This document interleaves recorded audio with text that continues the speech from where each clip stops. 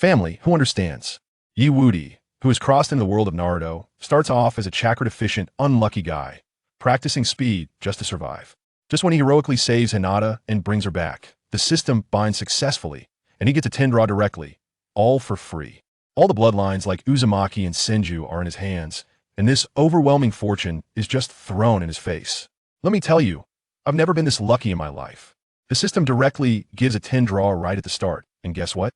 Uzumaki bloodline, Senju bloodline, Uchiha bloodline, Hyuga bloodline.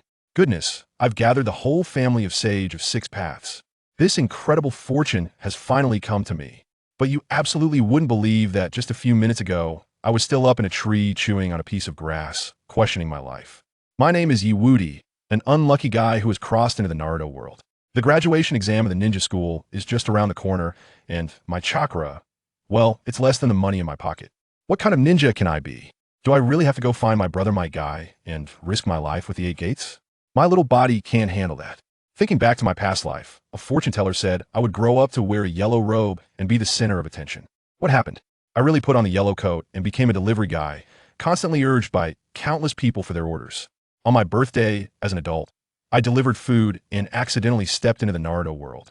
I thought my protagonist script was finally coming, with golden legends and overflowing luck, but reality slapped me in the face. 13 years old, an orphan in Konoha, a commoner, with scarce chakra and short, nothing. What's the point of playing this game? To survive, I practiced nothing and focused all my efforts on speed. Can I at least run away if I can't fight? The main goal is simply as long as I'm alive. That counts as success. And guess what? With this skill, I became somewhat famous among the kids in Konoha. I've never fought anyone, but no one has ever beaten me. As I was lying in the tree, feeling emo, I heard a chattering sound coming from a nearby alley. Hey, isn't that the Byakugan monster from the Hyuga clan? What are you hiding for? Aren't you tough? Show me your Byakugan. Come and fight me. I took a look and saw a few brats surrounding a little girl with purple hair and white eyes. The girl was trembling in fear, curling up into a ball, looking pitiful. But as she backed away, her eyes darted around, seemingly looking for someone. At that moment, my eyes lit up. Family, who understands? That's Hinata Hyuga, my future wife. I instantly realized that while my strength might be lacking, I can still live off her. I just need to cling to this rich, lowless thigh. Why work hard in the future? Effort is impossible. It can never happen in this life. I can only flirt with Hinata and raise my favorability to barely make a living. Thinking this, I jumped down from the tree in a flash. The brats blinked, feeling a shadow flash by, and then there were 2 crisp sounds. By the time they reacted, the little girl in their arms had vanished, and their faces were burning with pain. Who hit me? The leader covered his swollen face, nearly crying. He had just felt a pop, so fast that he didn't even catch on. Who ambushed me? No honor in fighting. At this moment, I had already jumped into the air with Hinata in my arms. A full moon hung in the sky, the moonlight shining on my face, and I flashed a smile that I thought was incredibly cool to the little girl in my arms. Let me tell you, Hinata's little face turned whoosh red, like a peach, her whole being softened, her head spinning, eyes full of little stars. So cool looking at her cute appearance. My heart melted, and I deliberately leaned my face closer, gently saying, Hinata, why are you going home alone again? It's dangerous. If something happens to you, I will be very worried. Because I wanted to see you, WudiGets, too close. She was stuttering. Seeing that the moment was right, I pressed my forehead against hers. Why is your little face so red? Let me see if you have a fever. Hinata immediately short-circuited, steam rising from her head, wearing a blissful smile, and fainted directly. Looking at the steamed Princess Hinata in my arms, I chuckled and ran faster. No worries, it'll take you flying, and you won't feel dizzy. Sure enough, it wasn't long before she woke up, excited. I am flying. WudiGets, slow down. Just as we were leaving, the Hyuga clan guards hidden in the shadows emerged, marveling. That kid Woody is really fast. Many lower ninjas can't compare. What a pity, just a commoner. Running fast now is useless in a few years. He'll be left behind by those genius bloodline users. While they were discussing, suddenly, a ding sounded in my mind. The cheat code I had been waiting for over a decade had finally arrived. Ding! Life Peak system binding successful. As long as you obtain others' negative emotions, you can gain a lottery chance. Considering the host is a newcomer, 10 free draws are given at the start. I nearly shouted out loud. Whatever negative emotions, let's draw first. System, do you know how I've lived these past years? Start. Right now. Immediately. I was so excited my voice trembled. And then my horizon instantly shrank. First draw. Ding. Congratulations, the host has obtained the Uzumaki clan bloodline. Goodness, I went from being chakra deficient to a chakra-rich person in one step. Second draw. Ding. Congratulations, the host has obtained the Senju clan bloodline. Awesome. My vitality is directly maxed out. Third draw. Ding. Congratulations, the host has obtained the Uchiha clan bloodline. I was stunned. Senju plus Uchiha? System, you're not making sense. This background, could it be that I'm related to Hashirama and Madara? Thinking deeper is terrifying, but it seems not impossible. Fourth draw. Ding. Congratulations, the host has obtained the Hyuga clan bloodline and unlocked Byakugan. I was completely blown away. A mixed blood of 4 clans? And I directly unlocked Byakugan? I'm about to take off tonight. Wait, can Byakugan see through things? Then doesn't that mean I instinctively look down at the sleeping Hinata in my arms? In the next second, my nose felt warm and my eyes burned. Don't look, don't look. And guess what? My Byakugan whoosh disappeared, turning into a pair of crimson Sharingan, adorned with a tomo. This was quite sudden. My talent seems to be a bit stronger than Sasuke's on the night of the massacre. System, this fourth draw is very nice. Fifth draw. Ding. Congratulations, the host has mastered the body flicker technique. The system also kindly reminded me that this is not an ordinary drank ninjutsu, but the version from Uchiha Shursui, where the clones have no physical form, and you can't find a real body. I immediately thought from now on, I can come quietly and go quietly, slap you hard, and you won't even know who did it. Just asking who else. Sixth draw. Ding.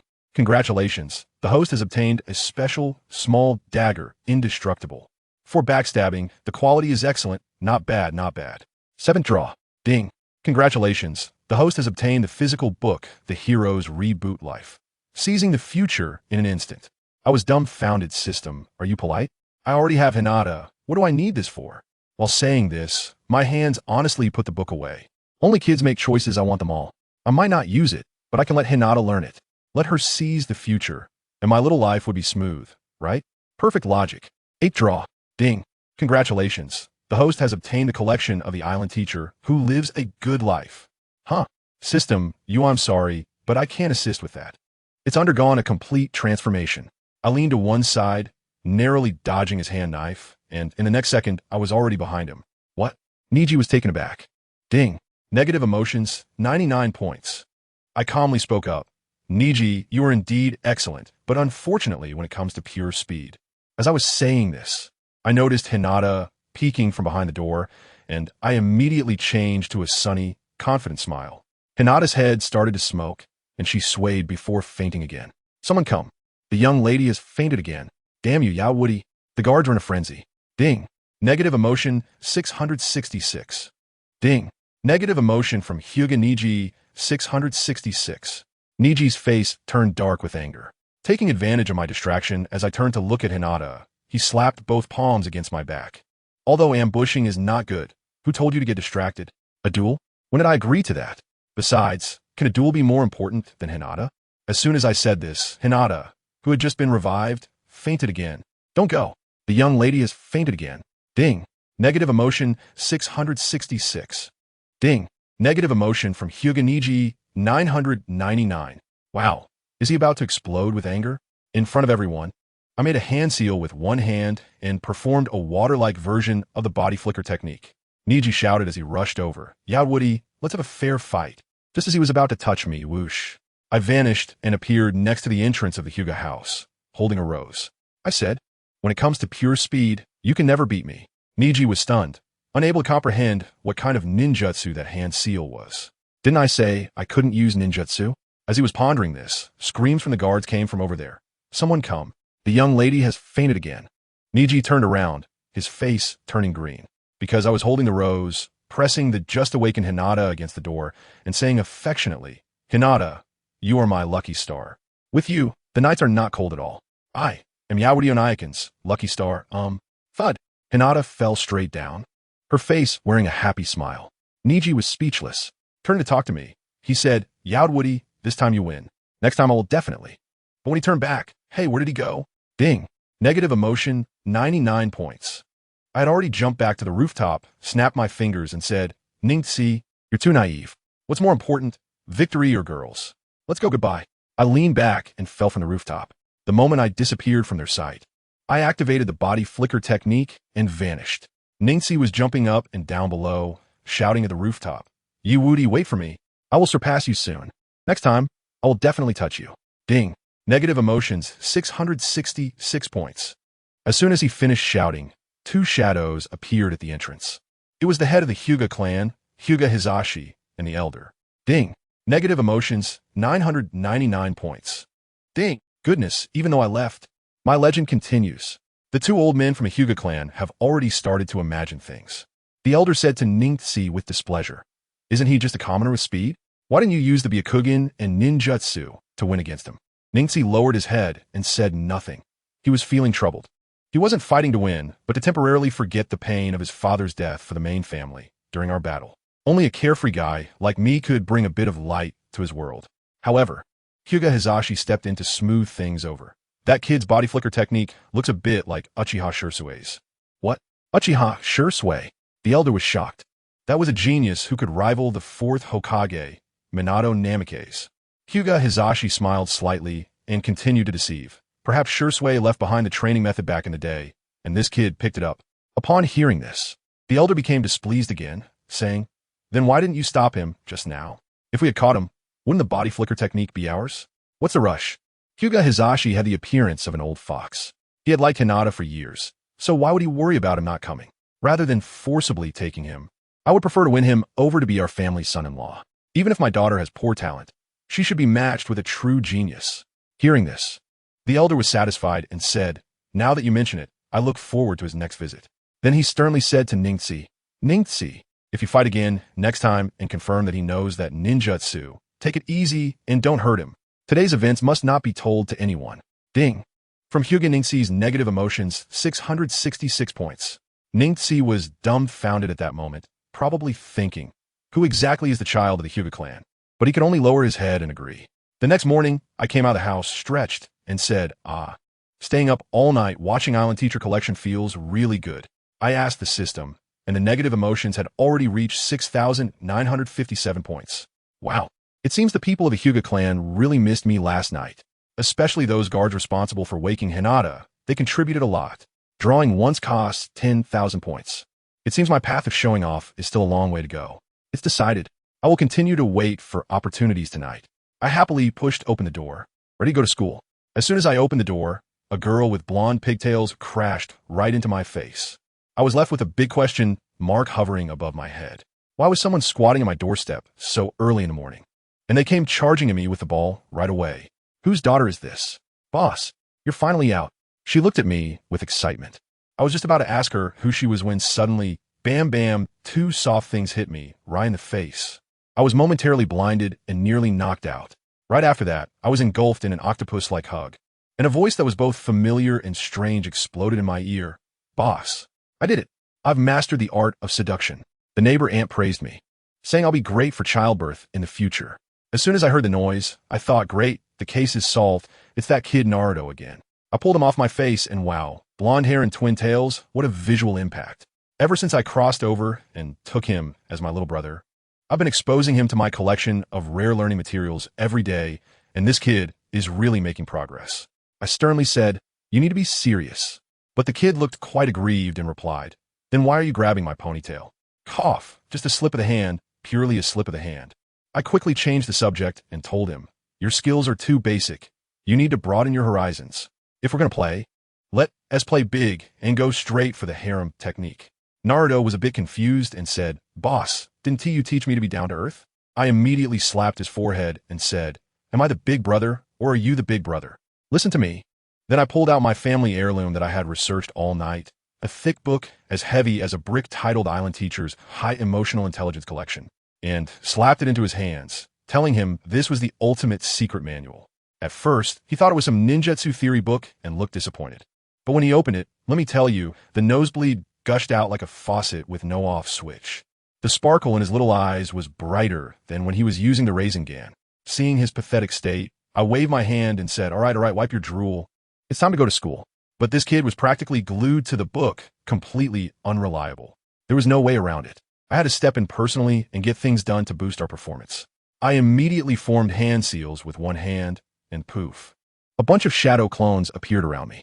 Then I smirked, and all the clones transformed into various styles of island teacher.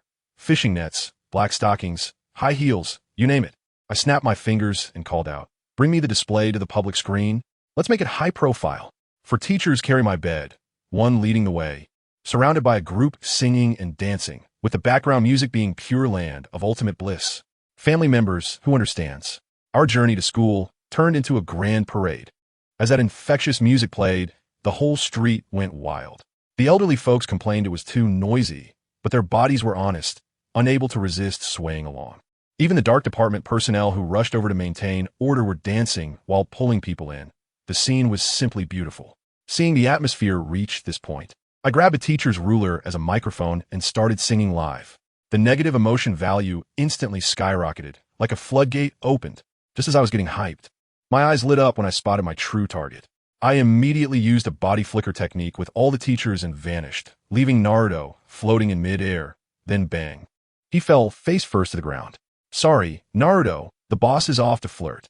On the playground of the ninja school, as soon as I arrived, I saw someone bothering Hinata. Without a second thought, I used a body flicker and casually threw that guy out, aiming for a peaceful environment. Then, under the astonished gazes of everyone, I knelt down on one knee in front of Hinata, whose face was almost steaming red, gently taking her little hand and kissing it. "My beautiful princess, your prince has arrived." Well, after this move, Hinata, the steam princess, fainted on the spot. I smoothly slid to catch her and held her in my arms, whispering in her ear, "Be careful, if you get hurt, I'll be heartbroken." Well, now Hinata, who just woke up, fainted again. The wails of the single dog students around us rose and fell, and my negative emotion value soared once more. At this moment, two people squeezed into the crowd, Sakura and Ino. Ino was fawning over me, saying I was so handsome and romantic, while Sakura stubbornly retorted, "Humph. How can he compare to my Sasuke-kun?" While saying this, her eyes were scanning me as if they had radar. These two girls immediately started bickering again over this matter. Just then, I suddenly sensed a murderous intent. Irika was coming. I quickly jumped away, still holding Hinata. Poor Naruto, just as he wanted to sneak away, was shouted at by Irika. "Naruto, what do you think you're running off to?" After dealing with Naruto, Irika, with a dark expression, came straight for me. "You Woody. Hinata, return to the team." I couldn't help but laugh, holding my wife and saying, "Return to what team? Why should I return to the team?" As soon as I said this, the crowd erupted, and Naruto almost wet himself. Irika's face turned green with anger, swinging his teaching stick at me. "You little brat, you're late and showing off your affection. Return to the team." I held Hinata in my arms and easily dodged as if my feet were oiled. Sakura beside us was dumbfounded. As a result, Irika's whip missed me and hit Naruto, who had just been called back, right in the face. It was a disaster. Irika felt embarrassed and had no choice but to promise to treat him to Ichiraka ramen to make up for it.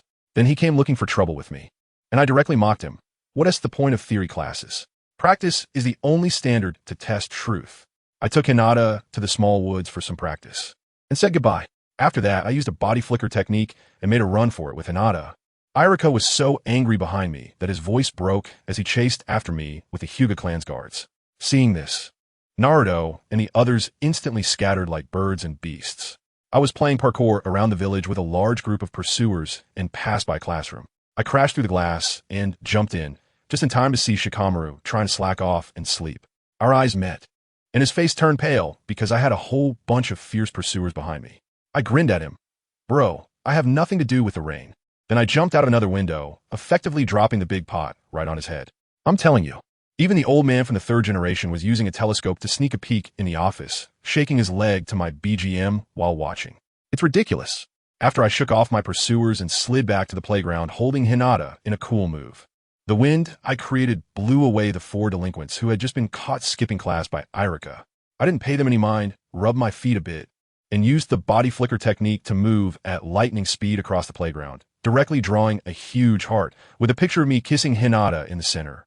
At that moment, all the female students went completely crazy, each one yelling to have my babies. The resentment from the male students was almost overwhelming me. It felt great.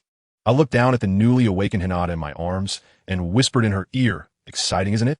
Her face turned red, and she fainted again.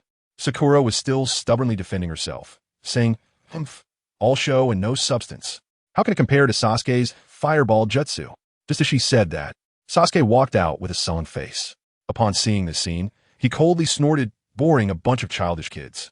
After saying that, he put his hands in his pockets and was about to leave.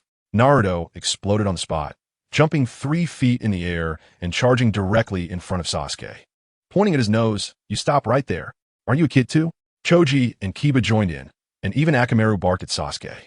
Surrounded by so many people, Sasuke became even more arrogant, laughing disdainfully. "Childish. I am a noble Uchiha.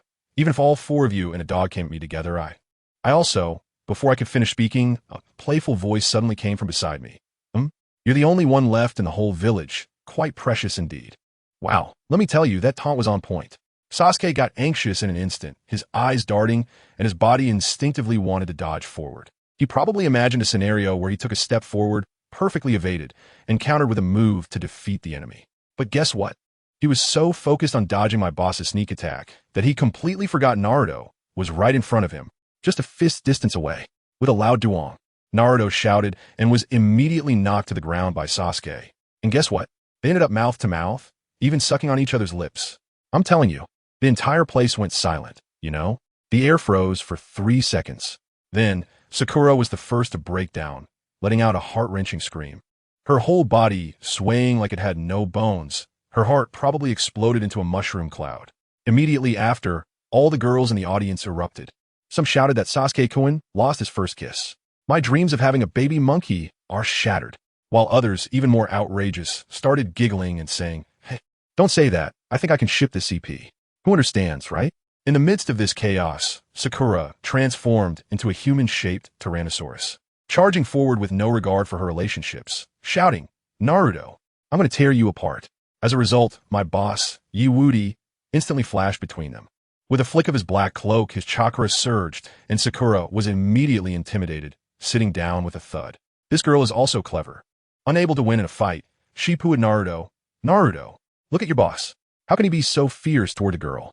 Naruto, being the good guy, was about to speak when my boss silenced him with a single look, then with a glance. Shikamaru and the others knew what to do and went to drag the still shouting Sakura away. Now, Sakura was completely panicking, cursing from the back of the crowd. "Naruto, you fool. Look at Sasuke-kun. He has strength and looks. If it were him, he would have made a move long ago." Naruto instantly became emo, lowering his head and questioning his life. Sure enough, am I too weak? My boss watched this scene, shook his head, and pushed Naruto to Shikamaru and the others for comfort. It was clear that trying to change Naruto's dog-like attributes would be a long road ahead. But right now, the main event was here. Sasuke was there, spitting and wiping his mouth, glaring at my boss with a deadly gaze. I could feel his resentment from 800 meters away. He hadn't even managed to summon a single Tomo with his Sharingan. That talent is something else. "I acknowledge your chakra." Sasuke interrupted my boss, pulling out his kunai. "You have the qualifications to be my opponent. For what just happened, I will make you pay." My boss, upon hearing this, had a look of "Are you okay?" and shrugged. "Fight? Absolutely.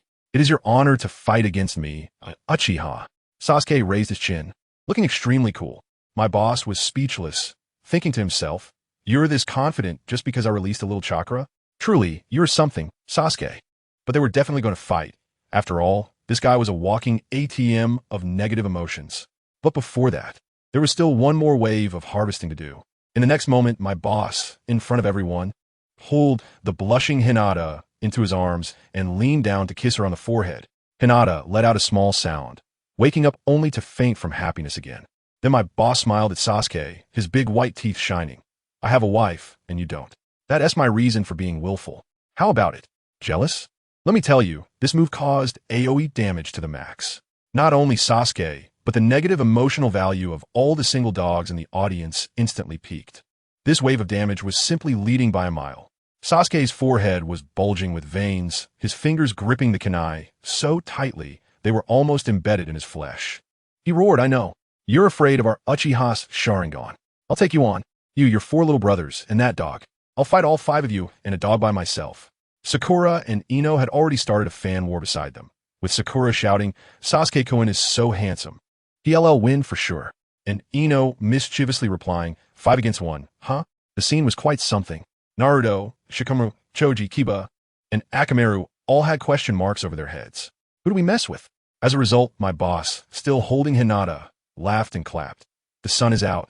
The rain has stopped, Sasuke, do you think you're capable now? You don't need that many people to deal with you. He slightly raised his head. Sunlight hitting his face, radiating confidence. I alone am enough. Sasuke completely exploded, his eyes turning red, and a Tomo Sharingan finally emerged, screaming as he charged forward. Bastard. My name is Sasuke, not Second Pillar. We just shouted, boss, be careful. And the next second, the battle was already over. My boss used a body flicker technique, whoosh. Leaving a shadow clone holding Hinata in place, his real self appeared in front of Sasuke like a ghost, dodging the kunai, extending 2 fingers directly to Sasuke's forehead. My foolish Odudu, this is the last time. Slap. A crisp and loud smack sent Sasuke flying. The entire place fell silent. Sakura was completely stunned, sitting on the ground in a daze, mumbling, impossible. Absolutely impossible. How could the strongest Sasuke-kun lose? Sasuke staggered to his feet, his face full of unwillingness. He knew this wasn't a sneak attack. In pure speed and close combat, he truly wasn't his opponent. Your close combat is strong, but you, who do not know ninjutsu, cannot win against me. After saying this, Sasuke began to form seals frantically. His hand speed was as fast as striking a fire starter, preparing to unleash a great fireball. Irika-sensei and Kakashi, who were watching from the roof, became tense. As a result, Kakashi, holding his little yellow book, calmly said, he doesn't even need to counter. Sure enough, just as Sasuke's chest puffed up and his mouth hadn't even opened, my boss flashed in front of him again. Slap. Another loud smack from another direction, directly for Sasuke's fireball back, forming seals in front of an opponent. Are you out of your mind? My boss looked at him with disdain and then said the line that detonated the entire scene. Besides, what proper ninja forms seals? Let me tell you, from Kakashi and Irika down to us students, everyone's negative emotional value instantly skyrocketed. Watching the values in the system rise wildly, my boss smiled pleasantly. He even played around, using a body flicker technique to create 3 clones of himself, beckoning to Sasuke. Is this Uchiha? So lame. Come on, I'll give you another chance, come hit me. Sasuke couldn't handle this, let out a roar, and charged again, but didn't even see which was the real body. Slap. He was knocked away again. Did you really come just because I told you to? Who gave you the courage? My boss shook his head. Sasuke covered his face, which had turned into a pig's head, and roared. You sneak attack me again. Have some guts and fight me head on. Okay, you can't sneak. Slap. Sasuke flew out again. What did you just say? I didn't hear clearly. Come on, say it again. Both sides of Sasuke's face were now swollen to the same height. Looking at his reflection in the pond, he was completely petrified. Just as he was about to go berserk, my boss flashed again and slapped him. Slap. This time it sent Sasuke spinning, barely able to stand. My boss withdrew his hand, scanning the entire scene, sighing innocently. Has this kid always been this brave? Does he not know that I'm super good at fighting head-on? Sasuke. The pig-headed assistant was so furious that he spat out a mouthful of blood and passed out right there. My boss even went over to deal the finishing blow. Is the Uchiha clan really that impressive? I'm still from the F family.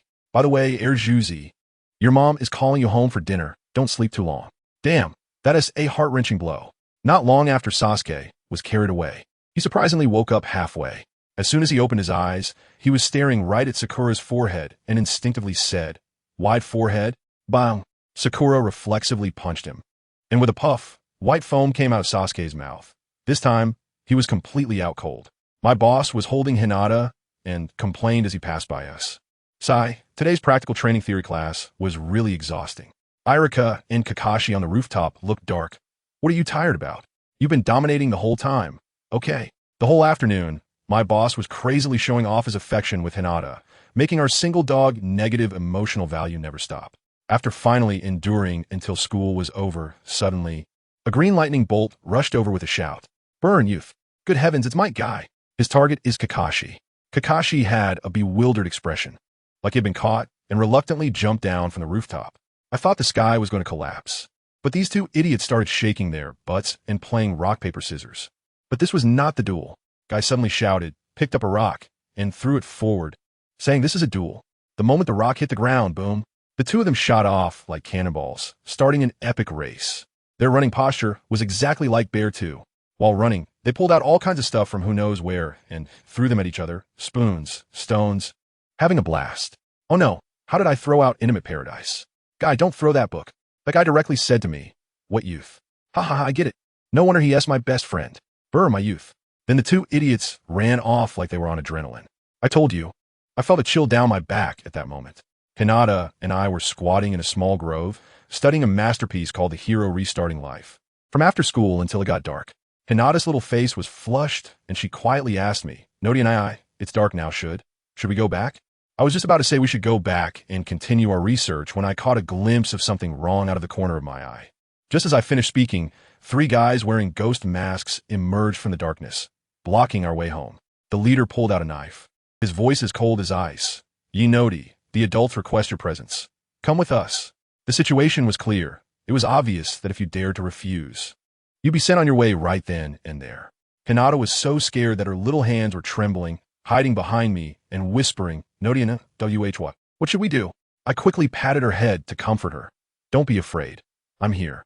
You have no idea. This little girl usually faints at my touch.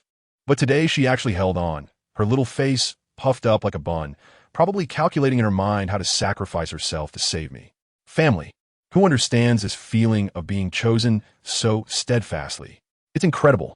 I'm well aware that these people are definitely after my body flicker technique, just like Uchiha Shursui. Looking at their attire and the timing, they perfectly avoided Kakashi and his 2 clowns. It's definitely the root under the first Hokage of Konoha, Shimura Danzo. However, the process still needs to be followed. I took a step forward and deliberately said in a mocking tone, Oh, someone important wants to see me? Could it be the legendary Hokage-sama? Oh dear, I'm so scared. As soon as I said Hokage, my mind rang with 3 chimes, instantly adding nearly 2,000 points of negative emotions. Ha ha ha, it's confirmed. It's definitely Danzo-S people. All right, identity confirmed. My performance can begin. The 2 ch-nin opposite me were clearly enraged by my words, drawing their blades and surrounding me. The smell of blood on their knives. TSK. Who do they think they're scaring? Hinata, frightened, shrank in my arms, her big watery eyes showing fear, but her little fists were clenched tightly, looking like a little kitten ready to pounce and bite. One of the ch-nin impatiently said to their captain, Captain, I told you we should just attack. Why waste time talking to this brat? The other one echoed, Exactly, as long as the adult is alive. They didn't say we couldn't cripple them. Just as their captain nodded in agreement, I suddenly spoke up. Well, looking at your strength, you shouldn't be ch-nin, right? You feel way weaker than Kakashi-sensei and Guy-sensei. As soon as those words came out, the faces of the 3 turned green. Are you kidding? Kakashi and Guy are just ordinary ch-nin? They are 2 monsters. How dare they provoke them? Just as their captain was about to retort, Hinata in my arms suddenly raised her little hand and, in a mosquito-like voice, added, Nara and I just used my Byakugan to see. They are not ch-nin. I felt a heart-shattering sound in the air. My mind rang again with chimes, this time contributing 999 points each. The 2 ch-nin completely broke down, howling as they charged over. How dare a little brat look down on us? Let me show you how I'll deal with you. Seeing me in danger, Hinata mustered all her courage in this lifetime, shouted, and leaped forward. Don't think you can hurt Nero and I. And what happened? Goodness, she executed a tiger landing. Oh no, a cat landing? And because she charged too fiercely, she ended up face-planting into the ground. I was quick and nimble, grabbing her little foot and lifting her up upside down. I asked with a mix of laughter and exasperation, Hinata, what are you doing? Her little face turned bright red, and her voice was so soft it was almost inaudible. I want to protect. Protect, Brother Woody. My heart melted as I held her back in my arms, gently rubbing her little head and saying, Don't worry, I'll take care of everything. We will get home safely today. After calming my adorable little wife, I finally looked up at the 2 ch-nin who had rushed in front of me, and my smile instantly vanished. Did you hear that? My wife said not to let you take me away. My tone changed, becoming friendly like a devil. So, Lord Coin, I want to be joining you for this little tea party. Do you understand what I mean? The 2 ch-nin laughed in anger. This kid is not clear-headed. He is still stubborn even when death is looming. With that, they charged at me with their blades. I tell you, at that moment, I didn't even raise an eyelid. I slowly helped Hinata tidy up her hair that was messed up by the strong wind, and I even leaned down and kissed her little mouth. Hinata in my arms blushed so much she looked like she could bleed, and the tips of her ears twitched. Just at that moment, whoosh, I held her and directly vanished from the spot. Body flicker technique. My voice came from the street leading to the sunlit home, sounding quite arrogant. Oh, I'm really sorry. My wife doesn't allow me to go out at night for socializing. Goodbye. Looking at the empty alley, the 3 root ninjas were so furious that their veins were popping. 1 special J Nin and 2 CH Nin. If they couldn't even catch 2 kids, they might as well commit seppuku. Chase. Catch him and give him a few cuts on his legs first. Understood. I was crazily teleporting on the rooftop while holding Hinata, feeling incredibly happy, even humming a little tune. I love you, loving you, just like a mouse loves rice as I sang this. Hinata in my arms was beating like a drum with her heart. Her little face flushed, and she softly said, "Night and I, you sing so beautifully. I wish I could listen to it for a lifetime." I smiled and said, "What's so difficult about it? If you like it, I'll sing it for you for a lifetime." Goodness, Hinata just froze. She probably took this as a proposal. Her little feet kicked, and steam was coming out of her head before she fainted. I pinched her tender little face. She truly is my wife, so adorably crazy. Just as I was teasing Hinata and leisurely making my escape, I suddenly bumped into something with a bang, as if I had run into a wall. No, in front of me was a faint red barrier. I looked around, and sure enough, there was a ninja standing in each of the 4 directions, north, south, east, and west, their presence not weak at all. I rubbed my arm and started mocking. "Oh, are you guys playing 1, 2, 3 wooden man? But isn't your barrier a bit too small? So flimsy? It really emphasizes being pocket-sized, huh? I truly feel sorry for your wives." The 4 special jonin maintaining the barrier had darkened faces. This is a weakened version of the 4 red yang formation. Do you think it's just child's play? Want it to be big? And you say we're flimsy? Is that polite? Ding, ding, ding. Another wave of negative emotions harvested. I calculated that I was just over 20,000 points away from another lottery draw. I was worried that these 4 easy targets weren't enough to reap, and finally, the 3 pursuers behind had arrived. "Ha ha ha, kid, you can't run away now."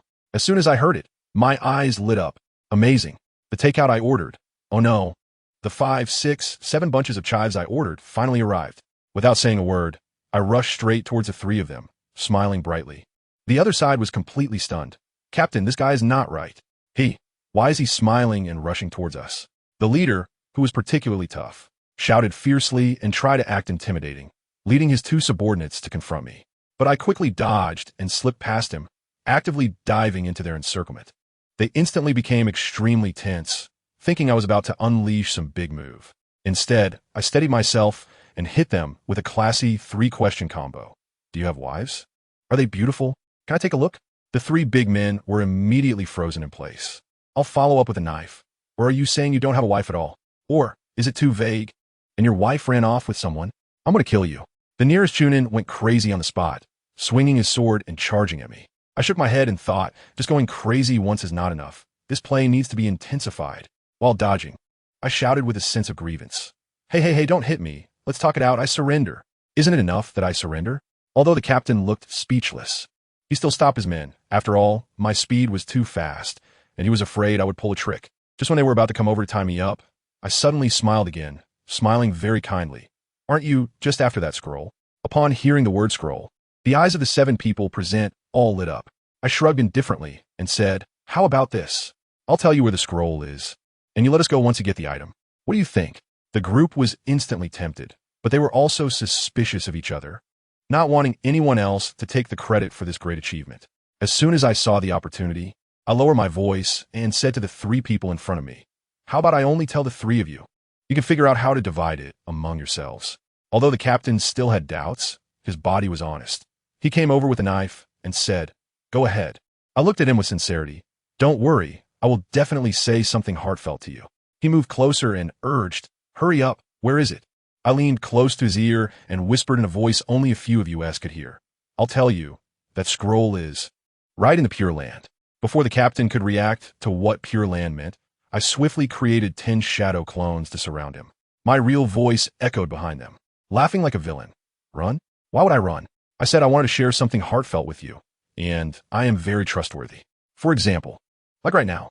Before the words left my mouth, my small dagger, with a swift thrust, pierced the heart of the most aggressive sage Nin from behind. Ding! In an instant, the alert tone of negative emotions in my mind exploded like firecrackers during the new year. The remaining 6 root ninjas were nearly wide-eyed. A kid who wasn't even a genin just killed a CH Nin in front of them? How is that possible? The whole place fell silent. The group that had been so arrogant just moments ago now looked at me as if I were a monster. I wasn't idle. While wiping the blood off the knife, I shouted indignantly, "A mere undercover agent from other ninja villages dares to lay a hand on me. The princess of the Hyuga clan in Konoha, my wife? Ridiculous. Hinata, just waking up, turned bright red at the mention of wife, steam practically rising from her head, muttering wife. I can't take it anymore. And honorably fainted again. I smiled and pinched her little nose. This cute girl, I must make sure she holds on to the future when we get back. The 6 root ninjas across from us were dumbfounded. Undercover? What nonsense. This kid killed his own and still tried to smear dirt on us? Can he have some shame? Negative emotions flooded again. The captain, along with the remaining Chunin, completely lost it. Attack at all costs. This kid is fast, he won't die. As soon as I saw them fighting hard, I immediately acted like a drama queen, deliberately pretending to be low on chakra. My hand, holding the knife, started to tremble slightly.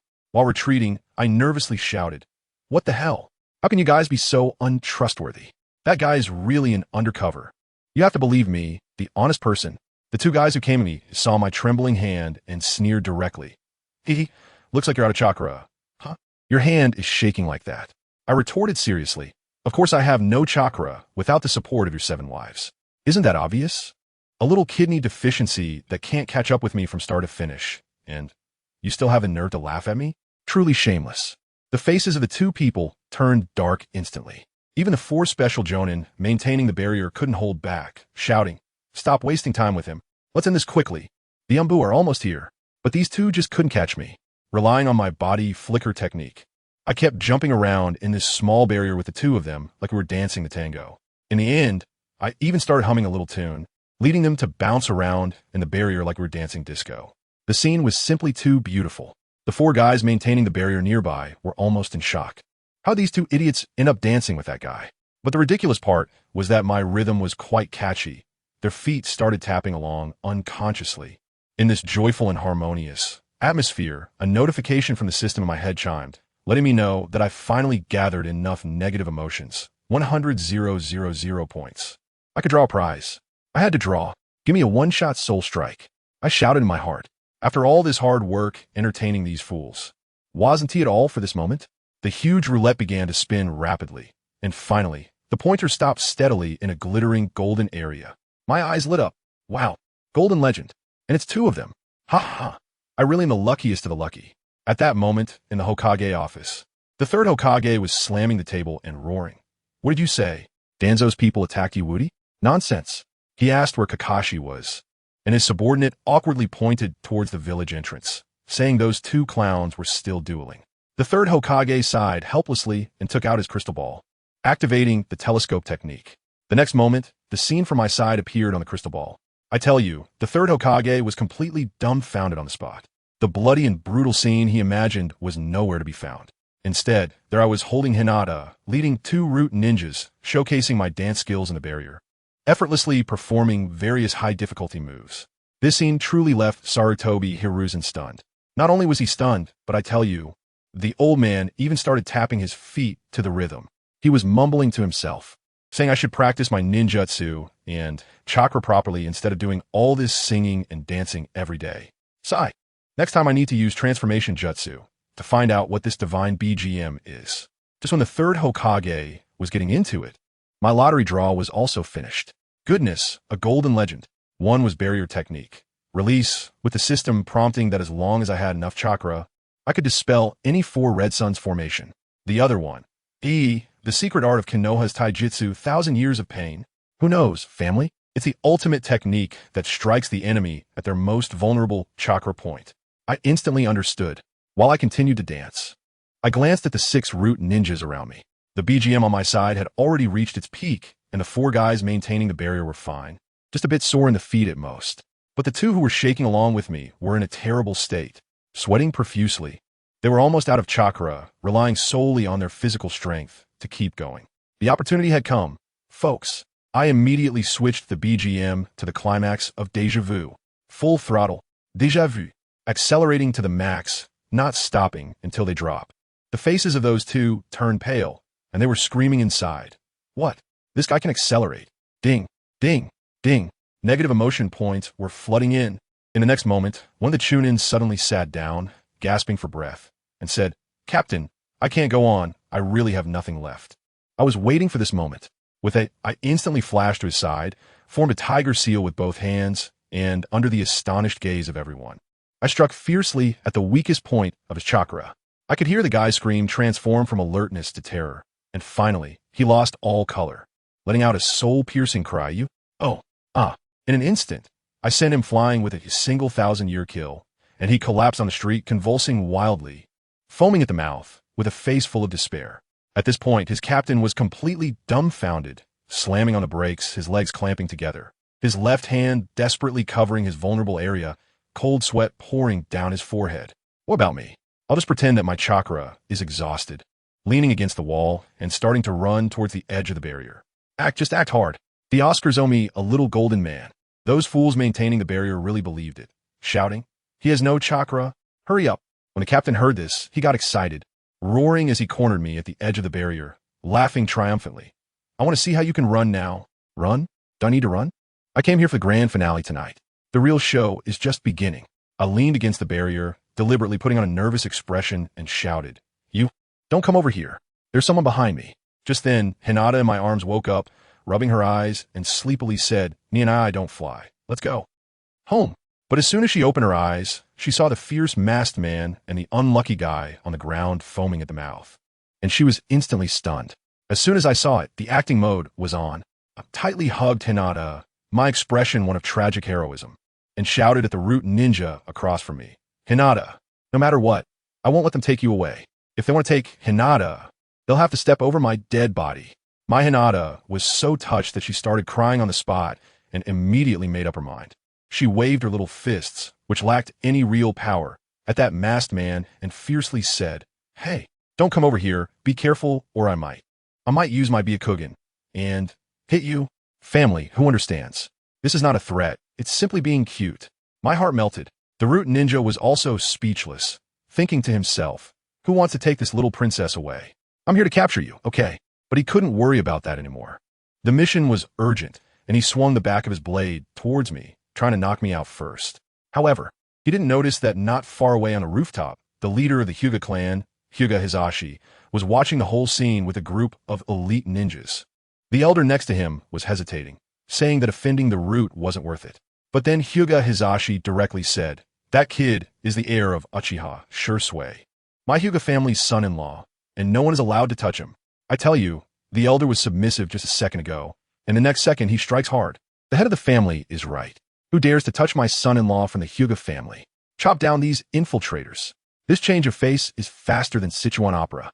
Son-in-law, miss, don't be afraid. We're here. The Hyuga family members charged in fiercely, and the Anbu sent by the third generation also arrived. The Root ninjas saw the situation was bad and quickly urged their companions, "Hurry, knock him out so we can retreat." Just when the Root ninja's blade was about to strike my head, and everyone thought the mission was about to be completed, I fell back directly and zipped through the barrier. That barrier, along with the 4 people maintaining it, vanished into thin air.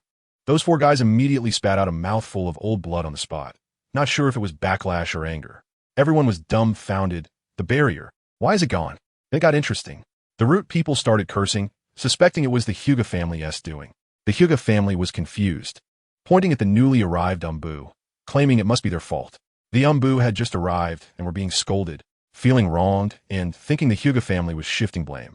Meanwhile, the Hyuga family suspected that maybe Root couldn't keep up their act and staged the barrier's disappearance to find a way out.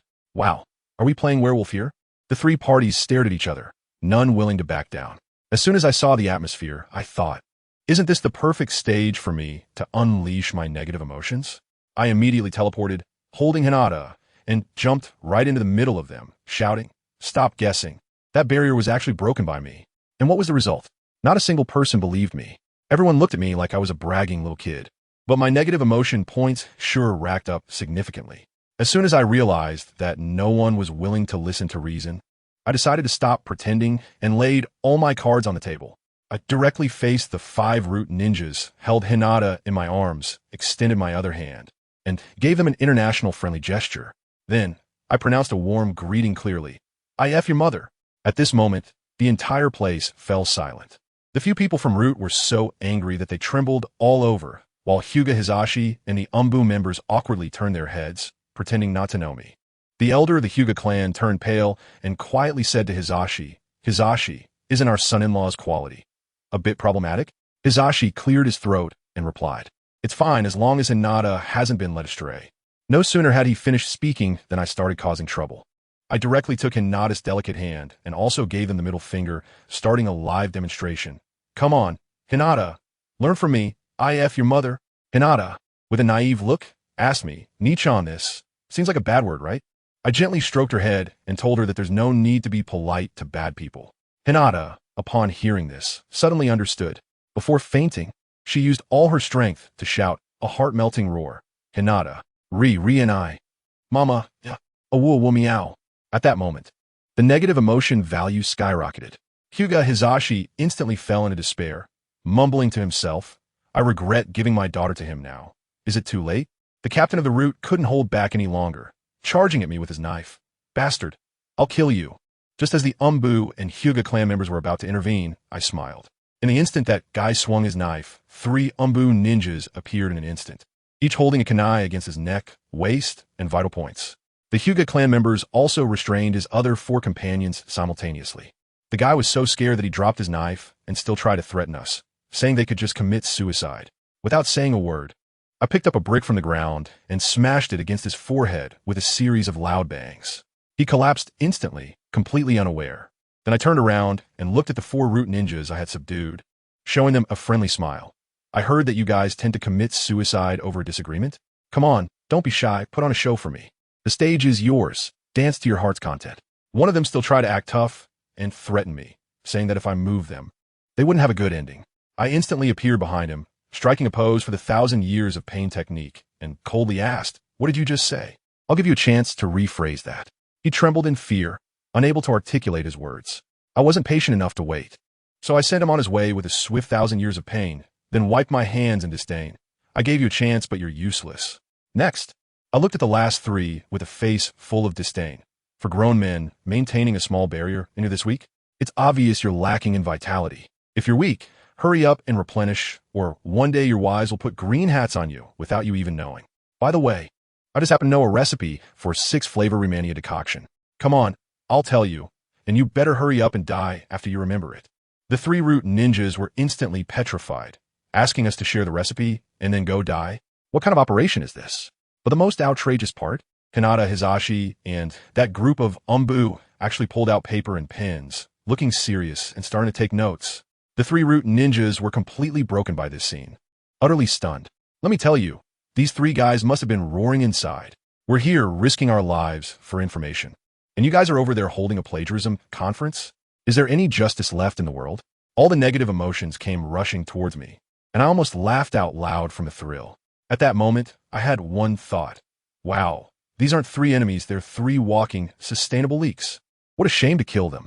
They must be let go so that I can sustainably fish them in the future.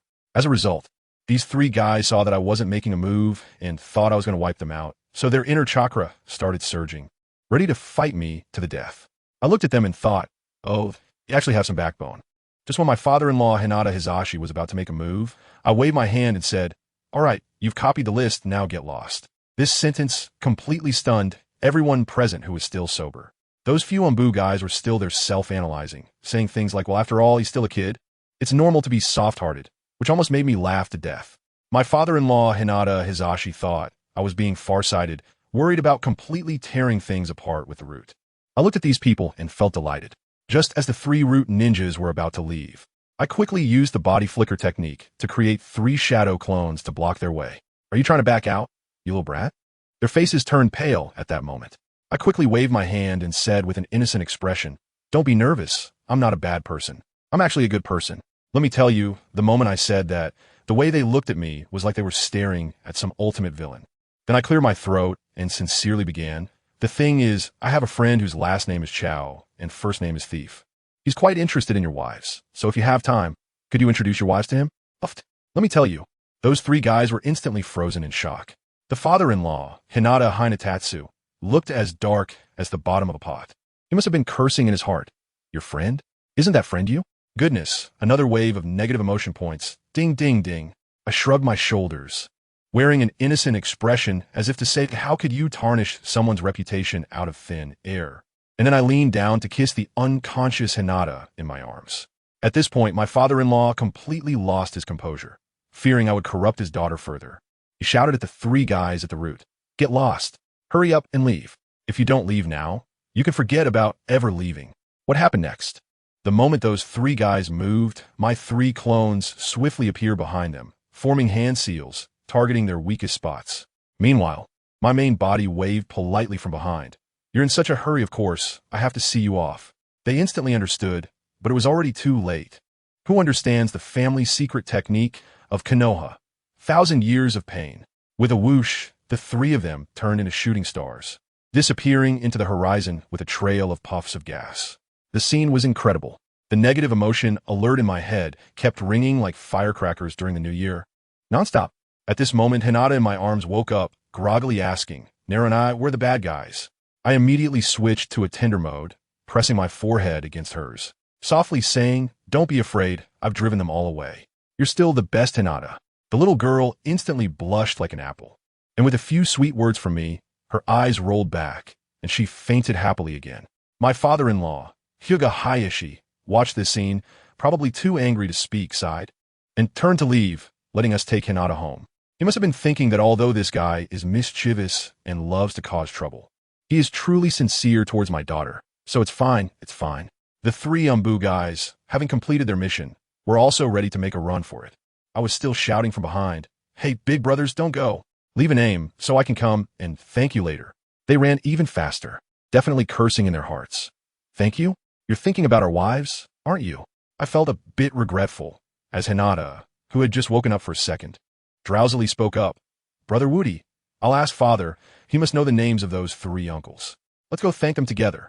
As soon as I heard that, my eyes lit up, and I hugged Hinata and showered her with kisses.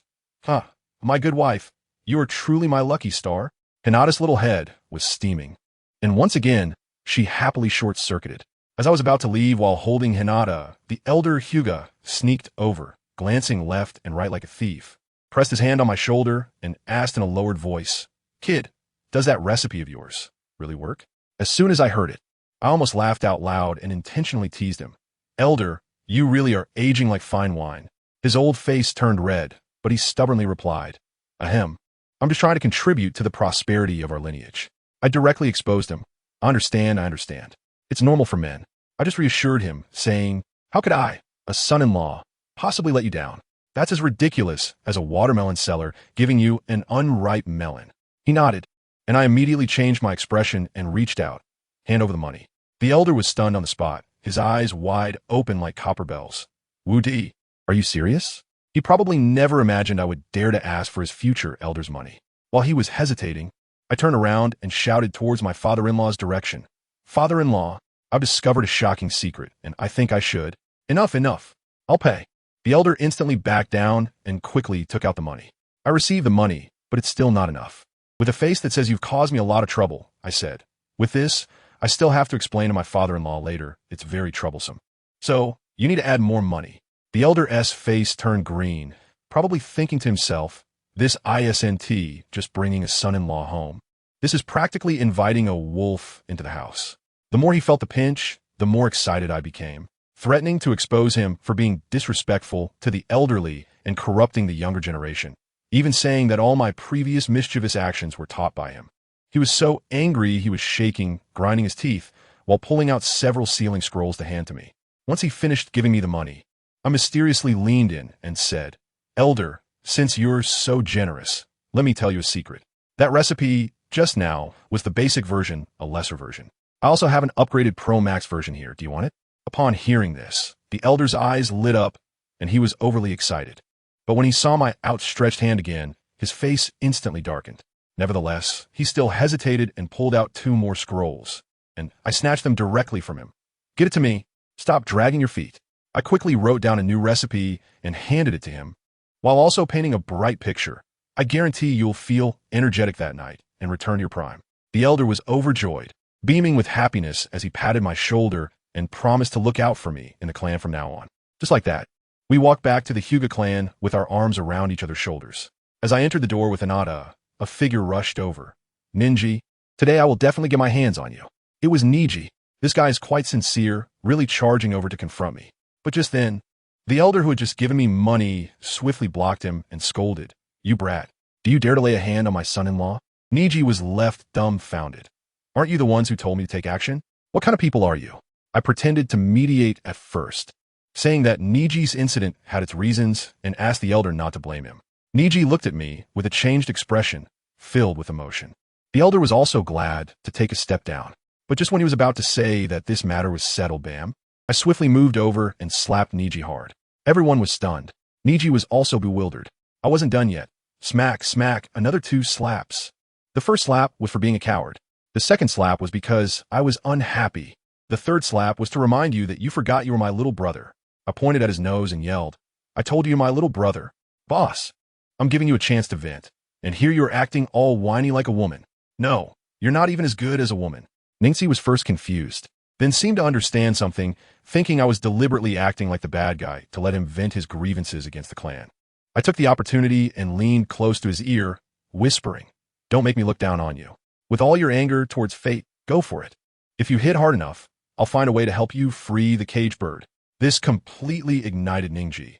He let out a roar, his Byakugan activated instantly, veins bulging, and he charged at me like a madman. The system notification in my head went ding ding ding straight to 999. So exhilarating.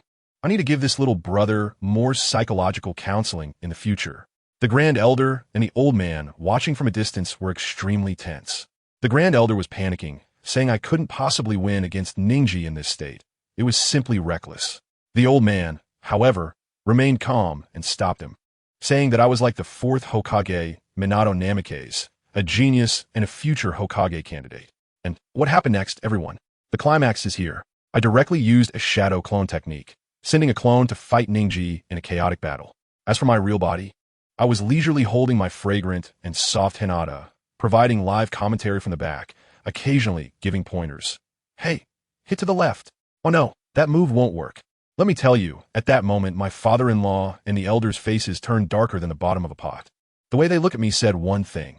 You brat, you've gone too far. I directly pushed back against them. I thought, what's there to be embarrassed about? I told them, what are you looking at? Going head to head? That's never going to happen in my lifetime. My fighting style is all about being unexpected. Do you understand what a dimensionality reduction strike is? My speed is faster than theirs, so why should I use my weaknesses to confront their strengths? Am I stupid? Well, as soon as I said this, their CPUs seemed to overheat, and they stood there dumbfounded for a while without saying a word. Hey, it seems like what I said actually makes sense, huh? I'm too lazy to deal with them anymore. One is a toe-picking uncle, and the other is an old crank. Just rambling on, not serious at all. Where am I supposed to find someone as reliable as me? Hey, guess what? The system chimes, and I get 2 entries of 666 points of negative emotions. Sigh, these days, even being polite has KPIs. I've gotten used to it. I turned my head and started teaching my wife step by step. Let me tell you, Hinata was so obedient. As soon as I pointed at her, her big eyes lit up, and she exclaimed, wow, Brother Woody knows so much. She even said she would help me fight the bad guys. Family, who understands this? Who can handle this? I couldn't help but kiss her on the forehead right then and there. Then I pulled out a treasure, a book titled The Hero's Restart, Seizing the Future in an Instant. I told her, come on, wife, learn how Shauna seizes the future. As a result, my wife blushed like she was about to smoke, mumbling Shauna, seizing the future, I understand, and made an okay gesture, then bam, she fainted again. After dealing with my wife, it was time to handle that little brother-in-law. I split into 2 clones, one holding Hinata and the other forming seals. Quietly sneaking towards Neji, I shouted at him, hey little bro, have you had enough fun? It's time to wake up. Then, with a snap of my fingers, the clone facing him vanished with a bang, and Neji was left confused, not knowing who to fight. In that instant, my other clone lunged at him, targeting his weakest spot. You know what I mean? Konoha's secret technique. Taijutsu ultimate move. 1,000 years of pain. Go. Neji yelled and was sent flying to the roof. Let me tell you, in that moment, I couldn't help but pull out my fan and start singing. The chrysanthemum. Withers, countless wounds on the ground. Your smile has faded. Guess what happened? My father-in-law and the elder exchanged glances and actually said, hey, this song is quite nice. I really can't believe it. Are your points of focus a bit off? All right, shifting scenes. Let's take a look at the higher-ups of Konoha. While I was away, these old geezers were not idle. Danzo slammed the table, furious and jumping up and down. He was ranting, saying that this commoner kid was too arrogant, daring to touch his root members, and even mastered the body flicker technique. Suspecting it was an undercover agent sent by the Uchiha clan. Of the 7 people he sent out, I took out one and injured three. How could he not be angry? However, this old man was getting more excited the angrier he got, thinking I was a talent, shouting that he wanted to take me to Root for proper training. But the third Hokage, Hiruzen Sarutobi, immediately shot back. No way. Meaning, who do you think you are? Such a good seedling. And you want to turn him into a wooden doll that only knows how to carry out missions? Dream on. He must be bathed in the brilliance of my will of fire. These two old men were arguing uncontrollably, while the two advisors, Nara Shikaku and Mito Gatehan, were sitting calmly, holding teacups and blowing on them, probably thinking, oh dear, when will this meeting end? We still have to go back and dance in the square. Ever since they danced that pure land of ultimate bliss, their waist didn't ache, their legs didn't hurt, and they could run up 5 flights of stairs without trouble. All about returning to youth. Just as they were arguing, the two advisors stood up and were about to leave. Hiruzen and Danzo shouted in unison, "Where are you going?" The two advisors calmly waved their hands. "We're going to dance." Let me tell you, when the third Hokage heard dance and then asked, and upon hearing pure land of ultimate bliss, his eyes lit up instantly. He slammed the table and stood up. Danzo was dumbfounded. He originally wanted to drag the third Hokage to scold those two advisors for not being dedicated to their work. But when he turned around, lo and behold, the third Hokage was also packing up to leave. He even made an excuse, saying it was getting dark and that they would discuss it another day. Danzo's face turned as dark as the bottom of a pot, and he was definitely cursing. Damn you, Hiruzen. But then he thought, something's not right. These old geezers are definitely using the excuse of dancing to secretly hold a small meeting to plan how to get their hands on me. I can't let this happen. I need to follow them and see. In the dead of night, Danzo, armed with a dozen Root ninjas, stealthily approached a tea house like a scene from a spy movie. The atmosphere was tense. His subordinates thought they were going to assassinate the Hokage and were sweating in their palms. Danzo himself was incredibly confident, sneering in his heart. Hiruzen, you old fox, still playing music? You're pulling it off pretty well. He confidently poked a hole in the window, took a peek, only to be instantly petrified. Let me tell you, that scene was something else. Hiruzen Sarutobi, Nara Shikaku, and Mito Gatehan were all dancing wildly to the music of pure land of ultimate bliss. The third Hokage was even dancing 1 against 2, battling with the two advisors. Danzo was completely stunned. His CPU crashed. They really came to dance? As a result, one of his subordinates got too excited and accidentally exposed their position. Instantly, the Anbu guards rushed in. The third Hokage recognized him at a glance. Laughing heartily, "Danzo, you old grump, if you want to dance, just say so. Why be shy?" He directly offered him a way out, saying they were short a dance partner and that he and Danzo could form a duo again. The two advisors were still fanning the flames on the side. Just him? Can he do it? Let me tell you about Danzo. You can say anything about him, but you can't say he's not capable. The moment you say those 2 words, he explodes. Damn it. He roars and boom. He directly blasts his shirt off with chakra, rags flying everywhere. Then he slides right next to the third Hokage and starts dancing, shaking his hips, swinging his arms, fanning himself, a series of flashy moves. He instantly becomes the most eye-catching guy in the place. While dancing, he shouts, "Today, let me show you what it means to be still sharp. Dayslash. I'm the center of attention." He must be cursing me in his heart. Damn brat. Why is this music so catchy? I can't stop. Ha, it cracks me up. The next morning, ding. It's Danzo's 999 points of negative emotions again. Sigh. Being too handsome is like this. Someone is thinking about you 24/7. I sneaked into Hinata's room and saw her sleeping like a little kitten, so I sat on the edge of the bed and played with her little hands. Suddenly, 2 even softer little hands popped out from behind me and covered my eyes. A super cute voice said, "Guess who I am?" He. As soon as I heard it, I knew it was my adorable sister-in-law, Hinata Hanabi. I pretended to be clueless. "Oh, how would I know?" The little girl immediately pouted in anger. I quickly added, "It can't be my adorable and well-behaved sister-in-law. Hua, can it?" As soon as she heard that, she was instantly delighted and started spinning in circles. I gently woke up my wife after calming down Hua. I brushed her nose lightly, and she groggily woke up, letting out a cute dragon-like roar. When I touched her head, she immediately became alert, raising her little fist to hit me. "No touching. Only brother Wudi can touch." But when she opened her eyes and saw it was me, her little face instantly turned red, and she stammered an apology. Then came the sweet time together. She asked if I missed her, and I said I dreamed of her, which made her happily snuggle into my arms. Just then, the door opened, and my father-in-law, Hinata Hanashi, walked in. He had originally come to call Hua for special training, saying something like you are the hope of the family. You can't be like your sister. But halfway through his sentence, he saw me.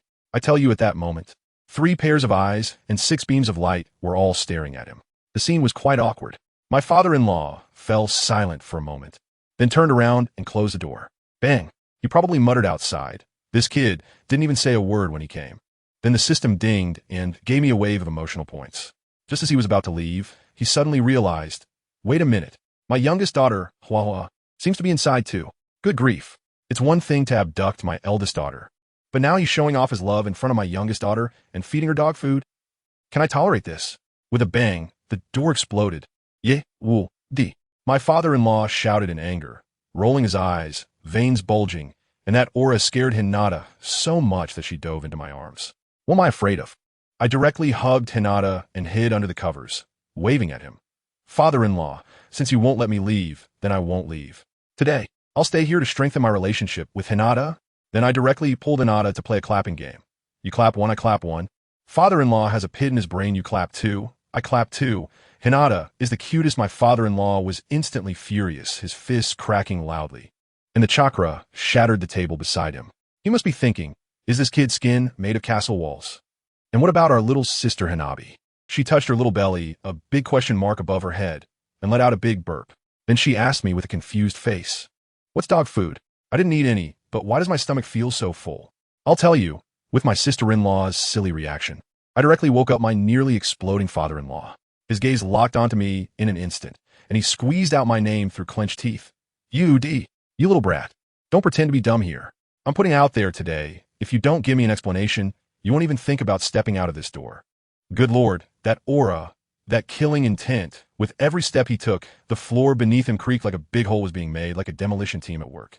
But who was he trying to scare? I knew very well that at most, he would scold me a couple of times and symbolically shake his fist. Actually getting physical? No way. I'm the future hope of the E-Clan, a moving KPI. Would he really dare? Just as I was happily analyzing that, the old man suddenly exploded with rage. Chakra was pouring out of him like it was free, and he dashed towards me in a flash. You brat. Get ready to accept your punishment. I was shocked at that moment. No way, sir. Are you serious? All right, since you, father-in-law, are giving me this face, I can't back down. Plan B, activating now. Just as his fist was about to hit my face, I grabbed Hinata in my arms and shouted, it's decided, Hinata. Use body slam now. What? The father-in-law's eyes were about to pop out. I told you, Hinata was completely stunned at that moment, flying out like a little cannonball. By the time she reacted, all that was left in front of her was her father's shocked face. Ah, father, quickly get out of the way. The father-in-law was extremely angry inside, but what could he do? It's his own daughter. He could only sidestep. He probably thought that as long as he dodged my first move, he could easily handle me afterwards. But he was thinking too optimistically. Just as he dodged, I used a body flicker technique and appeared right in front of him, catching Hinata, who was about to fall on her, but with my right hand, and I casually blew a breath in her ear. Baby, isn't it exciting? Hinata's little face turned red instantly, steam almost bursting out of her head. The Steam Princess mode was back online. When the father-in-law saw how I cherished his daughter, his expression softened a bit, and his tightly clenched fist relaxed. He must have been thinking, forget it, as long as this kid cares about my daughter, let him stir up some trouble. He's a golden son-in-law after all. I have to pamper him. Family members, who understands? He had already found a way to step down for himself. It seemed like this matter was about to settle. But guess what happened next? I suddenly grabbed with my left hand and caught my sister-in-law, Hua, who was watching the show next to me, and threw her towards my father-in-law. Little Hua, go! With a crisp slap, I directly stunned my father-in-law. He probably never imagined that the first big slap he would receive in his life would come from his beloved little daughter. I didn't give him any time to react. With Hinata in my right hand and Hanabi in my left, I just started playing. Let me tell you, that scene was incredible. Father-in-law, check out my right hand Hinata punch and my left hand Hanabi punch. Now look at my left hand Hinata punch and my right hand Hanabi punch. Quickly use the invincible double nunchaku. Aye. In just a few moves, my father-in-law was lying on the ground with a face full of despair, questioning his life. Done. I clapped my hands, changed Hinata into her school uniform, and got ready to go to school. As for my sister-in-law Hanabi, she's now clinging to me like a little accessory. Nodi brother. The lift up just now was so much fun. I want more. I pinched her little face and said, be good, big brother and sister are going to school now. I'll play with you when I come back. No, I want to play now. The little girl pouted, Her eyes instantly turned red, and it looked like she was about to cry. I can't stand this the most. A wife is meant to be cherished, and a sister-in-law is meant to be spoiled. I made a quick decision. All right, let's all go together. Oh yeah. The atmosphere instantly brightened. But just as we reached the entrance, my father-in-law was blocking the way again, accompanied by a group of guards. He had a stern face, staring hard at the little girl on my back. Hua, your sister and the others are going to school. Why are you causing trouble? The little girl who was fearless just a moment ago now shrank back behind me at the sight of her father's grim face. But her little eyes were still very stubborn. Hinata felt sorry for her sister and wanted to plead, "Father, my sister, what did you say?" My father-in-law shot her a glare, and Hinata also shrank back. I watched this scene, feeling quite amused. At that moment, Neji, along with the guard team, bowed to me in unison. "Good morning, son-in-law." No one understands. Just the word son-in-law directly burned out my wife's CPU. She softened and collapsed into my arms, saying, "Nuru, I can't take it anymore, it's okay. Leave it to me." I held Hinata, while Neji was anxiously shouting from the side, "Where's Hinata's medical ninja? Hurry up and come save the young lady." A medical ninja named came and rushed over with a box. I took a look and saw not only was he a man, but he also immediately tried to unbutton my wife's clothes. I was really fired up at that moment. What do you want to do to my wife? Son-in-law, I just wanted to go in and take a look. Get lost. I couldn't even be bothered to listen, and with a dragon punch, I sent him flying from his rear to his forehead, and he flew out, his head getting stuck precisely in the roof tiles across the street. Neji was dumbfounded. Woody, the steel gate is the best healing technique we have here. You sent him flying. Who else going to save Hinata? Just him? I disdainfully curled my lip, placed my hand on Hinata's chest, and started working my magic. When he wakes up, you can ask him if he knows what Cyberhua Tual is and why kids keep coughing and never getting better. It's mostly because they're done for. The people around looked puzzled, but the next second, Hinata opened her eyes in a daze under my operation. This move immediately snapped my father-in-law, who was pretending to be dead, back to reality. The way he looked at me was no longer looking at his son-in-law. It was like looking at a gold mine. "Good kid. Not only can you use the body flicker technique, but you also know so many medical methods." He immediately changed his tone and said to Hanabi in a friendly manner, "Hanabi, you can have half a day off today, and in the afternoon, I'll let you go play with Woody brother." Oh yeah. Hanabi was so happy, she almost flew up in place. Just when my father-in-law thought this matter was over, I placed one hand on his shoulder with a very kind smile, looming over him. "My good father-in-law, now that Hanabi's matter is settled, it's time for us to settle our accounts." My father-in-law panicked. What do you want to do?" "I'm your father-in-law." I stretched out my right hand, rubbing my thumb and index finger together, simple and clear. "Pay up." "What?" His eyes nearly popped out. "You saved my daughter, my future wife, and you still want money?" Seeing him act like a dead pig that's not afraid of boiling water, I leaned in close to his ear and casually said, "Father-in-law, how's that prescription I gave you working?" His face turned green in an instant. How could I have forgotten this leverage? He hurriedly pulled me aside and gritted his teeth, asking, "All right, what do you want? Money? I don't lack that. Do you have anything interesting like some explosive talismans? Just throw a few my way. Just throw a few." He was so angry that his mustache was twitching, but in the end, he still pulled out a stack of explosive talismans from his pocket and slapped them into my hand. Almost 100 of them. "Use them sparingly. Don't blow anyone up." I weighed in my hand and laughed. "Is this it? Not enough to play with. Give me 10 times more. 10 times. Are you trying to blow up the ninja school?" "How could that be?" I put on an innocent face as an excellent student at most. "I'll just blow up half of it." My father-in-law glared at me fiercely, but in the end, he painfully took out nearly 1,000 explosive talismans and handed them to me. "Hurry up and get lost." I held Hinata in my arms, and with a body flicker technique, I disappeared, leaving behind a string of carefree laughter. "Little Huahua, I'll come to pick you up this afternoon. If your father doesn't keep his word, I'll have your brother's little buddies broadcast his little secret throughout the whole school." We were flying on the rooftop, and we were about to reach the ninja school. "My dear classmates, my leaks, especially Sasuke and Sakura, I'm coming." Just then, while we were flying, a white-haired man wearing a mask suddenly appeared in front of us, holding a candied hawthorn stick. "Wow, isn't that Kakashi, that old six? Hey, little guy, do you want to eat this?" His eyes were smiling like crescent moons. I looked him up and down and innocently asked, "Mister, are you trying to abduct children? I mean, come on, you think you can kidnap someone with just a candied hawthorn? That's so unprofessional. Who still uses that trick nowadays? It's all about the information gap." Kakashi was left speechless. Just as he was about to say something, I reached out and snatched the candied hawthorn from his hand, saying, "Give it here." Then I turned and fed it to Hinata. Hinata, open your mouth. Kakashi's smile froze on his face. Ahem, Wudi, I'm still here. So Kakashi-sensei, if you have something to say, spit it out quickly. We're in a hurry to go to school and find Sasuke to play. I didn't give him any face at all. He finally couldn't hold back anymore and squinted at me, asking, who did you learn that body flicker technique from? Oh, this. I pretended to look up at the sky at a 45-degree angle and said, I found this secret manual when I was a child at the bottom of a cliff. The first page says, to master this skill, one must first castrate oneself. Hiss. Kakashi gasped, instinctively glancing down at me. I immediately picked up a kunai and gestured with it. Kakashi-sensei, what kind of look is that? Don't you need that thing? No. I really need it. He was so scared that he kept backing away. Then how did you practice? Oh, the second page says, if you want to succeed, you don't have to self-castrate. Kakashi's face turned dark instantly, and I felt his blood pressure rising. Then, what about the scroll? I use it to grill fish. What's wrong? Do you want to eat grilled fish, teacher? I'll treat you. I pulled him toward the fish shop. Boss, pick me out a few of the fattest fish. I'm going to release them all. Kakashi looked completely confused. Release? Didn't you invite me to eat grilled fish? The next moment, in front of him, I threw the few lively fish directly into the oil pot at the neighboring barbecue stall. I waved at the oil pot with deep emotion. Maybe we won't meet again, but I will miss you. Go home. Don't look back. Oh my goodness, why are you back again, fish? I look at the oil pot in surprise. Forget it, boss. Put in more chili and cumin. Kakashi was completely petrified beside me. The barbecue stall owner was incredibly excited and immediately started grilling the fish with a fire technique. The flames shot up high, much more intense than in Naruto. In no time, the fish were grilled to a crispy outside and tender inside, oily and crunchy, with the aroma spreading throughout the street. The boss handed over the grilled fish. Little guy, come and try.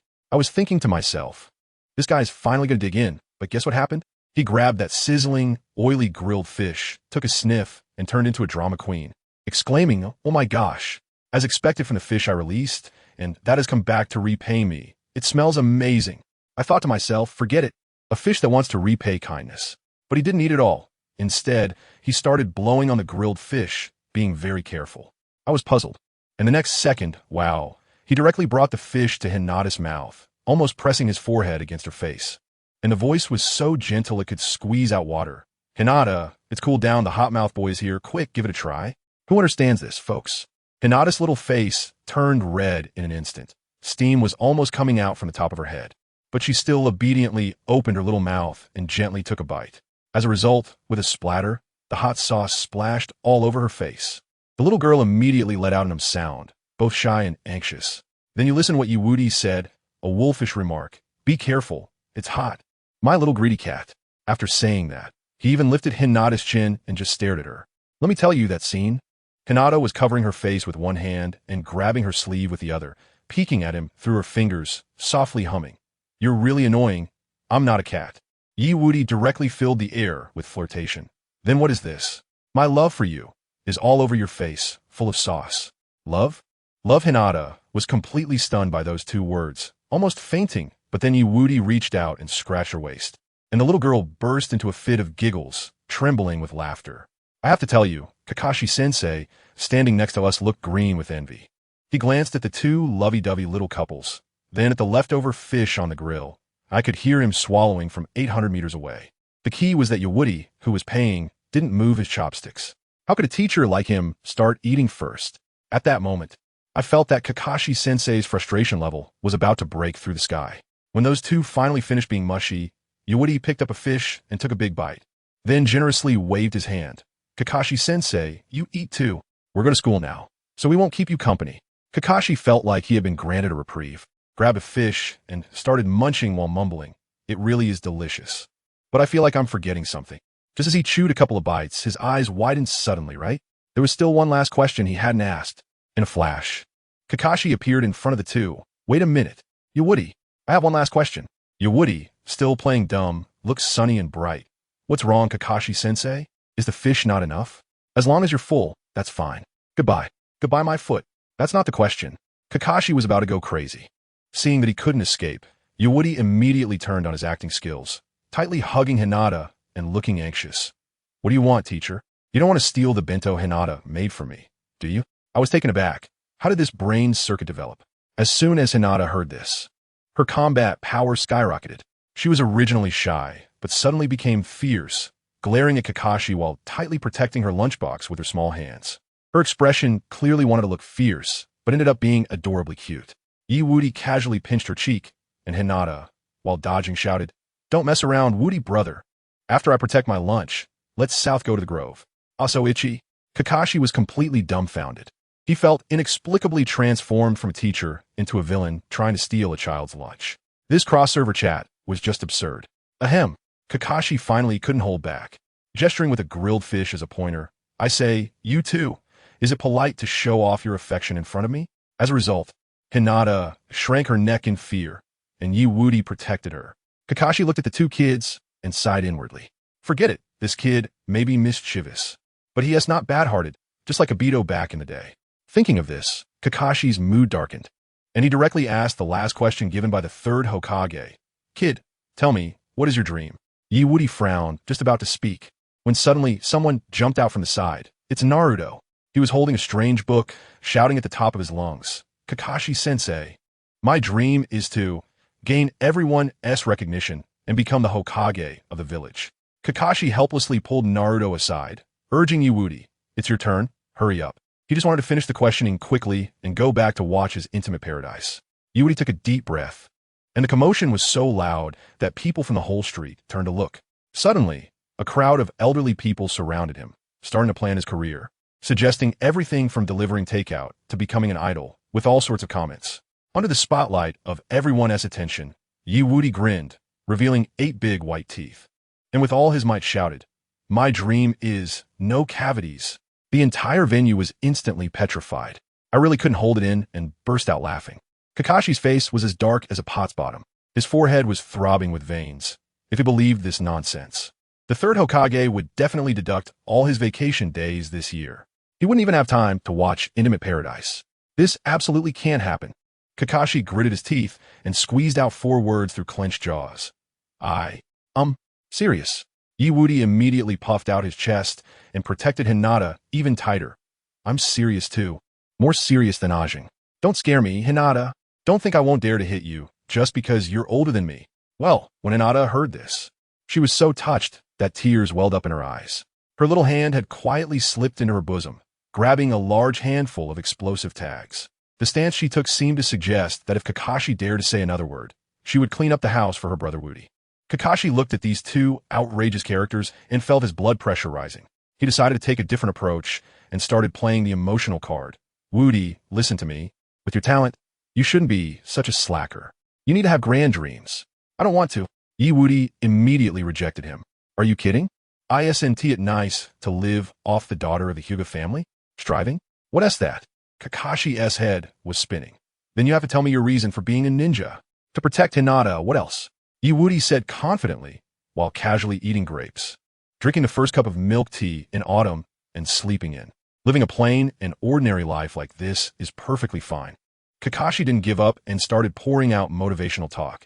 "Don't you want to inherit the will of fire and become a hero like the 4th Hokage?" "Hero? Will of fire?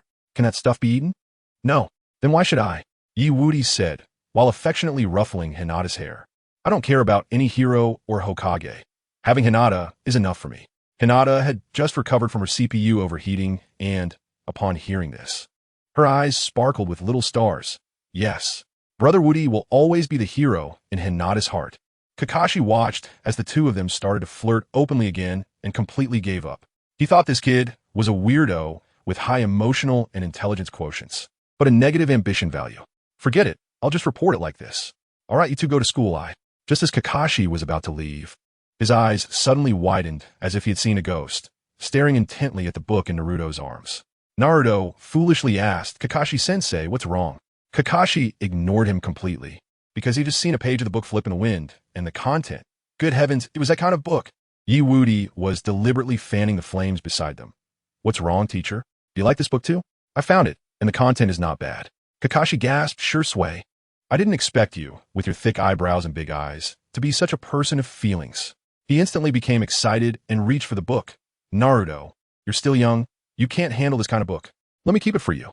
Naruto panicked, but there was no way he could be faster than Kakashi. Just as Kakashi was about to grab it, with a whoosh, Woody directly flashed between them, blocking Kakashi. Teacher, this is my book. It's very precious. If you just find an excuse to take it, I'll be in a tough spot. Kakashi's face darkened, and the next second, Woody directly unleashed his ultimate move, shouting at the top of his lungs, "Help.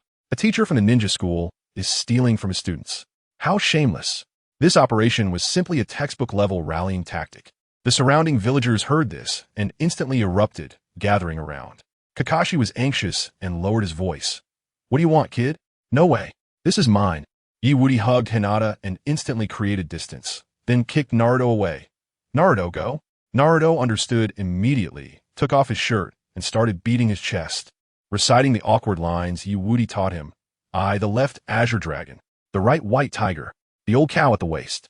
Kakashi-sensei, I'm asking you, are you scared?" Slap. Kakashi knocked him unconscious with a slap, then fixed his gaze on Woody. Woody pretended to think for a moment and said, "Let's talk while we walk."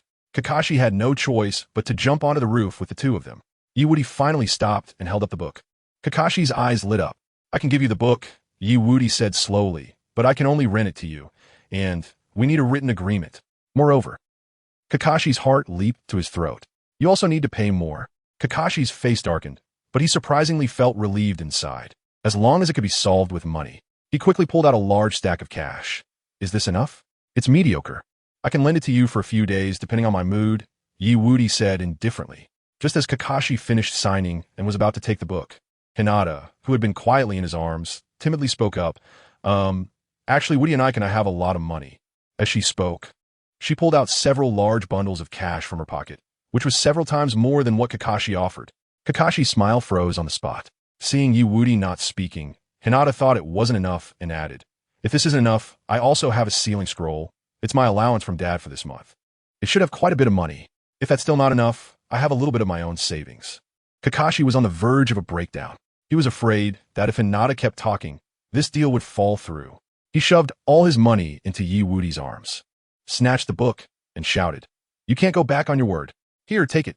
Cash for goods, deal done. Goodbye." With a whoosh, Kakashi disappeared, only leaving behind his excited laughter echoing from afar. "Woo, I got it. Ha ha." Woody looked at the empty rooftop, feeling speechless. At that moment, he thought to himself, growing up, besides Hinata, he had never seen anyone so eager to give away money. Sigh, why did Kakashi-sensei leave in such a hurry? Woody looked at the money in his hands and sighed. He still wanted to chat with him slowly. Naruto, who had just woken up, found the book missing and was drawing circles on the ground, feeling wronged. My book is gone." Woody slapped him on the back of his head. "What are you worried about? When your harem technique is perfected, I'll send you the upgraded version. You're still too weak now. You can't handle that book. Pretty good, right?" Naruto's eyes instantly lit up, resurrecting on the spot. "Really?" "Yes, boss." After settling Naruto, Woody was about to leave when Hinata suddenly tugged at his sleeve and quietly asked, "Woody and Ayakin, what kind of book is that? Can I see it?" I thought to myself, wow, this question is too deadly. If you see it, I'm afraid you might faint on the spot and sleep through to the ending. I told you that book guide to working without tiring is just heavyweight material. If Hinata, that little white flower, reads it, I'm afraid her CPU will burn out on the spot and crash. So I tactfully said to her, Hinata, no problem if you want to read it. But have you mastered your move seizing the future in an instant? We should find a small grove for one-on-one deep tutoring, and I'll personally give you a mock exam. As soon as I finished speaking, wow, Hinata directly shoved a thick stack of cash in front of my eyes. No wonder she's the heiress of the Hyuga family. She's a rich girl for sure. Instead of getting angry, she blushed like a peach and excitedly said, "Then, let's do it as Brother Woody said. Also, all this money, along with my pocket money and savings, will be yours from now on." At that moment, I was overjoyed, but I had to maintain a doting expression. I reached out and ruffled her little head, softly saying, "Silly girl, who are we to each other?" Just as I was about to move my hand down to help share the financial burden, she quietly asked, "Brother Woody, your hand." I immediately put on a serious face and made up some nonsense. "I saw you were tired holding that. Come on, let me help you." Guess what? She actually believed me. She nodded happily, probably thinking that she could finally help Brother Woody. And then because of this idea of being a natural pair, she started to get all flustered and even began to walk with a swagger. What could I do? I just picked her up in a princess carry and rushed towards the ninja school. That kid Naruto was still behind us shouting, "Boss, the car door is welded shut. I haven't gotten in yet." I had just left when Kakashi popped out from behind a tree. He was originally sent by the third Hokage to protect me and to check out the collection of little life teachers I'd sent him, you know? But this guy, he got so into it. He activated his Manjiki Sharingan right there, and let me tell you, it wasn't for fighting, it was to read in high definition. He was so absorbed that he was bleeding from his nose like it was nothing. The funniest part? The root ninjas that Danzo sent to keep an eye on me looked at him with respect. Look at Lord Kakashi, even this strong, is still studying so hard. Yes, he's even bleeding from studying and still persevering. A role model for us, who understand the information gap in this Anbu generation. On the other side, I teleported to the entrance of the Ninja Academy with Hinata in my arms. To maximize the entrance effect, I threw a few explosive tags into the sky, and with a loud bang, I struck what I thought was the coolest pose. I am who I am, a different kind of firework. I thought I could harvest some negative emotions, but the female classmates, upon seeing me, lit up. Oh, Lord Woody, just say you want to see it. No need for such a big show. I'll show you how. This backfired. I couldn't collect any negative emotions, just positive feedback. While I was talking, Ino rushed over, bumping into me, and cheerfully said, Woody, are you teasing our hearts again? Hinata got anxious and immediately defended her territory. Ino, Vuti ni ismine. Saying that, she charged at Ino. The two were going at it, and let me tell you, this scene was a feast for the eyes. Ino, being mischievous, leaned close to Hinata's ear and whispered, even using her hands to gesture the numbers 1 and 0, asking, You guys haven't done that yet, have you? Hinata's face turned bright red, and she couldn't speak properly. Ino understood right away, winked at me, and licked her lips, saying, Woody and I, if you choose me.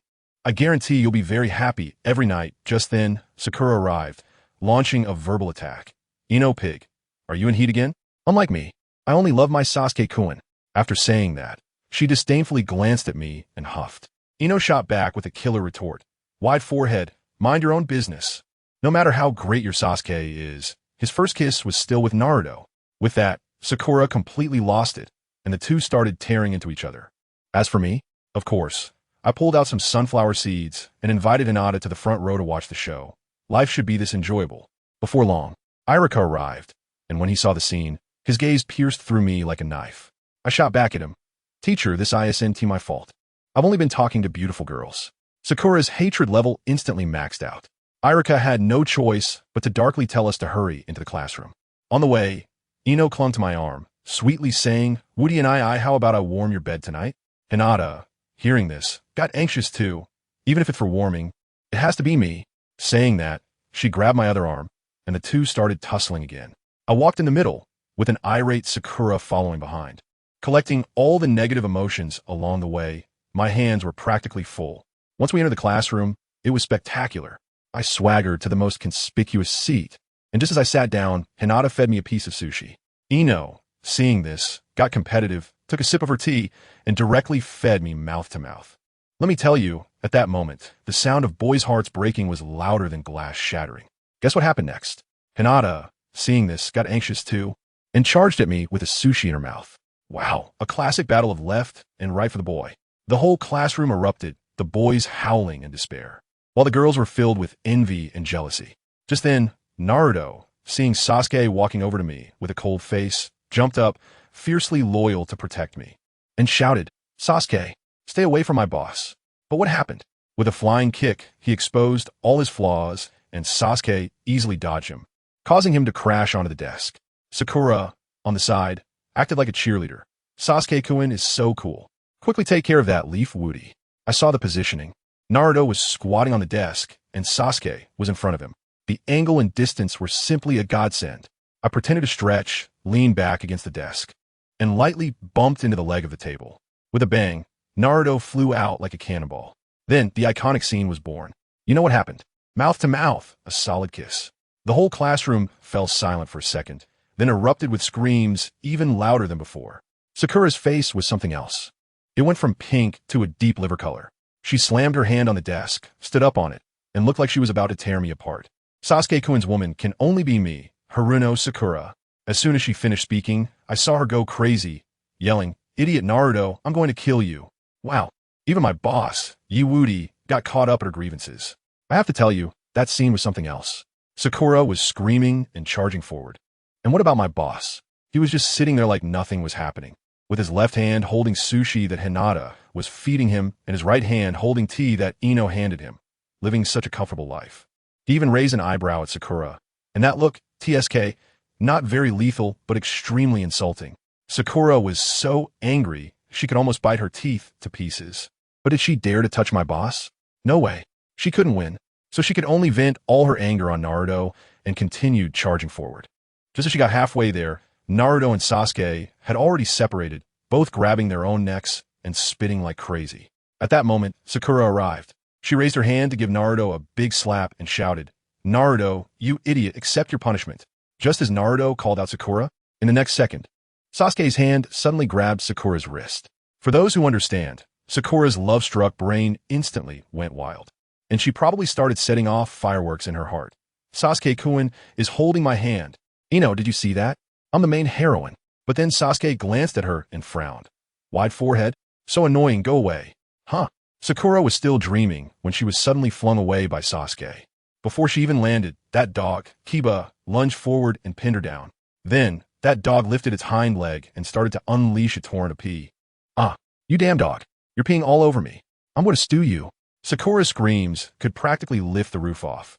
On the sidelines, Shikamaru was speechless. Raising 2 fingers. CHG, Kiba, 2 bags of cumin-flavored chips, 2 buckets of the latest dog food. Handle her, let me get some sleep. CHG's eyes lit up at the mention of chips. When Sakura saw CHG about to take action, she screamed in fright, "You, don't come over." But when CHG heard her call him a fat pig, he exploded on the spot, roaring, "I'm not a fat pig. I'm CHG."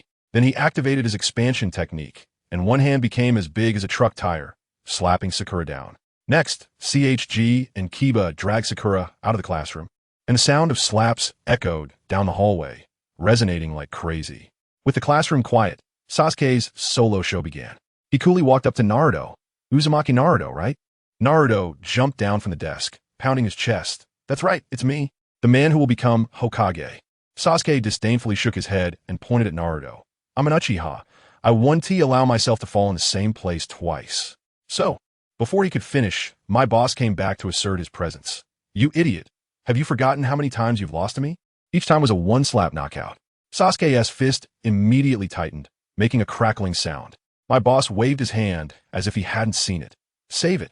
You can't beat me now. Even if you give Naruto some more time, you still won't be able to beat him." "Oh." Sasuke was directly angered to the point of laughter. "I lost to you because I was careless. How could I lose to a bottom feeder? What a joke." My boss took another bite of sushi and smiled, saying, "Juzi, after the graduation exam, you'll see his changes. If you let your guard down just a little, he will surpass you." As soon as he said this, Sasuke's Sharingan was fixed on my boss, trying to figure something out. Naruto was already so moved, he was on the verge of tears. "Boss, woo-woo, I will definitely become stronger and won't embarrass you." Sasuke snorted coldly, hands in his pockets, and coolly walked back to his seat. "Since you say so, I'll look forward to a little. But I predict that Naruto won't pass the graduation exam in 3 days." Naruto gritted his teeth and went back to training. At that moment, I realized that Irika-sensei had been leaning against the door listening for a long time, with a look of satisfaction on his face. He was probably amazed that my boss could actually inspire others. The next second, his face turned serious, and he rushed in with a pointer. "I just stepped out for a moment. What are you all making a fuss about? Everyone get out and run laps." The classroom was filled with cries and wails. Even Shikamaru and Kiba, who had just taken Sakura to the hospital, didn't escape. Everyone was made to run laps. Of course, my boss wasn't spared either. "Just kidding. I tell you, Irika-sensei definitely regrets it." On the playground, my boss was holding Hinata in one arm and Ino in the other, moving at such speed that it was like a dimensional strike, zipping through in no time. Not only did he finish the race, but at the finish line he was still there, holding 2 beauties, eating watermelon, drinking tea, and with a smug grin shouted, "Oh my, this watermelon is really sweet. You guys can't keep up. How are you going to graduate in 3 days?" At that moment, I felt the resentment from the entire playground reach its peak, and the system notification at my boss's place must have been going crazy. At noon when school let out, my boss walked out of the school gate with one girl on each side when suddenly a familiar little figure rushed over. "Nisan."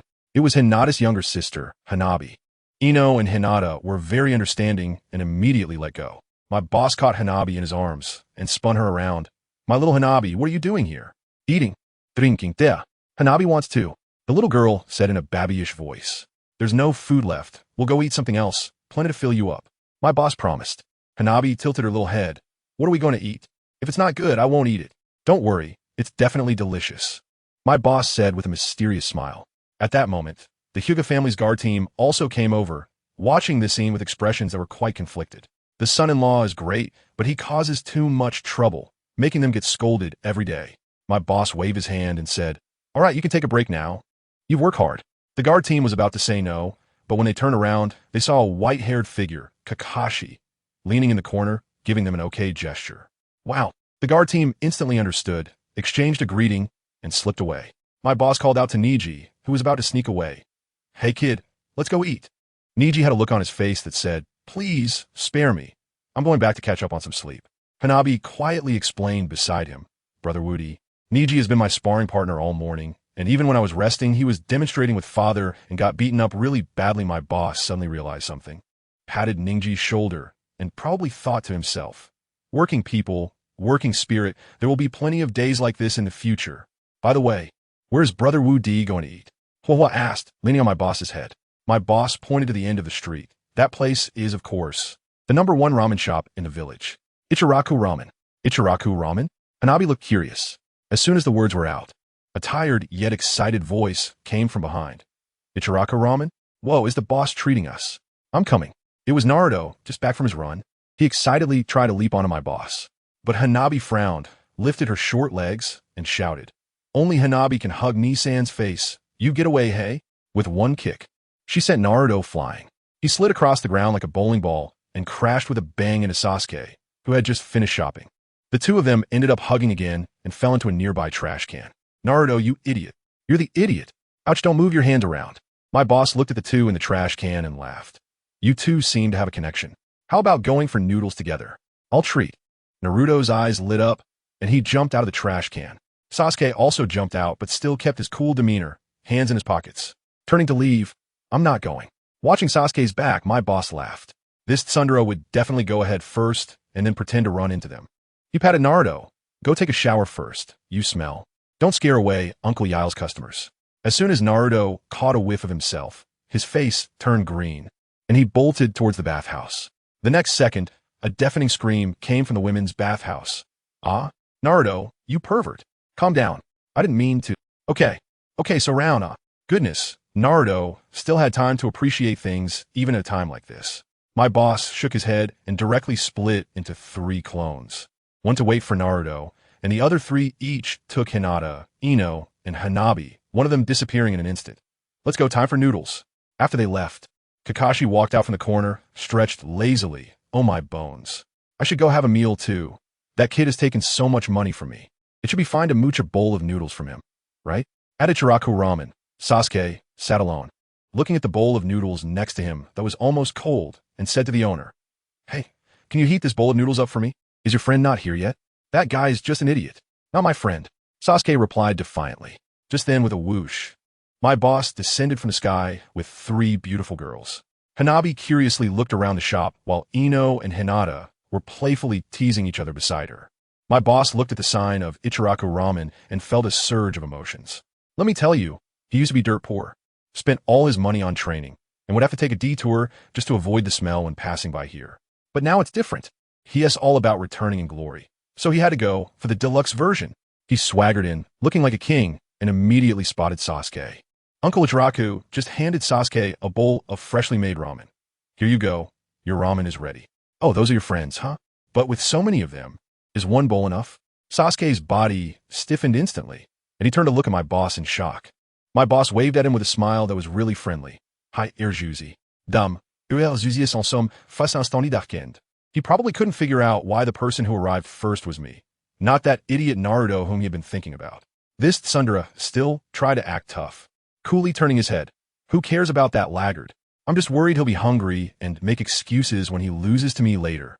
I laughed at that moment and said, Yes, you were right. You were the coolest and handsomest. I originally thought my boss was going to start his usual antics, teasing Sasuke and stirring up some negative emotions.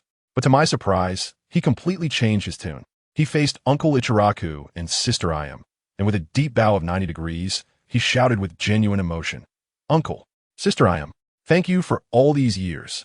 I tell you, the whole scene froze at that moment. Sasuke and SHBUNE's chopsticks and bowls all fell to the ground with a clatter. Uncle Ichiraku squinted his eyes. His gaze as deep as the sea, looked at my boss and Hinata, and with a smile, shook his head. Nodi, I believed for a long time that you and Naruto could achieve great things. I didn't expect you to get your act together so quickly and make so many friends. My boss scratched his head and smiled brightly, saying, hey, just good luck. After all, a person like me who has long since lost everything only has luck left. Who understands this, family? It sounds optimistic, but it actually cuts deep. He is an orphan. His pension is on par with Naruto's, and to survive, he does extreme training every day. To be honest, he has it much worse than Naruto. While I was lost in my thoughts, the kitchen curtain was lifted, and Sister Changpu came rushing out, targeting my boss. In the next second, she enveloped him in a fragrant embrace, giving him a solid face wash package. Duong duong. Wudi, you finally made a friend. I used to see you put all your energy into training, and I really felt sorry for you. As Sister Changpu spoke, her eyes turned red, making Hinata and Ino also tear up. The only one who remained silent was Jibwa, staring at the 2 bowls of noodles in front of him, lost in his own world.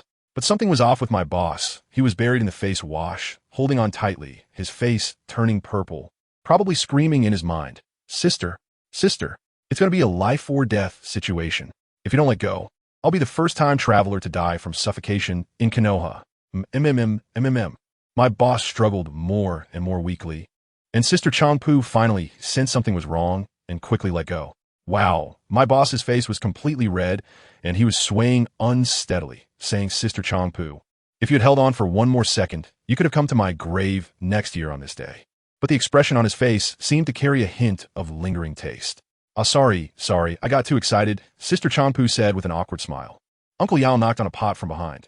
Changpu, come back and cook the noodles. Sister Changpu responded, and before leaving, playfully winked at my boss. Wudi, today I'll personally make your favorite crystal buns. You'll be full. Let me tell you, this crystal bun has a story. Back in the day, my boss was training hard, and Sister Changpu felt sorry for him, so she made the bun skin as thin as paper, just to stuff and more filling. That thoughtfulness. Wow. As a result, my boss stood up directly.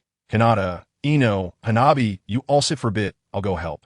As soon as he finished speaking, Hanabi zoomed up his back, directly riding on his shoulder, her little head rubbing against him. Brother Wudi, I want to watch you make buns too. Ino pulled Hinata over and said with a grin. You guys go ahead. Since Hinata is so cute, I won't be polite, and we'll take her. Saying that, her hand started to get a little mischievous. Ino, where are you grabbing? That's a place only Brother Wudi can touch. My boss nodded in satisfaction, giving Ino a look that said, well done, then strode into the kitchen, extending a finger to directly press against SHBU's lips. SHBU, are we still being polite with each other? This time, let me make you something delicious. After saying this, he didn't wait for SHBU to react, pretending not to see her flushed face, and slammed his hand on the table, causing the dough to fly into the air. By the time the dough came back down, my boss had already washed his hands and put on gloves, fully armed. Next was the moment to witness a miracle. He grabbed the dough, kneading, pinching, slapping, smashing, and tossing. His movements were fluid and swift like a blur. It was as if he wasn't making dumplings, but boxing. It was time to give Yao Ramen a little shock with some Chinese dumpling skills. Say by. Completely stunned. She probably never expected that a kid who had never set foot in a kitchen could have such explosive cooking skills. Before long, the dough in my boss's hands had transformed into a sheet as thin as a cicada's wing. Little Huahua, it's your turn. Each piece needs to be about the same size. Can you do it? Hee, leave it to Huahua. Huahua slid 2 shurikens out of her sleeves, dipped them in hot water, and went to town on that massive sheet of dough with a dazzling display of cutting. With a few swift motions, countless evenly sized dumpling skins were instantly formed, and not a single one was torn. Done. Brother Wudi, am I impressive? Impressive. Next was the main event, filling the dumplings. Are you afraid? Not afraid, bring it on. Little Huahua raised her pink fist, full of fighting spirit. My boss smirked, his hands moving so quickly they seemed like a blur, stuffing the meat filling into the dumpling skins, sealing them up, and tossing them into the air. Huahua sat on his shoulder, her little fists working hard, even using chakra, while shouting the slogan my boss taught her. Yura, Yura, Yura. Bang, bang, bang. Perfectly sized crystal dumplings flew precisely into the steamer. All done. Huahua collapsed onto my boss's head, her little hands drooping as she fell asleep. Sister Champu was so shocked she couldn't speak. How long did that all take? Uncle Yao was quite pleased, squinting his eyes and nodding, jokingly saying this kid is great, but a bit small. Otherwise, he could be the successor of our noodle shop. Dad.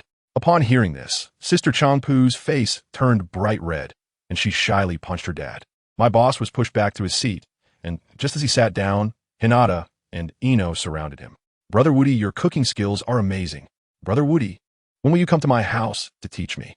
I have so many good things at home. Ino directly hugged his arm and rubbed against it. Just then, Uncle Ichiraku came over with 3 bowls of ramen. With a commanding presence, he crossed his arms and confidently shouted, "Ding, ding, ding." Ichiraku's exclusive version, bitter ends, sweet beginnings. Invincible special supply, luxury ramen. It's here. If it's not delicious, I'll turn my sign upside down. Oh my gosh, that aroma. Lobster, scallops, big chunks of meat. Just the smell is enough to make one unable to move. Hinata and Ino's eyes widened, and they clasped their hands together. I'm starting. Then it was a feast of slurping sounds, and they ate it all up with great delight. My boss joked that he was afraid he couldn't afford it, and Uncle Lu, being very generous, waved his hand and said, I've known you for so many years, so today just eat whatever you want. It's on me. My boss just smiled and said nothing, probably thinking, Uncle, you're still too young. Do you know Hinata's record is 46 bowls? And that doesn't even include her sister Hanabi. I could almost see your shocked expression later. He buried his head in a bowl of noodles, and then his whole being was elevated. Oh my gosh, this is really delicious. Just when everyone was enjoying their meal, Uncle Yao suddenly asked my boss, Hey kid, why are you getting faster and faster lately? Are you back to that reckless training again? My boss chuckled and said, No, just practicing casually in the evening. Maybe I'll get lucky. Uncle Lu laughed silently. Just as he was about to change the subject, a scream suddenly came from the shop entrance, sounding quite familiar. Slow down. Kakashi-sensei, we're going in. We're going in. Bang. In the next moment, Kakashi burst in with Naruto, hit the brakes suddenly, and casually tossed Naruto to the side.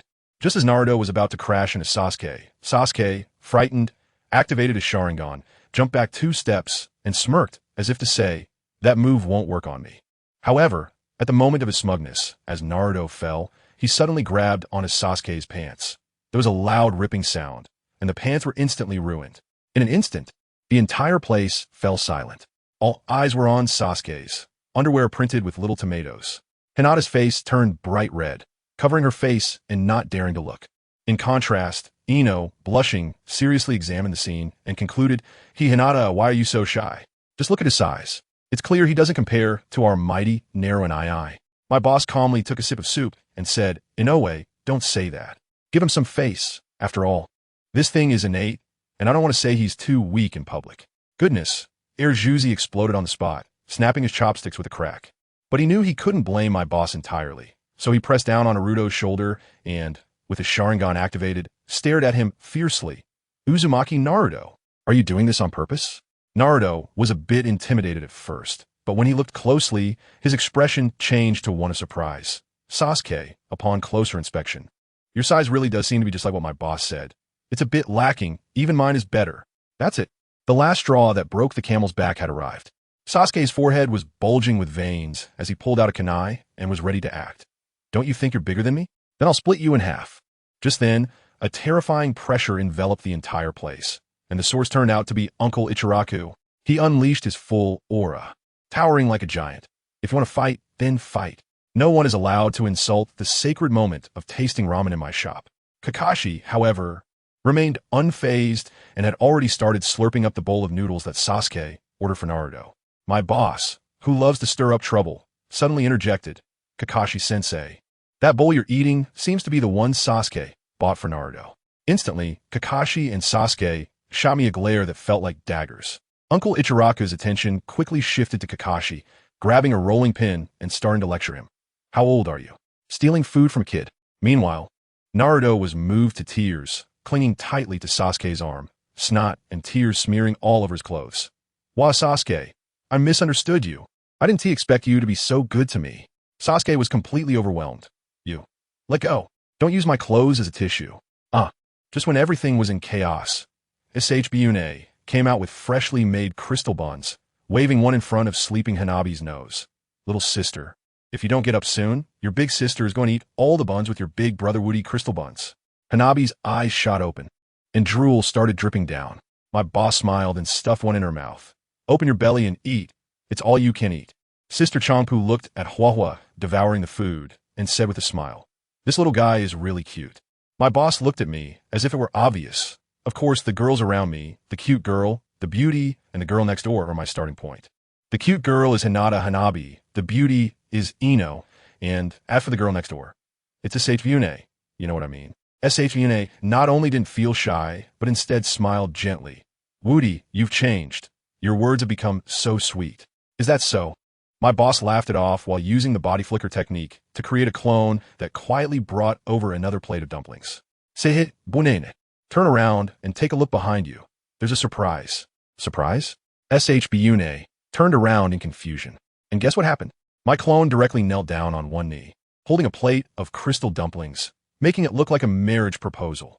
SHBune was stunned at that moment. Just as she was about to ask what my real self was doing, I pounced on her like a hungry tiger and hugged her. At that moment, SHBune wanted to struggle a bit, but I immediately went all out, pouring out my feelings, leaving her completely flustered. Told her, Sehebunene. Thank you for taking care of me and the uncle all these years. I started to act, saying that I had been an orphan since childhood, homeless, and thought I would be a mere cannon fodder for my whole life, dying randomly in some corner. Until I met you all. Let me tell you, my expression at that time, combined with the light above my head, was pure and innocent, shining brightly. I held her hand over my heart, and with my other hand on her heart, we gazed deeply into each other's eyes, directly intensifying the moment. From now on, let me protect you all, because we are family. The moment family was mentioned, SHBUNA's little heart, I tell you, instantly revved from idle to 8,000 RPM, and her heart raced like a deer, nearly giving her a concussion. Seizing the moment, I directly, soulfully asked, SHBUNA, would you like to be my family? Do you like Woody? Just as I saw SHBUNA's face turning bright red, about to say that she liked me, I interrupted her by shoving a crystal dumpling near her mouth. Since she was willing, I would feed her, so I said, come on, open your mouth, our families understand. This is called extreme pulling.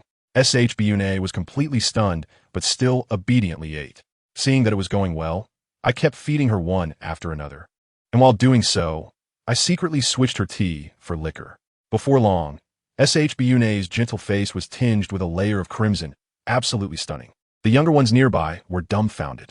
Hanabi and Hinata, two innocent girls, were filled with question marks, not understanding anything. Only Ino, with that look in her eyes, seemed to have zoomed in like an 8 times magnification, instantly locking onto SHBUNA as her number one rival, her fighting spirit almost igniting. As for Sasuke and Kakashi, those two were probably grinding their teeth, contributing negative emotional energy to me. That night, SHBUNA and I drank until midnight. Eventually, she was completely tipsy, clinging to my arm and refusing to let go, while her dad calmly washed the dishes nearby, looking at us with a youthful expression. Let me tell you, that imported liquor really packs a punch. My old back almost gave out. It seems that morning exercise before the graduation exam was completely out of the question. The next morning, I sprang up from bed like a carp leaping over the Dragon Gate, posing in front of the mirror, thinking I looked the best. But that didn't last 3 seconds. Oh, my back's so sore. It seems I need to be more careful with SHBUNA's imported liquor in the future. Forget it. Let us go find my lovely Hinata and little Hanabi to play. Just as I stepped out, I ran into the elder of the Hyuga clan, his old face as red as a monkey's bottom. I understood immediately and pretended to be surprised. Elder, why are you blocking my door so early in the morning? But what I was thinking was, this old man must have worked too hard in the fields last night, right? Sure enough, just as I thought that, the system prompt appeared. The elder cleared his throat and said that Hinata was about to take her graduation exam and couldn't have any mishaps. So her dad took her for special training. I immediately replied, oh, going for special training? His face darkened instantly. I waved my hand, saying I understood, and asked if I could go out shopping.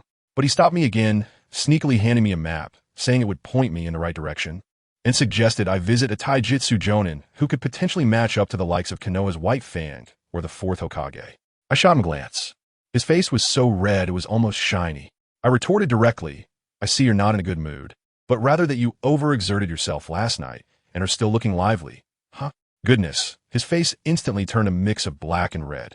and I had successfully gathered more negative emotions.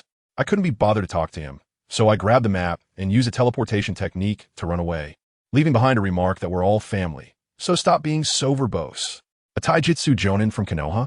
My heart skipped a beat. It couldn't be that heavyweight guest. Could it? The man who almost kicked us to the finale, invincible under the six paths, and the youthful brother who exchanges one for one above the six paths. My guy. If I could learn the 8 gates from him, then when I exchange it from the system later, wouldn't that be a perfect excuse? Can something a genius does be called stealing? I sped along the map and quickly arrived at the place. Even before getting close, I could hear the loud, roaring sounds. I moved closer and sure enough, it was him. In a green, skin-tight suit, with thick eyebrows, he was facing a mountain and relentlessly delivering blows, kicking and punching, shaking the mountain without even using chakra. The scene was simply spectacular. I found a hidden tree fork and got into position, ready to observe and learn. After waiting for a while, the main event arrived. I felt his aura suddenly change and his muscles tensed up. It's coming. I quickly adjusted my posture, using my hat to cover my face to prevent the old man's crystal ball from peeking, and then quietly roll my eyes. The next moment, I heard Kai Huang shout, 8 gates of Duenjia. First gate, open gate, open. Boom. The mountain shook. Second gate, rest gate, open. Rumble. The mountain shook again. He continued to open them one by one, and by the time he reached the 6th gate, the mountain gate, let me tell you, the mountain started to crack. Green steam was rising from his body. Looking like a Super Saiyan transformation, his aura was explosively strong. I was having a great time when my hand accidentally brushed against a dry leaf, and it made a crunching sound. That was it, I was done for. Kai Huang's ears were sharper than a dog's. He instantly turned his head, his gaze as sharp as a knife. Who's there? Before he finished speaking, his aura surged again, the 7th surprise gate, open. I only had one thought in my mind at that moment. Grandma Lee is going to open the door, and the grave is going to be overgrown with grass. With a thunderous boom, he transformed into a blue steam cannonball and charged over. Trees toppled and rocks crumbled along the way, delivering a flying kick right at my hiding spot. Damn, I instantly used a teleportation technique to escape, cold sweat pouring down. No joke, Youth Brother's kick is true physical exorcism. Everyone who got kicked, except for the main character, basically ended up dead. As soon as I left, the place I had just been kicked a big hole by him, I quickly shouted, Teacher Kai, stop kicking. Stop kicking. It's me, Woody. Kai Huang jumped out of the pit, paused for a moment, and the blue steam around him dissipated significantly. He scrutinized me for a few moments, then suddenly burst into a hearty laugh. It really is you, kid. Saying that, he gave me a solid bear hug that nearly squeezed the breath out of me. We have run into each other a few times while jogging before, and he's also given me some pointers, so calling him Teacher Kai is appropriate. I quickly asked him to let go, and then I asked him what that move was just now. It was so cool. He proudly told me it was called 8 Gates of Duenjia. I immediately had starry eyes, pretending to be very eager to learn. Teacher Kai, can I learn this? He looked me over and shook his head. You're still a bit lacking in strength. Hey, who does he think he's looking down on? Without saying a word, I jumped over to a big tree not far away and got into position. Teacher Kai thought I was unconvinced and gave me a thumbs up, saying, You have ambition. That's youth. Just as he finished speaking, my right leg's muscles instantly tensed up, and I delivered a precise side kick to the trunk of the tree. With a loud bang, that tree, which needed 2 people to hug around, was instantly split in half at the spot I kicked, with the upper half flying out. I withdrew my legs, the windbreaker rustling in the gusts, turned around, and showed a confident smile to the stunned Kai. Teacher Kai, am I qualified to learn now? Even if it's just the basics. Kai rubbed his eyes, his face filled with disbelief, followed by sheer joy, and then rushed over to lift me up. Haha, this is youth. You really didn't let me down. I hurriedly asked him about learning the 8-door escape technique.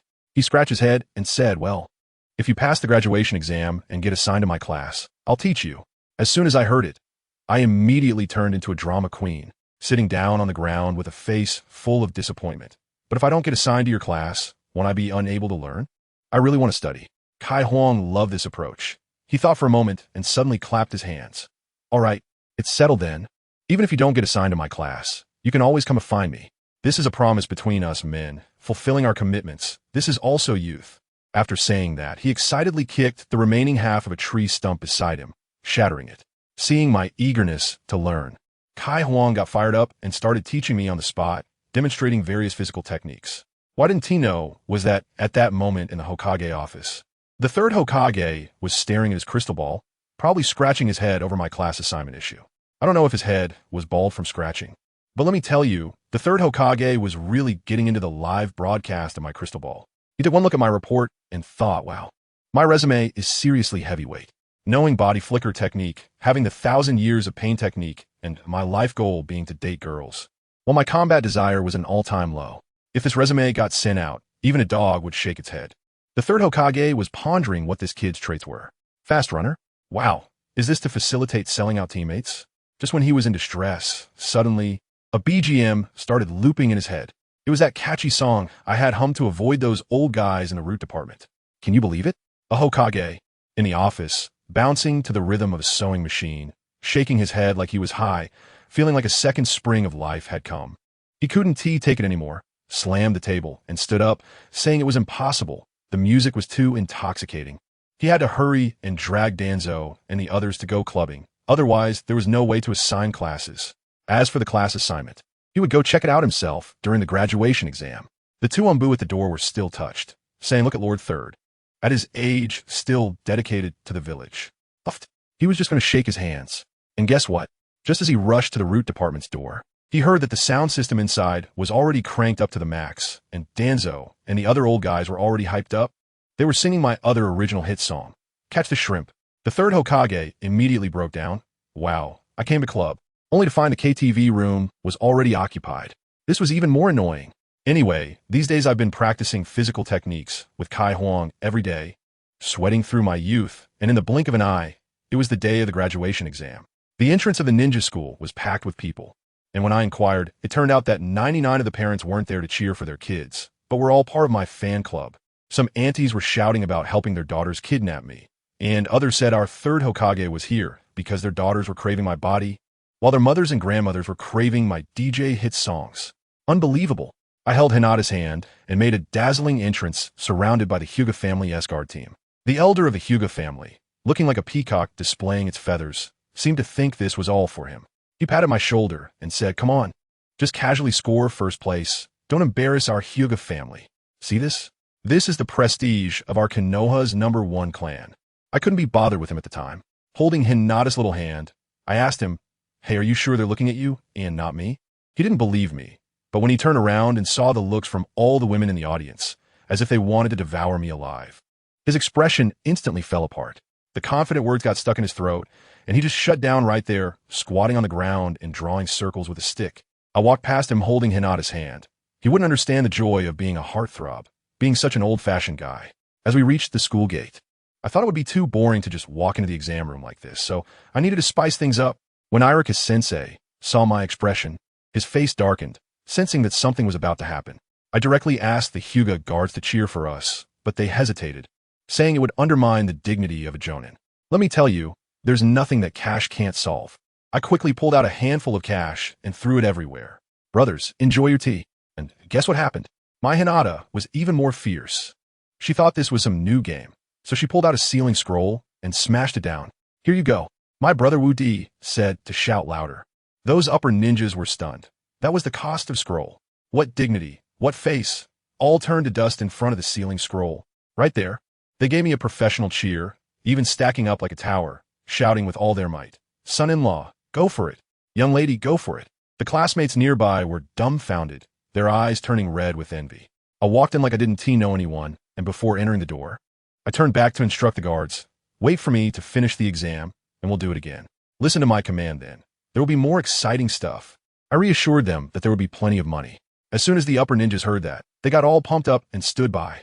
Irika rushed over angrily to scold me, but I quickly greeted him with a good morning, teacher, and Hinata sweetly followed suit.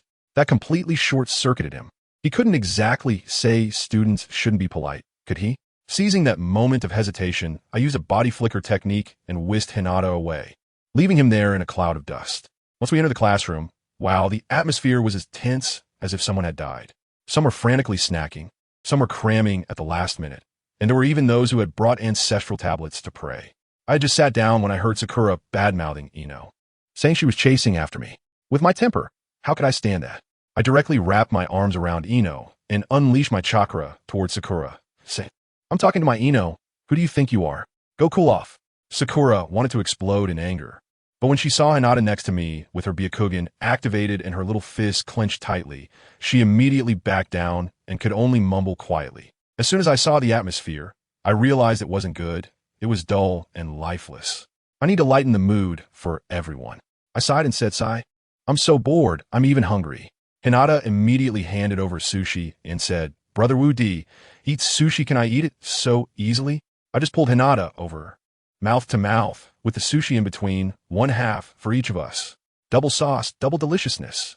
At that moment, all the boys in the class had their eyes almost shooting fire. I was still savoring it, and then this sushi, so chewy, silky, and juicy. Hinata directly turned into a steam princess and fainted right into my arms. Just as one wave settled, another rose. Sakura was chattering again, saying, "Look, he's just playing with you. He's not serious at all. Am I going to let her have her way?" I turned to Ino and said, "Ino, I'm a bit thirsty after eating sushi. Can I have a sip of your tea?" Let me tell you, Ino is really something. She understood it immediately. She took a sip of flower tea and came straight at me. At that moment, the whole classroom was filled with slurping sounds and the sound of hearts breaking. As for Sakura, who had just mocked Ino, she now gaped, completely stunned in place. She looked like she had just eaten bitter herbs and was at a loss for words. "Damn you, Woody, you must be doing this on purpose to annoy me, right? Just wait. After the graduation exam and class division, I will quickly surpass you in training. After all, the gap between us is only a little bit. And you're really nothing." I tell you, as soon as Sakura's mentality collapsed, my mind started ringing like a payment code. Ding, ding, ding, nonstop. It's all the negative emotion points that brat Woody is racking up. Good grief. It's like he's trying to boost his performance at the end of the year. And what is he doing? Holding Hinata and Ino, eyes closed, directly starting to nap in public, completely indifferent to the world. Just then, I heard footsteps coming from the other end of the corridor. Here comes our unlucky homeroom teacher, Irika, making a grand entrance. As soon as he stepped in, he was about to say some formal words, but he completely froze. I watched his expression switch from that of a respected teacher to an old man on the subway, looking at his phone. He must be thinking, what is wrong here? Didn't these kids look like they were about to be executed when they entered the school? How come after just a short while?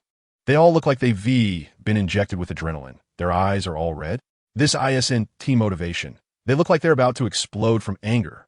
Irika didn't even need to do any process of elimination. His DNA was already working, and there was only one answer. Woody. The only one who could make the entire class collectively break down like this is him. No one else.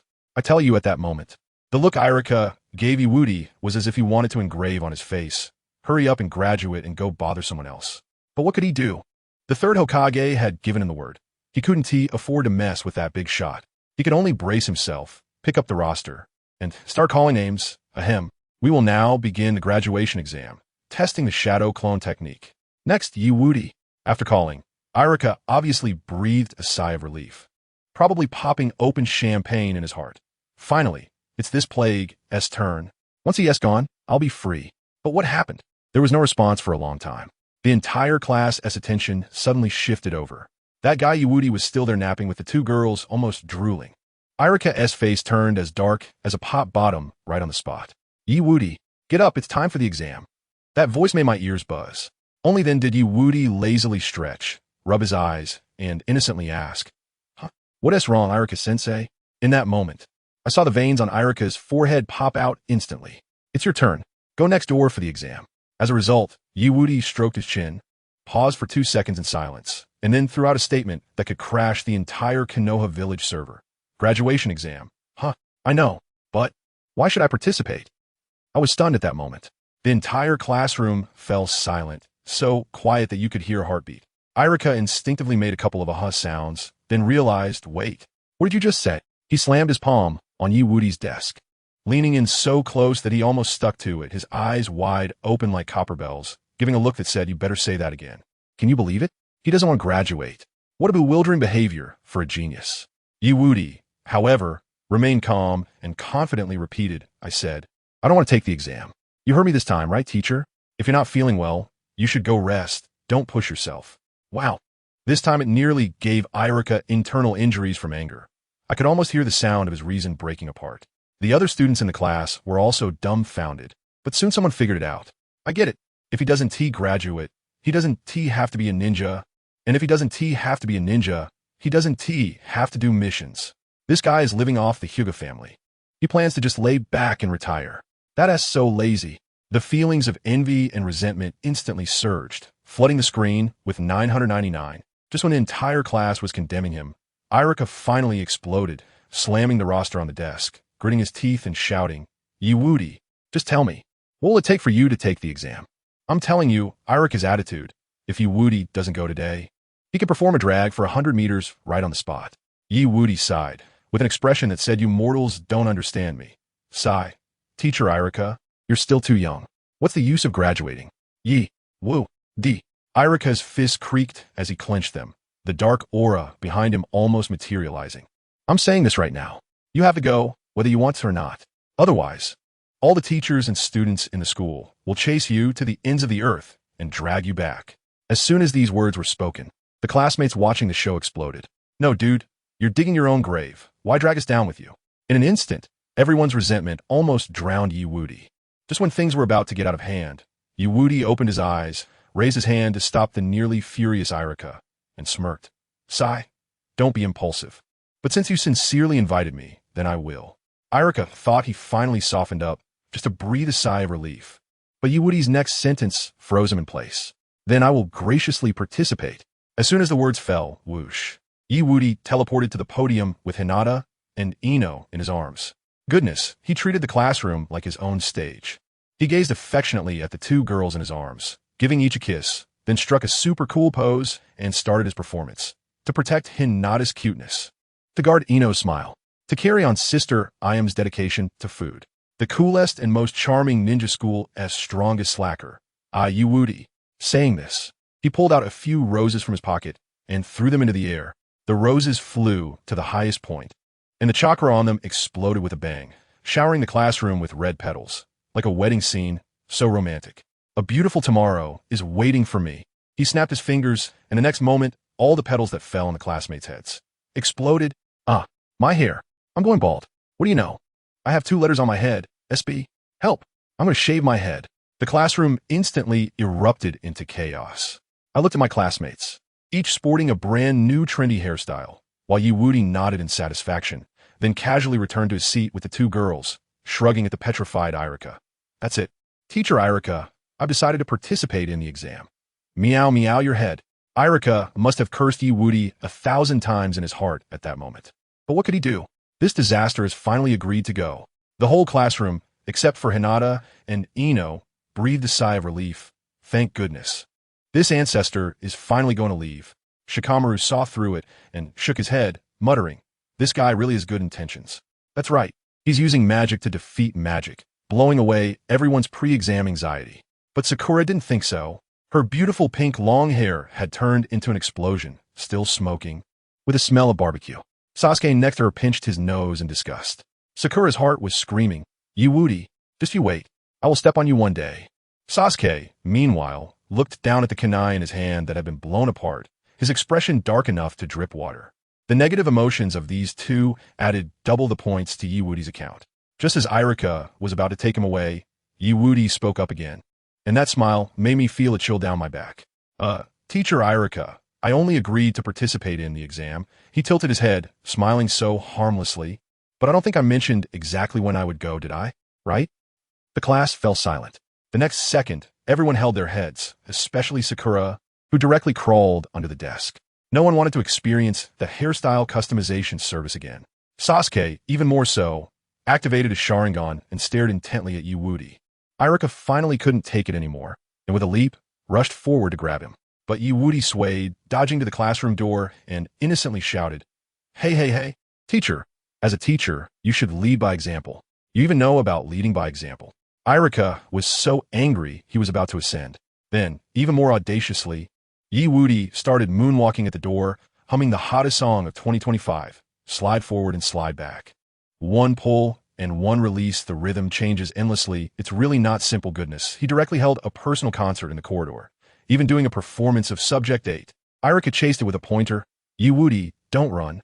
Just as the chase was about to unfold, Wudi suddenly stopped, blew a kiss to Hinata and Ino in the classroom, then knelt down on one knee, striking an inviting pose. "Hinata, Ino, I now invite you to participate in the exam with me." Are you willing?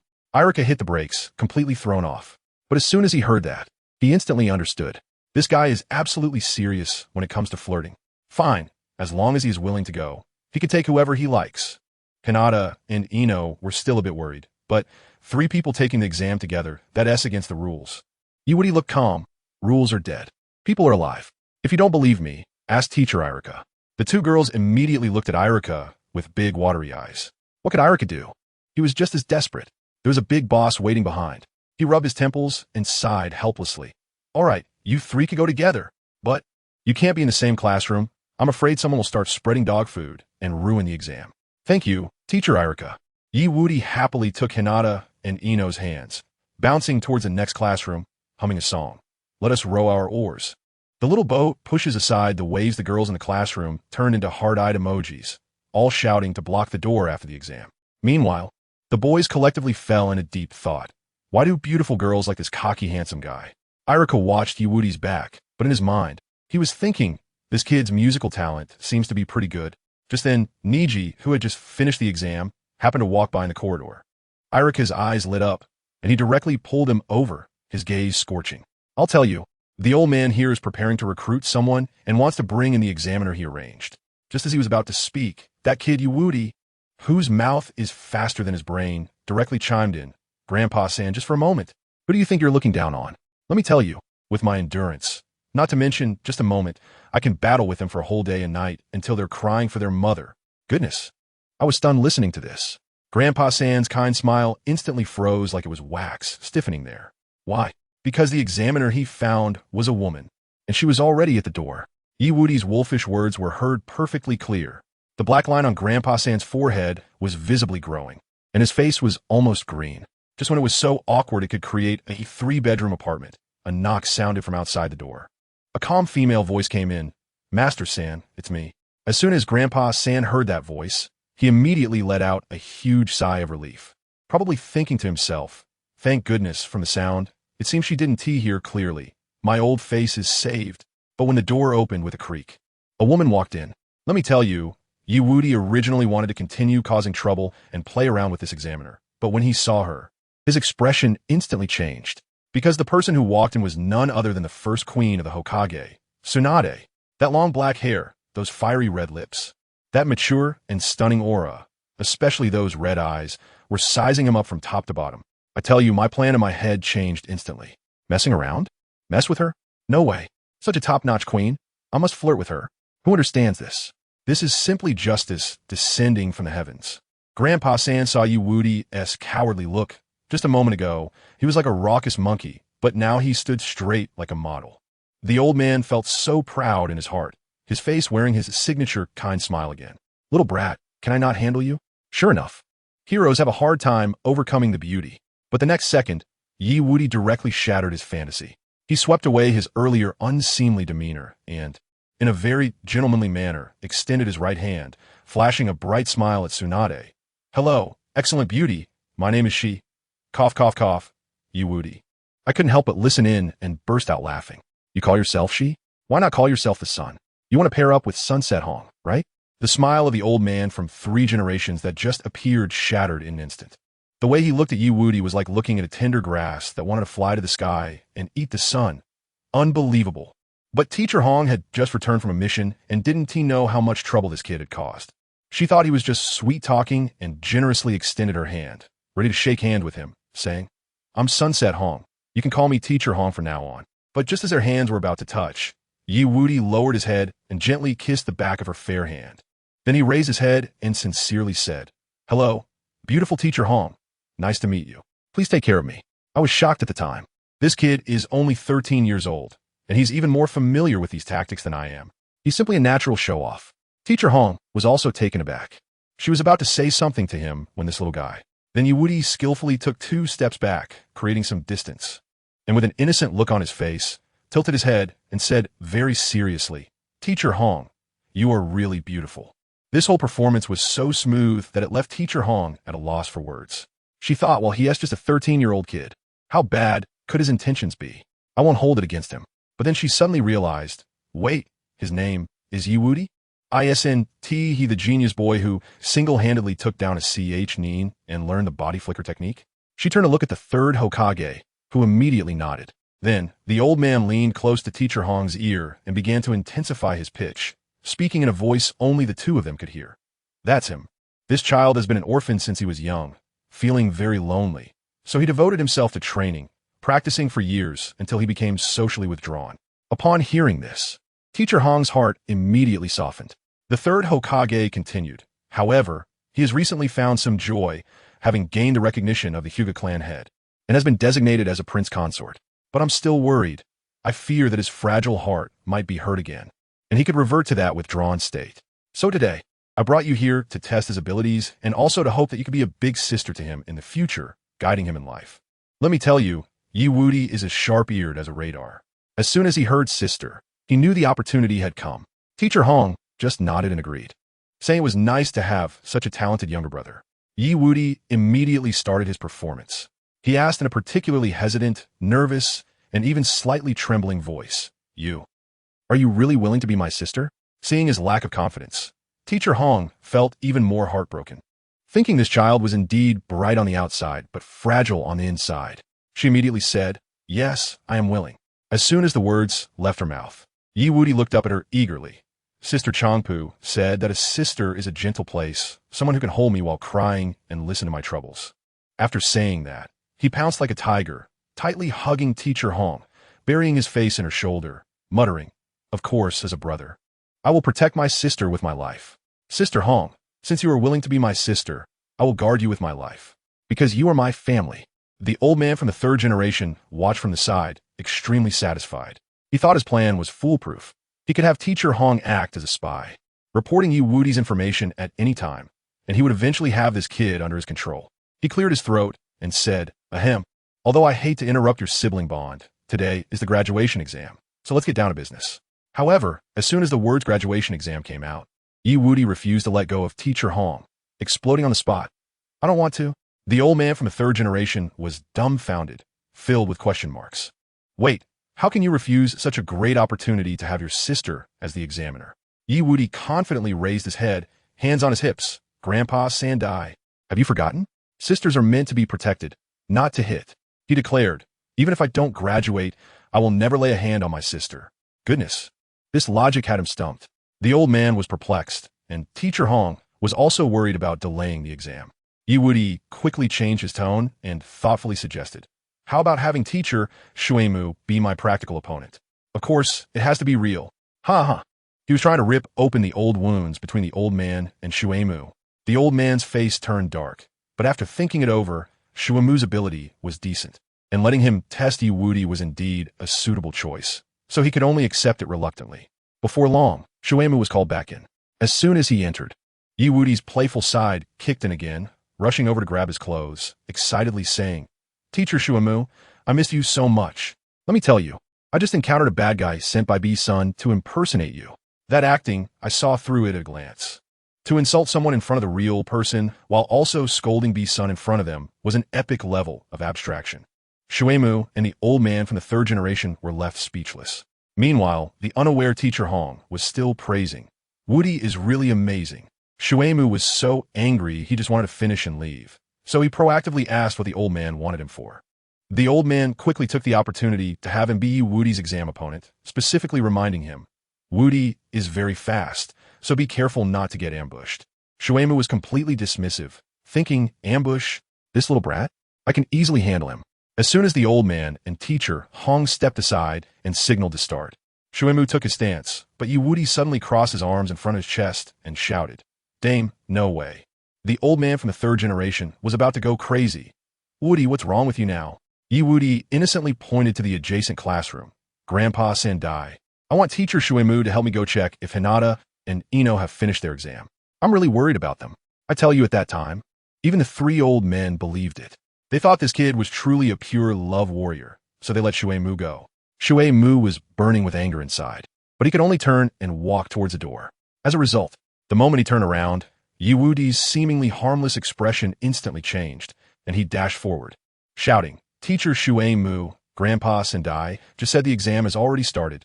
Shuemu reacted and wanted to defend himself, But it was too late. Yi quickly formed the tiger sign with both hands. The three old men's eyes lit up, thinking he was about to unleash some fire-style big move. But guess what? This kid shouted at the weakest defensive point behind Shuei. Konoha Ninja, Art Secret Transmission, Taijutsu, Ultimate 1,000 Years of Pain. Oh, a scream erupted, and Shuei's whole face twisted, his eyes bulging like copper bells. And he was directly sent flying out of the classroom by this move. I saw the face of the third-generation old man at that moment, going from full of expectation to looking like a bitter melon in an instant. That expression was something else. He must have been thinking, I've already taken off my pants, and this is what you show me? This kid really doesn't know a single jutsu after all this. As soon as I finished speaking, let me tell you, that kid Shuei shot out like a failed firework, zooming backward. It looked like he was about to crash into the outer wall of the teaching building. If he hit it for real, wouldn't he have to get a VIP annual card at the Konoha hospital? I saw the kind-hearted red sister beside me releasing her chakra, ready to rush in and save someone. But what happened? The old man, the third Hokage, reached out and stopped her. Red sister looked confused. Lord Third, what are you doing? The old man took a deep breath from his precious pipe, exuding a calm demeanor, and nodded his chin towards me. Don't rush, Red. Look at what that kid is doing. Red sister followed his gaze and understood. For those who know, just 1 second before Shuei was about to land in a box, I accelerated and dashed forward, grabbing him by the back of his neck and pulling him back. Then I flicked my wrist, creating a beautiful parabolic arc, and slammed him headfirst into the ground. Bang!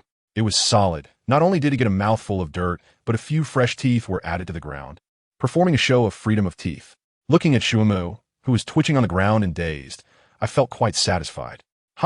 Thinking of going to the hospital to play dead? No way. This robust little chive of mine still needs you to contribute negative emotional value, and by the way, trick Naruto into stealing the scroll. I deliberately squatted down, cleared my throat, and muttered in a voice that was neither too loud nor too soft.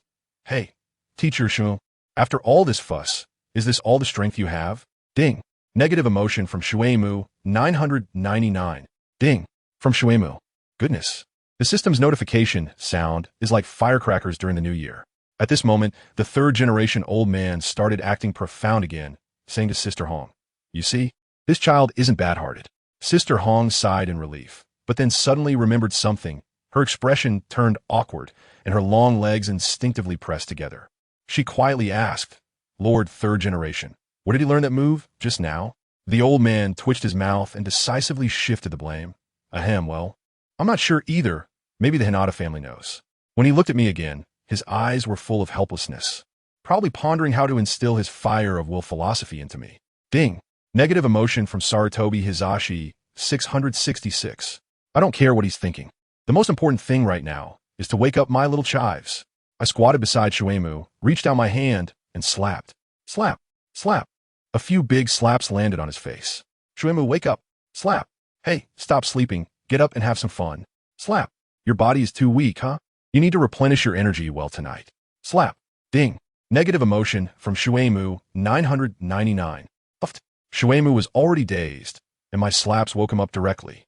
Upon hearing my words, he was so angry that he spat out a mouthful of old blood. His eyes widened like copper bells, clearly indicating, if it weren't for your sneak attack, how could a dignified chunin like me lose to a kid like you? I completely ignored his hungry gaze and continued speaking to myself. And who told you to peek at my wife during the exam? Didn't my grandpa just say that there are differences between men and women? When I asked you to take a look for me, did I mean for you to use your own eyes? Couldn't you just call a female teacher over? Goodness. Shuei's face turned as red as liver. He must be cursing inside. If I send someone else, will you behave? You're just looking for trouble. Ding. Negative emotions from Shuei 999. I shrugged my shoulders with an expression that said I really couldn't do anything about it. Forget it. Forget it. Your work efficiency is too low. I'll just go see for myself.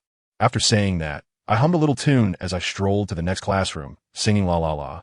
I'm the good child who watches over my wife. Just as I reached the door, I spotted Hinata just finishing her transformation jutsu. Without saying a word, I blew her a kiss and passionately shouted, Wife, I'm here to see you. Wow. Hinata's little face instantly turned bright red, and she started swaying, mumbling, Wife. Wife. Naru. Brother.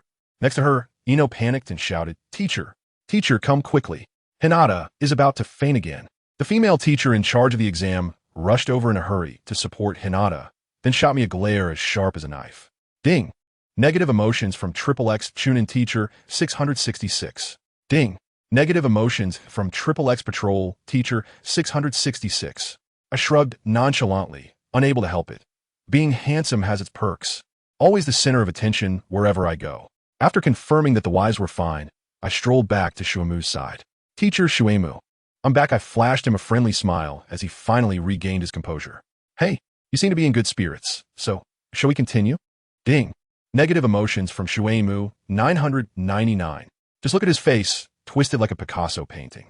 His eyes looked like they wanted to swallow me whole. The third old man also chimed in, nodding. In that case, let us continue. He probably had some pent-up frustration too. I still haven't seen this kid's true abilities. It can't just end like this. Shuemu, come on, show some spirit.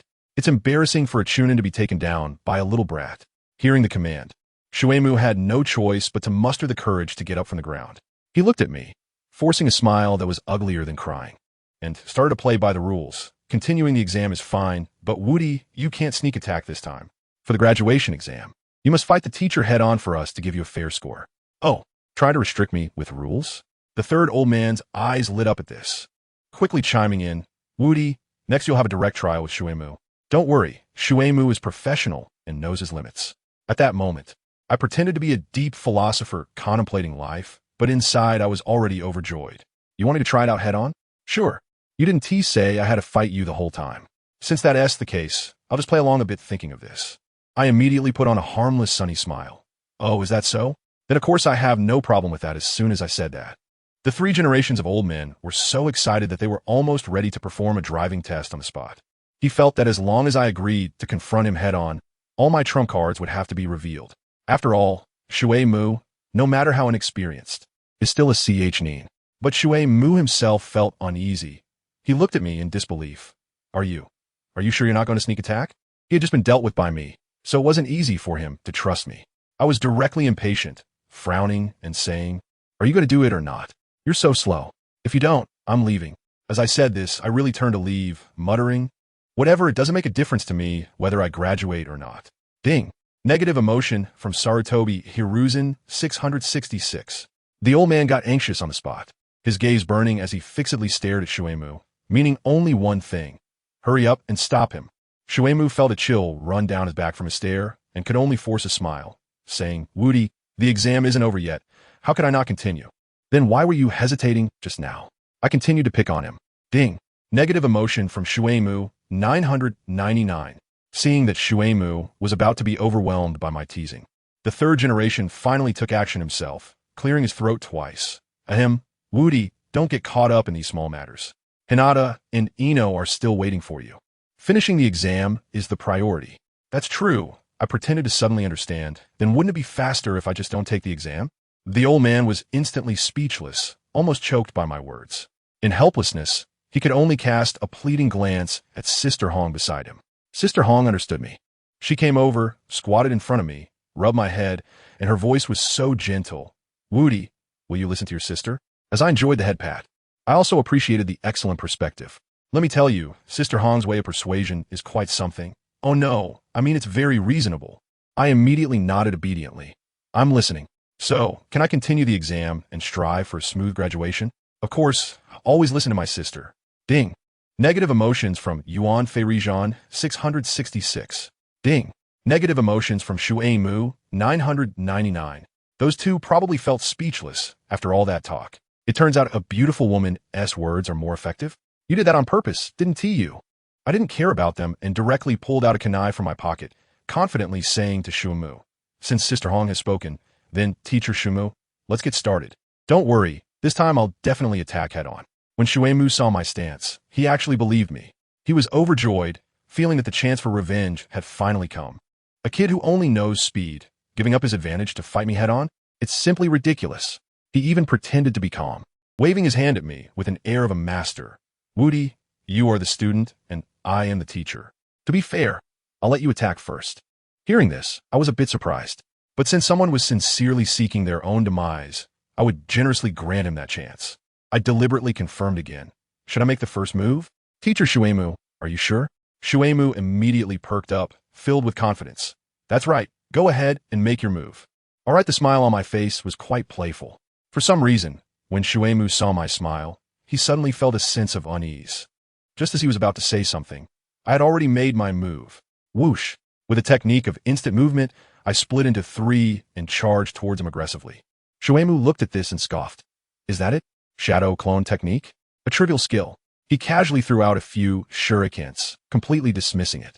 But while all his attention was on the 3 clones, my real body had already slipped around to his blind spot under the cover.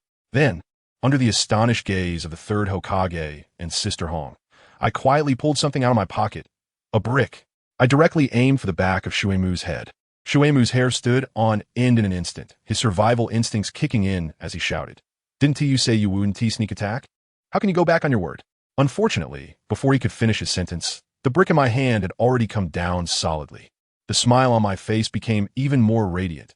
Teacher Shuemu, this is a trial. Bang! Shuemu rolled his eyes and fainted on the spot. The 3rd Hokage next to him was so angry that he was blowing his beard and glaring. Wudi, didn't we agree on this? No sneak attacks. I held the brick in my hand, looking at him innocently.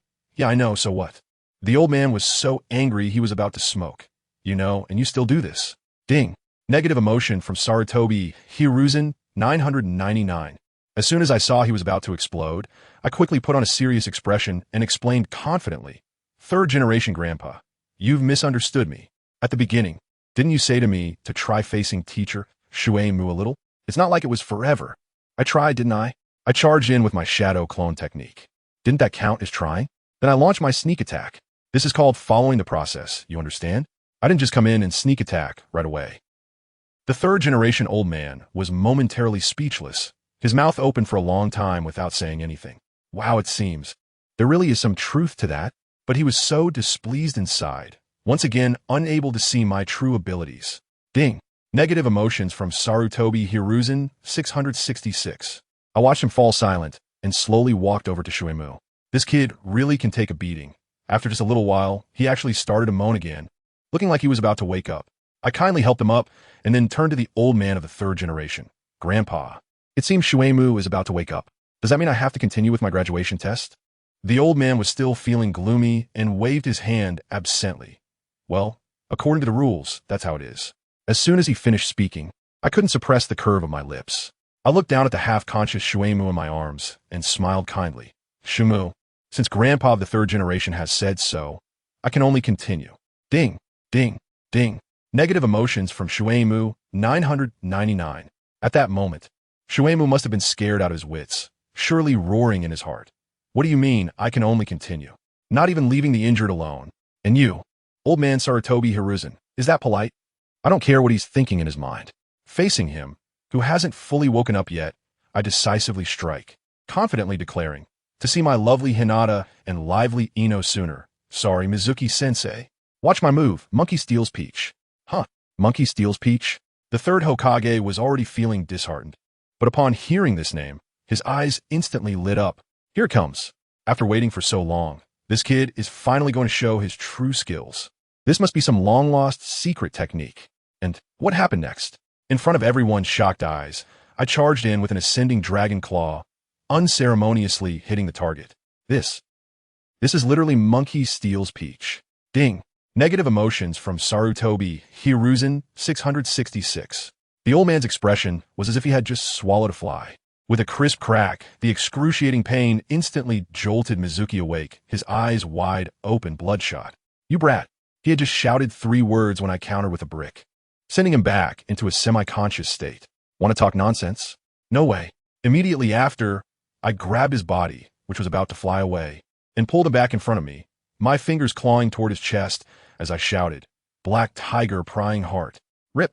Mizuki's shirt was directly torn open by my claw, and he started foaming at the mouth. The intense pain made his eyelids twitch wildly as he struggled to open them. Unfortunately, I didn't give him a chance at all. With a quick turn, I charged at him with my shoulder, one move after another. I gave him no chance to breathe.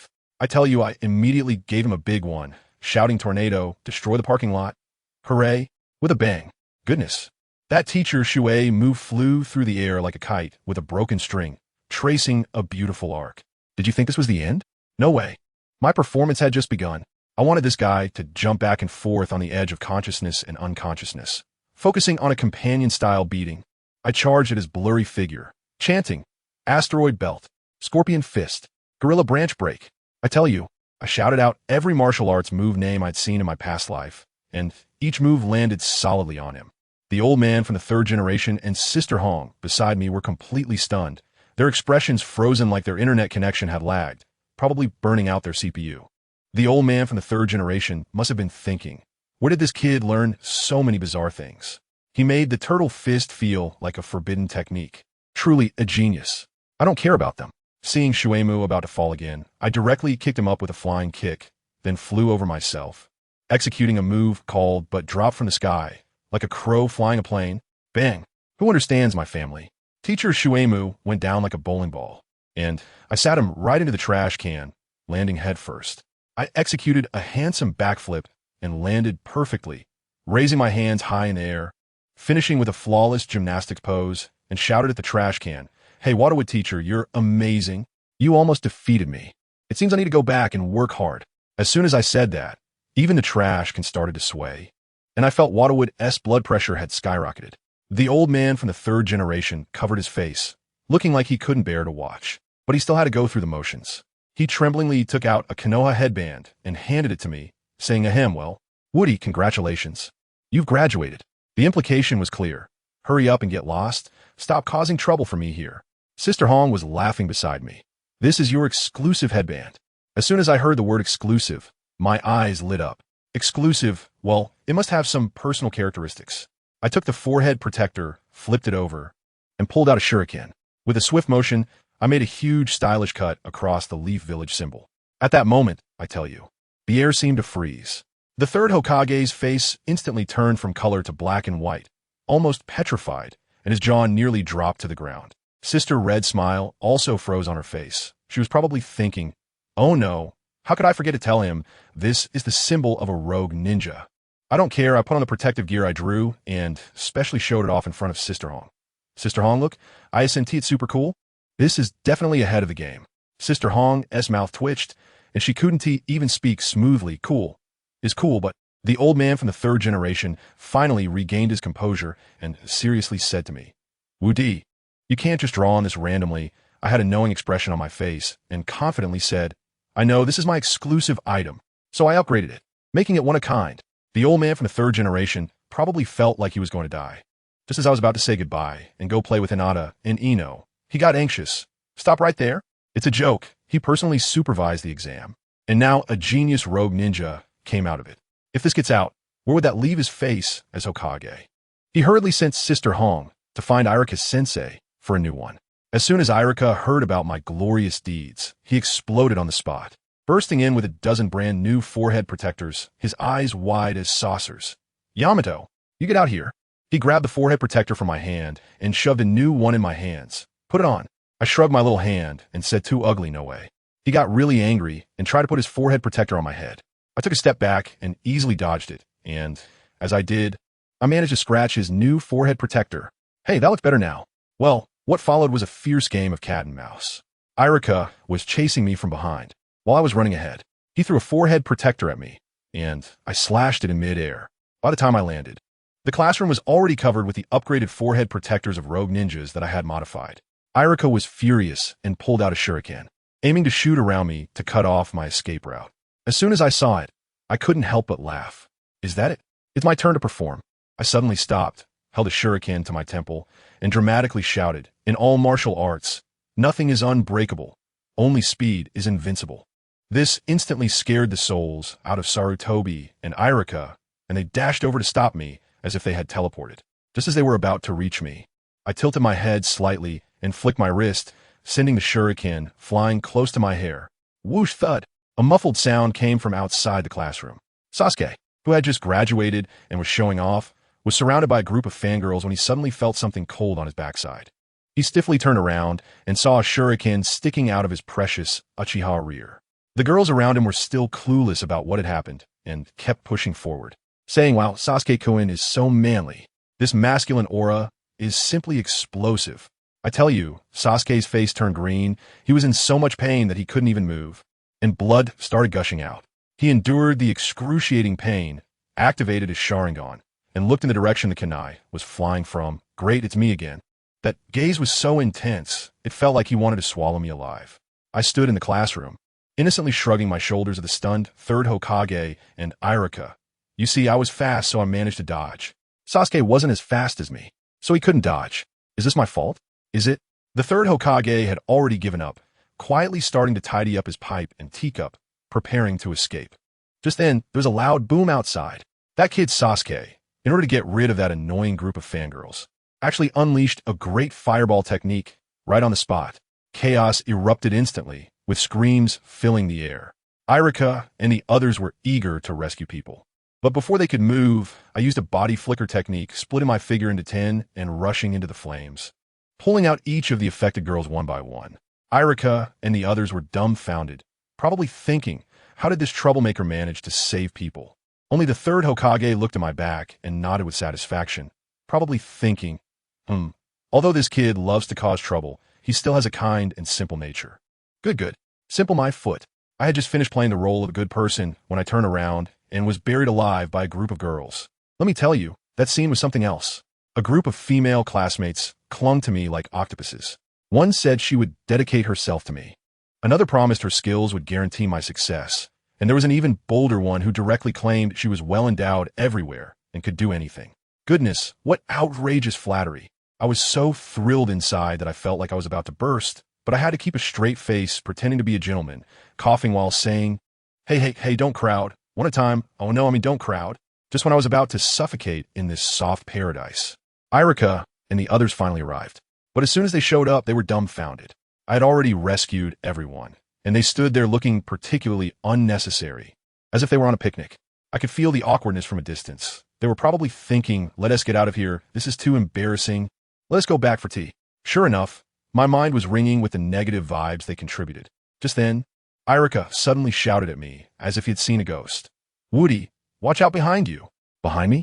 I glanced with my peripheral vision and thought, puffed.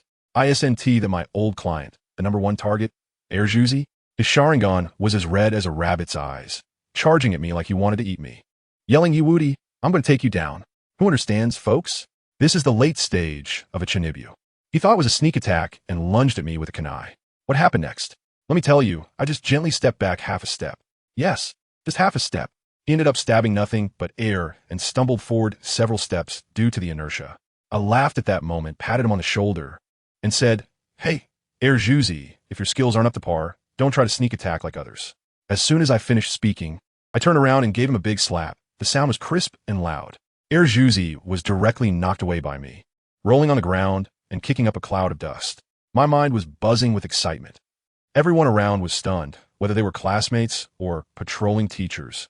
Their jaws almost dropped to the ground. I guess they were all thinking, how is this kid speed like he's cheating, almost catching up to a special Jonin? Only the third Hokage was over there puffing on his pipe, wearing a look of complete control, probably feeling pleased inside with another trump card in hand. Those female classmates who were just a second ago surrounding Sasuke, shouting how cool he was, instantly betrayed him and started shouting how great Wudi was. I, on the other hand, completely ignored them, slipped over to Irika, grabbed another forehead protector from the pile on the desk, pulled out a kunai, and with a swift motion, added a new scratch to it before tossing it onto the desk. Third Hokage, Irika-sensei, I'm taking Erjuzi out for some fresh air, so don't touch this forehead protector. Irika was about to say something, but with a body flicker technique, I disappeared, leaving behind a phrase. I'm off. Before long, from the dust, Erjuzi wobbled and stood up. Goodness, he could take a hit. His red eyes were fixed on the direction I vanished, gritting his teeth. And without saying a word, he chased after me. He wasn't going to back down. He insisted on having a go at me. Irika was as anxious as an ant on a hot pan, asking the third Hokage, Lord Third, aren't you going to do something? Guess how the third Hokage replied? He leisurely put away the forehead protector I had altered, blew out a smoke ring, and said, young people, having energy is a good thing. Let them have their fun. I figured he was thinking, why should I care? He was almost driven to death by me, and, with that time, he might as well go back and practice his dance, so he could continue to crush Danzo at night. This old man was all about enjoying retirement and slacking off. Irika was completely at a loss, only able to fret, mumbling, Wudi, take it easy. don't really ruin Sasuke. At this moment, I was leading Air Juzi in parkour around the ninja school. He was behind me, panting heavily, still throwing threats. Wudi, you bastard, don't run. Let me show you the power of the Uchiha. I ran while turning back to mock him. What do you know? The Uchiha clan has only you left. So what are you showing off for? Air Juzi immediately broke down. His negative emotions surged to 999. I thought to myself, just running is so boring. I need to add some intensity. Just then, I saw a cart coming up ahead, and an evil idea suddenly popped into my mind. Air Juzi, don't blame me. This is what I should do. I directly pulled out a dozen shurikens, chanting incantations, mimicking a classic scene from a movie. However, I executed a reverse operation. Instead of stabbing myself, I threw the shurikens one by one into the sky. Running with a bit of acrobatic flair is quite normal, right? At that moment, Air Juzi was so enraged that he was completely focused on me, not paying any attention to the sky. When he saw my speed slowing down, he thought I was out of stamina. His eyes lit up, believing the chance for revenge had come. He was still feeling smug. He can't hold on any longer, right? Wudi, today I will make you pay the price. Before he could finish his sentence, a shuriken fell from the sky, accurately piercing his shoulder. Air Juzi was instantly dumbfounded, with a big question mark over his head, probably questioning his life. What was happening? Why did a shuriken grow out of my shoulder? He definitely didn't believe I did this because the operation was too absurd. Throwing the shurikens up and calculating the landing point was simply a fairy tale. But what he didn't know was that the Pythagorean theorem was practically etched in my brain. While running, I calculated the square of the vertical distance plus the square of the horizontal distance, then taking the square root. In short, after a series of impressively mysterious calculations, I maintained a perfect distance from him. Thu. Several more shurikens fell, hitting him accurately on his back and the other shoulder as well. Now Air Juzi was completely convinced, but his imagination was really strong. He directly attributed my ability to some special bloodline limit, claiming that it enhanced my calculation and dynamic vision. Does anyone understand, family? With such a rich imagination, it would be a shame not to write novels. After finding a reason, his confidence soared again. While dodging the shurikens falling from the sky, he shouted at me, "Your ability is just this much. All you can do is sneak attacks and harmless physical skills. Today, I will definitely defeat you." I couldn't help but laugh. This was so typical of Air Juzi. He was either getting beaten up or on his way to get beaten up. I glanced at the nearby carriage, lowered my center of gravity, and with a smooth slide, I slipped right under the carriage. Not forgetting to turn back and shout at him, "Yo-ho, Air Juzi, don't get knocked into the hospital. I'll set off fireworks in front of your window." Air Juzi sneered disdainfully. "Is that all?" He leaped up, trying to vault over the carriage. However, the horse seemed startled by our commotion, suddenly made a sharp stop, reared up its front hooves, and delivered a powerful kick. Bang! With a muffled sound, it hit Air Juzi right on the backside. Damn it, was all Air Juzi had time to shout before he was sent flying like a cannonball, crashing against a huge billboard nearby with a thud. His limbs going limp and dangling like a decoration, swaying there. I stopped, leisurely walked to the bottom of the billboard, and cheekily asked, "Air Juzi, still got air? If you run out of air, just make a sound, and I'll immediately arrange a full service for you, ensuring you leave in style." The 999 notification in my mind told me he wasn't fainted yet. Sure enough, the next second, Air Juzi on the billboard suddenly tensed up, kicked off with both feet, and pulled himself out of the billboard. In midair, his hand were already swiftly forming seals. Fire release. Great fireball technique. Well, look at that. He's even learned to play dead and launch a sneak attack. A huge fireball came crashing down towards me. Unfortunately, in front of me, this was child's play. The fireball exploded and dust filled the air. Sasuke landed steadily, a confident look on his face. "Wudi, this time I won." But when he focused his gaze, there was nothing left but a charred wooden stump and no trace of me. Just then, he heard a smacking sound coming from the side. I was sitting next to a fruit stand, munching on a watermelon, leisurely asking him, "Air Juzi, what are you trying to prove against that wooden post? Have you lost your mind?" His face turned green, veins bulging, as he charged at me again with a kunai. This time he was clever, throwing 3 shurikens first. In an instant, I split into 3 clones and easily dodged them. Sasuke's eyes lit up because my 3 clones hovered in midair, becoming live targets. Without thinking, he unleashed another fireball jutsu. "This time you're definitely going to lose." How naive. My 3 clones simultaneously tossed away the watermelon rinds then. They stepped on the rinds and executed a smooth second acceleration in midair, zooming out of the fireball's attack range. Juzi's expression was like he'd seen a ghost. I retracted my clones and landed steadily on the pillar behind, looking down at him. I felt like Itachi possessed me and delivered a classic line. Juzi, you're not even qualified to make me go serious. Look up to me, chase after me. Silly Juzi, even if you train like crazy and struggle to survive. All that awaits you is failure.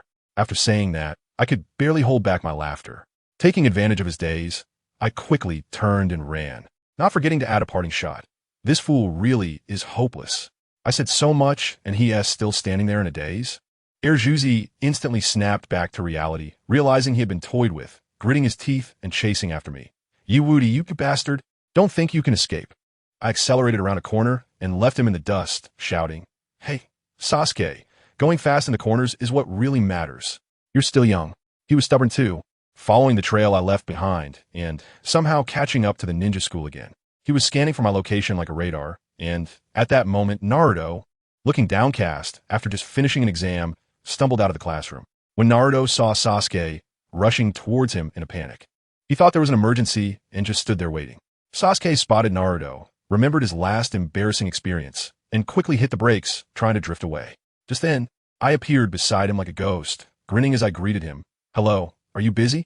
Then, I gently extended my foot. In an instant, Sasuke, moving at high speed, lost his balance and flew out like a cannonball, heading straight for Naruto. Idiot, get out of the way! Sasuke shouted in despair. Before Naruto could react, he was collided with Sasuke head-on. The two of them instantly tumbled into a pile, rolling like a wheel into the crowd, and finally, with a loud crash, they both landed perfectly in a trash can by the roadside. The whole place went silent. It was a major embarrassment, enough to make anyone cringe for miles around.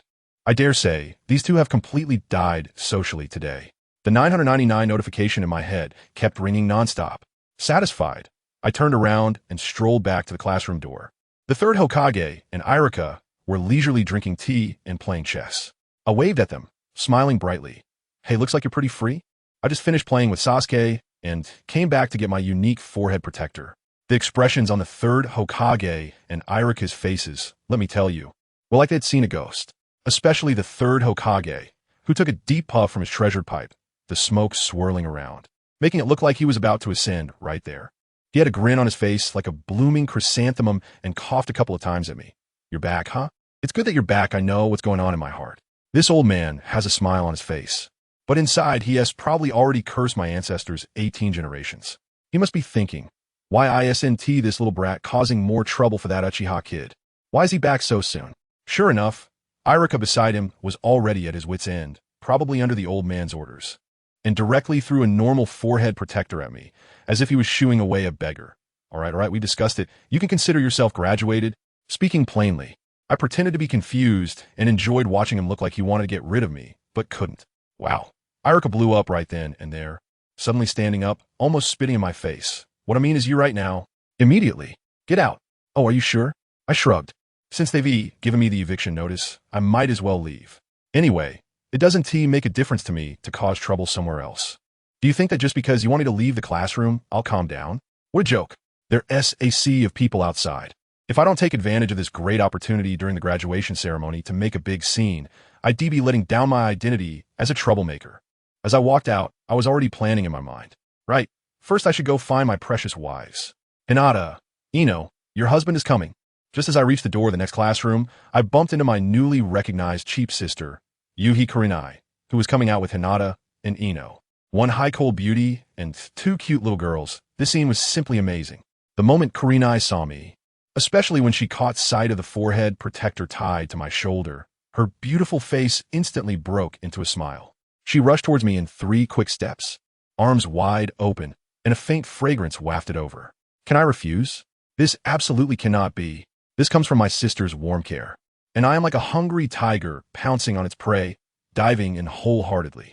Nodi, red sister, I tell you, that feeling is comfortable.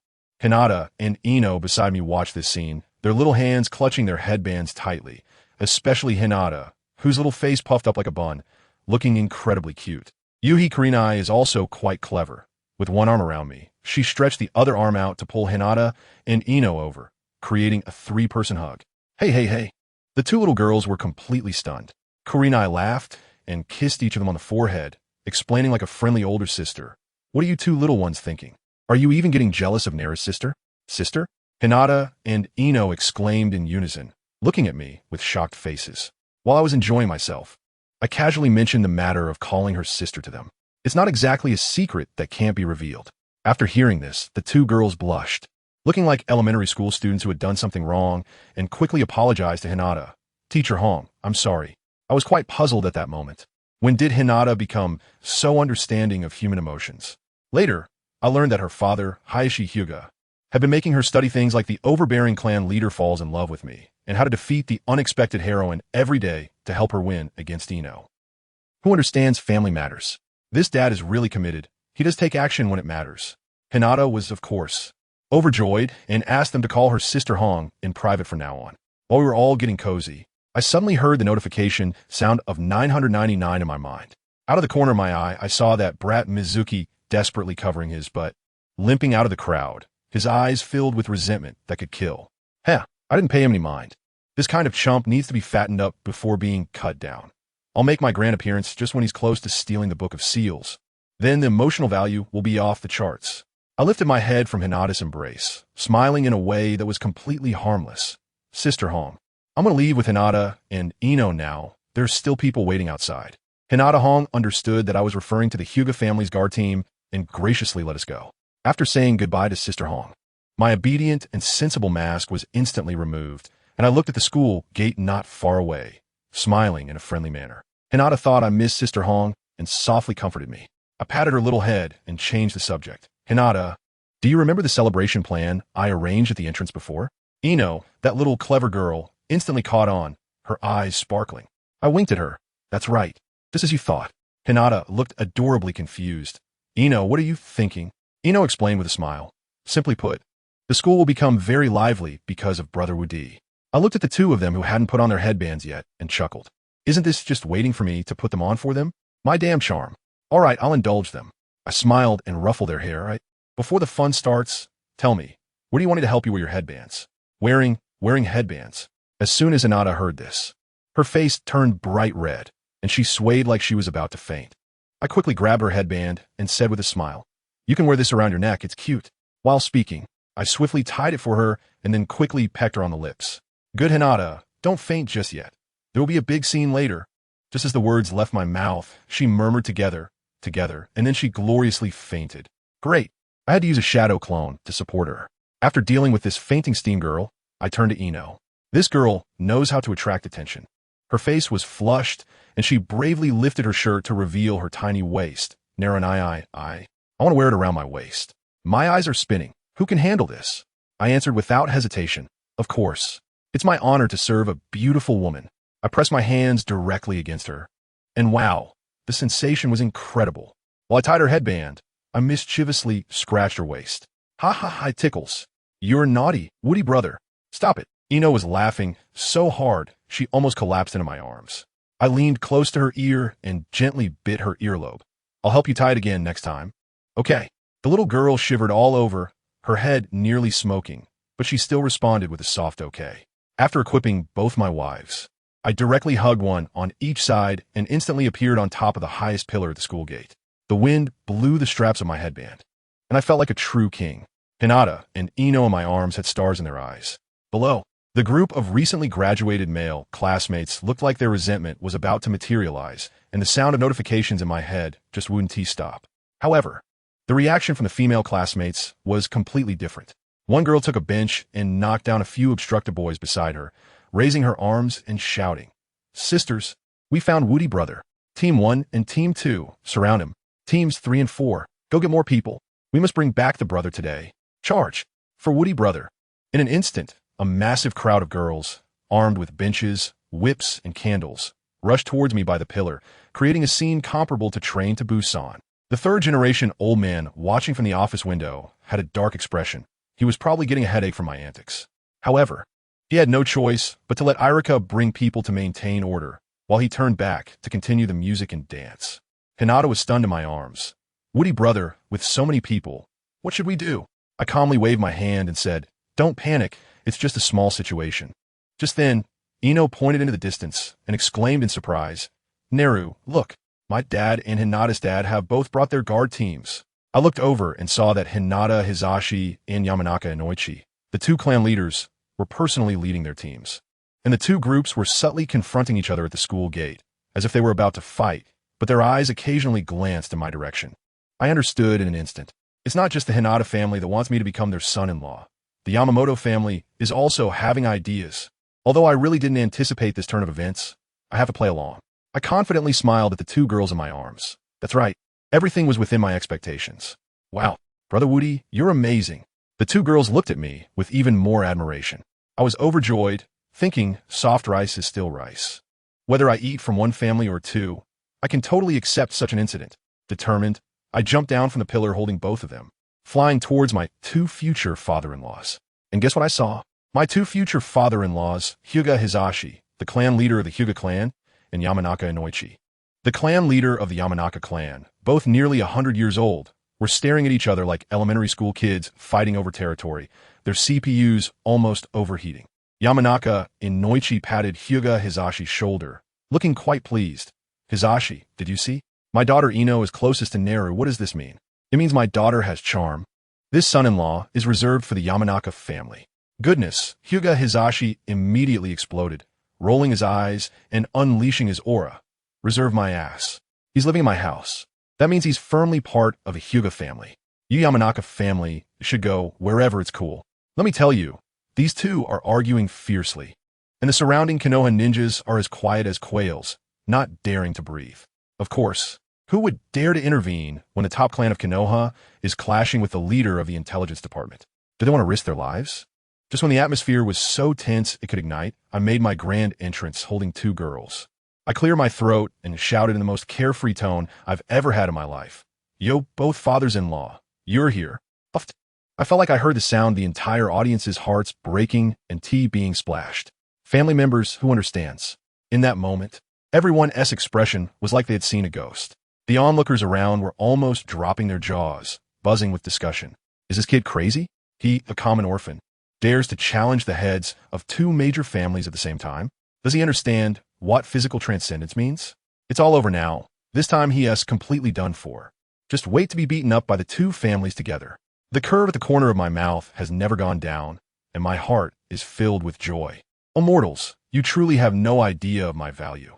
Sure enough, those two old men were not only not angry, but they looked as happy as if they had seen their own son, their faces blooming with smiles. They even synchronously asked, "Wudi, did you pass the graduation exam?" After saying that, they glared at each other. "Don't copy how I speak. You're the one who should learn from me." I ignored the two of them performing their duo act and walked straight over, raising my right hand with the forehead protector shining brightly, casually flipping it. Mission accomplished. Barely passing. It's a pity that teacher Shuemu will probably have to lie at home for a few days. Otherwise, he would definitely have come to see us off in person. As soon as I said this, the expressions of the two old men changed instantly, their eyes sparkling with excitement. They understood that I was showing off my strength. A few days ago, I had just defeated a CH Nin from the root, and now I had taken care of a CH Nin teacher from the ninja school, and with my calm demeanor, it seemed effortless. This potential, this talent. I'm definitely the future second Konoha White Fang or Yellow Flash. The two exchanged glances and instantly reached a consensus, each placing a big hand on my shoulder with satisfaction. Yamashiro Kaichi spoke up first. "Good kid, I knew you could do it. Come visit our Yamashiro family more often. The door is always open for you." After saying that, he provocatively smiled at Hyuga Hizashi, and upon hearing that, Hizashi retorted, "He clearly called me. Yamashiro Kaichi, do you still have any shame? You want to turn against me? Huh? Turning against each other. Who's afraid of whom?" Watching these two usually dignified clan leaders arguing over me like a couple of old men at a market, the onlookers' worldview collapsed, and they couldn't enjoy their snacks anymore. I really didn't have time to deal with them. I leaned close to Ino's ear and whispered a few words. At first, the little girl blushed and her heart raced, thinking I was going to do something, but after hearing my plan, although she looked confused, she nodded heavily and immediately ran off to execute it. It's just 2 black coffins and a dozen sets of black clothes. No big deal. Just let the guard teams from both families carry the coffins. The scene, just thinking about it, is thrilling. Taking advantage of this break, I glanced at my system backend. Wow, after all these days of diligently causing trouble. I had accumulated a large amount of negative emotion points, and this damn system hadn't given me any prompts. I quickly turned on the reminder function. Ding. The host currently has 666 points of negative emotion and can conduct a lottery. Oh, I can draw. What are we waiting for? Draw, immediately draw. The compass in my mind spun wildly, and finally, the pointer dinged and stopped at a shiny golden area. Ding. Congratulations. The host has obtained the divine artifact Swona. Upon hearing this, my eyes lit up. This thing is not an ordinary musical instrument. It can be enhanced with chakra, and once blown, it can exponentially amplify the emotions of everyone within a designated range. In simple terms, it's a range-based emotion amplifier, playing battle songs for our side and funeral music for the enemy, while conveniently harvesting a wave of negative emotions. Simply the best financial product of 2025. In the future, before fighting, just blow a tune, focusing on a cognitive debuff. Perfect. Just when I was feeling good, Hinata, who was dozing in my arms, suddenly pointed at the distance. Naru and I look. Ino seems to be chased by a bunch of people. I laughed. Don't worry, it's not a chase, they're delivering a package. Our performance is about to begin. As soon as I finished speaking, Ino returned with a dozen ninjas from the Yamanaka clan. Those 10 or so people had sour faces, carrying 2 shiny black coffins on their shoulders and clutching a stack of black suits in their hands. The way they looked at me was filled with resentment, as if they wanted to swallow me whole. Ding. Congratulations. The host has received 999 points of negative emotion from the Yamanaka clan's guard team. Ding. The people around also noticed this bizarre scene, and it instantly erupted. What the heck is the Yamanaka clan doing? Carrying coffins at a graduation ceremony? How ominous. Better keep your distance. Don't get caught up in the bad luck. Yamanaka Ino and his people had faces as dark as the bottom of a pot. Completely confused about the situation, Ino didn't care about any of that. She hopped over to me, eager to take credit. Naru and I look. I brought you the coffins and clothes you wanted. Am I awesome or what? I smiled and patted her head. Our Ino is the best. The old man Hinata Hizashi next to me almost had the words gleeful carved on his forehead, patting Yamanaka Ino's shoulder, trying to suppress his laughter. Ino, you see, I said this kid, Naru, still has feelings for our Hyuga clan. Otherwise, how could he prepare coffins for you in public? Puffed. Just as his laughter hadn't even settled, our Hyuga clan's guard team also arrived, panting as they ran over. Guess what they were carrying? That's right. The same style of coffins, the same black suits, and even the sizes were identical. The smile on Hinata Hizashi's face instantly froze and shattered into pieces. Now, it was Yamanaka Ino's turn to counterattack. He patted Hizashi's shoulder with a sigh. Hey Hizashi, sometimes being too confident is not a good thing, you know? Hizashi's face went from white to red, from red to purple, and finally fixed a deadly glare at me, as if his eyes were saying, Naru, what on earth do you want to do? I completely ignored the intense stares between the two of them. The crowd was gathered, and the props were ready. It was time to raise the intensity for everyone. I waved directly at the Hyuga family's security team. What are you still dawdling for? The footwork I taught you. Let us see you move. The black man lifts the coffin, and Konoha splits the coffin are now officially open for business. The security team looked like they were about to cry. Doing this in front of their boss was practically asking for trouble. They stammered, not daring to move. Ino, the clever little girl, immediately played along and sweetly smiled at her own security team. Since the Hyuga family is too scared, we, the Yamanaka family, will step up. Don't you all agree? Her smile was so terrifying in the eyes of her family's security team that they could only nod with tears in their eyes. Yes. Whatever the young lady says is right. I immediately created over a dozen shadow clones for one-on-one teaching, demonstrating the coffin-lifting dance moves. Although Hyuga Hizashi and Yamanaka Inoichi were furious, seeing my masterful body flicker technique brighten their eyes. This talent was simply too enticing.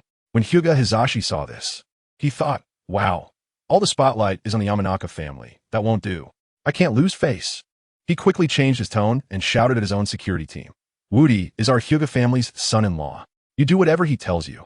Have you forgotten what I said? What are you still waiting for? Hurry up and learn together. Since their pride was already in tatters, they figured it was better to embrace the chaos. Today, I had to firmly establish that Wudi is the son-in-law of the Hyuga family. The Hyuga family security team was feeling quite miserable, but since the clan leader had spoken, they could only bite the bullet and comply. I tell you, those two fathers are getting fired up beside us.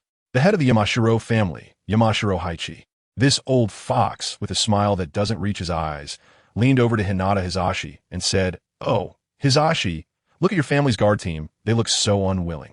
Don't force it, it's not good. Goodness, Hizashi's temper exploded right there. His neck stiffened. My Hyuga clan, my words are orders.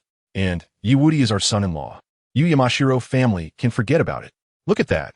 The two of them immediately started to duel like they were competing for son-in-law. But here's the interesting part. While Yamashiro Haichi was making sarcastic remarks, the next moment he had his family's ninjas form a human wall, blocking all the young girls who wanted to rush up.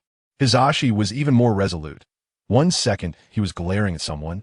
The next second, his body was honest enough to have his family's guard team stand up next to the Yamashiro family, creating a perfect cooperation. Families, who understands? The two fathers-in-law teamed up, right there, to clear the area. They turned the entrance of the ninja school into a VIP zone, and unless you were from their two families, you couldn't get near Yewudi. This operation made the girls outside stomp their feet in anger, while the boys were all watching the show with glee. As for Yewudi, he didn't care about any of this because his clones had already taught the black guys how to do that addictive coffin-carrying dance. I saw him suddenly leap up, shout let's go, and then split off 2 more clones. The next scene, I tell you, made my CPU burn out. His 2 clones each picked up Hinata and Ino and gently placed them on the 4 black coffin boards, sitting them down steadily. Hinata was stunned at the time, and Ino was also dumbfounded. The 2 girls probably thought they were just parading a coffin, not realizing they were the ones sitting on it. Yewudi smiled at them. That smile was like saying, trust me, you'll be fine. The 2 girls were instantly calmed and sat down obediently. Then, Yewudi turned around to the 2 families' guard teams, waved his right hand stylishly, and shouted with full energy, lift the coffin. Holy crap. The guard teams turned pale at that moment, probably thinking 1,000 wild beasts rushed past. Lift the coffin? Are you out of your mind, future son-in-law? If we carry our family's young lady's coffin, we be skinned alive when we get back to the clan? So no one moved. In fact, one stubborn guy stood up and said this absolutely wouldn't do. They couldn't possibly move. As a result, guess what happened? Even more explosive came next. Sitting on the coffin, Hinata and Ino, these 2 little rich girls, without saying a word, pulled out 2 large stacks of cash from their pockets and slapped them right onto the guards' faces. Ino even threatened, hurry up, do what Brother Wudi says, or you can forget about working here again and don't come back to the Yamashiro family. The guard team was completely dumbfounded. What was going on here? Showing loyalty and getting slapped with money? They could only turn back in despair, looking at their 2 unreliable family heads, hoping for some normal guidance. Hinata, Hizashi, and Yamashiro Haichi both had a headache, but what could they do at this point? Hizashi had just announced Yewudi's son-in-law status in front of the whole village. If he went back on it now, where would the Hyuga clan's face go? He could only darken his face and nod. Yamashiro Haichi saw this and thought, for his daughter's happiness, let us do it. He nodded too. Now the guard teams had no choice, since the heads agreed. What else could they say? They could only grimace, half squat down, and place their hands on the coffin. Yewudi saw this and laughed, directly using chakra. His voice echoed throughout the crowd. Lift the coffin. The surrounding onlookers were stunned. What kind of graduation ceremony is this? Directly using a coffin? Is this some special custom of a big family? The guard teams, under the gaze of the crowd, with tears in their eyes and gritted teeth, shouted their battle cries and actually lifted the 4 black coffins.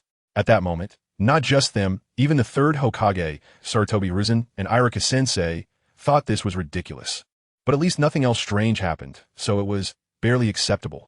But those male students who didn't get the girls were not having it. They started heckling. Ha ha ha, clown. Definitely a clown seeking attention. Down with Yewudi. Hinata and Ino's faces turned black with anger, and Hinata even pulled out an explosive tag. Yewudi, however, just calmly shook his head at them, signaling them not to rush, then grinned widely, revealing an extremely kind smile, and said, ordinary coffin lifting is indeed boring, but what if we give it a soul? As soon as he finished speaking, with a swoosh, a shiny golden object appeared in his hand. I was puzzled at the time, what was that? Later I found out, that thing is called a suona. Everyone present, including the 3rd Hokage, was completely dumbfounded, having never seen this instrument before. The next second, Yewudi puffed up his cheeks and blew it. Da-da-dee. I tell you, as soon as that sound came out, the entire air seemed to solidify. It was so tragic, so heart-wrenching that a few sentimental students nearby burst into tears, crying so heartbreakingly that they even shouted about their grandfathers who passed away last year. Even the members of the escort team carrying the coffin had red-rimmed eyes as they walked, their emotions fully affected, cursing even more fiercely in their hearts. be a human. Yay Woody. Let's carry the coffin. But do we have to have such a sad BGM? Are we supposed to cry while working?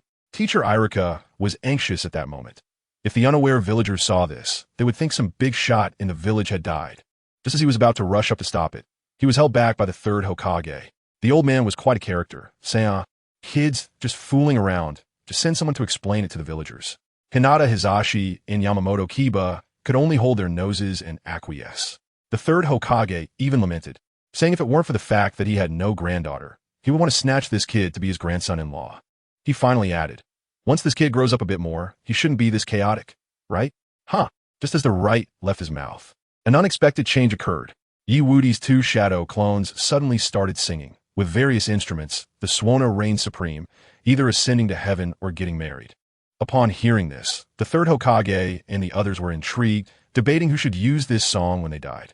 As a result, just when they were arguing red-faced, Yi Wudi himself raised the Suona to the sky and shouted explosively, "Change the rhythm." Wow, the entire atmosphere changed instantly. The escort team, who had just been crying, suddenly started moving as if someone had flipped a switch. They took 3 steps forward and 2 steps back, using the coffin on their shoulders like a barbell, lifting it high up and down. Hinata and Ino, on top, not only weren't scared, but were also laughing joyfully. The sound of the Suona instantly transformed from a funeral tune to a party anthem, and the lyrics sung by the clones changed too. When the music starts, the cloth is spread. Yo-yo, the whole village is waiting for the dish. When the coffin is lifted, the earth is buried. Oh, friends and family dance. The expressions of the third Hokage, Hinata, Hizashi, Yamamoto Kiba, and everyone else froze, their mouths open wide enough to fit an egg. This is carrying a coffin? This is clearly partying on a grave. Just as these big shots were questioning life and preparing to team up to seal Yi Wudi, a voice even louder and more vibrant than the Suona suddenly exploded from the ninja school. Such a festive graduation celebration. How could it be without me? The Azure Beast of Konoha? Yo, Kakashi, my rival, let us go together. Burr, my youth. Burr, my youth. I tell you, when that voice shouted out, there was a huge bang. A guy in a green tight suit, with a very unique look and thick eyebrows and big eyes, flew in from behind with a kick, landing steadily on that third, empty black coffin like a green cannonball. Goodness, I was standing right next to it, completely dumbfounded. And it wasn't just him. There was a shadow beside him, a white-haired guy wearing a mask, looking like he just woke up with dead fish eyes. The guard from the Hyuga and Yamanaka clans instantly went on high alert, their muscles tensed like rocks, thinking some deity had come to smash the place and was going to attack our family's son-in-law. Although this son-in-law usually didn't do anything worthwhile, he was still the head of the family's choice, and they couldn't afford for anything to happen here. But in the next second, everyone relaxed their expressions, and the alarm was lifted. Why? Because it was 2 familiar faces. The one shouting about youth was Might Guy, Konoha Jonin, known as the Azure Beast, a martial arts fanatic. The other was even more heavyweight, the disciple of the 4th Hokage, the son of Konoha White Fang, the copy ninja Kakashi Hitaki. The guards immediately started discussing. Oh, it's these 2. Then there's no problem. Right. Kakashi-sensei is very reliable. He shouldn't cause trouble with that kid. But what do family members know? When I heard this, I almost laughed out loud. Reliable? Do you have a misunderstanding of what reliable means? The biggest event was just about to start. Sure enough, when I glanced at the look in Yi Wudi's eyes, it was shining. I knew it. Those 2 unlucky guys were going to be drafted. Originally, those 2 coffins were meant to be filled with his shadow clones. But now, here were 2 living elite Jonin delivered right to him. The show effect was going to be off the charts. It was going to be so interesting. The 2 of them immediately started bickering when they met. Might Guy, hands on his hips, laughed up at the sky. Kakashi. I got here first this time, I win. Kakashi lazily dug in his ear. Oh, we clearly arrived together, and my toes touched the ground first. Strictly speaking, I was faster. With one sentence, he completely broke Might Guy's defense, who immediately burst into tears, hugging Kakashi's arm and starting to act spoiled. No way. Let's have another round. Just one round. This time I'll definitely win. Kakashi understood him well, knowing that if he didn't agree, this guy could cling to his arm all day. His mind was still relatively clear, and seeing the coffins and the Suona, he knew Yi Wudi was up to something again, just wanting to quickly drag Guy away. But could he escape? Yi Wudi's shadow clone cheerfully approached. Oh, Kai-sensei, Kakashi-sensei. What a coincidence I saw Kakashi's dead fisheye at that moment, his eyelids almost twitching with the afterimage. And I guess he was screaming in his heart. Don't come over. My guy, however, was carefree, patting Yi on the shoulder and praising him for doing well in the graduation exam. Yi was quite the rascal. He first pretended to be sincere and said, "Oh, two teachers, it's such a great day today. It's not good for you to be fighting here. It's quite troubling for us." Kakashi was stunned upon hearing this. Something was off, very off. According to this kid's nature, he shouldn't be trying to mediate, but rather stoking the fire to make us fight for his entertainment, right? Why was he actively trying to stop the fight? There was definitely a trap here. He guessed it correctly. Yi next sentence revealed his true intentions. His smile as friendly as could be. "But you should be about burning bright. How about you two compete in a dance battle right on these two coffins? Whoever gets the loudest cheers wins." A dance battle? Kakashi and Might Guy exclaimed in unison, one in shock, the other in delight. Kakashi's face turned green. I could feel his despair, even through his mask. He was just about to politely decline when his good buddy Might Guy, good heavens, shouted, "This is too lighthearted." At that moment, I just wanted to give Kakashi a wax. "Dude, your teammate really can't keep up." Guy even raised the stakes. "Not only do we have to compete in cheers, but also in who is more youthful." Yi immediately gave him a thumbs up. "Teacher Guy is right. Let's do it." Kakashi's expression at that time was simply like the real-life version of "thank you." Completely confused and arranged like that. Then, let me tell you, when the Swona's tone changed, the lyric sung by the clones also changed. What was it? At first, I didn't know the meaning of the Swona, but upon hearing it again, I'm already a person in the coffin, partying all the way to the king of hell, never to be attached to the earthly world again. It was so mesmerizing. My guy immediately got into it, pulled out several dumbbells, and started juggling on the swaying coffin. The bodyguard from the Hyuga family lifting the coffin had darkened faces, forced to shake wildly to the rhythm, and the scene was abstract, like it had been pixelated. Kakashi saw this and thought, well, there's no escaping now, he's been forced on a Lianshan, and he went crazy. Guy, I accept your challenge." He didn't even know where he pulled out a bunch of stuff, bricks, soup spoons, kitchen knives, cutting boards. Even his secret stash of intimate paradise was taken out as juggling props. The two of them were going all out, and in the end, both became blurry, turning into two living mosaic groups, an abstract scene that even the most explosive AI painting of 2025 couldn't capture. The two groups lifting the coffin. The Hyuga and the Yamanka families had faces the color of pig liver, their expressions twisted, veins bulging, probably cursing Yi ancestors for the past 18 generations.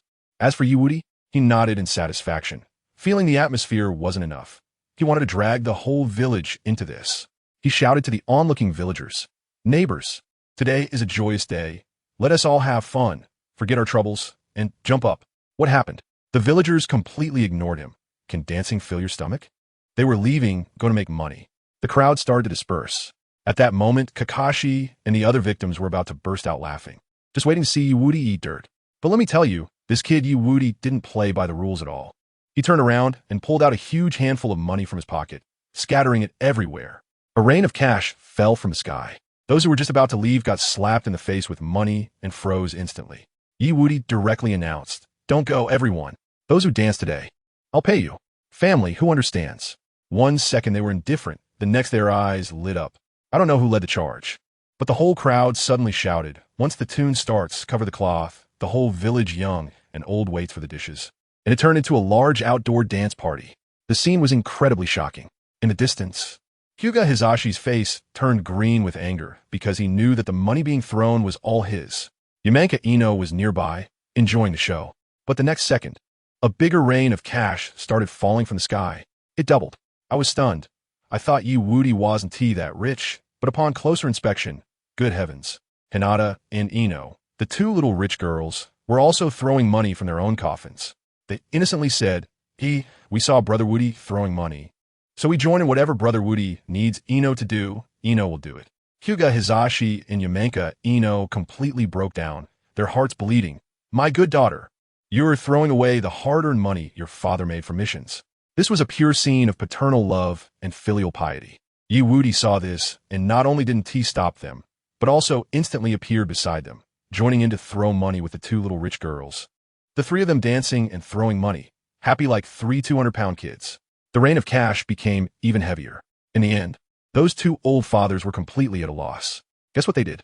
Let me tell you, it was absolutely brilliant. They exchanged glances, secretly called their personal bodyguards, and whispered their orders. "You guys, Immediately change into civilian clothes, disguise yourselves as commoners, mix in the crowd, and grab the cash. Huh. Those bodyguards were stunned, doubting whether they heard wrong. Hyuga Hizashi, losing all face, waved his hand impatiently. This is the task. Hurry up. Don't make me say it a second time. I tell you, the faces of his bodyguards turned green, cursing under their breath, but what could they do? The boss had spoken, and they could only brace themselves and rush in to grab money from the old folks. Goodness, the system notifications on my side sounded like firecrackers during the new year, ringing endlessly. That kid Wudi, seeing that the timing was right, stood directly on the coffin board like a top MC, holding a loudspeaker and started to hype things up. Family, how does it feel to sway with the music? Is it exhilarating? At first, everyone was a bit shy. After all, they were all people of status. But Wudi's one line shattered everyone's sense of shame. Just a friendly reminder, if everyone is having fun, I'll organize these kinds of events regularly. Wow. As soon as those words were out, who still cared about their face?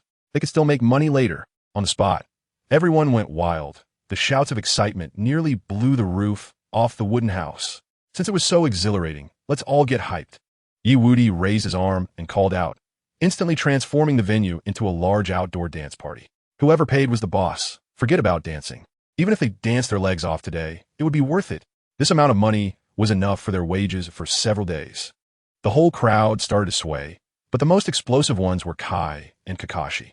Those two were already dancing like a blur, really. It was like a pixelated, low-quality video, you know what I mean?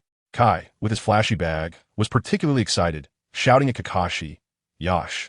From now on, we'll battle dance to decide the winner. This is youth. Kakashi's face darkened. I bet he had cursed Wudi's ancestors 100 times in his mind. Dance battles with Kai every day. That would be the end of him. But what could he do? He could only roar and continue to speed up, keeping up with Kai's rhythm. Now everyone was driven mad by the two of them. The villagers also began to accelerate wildly, twisting their waists and shaking their heads, each one turning into a walking blur. At first, they were quite excited, but after a few minutes, the atmosphere changed drastically. Ajun, I can't control myself anymore. Achong, stop dancing. I can't handle your rhythm. My waist has its own ideas. Buzz, buzz, buzz. I tell you, that scene was both funny and scary. One by one, they looked like they were on drugs, jumping around until they started foaming at the mouth, convulsing all over, and collapsing to the ground, their bodies twitching like they had an electric motor installed. And what about that kid, Wudi? He was standing there, happily harvesting negative emotions, smiling brilliantly.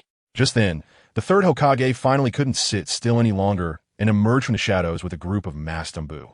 Goodness, if they didn't come out soon, it seemed like 80 of the shops in Konoha would close tomorrow, and the whole village would end up in a hospital. He was probably still thinking that this mess should be blamed on Danzo. Once the Anbu moved, they began picking people up off the ground, sending those foaming villagers to the hospital. The third Hokage, with a pipe in his mouth and a gaze like a knife, was glaring fiercely at Wudi. Wudi didn't even acknowledge him. Why? Because I was busy opening blind boxes at that moment. With over 200,000 negative emotion points in the system. Why save them for the new year? The biggest priorities are the wife and the lottery. Lottery, I silently chanted in my heart. Goodness, when the golden wheel of fortune spun, the pointer landed directly on a pile of talismans. Ding! Congratulations to the host for obtaining the forbidden technique. Mutual Explosive Talisman Max. Wow, this is amazing. From now on, close combat will be the 1,000 years of pain, and long-range combat will directly be the artistic Patrick Star. At that moment, a thought crossed my mind. Such a great forbidden technique should be used to draw a perfect conclusion to today's performance. It would be a shame not to. The third Hokage, with a dark expression, had just walked up to me, preparing to give me a lesson, but I quickly stepped forward, looking surprised, and greeted him. Oh, Grandpa Third, you're here to dance too? What a coincidence. Our performance is about to end. The third Hokage was momentarily speechless, probably thinking to himself, I came here to lecture him. How did I end up being led astray by this kid? He cleared his throat and was just about to say, Wudi, I know you like singing and dancing, but I interrupted him directly. I know. That's why we need a grand closing ceremony. As I spoke, I reached into my pocket with my left hand, and with a rustle, a large handful of explosive talismans came into view. Please wait a moment, my great-grandfather. Once I'm done with the ceremony, we can chat slowly. If you want to learn, I'll teach you. The third Hokage was completely bewildered. What are you doing with a bunch of explosive talismans for a closing ceremony? Do you want to blow this place up? Just as he was about to take action, My clone had already shot up into the sky with the explosive talismans and then tossed them all into the open air. Boom! A tremendous explosion lit up the sky. The third Hokage and the group of ninjas let out a sigh of relief, thankful that I hadn't set the street on fire. The third Hokage even began to direct everyone. Everyone, get down quickly. He was acting so visionary. Heh, visionary? Can you guess that I would use the explosive talismans for a chain reaction? Let me tell you, the real show is just beginning. As the explosion ended, everyone thought it was over. But suddenly, from the core of that explosion, a dense cluster of explosive talismans erupted. Boom, boom, boom. Let me tell you, the sound of those two explosions was at least 10 times louder than the previous one. A huge mushroom cloud rose directly above the Hidden Leaf Village, and that scene shocked my whole family. The third Hokage was instantly petrified. His face was slapped red. The surrounding ninjas looked at him with different expressions, probably cursing in their hearts. Didn't they say it was fine? As for me, taking this opportunity, I gave a gentlemanly bow to the villagers below who had just woken up, dazed from the explosion, and smiled in a harmless way. Dear friends, thank you all for your support. What's above your heads is a firework display I created using 1,000 detonating charms, and I hope you enjoy it. 1,000 detonating charms? For fireworks? I tell you, the villagers' eyes turned red on the spot. What kind of divine rich person is this? What was said before must be true. In the next moment, the crowd erupted again with cheers like a tsunami. Woody, come again next time. The three generations were all stunned. This operation was simply incredible. Amidst the cheers, I decided to ignore those old guys and turn to Hinata and Ino beside me. My voice incredibly gentle. Did you enjoy today's performance? Hinata's little face turned red, her eyes sparkling with stars. Woody brother, the fireworks you set off. So grand. Oh dear, I can't take it anymore. Before she finished speaking, she went limp. I was already used to it, and a clone went over to support her steadily. Then I looked at Ino, whose face was as red as an apple. I directly pulled her into my arms and whispered in her ear, "Just say what you want, don't be shy. I'm here." Goodness, Ino melted completely, her whole body going soft, but she still mustered her courage, quickly kissed me on the cheek, and then nervously said, "I hope Woody brother can come visit our mountain clan sometime. My room is always open for you." Before she finished, she shyly broke free and ran away. Watching Ino's retreating figure, I smiled. Don't worry, we will meet again soon. Over there, Sarutobi Hizashi and the others had just put on a serious demeanor, only to find out I was just flirting with a girl, and they all breathed a sigh of relief, but their expressions were as if they had swallowed a fly. I directly picked up the fainted Hinata and tilted my head with a bright smile at the still stunned guy and Kakashi. Guy-sensei, Kakashi-sensei, Hinata is tired, so I'll take her back first. You two will have to deal with this mess. Kakashi's eyes were almost rolling to the sky, thinking, why should we clean up the mess you caused? Before he could speak, that hot-blooded idiot guy gave me a thumbs up and replied without hesitation, no problem. It's our responsibility to relieve our students' worries. This is youth. At that moment, I thought about giving Kakashi a cigarette. In the end, amidst the cheers of the villagers, I used a body flicker technique to slip away with Hinata, leaving Sarutobi Hiruzen and Yamashiro Aoi, a group of people, all staring intently at Hyuga Hizashi. Let me tell you, at that moment, everyone's gaze suddenly focused on Hyuga Hizashi's face. And guess what happened? My father-in-law immediately made an elegant gesture, spreading his hands and dismissing it all cleanly. Ahem, why are you looking at me? The troublemaker is that kid. What does it have to do with me? He even said that although I was the unofficial son-in-law, I hadn't officially married yet, so the Hyuga clan wouldn't take the blame. Goodness, his ability to shift blame was simply textbook level. Yamashiro Aoi couldn't let this opportunity slip by and immediately tried to undermine him, saying that since the relationship wasn't significant, why not come to our Yamashiro family? It almost made my father-in-law roll his eyes in frustration. The third Hokage, seeing these two about to fight for me, was already overwhelmed and quickly called for a stop. Then he sent away the other clan members and kept Hyuga Hizashi and Yamashiro Aoi behind. Let me tell you, although I had slipped away, I heard all the details of what happened next. The old man's face was extremely serious as he asked, "Come on, how many explosive tags did you give that kid?" He suspected I had used the forbidden technique of mutual explosive tags, because the explosive power was definitely not something that could be achieved with just 100 or so tags. He must have already imagined a grand drama where I was an undercover agent from an enemy village, secretly learning the forbidden techniques from a sealing book. As a result, let me tell you, my father-in-law and Yamashiro Aoi both had awkward expressions. Hyuga Hizashi cleared his throat for a long time, feeling particularly embarrassed, and finally said, Ahem, that kid, I gave him about 1,000 tags a few days ago. As for my daughter Hinata, she has only a few hundred, plus a scroll sealing about 1,000 tags, which is kept for emergencies. Sarutobi Hiruzen's CPU must have been overheating right there. His expression seemed to say, I understand nothing at all. Are you crazy? Giving the kid 2,000 explosive tags for self-defense? Are you afraid they won't blow themselves up? Before the old man could recover, Yamashiro always struck again. Well, Lord Third, our Yamashiro family may not be as wealthy as the Hyuga family, but my daughter's guard team also has a few hundred tags combined. And you know how my daughter Ino is. I'm not sure if she handed all of them over to that kid, especially since she really likes him. Ahaha. Family, who understands? At that moment, Sarutobi Hiruzen was completely petrified, holding his pipe and doubting life. After checking for a long time, it wasn't that I could use forbidden techniques, it was purely money power. In the end, the old man sighed, waved his hand, and said to let this matter go, then turned to discuss my graduation class assignment with them. And me? I had already used a body flicker technique to return to the Hyuga compound, holding the fragrant and soft Hinata. I gave her a peck on the cheek and sent her back to her room to rest well. As for myself, of course, I was ready to strike while the iron was hot and prepare for the lottery. I just brought up the system interface and, with a flash of golden light, wow. Earth Escape, Earth Flow, Wall Max. Just like the one from 5.5, and it can even carve dog heads. Great. Now there's another way to show off. I was enjoying myself when suddenly I heard a very lewd moan from the next room. Little baby, I'm coming in. Oh, I immediately understood that the old man was at it again. With a quick thought, I cleared my throat, gathered my chakra, and shouted, Father-in-law, you're back. What? The next room instantly erupted in chaos, and the elder rushed out in a panic, almost forgetting to pull up his pants, his face filled with terror.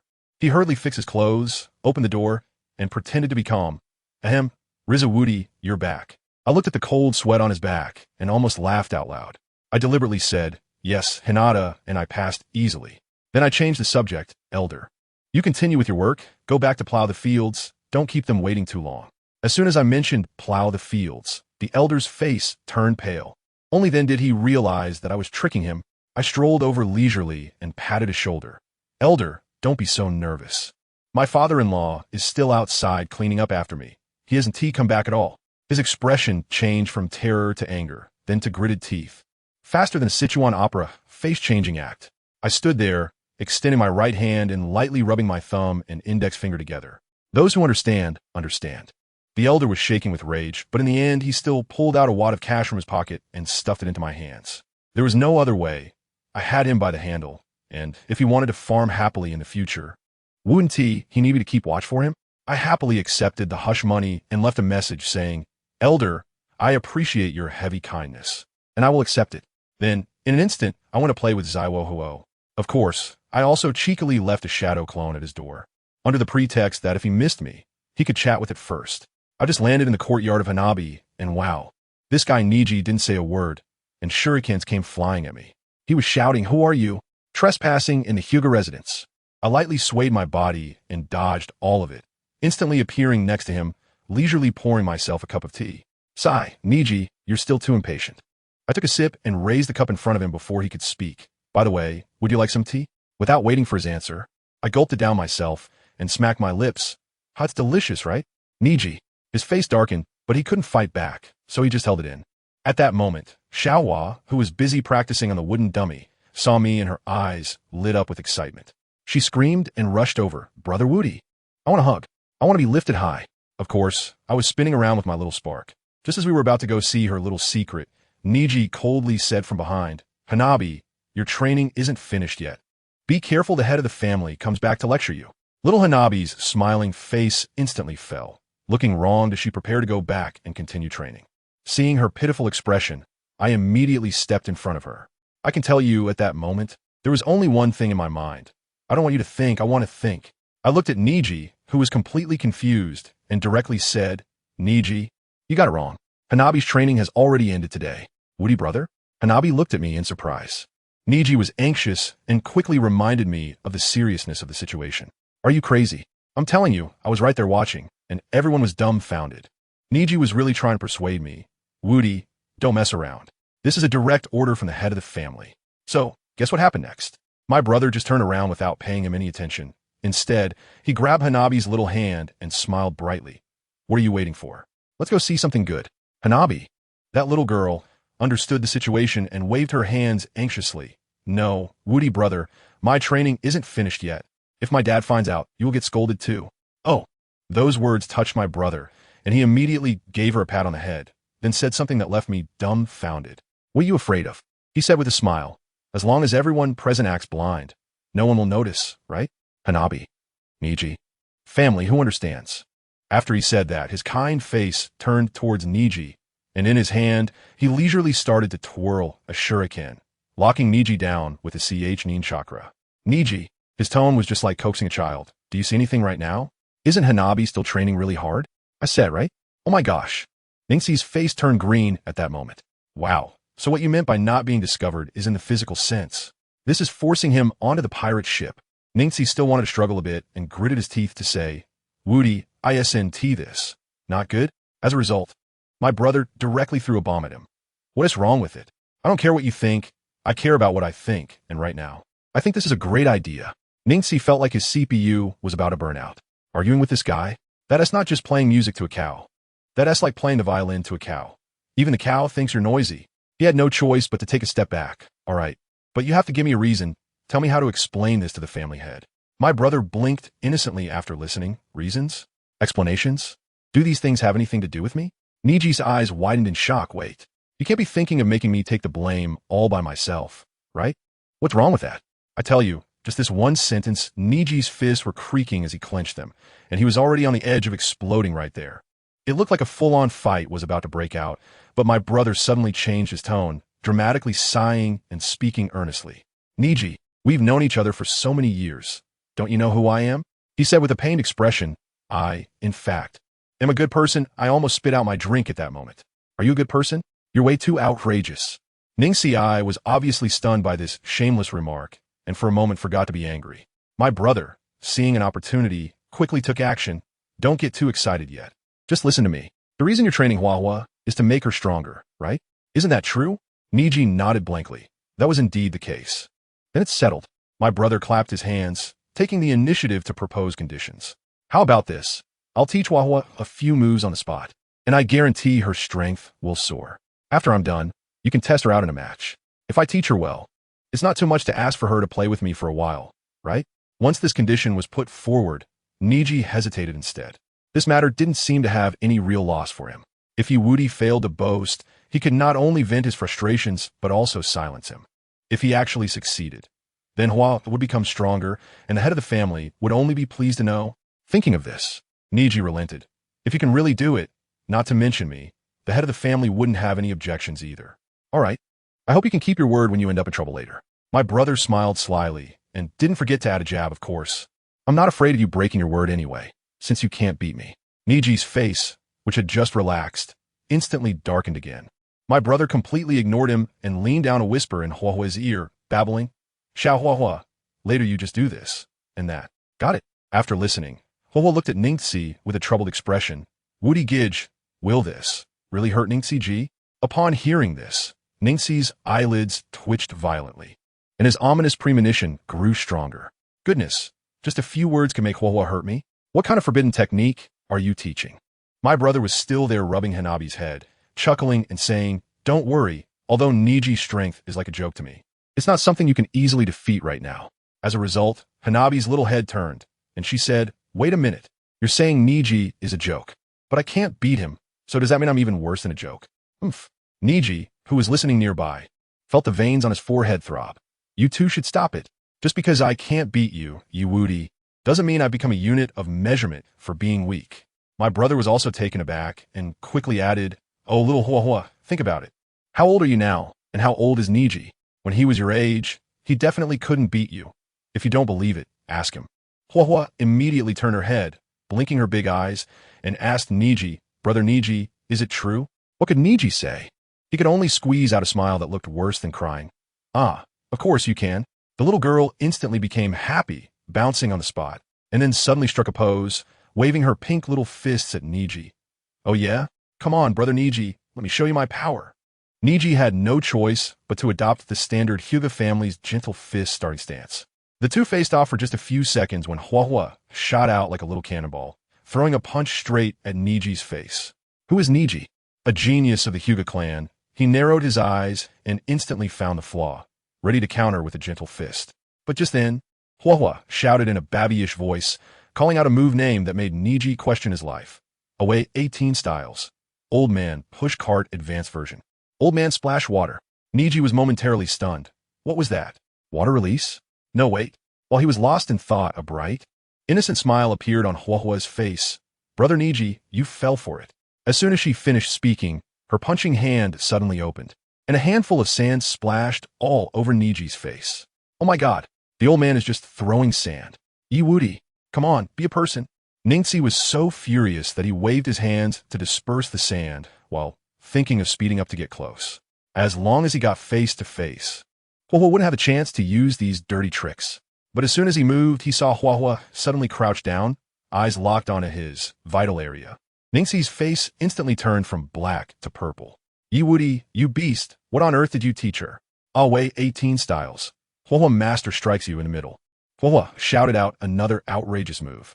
Ningxi didn't dare to take it head on and jumped back to create distance. But while he was in the air, Hua's move changed again, turning her fist into a palm, and she chased after him like a little spinning top, shouting, I'll weigh 18 styles, poison dragon drill, drill, drill. The target was still that indescribable vital area. This fighting style is too dirty. Ningxi forced his body to twist in the air using his core strength. And with a palm strike, he tried to counter from the front. He thought that as long as he faced it head on, Hua, a little kid, couldn't possibly match his strength. But Hua was cunning and cheerfully shouted, Ningxi, you're just as honest as WudiGets said. With a roll, she easily dodged Ningxi's counterattack. Then, what do the family members know? The next second, a small dagger slid out from Hua's sleeve. With the Byakugan activated and chakra raised, she smiled and said, Ningxi, WudiGets said to take your life while you're sick. Don't worry, I'll just poke you gently. What kind of fight is this? Not using chakra or Byakugan is the rule set by the head of the family, but you have weapons, chakra, and Byakugan. This is cheating. Ningxi broke down and shouted, Stop, stop, stop. I won't fight anymore. This left Hua stunned, frozen in place, not knowing what to do. But while she was frozen, the knife in her hand flew out due to inertia. The target was still Ningxi. Clang, clang, clang. The system notification sound echoed wildly in my head. And both Ningxi and the secretly observing Hinata Hisashi were probably scared to death. At this critical moment, my brother suddenly appeared between the two with a body flicker technique. I thought to myself that he finally made progress and knew how to save people. But what happened? He threw a shuriken, not to block the knife, but to adjust its trajectory. That small sword was deflected by the shuriken, changing its course from going down to going up. It whizzed past Neji's scalp, almost giving him a Mediterranean haircut on the spot. Neji, feeling his nearly lost hair, finally couldn't hold back and turned to my brother, shouting, Wudi, what the hell are you teaching? You said it was a taijutsu duel. How could you let Hanabi use chakra and weapons? And why didn't you just knock the knife away earlier? I tell you, in the face of this soul trio question, my brother remained calm and relaxed. As easy as drinking water. He shrugged and said with a faint smile, Oh, who told you this is a taijutsu match? That SA training rule set by your father-in-law, not by me. If that is the case, why can't I let Hanabi use chakra? With that one sentence, he completely silenced Neji, because what he said actually seemed to make a lot of sense. My brother saw him at a loss for words, and in an instant he appeared next to the small dagger, picked it up, and continued to strike. As for why I could have directly intercepted that small dagger just now, but ultimately chose only to change its trajectory, that is naturally because, let me tell you, if you don't get a taste of society's harshness, you won't even know what pain is. My brother is incredibly quick, precise, and ruthless when it comes to educating others. With a darkened expression, he pointed directly at Neji's forehead and started lecturing. Do you think those dirty tricks are particularly low and unworthy of a proper fight? Can you guarantee that every enemy you face will play by gentlemen's agreements? As long as I'm here today, the worst that can happen to you is getting a buzz cut or changing your hairstylist. But what if this were on the battlefield? One move, and someone could take away your happiness for the rest of your life. Boom! These few words hit Neji like a thunderclap, leaving him stunned and speechless, his face alternating between red and white, utterly ashamed. Let me tell you, even the father-in-law who had been eavesdropping, Hayashi Hyuga, was nodding vigorously, his eyes full of drama. Wow, my son-in-law has something. This awareness, this perspective, and he's only 13? I've struck gold. But what makes my brother cool is that he doesn't care at all what these two older men think. After finishing his lecture, he ignored them and turned around, striding off to find his adorable little sister-in-law, Hanabi. The moment Hanabi saw my brother, her eyes lit up like fireworks and like a little cannonball. She yelled and rushed over. "Brother Wudi, hug me. Brother Wudi is the best." My brother was so loving, without a second thought. He opened his arms wide and scooped her up, even lifting her high in the air. However, this warm scene didn't last 3 seconds before Neji, oblivious as ever, came over again. He stood there, looking conflicted, and mustered the courage to speak. What you said is correct. But, what good is it for me to just be embarrassed? Hanabi's strength hasn't improved. When the clan head comes back, he definitely won't let her rest. My brother laughed after hearing it, holding Huahua and looking at Neji like he was teasing a child, directly switching to life coach mode. "Neji, let me ask you a question," he said slowly. "What does it mean to be a ninja?" Without waiting for Neji to answer, he started rambling. A ninja is someone who can endure. The most important thing is not how many flashy ninjutsu you can perform, but your unwavering determination. Do you understand? Then he changed the subject, rubbing Huahua's little head and pointing at her, saying, "So, little Huahua first pretends to be weak to mislead the enemy, then uses all sorts of techniques you might look down on to confuse them, and finally uses her advantages to strike decisively. Do you think there's anything wrong with this tactic?" Neji was so bewildered that he almost nodded, but my brother hit him with a bombshell. "By the way, I forgot to tell you, I am her advantage. My little sister-in-law. I will protect her for life." Family, who understands the value of this statement? Neji's CPU was overheating on the spot, and he couldn't say a word, mouth agape. He instinctively wanted to struggle a bit, but I still think. All right, stop dragging it out." My brother impatiently interrupted him. "When your father, oh no, when my father-in-law returns, I will personally talk to him. Is it really that big of a deal for little Huahua to chat with me?" After saying this, my brother turned around with Huahua and walked away. Neji was torn, ready to rush up and stop him. But my brother seemed to have eyes on the back of his head, suddenly turning around. That gaze, oh my gosh, sharp as a poison kunai, sending chills down his spine. Neji instantly froze, muscles tensed, cold sweat breaking out. He felt that if he took one more step forward, my brother would definitely make him understand why the flowers are so red. Just when the atmosphere was about to freeze, a savior arrived. Hyuga Hizashi, the head of the family, entered with a steady stride. Seeing his father, Neji quickly bowed and greeted him. And guess what? After Neji finished reporting, thinking his father would take his side, the old man fell silent for a moment, then cleared his throat and seriously told Neji, "Neji, didn't I already say it? Wudi is our Hyuga clan's son-in-law. Is there anything wrong with the son-in-law caring about his little sister-in-law's training? Absolutely no problem at all." I was right next to them and almost laughed out loud. Neji looked like he was about to crack. His expression was as ugly as if he had eaten a fly. Hinata was even forcing him to apologize to my brother. My brother, being a top-notch me master, looked at Neji's pitiful little wife expression, sighed deeply, and said earnestly, "Neji, why can't you ever remember? We are ultimately a family." Then suddenly, the tone changed, and he dropped the trendiest retro meme of 2025. "Tyler, I forgive you." Ha ha ha. Neji and Hinata were both completely frozen, their faces filled with confusion. "Tyler? Who is Tyler? What's going on?" My brother completely ignored their confused expressions, took Hanabi's small hand, and went aside to whisper. Before leaving, he turned back and added with a smirk, "You two better not eavesdrop. Whatever, I'm not afraid of them listening in. At most, I'll just take Hanabi and run away today. After all, it's not my first time." As soon as I said that, Hinata's face turned green with anger, his temples bulging. On the other side, Hanabi was happily held by my brother, pointing at a wooden sculpture she had carved herself, chattering about the scene when everyone had noodles together that night. My brother listened quietly, his gaze incredibly gentle. After she finished, she looked a bit disappointed and said she had to go back to continue training. But my brother directly made a pinky promise with her, seriously declaring, "All right, it's a deal. Once your training phase is over, I'll definitely take you out to see all the interesting things." Hanabi was overjoyed, gave my brother a quick peck on the cheek, and then hopped back to find Neji. My brother touched his cheek that had been kissed, and suddenly had a flash of inspiration. Right? Telling stories is so boring. It's better to just draw it out for her to see. His mind was racing, and with his current title of spending money boy, finding an artist to do the work for him would be a piece of cake. With that thought, he used a body flicker technique and jumped onto the wall, ready to make his escape. However, just before he left, he had another episode and shouted down at the training ground. Yo, Neji. Poor Neji was traumatized by him, startled into a shiver, his muscles tensing up, and his Byakugan almost activating, thinking he was about to be set up again. But my brother completely ignored him and struck a cool pose at Hanabi. Little Hanabi, wait for my good news. I'll bring you a gift when I come back. Under Neji's speechless gaze, he slowly turned his head toward Neji. As for you, just keep training with Hanabi. Do your best. There will be plenty of training in the future that needs your help. Let me tell you, the moment he turned around to leave, that smile at the corner of his mouth was so sly. He must have been thinking, oh, my foolish little brother. Just be a dedicated bodyguard and training partner for Huahua from now on. That way you won't have to go to the battlefield, and you won't die. I really am a great person, definitely not just looking to conveniently harvest your negative emotions and use you as a tool.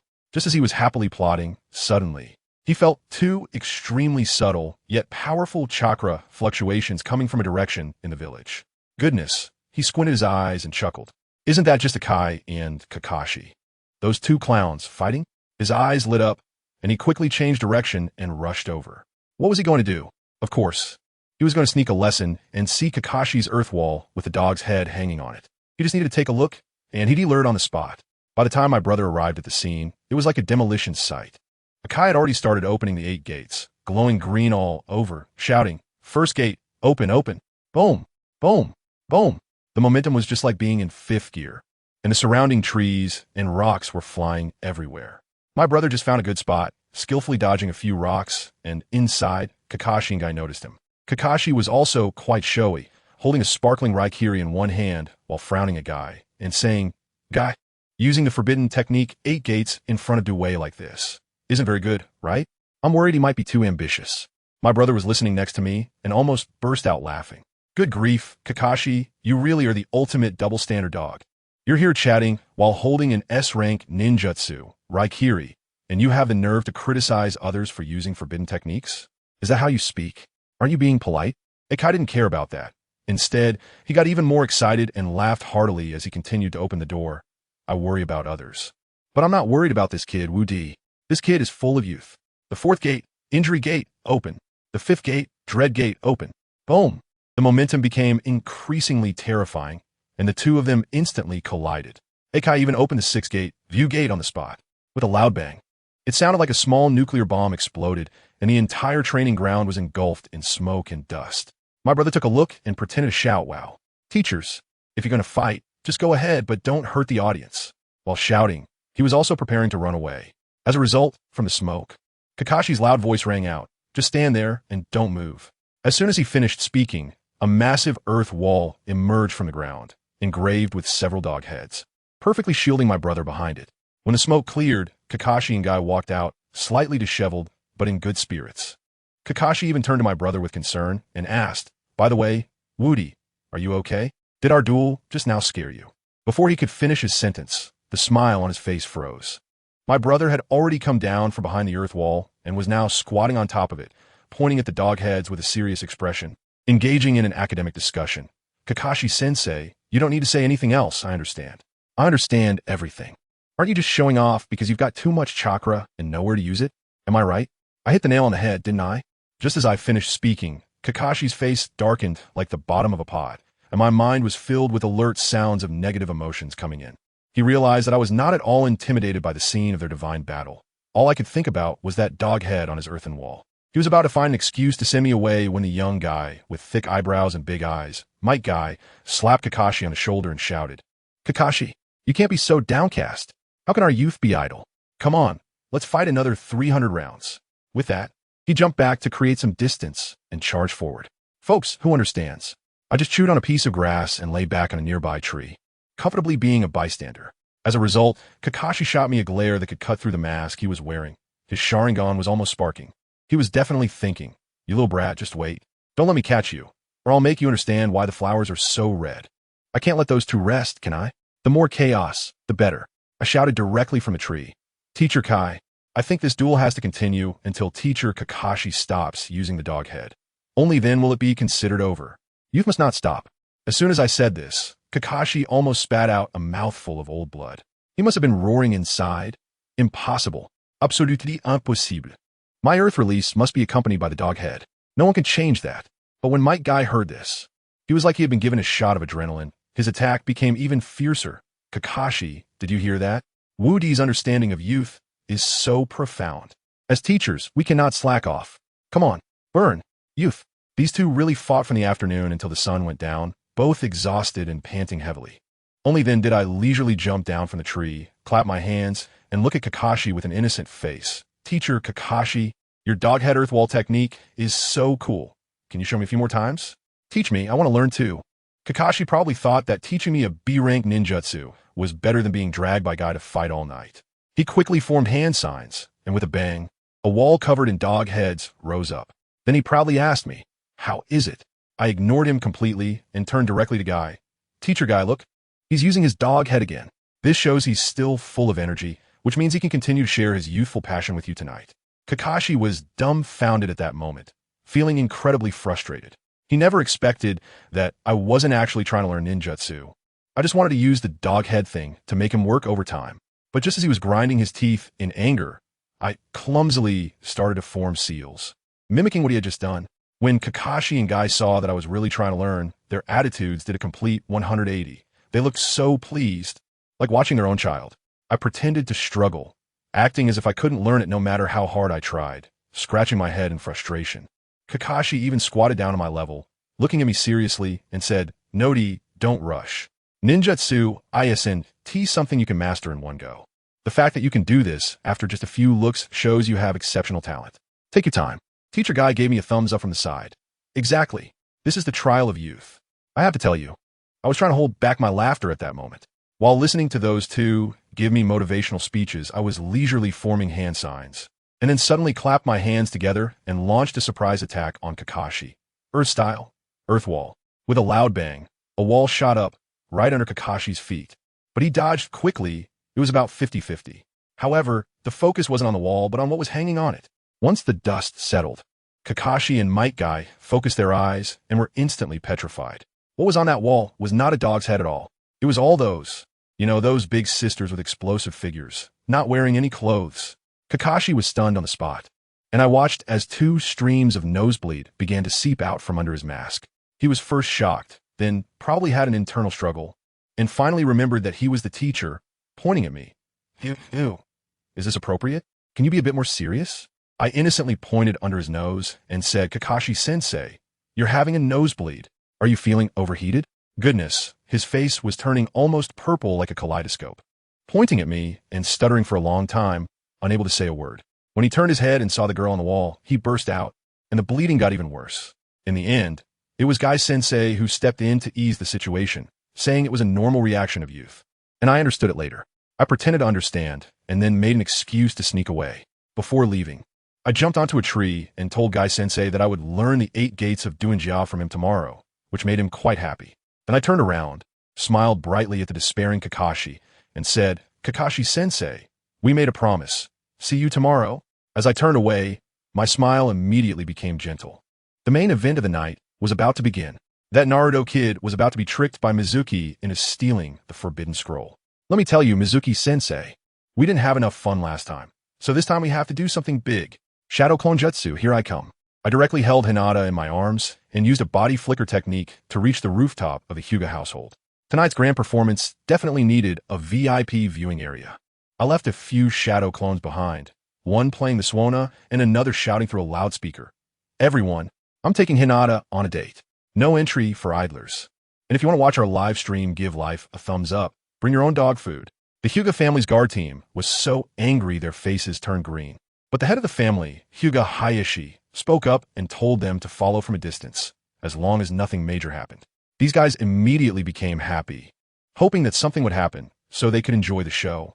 Of course, I know there are more than 10 tails behind me, but it doesn't matter. The more audience there are, the more negative emotions I can harvest. As for why the date location is near the center area of tonight's big show, just kidding. I've been training in this area since I was a child. What's wrong with bringing my girlfriend here for a date? Absolutely nothing. But now, Hinata in his arms has fainted again from shyness because he hugged her too tightly and too quickly. "Brother Wudi, your running speed is really fast. I can't take it anymore. I can't stand it. I need to rest for a bit looking at Hinata's cute appearance now. Wudi directly sat on a branch with her in his arms.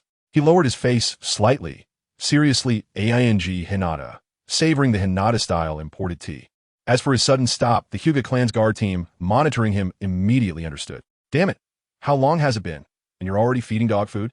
Too much. However, as a veteran guard team, they had their own coping methods. The next moment, in full view, all members of the Hyuga clan's guard team found a roadside stall and started eating. As long as Wudi didn't move, they didn't need to continue on their way.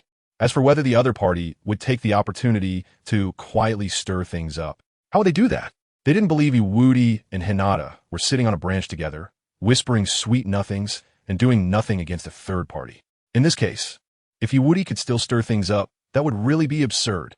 Just as the Hyuga clan's guard team was thinking this and leisurely having dinner, a group of genin summoned by Sarutobi Hiruzen rushed towards Wudi's direction, looking extremely anxious. Hyuga clan's guard team. What is this driving? Could it be that something happened again? Chapter use onsekiz Wudi. Shadow Kolon Tiknu. Just copy it. Is Mizuki-sensei coming? Oh yeah, my leaks are here. Hurry up. Hurry up. The Hokage has ordered to retrieve the items. Damn, does that kid Naruto even know that playing pranks is one thing? But how dare he steal something like that? Hurry up and go. The Book of Seals, that's a dangerous item sealed by the first Hokage. If not handled properly, taking it out of the village would be a big deal. That's right. We must hurry over. After seeing the direction the genin summoned by Sarutobi Hiruzen were heading towards and the words they spoke, the entire Hyuga clan's guard team had big question marks floating above their heads. Everyone looked at each other, obviously a bit taken aback. The Book of Seals was stolen by Naruto? This kind of thing is too ridiculous. Wait, this matter doesn't seem to be something they actually need to worry about. What they should be concerned about is the direction those people are heading seems to be where their son-in-law and the young lady are currently on a date. Now this is really a big deal. Ding! Congratulations to the host for obtaining 666 points of negative emotions from the leader of the Hyuga clan's guard team. Ding! Congratulations to the host for obtaining 666 points of negative emotions from the Hyuga clan's guard team. Ding! Congratulations to the host for obtaining. After realizing the seriousness of the situation, the entire Hyuga clan's guard team was jolted. All of them snapped back to their senses, and everyone's faces turned very ugly. I said, Captain, how come our son-in-law, even if he doesn't cause trouble himself, still gets involved in other matters? What's going on? That's right. He and the young lady are clearly just casually finding a place for a date. How can this lead to a big deal? You ask me? Who should I ask? You all stay here and keep an eye on this place. Under no circumstances should you engage in conflict with the third Hokage's people unless absolutely necessary. I'll go back and report this to the head of the family. Yes, Captain. Whoosh. After a brief exchange, the captain of the Hyuga clan's guard team left this place and rushed back to the Hyuga clan's residence. His expression was becoming more serious and grim. Wudi, I really want to kill you right now. Oh, ding. Congratulations to the host for obtaining 666 points of negative emotion from the leader of the Hyuga clan's guard team. Ding. Congratulations to the host for obtaining 666 points of negative emotions from the Hyuga clan's guard team. Ding. Congratulations to the host for obtaining. Meanwhile, as the captain of the Hyuga clan's guard team returned to report the situation and the genin team, summoned by Sarutobi Hiruzen, rushed over, Wudi, holding the fainted Hinata, was sitting on the branch watching the show, and a rich, sarcastic light flashed in his eyes. The village's Book of Seals is lost. Such a big incident has occurred, and Sarutobi Hiruzen only sent some genin to look for it. As expected, tonight's event is just a show being monitored by some people. However, since he showed up here today, I naturally have to elevate the excitement level of this show a few notches. After thinking this, Wudi pretended to be tired, stretched lazily, then hugged Hinata and leaned against the big tree, pretending to sleep. And because Hinata's soft hair was covering him, Wudi's face had entered a true blind spot. In short, he could now watch the show with his Byakugan, as Wudi chose to pretend to sleep and distance himself from the situation while activating his Byakugan to watch the show. Naruto had also appeared not far below Wudi, carrying the sealing scroll. Bang! After a period of rushing, Naruto was now covered in sweat, and he sat down on the ground, panting heavily. Phew, I'm exhausted. Finally borrowed the scroll. As long as I successfully learn the ninjutsu recorded in it, I can graduate. After saying this, Naruto opened the first page of the Book of Seals and began to read. Let's see, the first ninjutsu is Shadow Clone. However, When Naruto saw the name of the first ninjutsu recorded in the Book of Seals, he immediately grabbed his head and wailed, feeling an immense headache. What the heck? Why is the first one the ninjutsu I'm the worst at? However, even though Naruto felt very troubled, he ultimately chose to grit his teeth and continue reading so he could successfully graduate from ninja school. After a while, Naruto finally learned it. As for Woody, he also memorized all the information about the shadow clone technique. Whether he could successfully use it to create several shadow clones was still an unknown. After tonight, he would find an opportunity to try it out. As for the reason for using it, his little brother teaching him this ninjutsu. Is there a problem with that? Absolutely no problem. Whoosh. Just as Naruto was about to continue learning other ninjutsu from the Book of Seals, a black figure suddenly rushed in from not far away. Hey, Naruto. Faced with the sudden sound, Naruto was initially a bit nervous, thinking that the guards had discovered he had borrowed the scroll. But when he saw that the person approaching was his teacher Irika, a helpless and pure smile appeared on Naruto's face. He scratched the back of his head with a hint of embarrassment and said, "You caught me. I just learned a new ninjutsu." As he spoke, Naruto's smile grew brighter, and his hands began to excitedly gesture along with his words. I want to show you a really powerful ninjutsu. Once I master it, you have to let me graduate, okay? If I learn the ninjutsu from this scroll, I can definitely graduate, right? What? Upon hearing Naruto's words, Irika's eyes widened in shock. Who told you that? Of course, it was Mizuki-sensei. He said about the scroll, and this place. Boom. As soon as Naruto mentioned the person who guided him here, Irika felt his head spinning. He never expected that the root of all this trouble would be Mizuki. Just when Irika's expression turned serious, and he found this truth hard to believe, a shadow suddenly appeared not far behind him and Naruto, rushing towards them. It was Mizuki. Oh, our important guest for tonight has finally arrived. It's time for the show to begin. Upon sensing the presence of the newcomer, Woody, who had been pretending to sleep, suddenly stirred slightly as if disturbed by the noise caused by Mizuki's arrival. He was trying to act like he might wake up at any moment. After all, with Sarutobi Hiruzen secretly using the telescope technique to spy on this place, Woody needed to put on a bit of a show to harvest everyone's negative emotions before he could join the play. But those boring preparations were just that, boring. Because next, it was Woody's turn to perform. Chapter 119, Irika. I can't tell anymore whether this kid is here to help or to cause trouble. Whoosh.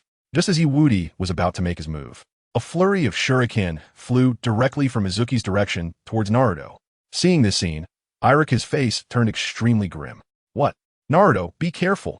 But just as Irika was about to save Naruto, a nonchalant voice suddenly rang out from a nearby tree, catching everyone's attention.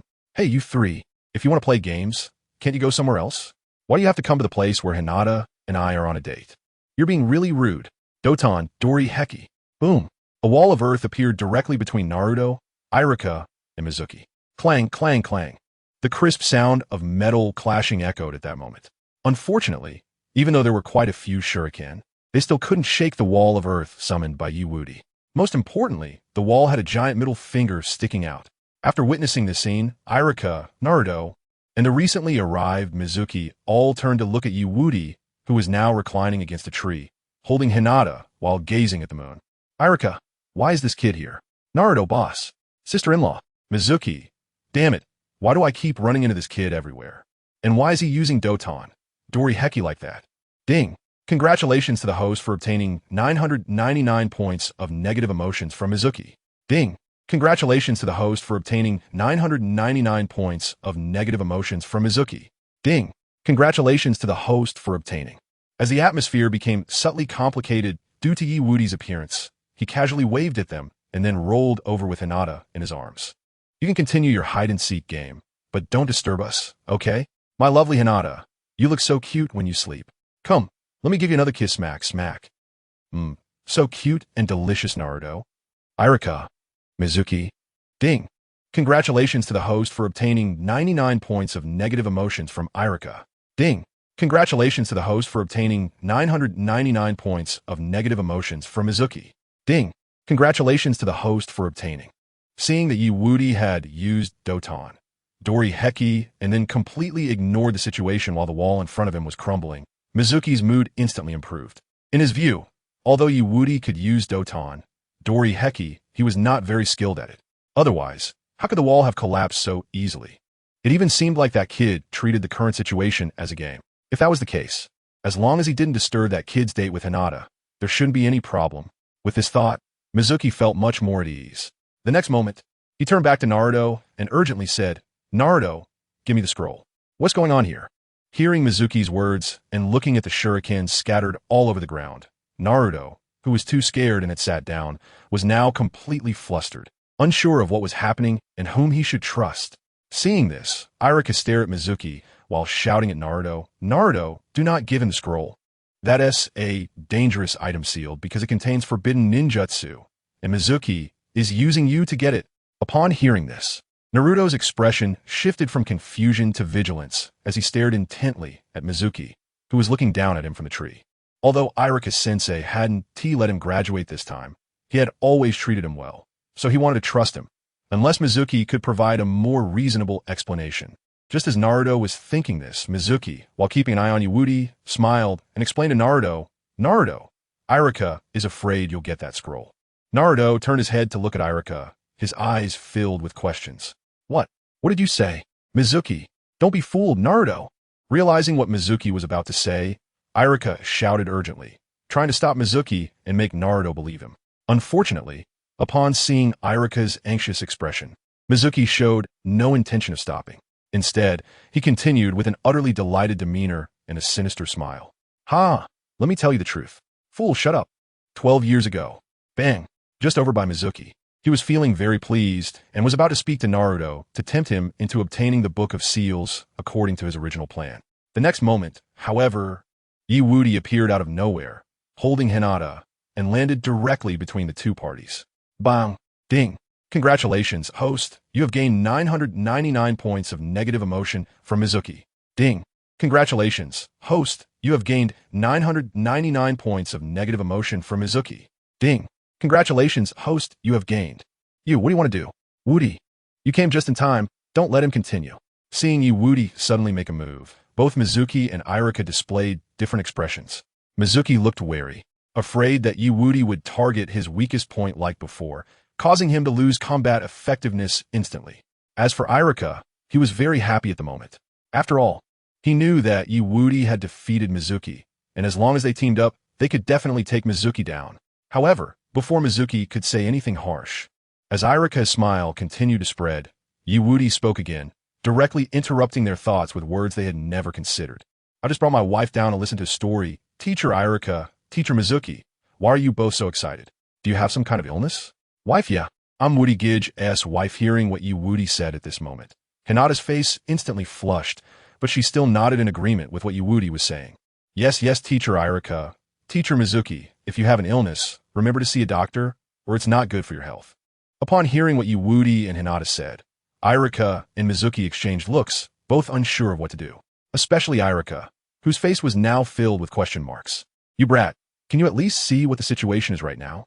It would be one thing to not help, but you actually want to hear Mizuki's story? Usually, you like to stir things up, but how can you be so unreliable in such a critical moment? Pay attention to the atmosphere." Ding! "Congratulations, host. You have gained 666 points of negative emotion from Iruka." Ding!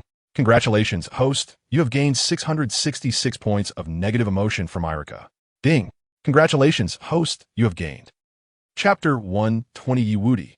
"Today, no matter who comes, they can't take Naruto's life." "I said that. Hee. Iruka, I didn't expect you to have today." Seeing Iruka in such a predicament, Mizuki felt his mood lift considerably. Moreover, that brat Woody came over to show off his affection at this moment. For him, that was simply divine assistance, because Woody's actions now could make Naruto further realize that he was isolated. Ultimately, under his temptation, he would hand over the Book of Seals. Thinking of this, Mizuki organized his thoughts a bit and continued the previous topic. Ahem, after the events 12 years ago, the village established a certain rule. That is, you must not let Uzumaki Naruto know a certain secret. Only me? What rule is that? Hearing Mizuki's words, Naruto's eyes widened in shock, his face filled with fear and anxiety. Iruka, seeing this, showed a look of urgency and opened his mouth to stop Mizuki. But just as he was about to speak, Woody suddenly interjected. Teacher Mizuki, if you're going to say it, just say it. If not, hurry up and continue to deal with that imposter who is pretending to be you. Talking like this is really tantalizing. If you keep stalling, I might just poke you in the lung ding. Congratulations, host. You have gained 999 points of negative emotion from Mizuki. Ding. Congratulations, host. You have gained 999 points of negative emotion from Irika. Ding. Congratulations, host. You have gained. Imposter? You are the imposter. Your whole family is. Don't mention those two words again. Damn you, Woody. Just wait for me. Once I get the Book of Seals, everyone present today, including you, brat, will have to die. Thinking of this, Mizuki's expression grew darker, and a cold smile appeared on his face. That secret must never be revealed. Naruto's true identity is actually that of a fox demon. WH. What? Tap tap. Upon hearing the final truth, Naruto's face fell. He began to retreat, unable to believe the truth he was hearing, as Naruto was panicking and Irika was at a loss for words. Mizuki's mood was extraordinarily good. The next moment, Mizuki raised his voice and shouted, "In other words, Naruto, you are the one who killed Irika's parents and destroyed the village with a nine-tails demon fox. You've always been deceived by the villagers. Don't you find it strange? Why are you so hated? Everything is because you are the nine-tails demon fox." Ha. Under Mizuki's repeated temptations, Naruto's emotions were finally pushed to the extreme. His eyes widened, his face became somewhat distorted, and he gritted his teeth. Even his chakra erupted. Bastard, bastard, bastard. No one will acknowledge you. Even Irika hates you. Seeing that Naruto was about to break down, Mizuki kept provoking him. Irika, facing this situation, fell into memories just like in the original storyline, recalling the various words that Sarutobi Hiruzen had entrusted to him. However, just as Irika was getting into the moment, and Naruto was unsure how to face this truth, Woody, who had been silently listening while holding Hinata, suddenly stepped forward and reached out his right hand. Just as he was about to reach Naruto, he firmly slapped him on the shoulder and pulled him in front of him.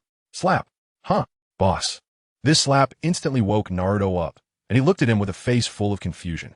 Facing Naruto, whose eyes were filled with confusion, fear, and inferiority, Woody showed him a brilliant sunny smile and comforted him. Naruto, don't worry. No matter when, I will always be by your side.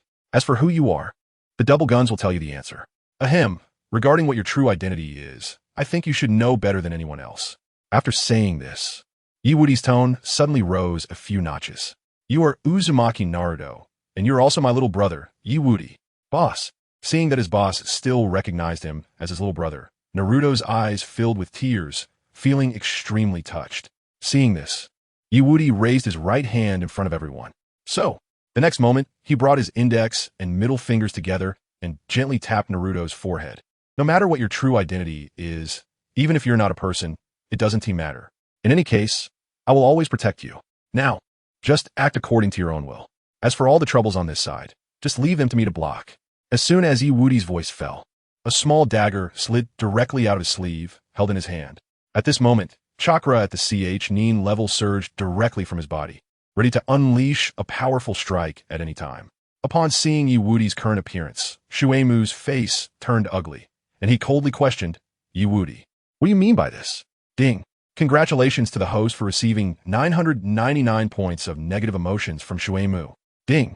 Congratulations to the host for receiving. You bastard, didn't you just say you wouldn't interfere?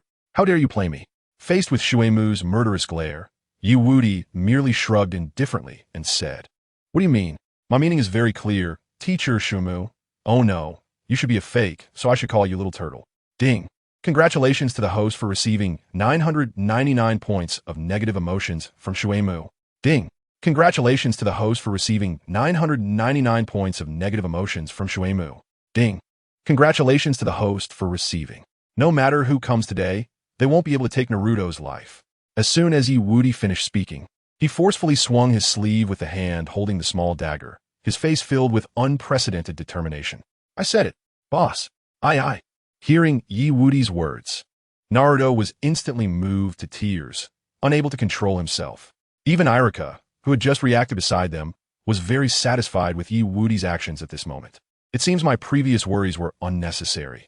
This child Woody's nature and essence are very kind and full of righteousness. After returning this time, I must tell Lord Third about this kid's performance tonight. While Naruto was extremely moved and Irika was very satisfied with Woody's actions, Hinata, who was nestled in Woody's arms, was tightly gripping the explosive tags in her hands, ready to throw them at any moment. Wudi's enemies are her enemies. As long as you dare to make a move against Wudi, Hinata will definitely blow you up. Ding! Congratulations to the host for receiving 999 points of negative emotions from Shuemu. Ding!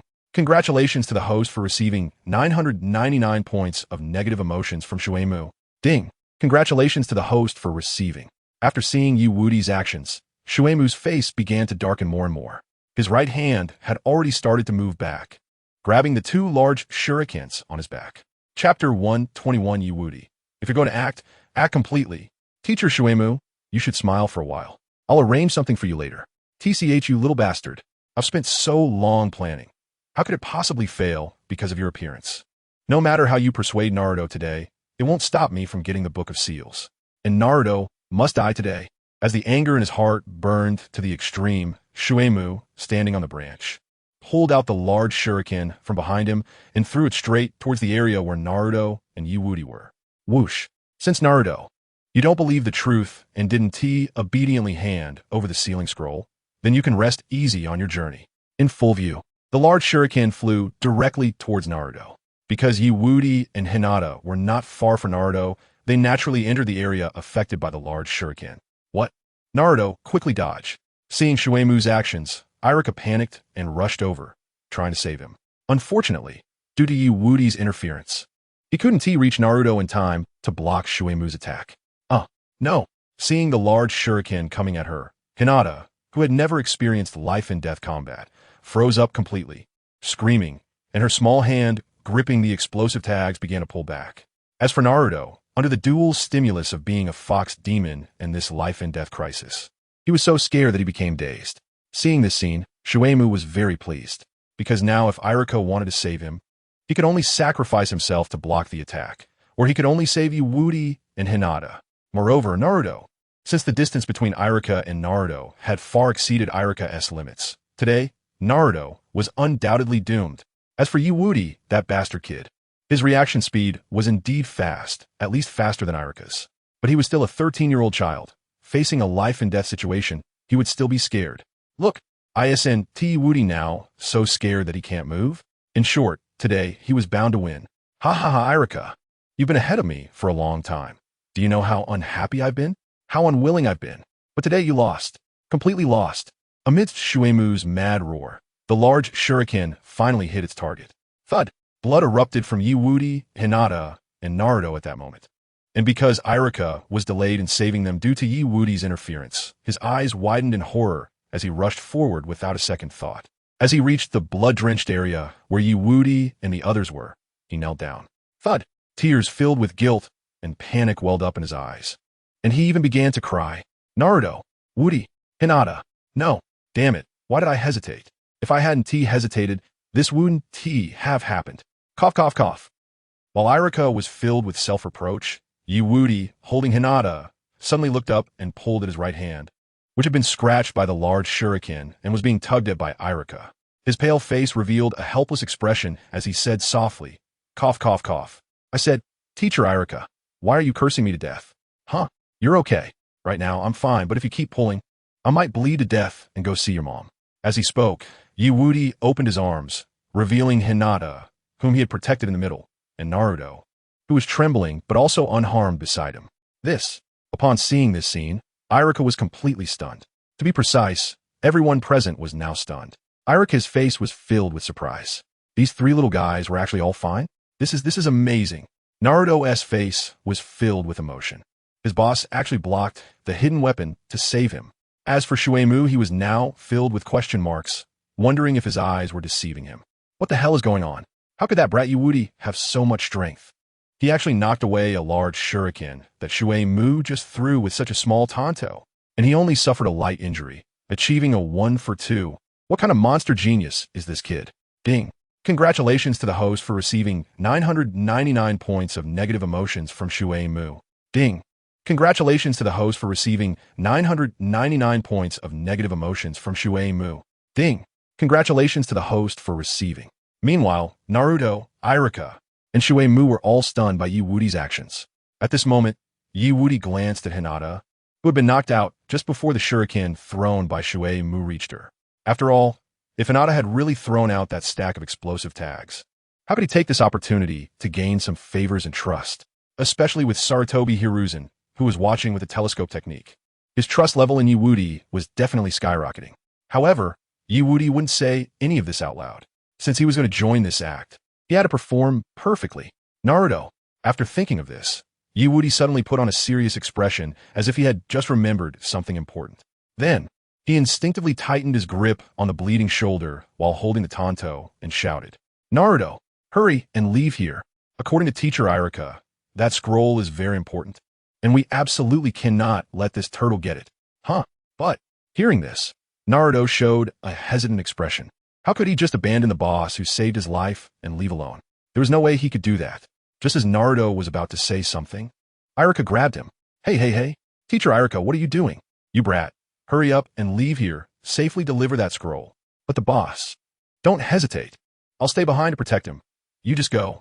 You must safely return the scroll. Hearing Irika's determined words and seeing Yewudi's unwavering back, Naruto bit his lip and turned to leave. Yes, Teacher Irika. Boss, you must wait for me to bring people back with Teacher Irika. Hearing Naruto's words, Irika showed a helpless and relieved expression. Now that Naruto had left, he could team up with Yewudi to suppress Shui Mu.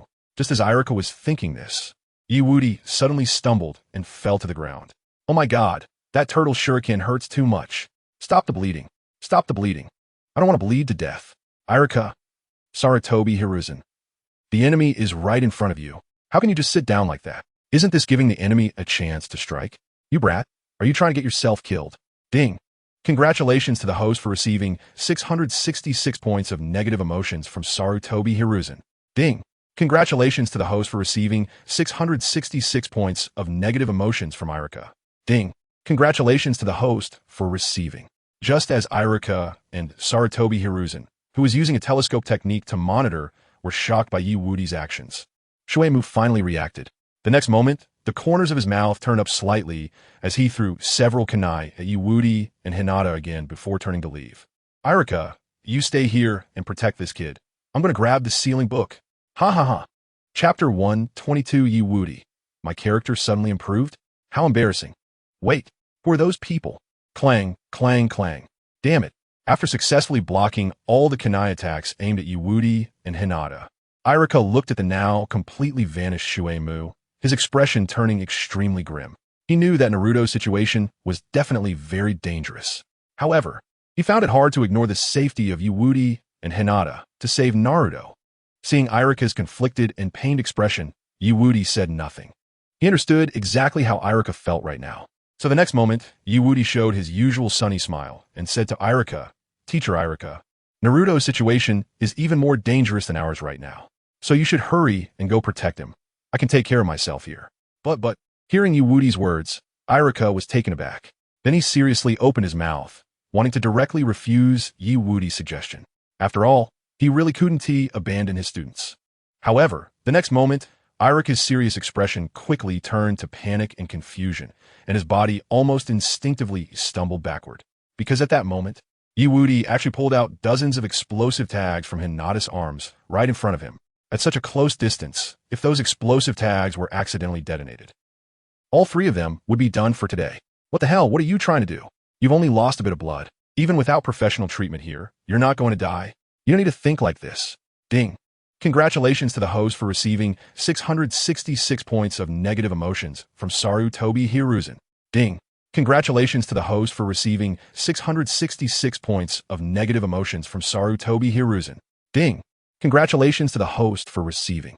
Seeing Irika's expression and the system notifications ringing in his head, Yewudi maintained a kind smile. Not explaining much to Irika, but instead pulling out more and more explosive tags. Before long, he had piled up hundreds next to him. Irika, Sarutobi Hiruzen, head of the Hyuga clan Hayashi, how many explosive tags did you give this brat? Do you know how dangerous this is? After slowly taking out 100 explosive tags, Yewudi lazily moved his palm and then explained again. Teacher Irika, you can see how many explosive tags I have on me. If that fleeing turtle really has other companions nearby, then even if I run into them, I want to let them off easily. After saying this, Yewudi tilted his head slightly, a friendly smile on his face. After all, I am indeed injured, and my speed can't be compared to what it usually is. But hey, these little detonating tags of mine pack quite a punch, don't you think, Arika-sensei? Gulp. Looking at Woody in front of him, now with the most harmless smile, while saying the scariest things, Irika hesitated for a moment, weighing the pros and cons. In the end, he gritted his teeth and agreed to Woody's suggestion. All right, since you put it that way, I'll go help Naruto now. But you must remember, if you really encounter an enemy, run away and don't engage in a fight. Your life is the priority. I know, Irika-sensei. You're still as annoying as ever. Woody waved his hand dismissively at Irika's warnings, signaling him to leave quickly. After all, Shuemu might have other accomplices. As a precognitive traveler, Woody knew better than anyone present. Shuemu had no other accomplices. At most, it was just that guy from the Root, trying to take advantage of the situation and come over to see if he could sneak a peek. However, even if someone from Root really came over, he still had the Hyuga clan's guards watching over him and the detonating tags for protection. In short, they were just ninjas from Root. What was there to be afraid of? Then I'm off. You wait here, I'll be back soon. Seeing Woody speak like that, Irika didn't want to disappoint his goodwill. The next moment, he gritted his teeth and turned to leave the place. Whoosh. Woody, I previously misunderstood you. It was all my fault. A strong, optimistic kid like you who cares for others can't possibly enjoy causing trouble or harming others, right? You must have acted that way out of loneliness to attract attention. Don't worry, I'll resolve the battle over there as quickly as possible and come back to take you to the hospital. Meanwhile, while Irika was making a vow in his heart, Woody casually tended to the wounds on his arm. Then, he held the unconscious Hinata and directly fell asleep right there. Sarutobi Hiruzen. After witnessing this scene, Sarutobi Hiruzen, who had been increasing his score for Woody due to his selfless actions, was now using the telescope technique to keep an eye on the situation. Upon seeing Woody's current behavior, his mind began to buzz. Are you really that clueless about the situation? Sleeping at a time like this? Your heart is too big. Luckily, there are no other hidden ninjas from enemy villages in the village right now. Otherwise, you would definitely. Boom! Just as Sarutobi Hiruzen thought that, he slammed his hands on the table in front of him. His eyes widened, as if they were about to spit fire.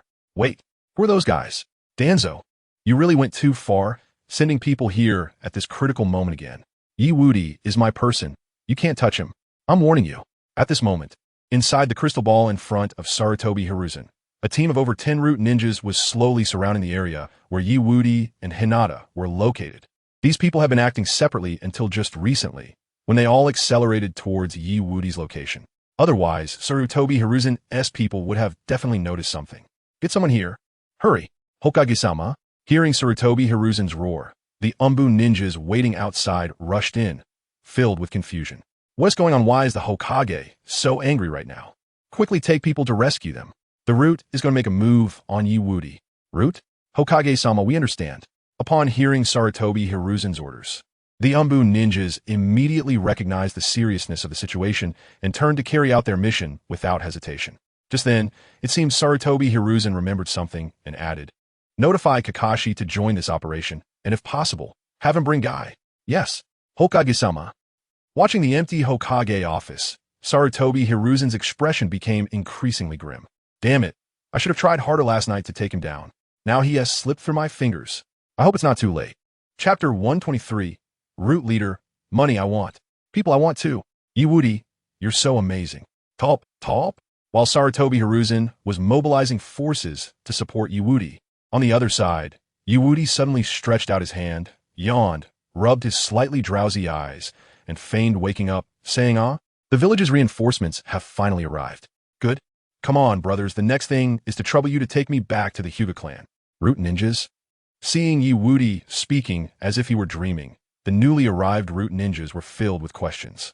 Is this kid really just waking up and not pretending to be asleep? Otherwise, why would he treat us like his brothers? We're here to take him back to Root, not as allies. Ding. Congratulations to the host for obtaining 666 points of negative emotions from the Root ninjas. Ding. Congratulations to the host for obtaining 666 points of negative emotions from the Root ninjas. After a moment, the leader of the Root operation finally calmed down. After confirming that there were no hidden guards around Woody, the Root leader organized his thoughts and prepared to speak. Unfortunately, he had just opened his mouth to say 2 words when he was directly interrupted by Woody. Alright, how could I forget to pay? Asking you brothers to take me back should not be for free. That wouldn't be good, as Woody's casual laughter fell. He staggered to his feet in front of everyone. The next moment, he pulled out dozens of detonating tags from his pocket and threw them at the root ninjas in front of him. You could take this money to eat and drink. Money? What the hell? Those are detonating tags. Alert! Alert! Everyone get down. Ding. Congratulations to the host for obtaining 666 points of negative emotions from the root leader. Ding. Congratulations to the host for obtaining 666 points of negative emotions from the root ninjas. Ding. Congratulations to the host for obtaining. Whose money would be detonating tags? You little brat. This is intentional. ISNT it? The moment Woody threw out the stack of detonating tags, all the root ninjas in front of him began to retreat rapidly. And it's the kind that doesn't look back. After all, those are dozens of explosive tags. Not just a few. If they were to be engulfed by the explosion at close range, even if these people are the elite of the root, they would suffer a huge loss. However, soon the root members on the scene noticed something was off. Huh, why is there no movement? I don't know. Could it be that kid didn't throw explosive tags, but money instead? Slap. Money my ass. Does your money look like that? Since you think it's money, why don't you go check it out? Ding. Congratulations to the host for receiving 666 points of negative emotions from Sarutobi Hiruzen. Ding. Congratulations to the host for receiving 666 points of negative emotions from Sarutobi Hiruzen. Bang. Under everyone's gaze, a root ninja was kicked out by their leader to check the situation. However, when that root ninja reluctantly walked over and cautiously looked around for a moment, the unwillingness on his face instantly disappeared, replaced by unprecedented excitement. Without any hesitation, he bent down and began to pick up the explosive tags scattered all over the ground. That's right, they were the unactivated explosive tags. At that moment, the ground in front of that root ninja was covered in unactivated explosive tags. Unaktiv-outet explosive tags. Isn't that another form of money? Huh? Gulp. So many explosive tags. Could it be that kid really wants to give us money? Captain, what should we do now? I want to go pick some up too. Seeing the actions of his companion and the eager expressions of those around him, the leader of the root operation furrowed his brows slightly. He was not like those vulgar teammates who were blinded by money. In his eyes, there were only 4 words: complete the mission. Because if he didn't lead the team to complete this mission, what awaited him upon returning to the root would be the most terrifying punishment. Splash, splash. While the root leader was thinking this, Woody threw out another pile of unactivated explosive tags. And this time, the quantity was clearly much larger than before. Captain, look, that kid is throwing out even more explosive tags now. Splash, splash, Captain. Splash, splash, ding. Congratulations to the host for receiving 666 points of negative emotions from the root leader. Ding. Congratulations to the host for receiving 666 points of negative emotions from the root leader. Ding. Congratulations to the host for receiving. Bang. After being repeatedly provoked by Woody's actions and his teammates urging him, the root leader smashed his fist into a nearby tree, gritted his teeth, and forcefully waved his hand to his companions. Everyone, pick up the money. He didn't want to bend down, but there was no choice. After all, the number of explosive tags that kid was throwing out was simply too much. With such a quantity, even he couldn't ignore it. Moreover, under the current circumstances, their target, Woody, definitely wouldn't be able to escape. In that case, what was the harm in reaping some profit before taking him back? Yes, Captain, wait, remember to be cautious. No one knows if that kid is doing this on purpose. What are you saying, Captain? Forget it, just charge in. Ding. Congratulations to the host for receiving 666 points of negative emotions from the root leader. Ding. Congratulations to the host for receiving 666 points of negative emotions from the root leader. Seeing his companions rush out without a care, the root leader's face turned dark. These guys are really too reckless.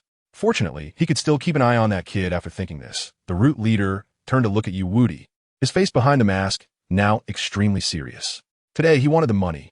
He also wanted Woody. However, just as the root leader was thinking this, Woody suddenly stretched again at a certain moment, moving his muscles and bones. Clap, clap, clap, as the sound of his bones cracking echoed. Woody finally opened his eyes and looked at the others. Huh, aren't you guys from the Hyuga clan's guard? Forget it.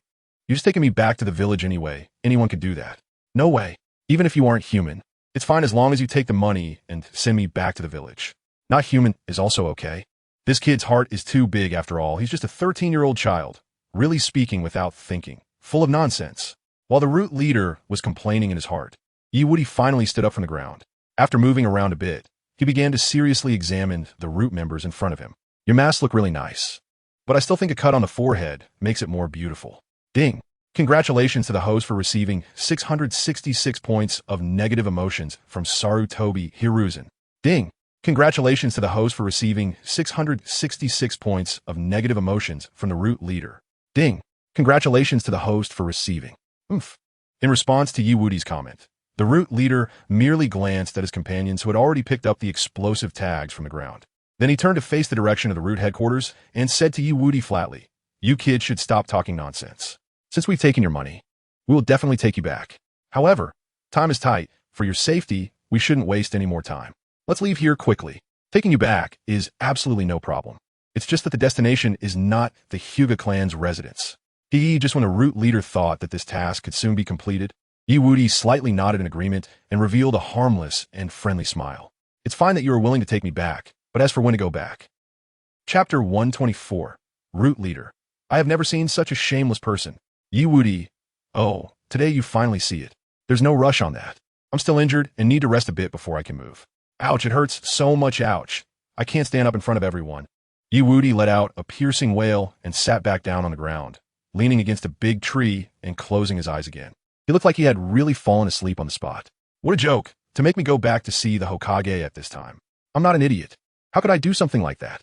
Although with the chakra Woody currently possesses and his mastery of the body flicker technique max, escaping from these guys shouldn't be too difficult. But if he really did that, he would not only expose his true strength, but also miss out on the opportunity to harvest a massive amount of negative emotion points. As long as he drags out the time a bit more, waiting for the Hyuga clan's guard to arrive, he can officially start making trouble. Wait a minute. After hearing Woody's words, the expression on the Root leader's face beneath the mask turned extremely ugly. If this continues, no one knows whether the Anbu and the Hyuga clan's guard will arrive soon. By that time, they would absolutely be unable to complete their mission. After thinking of this, the leader of the Root suddenly accelerated and reached out to forcibly grab Woody. However, his cold expression beneath the mask was quickly replaced by shock and disbelief. The body that was originally approaching Woody instinctively took a few steps back. Ding! Congratulations to the host for obtaining 666 points of negative emotions from the Root leader. Ding! Congratulations to the host for obtaining 666 points of negative emotions from the Root leader. Ding! Congratulations to the host for obtaining. What the hell? Is this kid a madman? Otherwise, how could he carry so many explosive tags on him? That's right, so many explosive tags. At this moment, in the Root leader's sight, Woody not only had those explosive tags, but also had a thick stack tucked inside his clothes. Even in the pockets of his pants and in the pocket of Hinata, the Hyuga clan's young lady, there were also a considerable number of explosive tags. Especially the young lady of the Hyuga clan, who was currently tightly gripping those explosive tags. The quantity, at a glance, had already reached over 100. Most importantly, this was just a small part that he could see. No one knew whether there were other dangerous items like explosive tags hidden elsewhere on Woody. Or maybe he had even more explosive tags. If they forcibly took this kid away and made even the slightest mistake, giving him the chance to detonate those explosive tags, then tonight, the number of people who could return home safe and sound would probably be less than half. But if they continued to drag this out, once the Anbu and the Hyuga clan's guard arrived, their mission would essentially be declared a failure. And in the Root, the price for a failed mission could very well be their own lives. Thinking of this possibility, the Root leader's face turned dark, and he began to hesitate in place. Not long after the Root leader fell into thought, a team with chakra fluctuations that were not at all weaker than those of the Root appeared in the area, suddenly surrounding them from nearby. That is, the Hyuga clan's guard. Ding! Congratulations to the host for obtaining 666 points of negative emotions from the Root leader. Ding! Congratulations to the host for obtaining 666 points of negative emotions from the Root leader. Ding! Congratulations to the host for obtaining. Upon seeing the identity of the newcomers, the Root leader's face immediately turned extremely ugly.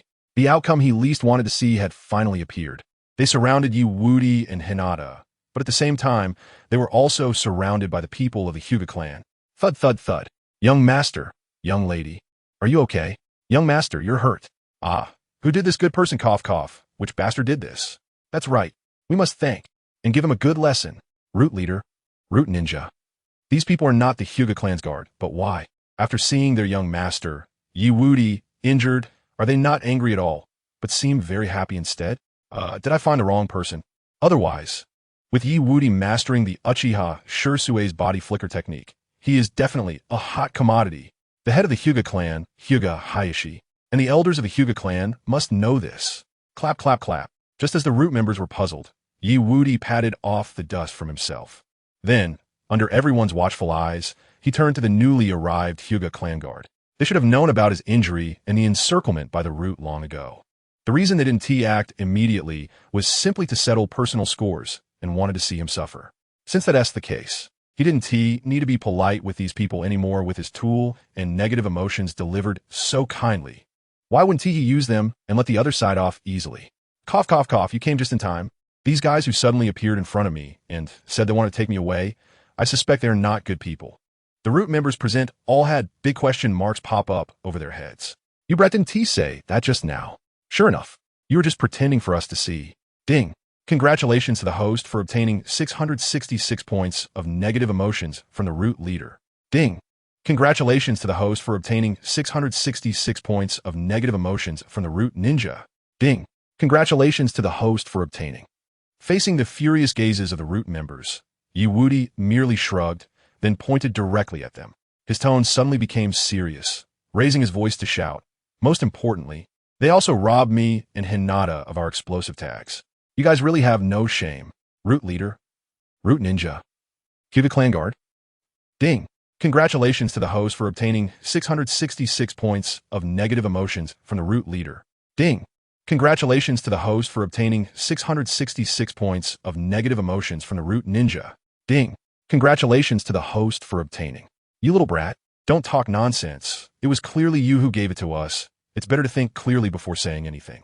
Unable to hold back, a Root ninja stepped forward, gripping his ninja blade, and coldly spoke. His tone was filled with a threatening meaning. As if the moment Wudi said another word against them, he would directly slash over. Unfortunately, in the face of this Root ninja's threat, Wudi was completely unafraid. Oh no, are you threatening me? I'm really so scared the next moment. Wudi raised his chin with a righteous expression and sternly rebuked. A group of unknown ninjas daring to act recklessly in our village's territory, in front of the Hyuga clan's guard. I say you guys must have a screw loose. Chapter 125 Wudi. I'll leave this to you guys. I'm going to continue making trouble elsewhere. Hearing Wudi's words, the Hyuga clan guard, who had been very eager for Wudi to suffer just moments ago, now had their moods lifted, their chins gradually raised, each standing tall and proud. The current #1 family in Konoha village. This title is their greatest honor as members of the Hyuga clan. We are not unknown ninjas. It's just that you're not qualified to know our identities right now. We are. Enough. The Root ninja wanted to say more, but was directly reprimanded to shut up by the captain of their operation, lowering his head and daring not to say another word. After calming his companions, the Root leader then turned to face Wudi, and at this moment, the Hyuga clan guard surrounding them. The expression under the mask had turned exceptionally cold. He knew that today, they had basically no chance of successfully completing the mission, unless he made that choice. Force it. Whoosh.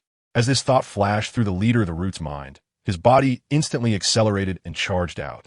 Not only that, but his subordinates behind him also rushed in all directions with perfect coordination, trying to intercept the Hyuga clan ninjas who wanted to rescue their people. If they could strike while the enemy was unprepared, there was a chance they could take down Wudi before he detonated the explosive tags on him. Not good. Son-in-law, quickly retreat with the young lady. Don't confront him head-on. Damn Root. How dare you attack our Hyuga clan's son-in-law and young lady for no reason? When we return tonight, we will definitely report this to the clan head. Everyone, follow me and attack with all your might. Yes, yes. Seeing the actions of the Root ninjas in front of them, the Hyuga clan's guard team became frantic and began to fight back without hesitation. If their son-in-law Wudi and young lady Hinata faced any trouble today, then they wouldn't need to return. They would all commit seppuku here to apologize. Got it. As the Hyuga clan's guard began to fight desperately, the Root leader charged within a meter of Wudi, feeling he had succeeded. However, Wudi's mouth curved into a slight smile, revealing a very kind expression. Immediately after, everyone saw him clap his hands, and the ground began to tremble violently. What is this? Earth release. Earth flow wall. Before everyone's eyes, a thick earthen wall appeared directly between Wudi and the Root leader. On the wall, 2 characters were carved. Stupid. Bastard. Damn it. Ding. Congratulations to the host for receiving 666 points of negative emotion from the root leader. Ding. Congratulations to the host for receiving 666 points of negative emotion from the root leader. Ding. Congratulations to the host for receiving. Seeing himself humiliated by a 13-year-old child, the root leader instantly became furious, and all the chakra in his body was released at that moment. Swinging his right hand, he aimed his ninja sword at the earth flow wall created by Wudi. Boom! In an instant, the earth flow wall, created with Chunin level chakra, was split in half by the root leader. But even so, the root leader's mood did not improve at all. He frowned slightly, filled with confusion and disbelief. Strange? Why is his earth flow wall so hard? Normally, with his Jonin strength, splitting apart a wall made from Chunin level chakra should be easy. Yet now, his attack could only barely split the wall in two and couldn't destroy it completely. Just as the root leader continued forward with this confusion, a multitude of explosive tags suddenly filled his line of sight. The number reached 2 to 300. Wudi, you crazy. Ding. Congratulations to the host for receiving 666 points of negative emotion from the root leader. Ding. Congratulations to the host for receiving 666 points of negative emotion from the root leader. Boom. Before the root leader could finish his curse, a deafening explosion directly engulfed the area. Thanks to Wudi's delaying tactic, the Hyuga clan guards finally completed a true encirclement of the root ninjas. As for Wudi, he was now outside the encirclement, squatting on a tree, looking down at everyone with a slightly lazy and disdainful expression. Is this it? Upon hearing this, the root leader's eyes shot to him, growling ominously. His face beneath the mask was filled with deep resentment. Damn it. If it weren't for that earth flow wall and the hundreds of explosive tags buying you a moment, if it weren't for our illusionist comrade being blocked, you would have already been captured by us. Ding. Congratulations to the host for receiving 666 points of negative emotion from the root leader. Ding. Congratulations to the host for receiving 666 points of negative emotion from the root leader. Ding. Congratulations to the host for receiving. As for the grievances of the root ninjas, Wudi merely shrugged nonchalantly. He then took out 200 to 300 explosive tags from Hinata's arms and stuffed them into the pocket of the Hyuga clan guard captain. These explosive tags are for the brothers to trade for something good to eat. After all, it's not easy to be out on a mission at night, right? This isn't really appropriate. The Hyuga clan guard captain's face was filled with embarrassment, but his hands deftly stowed away all the explosive tags. Sai, although this son-in-law loves to cause trouble, loves to trick people, loves to annoy others, loves in number of flaws omitted, he has never been stingy when it comes to money. 200 to 300 explosive tags all at once. Even after reporting back and going through the procedures for turning in spoils, they would still be left with over 100. Just for a brief outing to protect someone, they could receive this level of reward. Who would be willing to let such a son-in-law actually get into trouble? No matter who they owe, they can't make things difficult for the boss. As the Hyuga clan guard captain thought this, Wudi used the body flicker technique and left with Hinata.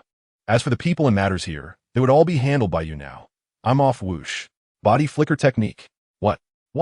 Seeing Wudi casually give a few instructions and then turn to leave the Hyuga clan guards, who had just been happy about getting hundreds of explosive tags for a simple outing, now had faces that turned as dark as the root ninjas. They all knew that with their son-in-law's character, choosing to leave at this moment meant he definitely wanted to do something else. You bastard son-in-law. You can't handle any praise at all. After experiencing such a dangerous situation tonight, you still have the mood to cause more trouble? You guy. In number of polite expressions omitted. Ding. Congratulations to the host for receiving 666 points of negative emotion from the Hyuga clan guard team. Ding. Congratulations to the host for receiving 666 points of negative emotion from the root ninjas. Ding. Congratulations to the host for receiving. Chapter 126 Wudi. Save. Must save. But it has to be you. Ding. Congratulations to the host for receiving 666 points of negative emotion from the Hyuga clan guard team. Ding. Congratulations to the host for receiving 666 points of negative emotion from the root ninjas. Ding. Congratulations to the host for receiving. Talp. As the sound of notifications echoed in his mind, Wudi had already used the body flicker technique to rush towards the area where Naruto, Iruka, and Mizuki were located. Since he said he would arrange for Mizuki today, he would definitely follow through. When it comes to keeping promises, that's a virtue, and of course, I have to promote it well. As Wudi just arrived here, he saw Mizuki transformed into Iruka, colliding with Iruka, who had turned into Naruto. As for how he could tell, that's naturally due to the insight of a time traveler. If Wudi remembered correctly, Naruto himself was currently hiding behind a tree not far from Iruka. After thinking of this, Wudi looked in a specific direction based on his memory. Sure enough, he quickly found Naruto's location, and after seeing that Naruto was safe and sound, Wudi immediately pretended to be confused about which of the two Narutos in front of him was the real one. He scratched his head with his right hand, his face filled with confusion and disbelief. As for Wudi's reckless move to rush over to support Naruto and Iruka right after escaping danger, Sarutobi Hiruzen, who was watching from a distance with the telescope technique, couldn't help but nod in satisfaction and said, "This kid, I originally thought he only knew how to cause trouble and deceive others, with the only good trait being that he wasn't inherently bad. But I never expected him to care so much about his companions. He even returned to support Naruto while injured. This action is commendable, very commendable." As for Wudi's awkward appearance, unable to distinguish which of the two Narutos below was the real one, Sarutobi Hiruzen didn't care at all. After all, Wudi was only 13 years old. He was still just a child. There was plenty of room for future development, so there was no need to worry too much about this matter. However, just as Sarutobi Hiruzen was thinking this, the next moment, the satisfied smile on his face quickly froze. Isn't this kid here to save people? Why is he starting a fight as soon as he arrives? Hey. Stop it right now. Don't hit each other anymore. Ding. Congratulations to the host for receiving 666 points of negative emotions from Sarutobi Hiruzen. Ding. Congratulations to the host for receiving 666 points of negative emotions from Sarutobi Hiruzen. Ding. Congratulations to the host for receiving. Thud. In front of Sarutobi Hiruzen, Wudi directly descended from the sky and appeared in front of the real Naruto, holding Hinata with his left hand and a short knife with his right hand.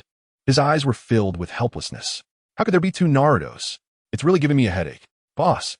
Upon seeing Wudi suddenly appear, Naruto's face immediately showed an excited expression. But soon his body took a step back, pulling the sealing book in his arms to his side. His eyes filled with intense vigilance. Are you really the boss? Do you have any evidence to prove that you are not?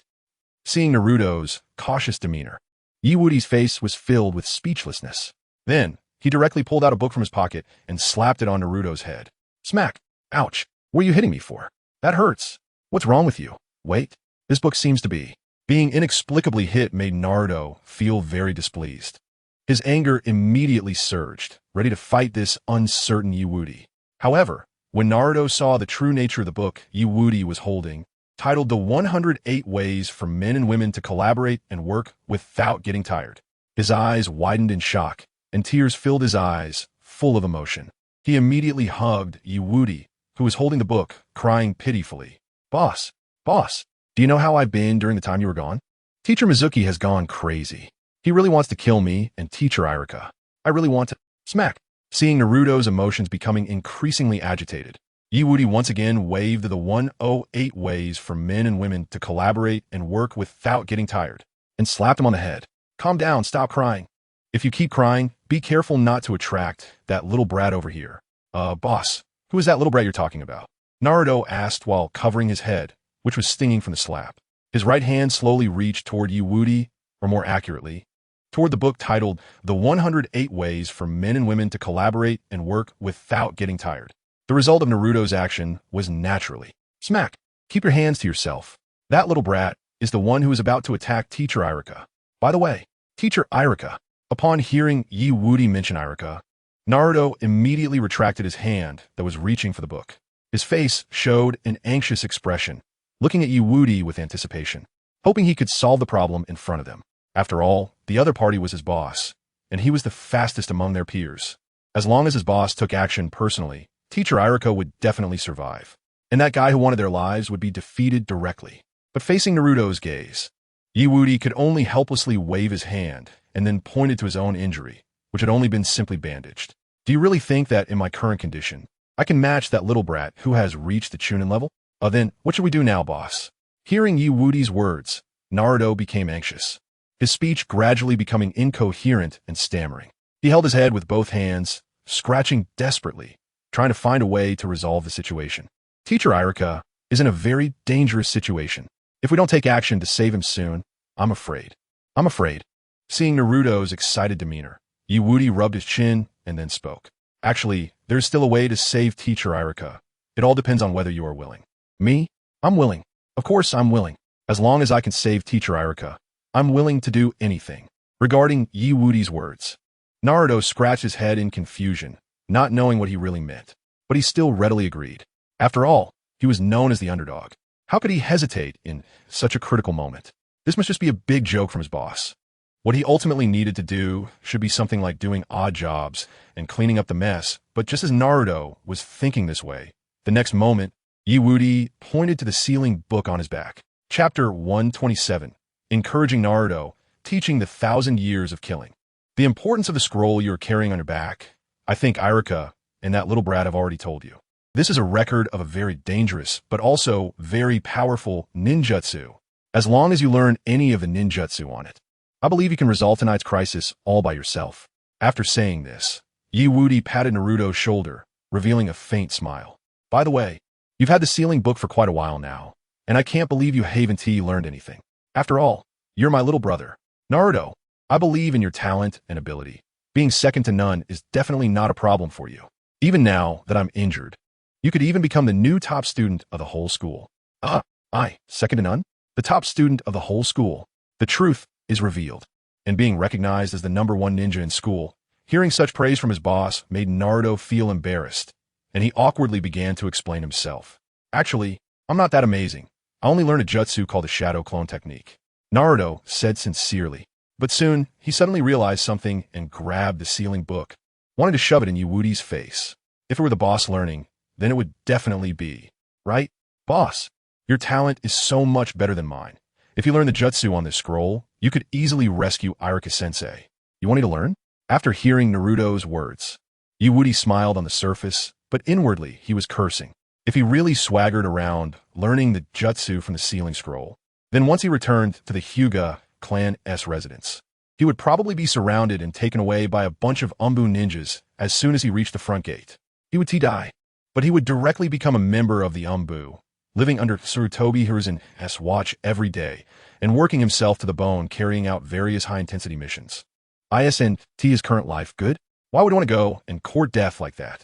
Moreover, even if he really wanted to learn the forbidden jutsu from the ceiling book, it must be done quietly. After thinking this, Wudi raised his injured arm again, wearing a helpless expression, and said, Naruto, I actually want to learn the jutsu on it directly to help us get through tonight's difficulties. But as you can see, I'm injured in one hand. Let us not even mention that I might not be able to learn the jutsu on the scroll. Even if I could, I wouldn't be able to form the hand seals properly. Upon saying this, Wudi patted Naruto on the shoulder again, speaking earnestly. So, this matter still has to be done by you. As for me, I might find it difficult to engage in close combat, but I can help keep an eye on the scroll so it doesn't get lost and throw explosive tags to cover you at the right moment. What? Seeing his boss seemingly not planning to take action, Naruto, who felt much more at ease because of Wudi's appearance, panicked again. Boss, I can't do it. This matter still has to be handled by you. How could I possibly? Slap.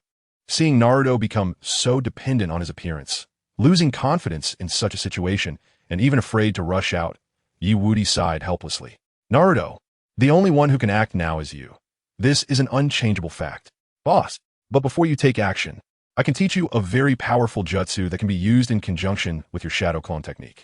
After saying this, Wudi's smile began to grow more benevolent. Seeing this, Naruto asked hesitantly, Boss, what kind of jutsu is it? The secret ninja art of Konoha, body technique ultimate, 1,000 years of pain. This is the name of that jutsu.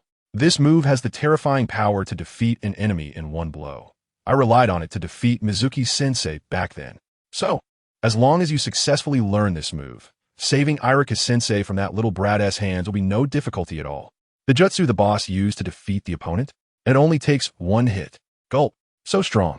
That secret ninja art of Konoha, body technique ultimate, 1,000 years of pain must be a very powerful jutsu. Looking at Naruto, whose eyes were filled with admiration and anticipation, Wudi knew the timing was right. So the next moment, he asked again, how about it? Do you want to learn? I want to learn.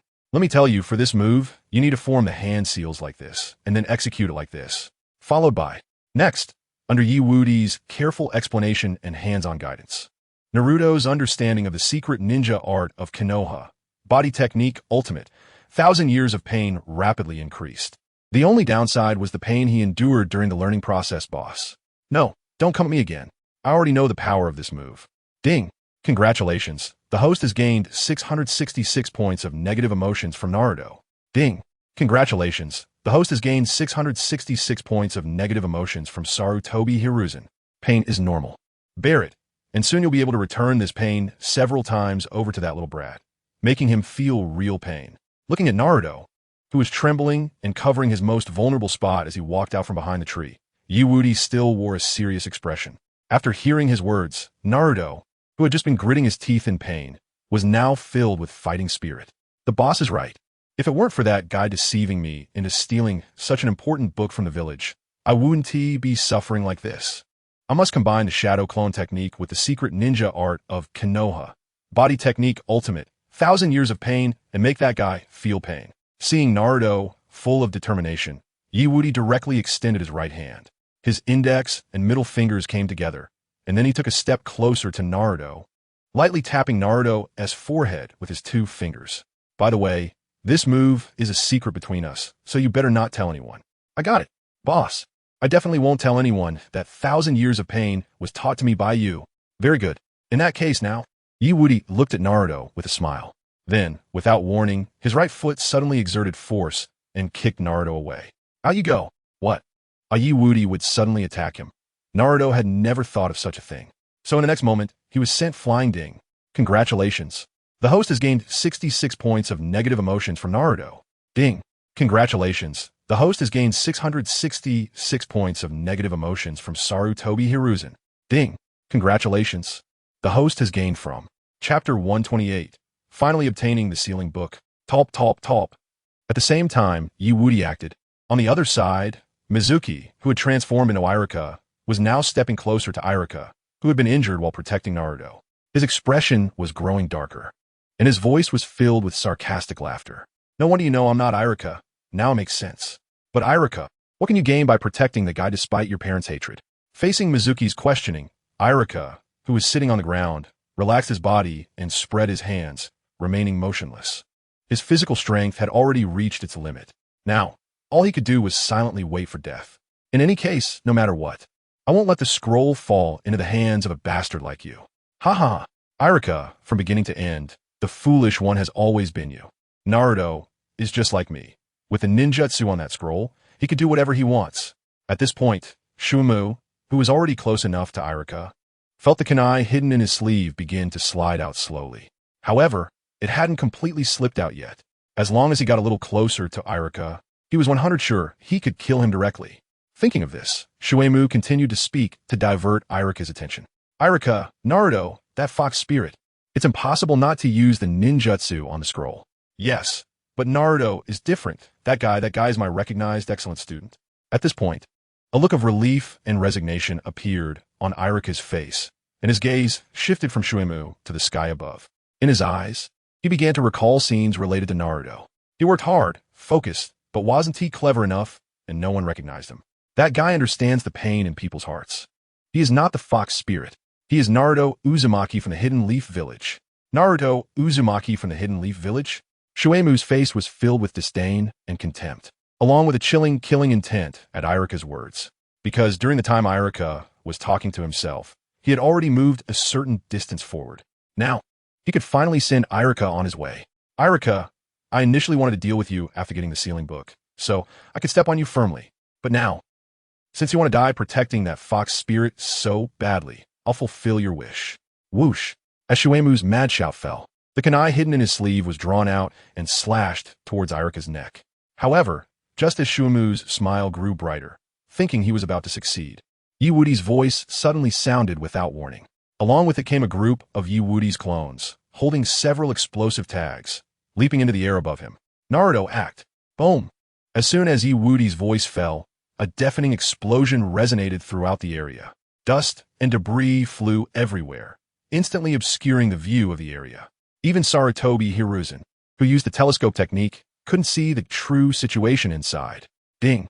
Congratulations to the host for obtaining 666 points of negative emotion from Sarutobi Hiruzen. Ding! Congratulations to the host for obtaining 999 points of negative emotion from Shuemu. Ding. Congratulations to the host for obtaining. After Wudi made his move, Naruto followed his plan and directly used the shadow clone technique to stealthily move out. Whoosh, whoosh, whoosh. Teacher Iruka, don't be afraid. I'm here. Naruto, why are you back? Hurry and leave here. Upon hearing Naruto's sudden shout, Iruka became anxious and urged him to leave. However, ignoring Iruka's concern, Naruto ordered his shadow clones to take Iruka out of Shuemu's attack range. The moment Naruto made his move, a kunai plunged directly into the ground. Bang! Missed? Realizing his attack had missed, Shuemu's expression turned playful. That's right, playful, not displeased. He had been thinking that, after dealing with Iruka, finding Naruto would waste him a lot of time. But now, Naruto had come right to him. Moreover, if he wasn't mistaken, that kid Wudi seemed to have sustained even more severe injuries. Otherwise, that kid could have successfully ambushed him. Why would he need to rely on the explosion of the explosive tags to obscure his vision and have Naruto come to save him? Everything was developing in his favor. Playing hide and seek. Hee hee. Then I'll play with you properly. Bang bang bang. As Shuemu's voice fell, he directly grabbed the kunai and began attacking all the Narutos that appeared in front of him in the dust-filled area. Hide? What is the use? As long as he took care of all the shadow clones, wouldn't all the problems be solved? As for the number of clones, a perennial underachiever who isn't even graduated from ninja school, how many can he split? As Shuemu continued searching for Naruto and Iruka in the dust-filled area, Wudi paid him no mind, because at this moment, he was engrossed in reading the sealing book that Naruto had left behind. Unlike Naruto in the original storyline, Wudi immediately flipped through the sealing book. The first page contained the forbidden technique, shadow clone technique. He had already memorized how to train it when Naruto was learning. As for the effectiveness, that was something he would have to try out later. Right now, the key was to quickly copy down 1 or 2 more forbidden techniques while the dust settled. The truly good stuff was definitely in the last few pages. Hee hee. Now let me see what the second forbidden technique I'm about to get from the sealing book is. Forbidden technique, soul binding technique. Nanny? This forbidden technique too. Wow, this is really taking off. The forbidden technique, soul binding technique, is a powerful technique that can temporarily bind the target's soul. In the original story, the second Hokage, who was filled with forbidden techniques, Senju Tobirama, once used this technique to bind Sasuke's soul when he was about to die after being stabbed in the heart by Madara, preventing his death until Orochimaru arrived for treatment. From a functional perspective, this forbidden technique doesn't directly enhance his strength. However, the forbidden technique, soul binding technique, can bind his own soul when he or his companions are on the brink of death, allowing them to hold on until rescuers arrive. Bang! Bang! After Wudi activated his Sharingan to enhance his insight and memorize the forbidden technique. It wasn't too long before he had memorized the entire content of the forbidden technique, soul binding technique. But at the same time, Shuemu had already cleared away most of the dust in the area. At this rate, in a moment, he would be exposed again to Sarutobi Hiruzen's telescope technique. Thinking of this, Wudi's right hand moved again, flipping to the next page. Time is running out. The next forbidden technique is Chapter 129 Shuemu. Who am I? Where am I? Who are they? Why is everything different from what I imagined? The next forbidden technique is whoosh. Forbidden technique. Technique of dark walking. The technique of dark walking is an illusion technique. It can create a dark environment to seal the opponent's vision, exposing their huge flaws.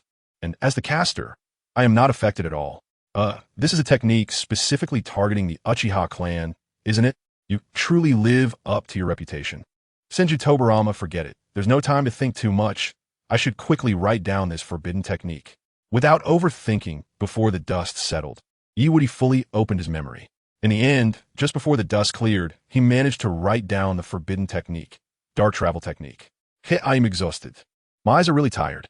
Indeed, one of the main reasons for harming vision is reading Wudi let out a long breath, then turned to look at the dust that was almost completely dissipated, as well as the sealing book in front of him. A strange light flashed in his eyes, and the corners of his mouth lifted slightly, revealing a very friendly smile. Since I have already obtained what I wanted, then next, let me reap another wave of benefits. At the moment Wudi thought this, the dust that obscured everyone's view finally completely dispersed. For this, Sarutobi Hiruzen, who was using a telescope technique, directly locked onto the area where Wudi had just been, his eyes appearing extremely focused. After waiting for a few breaths, he could finally see what that kid Wudi was doing at this moment. Wudi, you better not disappoint me. If you really learned the forbidden techniques from the sealing book, then I can only let you enter the Anbu early. However, just as Sarutobi Hiruzen thought this in his heart, he found it somewhat hard to accept what he saw. Ding. Congratulations to the host for obtaining 666 points of negative emotions from Sarutobi Hiruzen. Ding. Congratulations to the host for obtaining 666 points of negative emotions from Sarutobi Hiruzen. Ding. Congratulations to the host for obtaining. In front of everyone, Wudi was now actually hugging Hinata, using the sealing book, which was very important for the village, as a pillow. Using the sealing book as a pillow. Kid, where's your politeness? Normally, Irika should have told you about the importance of the sealing book when letting Naruto leave. But you actually... Sigh, this kid is just like Kakashi said. He has no ambition at all. You scoundrel. How dare you treat my sealing book like this, kid? I see you are courting death. As Sarutobi Hiruzen thought this, lamenting that Wudi was too lazy. Mizuki finally found the Wudi who had just thrown out a large stack of explosive tags with his clone to block his line of sight. Without any hesitation. The next moment, Mizuki directly grabbed his large shuriken and was about to smash it towards Wudi's face. Wasting so much of my time, I'll kill you. However, facing Mizuki's murderous intent, Wudi appeared extremely calm. He even crossed his legs and played with Hinata's small hand while smiling and saying, "Little turtle, be calm, be calm. Life is so beautiful, yet you are so impulsive. That's not good, ding." Congratulations to the host for obtaining 999 points of negative emotions from Mizuki. Ding. Congratulations to the host for obtaining 999 points of negative emotions from Mizuki. Ding. Congratulations to the host for obtaining. Seeing Wudi look down on him like this, Mizuki was enraged to the extreme, his murderous intent almost becoming tangible. The next moment, he unleashed all the chakra within him, and the large shuriken in his right hand was directly smashed forward. Not good, damn it. Unfortunately, just as Mizuki was about to throw the large shuriken, thinking he could instantly kill Wudi, Naruto, who had been hiding in the dust waiting for an opportunity as Wudi instructed, now had his eyes lit up. The opportunity that the boss mentioned has finally come. Watch me, multi-shadow clone jutsu. Bang, bang, bang. In front of everyone, Naruto directly summoned over 100 shadow clones at once. Upon seeing this scene, a big question mark appeared above Mizuki's head. Over 100 clones? Is this something a teenager, who has always been at the bottom, can do? How is that possible? Wait, it seems that this kid is not just using ordinary clones, but shadow clones. This time, Mizuki was in trouble. Damn it. How did things develop to this point? Forget it. First kill that annoying guy Wudi. As for Naruto and Irika, I'll deal with them later. Bye-bye, Ningane. Just as Mizuki was about to deal with Wudi first, Wudi directly used the body flicker technique to distance himself from Mizuki. Nanny. Seeing Wudi suddenly disappear in front of him, Mizuki was completely thrown off, feeling that everything was so unreal. Obviously, it should be Naruto, who has always been at the bottom, yet he summoned over 100 shadow clones at once. And Wudi, who should be seriously injured and unable to move fast, just escaped at a speed that he couldn't even react to. What the hell? What is going on? Everyone, attack together. Konoha Ninja Arts Secret Transmission Taijutsu Ultimate Technique 1000 Years of Kill. While Mizuki's face appeared extremely ugly, Naruto and his 100 shadow clones were all forming the tiger seal and charging towards the weakest point of Mizuki's body. The moment Mizuki saw this scene, he seemed to understand something, and the color on his face began to fade. Wudi, I'll star you, you star. Poof. In front of everyone, Naruto successfully stabbed Mizuki, who was still in midair, pushing his body up a bit further. Oh, ding. Congratulations to the host for obtaining 999 points of negative emotions from Mizuki. Ding. Congratulations to the host for obtaining 999 points of negative emotions from Mizuki. Ding. Congratulations to the host for obtaining. Poof, poof, poof. Seeing Mizuki's face full of despair, Naruto's eyes lit up and a look of excitement appeared on his face. Yay, just as the boss said. One hit and it worked. In that case, I'll continue. I absolutely cannot let the boss down. I must fight well in this battle. Watching Mizuki's face lose color and his body continue to rush forward from the stab, Naruto raised his right hand and gave Wudi a thumbs up. Meanwhile, in that brief moment when Naruto was in a good mood and ready to follow Wudi's plan for the next attack, Mizuki himself suddenly fell from the sky, foaming at the mouth and still mumbling harsh words. Naruto, Wudi, I will never let you go. Sigh, to save a person, you have to save them to the end, to send a Buddha, you must send them to the West. Seeing Mizuki's state at this moment, Wudi shook his head with a look of pity and helplessness, then suddenly stood up from the ground. The next moment, he directly stepped on the sealing book, holding Hinata in his arms, grabbing a Suona, and shouted at Naruto, "Naruto, stop being so proud. Hurry up and let your shadow clones join in. You attack, and I'll provide the accompaniment. Today, let's give this little turtle an unforgettable night." Chapter 130 Wudi. How can we say that taking the Konoha book out to read is stealing? Naruto, follow me and attack. Alright. Without thinking, Naruto directly called his shadow clones to continue attacking.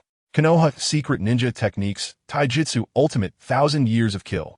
After seeing this scene, Shuemu, who had just recovered a bit and thought the matter would end like this, was left wide-eyed and bloodshot upon hearing the conversation between Wudi and Wudi. He looked as if he was about to explode. "You two little brats, actually, are back? You guys are ambushing. Oh, ding. Congratulations, host. You have received 999 points of negative emotions from Shuemu. Ding. Congratulations, host. You have received 999 points of negative emotions from Shuemu. Ding. Congratulations, host. You have received." Moments later, when Naruto's hundreds of shadow clones disappeared, Wudi finally saw Shuemu's current state. His whole body was shuddering, and he had turned completely black and white. His eyes were vacant and dazed. Lost in confusion. In short, Shuemu had probably been completely broken by them. Seeing the scene, Wudi walked up to Shuemu with a hint of sadness, then touched his forehead and shoulders, clasped his hands together, and said mournfully, "Amen, little turtle. I hope in your next life, you could be a good person." Ding. Congratulations, host. You have received 999 points of negative emotions from Shuemu. Ding. Congratulations, host. You have received 999 points of negative emotions from Shuemu. Ding. Congratulations, host. You have received. Oh, little turtle. You are quite capable. Pretending to be dead in front of me. Very good, really very good. Let's see how I arrange you next. Hearing the system voice in his head, Wudi nodded kindly, then directly pulled out a handful of explosive tags from his pocket. "Little turtle, since we are now considered acquainted, let me arrange your funeral as well. The scenery in this area is nice, so I will bury you here with these explosive tags." A funeral with hundreds of explosive tags. Quite extravagant, Nanny. Nanny, this bastard. Do you really think so highly of me? Right now, I am just a person who can't even tie a chicken. Don't need to waste so many explosive tags. Hearing that Wudi was actually planning to use hundreds of explosive tags for his own funeral, Shuemu, who was lying on the ground pretending to be dead, immediately regretted not just passing out earlier. Because if he had, at least he could leave quietly and not be tormented by this kid. Ding. Congratulations, host. You have received 999 points of negative emotions from Shuemu. Ding. Congratulations, host. You have received. Oh well, I'm still alive. Don't blow up. Please don't blow up. After a struggle within himself, Shuemu gritted his teeth and opened his eyes, then pleaded with Wudi. Looking at the aggrieved Shuemu in front of him, Wudi pretended to be surprised, then pulled out the sealing book that the other had been dreaming about day and night from behind him. Then, Wudi gently waved the sealing book in front of him, smiling and saying, "Little turtle, that look in your eyes is so scary. I'm so afraid you." Slap, slap, slap. As soon as Shuemu uttered a word, Wudi used the sealing book as a fan, slapping Shuemu's face over and over again. "You wanted this scroll, right? You wanted this scroll, right? Here you go. Here you go. Don't be polite with me. I'll give you a knowledge infusion right now." Slap, slap, slap. After a moment, looking at Shuemu, who was dizzy from being slapped but still had a little bit of awareness, Wudi finally stopped. If he really knocked Shuemu out, how would he harvest the negative emotion points? Sigh, if a person can't handle it, don't blame the road for being uneven. I'm giving you all this, and you still can't handle it? Ding. Congratulations, host. You have received 999 points of negative emotions from Shuemu. Ding. Congratulations, host. You have received 999 points of negative emotions from Shuemu. Ding. Congratulations, host. You have received. Catch. In my current situation, I can't even move. How do you expect me to catch it? Moreover, this isn't about giving it to me. It's clearly an opportunity to take revenge on me. As Shuemu's resentment continued to rise, wishing he could tear Wudi into pieces, Naruto walked over at that moment, scratching the back of his head awkwardly, and said to Wudi, "Boss, can I have that scroll later? I stole the scroll, and I think I should return it personally. That would be better." "Steal? What did you steal?" Hearing Naruto's words, Wudi's expression suddenly darkened, and he looked at him very seriously. He felt it was necessary to educate his little brother about this. Konoha people taking out Konoha's books to read. How can this be called stealing? There is nothing wrong with this behavior at all. While Woody was thinking this way, Naruto was now completely puzzled by what he said. Was there something wrong with what he just said? No, right. That scroll was just stolen by himself. Slap. Just when Naruto was puzzled, Woody suddenly slapped his shoulder hard and said earnestly, Naruto, you can't think like that. Now, let me ask you a question, and I believe you will soon understand my point. Yes, boss. Without any hesitation, Naruto directly agreed to Woody's arrangement. After all, the person in front of him was his boss. How could he harm him? Naruto, you're a person from the village, right? Yeah. That sealing book belongs to the village, right? Well, yes. Not understanding the situation, Naruto could only keep nodding along. And when the time was right, Woody finally reached out and patted Naruto's shoulder again, looking him in the eye and saying seriously, since that's the case, then this sealing book that belongs to the village, you naturally have a part of the right to use it. So, your action today is not called stealing, but borrowing. You're just borrowing the sealing book to read and learn. As for what you are about to do, that is just returning the sealing book. There is absolutely no problem. Oh, I understand now. I'm borrowing, not stealing. I'm hearing Woody's words and seeing his resolute and firm gaze. Naruto nodded as if he understood. Truly worthy of being my boss, speaking with such depth and reason. Just as Woody had just finished speaking, and Naruto felt what he said made a lot of sense, some noises suddenly came from not far behind them. Puffed. Ding. Congratulations, host. You have received 666 points of negative emotions from Sarutobi Hiruzen. Ding. Congratulations, host. You have received 666 points of negative emotions from the Anbu ninja. Ding. Congratulations, host. You have received. Chapter 131 Woody. Children only make choices. I want both the credit and the reward, and to stir up trouble, I want all. After the system's voice sounded, Woody also sensed the chakra fluctuations from Sarutobi Hiruzen and the Anbu. Oh, Sarutobi Hiruzen actually brought people over here himself. Now, things are getting a bit interesting. The leaks I can harvest tonight have just increased. It's time to switch out. With that thought, Woody leisurely brushed off the dust from his clothes and walked over to Naruto, who was looking at him with admiration. Then, in front of everyone, Woody directly used the sealing book as a handkerchief to wipe his hands a few times before handing it to Naruto. Huh, boss, what are you doing? By the way, what did you just say about switching people? Switching what? Of course, it means we can leave now. You brat, do you want to extend time? Naruto. Sarutobi Hiruzen. Anbu Ninja. Hyuga Clan Guard. Naruto was confused by what Woody just said because he couldn't understand his words. Meanwhile, Sarutobi Hiruzen and the others fell silent, dumbfounded and shocked. Extend time? You kid, at such a young age, instead of focusing on training, where are you putting your energy? Also, is it really okay to treat the village's important items like this? The sealing book contains many dangerous forbidden techniques of the village. Do you know how precious it is? How can you treat it like a handkerchief? Ding. Congratulations, host. You have gained 666 points of negative emotions from Sarutobi Hiruzen. Ding. Congratulations, host. You have gained 999 points of negative emotions from Anbu Ninja. Ding. Congratulations, host. You have gained from. However, Woody didn't care about the reactions of Sarutobi Hiruzen and the others because everything was within his expectations. In fact, this was just the beginning. In the next moment, Woody directly grabbed a large stack of explosive tags in front of everyone and slowly walked up to Mizuki. What is this kid doing now? Maybe he is going to beat him up and then pay for his medical expenses. I think it should be like that. Me too, after all. Woody is just a 13-year-old kid. How could such a little brat understand how much harm Mizuki's actions pose to the village? However, the Anbu ninjas behind Sarutobi Hiruzen confidently believed that Woody was now in the phase of throwing money around. But at this moment, a peculiar playful smile flashed in Woody's eyes. Then slap, slap, slap. Under everyone's gaze, Woody went up and gave Mizuki several hard slaps across his face. This action instantly stunned everyone present.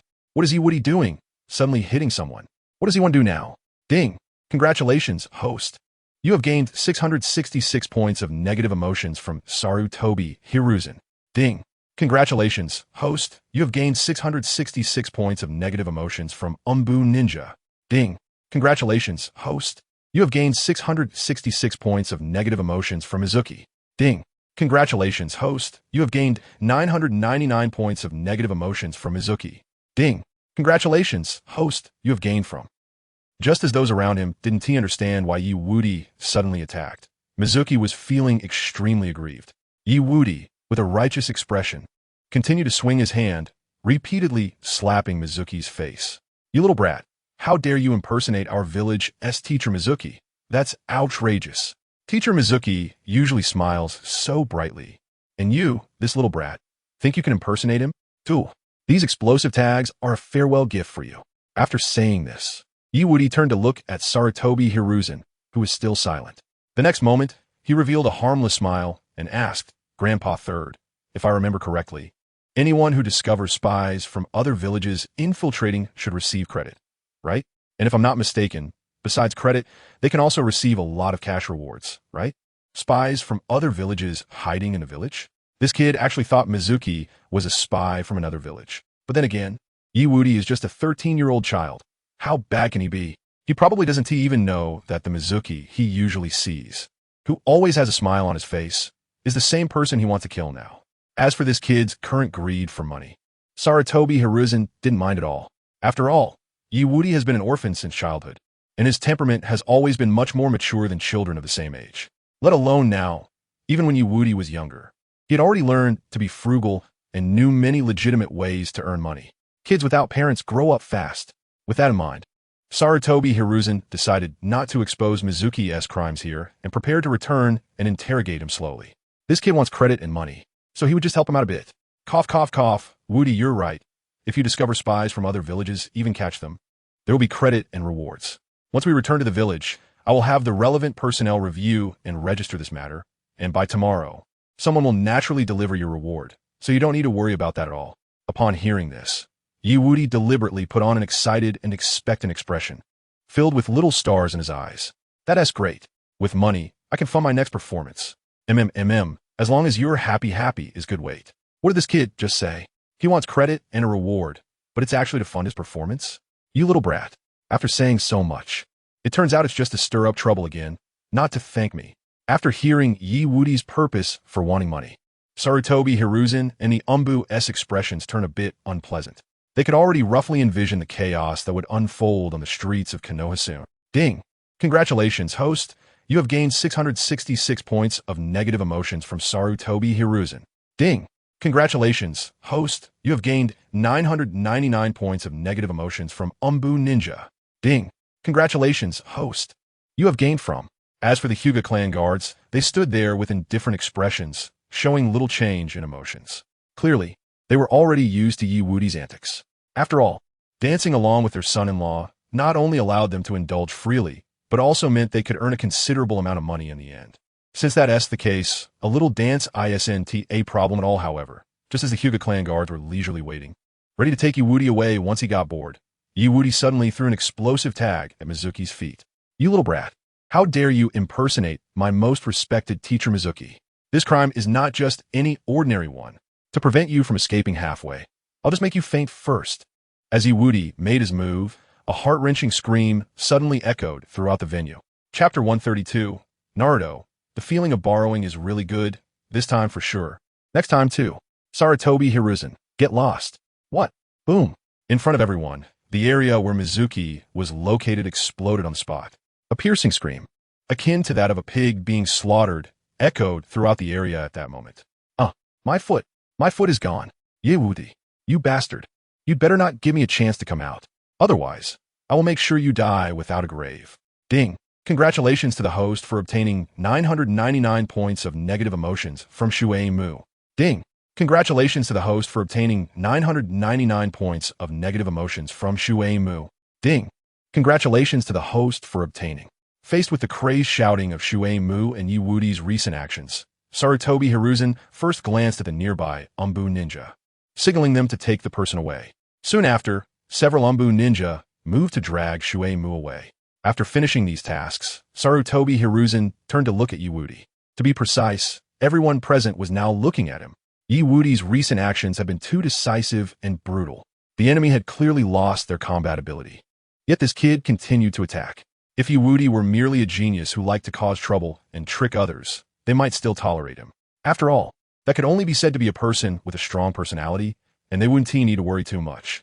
But if Wudi was not only fond of causing trouble, but also acted with extreme cruelty, having no bottom line or principles, then they would need to impose some restrictions on him.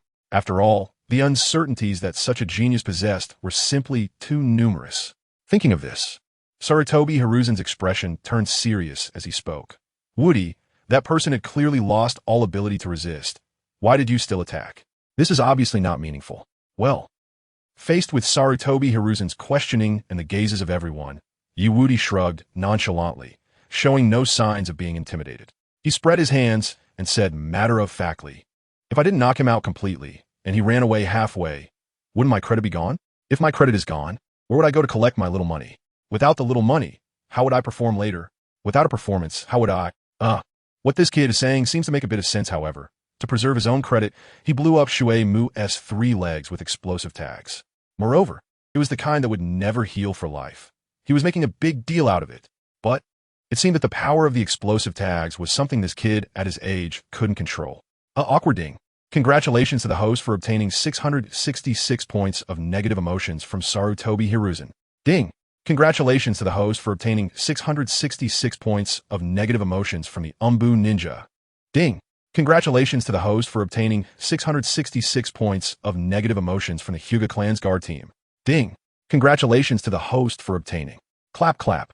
Woody clearly guessed what Sarutobi Hiruzen and the others were thinking at this moment, so he didn't pay much attention and continued doing his own thing. In the next moment, Woody casually wiped his hands on the sealing book again, then patted Naruto on the shoulder and said a few words before turning to leave with Hinata. Since the item was borrowed by you, you should return it yourself. I want to interfere with the rest. That's it. Goodbye, everyone. Shui Mu had already been subdued, so the negative emotion points that could be earned tonight had been harvested by him almost completely. Since that was the case, there was naturally no need for him to stay here any longer. Rather than continue to linger, he might as well go outside and see if there were any lucky little partners who could continue to provide him with negative emotion points. Got it, boss. After hearing Woody's words, Naruto followed his instructions and walked up to Sarutobi Hiruzen while holding the sealing book. Soon after, Naruto, without flushing or panicking, generously handed the sealing book to Sarutobi Hiruzen in front of him. He not only showed no embarrassment, but seemed a bit excited. Grandpa Third, this is the scroll I borrowed. I'm returning it to you now. How about it? Am I a good kid? You are. Ding. Congratulations to the host for obtaining 666 points of negative emotions from Sarutobi Hiruzen. Ding. Congratulations to the host for obtaining 666 points of negative emotions from Sarutobi Hiruzen. You borrowed the sealing book? You clearly stole it. I see. This must have been taught to Naruto by that little brat Woody. Otherwise, Naruto would never speak to him like this. Woody, can you stop messing with Naruto? Look at what he has become now. However, although Sarutobi Hiruzen was currently furious with Woody's actions, wishing he could have someone bring Naruto back and give him a good scolding, in the end, he still chose to compromise. With a helpless sigh, he forced a smile and said, all right, it's good that you returned the item. But remember, if you want to borrow something in the future, you must let me know first. You cannot take it without permission.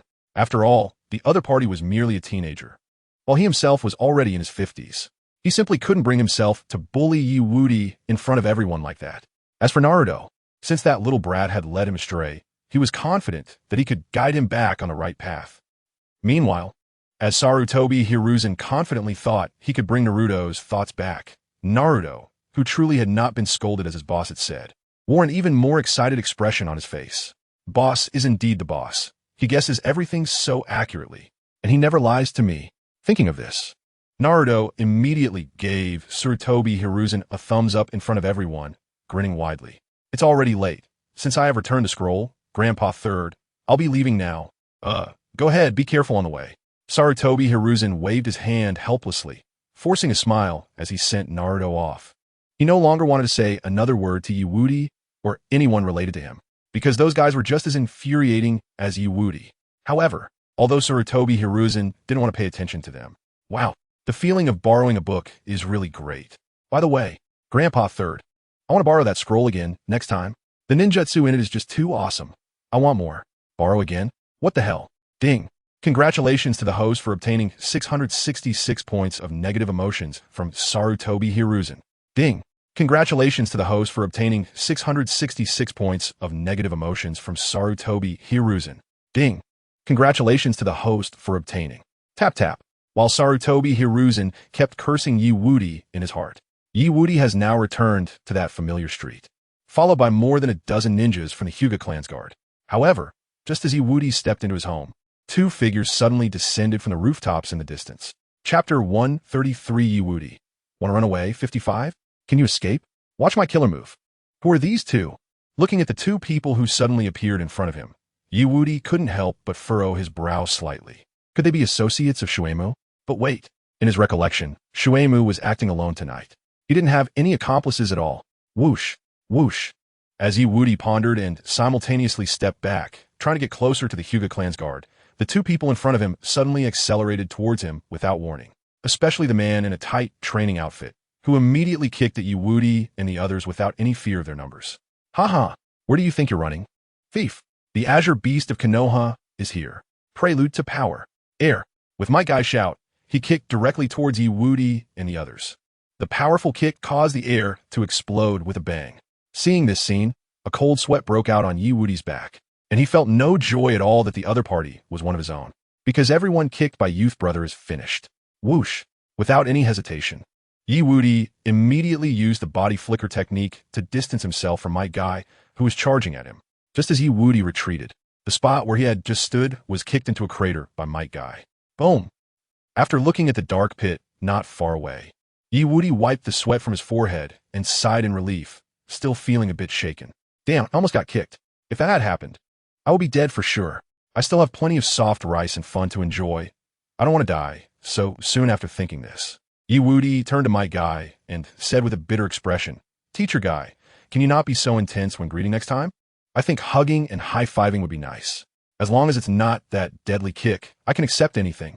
Seeing a familiar face, my guy, who had been surprised that Wudi dodged his attack and was preparing to use the 8 gates, now awkwardly scratched the back of his head and grinned at Wudi and the Hyuga clan's guard behind him, showing his white teeth and smiling. This familiar chakra fluctuation, Wudi ha? So it's you, kid? Not an enemy. It seems that everything over there has been handled. Compared to Mike Guy's straightforwardness, Kakashi chose to ignore Wudi and instead looked in the direction Wudi came from, murmuring to himself. His body had already started to take steps, preparing to turn and leave. He had received orders to stand by until Sarutobi Hiruzen or Wudi's side returned. Now that Wudi had returned safely, there was naturally no reason for him to stay here. Of course, the most important thing was that he was worried Wudi would cause trouble again. If that's the case, then I have no reason to stay here any longer. Kakashi-sensei, watching Kakashi, who was preparing to leave, Wudi suddenly revealed an extremely friendly smile. Don't rush to leave. I still have something I want to discuss with you and scare you about, ding. Congratulations. Host has received 666 points of negative emotions from Hitaki Kakashi. Ding. Congratulations. Host has received 666 points of negative emotions from Hitaki Kakashi. Ding. Congratulations. Host has received. Hearing Wudi's words, cold sweat immediately broke out on Kakashi's back, and his brain raced as if he could already see his final outcome. This kid really can't stop causing trouble for even a moment. No way. I must run away quickly. I absolutely cannot stay here for another second. It's too late today. I'll talk about it tomorrow. Without any hesitation, after quickly answering Wudi's question, Kakashi leaped up and instantly dashed far away. Hey, Kakashi, why are you in such a hurry to leave? Wudi exclaimed, while Might Guy awkwardly smiled and explained to Wudi about Kakashi's sudden departure. However, Wudi appeared unaffected by the scene before him and waved his hand indifferently. Teacher guy, I'm fine. Perhaps Kakashi-sensei really has something urgent today. I can understand him. 55, you think you can escape from me like this? Impossible. I haven't used my killer move yet. Thinking of this, Wudi displayed a very regretful expression and said, So I just suddenly remembered that the book Kakashi-sensei rented seems to have a new activity. I originally wanted to prioritize it for Kakashi-sensei since you were my first customer. But it seems now that I can only rent it to others since you are too busy today and your fate with this book has come to an end. Ding. Congratulations. Host has received 999 points of negative emotions from Hitaki Kakashi. Ding. Congratulations. Host has received 999 points of negative emotions from Hitaki Kakashi. Whoosh. Just as the last few words left Wudi's mouth, Kakashi, who had already left, suddenly dropped from the sky. Boom.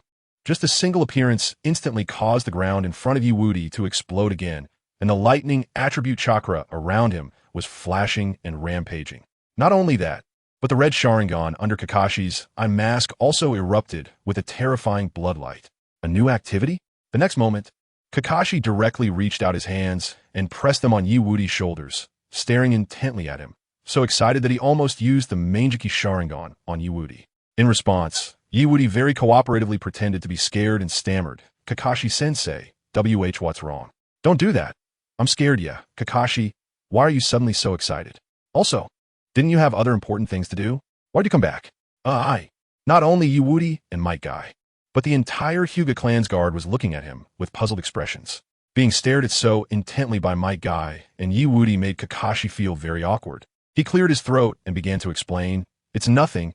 I just seemed to sense a faint chakra fluctuation earlier, but that chakra fluctuation disappeared instantly. They must have left. So that's how it is. Truly worthy of being my rival. You even discovered the enemy hiding in the shadows. Ha ha." Might Guy had no doubt about Kakashi's explanation and laughed heartily while patting Kakashi's shoulder.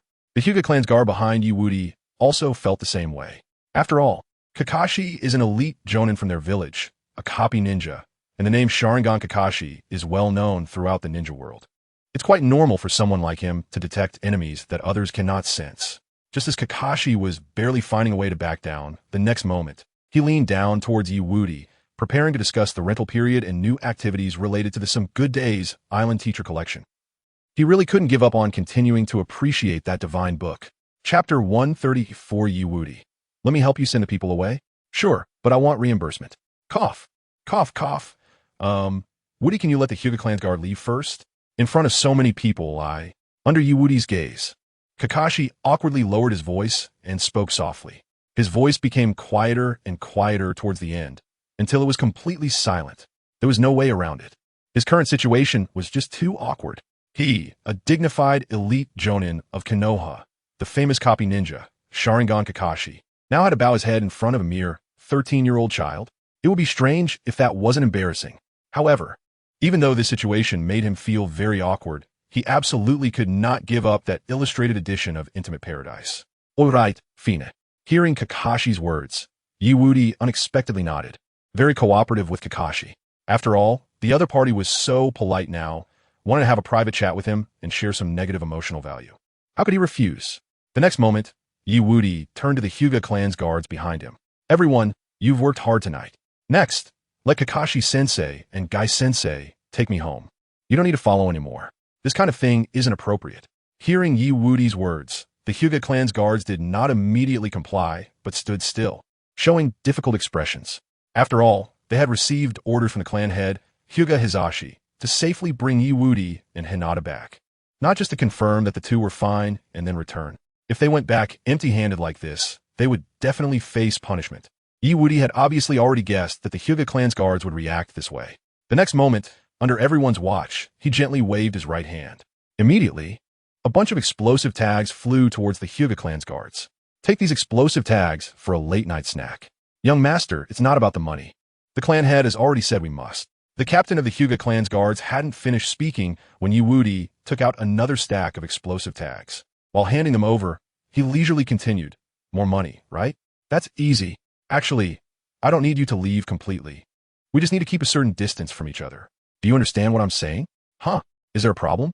Wudi frowned slightly, clearly a bit displeased. His eyes had already moved to the explosive tags in the hands of the Hyuga clan's guards.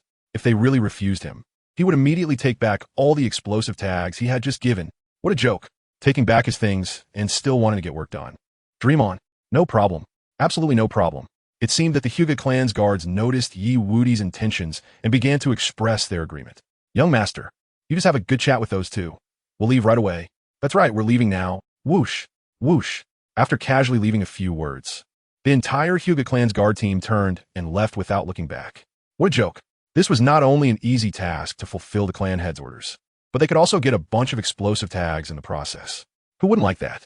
Few after the entire Hyuga clan's guards finally left, Kakashi couldn't help but breathe a sigh of relief. Now it was good. He could have a proper chat with that kid Wudi about Some Good Days Island Teacher Collection.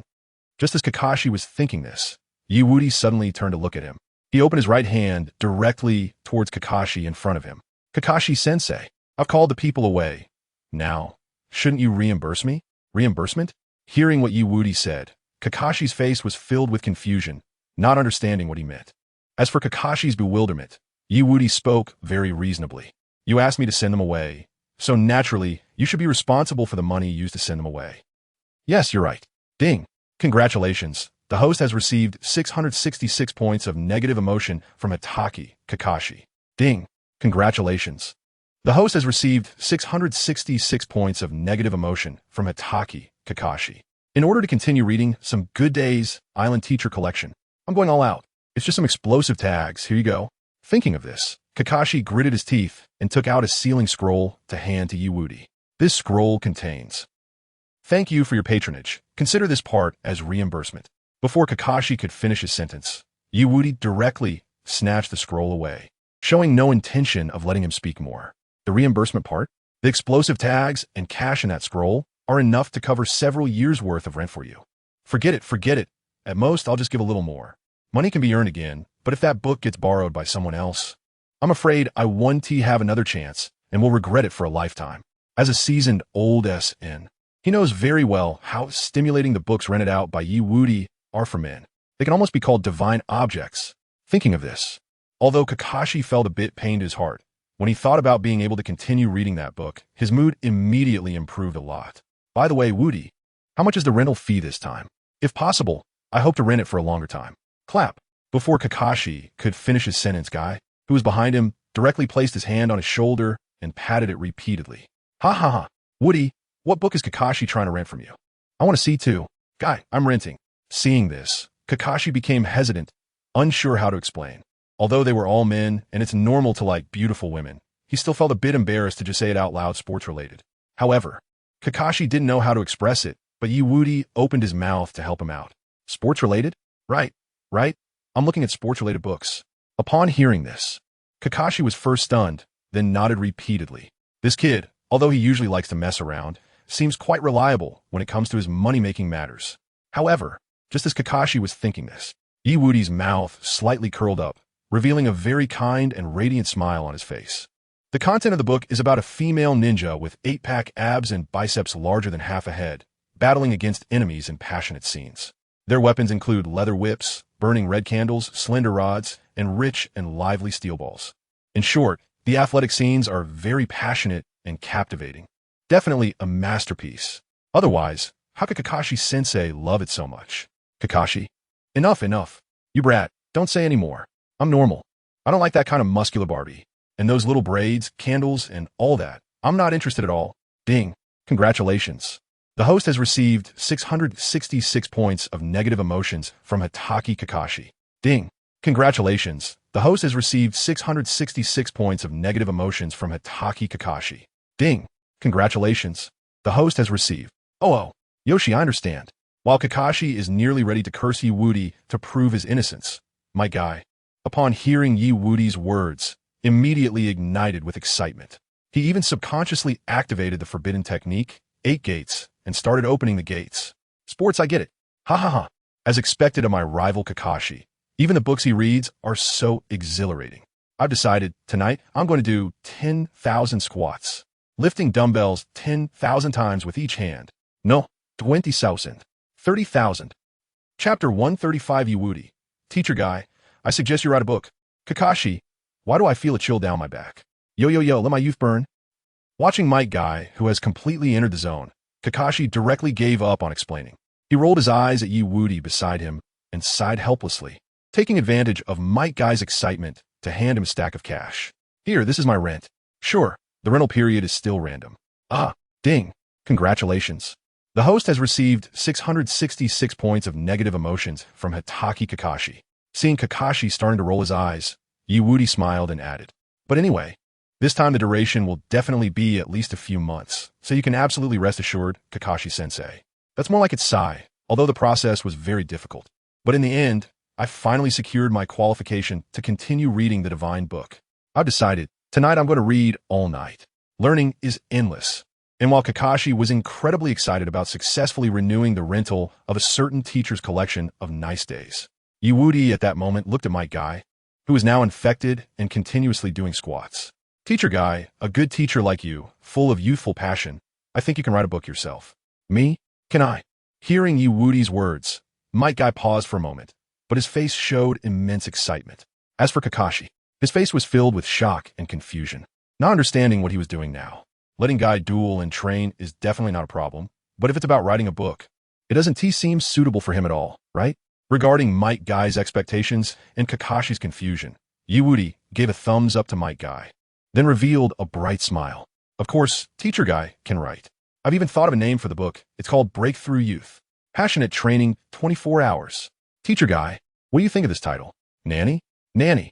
Upon hearing the title Wudi just mentioned, Might Guy's eyes instantly blazed with fiery enthusiasm, staring at him with intense focus. He pressed both hands on Wudi's shoulders and laughed heartily. Great. That's it then. My first book will be titled Breakthrough Youth. Passionate Training 24 Hours. Guy, are you really going to write a book? Why do I suddenly feel like something is off? Forget it, forget it.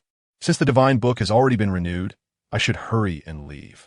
As long as I keep a sufficient distance from that brat Wudi, I won't have to worry about anything.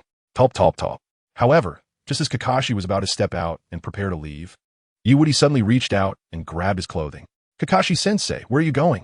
At this late hour, I'm obviously going back to rest. Are you trying to slack off? Slack off? What nonsense is that? Is there a problem with me sleeping at night? Just as Kakashi was momentarily stunned and was about to explain himself, Wudi's face suddenly revealed an innocent and kind smile. Since Teacher Guy is preparing to write a book, he will definitely need plenty of material, and Kakashi-sensei is just as formidable as Teacher Guy. So the best candidate for generating material is definitely you. Upon hearing this, Kakashi's head popped up with a large question mark. I knew it. Wherever you are, there will definitely be no good things. Yoshi, Wudi is right. Writing a book requires material. My rival Kakashi, let's continue to burn for youth. Tonight, I'm going to challenge you 3 times. Oh no, 10 times. 20 times. What the heck? 10 times. 20 times. It seems I really won't be sleeping tonight. Ding. Congratulations. The host has received 666 points of negative emotions from Hitaki Kakashi. Ding. Congratulations. The host has received 666 points of negative emotions from Hitaki Kakashi. Ding. Congratulations. The host has received. Meanwhile, while Kakashi was mentally cursing Wudi, Might Guy came in with a kick, directly locking onto him. Kakashi, here I come. Prelude to motivation. Boom. Looking at Kakashi and Might Guy already engaged in battle, Wudi directly found a branch, sat with Hinata on it, and began to recall the 2 forbidden techniques he had obtained not long ago.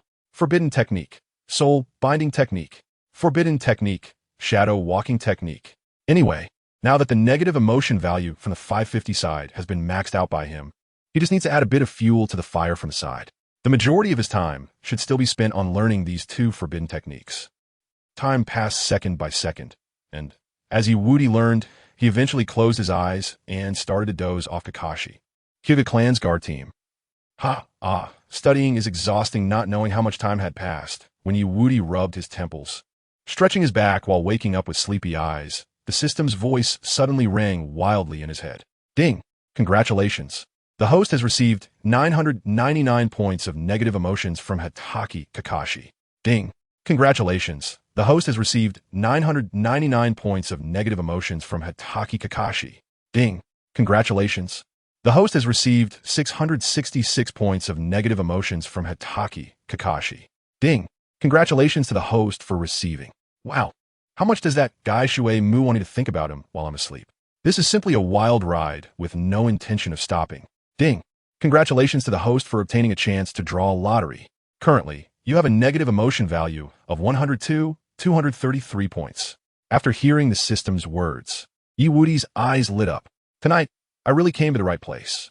May I ask the host if you want to draw immediately? Yes.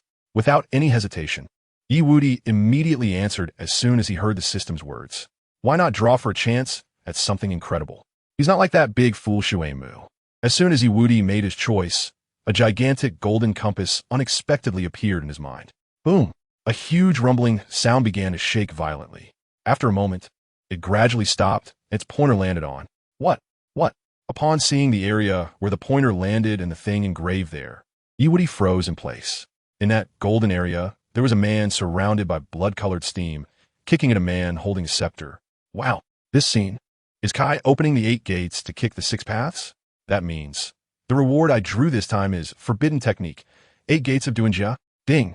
Congratulations to the host for obtaining the Forbidden Technique, 8 Gates of Duinjia Max. The Forbidden Technique.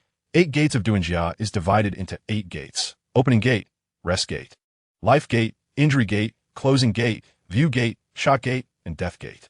This forbidden technique unleashes powers dozens of times stronger than the original. The state of all 8 gates being opened is called the 8 Gates of Duinjia Formation. A friendly reminder. Using the forbidden technique, 8 Gates of Duinjia grants power to the user, but the user will also suffer damage and may even burn out their life. Wow, I really signed up for the forbidden technique. 8 Gates of Duinjia. This means that in the future, if I encounter enemies, no one will be able to catch me if I want to run. If I don't want to run and want to spar with them, I can use the 8 Gates of Duinjia. After thinking of this, Wudi directly looked at Kakashi and Might Guy, who were currently engaged in a fierce battle. And a strange light flashed in his eyes. Chapter 136, Sarutobi Hiruzen. This kid's talent is terrifying. Wait, what do you want to do, Danzo? He is my person. Kai-sensei, I've remembered a lot of materials for you. After Wudi decided to arrange for Kakashi, he immediately shouted. However, upon closer inspection, I found that your duel scene is still not grand enough. Can you use that forbidden technique? 8 Gates of Duinjia again? Kakashi. Bang. Just as Kakashi was puzzled and thought Wudi's words were a bit ridiculous, Might Guy in front of him suddenly opened the gates, right there. First gate, Opening Gate, open.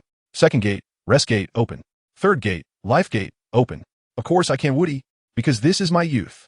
After continuously opening 3 gates, Might Guy laughed heartily, and his aura instantly soared. The next moment, he kicked out at Kakashi. Here I come, Kakashi. Ding. Congratulations to the host for receiving 666 points of negative emotion from Hitaki, Kakashi. Ding. Congratulations to the host for receiving 666 points of negative emotion from Hitaki, Kakashi. Looking at Might Guy, who had opened 3 gates, Kakashi wanted to curse Wudi, but he still skillfully formed hand seals with both hands and began to use ninjutsu to continue the duel with Might Guy. You bastard, Wudi. After tonight, I will go to the 3rd Hokage tomorrow and apply for you to join Guy's class. Since you like to stir things up, you can experience Guy's high-intensity training. Just then, while Kakashi was thinking about how to tell Sarutobi Hiruzen about this after dueling with Might Guy, Wudi deliberately started to look serious, and his eyes closed tightly. Soon, the chakra in his body began to flow in a strange trajectory at first. Kakashi thought Wudi was just being his usual lazy self. However, as time passed, Kakashi's eyes widened in shock. How is this possible? Wudi. He only watched a few times and learned Guy's forbidden technique. 8 Gates of Duinjia. Ha ha ha.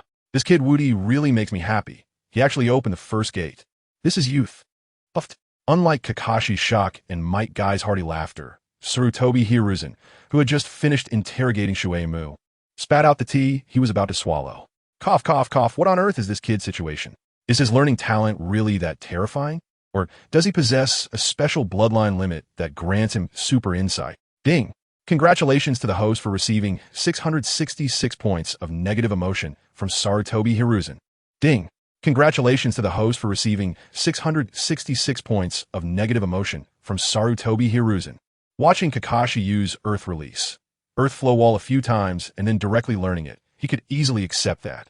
After all, Earth Release, Earth Flow Wall is only a B-rank ninjutsu, and with Wudi's Chunin level chakra and talent, while it might be a bit difficult, it was not impossible. However, this time, the 8 Gates of Duinjia he learned from Guy. That is a forbidden technique. He learned it just by watching a few times. If he didn't know that Wudi had been an orphan since childhood, he would never believe anyone who told him that this kid was a commoner. Talp, talp, talp. Just as Sarutobi Hiruzen was thinking this, there was a sudden knock on the door of the Anbu office. Hokage-sama, we found Root members trying to approach Wudi. Danzo is also on site and is currently temporarily blocked by the Hinata clan's guard. Root? Danzo. Bang.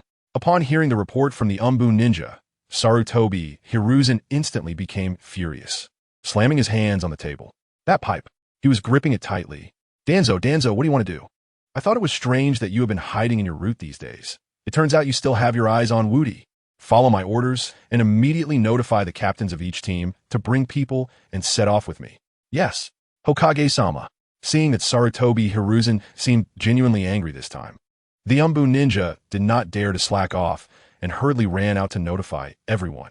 Looking at the empty Anbu office and the scene of Wudi opening the gates in the crystal ball, Sarutobi Hiruzen couldn't help but sigh helplessly. Wudi, you little guy, you really don't give anyone a moment's peace. But no matter what, I won't let you join Root. Because you can only become my person.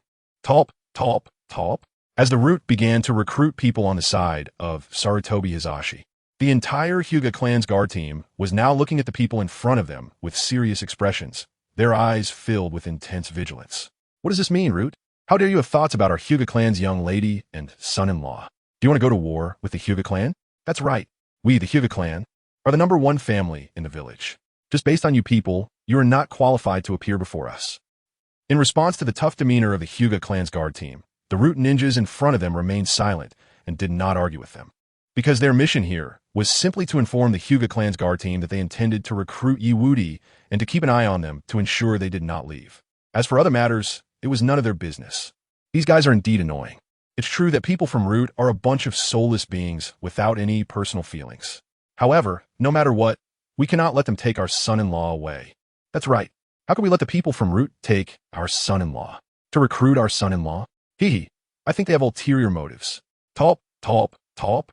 Just when the Hyuga clan's guard team was firmly blocking the Root group, preventing them from entering the area where Wudi was located, a dull sound of footsteps suddenly came from behind the Root group.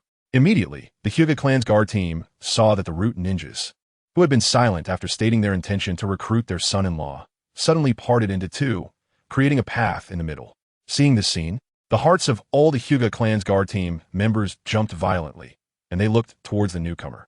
It was, in front of the Hyuga clan's guard team, a figure with one eye and one arm wrapped in bandages stepped directly into their line of sight. The leader of the Root, Shimura Danzo. Ding! Congratulations to the host for gaining 666 points of negative emotions from the Hyuga clan's guard team. Ding! Congratulations to the host for gaining 666 points of negative emotions from the Hyuga clan's guard team. Ding! Congratulations to the host for gaining. TSK, seeing that Shimura Danzo personally came to take away their son-in-law, the faces of the Hyuga clan's guard team turned extremely ugly. Now, things have indeed become very difficult. Son-in-law, we already told you, wouldn't it be better to go back early? Now, even the old guy Shimura Danzo, the head of Root, has personally come for you given the current situation, with just us. We can't stop them at all. While the faces of the Hyuga clan's guard team were grim as they pondered how to break the deadlock, Shimura Danzo stepped forward in front of everyone and coldly spoke without any expression. Who just said that I, the old man, am not sincerely trying to recruit Wudi? Now I give him another chance to speak. Say it. Chapter 137 Wudi. You want me to go with you without any money? Have you lost your mind? Say it. I'm going to say FKU.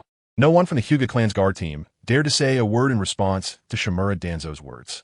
After all, given their current lineup, they were indeed not a match for the other side. However, they couldn't fight Shimura Danzo, but they could call for help. That famous ninja from the ninja world, the copy ninja Kakashi and the blue beast of Konoha, Might Guy, were all behind them. So, even though their clan leader hadn't brought anyone over yet, if it did come to a fight, they could still balance? Whoosh. Huh. Meaningless scheming. Just as the Hyuga clan's guard team was about to slowly retreat and notify Wudi to stay close to Kakashi and Might Guy, the recently appeared Shimura Danzo suddenly led his people to leap out from under their noses. Seeing this scene, the faces of the Hyuga clan's guard team turned extremely ugly. Damn it. Shimura Danzo, you really don't take our Hyuga clan seriously, do you? We, the Hyuga clan, are the #1 family in the village. We block them. Yes, my lord. Unlike the Hyuga clan's guard team, who were making threats, Shimura Danzo acted decisively. After crossing their defensive line, he immediately ordered his people to take action. This outcome made the Hyuga clan's guard team furious, and they began to fight with all their might, attempting to break through the Root ninjas' blockade to warn Wudi. After all, although Kakashi and Might Guy had strength, they couldn't withstand an ambush from Shimura Danzo against their son-in-law. That's right, an ambush. Since Shimura Danzo's target this time was their son-in-law, he could easily choose to avoid Kakashi and Might Guy and directly ambush Wudi himself. Ding! Congratulations to the host for gaining 666 points of negative emotions from the Hyuga clan's guard team. Ding! Congratulations to the host for gaining 666 points of negative emotions from the Hyuga clan's guard team. Ding! Congratulations to the host for gaining. Someone is coming. After hearing the system voice ringing in his mind, Wudi immediately checked the area where the Hyuga clan's guard team was located. Soon, he detected unusual chakra fluctuations. What kind of person could make the Hyuga clan's guard team harbor such resentment towards him and could even break through their defenses? Could it be someone around the shadow a presence that can be considered exceptional even among jounin. After considering this possibility, Wudi suddenly opened his eyes wide. And under the watchful eyes of Kakashi and Might Guy, he jumped towards the area where the two were. No matter if you are an exceptional jounin or not, as long as I come, I can fight anyone on equal footing, nearly kicking out the youthful guy who seems to be the final boss. Just kidding. Who could take me away today? And regarding Wudi's current actions, Might Guy, who was unaware of the specific situation, now stretched out his hand and patted him on the shoulder with great force, a cheerful smile on his face. Ha ha ha. I didn't expect your talent to be so high. You learned my 8 gates of death just by watching a few times without needing me to teach you. Good, good. Youth is about constantly striving and surpassing common sense. Yo, it seems I also need to work hard.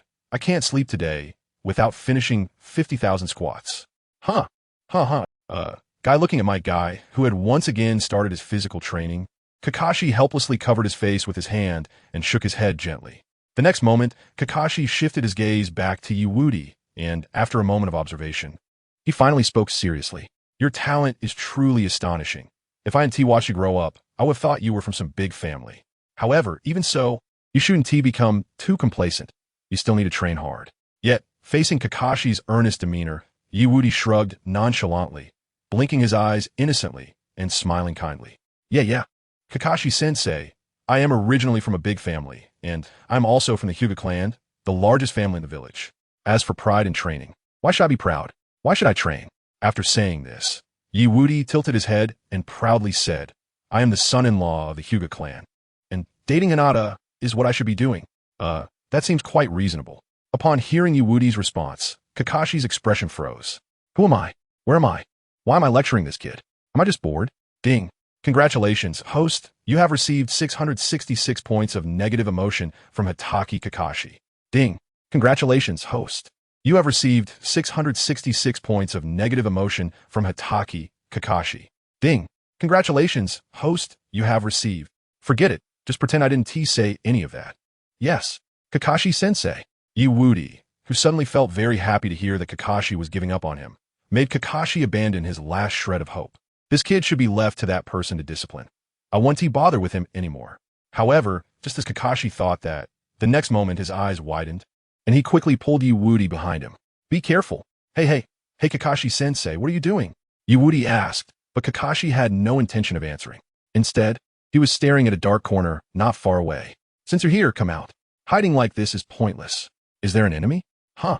As Kakashi's longtime rival and close friend, Might Guy immediately switched from training mode to battle mode upon hearing Kakashi's words. However, just as Kakashi and Might Guy entered battle mode, Danzo stepped out slowly from the area they were watching. Kakashi, as expected of you, it's a pity that you, who could have contributed more to the village, have now become just a small teacher in the ninja academy. What a waste. I told Hiruzen back then, talented individuals like you can only unleash their full potential in my hands, but he didn't believe me. The current situation proves I was right. This voice, this tone. Upon hearing Danzo's voice, Kakashi relaxed slightly, but remained vigilant. After all, this guy was also an important figure in the village and had a serious conflict with the third Hokage. Danzo, why are you here today? It seems you have no mission here. This place indeed has no mission for me. I came here for that kid. You all know it, so don't pretend. Step. Before Danzo could finish, Wudi suddenly stepped forward in front of everyone. Bandage guy, do you have money? Kakashi, Shimura, Danzo, Might Guy. What do I need money for? Danzo, clearly taken aback by Wudi's question, frowned and asked back. He could take people as long as that bastard Hiruzen couldn't stop him. That was his influence and power in the village. It was terrifying. As for trading with money, vulgar. Not only was it impossible for him to bring money, but who in Konoha would dare accept his money? Then he didn't bring money after hearing Danzo's words. Wudi, who had just taken a step forward, turned around and walked back to Kakashi and Might Guy. You didn't bring money, and you wanted to go with you? Bandage guy, are you out of your mind? Ding. Congratulations, host. You have received 666 points of negative emotion from Shimura Danzo. Ding. Congratulations, host. You have received 666 points of negative emotion from Shimura Danzo. Ding. Congratulations, host. You have received. Chapter 138. Wudi. Does Danzo think he is capable again? TSK, as expected of you. Out of your mind? Yea, Wudi. You can stir up trouble. But don't court death. The person in front of you has power and influence in the village. second only to the third Hokage. Talking to him like that is equivalent to dancing in a fire pit. You come here. Upon hearing Wudi's words, Kakashi's face stiffened, and he quickly pulled Wudi behind him. Hey. Kakashi-sensei is kidnapping a good kid, ding. Congratulations, host. You have received 666 points of negative emotion from Hitaki Kakashi. Ding. Congratulations, host. You have received 666 points of negative emotion from Hitaki Kakashi. Ding. Congratulations, host. You have received. Regarding Wudi's nonsense, although Kakashi felt very displeased, he ultimately protected him. Although Kakashi had left Anbu to become a teacher at the Ninja Academy, he was still often called by Hiruzen to take on tasks. Thus, he naturally knew that Danzo wanted to recruit Wudi into Anbu. In short, if Wudi was taken away by Danzo in front of him today, it would be very difficult to explain afterward. Danzo, Wudi is just a 13-year-old child, so he may say some inappropriate things. I hope you won't take it too seriously. Oof. Danzo's expression began to turn cold at Kakashi's obvious protective stance, not allowing him to take the kid away. Kakashi, I came here today just to find that kid. It has nothing to do with you. If you step aside now, I can pretend I didn't see anything. As Danzo spoke, his bandaged hand reached for the hilt of the ninja knife at his waist. In this village, apart from that bastard Hiruzen, no one could refuse him. This was probably. Faced with Danzo's tough attitude, Kakashi fell silent after saying half a sentence, putting on a thoughtful expression. Since the other party was someone he couldn't provoke, he would just buy time. With the third Hokage's speed of action, it shouldn't take long for him to arrive. At that time, he could just let go and not worry about anything. However, just as Kakashi was thinking this, Wudi, who he had pulled behind him, suddenly poked his head out and made a face at Danzo. TCH, you didn't bring money. You have nothing good? Why would I go back with you? Bandage guy, I think you should go back to wherever you came from. It's dark, time to wash up and sleep, Kakashi. Shimura, Danzo. My guy. Upon hearing Wudi's words, all three people present turned their gaze towards him. Especially Kakashi and Danzo, at this moment. Their eyes were filled with disbelief and intense resentment. Ding! Congratulations to the host for receiving 666 points of negative emotions from Kakashi Hitaki. Ding! Congratulations to the host for receiving 999 points of negative emotions from Danzo, Shimura. Ding! Congratulations to the host for receiving. While Kakashi and Danzo were staring at him in silence, Might Guy quickly leaned closer to Wudi and whispered in his ear. Wudi, that guy in the bandages is Lord Danzo, the Hokage's assistant personally appointed by the third Hokage and the head of Root. His status in the village is second only to the third Hokage, so you should be a bit more polite. Wudi already knew what Might Guy was saying. However, the next moment, after pretending to be in a daze for a moment, he directly put on a look of sudden realization. His eyes sparkled with admiration as he looked at Danzo not far away and excitedly said, Politeness? I understand that best. But wow, I didn't expect the bandage guy to be the Hokage's assistant. That sounds really impressive. Oof. Seeing that Wudi finally understood his status in the village, Danzo snorted and raised his chin slightly, saying, Kid, I'm giving you another chance to join Root. I guarantee you will become the most outstanding new generation ninja in the village in the shortest time possible. This, no good. Seeing Wudi actually considering it, Kakashi panicked. After all the time he had delayed, couldn't this kid just stay quiet for a moment until the third Hokage arrived? Being the one responsible for stalling was really tough. Ding! Congratulations to the host for receiving 666 points of negative emotions from Kakashi Hitaki. Ding! Congratulations to the host for receiving 666 points of negative emotions from Kakashi Hitaki. Ding! Congratulations to the host for receiving. However, just as Kakashi was worried that Wudi would be easily swayed by Danzo's words, Wudi suddenly tilted his head and shrugged helplessly, saying, The Hokage's assistant? It does sound impressive. Hearing Wudi's words, Danzo thought he finally connected the dots and was now trying to flatter himself to make up for his earlier rudeness. So, Danzo raised his chin even higher, feeling quite pleased with himself. This little brat is just a little brat. I only said a few words, and he admires me so much. It seems I overestimated him. He had thought Wudi could compare with the two genius Uchiha Shursui and Uchiha Itachi. Now it seemed Wudi was just an ordinary commoner, and a little brat who had lost his parents at a young age. What good was his talent? It was just that. His character was still too simple, far from the mature mindset of Shursui and Itachi. So, you better make your choice quickly. I don't have much time to waste with you. Danzo slightly turned his head away, pretending to be very impatient, trying to make Wudi understand his weight and leave with him. After all, no one knew when that bastard Hizashi would come. So, it was safer to take this kid away as soon as possible. Wudi, I think you should really think this through. Seeing Wudi seem to be moved, Kakashi spoke up anxiously. However, just after he started speaking, Wudi waved his hand slightly. Teacher Kakashi, don't say any more. I know what choice to make. You know, I'll believe you when pigs fly. Every time I run into you lately, you've never been serious or reliable. How can I trust you? Ding. Congratulations to the host for receiving 666 points of negative emotions from Kakashi Hitaki. Ding. Congratulations to the host for receiving 666 points of negative emotions from Kakashi Hitaki. Ding. Congratulations to the host for receiving. Seeing Wudi actively stop Kakashi's persuasion, Danzo was overjoyed, thinking he had won today. Hizashi, did you see that? No matter how you calculate and scheme against me, in the end, this little guy Wudi will still become mine. Tap tap tap. Under the watchful eyes of everyone, Wudi turned directly to face Danzo and replied, the position of Hokage's assistant is just a subordinate of the Hokage. It's really strange to have this title and the person who accepts it. The Hokage is the Hokage. A lackey is a lackey. What else with the assistant? Sounds stupid, so why would I go to that silly route? Isn't that obvious? At this point, Wudi shrugged nonchalantly. Then, ignoring the increasingly ugly expression on Danzo's face, he spread his hands lightly and added with a friendly expression, I'm too lazy to be Hokage, bandage guy. Do you think I would be interested in joining a place where the Hokage's lackey is in charge? Ding. Congratulations to the host for receiving 666 points of negative emotions from Danzo Shimura. Ding. Congratulations to the host for receiving 666 points of negative emotions from Danzo Shimura. Ding. Congratulations to the host for receiving. Chapter 139 Danzo. Why is this kid so hard to convince? Forget it. Let me try that move. Ding. Congratulations to the host for receiving 666 points of negative emotions from Kakashi Hitaki. Ding. Congratulations to the host for receiving 666 points of negative emotions from Kakashi Hitaki.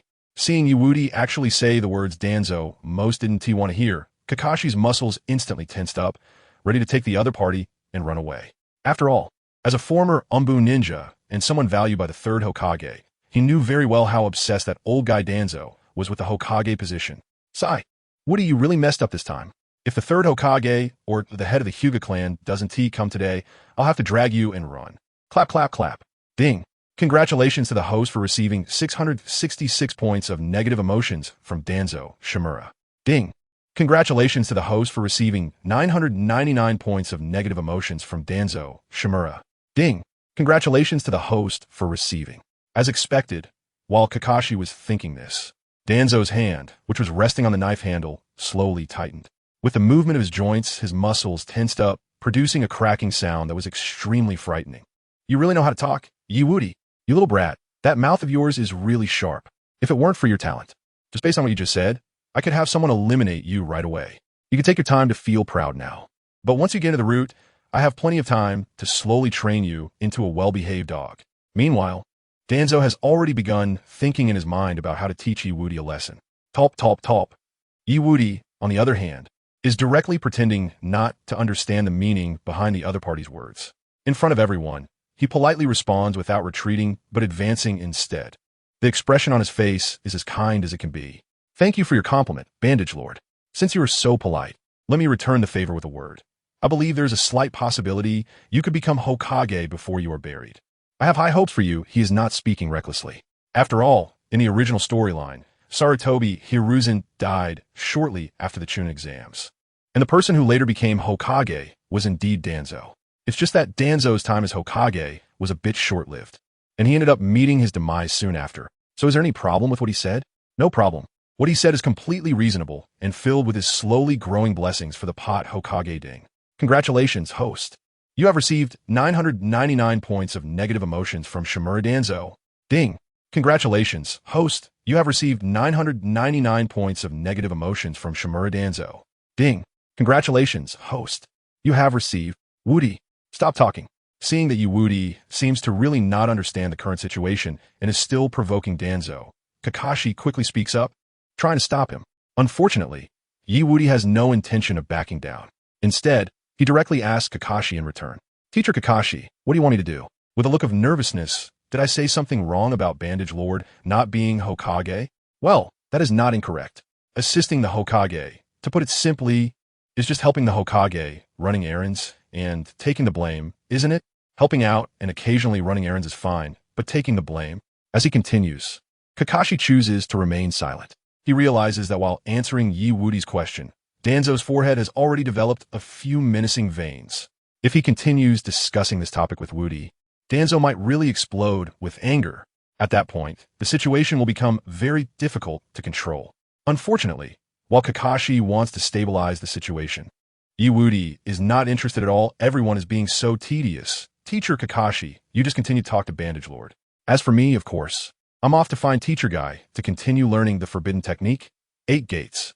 As Wudi walks toward Might Guy, he leisurely speaks, intentionally avoiding eye contact with Danzo. As long as I don't see the pot Hokage getting angry now, I am innocent. Ignorance is no sin. I'm just a 13-year-old kid. How could I know that just a few words would cause you such a big shock? Ding. Congratulations, host. You have received 666 points of negative emotions from Hokage Kakashi. Ding. Congratulations, host. You have received 999 points of negative emotions from Shimura Danzo. Ding. Congratulations, host. You have received. With such thoughts, the next moment, Wudi turns to look at Might Guy, who has been doing squats since just now and has shown no intention of interrupting. He then excitedly says, Teacher Guy, can you continue teaching me the 2nd and 3rd gates of the forbidden technique? 8 gates? Teacher Kakashi and Bandage Lord are just too boring. To be honest, I think Teacher Guy is better, so I want to continue learning the forbidden technique. 8 gates with you. After saying this, Wudi adds, because I don't want to be like Bandage Lord, only realizing my dreams when I'm about to step into a coffin. I want to work hard from now on and not let my youth have any regrets. Ding. Congratulations, host. You have received 999 points of negative emotions from Shimura Danzo. Ding. Congratulations, host. You have received. Hearing Wudi's words, Might Guy doesn't care about Danzo and Kakashi's current mood at all. He immediately gives him a thumbs up and smiles, agreeing to this matter. After all, how could he ignore such a passionate young man and his request? Boom! With such thoughts, the next moment, a strong chakra wave surges at this time. With Guy's passionate fighting spirit and emotions ignited, he exclaims, you want to learn the 2nd and 3rd gates of the forbidden technique? 8 gates? Haha, of course that is possible. Since your youth is so passionate, I am naturally willing to be the one to ignite the flames of your youth. Let's start right now. Seeing Might Guy wasting his energy to train Wudi at this time, leaving him alone to watch Danzo, Kakashi feels troubled and wants to persuade him to reconsider training with Wudi. Unfortunately, Kakashi's reaction is still a step too slow. Kakashi, now is the time to pass on the youth and ignite Wudi's fiery, brilliant youth. Can you bear to let such a young man's youth leave? Any regrets? Absolutely not. After saying this, the chakra and aura surging from Might Guy instantly lift the fallen leaves and dust on the ground. Yes, a young man's youth cannot have regrets. 8 gates. 1st gate, open. 2nd gate, rest gate, open. 3rd gate, life gate, open. Wudi, just watch closely. These are the first 3 gates of the forbidden technique. 8 gates. Whoosh! As Might Guy passionately shouts, he directly punches the ground, then grabs the rubble and throws it into the sky. Immediately after, his body rushes forward, starting to perform various martial arts techniques. Dynamic entry, leaf hurricane, and this move, and bang bang bang. Facing Might Guy's passionate actions and that cheerful voice, Wudi does not hesitate at all and immediately follows up by opening the 1st gate of the forbidden technique. 8 gates. Uda uda uda. Muda muda muda. Kakashi. Danzo, looking at the passionate Might Guy and Wudi in front of him, both Kakashi and Danzo suddenly feel that their existence seems a bit unnecessary strange. Does that kid really not care about power and becoming stronger? As those from the Anbu said, only liking money and beautiful women? Is this really something a genius would be interested in? It's a bit too absurd. Danzo murmurs quietly, glancing occasionally at Kakashi and the surroundings.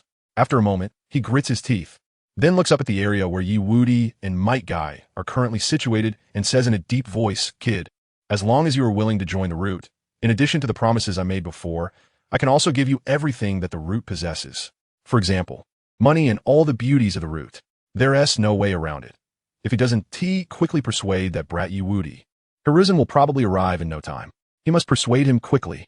However, just as Danzo finishes shouting, Wudi, who is currently training with my guy. At this moment, it directly ignited like back then. Boom. Chapter 140 Wudi. Want me to join? I'll directly compare prices and let you all roll up internally. Boom. Just as Danzo shouted out, Wudi, who was originally learning the forbidden technique of the 8 gates of Duenjia with my guy and was only able to open the first gate in everyone's perception, suddenly widened his eyes. Compared to before, his aura had strengthened significantly, now bursting forth from within him. Second gate, rest gate, open. With Wudi's shout, his entire momentum changed. Awesome. This feeling is just too great. After opening 2 gates and gaining the terrifying speed of body flicker technique, Wudi felt a rush of excitement. However, despite the significant boost in strength from opening 2 gates, he didn't forget his main objective: to demand benefits from Danzo. Woosbang! In front of everyone. After laughing wildly, Wudi accelerated and charged into an area just 3 meters away from Danzo. His wildness caused the ground to explode instantly. In an instant, dirt and stones flew everywhere, clouding the air and continuously striking Danzo, who stood before him. Old bandage. Was what you just said true? As long as I go to your route, I can choose any beauty from there? And you'll even pay me? After saying this, Wudi deliberately put on a very anxious expression and added, is this really true? You better give me a clear answer. Ding. Congratulations. The host has gained 666 points of negative emotion from Kakashi Hitaki. Ding. Congratulations. The host has gained 999 points of negative emotion from Shimura Danzo. Kakashi. Danzo. My guy. Seeing Wudi's current appearance, Danzo was filled with disbelief. He never expected that the strongest young genius of this generation in the village would actually place so much importance on money and beauty. Has the era really changed? Or has he grown old and can no longer keep up with the thought processes of these geniuses? This kid, indeed, never disappoints. As he continues to stir up trouble regarding Danzo's current expression, Kakashi beside him also sighed in sympathy. He then covered his face with his hand. Not want to see Wudi anymore. Because that kid is just too embarrassing. The strongest genius of the village's younger generation is so obsessed with money and beauty. Is this really appropriate? Unlike him, who is not like that at all, although he likes beauties, he remains so low-key. Liking beauties is something to be discussed privately with a few like-minded friends, like discussing various activities from Paradise of Affection and the collection of a certain island teacher living well. In short, there's no need to be so high-profile compared to Danzo and Kakashi's helplessness. My guy on the other side was extremely excited. Oh, this is youth. I didn't expect Wudi to have such a strong understanding and talent for the forbidden technique of the 8 gates of Duenjia. It seems I need to work harder. I've decided my goal for tonight is to do 100,000 squats. Hoo. As my guy went all out to begin his squat training, Danzo finally reacted to his shout. However, before he could speak, an explosive tag was immediately thrown at his face. At the same time, Wudi's disdainful and contemptuous voice echoed. TCH, you make all sorts of promises, but when asked, you start playing dumb. You're just an old bandage who can only talk pretty words. And as for being the Hokage's advisor, is this it? With no beauties or money. You shouldn't come out here and embarrass yourself. As for Wudi himself, he turned around without looking back and walked towards the Hyuga clan's guard team. That appearance seemed like he really intended to leave.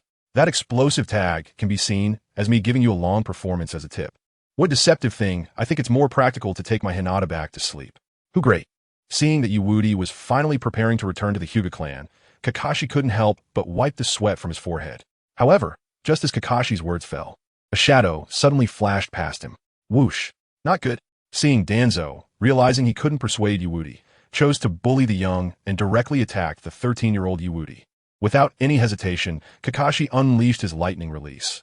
Lightning cutter with his right hand, raising it as he chased after Danzo, shouting, Lord Danzo, as the head of Root and the Hokage's advisor, is it really appropriate to attack a child like this? Wudi, quickly take a step back to the right. Hearing Kakashi's words, Wudi's body only paused slightly, then the corners of his mouth curled up, revealing a very friendly smile. If you want me to step back to the right, won't that make me lose face? As for Danzo, who was already charging in, he naturally had his own way to handle it, while Wudi was calculating in his heart, seeing that he had no intention of stepping back to the right. Kakashi's face turned ugly. Damn it, this kid completely doesn't understand the situation. Kakashi, since you wasted your own talent, don't drag others down with you. I will definitely train this kid Wudi into a true ninja. With that, Danzo turned to look at Woody again, and with his right hand, he flicked out a few lists from his pocket. Then he proudly shouted, "Woody, I was just momentarily distracted. My previous promises still stand. As long as you're willing to join Root, there will be plenty of money, and you can pick any beauty from Root. Look, these are the lists of beauties from Root. Whoosh, body flicker technique." The moment Danzo spoke, Woody, who had been standing still, instantly multiplied into 10 and rushed towards the scattered lists. Ding. Congratulations. The host has gained 666 points of negative emotion from Kakashi Hitaki. Ding. Congratulations. The host has gained 666 points of negative emotion from Shimura Danzo. Seeing Woody's actions of using the body flicker technique to snatch the lists, both Danzo and Kakashi were filled with emotion and helplessness. Danzo, if I had known it would be this easy to make this kid interested, why did I bother sending people to kidnap him before? I was really foolish. Kakashi, this kid only cares about money and girls. There's no saving him, and regarding how Danzo and Kakashi viewed him, Woody didn't care at all and began carefully reading the information on the lists in his hand. Rishang Kato, 68, 55, 60, 16 years old, twin tails, unmarried. This one is great, twin tails, and the name sounds quite nice. Koz Nichi Maria, 80, 58, 75, 28 years old, married. This one is also good. Just right for my friend who likes older women. Oh, Nichi Banyo Yui, 72, 52, 65, 18 years old, scorpion braid, unmarried. This one's a bit aloof. And the hairstyle is quite risky, but I like it. So tall and elegant. In front of everyone, Woody read through the best beauties from the list sent by Danzo while commenting on them, deliberately raising his voice a little. Sure enough, under Woody's intentional display, the detailed and stimulating information caught the attention of Kakashi, who had been pondering how to prevent him from joining Root. Now, he was somewhat envious of him. Damn it, why didn't the previous Root have so many beauties? This kid Woody is just too lucky. By the way, what are the measurements of that little Jinri Maria? No, I need to find a chance to ask Woody for that list. Ding. Congratulations, host. You've received 666 points of negative emotions from Hitaki Kakashi. Ding. Congratulations, host. You've received 666 points of negative emotions from Hitaki Kakashi. While Woody was engrossed in reading the list, Kakashi was calculating how to get that information from Woody. At that moment, Danzo suddenly cleared his throat and cheerfully asked, "Woody, do you think joining Root is good?" "It's pretty good. Grandpa Bandage's Root is really long and white, and it even pleases my friend the Bandit." Woody directly bypassed the topic of joining Root and simply commented on the beauties he sent over. "Wanted me to join Root just like that? What a joke. At the very least, I need to compare 3 options and get a super double deal." That's right, compare 3 options. Danzo is one of them, and the other 2 should be on their way now. Chapter 141 Kakashi. I don't want to help, but the benefits he offers are just too tempting. Pretty good? This settles it. After hearing Woody's words, the stone that had been hanging in Danzo's heart finally disappeared. Since this step of catering to his preferences was successful, the next step was to take him directly to Root for registration. "Woody, since you think the treatment at Root is good, let's not wait for a better day. Let's go register today." At this point, a glint of excitement flashed in Danzo's eyes. Night aim. Once Woody completes the registration, I want to see how you can stop me. I miss Shursui. I missed Itachi. This time, I will not miss Woody. However, just when Danzo thought he could finally win against Sarutobi Hiruzen, Woody suddenly crossed his arms over his chest, shaking his head as he said, "Grandpa Bandage, I just said that without money and beauties, I will never consider going to Root with you. This point will never change. Isn't there already a beauty? As for money, you can go back with me to get it. After all, who carries so much money around for no reason?" Hearing Woody's words, the smugness in Danzo's eyes instantly froze. He didn't know what Woody was planning now. After all, he had already brought out everything the other party wanted. Wasn't this enough sincerity? As for Danzo's current display, Woody slowly extended a finger and began to shake it gently. "Grandpa Bandage, what you mean is that normal people can't carry that much money, right? I'm not going to provoke you myself. I'm a very respectful and kind person. So let Kakashi-sensei handle this next." With that, Woody turned to Kakashi. "Kakashi-sensei, please make a statement." Ding. Congratulations, host. You've received 666 points of negative emotions from Hitaki Kakashi. Ding. Congratulations, host. You've received 666 points of negative emotions from Hitaki Kakashi. Ding. Congratulations, host. Make a statement? What the hell am I supposed to say? You two can chat all you want, but don't involve me. Also, if Lord Danzo said normal people can't carry too much money, Then if I really take out that much money, wouldn't that mean I'm not a normal person? No way. I absolutely refuse. This matter is non-negotiable. If explained well, for the next rental period, Kakashi-sensei, you can get priority, which means if you want it, I won't rent it to anyone else. Cough, cough, cough, let me explain this. Originally reluctant, Kakashi's eyes lit up at Wudi's following words. In the next moment, he reached into his robe and pulled out a sealing scroll, then directly unsealed it. Swoosh, swoosh, in an instant, various sealing scrolls and cooking utensils, bricks, candles, and whips appeared before everyone. Danzo, Wudi, cough, cough, cough, these aren't the key items, just ignore them. Seeing his personal belongings exposed, Kakashi hurriedly put away the various tools he had made based on a certain good life, but with Sensei Island. Next, he casually pulled out a scroll and, under everyone's gaze, opened it. Boom! As white smoke appeared, a large stack of cash and explosive tags appeared before everyone. What? What?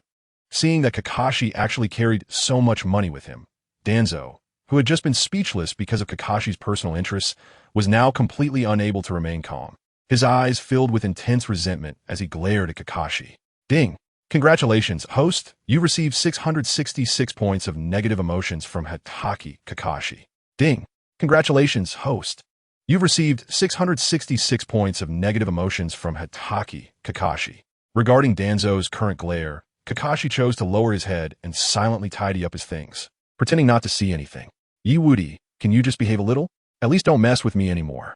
If it weren't for Hinata carrying so much money last time when renting books, Kakashi was worried he would miss out on the divine book A Certain Good Life, but with Sensei Island, because he didn't bring enough money. He wouldn't have carried so much money on him in the first place. And it turns out that this approach was correct. Sigh. Lord Danzo, don't blame me.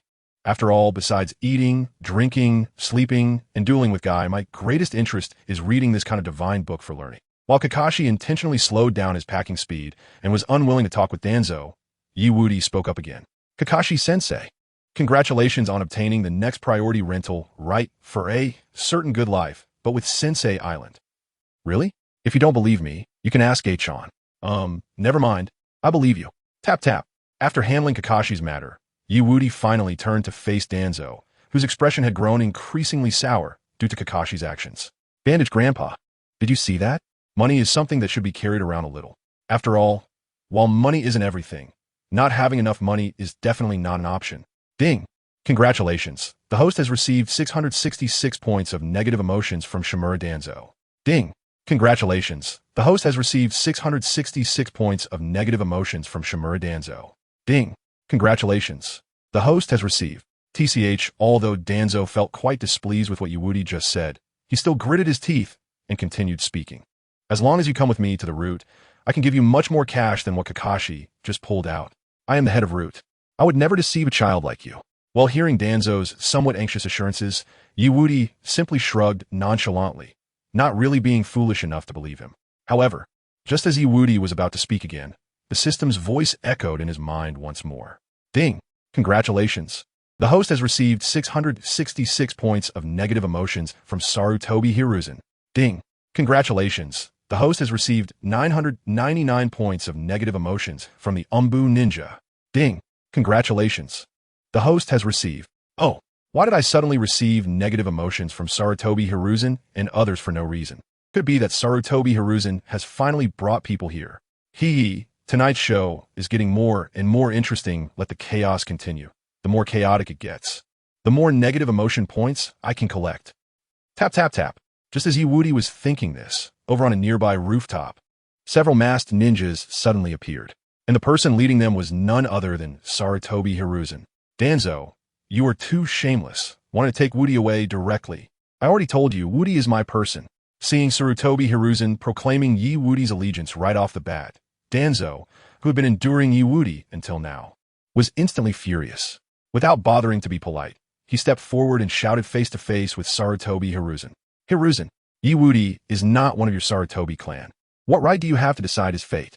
Because I am the Hokage. Damn, Hiruzen, you will definitely regret this.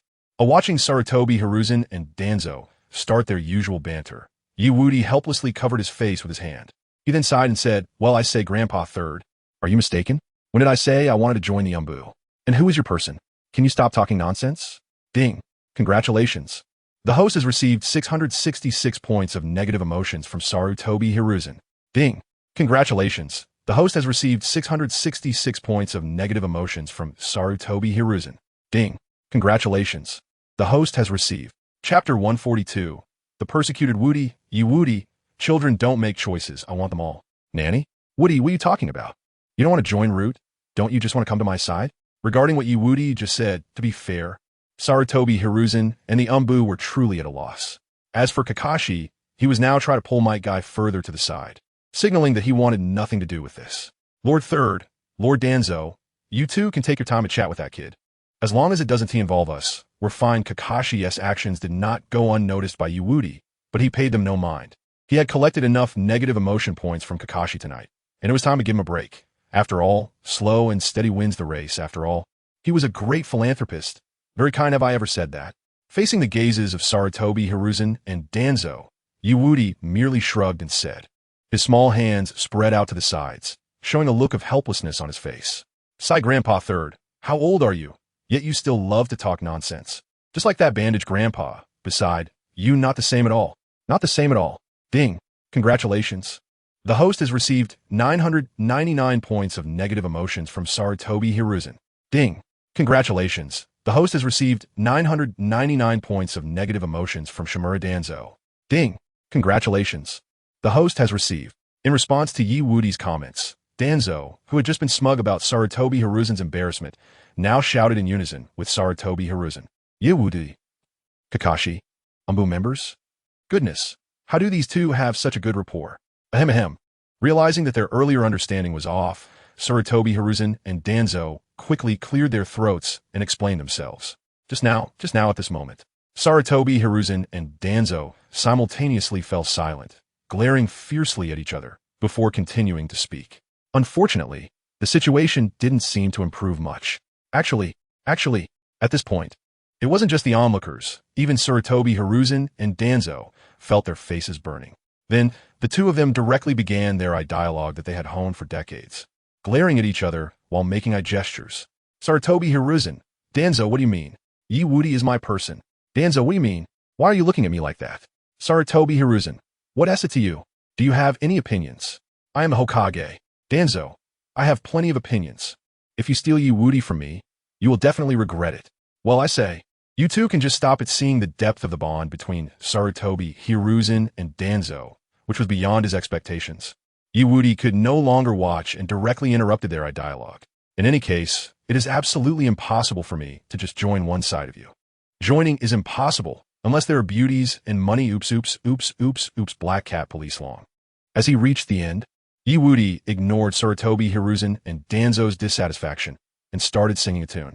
Step by step, he walked towards the location of the Hyuga clan's guard team, looking as if he really intended to leave. Of course, if you can't fulfill that, then I'm leaving.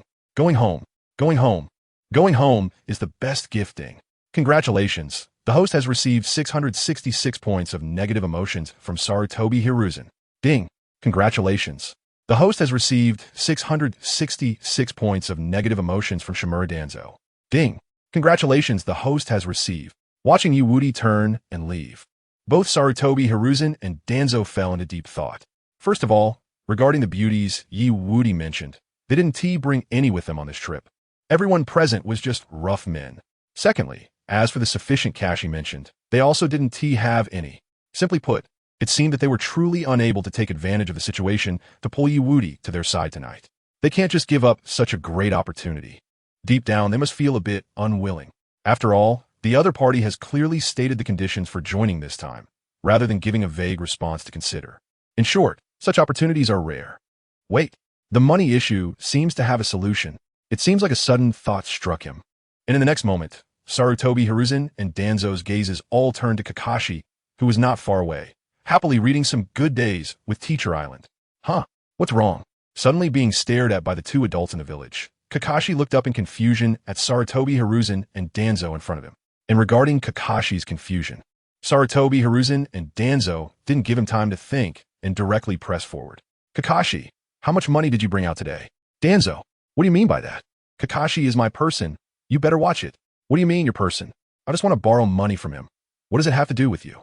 Kakashi is my person, so this matter concerns me. and he won't lend you money. If he lends, it should be to me.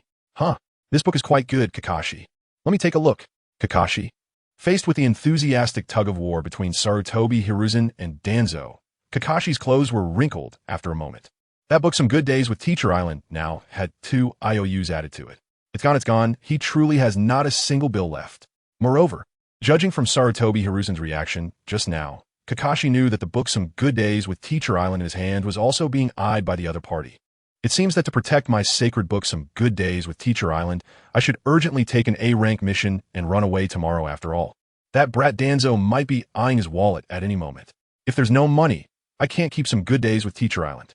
Not to mention, now, the third Hokage is also eyeing this book, and for the sake of my happy reading time with the sacred book, I must hurry and run. Wait, just taking an A-rank mission seems a bit unsafe. I should directly take an S-rank mission and come back in a few months. Ding. Congratulations to the host for receiving 666 points of negative emotions from Sarutobi Hiruzen. Ding. Congratulations to the host for receiving 666 points of negative emotions from Danzo.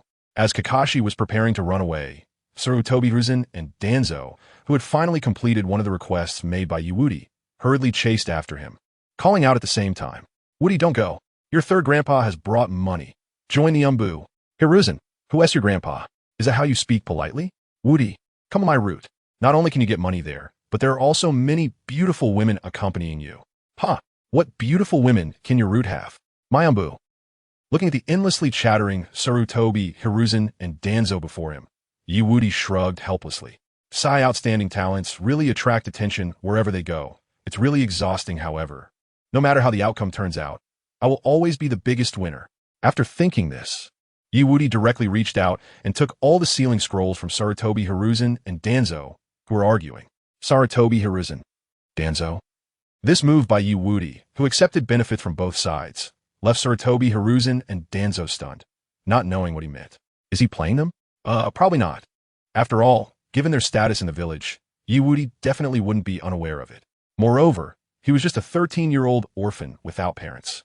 Not a genius of the level of Shursui or Itachi. How dark could his heart be? In short, Woody, you kid are definitely doing this for a reason. Just as Sarutobi Hiruzen and Danzo were thinking that, Woody suddenly revealed an extremely friendly smile at them. "Since you both are giving money, then let's see whose beautiful women are more appealing. Ding. Congratulations to the host for receiving 666 points of negative emotions from Sarutobi Hiruzen. Ding. Congratulations to the host for receiving 666 points of negative emotions from Danzo. Ding. Congratulations to the host for receiving. Both of you, please start your performance now. After all, I've been looking forward to this for a long time." Chapter 143 Woody. What's the point of the two families competing? Come on, let's welcome the Hyuga clan to join. Ding. Congratulations to the host for receiving 666 points of negative emotions from Sarutobi Hiruzen. Ding. Congratulations to the host for receiving 666 points of negative emotions from Danzo. You don't choose anyone, and now you're comparing whose beautiful women are better? Goodness, you kid are planning to eat both sides' money. After hearing Woody's words, Sarutobi Hiruzen and Danzo realized that Woody really likes money and beautiful women. He would consider joining the organization for money and directly open 2 doors for beautiful women. But such a genius is pure enough. Similarly, he is also easier to control. Thinking of this, Sarutobi Hiruzen, without any hesitation, confidently guaranteed, "Woody, you should know that I, your third grandpa, have the most beautiful women here. They can't compare to the people in Danzo's route. For example, the sister I introduced to you, Yugao, is very nice, right? Isn't it just about liking beautiful women, liking to recognize older sisters, and liking to be pampered by older sisters? This is too easy for him. He could directly let Yugao, Yuzuki Uyaz, and others step in. If worse comes to worst, he could have other small countries or villages allied with Konoha send beautiful women over. He could definitely crush Danzo. However, just as Sarutobi Hiruzen was confidently thinking he would win soon, Woody directly handed over the list that Danzo had just taken out to Sarutobi Hiruzen for him to look at on the spot. "Well, third grandpa, don't rush to speak. First, take a look at this list. These are the beautiful sisters that Lord Bandage promised to bring me, the beautiful sisters that Danzo introduced to you. What beautiful women could he have?" Regarding Woody's words, Sarutobi Hiruzen took the list with some doubt, frowning slightly. Strange, as far as he knew, there didn't seem to be any beautiful women en route. most were rough men. Not to mention, his side now had the likes of Yugao and Yuzuki Uyas, who were both good-looking and well-endowed, definitely surpassing most beautiful women. Could Danzo's side have someone comparable to Yugao? That's impossible. Alright, let me take a look. N? 68, 55, 60? 16 years old, twin tails, unmarried. 80, 58, 75? 28 years old, married. 72, 52, 65? 18 years old, scorpion braid, unmarried. Initially, just looking casually, Sarutobi Hiruzen suddenly started to cough violently. What are these? Danzo, you old guy. How can you be so disrespectful? It seems that he suddenly thought of something, and Sarutobi Hiruzen temporarily ignored Yudi, turning to Danzo and shouting angrily. Danzo, when did this happen? Why did you suddenly add so many female members to the root that I don't know about? Ha ha. In response to Sarutobi Hiruzen's questioning, Danzo sneered disdainfully and then cast a dismissive glance at him. Hiruzen, I am the Hokage's advisor, specifically responsible for training new Anbu members, and I have just taken a few people, which shouldn't be a problem, right? I think you should just admit defeat and let me take Woody back to register at root. If you can't win, don't stick around. You're really embarrassing yourself. TSK. After hearing Danzo's words, Sarutobi Hiruzen tightly clenched his pipe and fell silent for half a second. Danzo, you are determined to steal people from me, right? Fine. If that's the case, let's see who can laugh last. With that thought, Sarutobi Hiruzen directly took out a few lists from his pocket and handed them to Woody. Woody, take these lists. If you like any of them, I will have them stay at home to cook for you and take care of your daily needs. And they will be responsible for your personal safety and accompany you to school. Since my beauties can't compare to Danzo's for now, let us compete in abilities. Grandpa Third, don't be anxious. I still need to look at the list first regarding the additional conditions proposed by Sarutobi Hiruzen at this moment. Woody casually threw a comment to shut him up and then began to read the list he provided. After a moment, Woody fell into hesitation. Yuzuki Yugao, is she the girlfriend of the Moonlight Gale? She is indeed a beauty and has special Jonin strength, making her a girl with both beauty and strength. As for the other girls, to be honest, they are lacking considerably and pale in comparison to Danzo's 3 beauties who are all Chunin level. Sarutobi Hiruzen, this old S, is still not good enough. He has read a lot of books, but he can't choose people like Danzo can. While Woody was deep in thought, Sarutobi Hiruzen and Danzo became tense, because the choice made tonight would determine which of the two would gain a significant advantage in a longer-term competition. Therefore, neither of them wanted to lose in this battle for talent. Hiruzen, I also took a look at the women you provided. Aside from Yuhi Kurenai and Yuzuki Yugao, the others are just mediocre, and Yuhi Kurenai is already Woody's sister, so she doesn't count as a bargaining chip in this competition and relying only on Yuzuki Yugao, haha. At this point, Danzo's face was filled with sarcasm as he coldly glanced at Sarutobi Hiruzen. Since Woody hadn't given an answer yet, he took the opportunity to undermine Hiruzen's morale. Sure enough, you are getting old. Not only has your strength declined significantly, but your taste has also gone downhill. You're not as good as me. Not as good as you. Hearing this, Sarutobi Hiruzen immediately exploded with anger. His eyes widened, and he took a deep puff from his pipe, looking seriously at Danzo. If I were really not as good, then why was someone trembling in fear back then while I volunteered? You. What do you mean by you, Danzo? I am the Hokage of the village. I have no intention of giving up this position, so you should reconsider your meaningless thoughts. TCH, although Danzo felt extremely displeased by Hiruzen's warning, he ultimately chose to remain silent, because what the other party said was indeed correct. He was not the Hokage and was indeed eyeing that position. But so what? As long as he held enough power in the village, he could successfully assassinate Hiruzen and then take his place as the Hokage. And the best way to quickly increase the power he controlled was to recruit geniuses. Just like this one in front of him, Woody, who mastered the Shursue's body flicker technique and learned ninjutsu and forbidden techniques very quickly.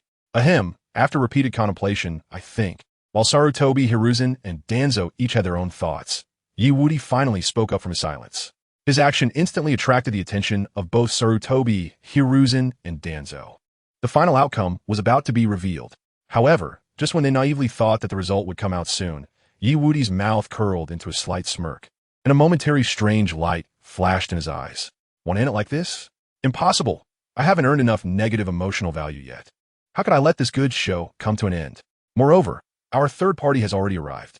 That's right, the third party, the Hyuga clan. It is impossible for him to give up 3 families for one. It will never happen in this lifetime, unless one of them can completely outshine the others.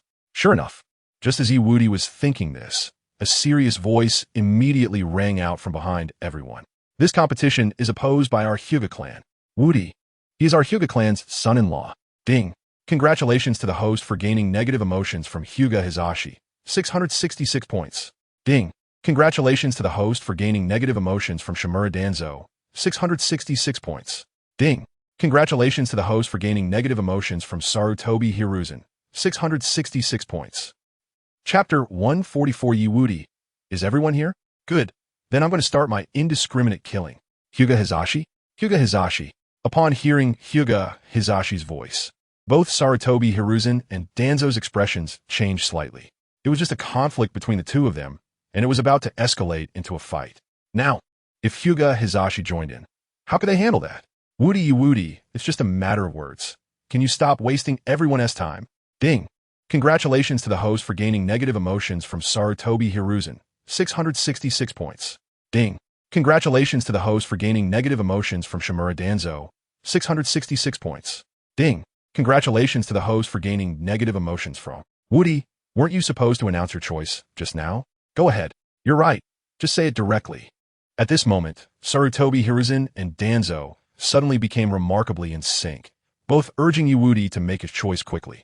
After all, whether Wudi ultimately went to the Anbu or Root, it was still within their range of influence.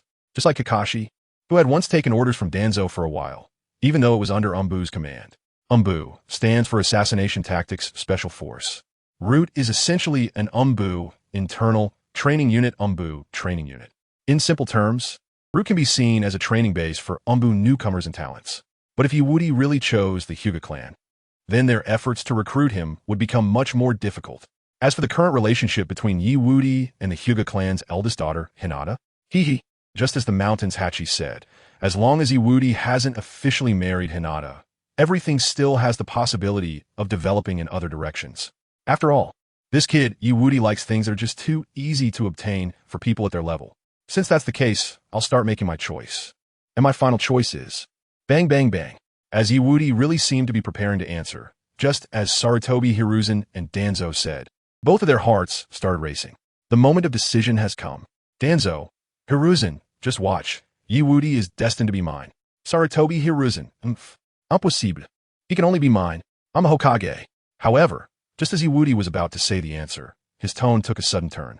Then, Wudi frowned, staring intently at Sarutobi Hiruzen and Danzo, and said softly, "Huh? I say, third grandpa and bandage uncle. I suddenly realized that you two seem a bit off. Why did you both get anxious as soon as you heard my father-in-law calling my name?" After saying this, under the gazes of both of them, Wudi suddenly clapped his hands, looking as if he had just realized something. Clap. I got it. You must have conspired beforehand. So you deliberately hid all the truly beautiful girls and only show me the ones you didn't want. Father-in-law is here. Hurry and save me. Third grandpa and bandage uncle just want to take away this sensible and handsome good kid of yours. Sarutobi Hiruzen. Danzo, you brat sensible. Good kid. How can you dare to say that? You are just a troublemaker. Who knows what kind of troublemaker you will become when you grow up. Ding. Congratulations to the host for gaining 666 points of negative emotions from Sarutobi Hiruzen. Ding. Congratulations to the host for gaining 666 points of negative emotions from Danzo. Ding. Congratulations to the host for. Don't be afraid, Wudi. Father-in-law is coming. Tap, tap, tap, bang. In front of everyone, Hyuga Hizashi directly descended with two Family Guard teams, crashing heavily to the ground. In an instant, stones were swept away in all directions, and a wave of energy spread out, exuding a powerful aura. Wudi, are you okay? Are you hurt anywhere? After landing, Hyuga Hizashi signaled the surrounding guard teams to surround Wudi and Hinata, his face becoming extremely serious at this moment, because he noticed that there was not just Danzo present, but also Sarutobi Hiruzen with more than a dozen Anbu ninjas. He originally thought that they had come to deal with just Danzo, the Root leader, but unexpectedly, even Sarutobi Hiruzen, the third Hokage and Anbu, had come. 1 against 2? This situation has become a bit tricky. I'm fine, father-in-law, but whether I'll be fine later, I can't say. Hyuga Hizashi. Hyuga Hizashi's guard team. Sarutobi Hiruzen. Anbu ninjas. Danzo. Everyone present was confused by Wudi's illogical words. not knowing what he was trying to say. Father-in-law, look at this.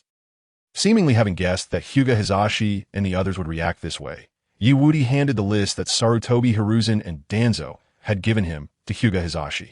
Father-in-law, let me tell you, before you came, Third Grandpa and Bandage Uncle said that if I joined their big dark Anbu or the Root organization, I could get these ladies to accompany me. I was about to agree, but the moment you called out, I woke up. As a new generation of young talent in the village, how could I agree to such things? Ding! Congratulations to the host for gaining 666 points of negative emotions from Sarutobi Hiruzen. Ding! Congratulations to the host for gaining 666 points of negative emotions from Danzo. Ding! Congratulations to the host for... Stop pretending, you brat. After hearing Wudi's words, both Sarutobi Hiruzen and Danzo's expression stiffened. But neither of them spoke to explain themselves, because, based on their understanding of that brat Wudi, he was definitely preparing to cause trouble.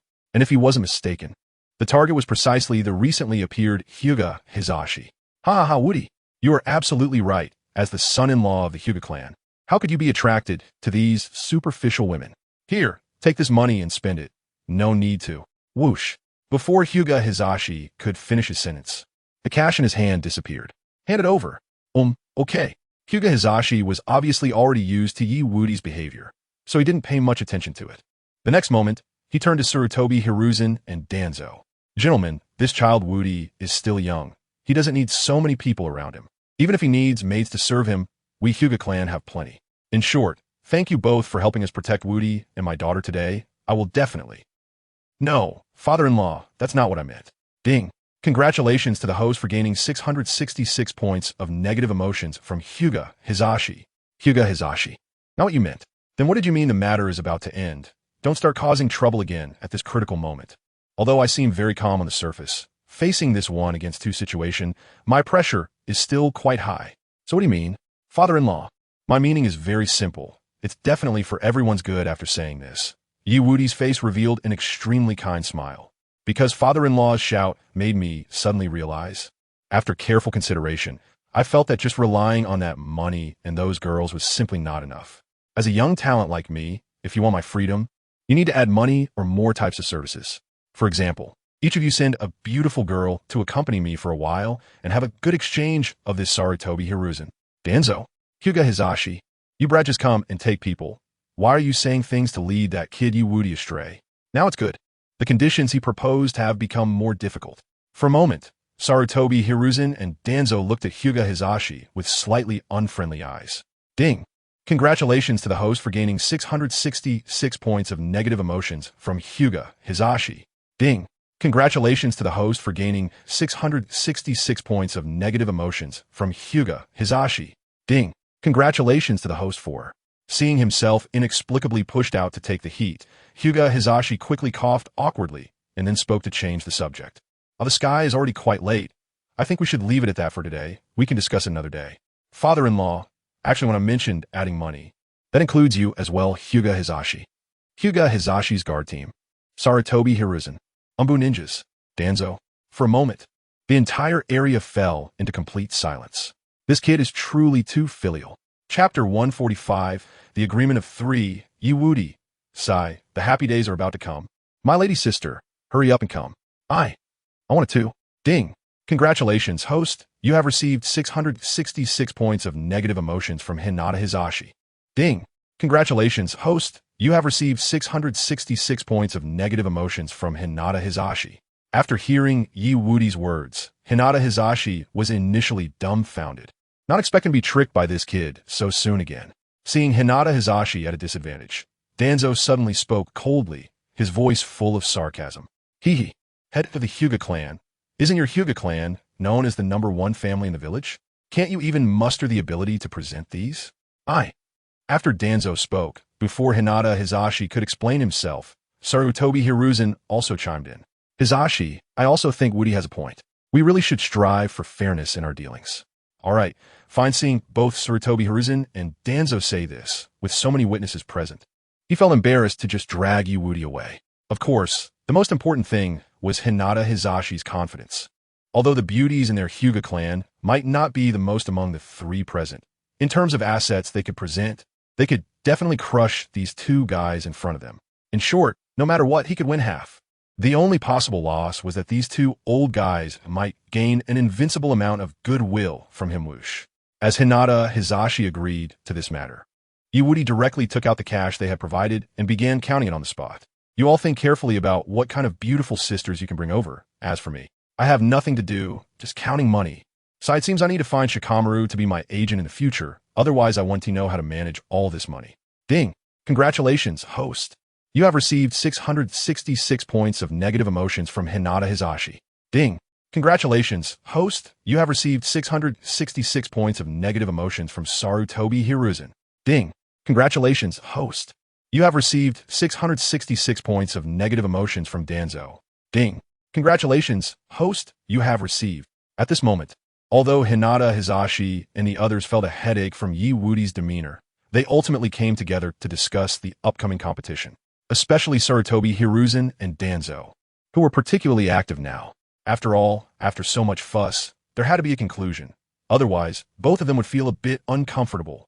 At the very least, they needed to try to increase Woody's goodwill, and then in some future opportunity, take him down. Hizashi, I'll be frank. You will definitely win against the two of us in terms of cash offered, so let me win on the aspect of having beautiful sisters serve Woody. As long as you agree, I can immediately issue a regulation to ensure better development for your Hyuga clan's business. What do you think? Seeing Sarutobi Hiruzen offer such a substantial benefit, Hinata Hizashi showed an unexpected expression, somewhat unsure how to respond. Hiruzen, are you really using your Hokage authority to recruit people? Do you have no shame? I am the Hokage. I have this authority. You guy. Ha ha ha. While Woody was counting money, Sarutobi Hiruzen and Danzo exchanged glances. The tension between the two was palpable, sparking like fire. Even Hinata Hizashi chose to quietly watch from the side, showing no intention of intervening. After all, he had already won in terms of cash, and as for the beautiful sisters, that would be left to fate. His two daughters had a good relationship with that kid Woody, so there shouldn't be any problems. Time passed minute by minute. And a moment later, Sarutobi Hiruzen took a deep puff from his pipe, slowly exhaling a smoke ring, looking relieved. In that case, in the coming days, we will compete to win over Woody, and no one is allowed to sneak away or take action directly. How about that? At this point, Sarutobi Hiruzen particularly focused on Danzo, waiting for him to respond. After all, if it weren't for Danzo's unsolicited action to pull Woody over, he wouldn't have needed to make this trip or borrow money from Kakashi. There would be no need to compete with these two to increase Woody's goodwill. What are you looking at? I have no objections. Hiruzen, I will definitely win against you this time. As long as you don't sneak away. You can never win against me, because my Hokage, Woody, will only be mine. Hiruzen, don't be too pleased with yourself. You will regret this, you.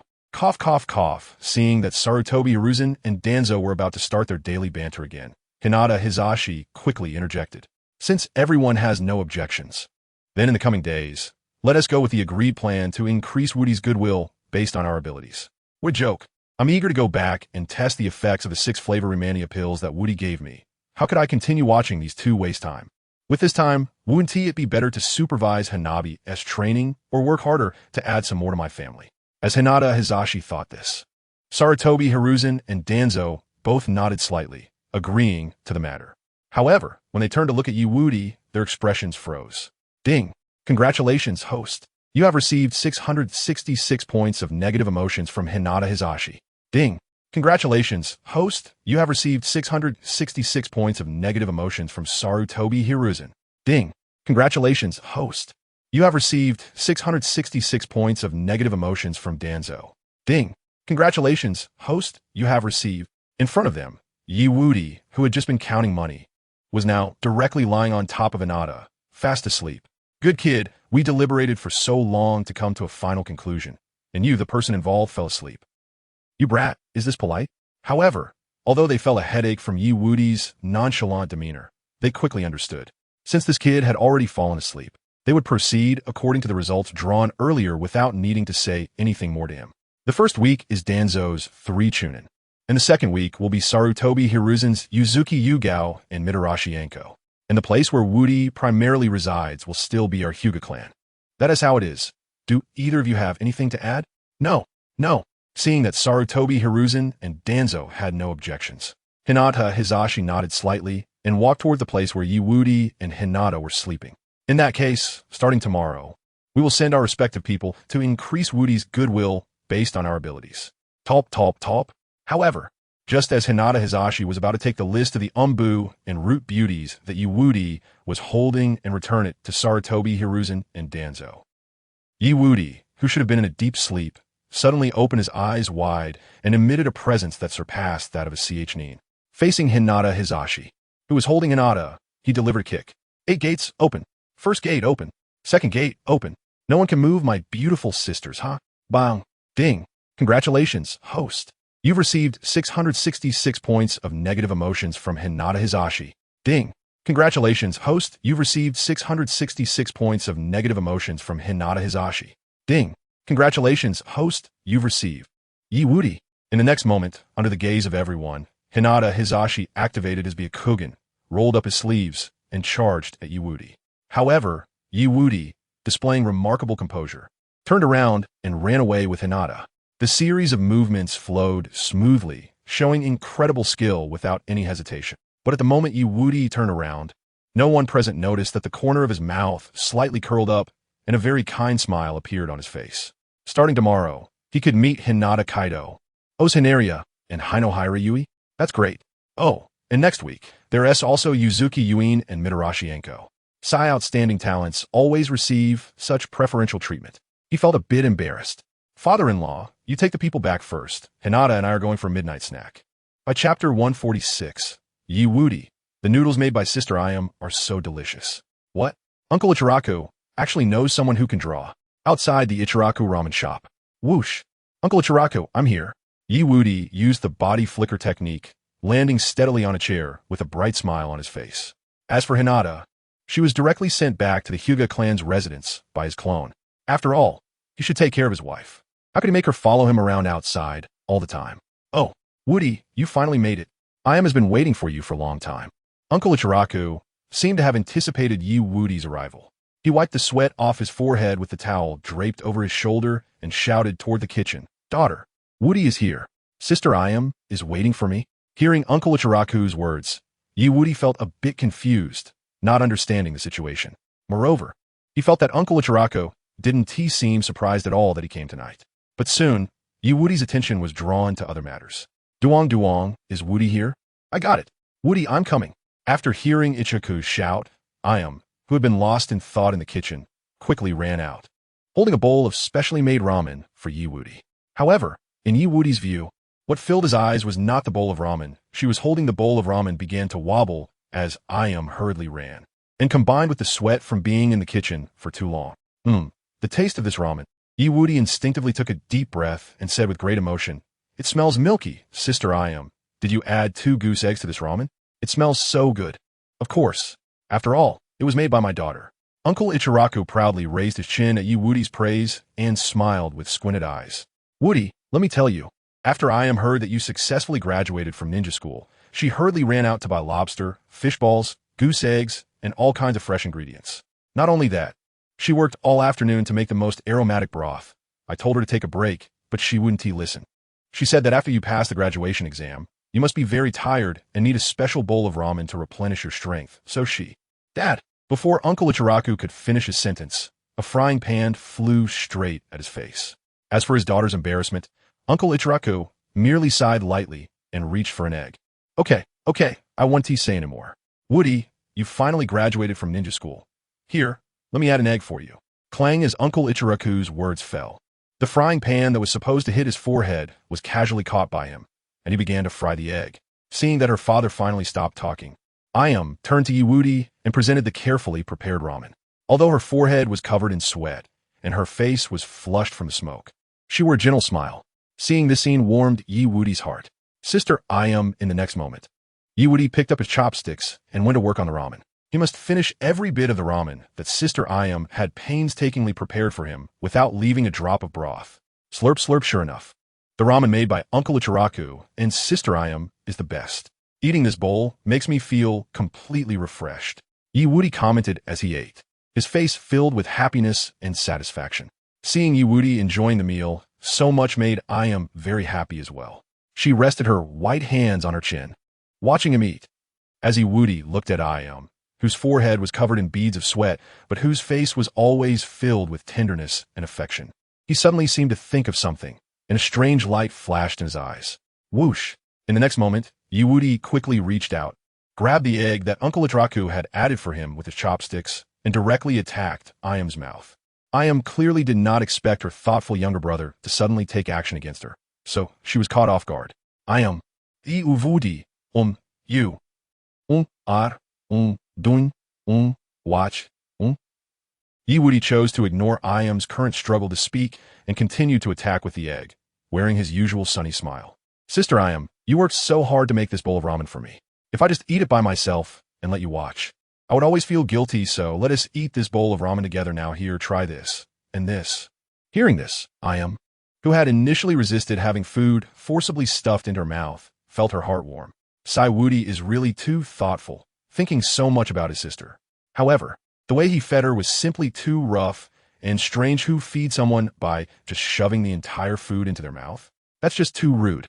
It seems that I still need to teach him some knowledge in this area when I have time. Sister Chongpu, come and try this crab meat made by Uncle Yao. I know, you should also try the shrimp made by my dad.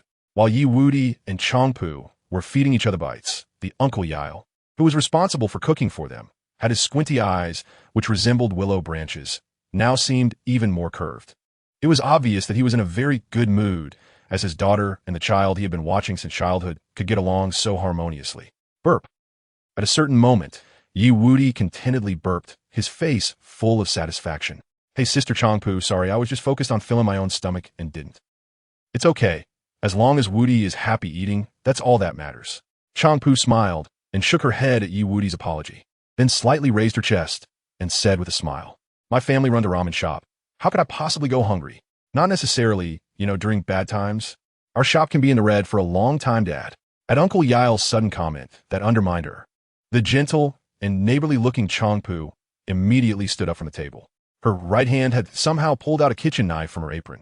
After seeing this scene, Wudi's head was instantly filled with question marks. Wow, so the scene he had seen in his previous life, where girls pulled out all sorts of weapons from under their skirts, was actually real. But upon further thought, it made sense. He had already crossed over. So what could be unreasonable? Existence is reason enough, by the way. It seemed like he suddenly thought of something. Just as Chongpu was about to make a move, and Uncle Yael was about to block her with 100% certainty, he suddenly spoke up. Sister Chongpu, Uncle Yael, do you know anyone who is good at drawing? My little sister, Zaiwo.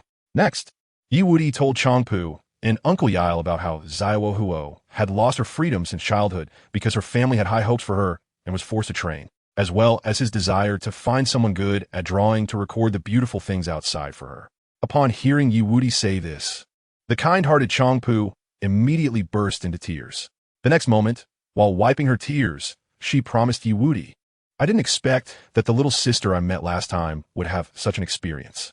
Wudi, you can rest assured and leave this matter to me. Sister will definitely help you find the right person. Wudi. Just as Chongpu finished speaking, Uncle Yael opened his mouth to add something. However, he had just uttered 4 words when he was intensely stared at by Chongpu, who was holding the kitchen knife, thinking he was going to start criticizing her again. Dada, looking at Chongpu, who was staring at him fiercely with the kitchen knife. Uncle Yael could only sigh helplessly and then turn to look at Wudi beside him. Seeing this, Wudi knew that Uncle Yael must have some news. So he stepped forward to hold Chongpu and said, Sister Chongpu, don't be agitated. Maybe Uncle Yael isn't trying to say anything else, but happens to know someone who is good at drawing him. I hope so. Seeing that Wudi had finally calmed his daughter down, Uncle Yael no longer needed to use 100% of his empty hands to catch the kitchen knife. And he nodded slightly at Wudi. Someone good at drawing, huh? I happen to know one, and he's not much older than you. His name is Chapter 147 Wudi. Zaiwei, expressionless? Okay, I will stimulate you until you show an expression. Zaiwei. Upon hearing the name Uncle Yael mentioned, a fleeting unusual light flashed in Wudi's eyes. Zaiwei, he knew, was the man who could use the ninja art of super beast imitation. The super beast imitation is a ninjutsu that materializes objects drawn on a scroll. If you remember correctly, Zaiwei had 2 scrolls, both filled with ink.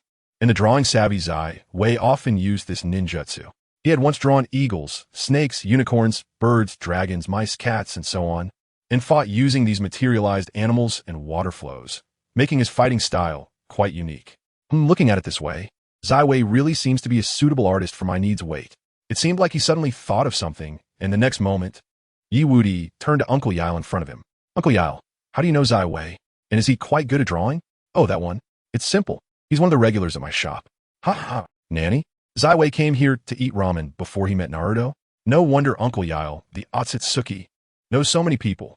Thinking about it, as a root member of Konoha's Anbu, he must have access to most people's information in the village. Even if it's Yao Ramen, it shouldn't be an exception. But this works out well. I finally have a way to fulfill my promise to Huo. After thinking this, Wudi directly asked again, Uncle Yao, when does Wei usually come to the shop to eat ramen? I want to ask him to help my little sister draw some pictures as soon as possible. As for the payment, that's negotiable. After all, what he lacks the least right now is money. If it's really not enough, he can always go back to the Hyuga clan. So there's no need to worry too much. The key now is how to meet Wei as soon as possible. Well, I think it depends on fate. Fate? How also? After hearing Uncle Yao's words, Wudi felt a bit disappointed, but ultimately nodded silently. After all, Wei was just a customer at Uncle Yao's ramen shop, not his subordinate or friend, so it was unlikely he would come just because they said so. However, I think you should be quite lucky. Or you, and he might be quite fated. Upon hearing this, Wudi paused slightly. As if realizing something, the next moment, he turned around to look behind him. There, a boy about his age, but with an expressionless face, was walking step by step toward Yao Ramen. Wei, thinking about how lucky he was. Just a second ago, he was wondering how to meet the other party, and the next moment he actually saw him. As Wudi's worries instantly vanished. Champu felt a bit disappointed that she couldn't help directly. However, a very gentle smile appeared on her face. As an older sister, as long as her younger brother was happy, she would also feel happy. Tap, tap, tap. Boss, the usual. Okay, the fragrant Yao Ramen is coming. As Uncle Yao started making noodles, ramen, boiling soup, cooking noodles, and smoking sauce, Wei casually found a spot to sit down and picked up a small notebook to start drawing.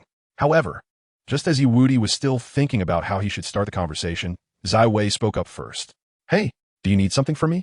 You know me? Upon hearing this, Wudi showed a hint of surprise on his face. I do. Faced with his inquiry, Sai spoke flatly without expression. Wudi, male, 13 years old, orphan. He has graduated from ninja school and is a genin. The girl beside him is Hinata Hyuga, and Hanabi Hyuga, a prospective member of the Hyuga clan. He enjoys causing trouble and pranking others, and his physical development. Specific measurements. Enough. Bang. While Sai was still reciting the content he had written in his book, Wudi had already slammed the table and stood up. He was very pleased that this kid could show up just when he needed him. However, what kind of devils are the people from Root? How could they be so clear about his physical data and specific measurements? As expected, boys need to learn to protect themselves when they go out enough. I know you understand me very well. Fine. Seeing Wudi stop him, Sai also closed his mouth. Because when he had just returned to the village after completing his mission, Danzo's people had already issued orders to everyone en route to build a good relationship with Wudi. They even stated that if they found a sufficiently attractive female ninja, they should create opportunities for her to interact with Wudi. And in the end, Wudi must know that this was the help from Root. In short, he needed to cooperate fully with Wudi now. After thinking about this, Sai sat silently in place, waiting for Wudi to tell him what he needed help with. Wudi felt very helpless at Sai's machine-like demeanor, but he understood the reason behind it. It was all due to the inhumane training content and the transmission of conduct style issued by Danzo. So the next moment, Wudi directly stated his needs without any courtesy. What? Forget it. I'll just say it directly. The reason I came to you is that I want you to help me draw some pictures. Sure, I'm from Root. Faced with Wudi's request, Sai agreed without thinking. Wudi was very satisfied with his reaction. In that case, let's get started.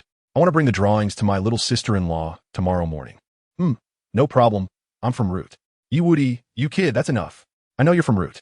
Even if Sai didn't say it now. Wudi understood that the reason he was acting this way was definitely because he received Danzo's orders. However, even though he was already clear in his mind, Wudi still had no intention of exposing it. In that case, let's go. The next moment, Wudi directly grabbed Sai's arm and turned to leave. Sure, I'm from Root. Let me pack this up. I'm from Root. After a while, Sai finally packed up the Ichiraka ramen. Then, in front of everyone, he directly opened a scroll and summoned a hawk completely made of black ink. This is the ninja art, Super Beast Imitation. Interesting you wanted to get the finished drawing as soon as possible, right? Then let us go. Wudi smiled lightly and followed Sai onto the back of the super beast Ink Hawk. Indeed, flying is the highest realm of enjoying freedom. Standing high, seeing far. This does allow one to see more beautiful things. Regarding Yi Wudi's nonsensical words at this moment, Sai merely paused for a moment before controlling the super beast Ink Hawk to soar into the sky. Seeing this, Iris rushed out of the ramen shop and waved vigorously at Yi Wudi, shouting, "Wudi, see you next time. Sister is waiting for you here." Iris. See you next time. Whoosh. With Iris watching, Yi Wudi and Sai were taken into the sky by the super beast Ink Hawk. Just after ascending to a certain height, Sai grabbed a scroll and took out his brush. "What kind of scene do you need me to draw? Or some kind of thing? I'm from Root. I need." Yi Wudi instinctively wanted to express his request, but soon, a peculiar light flashed in his eyes. This guy is like a machine, a soulless being, right? In that case, let us stimulate him a bit. It doesn't matter if it fails after thinking about this. Yi Wudi cleared his throat and then stated what he wanted to draw. The celestial diagram, the great havoc in heaven, the 8 immortals crossing the sea, each displaying their divine powers. Sai. Upon hearing the series of names of paintings, Yi Wudi mentioned, Sai, who was ready to paint, now froze in place with his hand, unable to move. "These paintings I haven't heard of." "Oh, that is fine, no problem. Just randomly switch to the classic of mountains and seas. I haven't heard of that either." "That's okay, you won't be lost. I can teach you, Ding." Congratulations to the host for gaining 1 point of negative emotion value from Sai. Ding. Congratulations to the host for gaining from Chapter Yuskirk Sikizye Wudi, Sai. I found a good opponent for your test. Don't hold back. Say. Oh, this kid finally reacted. But just 1 point of negative emotion value. That's too meager. It seems I need to work a bit harder, otherwise, with just these negative emotion values. If it weren't for the fact that I could get the painting that Hanabi needs, I wouldn't even bother to stimulate him. He is not so idle as to have nothing better to do. With this time, wouldn't it be better to stimulate Sasuke or cuddle with his wife? I'm serious. Perhaps I might be slightly worse than you in drawing. But in terms of experience, I think even if there were 10 of you combined, you and T know more than I do. I'm not joking. I was a delivery guy in my previous life. Haven't you heard the saying? Delivery guys can do anything. All right, you say, I'll draw. Facing Yi Wudi's thick-skinned demeanor now, Sai finally experienced it and chose to remain silent, handing the drawing subject over to him. After all, he had come here today just to cooperate with Yi Wudi. As for whether the final painting would turn out ugly due to Yi Wudi's random guidance, that had nothing to do with him, however, soon, Sai's indifferent demeanor was quickly changed. Let me tell you, this classic of mountains and seas is not just a single category of existence. To be specific, it has a total of 18 volumes, including 5 volumes of Shan, Jing, and 13 volumes of Hai Jing. Since time is tight, I want to get the finished product tomorrow morning. I'll just pick 3 chapters from it to discuss with you. After saying this, a slight smile appeared at the corner of Yi Wudi's mouth as he continued. These 3 chapters are the Fish and Birds chapter, the Strange Beast chapter, and the Human and God chapter. Continue. Originally, Sai, who had no noticeable emotional fluctuations from beginning to end, now showed a faint glimmer of light in his eyes upon hearing Yi Wudi's words. This Yi Wudi seems to really know some things that he shouldn't. Shortly after this thought appeared in Zuiyi's mind, his entire perception was quickly overturned. Let me tell you, there's a legendary headless war god named Xing Tian, who is huge and fierce in battle. Although his head was cut off and placed on a mountain called Chanyang, he still fought on with a strong will, using his 2 palms as eyes, his navel as a mouth, and wielding a square shield and a large axe. Besides the war god Xing Tian, there's also the fire god Zhu Rong and the water god. Can someone live without a head? Is Xing Tian really human? And there are so many strange beings who dare to call themselves gods. However, looking at Yi Wudi's serious and detailed manner of speaking, it doesn't seem fake at all. If he were just making it up, it would be too detailed. Facing Zuiyi's gradually glimmering eyes, Yi Wudi saw it, but did not directly point it out, continuing to speak to himself. After finishing the stories of gods and humans, let me tell you about the strange beasts and fish birds. There's a creature in legends called Qiongqi, located to the north of the Tao Hound, resembling a tiger but with wings, extremely fierce, known as the Fierce God. There is also a ferocious beast called the Pow Owl, which has the head of a goat but the face of a human, with eyes located under its armpits. Possessing tiger-like fangs and human-like claws, its cries resembling a baby's wail, known as one of the legendary 4 fierce beasts. Furthermore, there's a bird called the 3-legged golden crow, which lives on a fusong tree above the Tang Valley, carrying the sun on its body. Known as the essence of the sun, capable of emitting terrifyingly high temperatures. Oh, and next, Wudi directly recounted the strange beasts he had read about in the Shanghai Jing during his spare time, delivering food to Zui. Zui's expression changed from emotionless in the first half of the night to very interested in the latter half. After talking all night with this person in front of him, he felt that his drawing ability, Super Beast False Painting, had seemingly improved significantly. After all, the strange beasts Wudi described were far too detailed, even containing stories and their meanings. With such a vast amount of knowledge pouring in, to think he wouldn't improve would be wishful thinking. Of course, the exact extent of his improvement could only be seen in actual combat. And in actual combat, there was no shortage of it in the root. After thinking of this, Lee handed over the paintings he had completed to Wudi, preparing to turn and leave to test his current drawing ability. I've finished drawing all the birds and beasts you wanted me to. If there's nothing else, I'm going back to eat ramen. Going back to eat ramen. I don't believe you. Wudi did not believe Zui's excuse for leaving at all, because he had seen more than once how the chakra within him flowed in a special way. In short, this guy in front of him should really want to try out those strange beasts he mentioned earlier. After thinking this, Wudi nodded and smiled kindly, saying, "In that case, take me back. After talking for so long, I'm a bit tired and can't run anymore." Sure. Facing Wudi, who was lazily lying on the Super Beast Mo-ing, Zui simply nodded without any intention of refusing. After all, he was just taking the other party back. Nothing unexpected should happen. However, just as Zui accelerated towards the vicinity of the Hyuga clan's residence, Wudi's mouth suddenly curled up, and he said kindly, "I say, Zui, what do you think of Neji? The genius of the Hyuga clan, Hyuga Neji? His Byakugan talent is very high, but unfortunately, he is from the branch family. But that doesn't change the fact that he is strong among his peers." Oh, after hearing Zui's evaluation of Neji, Wudi sighed lightly. "In that case, who do you think would win if you two were to fight?" Wait. Zui seemed to suddenly realize something and instinctively tried to control his Super Beast Mo-ing to leave the Hyuga clan's residence. Unfortunately, he was still a step too slow. Under Zui's gaze, Wudi shouted at the place where Neji lived below, "Neji, stop sleeping. The people from the root are here to make trouble. Hurry up and come out to protect your turf." At Wudi's sudden shout, Zui reflexively pulled out his ninja blade to cut at Wudi. But soon, his body froze as if he realized something. In the next moment, the questioning words that had reached his throat were suddenly suppressed. His hands began to move quickly over the scroll. From Wudi's eyes, he saw no hostility. And from the other party's body, he felt no killing intent. In short, this guy Wudi just wanted him to fight Hyuga Neji. Now, rather than attacking this guy, it would be better to focus on painting and enhancing his self-defense capabilities. Ding. Congratulations to the host for receiving 66 points of negative emotion value from Zui. Ding. Congratulations to the host for receiving. Seeing Zui, who was now focused on painting, Wudi waved his hand leisurely and added, "Don't blame me for helping you find the opponent. I just mentioned so many strange beasts, so naturally, I want to see how they would be if they became living beings. Moreover, if I'm not mistaken, even if you don't fight here today, the root will still find someone to test the strength of those strange beasts."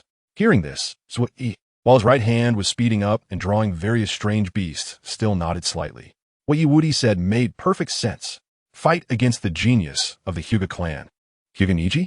Since this is Wudi's hope, and Lord Danzo asked him to cooperate with the other party, then let's fight. Seeing Zui acknowledging his approach, the next moment, a very kind smile appeared on Wudi's face. His right hand grasped the small blade that had slipped out of his sleeve. "By the way, since we're going to fight, it's better to do it head-on. So, this little eagle, I'll take care of it for you. No need to thank me." With a whoosh, in front of everyone, Wudi directly swung the small blade in his hand, instantly splitting the Super Beast Mo-ing beneath him in two.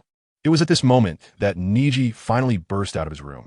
He immediately activated his Byakugan, with chakra attached to his hands, locking onto Wudi and Zui as they descended from the sky. Gentle fist. Hiya. Boom. Ding. Congratulations to the host for receiving 99 points of negative emotion value from Zui. Ding. Congratulations to the host for receiving. Chapter 149. The shock brought by Zui, Super Beast False Painting. War God Xing Tian. In front of everyone, Neji launched a punch at the area where Wudi and Zui were landing. Although he didn't know how Wudi had provoked the people from the root, they had already come to his door. How could he possibly remain indifferent? Gentle fist. Huh.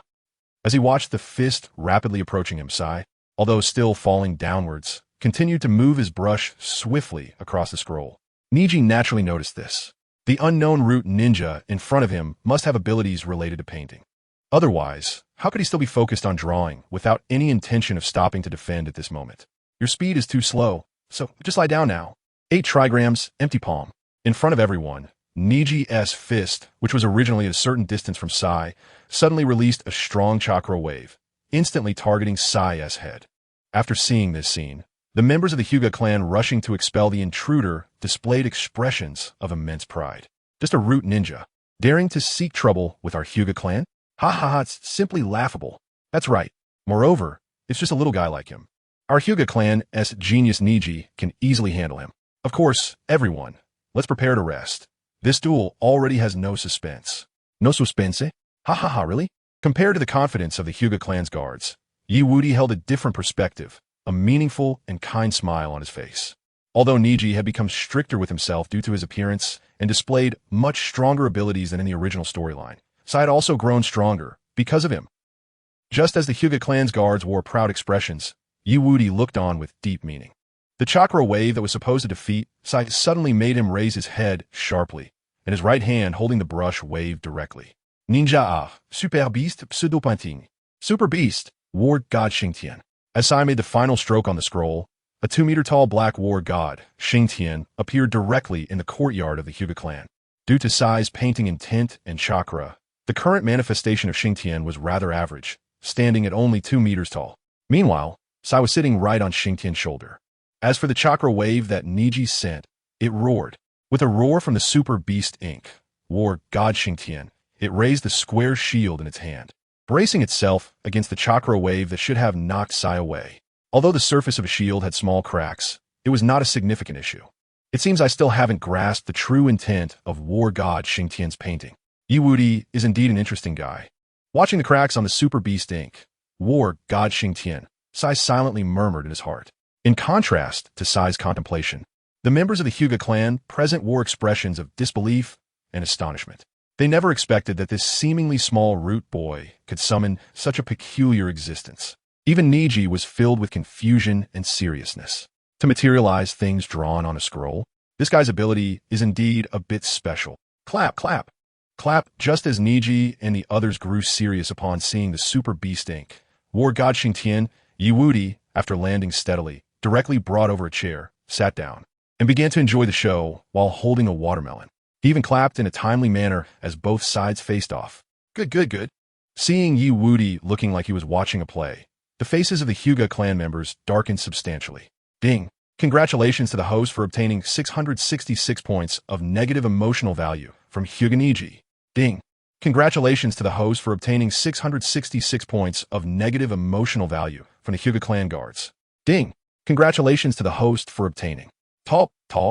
As the gaze of the Hyuga clan guards shifted entirely to Wudi, Sai once again lowered his head and began to paint, ignoring the current situation around him. Seeing this, how could Neji allow him to continue after witnessing his powerful painting ability? Whoosh! Almost the moment Sai began to lower his head to continue painting, Neji's body accelerated and charged forward.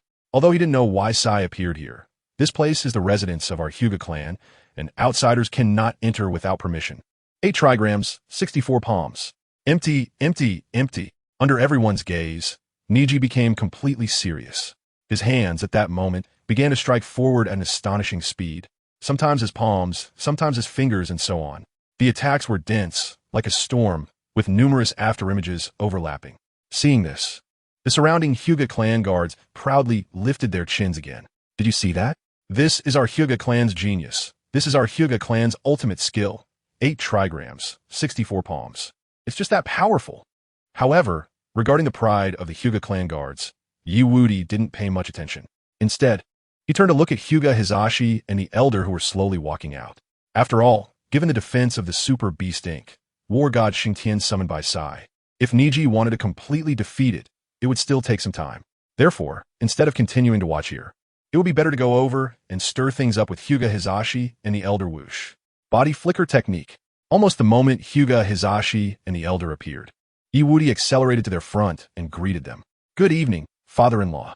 Elder, your face is quite red. Ding! Congratulations to the host for obtaining 666 points of negative emotional value from the Hyuga clan elder. Ding. Congratulations to the host for obtaining. Seeing that his recent activities in the room had been seen through by Wudi, the elder immediately cleared his throat and then asked to change the subject. Wudi, what's going on now? Why are the Root people appearing here? And why were you shouting just now? As the son-in-law of the Hyuga clan, you should. Elder, you don't need to say any more. Before the elder could finish his words, he was directly stopped by Hyuga Hizashi's hand. This action left the elder stunned. His eyes filled with surprise. Huh? Head of the family? I know everything. This should be that old man Danzo getting anxious. So he sent someone to curry favor with Wudi and bring him back. As for why it has turned into this, at this point, Hyuga Hizashi glanced meaningfully at Wudi. Then, he patted Wudi on the shoulder and praised him. You did well this time, forcing the genius of the Root to reveal his true abilities in this way. As long as we continue to use sparring as an excuse to force them to engage with Neji, over time, we will gradually come to know each other's true strength. The personnel and abilities of the Root will no longer be a secret to us. I have to say, my father-in-law really has a rich imagination. He simply wants to stir things up without considering much, and the other party can actually think to this extent. However, although I feel somewhat speechless about Hinata Hayashi's current self-indulgent speculation, Wudi still revealed a very bright and kind smile in the next moment. He readily accepted the reason and said with a smile, my father-in-law has discovered this, you kid. Who would have thought you'd have a day of growth? After hearing the conversation between Hinata Hayashi and Wudi, the elder laughed heartily and patted Wudi on the shoulder, feeling very happy. As the elder of the Hinata clan, he naturally hopes for the family to get better and better. Being as knowledgeable about external factors as possible is one of the important conditions for the family's continuation. Therefore, he was very satisfied with Wudi's actions this time. Gentle fist style. Boom. While Wudi was inexplicably praised by Hinata Hayashi and the elder on the other side, the duel between Neji and Sai was also reaching a boiling point. In front of everyone, a huge explosion sounded directly in the area where the two were fighting. Dust flew everywhere, and waves of air rolled. After seeing this scene, Hinata Hayashi frowned slightly. The elder beside him waved his hand to disperse the dust, revealing the real situation inside. Chapter 150. Sai's limit. Helpless Hinata Hayashi tick-tock, tick-tock. Whoosh. In front of everyone, drops of blood continuously fell from Neji's hands, and his flesh had become somewhat blurred. Neji's attack frequency was already fast enough, and with Sai's super beast imitation, War God Xingtian being so resilient, this outcome was within reason. This thing is really tough. While constantly panting, Neji stared at Sai, who was still drawing with his head down behind the super beast imitation, War God Xingtian that he had just shattered. His eyes were filled with vigilance. At this moment, Sai was still lowering his head and continuing to draw. I have to say, Hinata Neji, you truly deserve to be recognized as a genius of the Hinata clan. If it were my previous drawing style, I would indeed find it quite tricky in a fight. But now, even if I only master a part of these rare beast drawings, this duel is still. 8 trigrams, empty palm. Just as Sai was halfway through his words, Neji locked onto his forehead and shot out a chakra shockwave from a distance. Since the opponent's ability is to materialize the things he draws, all I need to do is attack him directly. And right now, there was no defensive power around Sai. Clang! Puffed! In front of everyone, the chakra shockwave that Neji fired made a crisp metallic sound accompanied by the sound of blood spurting as it was about to hit Sai. After witnessing this, Neji's expression immediately turned grim, and he couldn't care less about continuing to recover his energy. In the next moment, he charged directly out, because the attack he had just launched was actually blocked by the ninja knife that Sai swung out. As Neji rushed out, Sai wiped the bloodstain off the right side of his face with his hand and glanced at the ninja knife that had been knocked away and stuck in the ground. His expression remained incredibly calm, showing no obvious emotional fluctuations. The wound on Sai's face was precisely caused by Neji's attack when he shattered the super beast imitation, War God Xingtian. If he hadn't reacted quickly enough and used the ninja knife to block that attack in time, he would have probably been hit in the head and passed out on the spot. Unfortunately, Neji ultimately missed the best opportunity to take him down. It should come to an end. With Sai uttering the last 4 words, his right hand waved directly, completing the final stroke for the painting. Bang! As Sai completed the last stroke in the scroll, 2 fierce-looking but somewhat blurred rare beasts suddenly burst forth from the scroll in his hand. The moment they appeared, They raised their heads and emitted deafening roars and the cries of infants, echoing throughout the courtyard of the Hinata clan. This chakra fluctuation? Nanny? Nanny. Seeing the two fierce-looking rare beasts suddenly appear in front of him, Neji and the Hinata clan's guards all showed serious expressions. Even Hinata, Hayashi, and the elder had a fleeting look of surprise in their eyes. This young man from the Root indeed has a unique fighting style. If he had enough guards around him on the battlefield to allow him to focus on drawing, he would probably unleash astonishing effects. Neji, ignoring the shock on everyone's faces and the state of the two rare beasts, Sai sat down on the ground, holding the scroll in his hands, quietly watching Neji in front of him. With my current drawing skills, I can only depict their approximate appearance. If you can defeat these two rare beasts, I'll consider this duel my loss. By the way, the rare beast on the left that resembles a tiger is called Cheongchi, while the one on the right, which has a sheep-like body but a human face, is called Pao Yao. Cheongchi? Pao Yao. What kind of bizarre rare beasts are these? I've never heard of them. Where did this young guy from the Root get the inspiration for these ferocious rare beasts? Top, top, top. Just as Hinata, Hayashi, and the others were filled with confusion, Wudi suddenly walked out at this moment and leisurely spoke to clarify for everyone. Cheongchi, resembling a tiger, lives to the north of the Shaoqian, has wings, and is known as a fierce god. Pao Yao, a rare beast with a human face, has eyes under its armpits, tiger-like teeth, claws resembling human hands, and its cries sound like a baby's wail, making it one of the legendary four fierce beasts. Wudi, hearing what Wudi said at this moment, Hinata, Hayashi, and the elder were filled with confusion. They did not understand why Wudi knew so much about the two rare beasts summoned by Sai. Could it be that the inspiration for the rare beasts painted by this young guy from the Root came from father-in-law, elder, just as you thought? Sai's drawing inspiration all comes from me. Ding! Congratulations to the host for obtaining 666 negative emotion points from Hinata, Hayashi. Ding! Congratulations to the host for obtaining 666 negative emotion points from the elder of the Hinata clan. Ding! Congratulations to the host for obtaining. What a misfortune. They originally thought that Wudi brought the young genius from the Root over to help them test each other's strength, to know themselves and their enemies, and contribute to the stability of the clan. But it seems that he had no such intention at all. Everything done tonight is still to stir things up. As for the gaze from Hinata, Hizashi, and others, filled with deep resentment, Wudi merely shrugged indifferently. He had long since grown accustomed to it. He wanted to be a good person, but the system had too many good things to draw from, and he couldn't help but continue to stir up trouble. After thinking this, the next moment, Wudi turned directly to Neji, a friendly expression on his face as he spoke. Neji, although Sai's drawings of these rare beasts aren't enough, and his chakra usage has already reached its limit, given your current condition, after dealing with these two rare beasts, you'll probably just be lying in bed tomorrow, right? Upon hearing this, Neji continued to maneuver around the two ferocious rare beasts in front of him, not daring to clash head-on, while silently listening. Although he knew that after this duel tonight, his situation would be dire, he wouldn't show any signs of cowardice. Because his deceased father, Hinata Hayashi, once said that he was a genius, a strong person.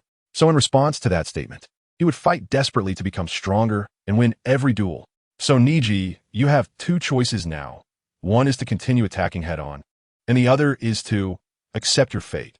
At this moment, Neji only slightly bowed his head and remained silent for half a breath. Then, he clenched his fists and charged out again. Whoosh! Although Wudi's words were not wrong, there was no way he would just give up. His father died because of fate. He himself had been limited like a caged bird due to destiny since childhood. Fate, from childhood to adulthood. What he hated most was fate. 8 trigrams, empty palm. Boom! In front of everyone, Neji struck again, unleashing a chakra shockwave from a distance. Although Neji was extremely angry at the moment, after Wudi's analysis, he ultimately did not lose his rationality completely. In Neji's view, these two ferocious rare beasts in front of him should be tough types like the headless monster from before. If that were the case, he would first test whether they had any special abilities. If given the chance, he would directly sneak around and ambush Sai. Sneak attack? So what? Although he felt very displeased with Wudi's battle style, which mainly relied on sneak attacks, he had to admit that sometimes sneak attacks were indeed effective. Byakugan. 8 trigrams, 64 palms.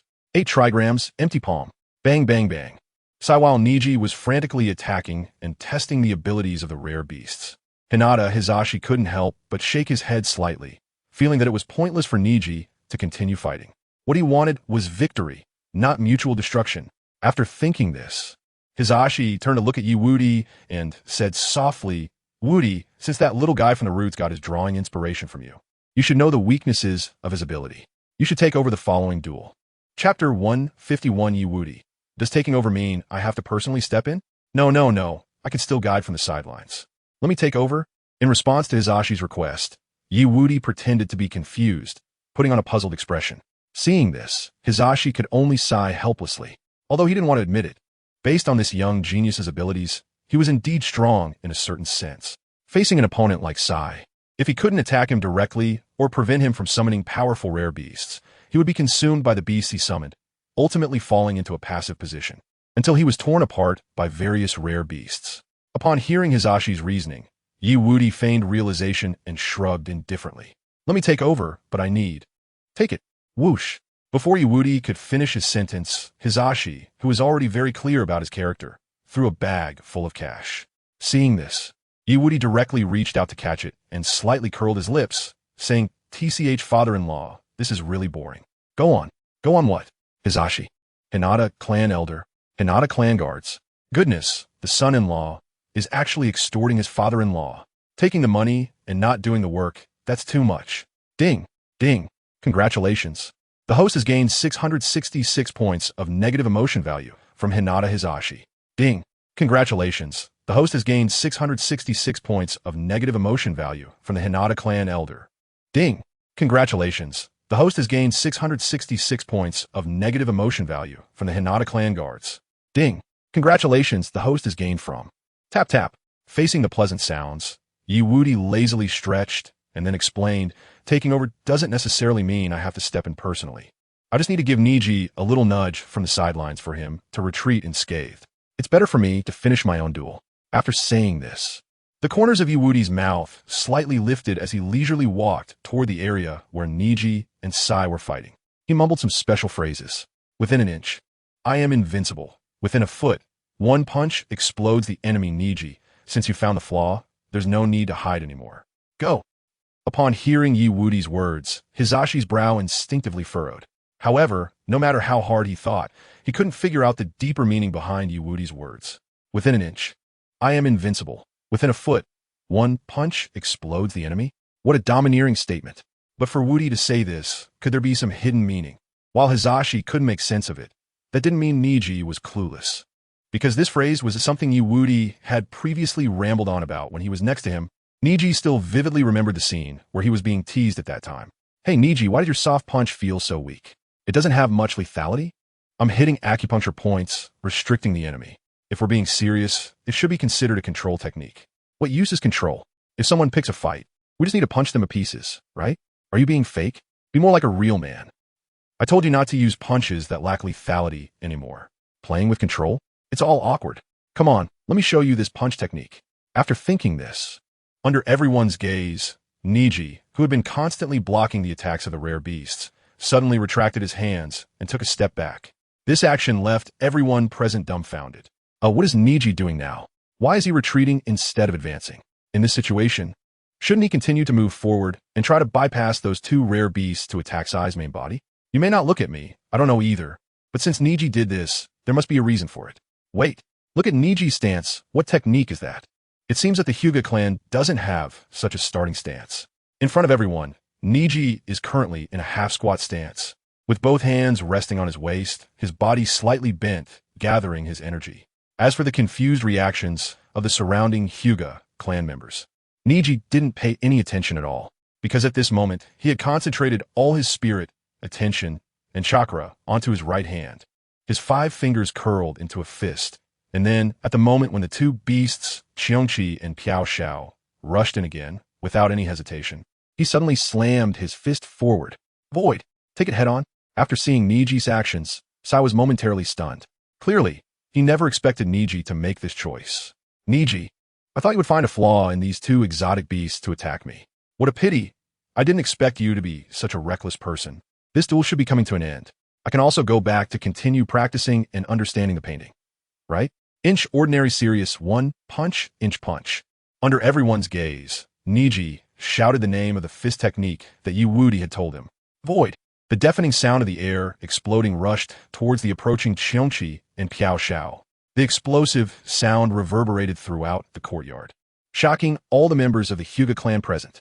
Even Hyuga Hizashi and the Elder were the same, because at this moment, those two fierce-looking exotic beasts were actually blown apart by Neji's punch, losing more than half of their bodies. What kind of fist technique is this, with such terrifying power? At this moment, both Hyuga Hizashi and the Elder revealed subtle surprise in their eyes. But soon, that expression was covered by helplessness. Ordinary? Serious one punch? What a ridiculous name. This is obviously a name chosen by that brat Wudi. However, regarding the name of the fist technique, Neji shouted. Hyuga Hizashi and the Elder only casually mocked it, then immediately made up their minds. Such a powerful fist technique must be obtained by their Hyuga clan. But forcing it would not be good. After all, there are still Sarutobi Hiruzen and Danzo watching from outside. If they acted impulsively, they would likely be quickly taken advantage of by the other side, trying to find a way to poach Wudi. In that case, they could only make a move from Hinata and Wudi's marriage. After thinking of this, Hyuga Hizashi turned to the Elder beside him and said in a deep voice, Elder, after you go back later, help me see if there are any good days coming up. Huh? Good days? Hizashi, what are you planning to do? Are you going to take a second wife? After saying this, the Elder began to look forward to it, because if Hizashi took a second wife, then he, as the Elder of the Hyuga clan, should naturally work hard to find beautiful women for the continuation of the family. However, just as the Elder was thinking this, the expression on Hyuga Hizashi's face turned dark. Elder, what are you thinking? I want you to find a good day for Hinata and Wudi to get engaged. Engagement? Oh, I understand. Hearing this, the Elder awkwardly agreed to the matter, then turned his head away to avoid making eye contact with Hyuga Hizashi.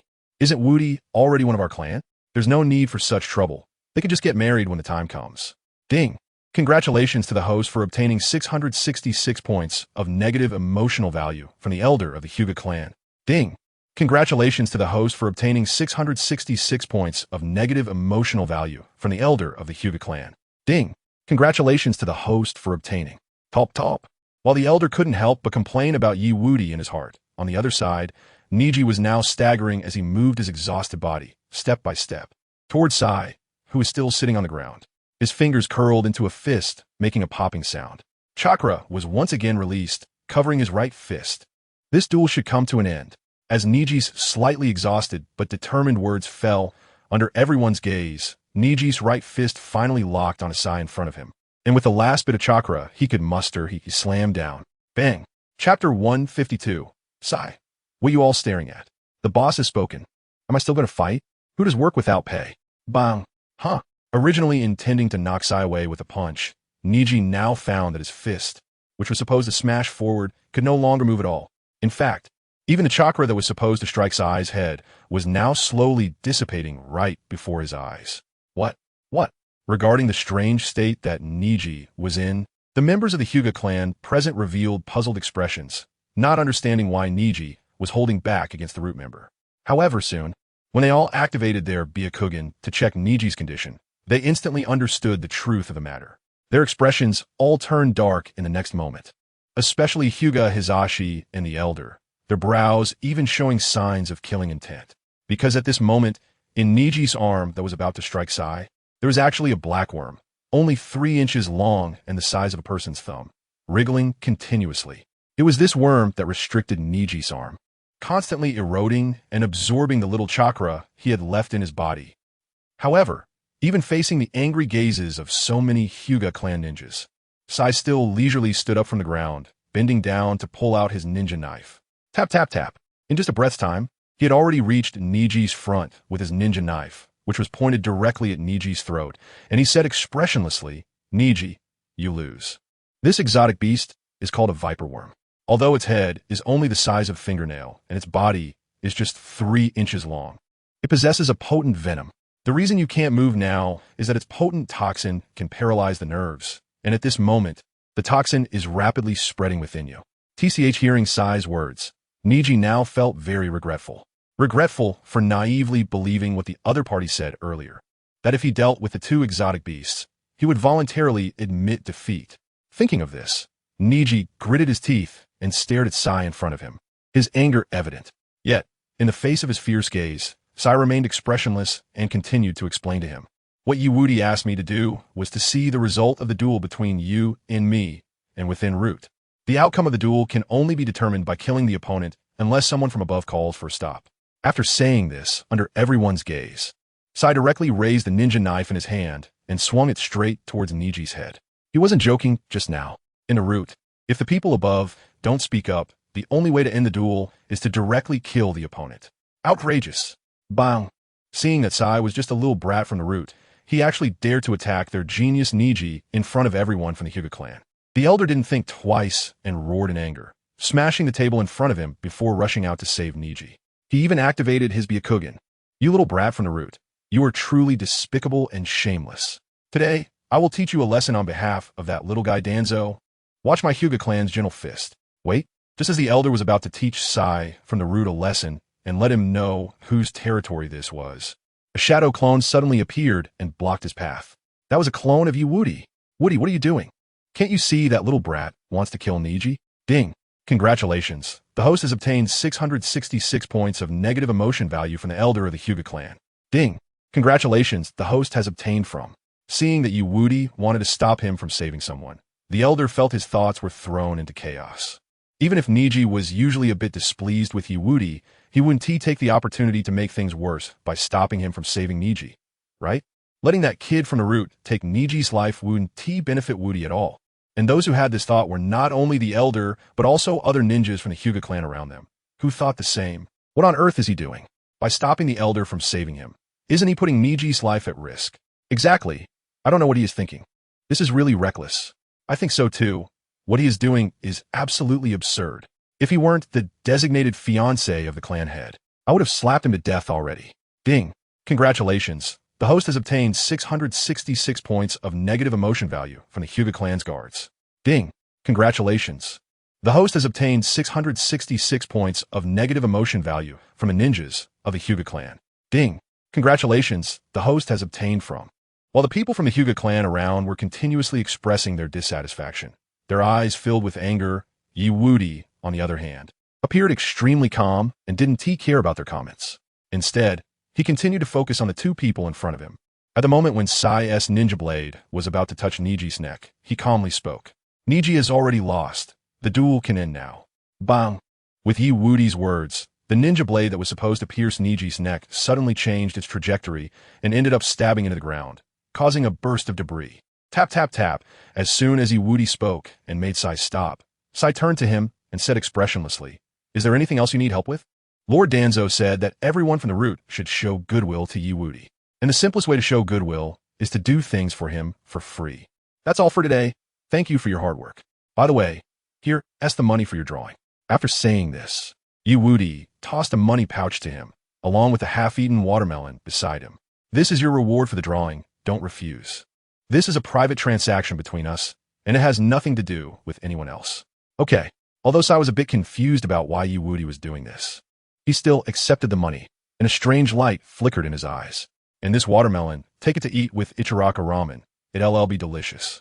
Seeing this, Sai didn't hesitate and directly reached out to catch it. He accepted the money. So what's the problem with taking a watermelon too?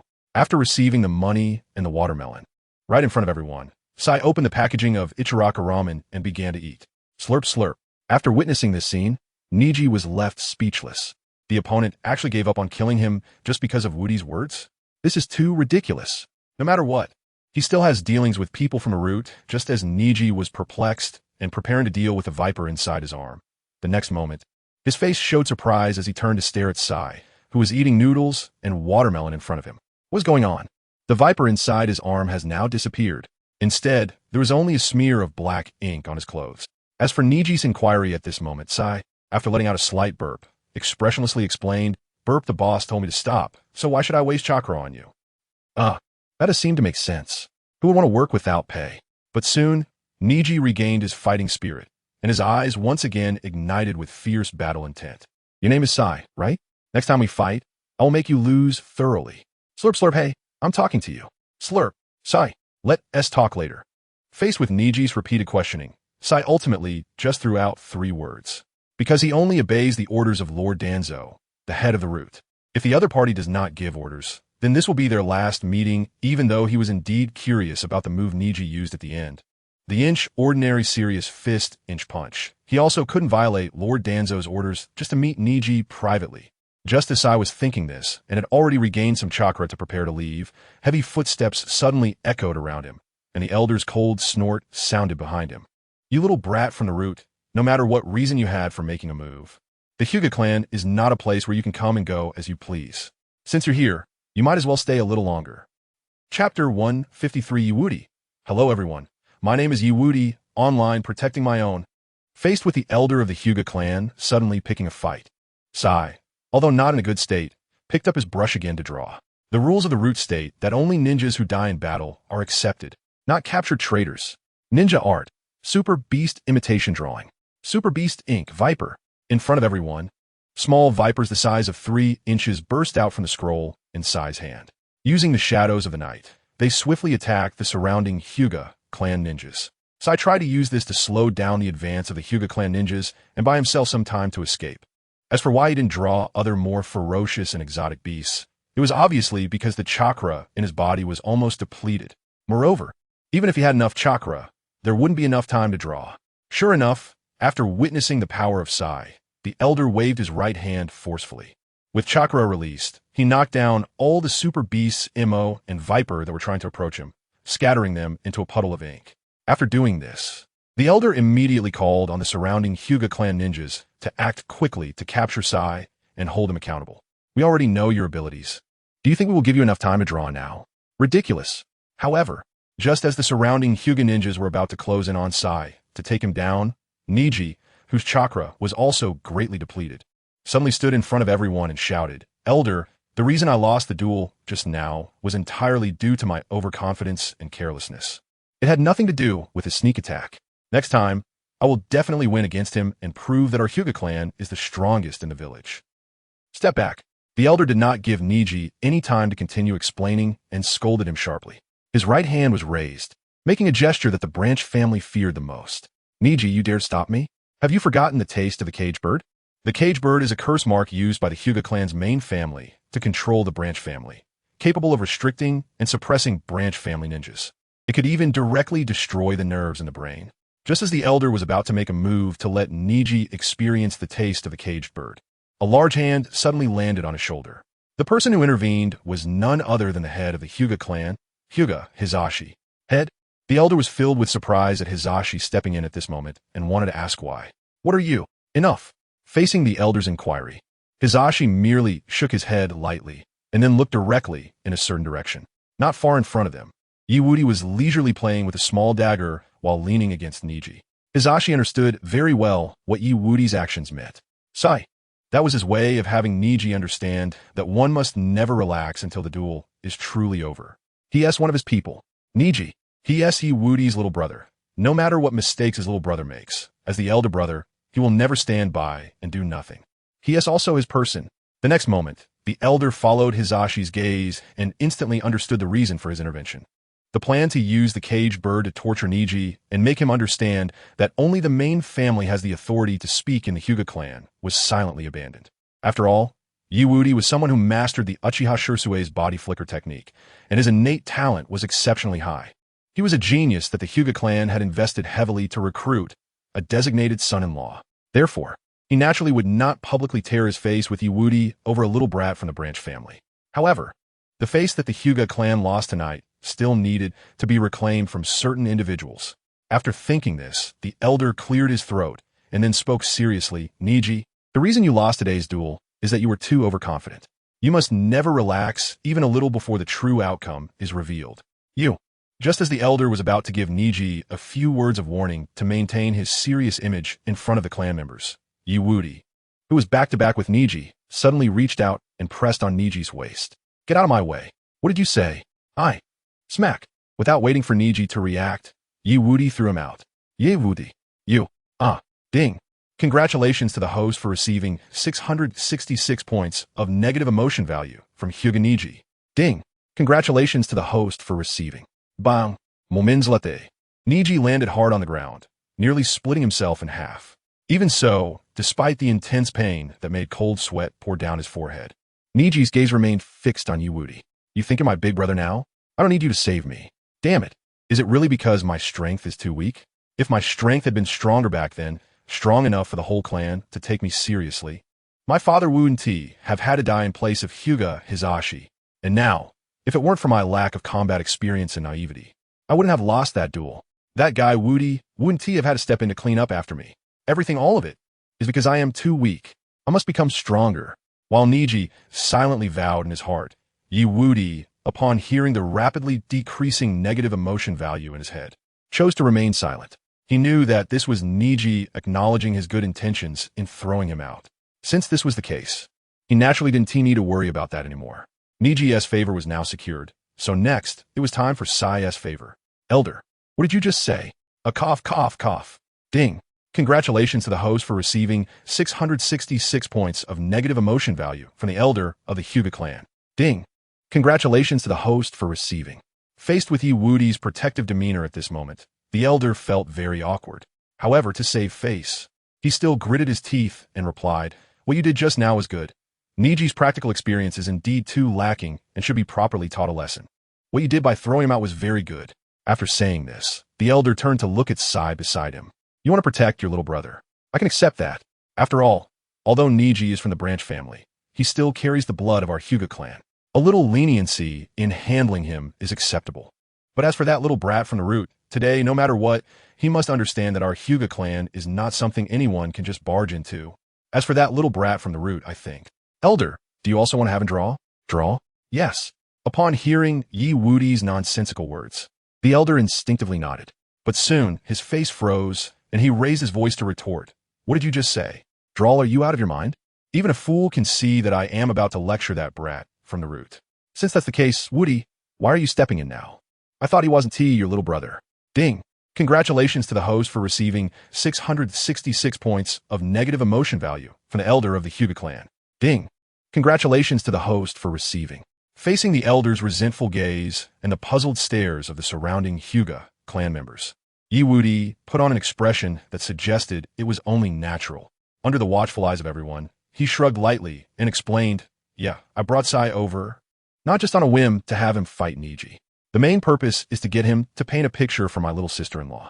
After saying this, Yi Wudi sighed helplessly, his eyes filled with compassion. "My little sister-in-law, Xiao Huahua, is so cute. What's wrong with giving her a painting? Don't you, elder, even have a little sister-in-law?" Chapter 154. Yi Wudi, did I just inexplicably do a good deed?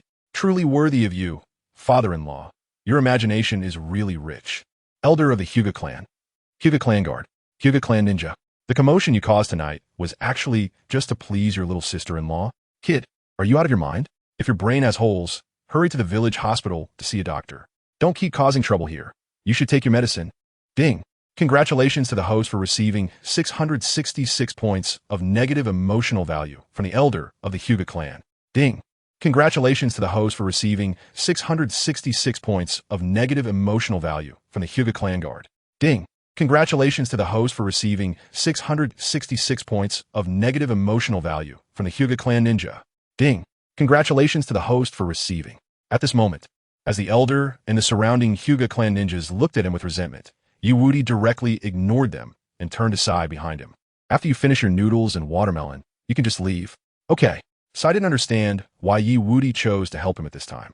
He only sensed that at the moment the other person stood up, something he hadn't felt in a long time seemed to stir in his heart. But he couldn't articulate what it was. After Sai agreed, Yi Wudi added, "By the way, Sai, when you go back, tell Bandage Grandpa that I really appreciate your painting skills. I hope he can let you stay by my side to paint for me. To be honest, if Sai's abilities are combined with all the rare beast information I know, the potential power that could be unleashed is indeed quite impressive. Moreover, Obito is currently looking to recruit me, and by voluntarily arranging Sai here, I believe he would be very willing. After all, this way, Obito can get first-hand information from me at any time. As for whether this first-hand information is true, that depends on my mood. Bandage Grandpa, that's Obito. Cough, cough, that's your elder. Got it? Don't worry, I'll tell the elder." After hearing Yi Wudi's explanation, Sai directly agreed without any hesitation. After all, compared to carrying out other perilous assassination and reconnaissance missions, staying beside this guy named Yi Wudi, listening to him talk about all kinds of rare beasts he had never heard of while painting, seemed quite nice. Perhaps, after spending more time with him, his inspiration would flourish allowing him to know what to draw on the last 2 pages of his little notebook. If you're willing to say it, that would be the best. Seeing the faint emotional fluctuations from Sai at this moment, Wudi naturally noticed. However, even so, he didn't rush to point it out. After all, while others might not know Sai's past, he was very clear about it. Sai originally had an older brother who was the biggest influence on him. In the past, Sai was very kind and innocent. Unfortunately, both of them were trapped in the root controlled by Danzo and had no choice over their ultimate fate. Under Danzo's arrangement, when Sai was forced to battle his brother intended to let Sai kill him on purpose. However, due to being seriously ill, he was unable to succeed.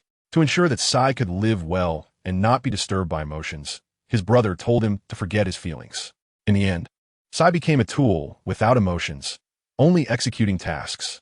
It can be said that after losing his brother, Sai spent his days in extreme darkness and self-isolation. What Wudi needs to do now is to become the light that illuminates the night in Sai's heart. After all, if a person has once been deeply trapped in darkness, they will never forget the moment the dawn appears. They will remember that figure that lights the path for them. At that time, Sai will definitely become my little fan number 3. Number 1 is Naruto, number 2 is Neji, number 3 is Sai. There is absolutely nothing wrong with that. You kid can't just. Head of the family, look at that kid. Seeing that Wudi was determined to protect that kid from Root, and even took it upon himself to allow him to leave the Hyuga clan's residence at any time. The elder was immediately anxious. However, when the elder turned to look at Hyuga Hizashi beside him, wanting him to step in and teach Wudi a lesson to regain some face for the Hyuga clan, he was surprised to find that as head of the family, Hyuga Hizashi had already walked far away. Head of the family? How come? And this is happening now. However, before the elder could finish organizing his words to express his thoughts, the next moment, Hyuga Hizashi spoke lightly. He's gone. I sigh. Seeing that Hyuga Hizashi really seemed to not want to manage this matter any further, the elder naturally wouldn't seek out pointless trouble by chatting with that troublesome Wudi. So he turned and followed Hizashi. However, when the two of them had a certain distance from Wudi and Sai, the previously expressionless Hyuga Hizashi, who had always had a stern face, now revealed a faint smile.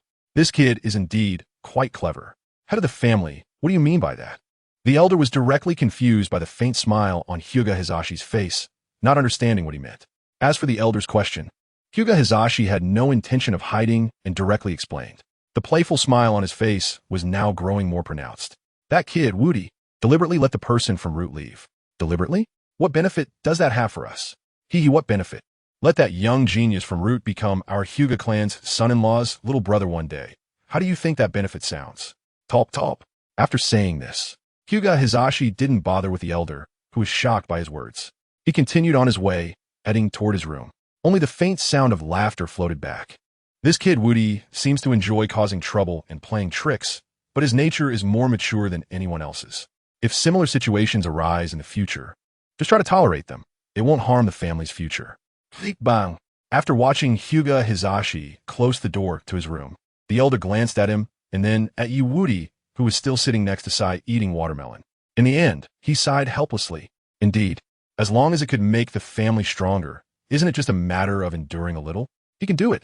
It's just that the head of the family, that kid, sometimes is really quite annoying. Ding! Congratulations to the host for obtaining 666 points of negative emotion value from the elder of the Hyuga clan. Ding! Congratulations to the host for obtaining. Top. After Hyuga Hizashi and the elder left, Neji returned to his residence and began training crazily. The surrounding Hyuga clan guards and ninjas exchanged glances for a moment before eventually leaving, heading back to sleep. After all, even the head of the family and the elder were not concerned about this matter. So what qualifications did they have to intervene? Watching the crowd gradually move away, Wudi saw Offside before he cheerfully hopped towards Hinata's room. Hinata, my good wife. I'm here. Equity and you're back. Wait. Ha, it tickles. Boo-hoo. As Wudi entered Hinata's room, strange sounds began to continuously echo, lingering in the air. And because Wudi didn't close the door tightly, now Hyuga Hizashi, the elder, and a group of Hyuga clan guards sleeping in nearby rooms instantly had their foreheads filled with black lines.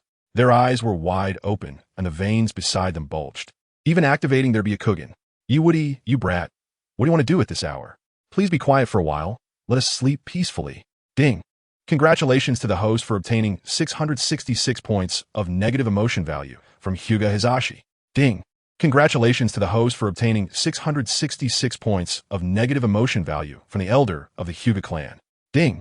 Congratulations to the host for obtaining 666 points of negative emotion value from the Hyuga clan ninjas. Ding. Congratulations to the host. Chapter 155 Yi Wudi. Sai is knocking. Let's go check it out, Neji. The next morning. I slept so well. Yi Wudi stretched lazily, his right hand on his waist and his left hand supporting his right, his eyes still hazy with sleep.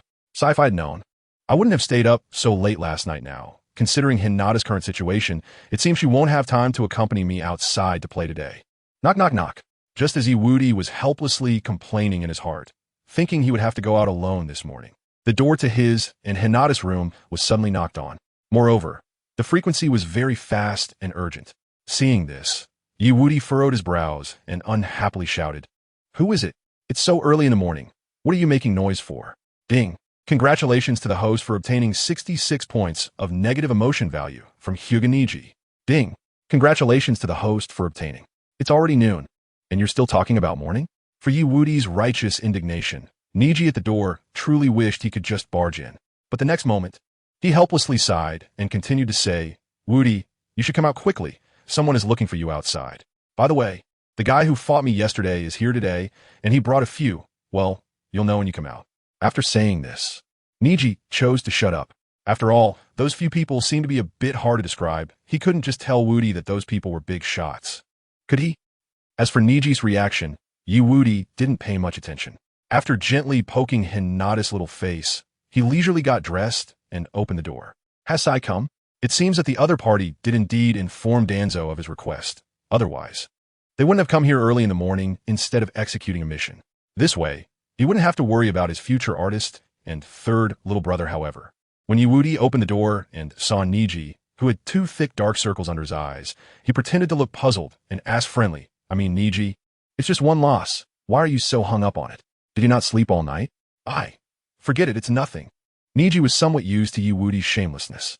Plus, since Wudi helped him speak yesterday, he currently couldn't harbor much resentment towards him. "You should hurry up and go over there.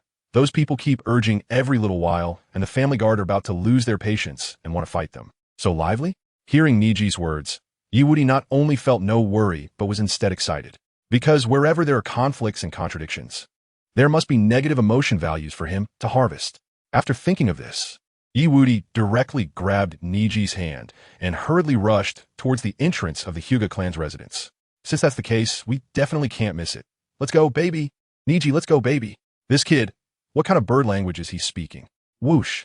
As Neji was left confused by Yi Wudi's words, the next moment, Yi Wudi had already used the body flicker technique to take him to the roof at the entrance of the Hyuga clan. As for the situation outside, they can now see it all clearly. Have your people notified them? Is it true or false otherwise? Why hasn't anyone come after such a long time? I am exhausted. I can't take it anymore. It's so boring. I might as well go back to do a mission and kill someone in front of you, Wudi and Neji. A small girl with golden twin tails was now squatting on the ground, holding her ball and complaining while drawing circles with her right hand. This person was one of the 3 most beautiful girls listed by Danzo. Hinata Koto. Hinata Koto. As expected, 68, 55, 60. It seems that Bandage Grandpa didn't lie to me. Looking at Hinata Koto's golden twin tails and the giant ball she was holding, Yi Wudi nodded in satisfaction. Seeing this, Neji could only sigh speechlessly. This guy, instead of quickly going out to settle things, is here evaluating the beauty of these women. Ding. Congratulations to the host for obtaining 66 points of negative emotion value from HugaNeji. Ding. Congratulations to the host for obtaining. However, just as Neji was looking at Yi Wudi with a face full of helplessness, a more imposing figure than Hinata Koto directly entered their line of sight. Pressing down on Koto's head, Koto just say, "Wait a little longer. After all, we're still guests. Maria, just speak without hitting me with the ball." I forgot what the adult said, that young master's catchphrase. Oh right, it's to bump into people.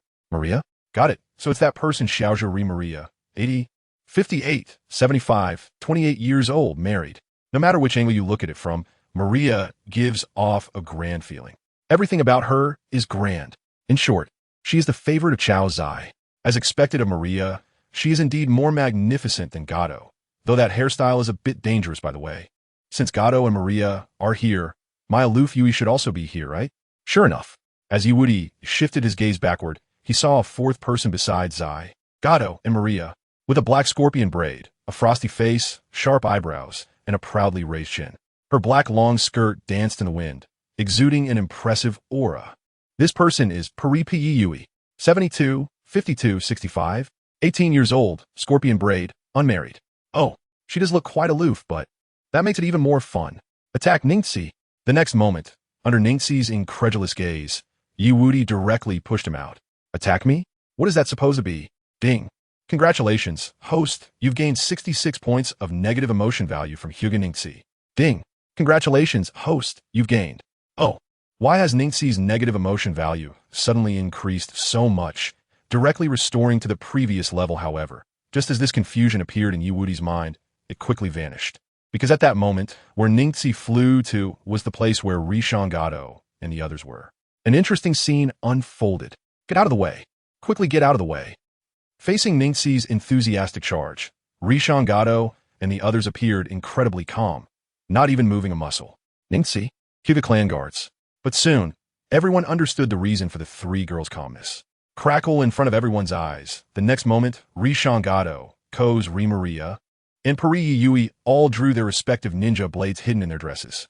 Not the usual kind of ninja blade, nor the extended and widened version. Instead, it became somewhat elongated, with the length significantly shortened. But even so, the sharp gleam on the ninja blades and the coldness in their eyes were not weak at all. When Orochimaru sent them over, he said that the only male ninja they could touch was that genius named Wudi. As for others, anyone who got too close will be directly killed. After seeing this scene in front of him, Ningxi's face turned dark. This level of chakra fluctuation? 3 Chunin. These 3 girls from Naruto are all Chunin. Wudi, you bastard. This time, I've really been tricked badly by you. Ding. Congratulations, host. You've gained 666 points of negative emotion value from Hyuga Ningxi. Ding. Congratulations, host. You've gained 999 points of negative emotion value from Hyuga Ningxi. Ding. Congratulations, host. You've gained. Facing 3 women who have been executing missions in the route for years, with an unknown number of enemies killed by them. Even as a genius of the Hyuga clan, Ningxi did not dare to relax in the slightest. Because facing such opponents, one careless move could lead to losing one's head. Whoosh. Whoosh. Chapter 156. Ningxi, just now clearly. Who am I? Where am I? What happened here? Forget it, just charge in. Ding. Congratulations, host. You've gained 666 points of negative emotion value from Hyuga Ningxi. Ding. Congratulations, host. You've gained. Seeing Rishan Gato's 3 girls drawing their blades and the intense killing intent flashing in their eyes, Ningxi understood that the other side would not stop just because of any explanations he might give. Since that's the case, then let's fight. Bagwake. Whoosh. Body flicker technique. However, just as Ningxi made up his mind to strike, Wudi's voice suddenly came from behind him. What are you doing? Emptying your shrimp nanny. Upon hearing Wudi's voice, Ningxi instinctively turned around, his eyes filled with confusion, not knowing what emptying shrimp meant. But soon, he was completely dumbfounded, because at that moment, the Wudi who should have been watching the show from the rooftop was now rushing over. And he was coming in with a slap. Wudi, what the hell are you trying to do? Slap. What? Ding. Congratulations, host. You've gained 666 points of negative emotion value from Hyuga Ningxi. Ding. Congratulations, host. You've gained. In front of everyone's eyes, Ningxi was directly slapped away by Wudi, crashing into the Hyuga clan's gate nearby.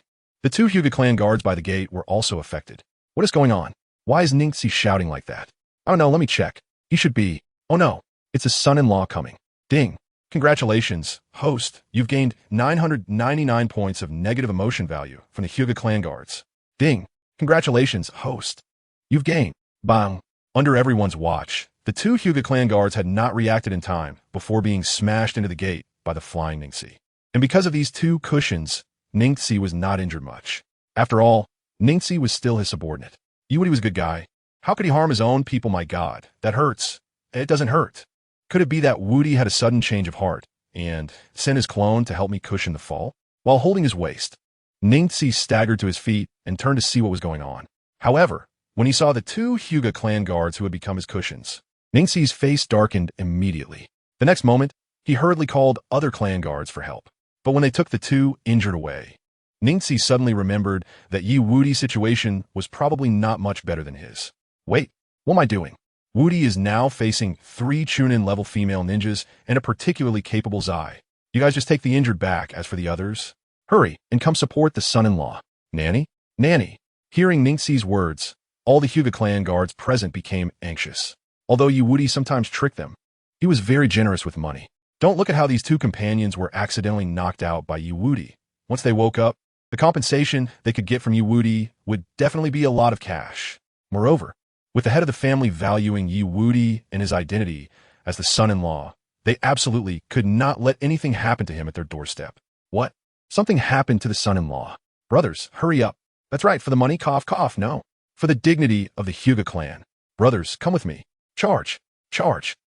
In an instant, Ningxi led a dozen Hyuga clan guards, rushing out in a hurry. The imposing atmosphere was indeed terrifying. Even if faced with several ordinary jonin at the same time, they could easily take them down in a short time. Don't be afraid, Wudi, we're here. Who dares to bully our family's son-in-law? That's too bold. Don't they know this is the territory of the Hyuga clan? We, the Hyuga clan, are the #1 family in the village. However, before Neji and the Hyuga clan's guards could finish their threatening remarks and take action to rescue him, the scene before them caused their expressions to freeze instantly, as if they had turned to stone. Because at that moment, Wudi was being served with immense happiness by 3 female ninjas from the root. Zabuza Maria was holding Wudi, while Nishike's and Hino Yui were each on either side, massaging his arms to help him relax. As for Sai, he was continuing to sketch various rare beasts nearby. As for the danger Neji mentioned, the Hyuga clan guards saw nothing at all. This, Neji, is this the danger you said the son-in-law is in? You can't say that. After all, Neji is still young, and it's normal not to understand the relationship between boys and girls. Moreover, the danger the son-in-law is facing does seem quite significant and rather blatant. It seems that's how it is. Neji. Ignoring the inappropriate behavior of the family guards beside him, Neji could only look on speechlessly. He quickly walked over to inquire about the specifics. After all, these 3 female ninjas from Root had clearly intended to attack just moments ago. How did it suddenly change like this? Did Wudi somehow manage to handle all 4 of them while he was away? Impossible. That absolutely cannot be. Wudi excels in speed and surprise attacks, achieving great results in one-on-one situations against peers. But now there are 4 of them. Wudi, what exactly happened while I was gone? They were clearly about to. Neji asked while keeping a wary eye on Nishike's, Zabuza Maria, and Hino Yui, preventing them from making a sudden move. Just as Neji finished speaking, the eyes of Nishike's, Zabuza Maria, and Hino Yui instantly turned cold. The middle ninja-level chakra was released at that moment. Who do you think you were to speak to the young master like that? Kato will cut you down. Kato, he's just a little boy. Leave him to the older sister. Even if he's a genius of the Hyuga clan, he's still just a child. Compared to the disdain and threats from Nishike's and Zabuza Maria, Hino Yui was much simpler. She directly drew her ninja knife with her right hand, chakra already attached to it. With a frosty expression, she coldly uttered 4 words. I'll come, cut him. In the eyes of the 3 of them, Wudi had just hit Neji. This meant that within the Hyuga clan, the relationship between Neji and Wudi was not good. And Wudi was someone their adult had specifically instructed them to serve well. In short, they could directly cut down Neji. Cut down Neji? You Root people are really bold to dare act recklessly in the territory of our Hyuga clan. That's right. Neji was indeed not wrong. These female ninjas from Root came to stir up trouble.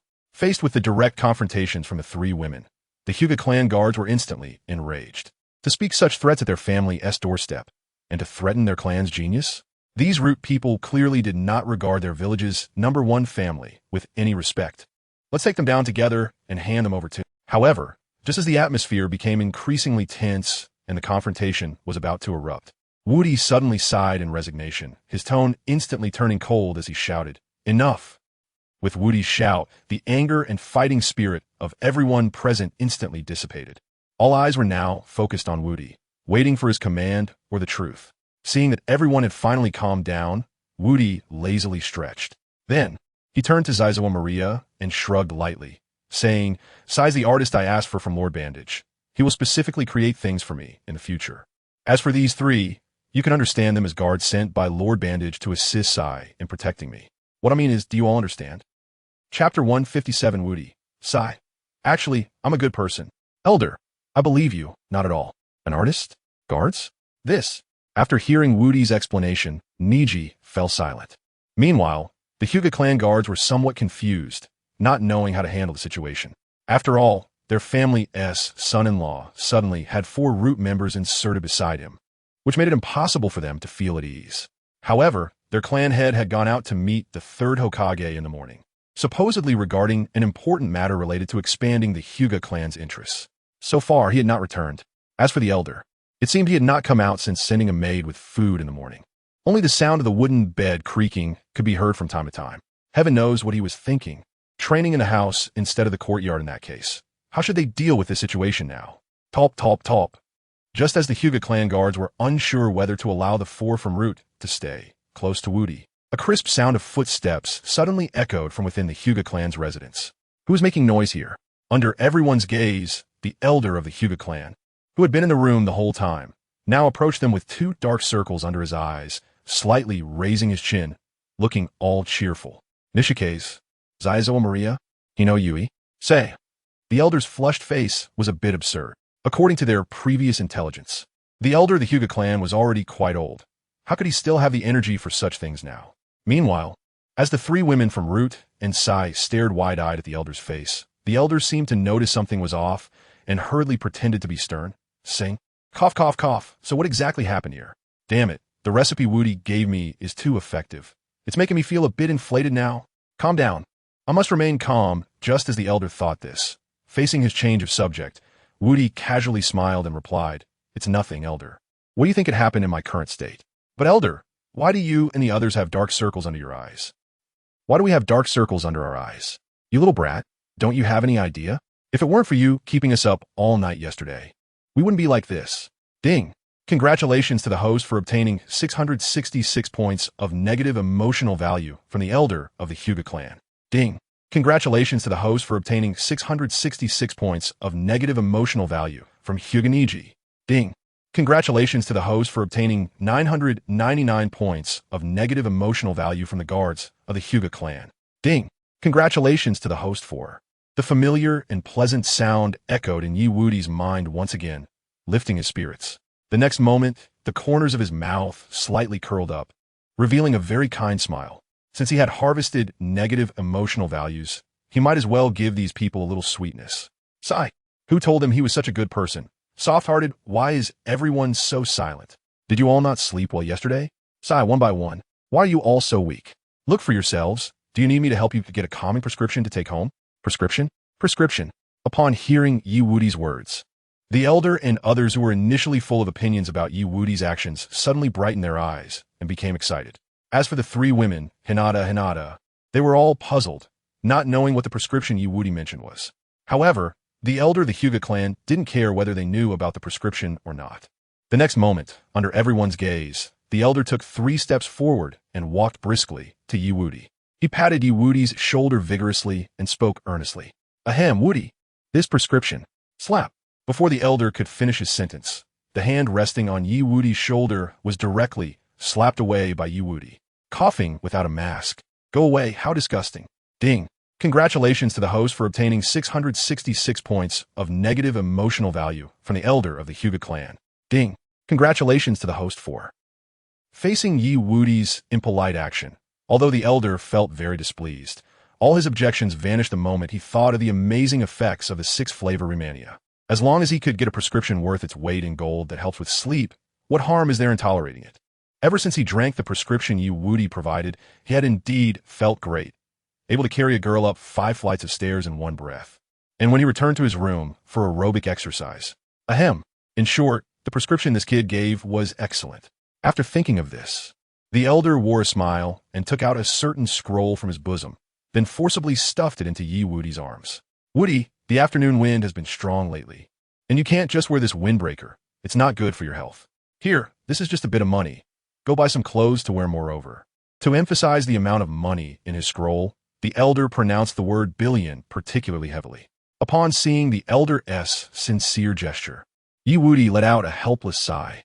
"Since you, elder, have said so, then I want to be polite and will accept it." Whoosh. The next moment, Yi Wudi directly accepted it, but not in the way everyone thought. He threw the scroll directly to Neji. Neji, elder of the Hyuga clan. Guards of the Hyuga clan. 3 women. Hey, Wudi, what are you doing? Neji was immediately confused by Wudi's actions. Why was the money, which was paid as the price for the prescription, now being thrown to him for no reason? Just hold it for me for now. But stop chattering, you talk too much. Wudi waved his hand with a look of disdain, signaling Neji to be quiet. Besides, this money isn't all for you. Take some to help those 2 brothers who got hurt earlier. As for the rest, you can use some for fun, and the last part should be given to Shikamaru. Shikamaru? Initially, after hearing Wudi's words, Neji's emotions shifted from confusion to being touched, and finally to understanding. Now he was confused again, not knowing what Wudi was planning. Just tell him that last time at school, it was an accident that he got embarrassed, so don't be proud. This money is my investment in him. If there's a loss, it's on me. If there's a gain, we all enjoy it together. With Shikamaru's brain, would he lose money? Nonsense, he'll definitely make a big profit. I understand. After hearing Wudi's words, Neji, although still a bit confused, nodded slightly and then turned to leave. However, when he turned his back to Wudi and walked away, a faint smile appeared on his face for a brief moment. Proud? I think you're the one who's proud, clearly thinking of friends, yet insisting on doing things your own way. Sigh, I can't figure this guy out. I might as well do as he says. After Neji left, Wudi stretched lazily and then turned to leave with Hinata, Ozawa Hinata Maria, and Boji Hinata Yui. Since everything here is settled, I'll go see my little Hanabi now. Everyone goodbye whoosh. Elder of the Hyuga clan. Seeing that Wudi was really about to leave, the elder of the Hyuga clan immediately became anxious. Hey, Wudi, don't go. What about my prescription? Didn't he already take the money, so why? Ding. Congratulations to the host for obtaining 666 points of negative emotional value from the elder of the Hyuga clan. Ding. Congratulations to the host for... Ouch. Just as the elder of the Hyuga clan was feeling dissatisfied, a paper ball flew over from a distance and hit him right in the face. Seeing this, the elder didn't care about the stinging pain on his face and hurriedly opened it, his eyes filled with excitement and anticipation. However, when he saw the content written on the paper, the expression on the elder's face instantly froze. Prescription, my president. Prescription? Why does the prescription that Wudi gave only have half of it? That's right, only half. The paper ball the elder was holding contained only half of the original prescription that helps with sleep. Moreover, it was personally noted by Wudi. The original words were, since you're in a bad mood now, I'll just give you half to make do with. As for the remaining half, I'll give it to you when I'm in a better mood. What the hell? A prescription only half. And make do? DS not looking to enter the coffin early. Wudi, you trickster. Ding. Congratulations to the host for obtaining 666 points of negative emotional value from the elder of the Hyuga clan. Ding. Congratulations to the host for... Chapter 158 Wudi. Nanny? Does Hanabi have hidden attributes? Near the training ground dedicated to Hanabi of the Hyuga clan, on the small road. Little Hanabi, my cutest little sister-in-law, Hanabi Hyuga? Looking at Wudi, who was in such a good mood, Sai had a fleeting moment of confusion in his eyes, wondering why Wudi personally brought so many people over. In his view, Wudi must want to find Hanabi to fulfill his promise of giving her a painting. But if it's just for this, then anyone can be sent over. There's no need for the person to come in person. Zai, are you curious why I'm so happy? Well, regarding Wudi's meaningful smile, Zai didn't find anything inappropriate and nodded in agreement on the spot. To this, Wudi simply shrugged nonchalantly and then gestured to the side to Bo Yi to speak up and explain the reason Zai. Unlike Zai, who didn't quite understand social affairs, the 3 girls, Bo Yi, came specifically for him, so they had definitely done a lot of homework about him. Letting them speak on his behalf was more than enough, especially since Yi was already married. She could absolutely crush him in terms of social etiquette. So why doesn't the young master let Yuta come? I wanted to. Facing the named Bo Yi, both Hyuga and Bo Yi next to her were filled with envy. In response, Kozahai Maria directly hugged the 2 girls with her grand charm that could gather people's hearts. Then, with a standard wife and mother smile, she comforted them, saying, "Don't think too much. Next time for sure. Besides, some things only married people can handle." Hyuga, Bo Yi, Zai, Wudi, tap tap. In front of everyone, Kozahai Maria took a few steps forward and came to Zai's front. Immediately, she held a facial cleanser in her right hand, rested her right elbow on her right hand's back, and gently touched her face with her left hand. Smiling as she explained, Zai, in your view, Hinata Hanabi's role is just to strengthen the connection between the young master and the Hinata clan, maintaining your identity as a son-in-law, right? That's exactly what you think in your heart, isn't it? Zai nodded slightly, not hiding anything. At the moment he nodded, Koza Maria's face flushed with a drunken-like joy, and she smiled. That's right, because Zai, you still don't know the beauty of shared blessings, share blessings? So that's how it is, I understand. Hearing this, Zai nodded slightly, and then turned to look at Wudi, who was surrounded by Hyuta, Koza Maria, and Boribo Yijio E, and seriously added, but Wudi, I think you should still pay attention to your health. Pay attention to health? Not a chance. He is Wudi, the man who masters the 8 gates of death technique. When his physical strength is depleted, he can just open the 8 gates to replenish it, right? A real man should never say he can't. Tap, tap, tap. Just as Wudi was full of confidence, Hanabi, who should have been training in the courtyard, suddenly popped her little head out from the nearby wall, her eyes filled with anticipation and excitement. Wudi brother, you came to give me, Wudi brother is so nice in Hanabi's eyes. Wudi coming over at noon, without eating, must be to surprise her. What he promised her yesterday, something beautiful from the outside world that wasn't in the Hinata clan. But the next moment, when Hanabi saw Hyuta, Koza Maria, and Boribo Yijio E standing next to her, her smile began to look particularly strange, and her little head tilted slightly. Her cute little fist slowly raised, chakra constantly overflowing and wrapping around the entire fist. Wudi brother, who are they? Ding. Congratulations to the host for receiving 1 point of negative emotion value from Hinata, Hanabi. Ding. Congratulations to the host for receiving 999 points of negative emotion value from Hinata, Hanabi. Ding. Congratulations to the host for receiving. What the hell? The negative emotion value just skyrocketed from 1 point to 999 points in an instant. This little Hanabi, could it be that she has a hidden Yandra attribute? That's bad.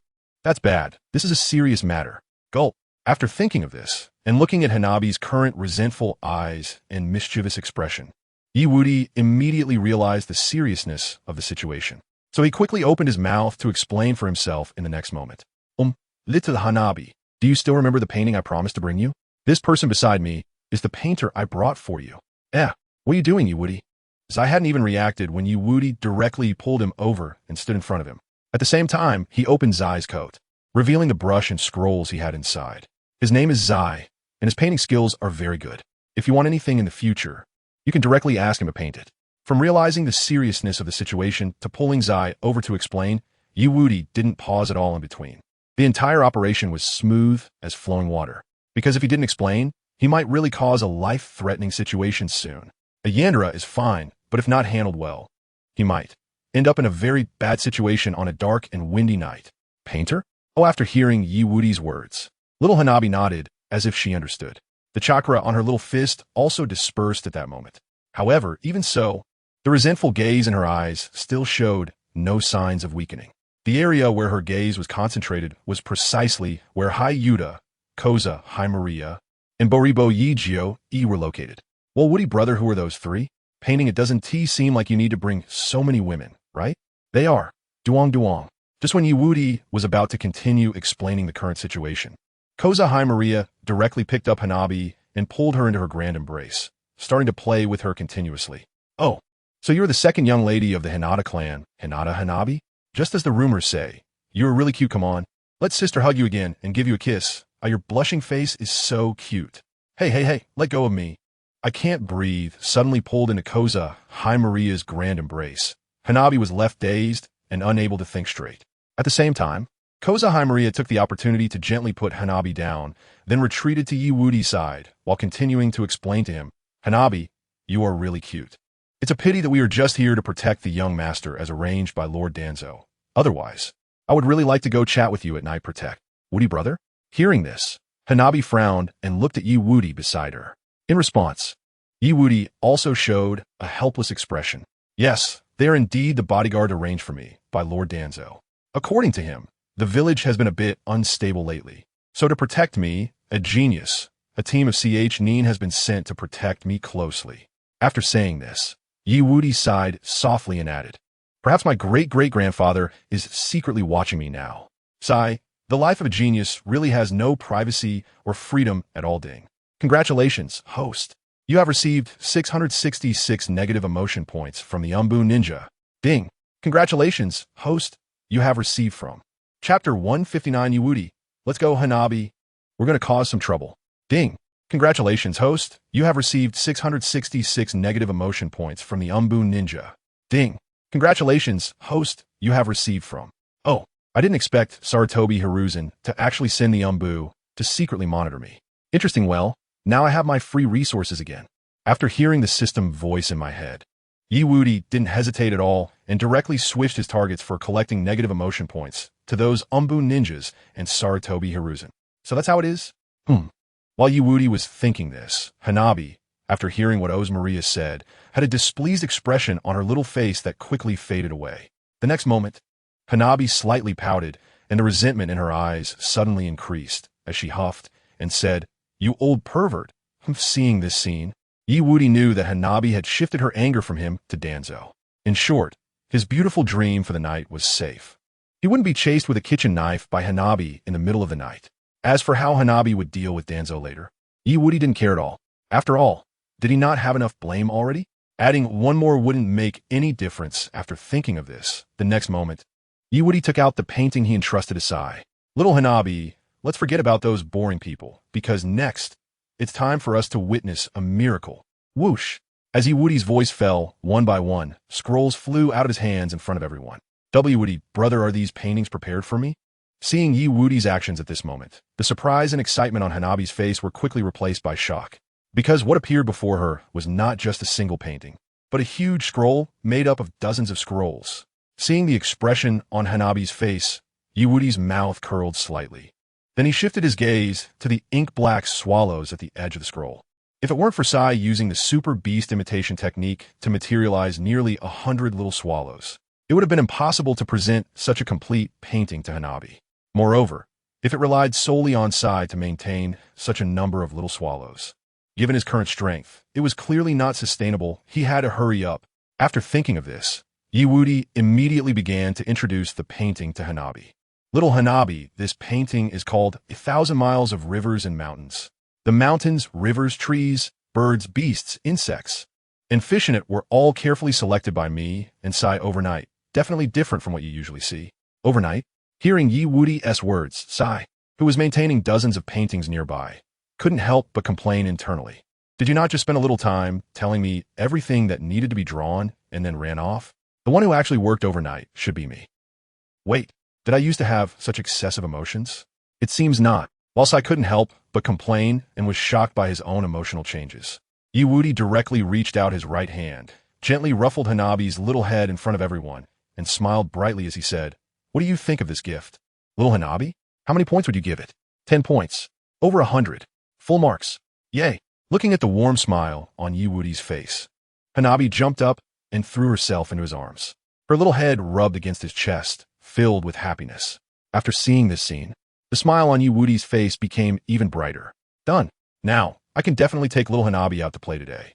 For example, accidentally cracking the foundation of the Hokage building and causing an explosion in the Hokage office. As for the aftermath, these are all accidents. What does it have to do with them? At worst, there are the Hyuga clan, Sarutobi Hiruzen, and Danzo wanting to pull their people to clean up after her little Hanabi. Today your sister is a bit tired and has no one to play with me. Would you like to go out with me? Of course. After hearing Wudi's words, Hanabi immediately agreed without thinking. But soon, her little face turned sour, because she had forgotten that she still hadn't completed her training this afternoon. After thinking of this, Hanabi lowered her head pitifully and sighed. "Wudi, brother, did you forget that little Hanabi still is training this afternoon, so I might not?" Whoosh. Body flicker technique. Before Hanabi could finish her sentence, she was directly picked up by Wudi and ran off, disappearing on the spot. "No way. Today, I must take you out to play. I want to see who dares to stop me. I mean it." Wudi, brother, hearing Wudi's bold words, Hanabi happily lowered her head and hugged him tightly. Every day with Wudi, brother, makes Hanabi so happy. Wudi, brother, so great. Hyuga clan guard. Anbu ninja. Hyuga Neji. After Wudi took Hanabi and ran off, Neji, who had just finished eating, was now filled with question marks on his head. Who did I offend? Why has everything that happened in the Hyuga clan recently been related to him? And it was all about that guy Wudi. Ding. Congratulations, host. You have received 666 negative emotion points from Hyuga Neji. Ding. Congratulations, host. You have received from. What are you all looking at? Hurry up and chase after them. The next moment, Neji shouted at the Hyuga clan guards beside him, who hadn't reacted yet. Whoosh, whoosh. In an instant, within the Hyuga clan's residence, as Neji set off, one by one, the guards followed him out, each face filled with anxiety and helplessness. This son-in-law of theirs is really a source of worry. Ding. Congratulations, host.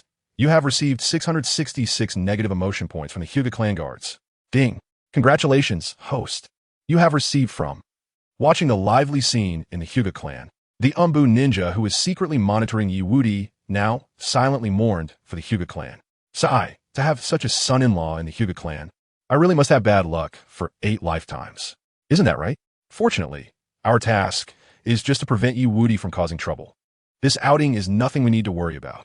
Wait, quickly look over there. The direction Wudi is heading seems to be towards the Hokage building. Do you think he will? They shouldn't be thinking of what I think they are, right? After all, how important the Hokage building is to the village. Any normal person should understand this. Even if that brat Wudi likes to cause trouble, he should still know the bigger picture. However, just as these Anbu ninjas were thinking this, the next moment, Wudi, who had run a certain distance away, suddenly shouted, Sai, Kato, Maria, Yui, gather at the Hokage building. Let's go chat with Grandpa Third. Ding.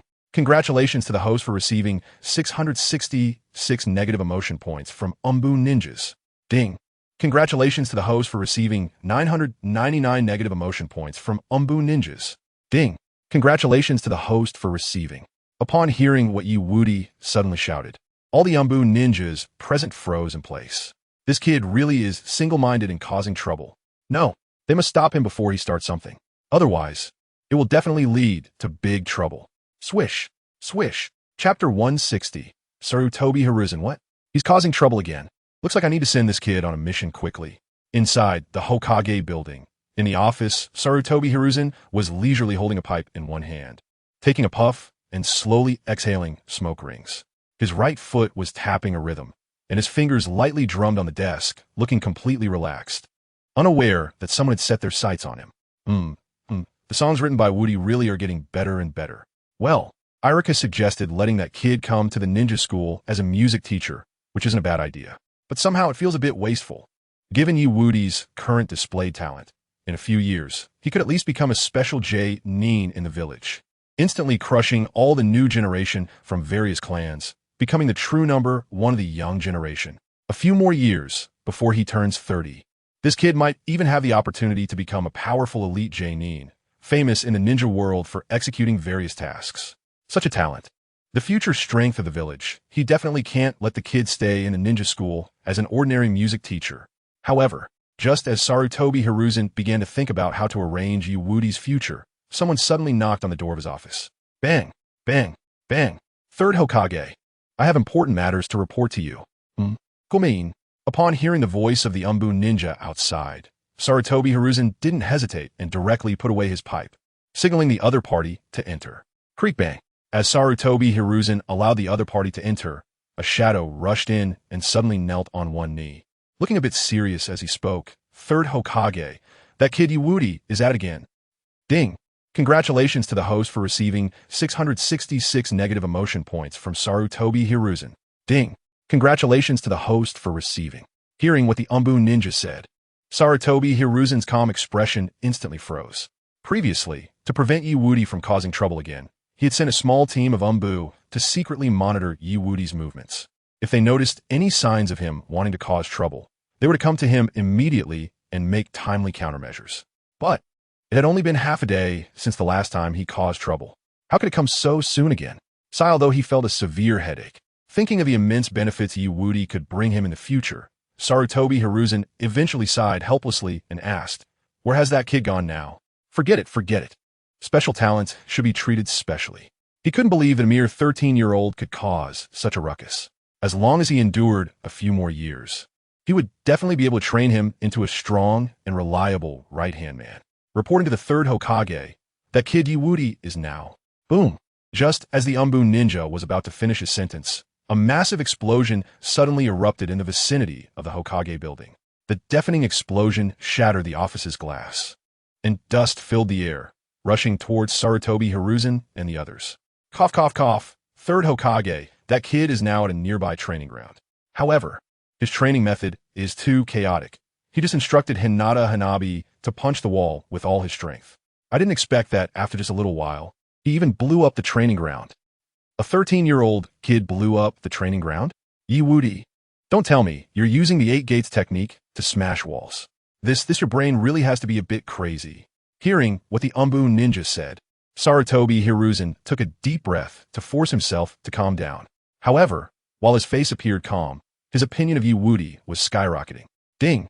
Congratulations to the host for receiving 666 negative emotion points from Sarutobi Hiruzen. Ding! Congratulations to the host for receiving 999 negative emotion points from Sarutobi Hiruzen. Ding! Congratulations to the host for receiving. Moments later, Sarutobi Hiruzen stood up from his seat and slowly walked towards the Anbu ninja in front of him. Seeing this scene, the latter's face immediately showed a surprised expression. Third Hokage, are you going to take action personally this time? Cough, cough, cough. Ever since Wudi graduated from the ninja school, I haven't seen him for quite a while, so I might as well take this opportunity to go over. A third Hokage. That kid has only graduated from the ninja school for a few days. In just a few days, how much progress could he have made? However, although the Anbu ninja wanted to complain, he ultimately followed Sarutobi Hiruzen out of the office, preparing to head to the nearby training ground. However, just as they left the office, a massive rock came hurtling towards the Hokage building. It looked like it was about to hit the two of them. Ding! Congratulations to the host for receiving 666 negative emotion points from Sarutobi Hiruzen. Ding! Congratulations to the host for receiving 999 negative emotion points from Sarutobi Hiruzen. Watching the approaching boulder and the shattered glass in the office, Sarutobi Hiruzen felt utterly helpless. What kind of karma had he accumulated to deserve such a talented troublemaker in the village? It seemed that when he met that kid later, he would have to find an opportunity to send him on a mission and not let him stay in the village to cause chaos anymore. Want to cause trouble? Fine. Want to trick people? Fine. But it has to be outside the village. Third Hokage, watch out. And just as Sarutobi Hiruzen was thinking this, the Anbu ninja beside him, along with several hidden personal Anbu guards, all sprang into action. But compared to the tense expressions of these people, Sarutobi Hiruzen remained remarkably calm, because his right-hand man had arrived. Swish, swish. In full view of the crowd, a shadowy figure pulled a blurred silhouette and a flickering arc of lightning, instantly appearing on the left side of the giant stone. At the same moment, on the right side of the giant stone, a man wielding nunchucks also appeared. Kakashi, this duel counts as my victory. Don't even think about it. You haven't hit the giant stone yet. Duel nunchaku. Lightning cutter. Boom. In front of everyone, the giant stone was instantly shattered by Kakashi's lightning release. Lightning cutter and Might Guy's dual nunchaku. However, after successfully resolving the crisis, the two began to argue right there. One holding the lightning cutter and the other gripping the nunchucks. Kakashi, did you see clearly? I hit it first. No way. We hit at the same time. Not true, it was clearly me. Watching Kakashi and Might Guy bickering as they began their daily routine, Sarutobi Hiruzen merely glanced at them and then ignored it. After all, Kakashi chatting with Might Guy while holding the lightning cutter was something he had long gotten used to, and there was no need to worry about it. What he truly needed to focus on was the growing Leaf Wudi. After thinking this, Sarutobi Hiruzen shifted his gaze to the training ground not far away, which was filled with dust. Moments later, a hint of bitterness appeared on his face. Ding! Congratulations, host. You have gained 666 points of negative emotional value from Sarutobi Hiruzen. Ding! Congratulations, host. You have gained. Considering the distance from the training ground to the Hokage building, the power that Leaf Wudi had just unleashed was definitely not something an ordinary Chunin could achieve. In short, that kid had truly opened the 8 gates and was smashing the training ground's walls. It seemed that letting that kid go out on a mission was truly urgent. However, just as Sarutobi Hiruzen was thinking of Leaf Wudi, he was unaware that Leaf Wudi in the training ground had already started to think about him. Chapter 161. Leaf Wudi, right hand holding the lightning cutter, left hand petting Hanabi. Life is boundless joy. Ding! Congratulations, host. You have gained 666 points of negative emotional value from Sarutobi Hiruzen. Ding! Congratulations, host. You have gained. Ding! Congratulations, host. You have obtained a lottery chance. Your current negative emotional value is 122,333 points. Would you like to start the lottery immediately? Oh, finally got another chance to draw a lottery. Hearing the system's voice in his mind, a strange light flashed in Leaf Wudi's eyes. After all the hard work he put in yesterday, he was finally going to receive the reward he deserved today. So nice, I will continue to work hard in the future. Sarutobi Hiruzen. Danzo. Hinata Hayashi? Kakashi? Yes. As soon as Leaf Woody spoke, a large golden compass reappeared in his mind and began to spin. Although he still felt emotional this time, it was no longer as shocking as before. His system was just that powerful. It had become so flashy that he felt somewhat numb to it now. In light of this situation, what could he do? Sigh. He felt quite helpless. There was nothing he could do. His invincibility was just that simple. As Leaf Woody thought this, the pointer on the golden compass finally stopped at a region filled with flickering lightning. In that area, a white-haired man was holding a bolt of lightning, seemingly speaking to another man dressed in a green training outfit. Ding! Congratulations, host. You have obtained Lightning Release. Lightning Cutter Max. Friendly reminder. Lightning Release. Lightning Cutter Max has significantly enhanced power, penetration, and paralysis capabilities compared to the regular Lightning Release. Lightning Cutter, with specific effects determined by the host chakra input. Lightning Release. Lightning Cutter?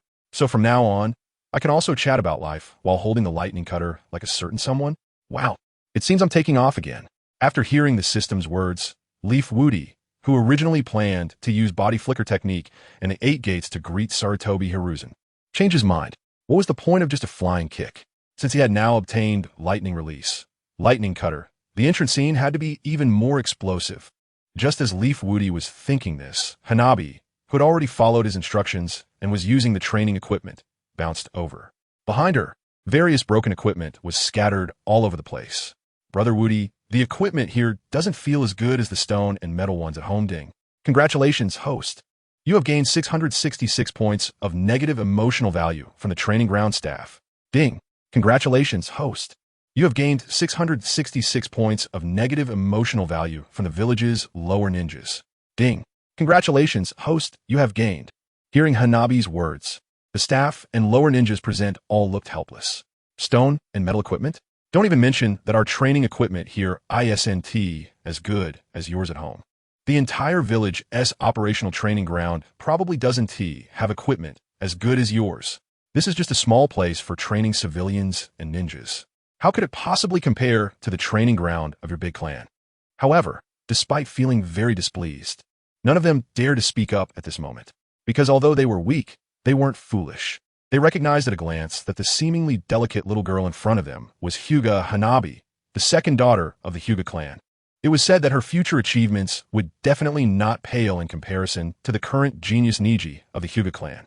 Who would have thought that the second daughter of the Hyuga clan, Hanabi, would come to our training ground? Today's losses could be reimbursed. Reimbursement? Your perspective is too small. I believe the boss definitely want to compensate. Why? It's just a broken wall and some destroyed equipment. Wouldn't the benefits of having a Hyuga clan genius training here outweigh the losses? As long as the foundation isn't damaged, we can still promote that the second daughter of the Hyuga clan has been here. Our shop will definitely make a profit. Boom! Just as the staff, who had appeared calm just a moment ago, froze in place, a 13-year-old boy in front of them exploded the ground with his bare hands like a monster. Not only that, but in the next moment, he exerted force with both hands and directly dragged the largest piece of debris out from underneath him. This person was none other than Leaf Woody, the son-in-law of the Hyuga clan and the notorious troublemaker in the village. Oh no, how do we not notice that the troublemaker has arrived? We must quickly inform the boss. No time, it's too late, just look over there. Just as the surrounding staff were dumbfounded, Leaf Woody was about to lift the giant stone when a force suddenly swept down from above him. Seeing this, Leaf Woody murmured, I've only opened the first 2 gates. My strength is still somewhat lacking. Although given his current situation, he could just grit his teeth and throw away the giant stone. It would make him look a bit awkward. How could Woody let himself look awkward? Impossible, since he had opened 2 gates and couldn't easily throw away the giant stone then.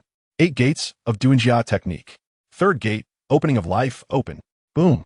In front of everyone, the corner of Woody's mouth suddenly lifted slightly. Immediately after, an even more exaggerated power erupted from within him. Waves of energy surged, and debris began to fly through the air. Feeling the change in his inner strength, the kind smile on Woody's face began to grow increasingly intense. Now it's settled. Little Huahua, come here. I'll take you to fly a plane, the kind that can take you to the sky in an instant. Fly a plane? To the sky? What is that? Who cares, as long as Brother Woody is taking me? It must be something fun. I'm coming. Brother Woody whoosh. Although she didn't know what kind of plane Wudi was talking about, she jumped onto the giant stone he was holding up with absolute trust. The moment she sat on the stone, Wudi suddenly exerted his strength. Then, in front of everyone, Wudi directly threw a part of the training grounds foundation away. Hua, who was on top, was also thrown into the air. I'm flying. Hua is flying. Experiencing the rush of high-altitude winds, Hua's mood lifted, and her heart began to race. This thrilling feeling was something she had never experienced since birth. But soon, Hua realized something was wrong. Huh? Brother Wudi, where are you? Brother Wudi, this is flying too fast. I can't see you. Don't be afraid, I'm coming. Hearing Hua's words, Wudi casually tossed a stack of cash to the ground and unleashed dazzling lightning from his right hand. Lightning release. Lightning cutter. Boom. In an instant, Wudi stomped the ground and shot out, disappearing from sight. Only his carefree, rebellious voice echoed in the training area. That money is compensation for you guys. And the extra is just to calm my friends down. Ha ha, I'm coming. Ding. Congratulations to the host for obtaining 666 points of negative emotion value from the training ground staff. Ding. Congratulations to the host for obtaining 666 points of negative emotion value from the training ground's lower ninjas. Ding. Congratulations to the host for obtaining. Damn it. Since you know what you're doing is wrong, why do it at all? That's too much. As for the staff and ninjas in the training ground below, their intense resentment was completely ignored by Wudi. Instead, after a series of flips, he landed steadily on the giant stone next to Hua. Wow, Brother Wudi is so amazing. Such a cool flip, such beautiful lightning. Perfect score. Perfect. Hua gives Brother Wudi a perfect score. Looking at Wudi, who had descended from the sky, cough, cough, cough. No, he should have flown up from the ground. Hua immediately pounced on him, tightly hugging him, her eyes filled with happiness and dependence. Seeing this scene, a gentle smile appeared on Wudi's face. With his right hand holding the lightning cutter to shatter the occasional flying debris, and his left hand holding Hua, he gently patted her little head. Hua, next we're going to our destination for this outing. Although it is the final stop, it will definitely be more exciting than now. Are you ready? That's right. It's the final stop. The place they were landing was one of the symbols of Konoha Village, the Hokage building. I'm ready. I'm ready. Since you're ready, let's go together. Seeing Hua's excited expression, the next moment, Wudi stretched out his right hand holding the lightning cutter and thrust it hard into the giant stone that was already reaching its limit height. Giant stone, split open. Boom. Chapter 162 Wudi. Land without a hitch? Impossible. Everyone keep having fun. At the Hokage building, in front of the office door. Third Hokage. Are you okay? What just happened? Why did a giant stone suddenly appear to attack the third Hokage? I think we need to send someone to investigate this matter thoroughly. I think so too. Me too. Boom. Just as the Anbu ninjas around Sarutobi Hiruzen began to express their thoughts, a huge explosion sounded again, and it was even accompanied by a rebellious and excited voice. With thunder, shatter the darkness. Haha, let's go together. Sarutobi Hiruzen. Kakashi. Anbu ninja. My guy. Hearing that familiar voice, everyone present suddenly looked up at the source of the sound. In front of everyone, a 13-year-old boy holding a lightning bolt, radiating an overwhelming presence compared to ordinary chunin, was currently holding a girl who was so excited she was rolling her eyes, and was directly smashing towards their area. Wudi. Hinata Hua. Ding. Congratulations to the host for obtaining 666 points of negative emotion value from the Anbu ninja. Ding. Congratulations to the host for obtaining 999 points of negative emotion value from the Anbu ninja. Ding. Congratulations to the host for obtaining. After recognizing the identity of the newcomer, the Anbu ninjas present felt an overwhelming headache. Compared to their headaches, Sarutobi Hiruzen, Kakashi, and Might Guy beside them had their eyes shining with excitement, and their hearts were experiencing great emotional fluctuations. They even filtered out what Wudi was currently doing, especially Sarutobi Hiruzen and Kakashi, who were now looking at each other. Sarutobi Hiruzen. Did you teach him? Kakashi, no. After Kakashi denied teaching him, the spark in Sarutobi Hiruzen's eyes grew stronger. Since Kakashi didn't teach Wudi, and he now saw the kid using Kakashi's S-rank ninjutsu, lightning release, lightning cutter, it meant that he learned it through his own efforts. How this kid, considering this possibility, Sarutobi Hiruzen slightly lowered his Hokage hat and fell into a brief contemplation. Although Wudi had already learned the 8 gates of Doinjia technique from Guy and the Earth Release, Earth Flow Wall from Kakashi after seeing them a few times, Now Yewudi learned an S-rank ninjutsu after watching it just a few times again. This talent was truly terrifying. If he didn't know that Yewudi had been an orphan without parents since childhood, he would have thought that the kid had the Sharingan like Kakashi to copy ninjutsu. Meanwhile, as Sarutobi Hiruzen fell into contemplation and Kakashi was confused, the Anbu ninjas were on high alert. Might Guy beside him threw back his head and laughed heartily, then excitedly began to show off the nunchaku in his hands, laughing out loud. Ha ha ha, Kakashi, did you see that? That kid Woody has only seen you use lightning release. Lightning cutter a few times, and he learned it right away. This is youth. Yoshi, I've decided, tonight we're going to continue our special training. Youth is meant to burn bright. Ding. Congratulations to the host for receiving 666 points of negative emotional value from Kakashi. Ada. After announcing his training plan for tonight, in the next moment, Might Guy jumped up, greeting the falling rocks above with a flurry of attacks. Bang, bang, bang. Any rock he hit, regardless of size, shattered instantly. Whoosh. However, at that moment of Might Guy's excitement, a blurred figure suddenly appeared in midair in front of everyone. That person was Yewudi. Just when everyone thought he had finished his task and was about to land, the corners of Yewudi's mouth slightly curled up, and he shouted in a certain direction below. Sasuke, you can start the battle now. Start the battle?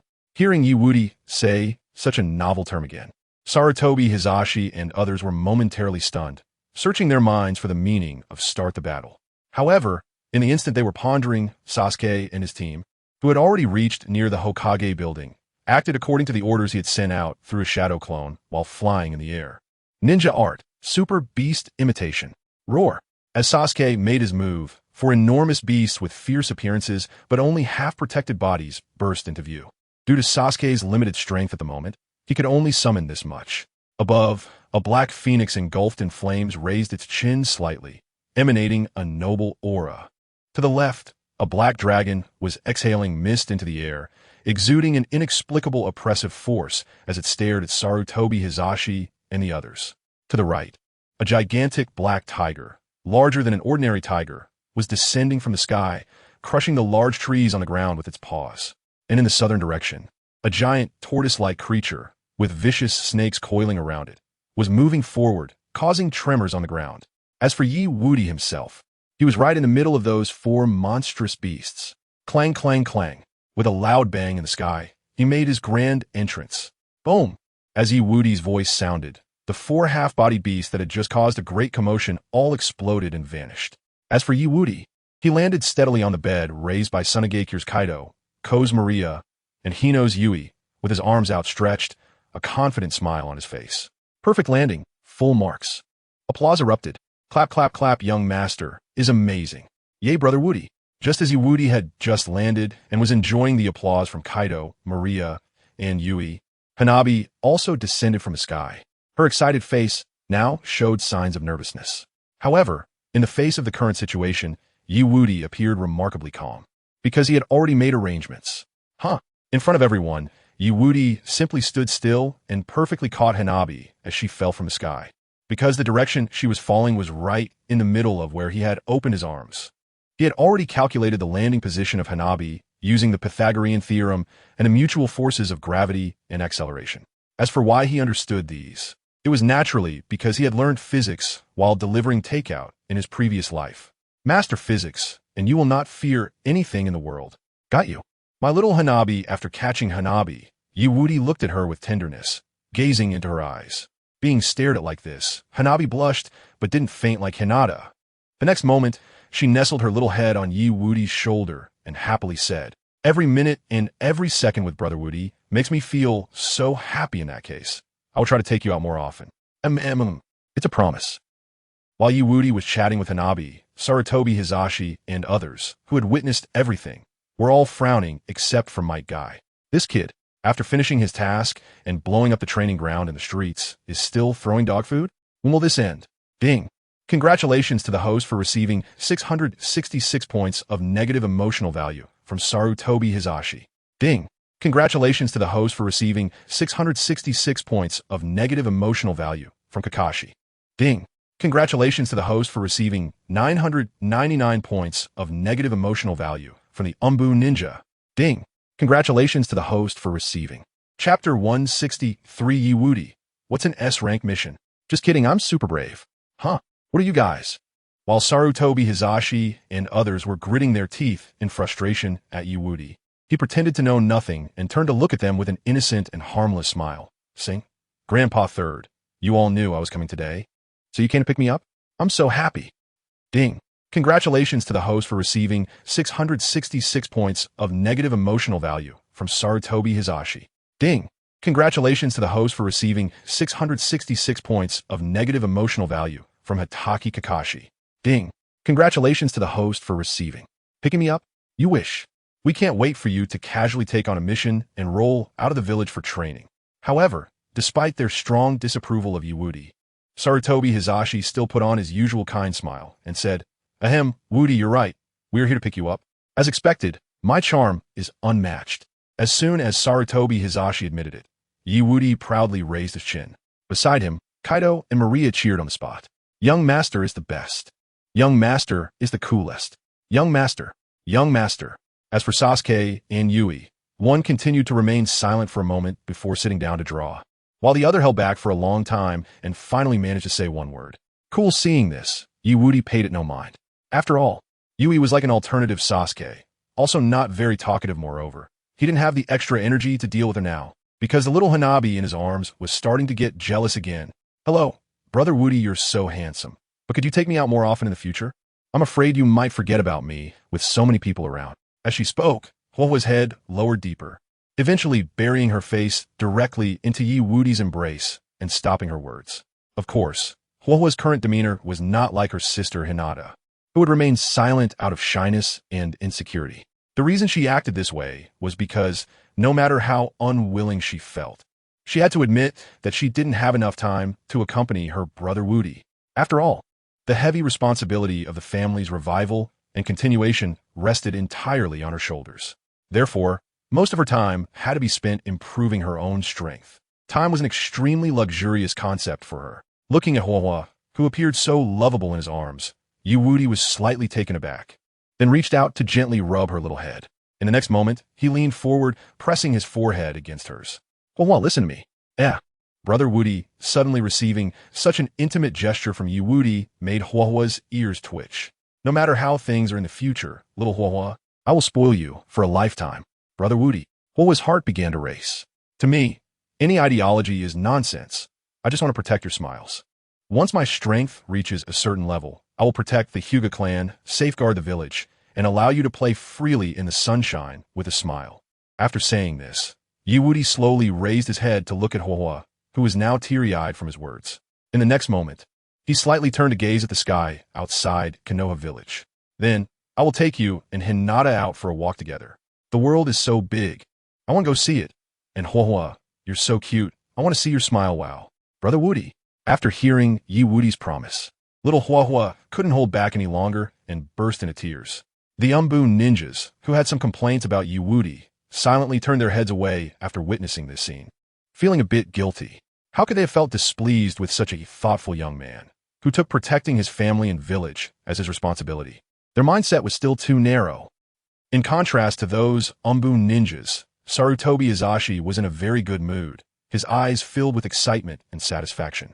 He wanted to always see his sister-in-law smile and was willing to protect the Hyuga clan and the village for the sake of his wife. Marvelous. Although the person's intentions weren't driven by the will of fire, as long as the final result was the same, that was enough. Clap, clap, clap. Thinking of this, Sarutobi Hizashi walked toward Woody, clapping his hands, a kind smile on his face. Well, what he said is right. This village has many beautiful things and people. To protect them, we must guard the village well and inherit the will of fire. Grandpa Third. Before Sarutobi Hizashi could finish his words, Woody shouted out loud. At this, Sarutobi Hizashi was momentarily taken aback, unsure of what Woody was up to this time.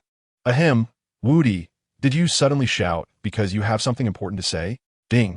Congratulations to the host for receiving 666 points of negative emotion value from Sarutobi Hizashi. Yes, and it's very important. Woody nodded seriously, then stared at Sarutobi Hizashi, adding, I want to ask Teacher Kakashi to take me on an S-rank mission to become stronger. I want to tackle the highest level missions and take off directly. After hearing Woody's words, Kakashi, who had been reading in the corner with a collection of islands where some little days are going well, stumbled at once. SS rank mission? To become stronger. So you want to tackle the highest level missions? What the hell is going on in your head? Besides, why does it have to be him who takes you? You brat. Ding. Congratulations to the host for receiving 666 points of negative emotion value from Hitaki Kakashi. Ding. Congratulations to the host for receiving. Just as Kakashi was filled with resentment, regretting not just taking a random B-rank mission in the morning and rushing out, and now having to wait until the afternoon to take an S-rank mission, Sarutobi Hizashi coughed lightly and wiped the sweat from his forehead, speaking earnestly. Woody, although only those who can take on S-rank missions are basically the strongest in the village. Are you kidding me? Letting you take on an S-rank mission? Unless I'm crazy. I won't let you take on such dangerous tasks for at least 5 or 6 years. So before you have that strength, want to take on an S-rank mission is. Am I not capable? Woody pretended to be displeased, furrowing his brows and rolling up his sleeves. In front of everyone, he flexed his biceps proudly and said, Grandpa Third, let me tell you a secret. I'm super brave. I can take on 5 at a time without even getting winded. Sarutobi Hizashi. Kakashi?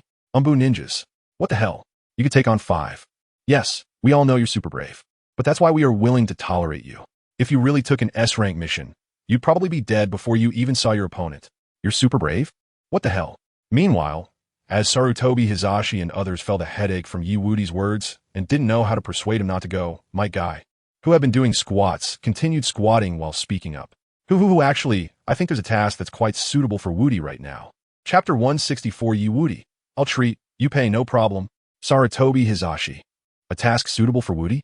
After hearing Might Guy's words, everyone present turned to look at him. In response, Might Guy confidently patted his chest, then extended his right hand to give a thumbs up, grinning widely. That's right. This task is an SSS level mission. Burning Youth. Sarutobi Hizashi. Kakashi. Anbu ninjas. Huohua and others. In contrast to the helplessness of others, Woody had long known the outcome of the situation. So, in the next moment, he directly followed Guy and opened the 8 gates of Duenjia technique that had just been closed. 8 gates of Duenjia. First gate. Open the gate open. Second gate. Rest gate open. Third gate. Life gate open. After raising his momentum to what he theoretically perceived as his limit in front of everyone present, Woody finally took a step forward and shouted loudly, Teacher Guy is right. What is a mere S-rank mission? Burning Youth is an SSS rank mission. The most important task in life cultivation. Sarutobi Hizashi and the others. Fine, if you think this is an SSS rank mission, then let it be. As long as you don't go overboard, we can accept it after thinking this. Sarutobi Hizashi seemed to suddenly remember something and turned to Woody, saying in that case, you should go and complete this SSS rank mission. Well, by the way, Woody, the class division for the remaining people is going to take place in the afternoon. Looking at the time now, you could just come over after you eat. Class division? Hearing Sarutobi Hizashi's words, Woody was filled with confusion. Because according to the original storyline, the class division was supposed to happen this morning. But why has it changed to the afternoon now? Just as Woody was thinking about this, a dark ninja beside Sarutobi Hizashi stepped forward to explain, most of the classes have already been divided. Only a few classes have not been clearly assigned. This morning, Lord Third sent someone to call you, Neji, and Hinata from the Hyuga clan's residence. But you all didn't come, so your class division was rescheduled for the afternoon. You still have a nerve to ask. Our entire team waited at the Hyuga clan's doorstep for a whole morning, and we didn't see a single thing. Instead, the Root people only came for a surprise attack at noon and directly called you over. I suspect you did it on purpose. Ding. Congratulations to the host for gaining 999 negative emotion points from the Dark Ninja. Ding. Congratulations to the host for gaining 999 negative emotion points from the Dark Ninja. Ding. Congratulations to the host for gaining. After hearing the reason, Woody nodded slightly and then stopped thinking too much about the class division and the thoughts of the surrounding Dark Ninjas. Because if they assigned him to a good class, he naturally wouldn't have any objections. But if they assigned him to a not-so-good class, then they shouldn't blame him for crazily farming negative emotion points. By the way, Woody, why are you here in the middle of the afternoon instead of eating or sleeping? Did you come to talk to me about something? While Woody was pondering, Sarutobi Hizashi suddenly asked. Knowing Woody's character, he couldn't believe the kid would come to find him for no reason. Since the kid came personally, there must be something going on. So rather than being caught off guard, he preferred to ask clearly in advance. Oh, you mean this? Grandpa Third, seeing Sarutobi Hizashi asking about his reason for coming, Woody, who had long prepared a response, immediately showed a warm and radiant smile and explained, of course. I came to see if Grandpa Third had lunch yet. If not, we could go eat together. Eating? Hearing Wudi's words, Sarutobi Hizashi was first taken aback and then breathed a sigh of relief in his heart. Thankfully, it was just lunch. As long as you don't cause trouble. It's just a meal. Even if he had a treat, it wouldn't be a problem. After all, a meal is nothing compared to the funds consumed when this kid causes trouble. All right then, everyone from the Hyuga clan, let's go eat.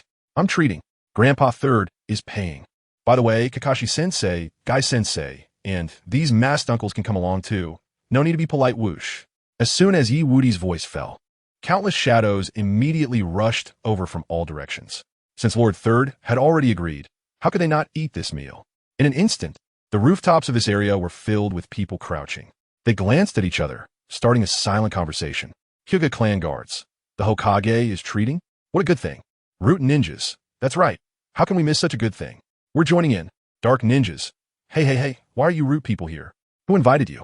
Root ninjas. What does it have to do with you? I came here at the invitation of the Hyuga clan guards, and our former identity was also part of the dark forces. What's the matter? Are you not satisfied? Hyuga clan guards. That's right, he's our family's son-in-law. Dark ninjas. Ding.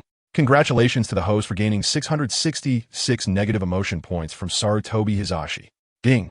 Congratulations to the host for gaining. Looking at so many people in front of him, Sarutobi Hizashi was now feeling overwhelmed. If it weren't for the inappropriateness of the occasion, he would have slammed the table and cursed. Having been Hokage for so long, he had never spent this much money out of his own pocket at once. It seems that after Wudi is assigned to a class, he must quickly arrange a task for him. As for safety issues, he could just send an elite Jounin or a Jounin to lead the team, right? With Wudi's talent, he indeed qualified to have a teacher of that level lead him. After thinking this, Sarutobi Hizashi pulled on his Hokage hat, adjusted his mood slightly, and then said, "Since everyone is here, let's go." "Yes, Lord Third. By the way, Wudi, where are we going to eat?" Since this kid brought up this matter, he must have already found a place, so he didn't need to worry about choosing a restaurant. After hearing Sarutobi Hizashi's words, all the ninjas present turned to look at Wudi in unison. However, even facing so many gazes at once, Wudi shrugged indifferently. "I haven't thought about it yet. I thought Grandpa Third would have a recommended place." Ding. Congratulations to the host for gaining 666 negative emotion points from Sarutobi Hizashi. Ding. Congratulations to the host for gaining.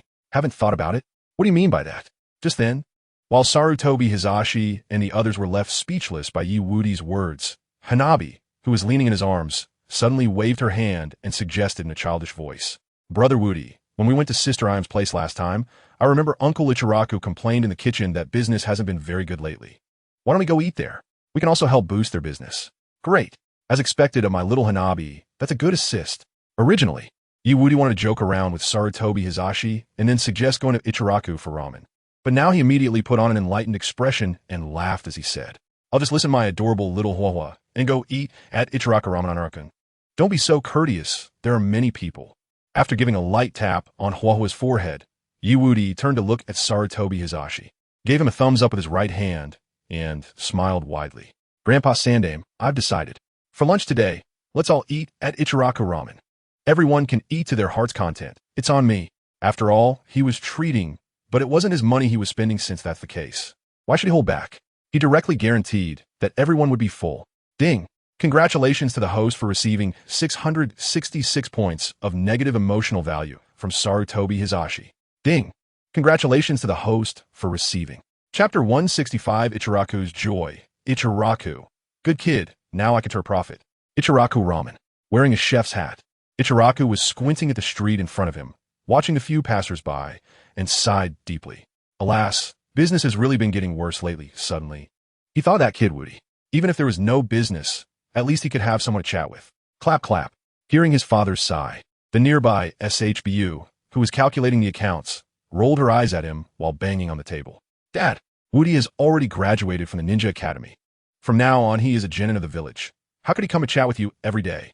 By the way, to ensure the village's monthly income and to make sure Naruto has enough ramen when he comes back, I think we should reduce our daily supply. Since business was bad lately, and they weren't good at attracting customers, they can only take a step back and reduce the amount of ramen and broth they made each day. This way, at least they could survive through the toughest times. Once business picks up again, they could start making profits again without being so constrained. It had to be done. Ichiraku didn't hesitate to agree with his daughter's suggestion. After all, what he was best at was making ramen. As for accounts and management strategies, he was completely unsuitable for such matters, so it was better to leave it to his daughter. Whoosh!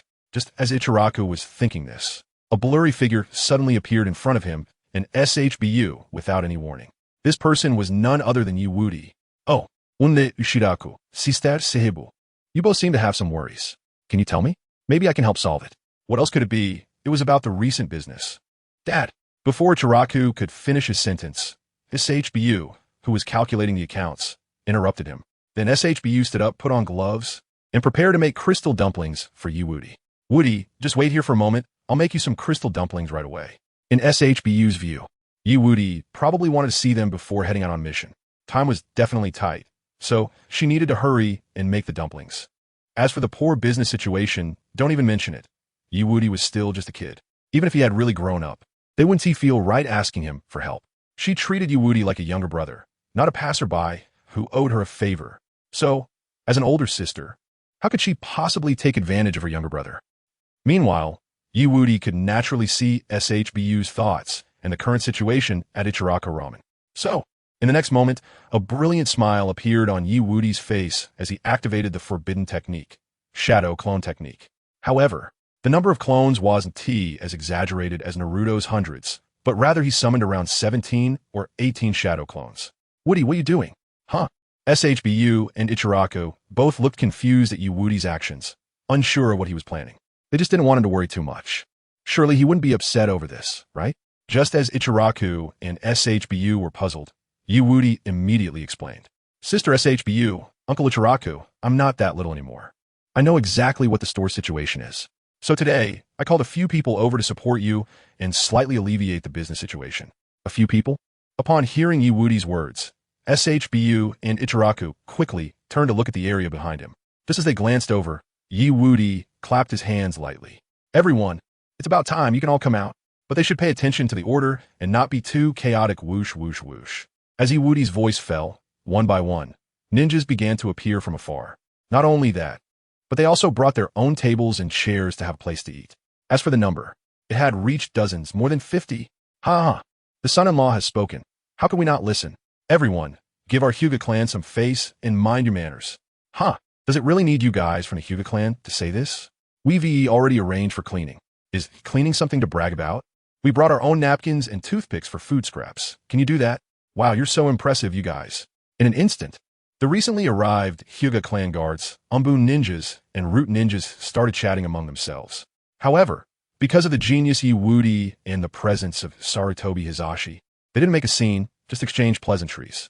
This scene instantly stunned Ichiraku and SHBU Ichiraku. Seihebu. Wow. As long as each of these people eats a few more bowls of ramen, they could recoup all the losses they've suffered during this time. They could even make a big profit. Wudi, seeing the change in expressions on Ichiraku and SHBU's faces, Wudi continued to smile and said, Uncle Ichiraku, Sister SHBU, this is just the beginning. After they finish eating, I will have the Hyuga clan guards come over to support you from time to time. So, Uncle Ichiraku, Sister SHBU, just focus on making your favorite ramen and dishes and don't worry about money. Upon hearing Wudi's words, Ichiraku and SHBU were first taken aback. Then, SHBU's face broke into a gentle and relieved smile. As for Ichiraku, he slammed his palm on the table and laughed heartily. Ha ha ha, I knew I didn't misjudge this kid. It's just a few dozen people. I can handle it all by myself. You just let the shadow clones help out and serve the ramen. Ding! After saying this, Ichiraku picked up his ladle and banged it on the soup pot. Since everyone was already here, it was time for him to start his performance. Meanwhile, as Ichiraku excitedly began making ramen, Might Guy was also holding his double attack tooth, directly dropping from the sky with Kakashi and Sarutobi Hizashi. Bang! As soon as they landed, they stomped on the floor and pointed at the freshly made ramen by Ichiraku, grinning widely. Haha! Passionate youth is like fragrant and steaming ramen. Kakashi, let's duel. Let's see who can serve the most ramen. Seeing Might Guy's excited demeanor at this moment, Kakashi knew he couldn't run away again. So, the next moment, he began to engage in a playful battle with Might Guy. Sayuke. Ding. Congratulations to the host for receiving 666 points of negative emotional value from Kakashi Hitaki. Ding. Congratulations to the host for receiving. Sigh, that kid really. You could have just gone to eat ramen with Lord Third without making such a big deal and gathering so many people, and turning the scene into such a lively affair now. Guy is directly stimulated by you, and we are about to start another duel. 3, 2, 1. Start. Boom. As the last two words fell, Might Guy and Kakashi transformed into pixels, jumping back and forth between Ichiraku and various tables. After seeing this scene, more than a dozen of the shadow clones of Woody were stunned. Weren't they just here to serve ramen? But now with things like this, isn't it unnecessary for them tap? Just as Woody's shadow clones were thinking this, a figure approached his main body with steady steps. His right hand gently pressed on his shoulder. Then he asked in a calm and emotionless tone, Woody, your shadow clone seems to be not an ordinary one. Chapter 166. Sarutobi Hiruzen. You kid have a problem. Forget it. You have no problem. Let me go. I don't want to be angry and die so early. Woody, your shadow clone seems to be not an ordinary shadow clone, right? Slap.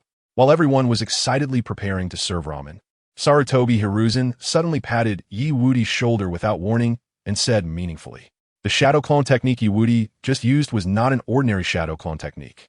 It was the forbidden technique, multi-shadow clone technique from the village's sealing book. As far as he knew, in recent years, the only person who had come into contact with it was Naruto. If that's the case, how did this kid Woody learn it? The key point is, after Woody learned the forbidden technique, multi-shadow clone technique, he didn't use it directly in his daily life. Instead, he hid it until now. Could it be that this kid is not as simple as he thought? If that's the case, then he needs to slightly change his strategy regarding this kid. A genius is not scary. What is scary is being uncontrollable. Backhanded. Sneak attack. Just as Sarutobi Hiruzen was thinking this, Woody countered with a monkey stealing a peach. After seeing this scene, a strange coldness flashed in Sarutobi Hiruzen's eyes. But he didn't take action immediately. After all, there were so many of his own people here. If this Woody really had a problem, he wouldn't need to worry. He could take him down at any time. However, just as Sarutobi Hiruzen was thinking this, Third Grandpa, so it's you scared me. You just asked how I learned the multi-shadow clone technique? Hey, Third Grandpa, why aren't you speaking? Did you get dumb from hunger? Huh, this is a bit different from what I thought. This kid doesn't even try to make excuses. He directly revealed the truth about how he learned the forbidden technique, multi-shadow clone technique. However, while Sarutobi Hiruzen was still a bit confused by Woody's unconventional words, Woody waved his hand nonchalantly and began to explain himself again. What's the big deal? Last night, when I was discussing how to deal with that brat with Naruto, he told me about this technique. After saying this, a helpless expression suddenly appeared on Woody's face as he sighed softly. I originally didn't want to learn it, but Naruto insisted on showing it to me, so I could learn it, just hoping I could spare some time to guide him on his harem techniques. What can I do? Sigh. Having too much personal charm and being too handsome is a problem. My little brothers all want to teach me ninjutsu. Third Grandpa, can you understand my troubles? Forget it. You're already old. How could you understand Sarutobi Hiruzen? Who am I? Where am I? What have I been hearing? Good kid. So it turns out the harem techniques that Naruto has been rambling about recently were taught by you. It seems that Naruto's so-called seduction technique was also learned from you, right? By the way, Third Grandpa, I want to teach this multi-shadow clone technique to the Hyuga clan's guards. While Sarutobi Hiruzen was complaining about Woody in his heart, he suddenly had a change of thought. A glimmer of brilliance flashed in his eyes, and he spoke again. If that's the case, then they one team need so many people to keep an eye on me in the future. The extra people can take turns to help Uncle Ichiraku and Sister SHBU with their business. Uncle Ichiraku and Sister SHBU took such good care of me in the past. Now, I also want to help their business. After saying this, Woody looked up at Sarutobi Hiruzen, his eyes filled with anticipation. That look seemed to hope that the other party could approve of his plan. Third Grandpa, what do you think of my idea? Ding. Congratulations to the host for receiving 666 points of negative emotional value from Sarutobi Hiruzen. Ding. Congratulations to the host for receiving. You learned the forbidden technique, multi-shadow clone technique from your little brother. That's fine. But now you even want to directly teach this forbidden technique to the Hyuga clan's guards? You got a bit too far this time. Ding. Congratulations to the host for receiving 666 points of negative emotional value from Sarutobi Hiruzen. Ding. Congratulations to the host for receiving. The forbidden technique, multi-shadow clone technique, is a dangerous ninjutsu in the sealing book. If Woody were to pass it on to the Hyuga clan's guards and it spread, the strength of the Hyuga clan would definitely rise significantly. At that time, he would definitely have to take action against the Hyuga clan for the balance of various forces in the village. However, the Hyuga clan is currently the largest family in the village and usually keeps a low profile. It would be difficult for him to take action in short. In order to prevent the village from falling out of his control and to maintain balance, he must stop this kid from teaching the forbidden technique, multi-shadow clone technique, to the Hyuga clan. Cough, cough, cough. Thinking of this, Sarutobi Hiruzen adjusted his thoughts slightly and then spoke earnestly.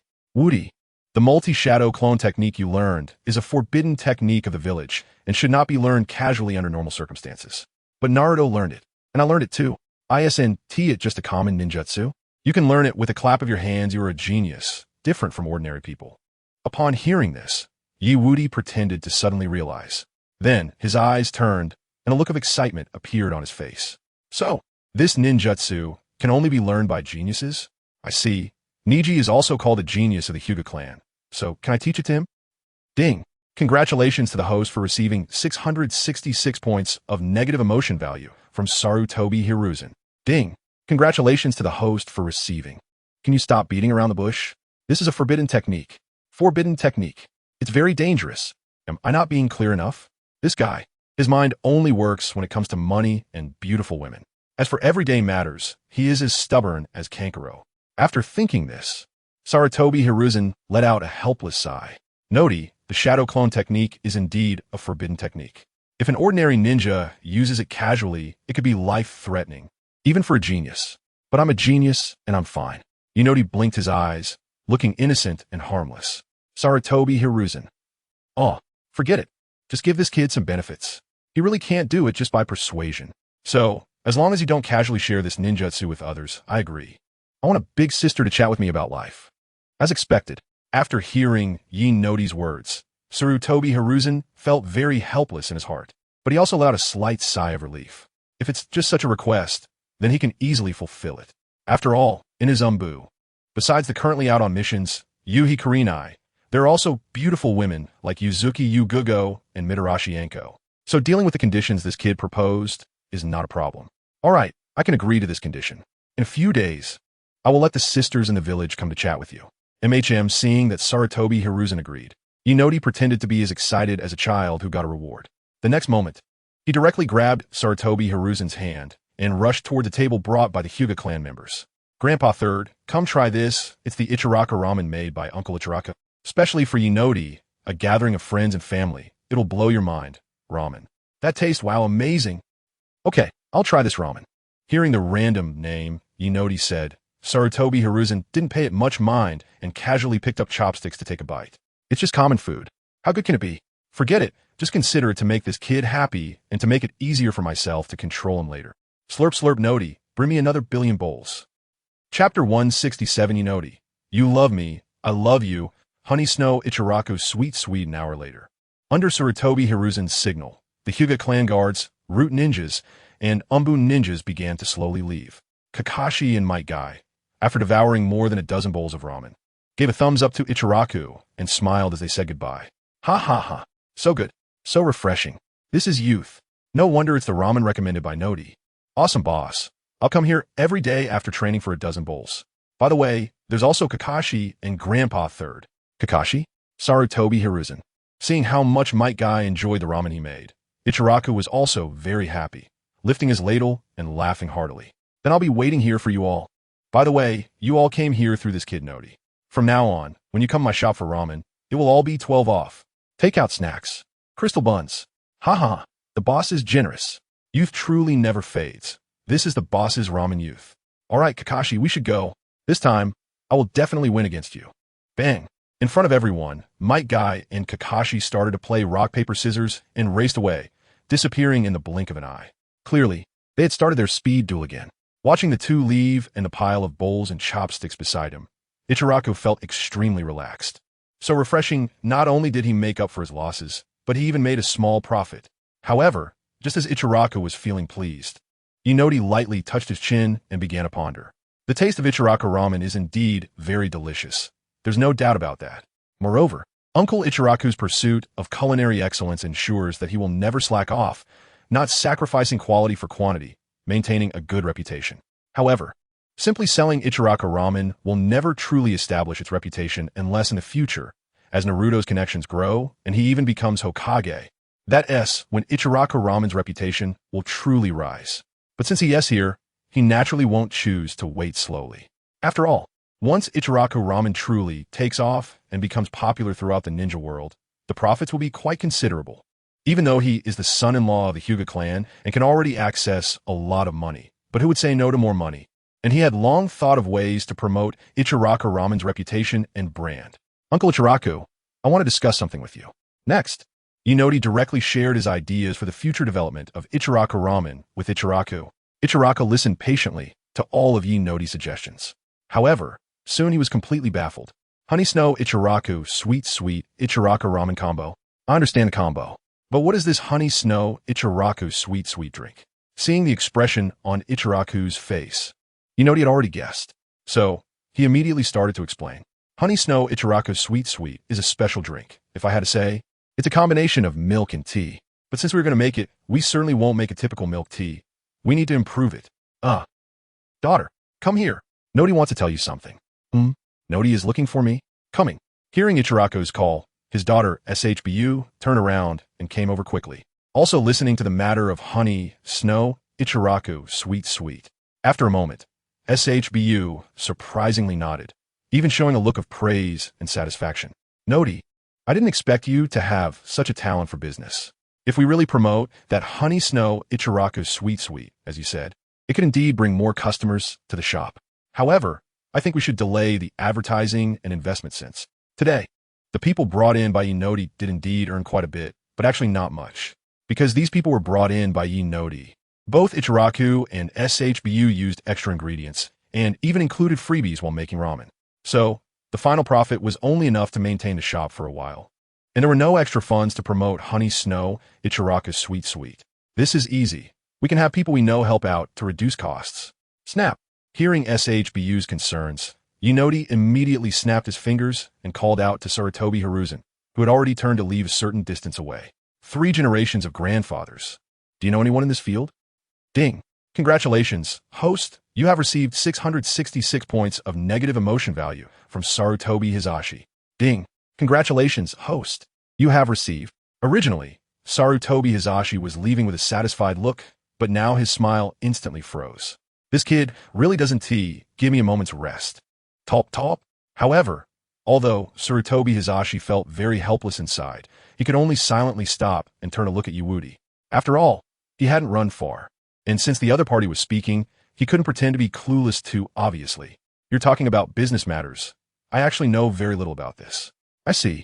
Then there's nothing we can do. Hearing Sarutobi Hisashi's words, SHBU, who thought their shop was about to have a turnaround, let out another helpless sigh. Just as Sarutobi Hisashi thought he had finally escaped a disaster and was about to turn around and make a run for it, a hand suddenly climbed onto his shoulder. And then, under Sarutobi Hisashi's gaze, a very friendly smile appeared. Grandpa of the 3rd generation. Usually, who do you entrust the village's business to? It's fine if you're not good at it. Just tell me who is the best in this area, and I'll go to him. This kid seems determined to find a way to deal with this today. Sigh. This is troublesome, while Sarutobi Hisashi was struggling with whether to lend a hand or not. SHBU spoke up beside him. Woody, how can you talk to the 3rd generation adult like that? The 3rd generation adult is a busy person. How could he have a spare time to help us find someone? That, 3rd generation adult, I apologize, this child has always been so warm-hearted since he was young. He doesn't mean to offend you. Hearing SHBU's words and seeing Woody's gaze still fixed on him, Sarutobi Hisashi let out a helpless sigh and ultimately chose to compromise. Fine, I'll help him. After all, this shop's taste is pretty good, cough as Hokage. I should dedicate myself to the construction of my village. Moreover, with the relationship between the owner of the shop and Woody, establishing a good relationship with him also means establishing a good relationship with that kid Woody. Besides, it's not me who will be handling the matters. It's Nara Shikaku. This is a triple benefit. What a profit. After thinking of this, Sarutobi Hisashi waved his hand at SHBU and explained. It's no trouble. Since Woody has this intention, as an elder, I naturally can't let down the child's good intentions. You can rest assured. I will have Nara Shikaku help take care of this matter, and I promise you won't waste any money. Nara as adult? SHBU was taken aback for a moment. Then a happy smile appeared on her face as she repeatedly thanked Sarutobi Hizashi. Thank you, third-generation adult. Thank you, third generation. While SHBU was thanking Sarutobi Hizashi, Yewudi had other thoughts in mind. The Nara clan, huh? Members of that clan have historically produced geniuses with nearly monstrous IQs. Just take Nara Shikaku, who Sarutobi Hizashi just mentioned. He is known as the village's strategist. His intellect and weight are evident with Nara Shikaku stepping in. The reputation of Ichiraku Ramen should get a significant boost in a short time. There is no doubt about that. What needs to be considered next is how to profit from this, however. Just as Yewudi was thinking this, SHBU suddenly leaned against his shoulder and smiled, saying, since things have been agreed upon, we should talk about the profit-sharing issue next. We're all family, so we need to settle accounts, let alone being siblings. Wudi, this plan was your idea, and the third-generation adult was brought in by you. So let us make the final profits of Ichiraku Ramen 70 for you and 30 for us. Chapter 168 Yewudi. You think you made a profit? Sorry, this time I'm in the atmosphere. Daughter. 3%. We can't. Just as Ichiraku was about to say something, he was directly silenced by SHBU's glare. The next moment, he sat back down in his place, letting out a helpless sigh. I really raised a loss-making ancestor. 3%. Well, it looks like I'll be eating leftover ramen for breakfast again. Dad, what nonsense are you talking about? I clearly prepared breakfast for you. It's you who didn't eat it. Right. There was preparation. A few buns and a bowl of ramen soup. His own daughter could barely fill her stomach. Does he still have to fight for food? Business has really been tough lately. Facing Ichiraku's helplessness, Sarutobi Hizashi merely watched silently, showing no intention of intervening. The reason he was helping was entirely because of Yewudi. As for the delicious ramen, as long as the other party didn't go out of business, the profits had nothing to do with him. He wasn't so bored as to spend so much time worrying about these matters since things have been decided. I'll take my leave. Tap tap. However, just as Ichiraku was feeling helpless, Sarutobi Hizashi was preparing to leave when Yewudi's eyes suddenly flashed with an unusual light. SHBU, I think the profit sharing should be 90 for you and 10 for me.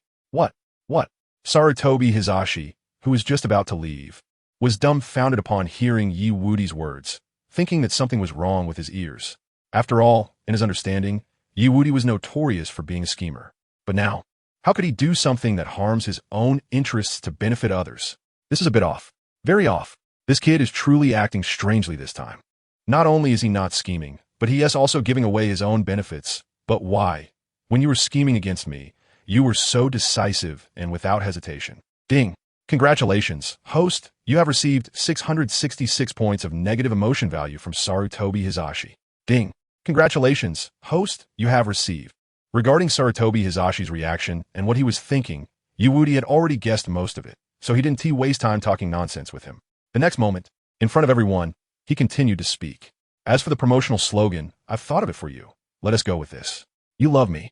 I love you. Ichiraku Ramen Sweet and lovely Sarutobi Hizashi. Ichiraku. Oh my youthful cough, ramen heart, food heart. As soon as Yewudi said the slogan, Ichiraku and Sarutobi Hizashi, who were just shocked by his profit-sharing arrangement, were once again astonished. They never expected that this young, passionate, and spirited kid could come up with such a slogan. No way. However, compared to the incredulity in Sarutobi Hizashi and Ichiraku's eyes, SHBU, in the next moment, looked at Yewudi with unwavering determination and opposed his arrangement regarding the profit-sharing of Ichiraku Ramen Sweet and Lovely. The matter of the profit-sharing from Mishiwa Yile Sweet. We already have a profit with a 30 share. How could we possibly take 90? Let's stick to the original split of 30 for us and 70 for you. Hey. This is ridiculous, seeing Yewudi, who initially wanted to give money to help his store make a good profit, now being pushed back by his own daughter. Y'all felt really disheartened. Daughter. It's rare for Wudi to have such good intentions. How can you refuse him like this? Not 90. How about we go for 40? No way. It has to be 30. Just 40. 30 is really too hard to manage. 30. You.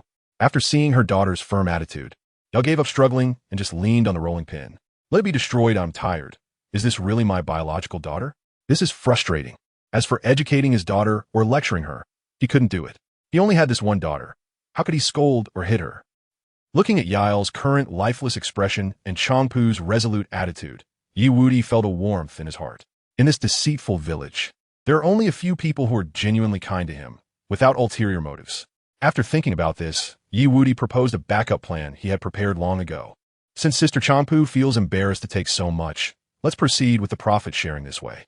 Later, when you meet Lord Lugio, you can ask him to create an extra performance evaluation form.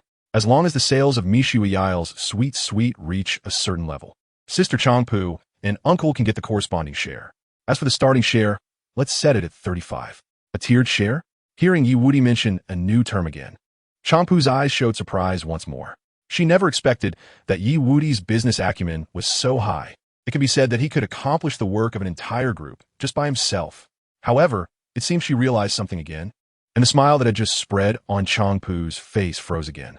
This could work, but starting at 35 feels a bit. Sister Changpu, all these years, you have been helping me. Let me repay you properly this time. If you have any objections, then I might just get angry with you, questioning whether you still consider me your brother this. All right then, let's settle on 35. Seeing Wudi's extremely determined gaze, and the bowl his father had just finished eating from that hadn't even been washed yet, Changpu ultimately chose to compromise. Oh yeah, my ramen spirit is ignited. No.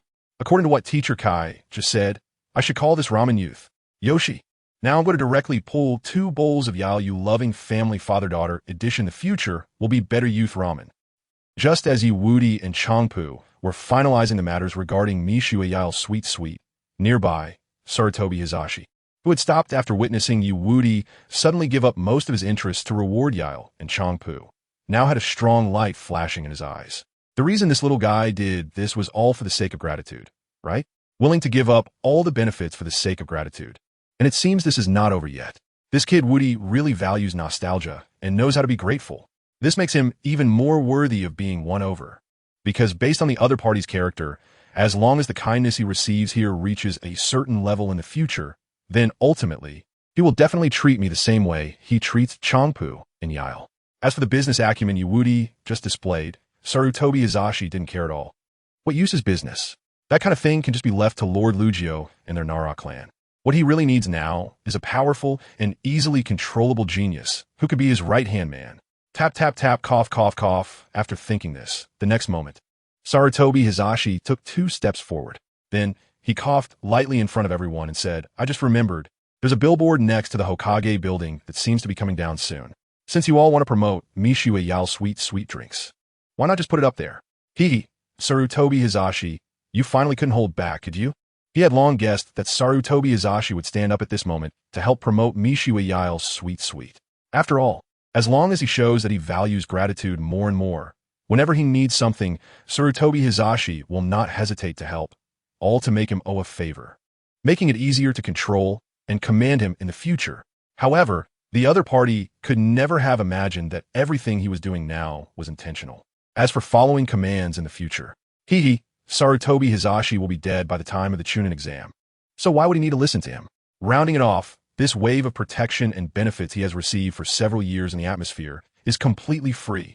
After thinking this, Wudi showed a naive and radiant smile, excitedly saying, all right. Chapter 169 Wudi, earning money while lying down, it's that simple. Nanny?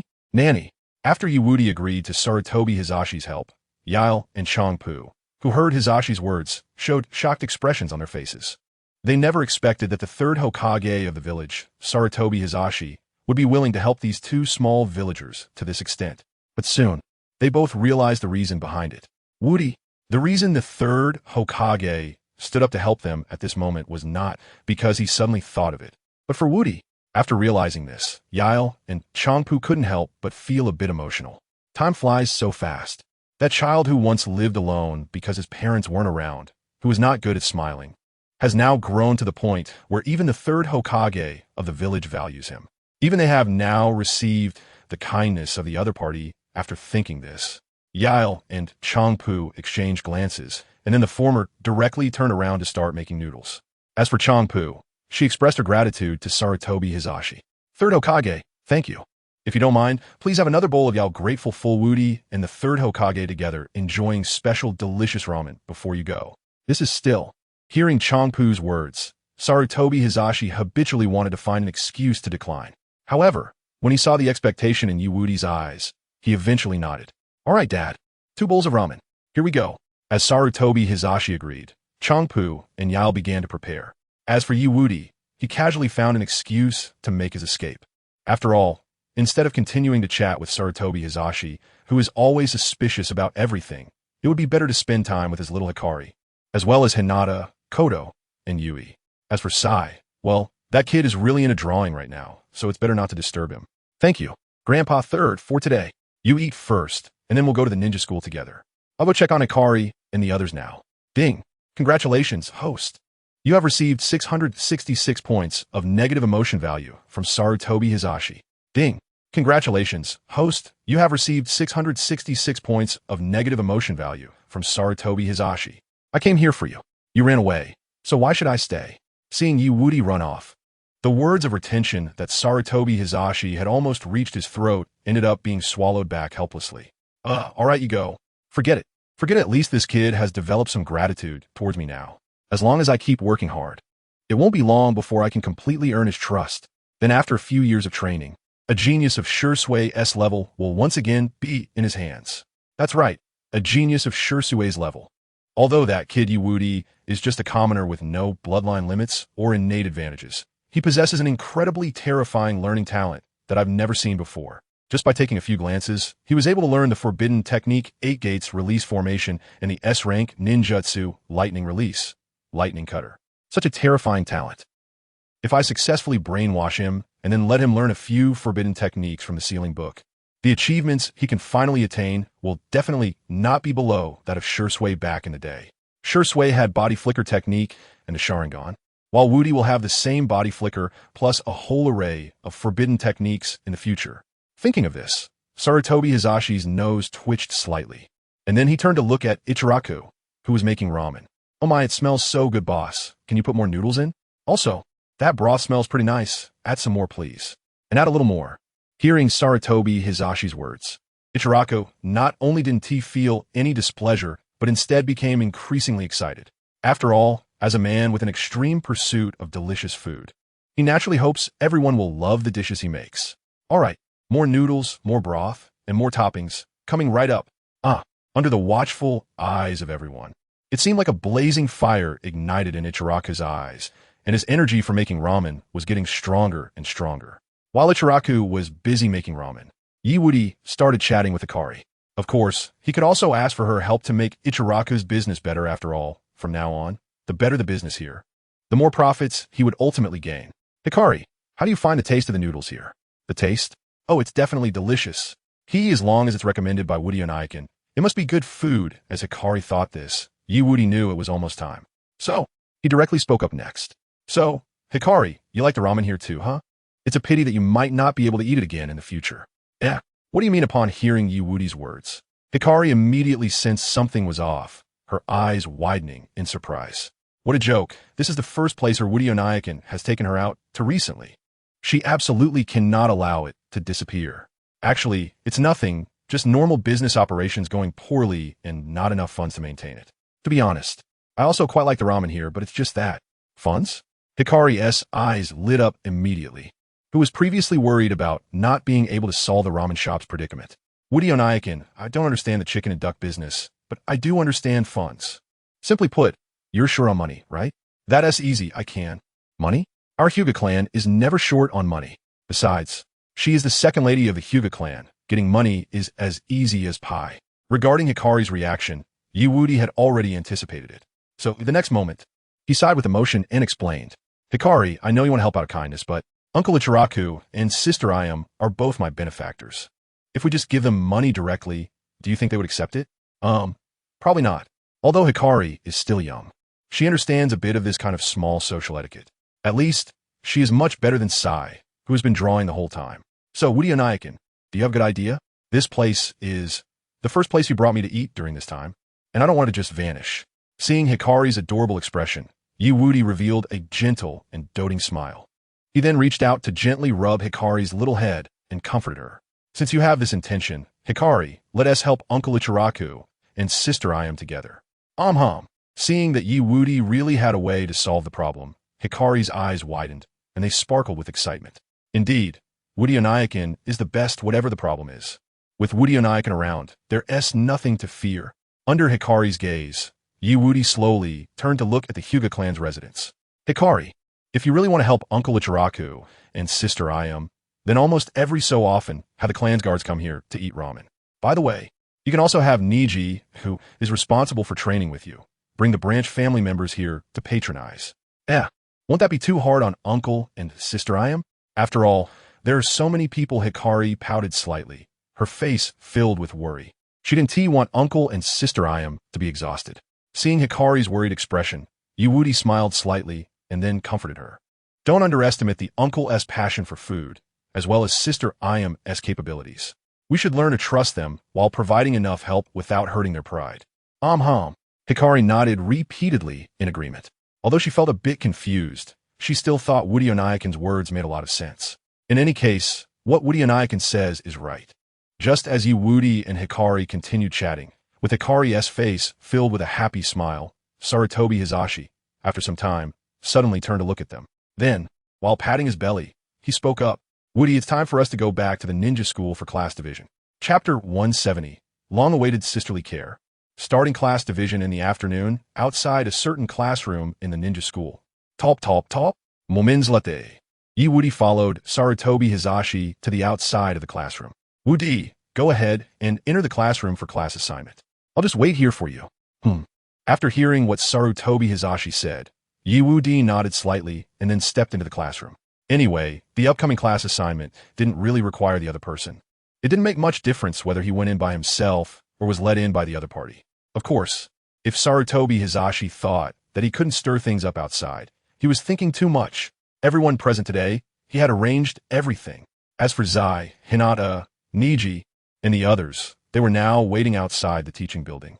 As for Hanabi, she had gone back to train. After all, until Wudi successfully married into the Hyuga family, or had enough strength to protect the Hyuga clan in place of Hanabi. Training her as the hope of the Hyuga clan would never stop. Clap. All right, since everyone is here, all of you, look over here. As Wudi stepped into the classroom, Irika directly clapped his hands and picked up the list in his hand to start reading. Originally, the class assignment could have been finished in the morning, but due to Wudi, Hinata, and Neji, there were still several classes that had not gone through personnel screening, so it could only be delayed until now. That kid finally came, Sai. He really doesn't make things easy. All right, the next names I call will come out and follow their teachers to proceed with their training. Hinata, Shino, Kiba. Hearing Irika's words, Hinata, who was escorted by the Hyuga clan guards, could only let out a disappointed sigh and then followed Shino and Kiba out. Sai, why am I not with Wudi like that? Whoosh. Just as Hinata was walking out with Shino and Kiba, a blurry figure suddenly appeared right in front of her. A pair of hands gently reached out at that moment, wrapping around her gently. Hinata, Wudi brother. Seeing the person she had been thinking about finally arrive, Hinata's mood instantly brightened, and her face flushed with excitement. But soon, her little head drooped down. Because her final class assignment was not with her Wudi brother, the time they would spend together would suddenly be much less. Upon seeing Hinata's reaction, Wudi immediately understood her thoughts. So the next moment, Wudi gently pinched her little face and comforted her. Don't be too sad.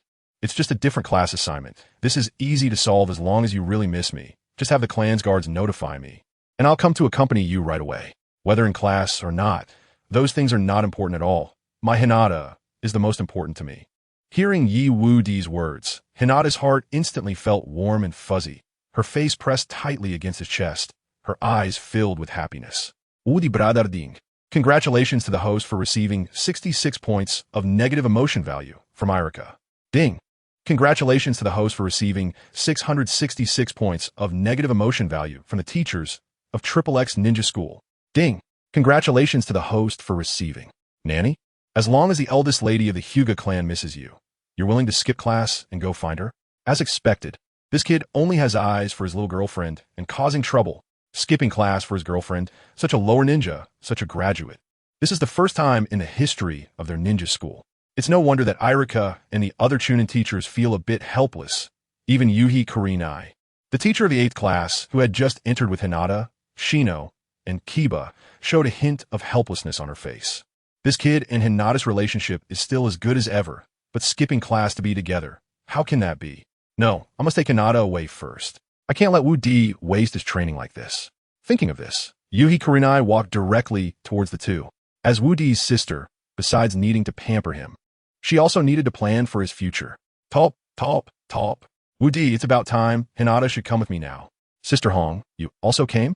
Oh, hello. Originally holding Hinata, Wudi turned his head to show a well-behaved smile when he saw Yuhi Kurenai walk in. Hinata in his arms also spoke softly. Seeing Wudi's polite demeanor, Yuhi Kurenai, who was about to say something to make him understand the importance of studying, felt her heart soften a little. The next moment, Yuhi Kurenai said earnestly, Wudi, I'm also sad that Hinata didn't get assigned to the same class as you, and I can't teach you, but... At this point, Yuhi Kurenai directly hugged both Wudi and Hinata and pulled them into her embrace. In an instant, Wudi felt the familiar warmth and gentleness of Yuhi Kurenai during breaks. You can come find me and Hinata anytime. As for during class, let's not skip classes casually. We should study hard, right? Regarding Yuhi Kurenai's persuasion, Wudi didn't immediately respond. Instead, he fell into contemplation, his head nuzzling in closer, making himself more comfortable. After all, he could enjoy this warm embrace a little longer. What was the rush? While Wudi was not in a hurry, Irika and the other Chunin teachers beside him were quite anxious. If they didn't finish the remaining class assignments this afternoon, they absolutely couldn't take a break. Irika-sensei, since you are more familiar with that kid Wudi, why don't you go talk to him? I think it's a good idea. If this continues to drag on, when will this class assignment be finished? Ding! Congratulations to the host for receiving 666 points of negative emotion value from Irika. Ding! Congratulations to the host for receiving. Hearing the suggestions from the other Chunin teachers around him, Irika, after a brief hesitation, finally stepped forward. The situation was indeed as others had said. If the class assignment continued to be stuck like this, it would be a waste of time. Wudi, you. However, just as Irika was about to speak again, Wudi timely turned and poked his little head out, showing a pure and innocent expression to Yuhi Kurenai. Then hug her tightly. Okay, I'll listen to Sister Hong. But when I come over, Sister Hong can't chase me away, okay? He could grasp the thoughts and corresponding measures in everyone's hearts. Sure enough, upon seeing Wudi's innocent smile, Yuhi Kurenai hugged Wudi and Hinata a little tighter and gently comforted him. Of course not. Wudi is so sensible. How could I bear to chase you away? Just study hard, and during breaks, I welcome you to come over anytime. After finishing the discussion with Yuhi Kurenai, Wudi lingered with Hinata for a moment. Eventually, he let go of Hinata's small hand, and they bid each other farewell. Soon, after resolving the issues between Hinata and Wudi, Kurenai called out loudly, leading Hinata and the other two out of the classroom. Class 8, follow me. Okay, yes. Brother Wudi, I'll wait for you. Hinata turned back every few steps, looking at Wudi with eyes full of expectation. After she completely left the classroom, Wudi finally displayed a helpless expression, then sighed softly and said, Hinata, don't worry, I'll come to see you soon. Seeing that Kurenai finally took the group away, Irika and the others thought that under Kurenai's persuasion, Wudi should not cause any more trouble, at least for a short while. At this moment, a big question mark appeared above their heads. Didn't you say you would go during the break? Why do we feel like you're about to stir up trouble again? Sigh, although they felt very headache-inducing and helpless, knowing that they wouldn't be the ones to be tricked by Wudi in the future. All the Chunin teachers present breathed a sigh of relief. Irika continued to read the names on the list. Next is Chapter 171, 4-person group, Sarutobi Hizashi.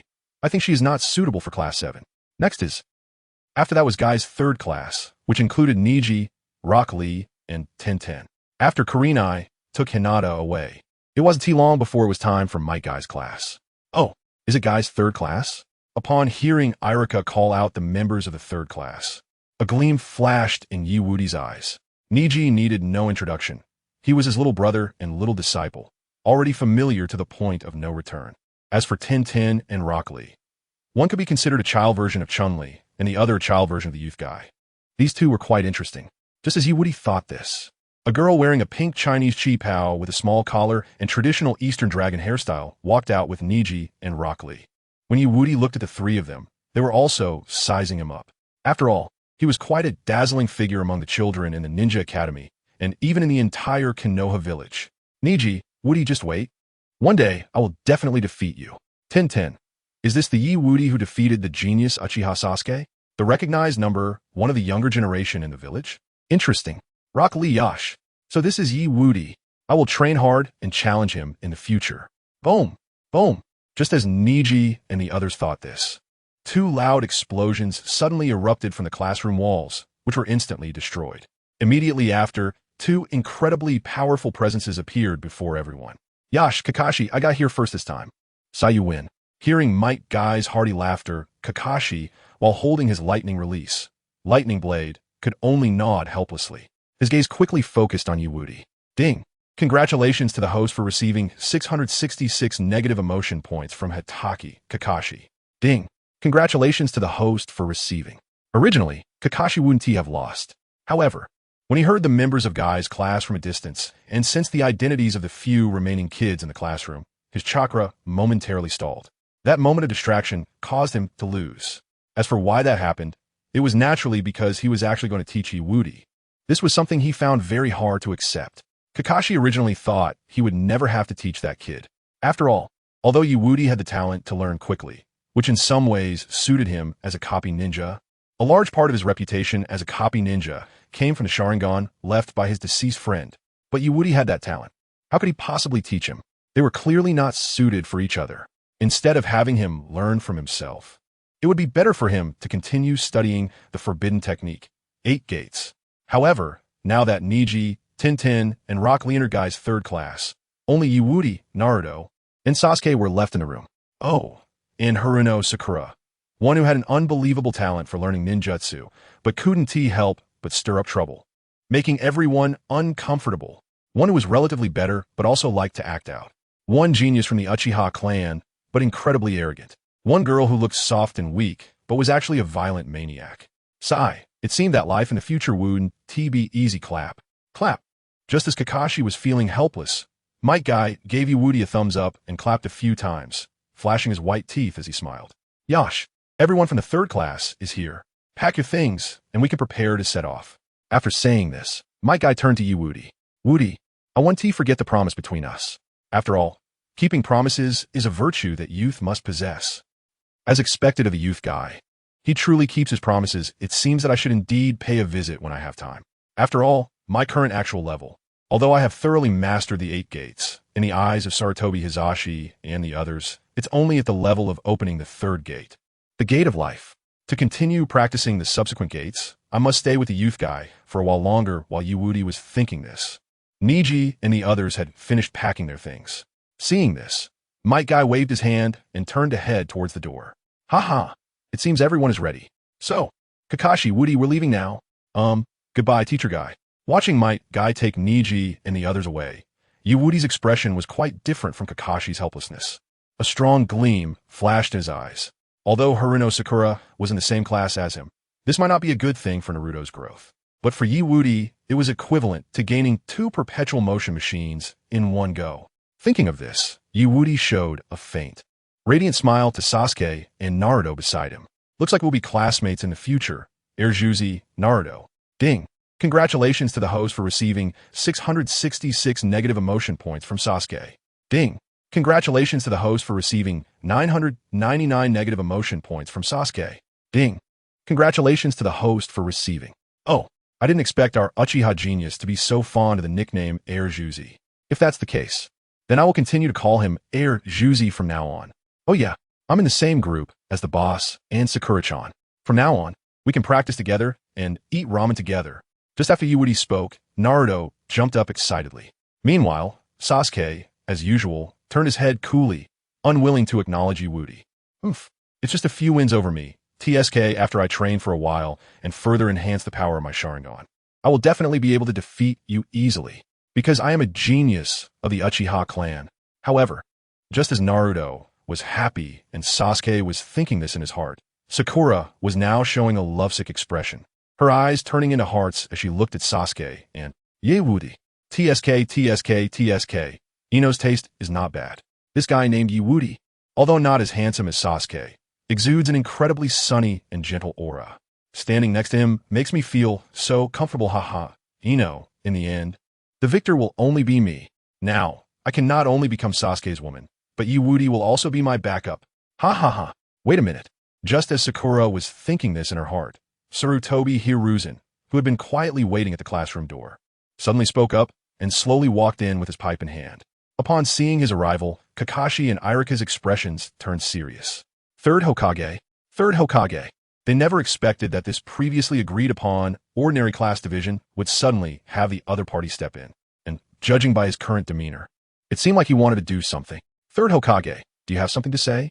This child Sakura's talent is not suitable for training with Woody, Naruto, and Sasuke. Third Hokage, do you mean? In order for these children to grow up healthily and become stronger, let Sakura go to another class. Chapter 172. Sakura's social death moment, Kakashi takes action. Oh, hearing Hiruzen's words, Irika and the others, who initially thought there would be a significant reshuffle, all felt a slight sigh of relief in their hearts. To ensure the healthy growth and strength of Woody, Sasuke, and Naruto, it is normal to move Sakura to another class. After all, compared to Woody and the genius Sasuke and Naruto, who has already learned the forbidden technique, multi-shadow clone jutsu, Sakura's level is just barely passing people like her are indeed not suitable to stay in the same class as Woody and the others. It's better for everyone to be in different classes. Let's proceed with this. As Sarutobi glanced at Woody, he turned and left. Now that Woody's class division issue was handled, he needed to think about what kind of task to arrange for him tomorrow. Sigh. This kid has a lot of matters I don't want to. Shortly after Sarutobi left, Sakura finally reacted. The next moment, she screamed in protest against this arrangement. I finally got to be in the same class as Sasuke-kun. I don't want to leave him. Sakura, you need to follow the arrangements. This class really isn't suitable for you. Seeing Sakura suddenly get emotional, Irika awkwardly tried to comfort her. After all, he didn't expect the third Hokage to suddenly change the groupings. So it's normal for Sakura to become emotional now. However, while Irika thought this, Woody did not. In front of everyone, he walked step by step toward her. Sakura was completely unaware, still shouting on her own. I don't want to. Irika-sensei, I want to be in the same group as Sasuke-kun. I don't want to be separated from him. If a class really can only have 3 people and one must be kicked out, then let it be Naruto. He is famously the last in class. If you hadn't given him a chance to retake the exam, he wouldn't even qualify to graduate. He is more suitable to leave this class than I am. After saying this, Sakura's eyes lit up. I'm so smart. Stupid Naruto is always at the bottom. If I have to leave because of the numbers, then let him go, right? Ha ha ha. But just as Sakura was feeling incredibly confident, thinking she would finally be in the same class with the 2 most handsome guys in the village, a hand suddenly and unexpectedly patted her shoulder, and a chilling voice followed. Didn't I tell you already? Naruto is my little brother. Remember to be polite when you talk to him. Or did you just treat my words as if they went in one ear and out the other? Woody. As Woody finished his last word, the terrifying chakra that only a Chunin-level ninja could possess surged out of his body, creating a pressure that instantly made Sakura feel weak all over. Bang! Without any suspense. The next moment, she sat down on the ground with a thud, trembling all over. Why you want to do? Ding. Congratulations to the host for gaining 999 points of negative emotion value from Sakura. Ding. Congratulations to the host for gaining from. Although there were so many teachers present, theoretically, she didn't have to worry about this boy in front of her going all out against her. However, now that Sakura was closer to death than ever, she was directly scared into losing her ability to think. In front of Woody, all that remained in her heart was fear and resentment. Unfortunately, Woody clearly would not let her off just because of this. After all, he had said that Naruto was under his protection, so unless it was a major accident, he would definitely leave her with a deep lesson. Step, step, step, step, step. In front of everyone, Woody walked step by step towards Sakura, who was already sitting on the ground. The bright, sunny smile on his face had now turned exceptionally heavy. Woody, you. Seeing this scene, Irika wanted to intervene, but was stopped by Kakashi. Since he would be teaching the 3 little ones in the future, he decided to take this opportunity to observe how the 3 reacted to the same situation. This is also a good choice, while Kakashi thought this. Naruto stood up again the next moment. Boss, Sakura didn't mean to say that. She just really wanted to be in the same class as us. So she said those things. So, please don't scare her anymore. As for Sasuke, he completely ignored Sakura's situation and focused his gaze on Woody. Is this all your strength now? This chakra, I acknowledge it, but it's only limited to now because it won't take long. I will definitely surpass you directly. After all, I am a genius of the Uchiha clan. So, Woody asked back lightly, still not changing his plan. As for the distance between his body and Haruno Sakura, it was getting closer and closer. So. Splash, splash, just when Naruto was deep in thought, unable to find a reason. In the next moment, The sound of flowing stream water rang out in the classroom under everyone's gaze. Haruno Sakura. She actually got so scared by Yi Wudi's Chunin-level chakra pressure that she wet herself on the spot. Yi Wudi, Irika, Sasuke, Naruto. At this point, not to mention Naruto, try and stop it. Even if the other party didn't say anything, he couldn't make a move now. In fact, Yi Wudi even took out a tissue from his pocket to cover his nose. What the heck is this? Why does it smell so strong? You actually. In the end, Yi Wudi stopped speaking and instead accelerated to retreat. Not just him, even Sasuke beside him did the same. As for Naruto and Irika, they were now staring at the ground and the dazed Haruno Sakura, frozen in place. Sakura wet herself? This kind of thing is too outrageous. Under the gaze of everyone, after a moment, Haruno Sakura finally reacted. She covered her pants with both hands, and her scream instantly echoed throughout the room, her resentment towards Yi Wudi rising to another level. Ding. Congratulations to the host for obtaining 999 points of negative emotion value from Haruno Sakura. Ding. Congratulations to the host for obtaining from. Just when Sakura was glaring at Yi Wudi, wishing she could poke him 1,000 times, Kakashi saw that the timing was right and stepped forward. After all, the other classes had already left for a while, and if his class continued to linger here, it would be somewhat unfair for Irika and the others who were responsible for the aftermath. So now, he had to step in to provide a solution to this sudden situation.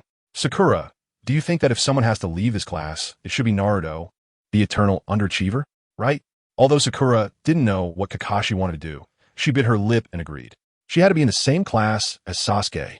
Only in this way could she become Sasuke's woman. Then how do you think your strength compares to Naruto's? Is that even a question? Of course, I'm stronger. All right, since you were so confident and unwilling to back down, let's do it this way today. At this moment, Kakashi finally revealed his method for solving the problem. You and Naruto will compete in the shadow clone technique, including the shadow clones, and it must be without holding back. Chapter 173, Confident Sakura. Naruto finally explodes competing in the shadow clone technique. Hearing what Kakashi said, Irika was taken aback, recalling the scene when Naruto fought Mizuki. Naruto's full strength could produce hundreds of clones in one go, and they were shadow clones, not ordinary clones. With such strength, let alone Sakura, who was just slightly above the passing line. Even Yi Wudi, who was recognized as the top of the young generation, probably couldn't reach that level. One of the most clones Yi Wudi could produce seemed to be just a dozen or so. So in this regard, he should not be Naruto's opponent. After thinking about this, Irika spoke up, trying to stop the duel and suggest a different method. He wasn't afraid of Naruto losing. He was worried about the other party getting scared. Kakashi-sensei this. Irika-sensei, let's just decide this match like this. Before Irika could finish his words, Sakura excitedly interrupted him. She stood up, her face full of confidence, as if she could already see victory. It's just a competition of the shadow clone technique. I will definitely easily win against that idiot Naruto. Kakashi-sensei, Irika-sensei, just watch. I will prove to you that I am the one qualified to be in the same class as Sasuke-kun. After all, Naruto is the eternal underachiever. Well, all right. Seeing how stubborn and confident she was, Irika hesitated for a moment, then sighed and decided not to interfere anymore. Since she was so insistent, the duel could only continue. As for how scared Sakura would end up being, he had no way of knowing. After all, this was a situation she brought upon herself. Sigh. Let us just take it step by step, hoping that Sakura doesn't go crazy in the end step. While Irika was thinking this, Sakura took a step forward and looked directly at Naruto, shouting, "Idiot Naruto, come on, let's quickly end this duel. And then I can be in the same class as Naruto-kun and that guy." After saying the first sentence, Sakura immediately thought of her second sentence. Glancing slightly to the side, at that moment, Yi Wudi was leisurely sitting in a chair, resting with his eyes closed. Yi Wudi, just wait. I will prove to you what kind of genius girl I am, and soon you will be convinced by my strength. Seeing Sakura's actions, Naruto was at a loss, not knowing what to do. Competing in whose shadow clone technique is stronger, and it includes shadow clones. If he remembered correctly, Sakura could only summon one clone, right? But he could easily produce hundreds. Was there really a need for this match to happen? Most importantly, if he really went all out, would he end up scaring Sakura? So annoying. What should I do? Sakura. I think we should change. I don't want your opinion. Come on, idiot Naruto. Shadow clone technique. Unlike Naruto's hesitation, upon seeing him still not making a move, Sakura's face suddenly filled with impatience. She quickly formed hand seals and summoned 2 clones. One was almost identical to her original self, with hardly any flaws. As for the second one, although it had a slight imperfection, it could still barely be counted as 2. After doing all this, Sakura proudly raised her chin, ready to accept everyone's praise. After all, when she took the graduation exam at the ninja school, she could only produce 1 clone. And now, not long after, she could barely manage to create a second one. Such a growth rate could definitely be called genius, right? Thinking of this, Sakura's face was filled with pride. And then she glanced at the still confused Naruto, as if announcing the result. How is it? Naruto, are you scared by me? Didn't expect that, right? I can now summon 2 clones. In this match, you have no chance of winning, so just obediently withdraw from Class 7. That idiot Naruto is really something. Even though his shadow clone technique is a mess, he still doesn't hurry to concede. If I were him, I would have slipped away as soon as I heard Kakashi-sensei announce the match content. But this is good too. It perfectly highlights my genius and lets Sasuke-kun and that guy Woody recognize my excellence. What is so great about Hinata Hyuga? Besides her white eyes, being soft and rich, and having a powerful family influence, what does she have to compare with me? Kakashi. Irika. Woody. Where does the Sakura Haruno get her confidence that she can definitely beat Naruto? 2 clones and 100 clones, and they're shadow clones. Is there really a comparison? It seems that Sakura can't help but continue acting like this, and Kakashi helplessly covers his head with his hand and sighs. Naruto. The other classes have mostly left. Don't waste any more time. Quickly make your move. Remember, I want you to go all out. But Sakura. In response to Kakashi's urging, Naruto is still a loss, unsure of what to do to stay while not letting Sakura leave.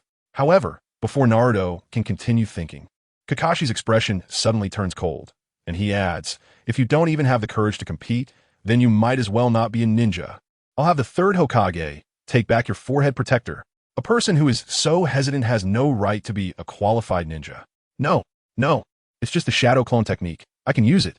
Kakashi's words hit Naruto's weak spot, and his emotions become agitated. He finally became a ninja. How could he allow his forehead protector to be taken back like that? He absolutely let that happen. However, Sakura, who is standing nearby, thinks he's about to give up and is preparing to embarrass himself again. So in the next moment, she shifts her gaze to Sasuke, her eyes becoming infatuated again.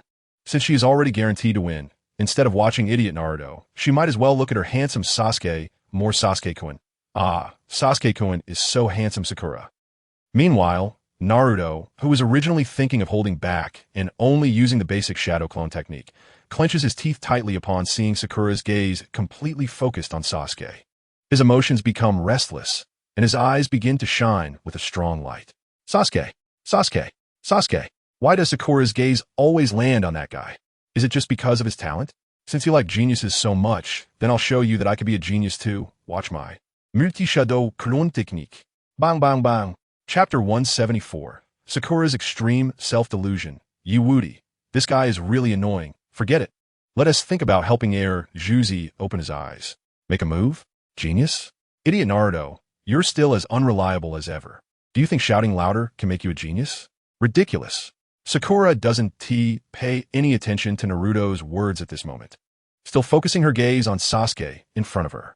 But soon, she realizes that something is off, because the cool-looking Sasuke, who always has a cool demeanor, now has a shocked expression on his face. The most important thing is that the direction he is looking at is exactly where idiot Naruto is standing. What's going on now? Why is my Sasuke-kun looking over there instead of at the beautiful me? It must be that idiot Naruto causing trouble again. That idiot is polluting my Sasuke-kun's eyes. Just wait and see how I teach him a lesson. With this mindset, the next moment, Sakura follows Sasuke's gaze back to Naruto. What on earth is happening? Idiot Naruto, what are you doing? This is impossible. In an instant, the indifference and disdain on Sakura's face are replaced by shock. Her throat rolls as she swallows hard. Gulp gulp, what is my eyes seeing? That perennial underachiever Naruto can now summon over 100 clones of this caliber in one go. Am I dreaming? Otherwise, how could I see something so outrageous? Step. In front of everyone, Sakura, who finds it hard to accept reality, stumbles back a few steps, her fingers trembling as she points at Naruto. This is impossible. How could that perennial underachiever Naruto achieve this level with over 100 clones? I refuse to accept it. Facing Naruto, who is always the perennial underachiever, suddenly becoming a genius-level existence. Sakura feels that everything is so dreamlike and hard to accept. Soon, her vanity finds a very reasonable excuse to explain the appearance of the scene in front of her. I understand now, it's cheating. Idiot Naruto must be cheating. That's right, it's cheating. Otherwise, how could he, a perennial underachiever, achieve this level? Huh. After hearing Sakura's words, Irika, who was originally thinking about how to comfort her later, and Kakashi, who was about to announce the result, both furrow their brows slightly, clearly feeling a bit displeased. However, just as Irika and Kakashi are about to step in to educate Sakura and let her know what it means to respect others, a cool voice suddenly comes from behind Sakura, accompanied by footsteps. Step, step, step. Move aside. The person who speaks is not Wudi, but Sasuke. Sasuke-kun? Seeing her Prince Charming stepping in to help her at this moment, Sakura, who was just about to be frightened by Naruto, now feels confident again. Facing the hundreds of shadow clones of Naruto, she trembles and pretends to be bold as she extends her right hand and shouts, Sasuke-kun? Haha! Sasuke-kun is here to expose this cheating perennial underachiever. Sasuke-kun is here to help me. Now, idiot Naruto, you're about to leave. I said get lost. Just when Sakura thinks Sasuke is here to help her and is arrogantly pointing fingers at Naruto, Sasuke, who has already walked behind her, speaks again. He even extends his right hand and places it directly on Sakura's shoulder. Huh? Sasuke-kun, if you want to help me, just say so. Don't be so hands-on. If you do that, it'll make me very shy and you too, idiot Naruto, Sasuke-kun said to get lost. How can you still have the face to be here? You're annoying. Facing the clingy and self-deluded Sakura, who thinks Sasuke will help her, Sasuke simply coolly utters 3 words. Immediately after, before Haruno Sakura could react, he directly pulled her to the side. Huh? Sasuke, can you move aside?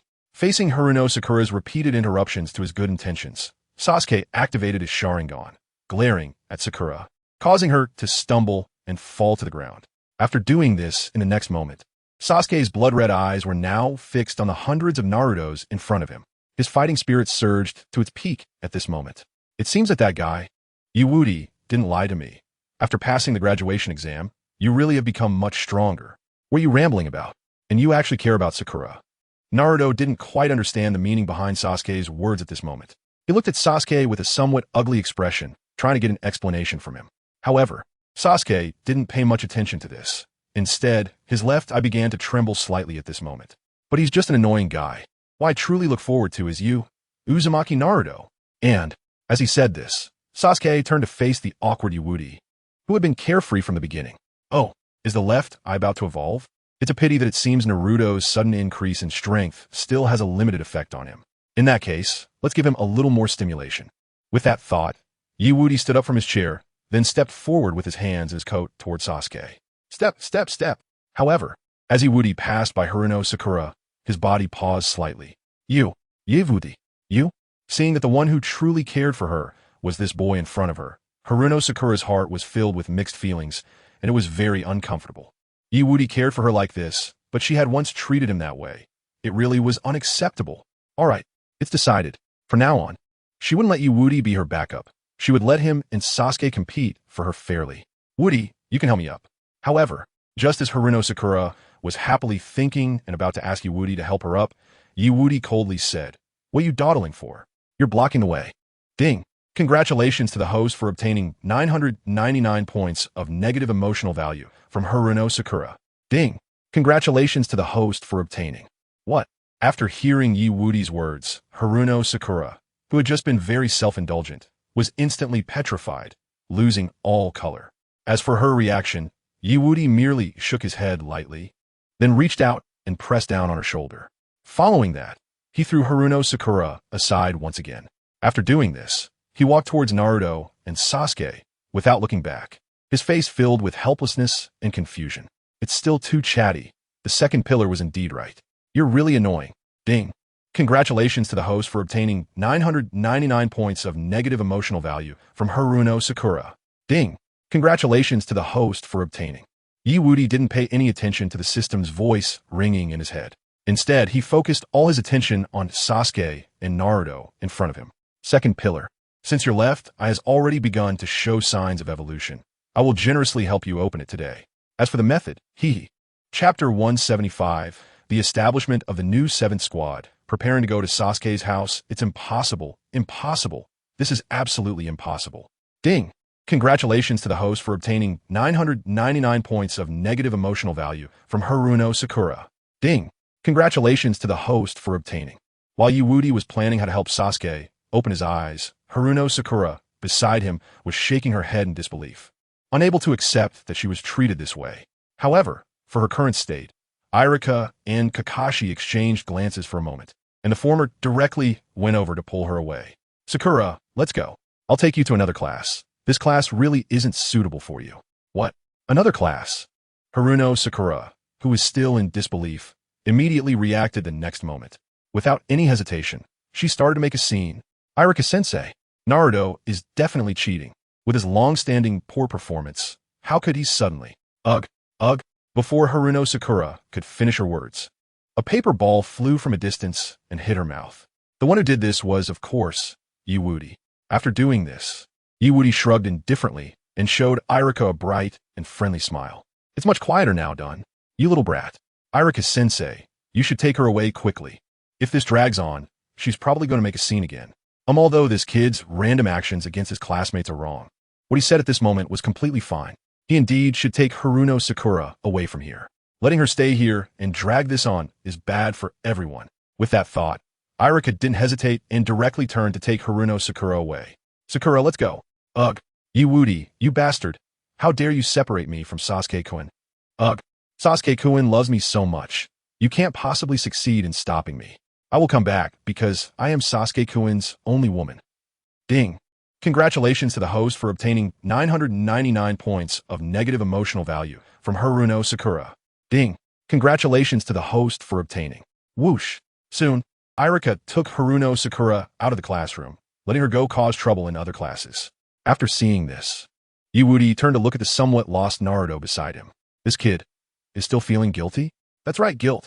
For Naruto, Sakura was the girl he had liked for a long time, but ever since he was awakened by Wudi to reflect on how she treated him, Naruto's feelings for Sakura had been gradually decreasing. Until today, until just now, while Naruto was still worried about her, Sakura had directly questioned his character. Moreover, because of her, Kakashi almost deprived him of his qualification to be a ninja. Naruto finally woke up. It's important to note that for Naruto, his biggest dream is to gain everyone's recognition and become Hokage. If he can't even obtain the qualifications of a ninja, then what qualifications does he have to become Hokage? In short, this is Naruto's reverse scale. However, even so, Naruto still blamed himself for Sakura being kicked out of the 7th squad. Step. The next moment, Wudi walked up to Naruto and gently patted him on the shoulder with his right hand. Naruto, some people are not worth your sincere efforts. Forcing it will only leave you with nothing in the end. Moreover, your feelings should be reserved for those who truly like you. People who like me?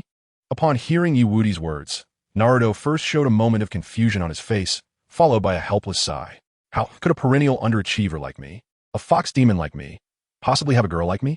After hearing what Naruto said, Wudi could only smile and shake his head in disbelief. Perennial underachiever? Fox demon? What a joke. If I had known that in the original storyline, if Naruto hadn't been so fixated on Sakura, he would have long since been with someone he loved, and perhaps even could have embraced several beauties in this life. Stop belittling yourself, you brat. Well, have I ever lied to you? Trust what I say. As long as you practice diligently, it won't take long before you meet a girl worth giving everything for. Really? Hearing Wudi's decisive tone, Naruto's eyes were filled with anticipation. To this, Wudi naturally nodded with a smile. However, before Naruto could express his gratitude to Wudi, the next moment, a figure directly pulled Naruto away. That person was Sasuke. Women are mundane. Although your strength has increased a lot, you are still not my opponent. Hurry up and get stronger. I want to defeat you at your strongest state, then defeat Wudi, and finally prove to everyone that the Uchiha clan is the strongest. Oh, seeing Sasuke seriously gripping Naruto's collar, Wudi's mouth slightly curved up. The bond between these two is indeed deep. If it weren't for Sakura, the bond between Naruto and Sasuke would deepen once again. Even Sasuke's originally lowly Sharingan talent would evolve faster due to the strengthening of the bond with Naruto.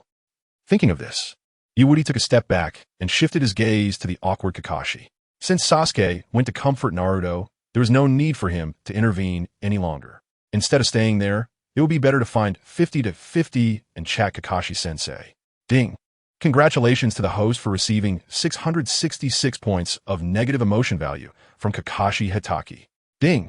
Congratulations to the host for receiving from. Seeing Woody looking at him at this moment, Kakashi felt uneasy. However, as the teacher of these three kids, he couldn't act too obvious or just turn and run in front of everyone.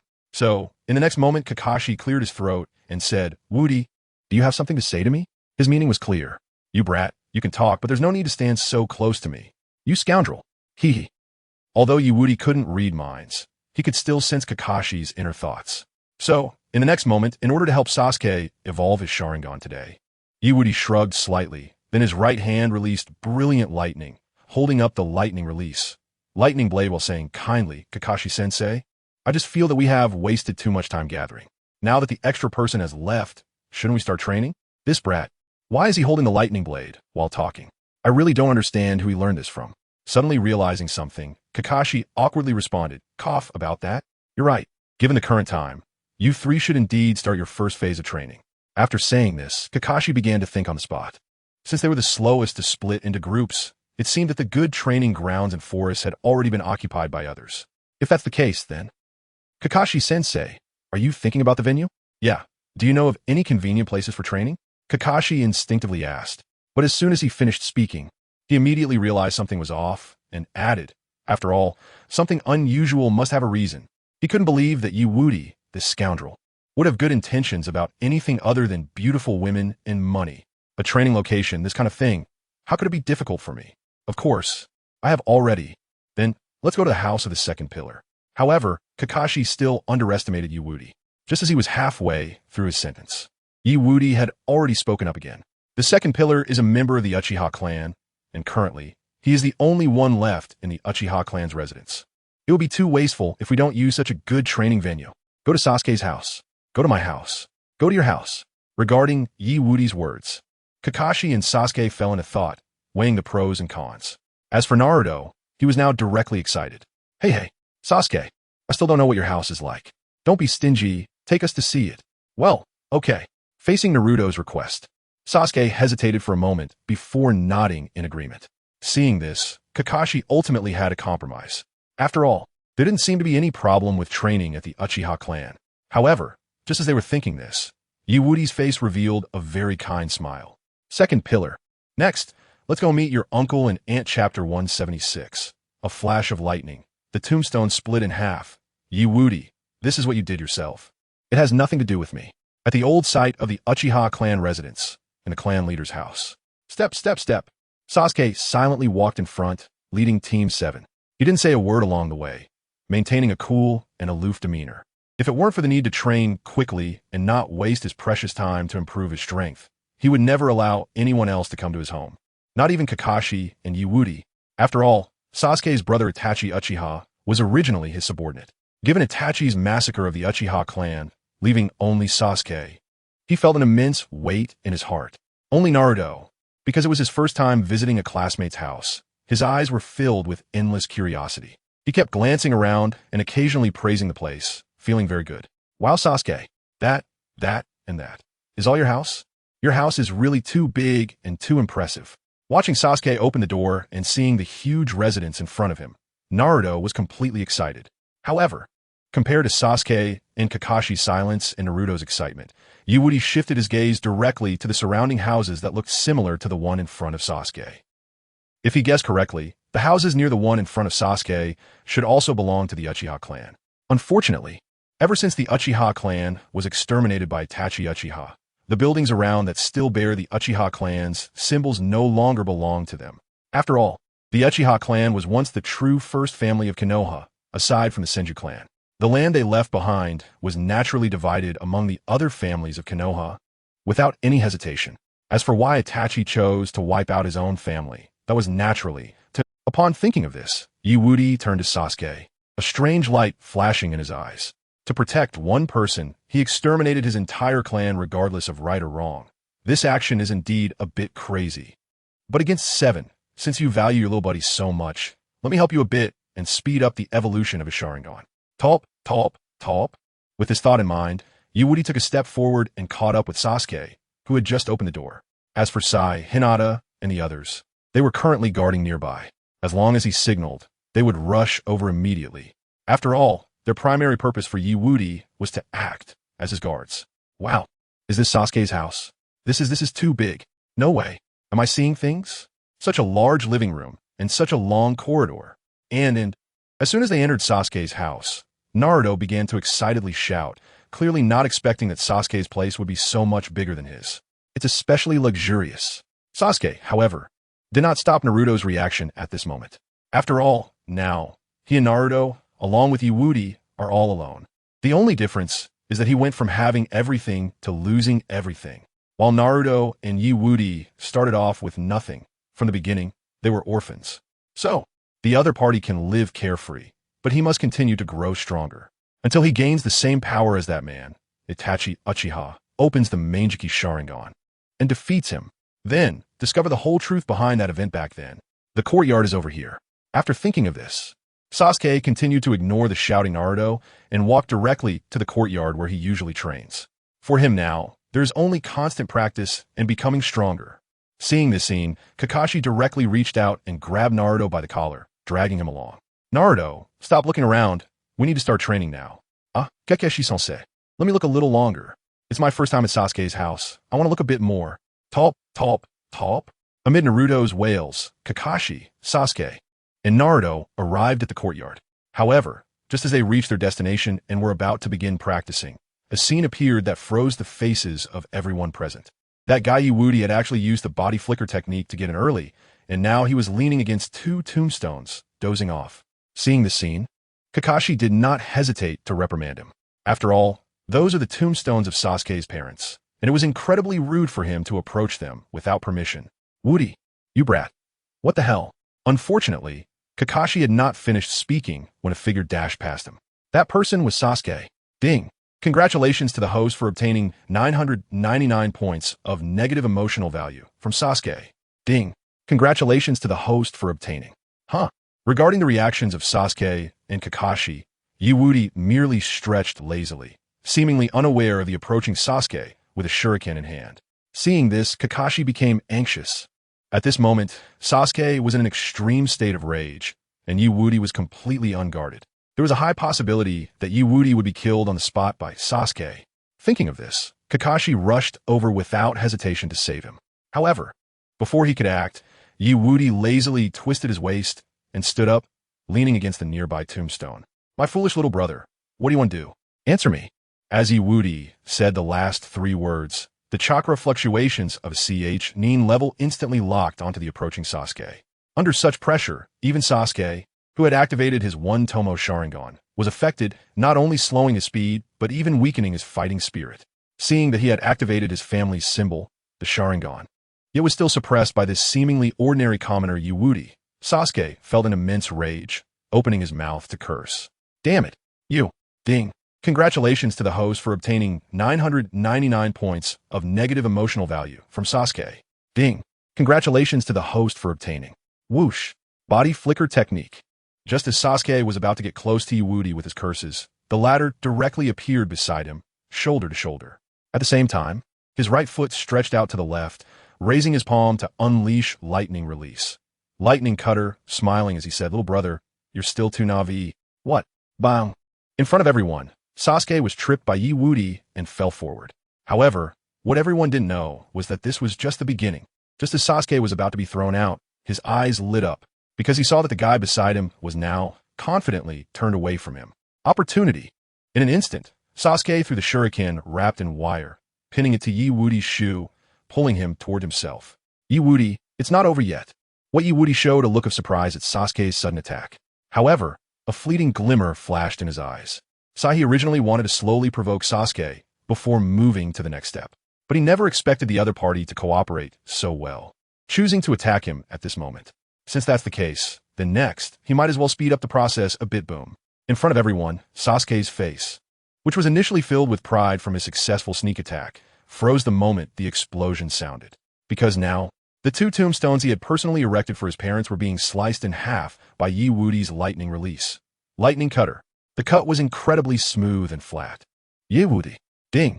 Congratulations to the host for obtaining 999 points of negative emotional value from Sasuke. Ding.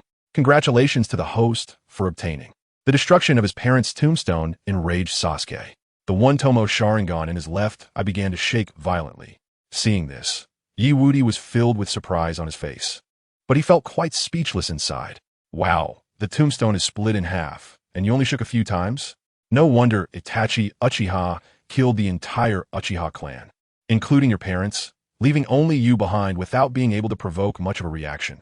But since I said I would awaken your Manjiki Sharingan, I will naturally keep my word because he still has a backup plan. Chapter 177. 2 Tomo Sasuke Wudi. Does the second pillar think he is capable again? Whoosh. Boom. Just as Wudi was thinking this, his lightning release. Lightning cutter split the tombstone in half. Now, with dazzling lightning, it shot out in front of everyone. As for the destination, it was naturally inside Sasuke's room. What direction is that? Wudi, you bastard. Don't think about distracting me. I will definitely kill you today. At first, Sasuke didn't pay much attention to this scene and continued to pursue Wudi. After all, things like houses were trivial to him now. What he wanted was to become stronger and defeat that man to uncover the truth from years ago. The most important thing to him was that man. However, Sasuke quickly realized something was wrong, because in his room, there were things that man had left behind and once used. No, Wudi, if those things are destroyed, I will definitely take your life today. Ding. Congratulations to the host for obtaining 999 points of negative emotion value from Sasuke. Ding. Congratulations to the host for obtaining. Thinking of this, Sasuke's one Tomo Sharingan suddenly widened. The heart that usually had little turbulence was now rippling violently. There were even faint signs of evolution. Whoosh. What's going on? Why did Sasuke's emotions suddenly fluctuate so drastically? Could it be that room contains? Oh no, Wudi. You've really stirred up a huge mess this time. Seeing Sasuke's current state, Kakashi paused for a moment and then accelerated to follow. As Itachi Uchiha's former captain, he probably guessed the reason for Sasuke's current behavior. That room contained items left by Sasuke's brother, Itachi Uchiha. Tap, tap, tap. Moments later, Kakashi and Sasuke arrived at the room one after the other. The first thing that caught their eyes was the room that had been split in half and was on the verge of collapse. Wood chips were flying everywhere, and the cracks were charred and messy. After all, lightning release. Lightning cutter, being an S-rank ninjutsu, possessed not only instantaneous penetrating power, but also its own lightning attribute chakra. However, Sasuke didn't care about the damage to his house at all. What he wanted to check was whether the things left by that man had been damaged. His brother, Itachi Uchiha. But just as Sasuke anxiously looked into his wardrobe, where a compartment held those items, his body suddenly staggered back 3 or 4 steps, muttering something under his breath. Tap, tap, tap. No, this is impossible. This absolutely cannot be. Sasuke? Thud. Ignoring Kakashi's comforting words, Sasuke staggered back to the corner of the room. Leaning against the wall, he looked at the mask in the wardrobe that had been charred black by lightning and was continuously breaking apart, along with the charred fragments beside it. His brother, Itachi Uchiha's mask, clothes, and other daily necessities were now all destroyed by Wudi's lightning release. Lightning cutter. Ding. Congratulations to the host for obtaining 999 points of negative emotion value from Sasuke. Ding. Congratulations to the host for obtaining. After an unknown amount of time lost in a daze and frantically screaming, under Kakashi's gaze, Sasuke's left eye suddenly felt a sharp pain. Following that, he raised his head and let out a furious roar. Wudi, I will kill you, kill you, kill you. Puffed. As Sasuke's furious roar echoed, blood instantly flowed from his eye sockets, transforming into a beautiful and tragic blood flower. Even the one Tomo Sharingan in his left eye had directly evolved into a 2 Tomo Sharingan. Seeing Sasuke's current appearance, Kakashi quickly reminded Wudi. What? Sasuke's Sharingan actually evolved at this moment. Wudi, you better not be dazed anymore. Listen to me. Got it here, quickly. After all, the Uchiha clan's Sharingan evolves each time, bringing a considerable boost in strength to the wielder. Right now, he couldn't be sure if Wudi could survive if Sasuke successfully attacked him again. If it were usual day, it would be fine. After all, with Wudi's strength as the top of the younger generation, he wouldn't face any major problems. However, right now, Sasuke was looking for a spar with Wudi. He wanted to kill Wudi. Whoosh. Unfortunately, just as Kakashi spoke, Sasuke had already charged toward Wudi. Yet, Wudi remained standing still, seemingly not hearing his words at all. Seeing this scene, Kakashi felt very helpless but still took action. Sigh. This kid really knows how to cause trouble. Can't he be a little more settled down? Ding. Congratulations to the host for obtaining 666 points of negative emotion value from Kakashi Hitaki. Ding. Congratulations to the host for obtaining. As a student caused such a ruckus, what should he, as a teacher, do? Of course, he had to step in to clean up the mess. Sigh. This kid is really exhausting. However, just as Kakashi thought this and was about to take action the next moment, Woody directly retracted his lightning release, lightning cutter. Then, he clasped his hands together. Earth release, earth flow wall. Boom! Before everyone's eyes, a massive earthen wall shot up from the ground. As for what was on top, Woody simply replaced it with his pinky finger. You're just a second pillar. You think you can sneak attack me? You're too naive. You will never win against me, you fool. Having just cut the tombstone of his parents, although it was merely his own erected one and their bodies were not buried there, and then having destroyed the items left by his brother. He was now mocked like this. At this moment, Sasuke was truly pushed to the limit. Grasping a ninja knife left by Itachi Uchiha in his right hand, he thrust it toward the earthen wall conjured by Woody, shouting out loud, "Yay, Woody, I want you dead." Ding.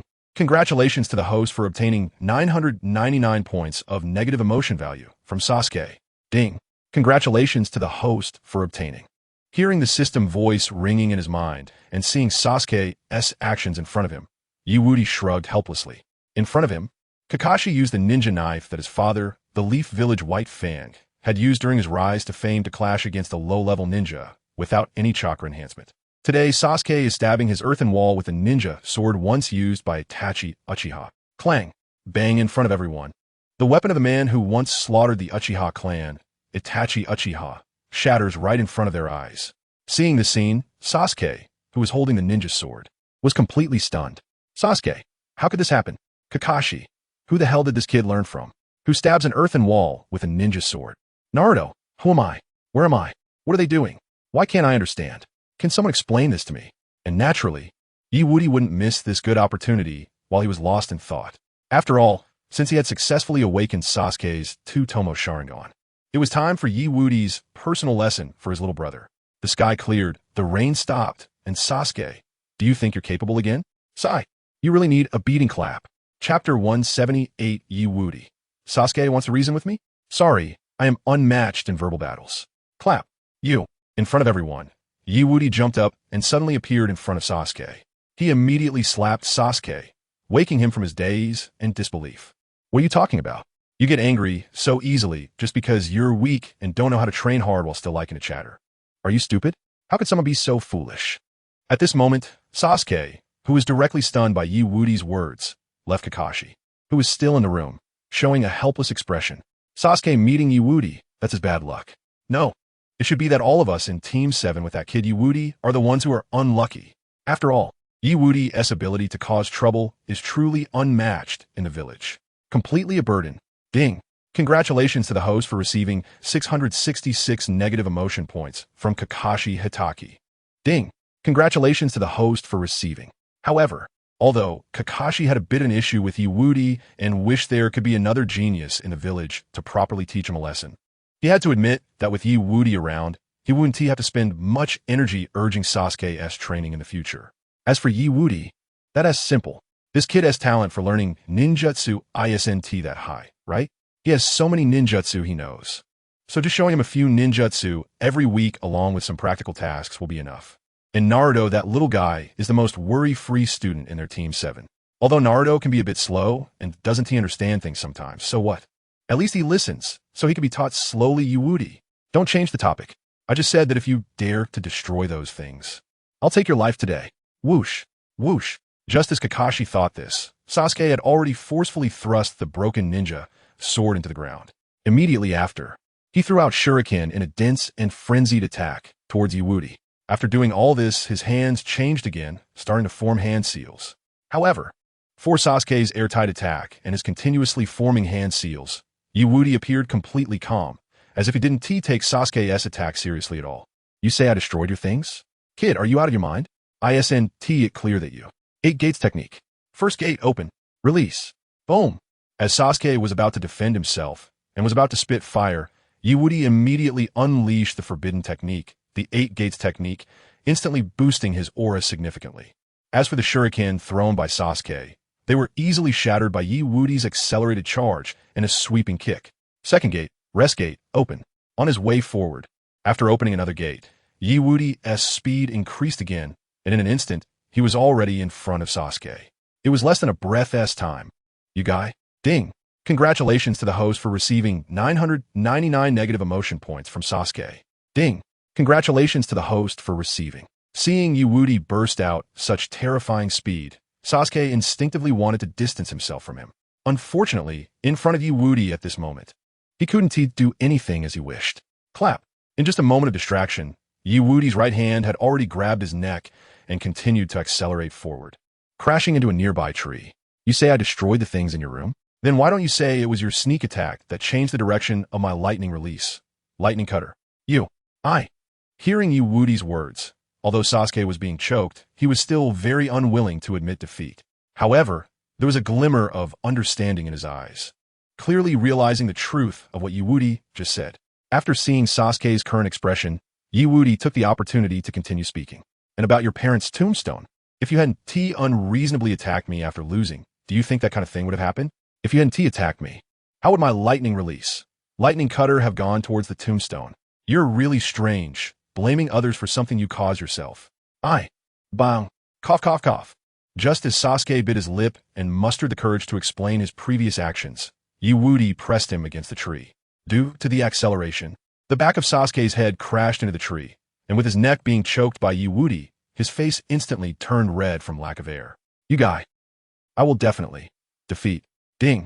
Congratulations to the host for receiving 999 negative emotion points from Sasuke.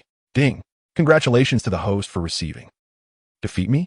Hearing Sasuke's words, Wudi just shrugged indifferently, showing that he didn't take Sasuke's words seriously at all.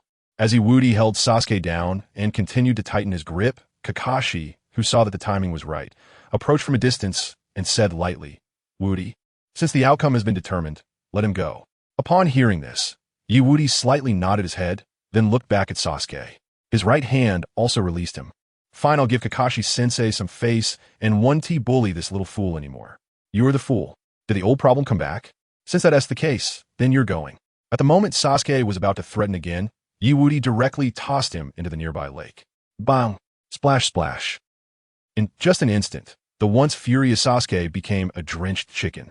But even in this state, his crimson Sharingan was still fixed on Wudi. Cough, cough, cough, ding.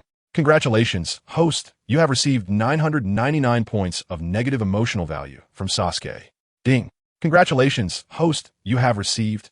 For Naruto, seeing Sasuke, who had just awkwardly emerged from a lake, looking disheveled yet still filled with resentment toward himself, Wudi shook his head with a look of pity, then gently waved his hands and sighed. Your Sharingan has evolved, yet you've only gained this little bit of improvement. If you continue to slack off in your training like this, I think it won't be long before Naruto surpasses you directly. Nanny? Nanny. Upon hearing Wudi's words, Kakashi and Sasuke, who originally thought he would continue to taunt, now had expressions of mild surprise on their faces. However, compared to Sasuke, whose surprise quickly transformed into fierce fighting spirit and a refusal to lose, Kakashi silently agreed with Wudi's words in his heart. After all, other people might not know, but Wudi was simply feeling it. Kakashi was very clear that in the near future, if Naruto truly mastered all the powers within him, his strength would probably not be beneath the genius of the Uchiha clan, Sasuke. After all, within Naruto's body resides the strongest existence among tailed beasts, the 9 tails. Cough, cough, cough, Wudi, don't say any more. Seeing Sasuke's gritted teeth, ready to strike again, Kakashi quickly spoke up to divert everyone's attention. After all, if he didn't intervene now, what kind of class would he be teaching today? He might as well let them fight until dark. In any case, your duel is considered over for now. Next, let's start with the self-introductions and first mission of Team 7. Chapter 179, Survival Drill begins. Wudi, it's 50-50, I have my eyes on you again. Self-introduction? Sasuke, who originally wanted to continue fighting and compete with Wudi and Naruto, who was beside him feeling at a loss and just about to rush over to start a verbal fight, suddenly fell silent upon hearing Kakashi's words, and all their attention shifted. After all, who among them didn't know each other? Was there any need for such meaningless self-introductions? However, Kakashi had clearly already guessed Sasuke's frown and Naruto's confusion, as well as Woody's usual nonchalant demeanor. So the next moment, he picked up a book titled The Collection of a Certain Island Teacher Living a Good Life to enjoy, while adding, "That's right, it's a self-introduction. Just like what you like, dislike, your future dreams and interests, more or less those things." Ooh, Just as Kakashi finished speaking, Naruto, sitting on the ground, suggested with a confused expression, "I think it's better if the teacher introduces himself first."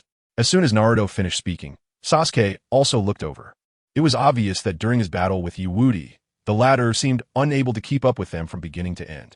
The only thing he did was stand by and offer completely meaningless reminders. Could such a person really be a jonin? That's a joke, so now he needed the other party to state their name to prove themselves. However, Kakashi didn't mind Sasuke's doubtful gaze at all. The next moment, he pointed to himself and said, "Me? My name is Hitaki Kakashi, an elite jonin. I like and dislike things that I don't want to tell you. As for future dreams and interests, I have many."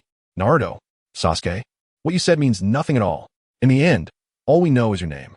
Oh, and that you're an elite jonin." Kakashi didn't pay much attention to the changes in Naruto and Sasuke's expressions. Instead, he shrugged and continued, "All right, I've finished my self-introduction, now it's your turn. Let's start with you." After saying this, Kakashi's gaze directly landed on Naruto. "Finally, a relaxed self-introduction session. Let's start with the normal and easy-to-teach student me." Seeing Kakashi looking at him, Naruto became excited, grabbing the forehead protector on his head and excitedly said, "I'm Uzumaki Naruto. I like instant ramen, and I especially love the Ichiraka ramen that Irika-sensei buys for me. Also, when the boss taught me the sexy jutsu," he continued, "what I dislike is waiting for 3 minutes for instant ramen, and my interest is competing with people to eat instant ramen, and my future dream is to surpass the Hokage." At this point, Naruto didn't even notice Kakashi's speechless expression and the cold sweat on his forehead. Getting more and more into it, he adjusted his forehead protector with both hands and continued, "So I must make the whole village acknowledge my existence." Watching Naruto's excited demeanor, Kakashi silently pondered. So that's how it is. This kid's growth journey is really interesting. All right, next one. Kakashi repeatedly called out for the others in his class to continue their self-introductions.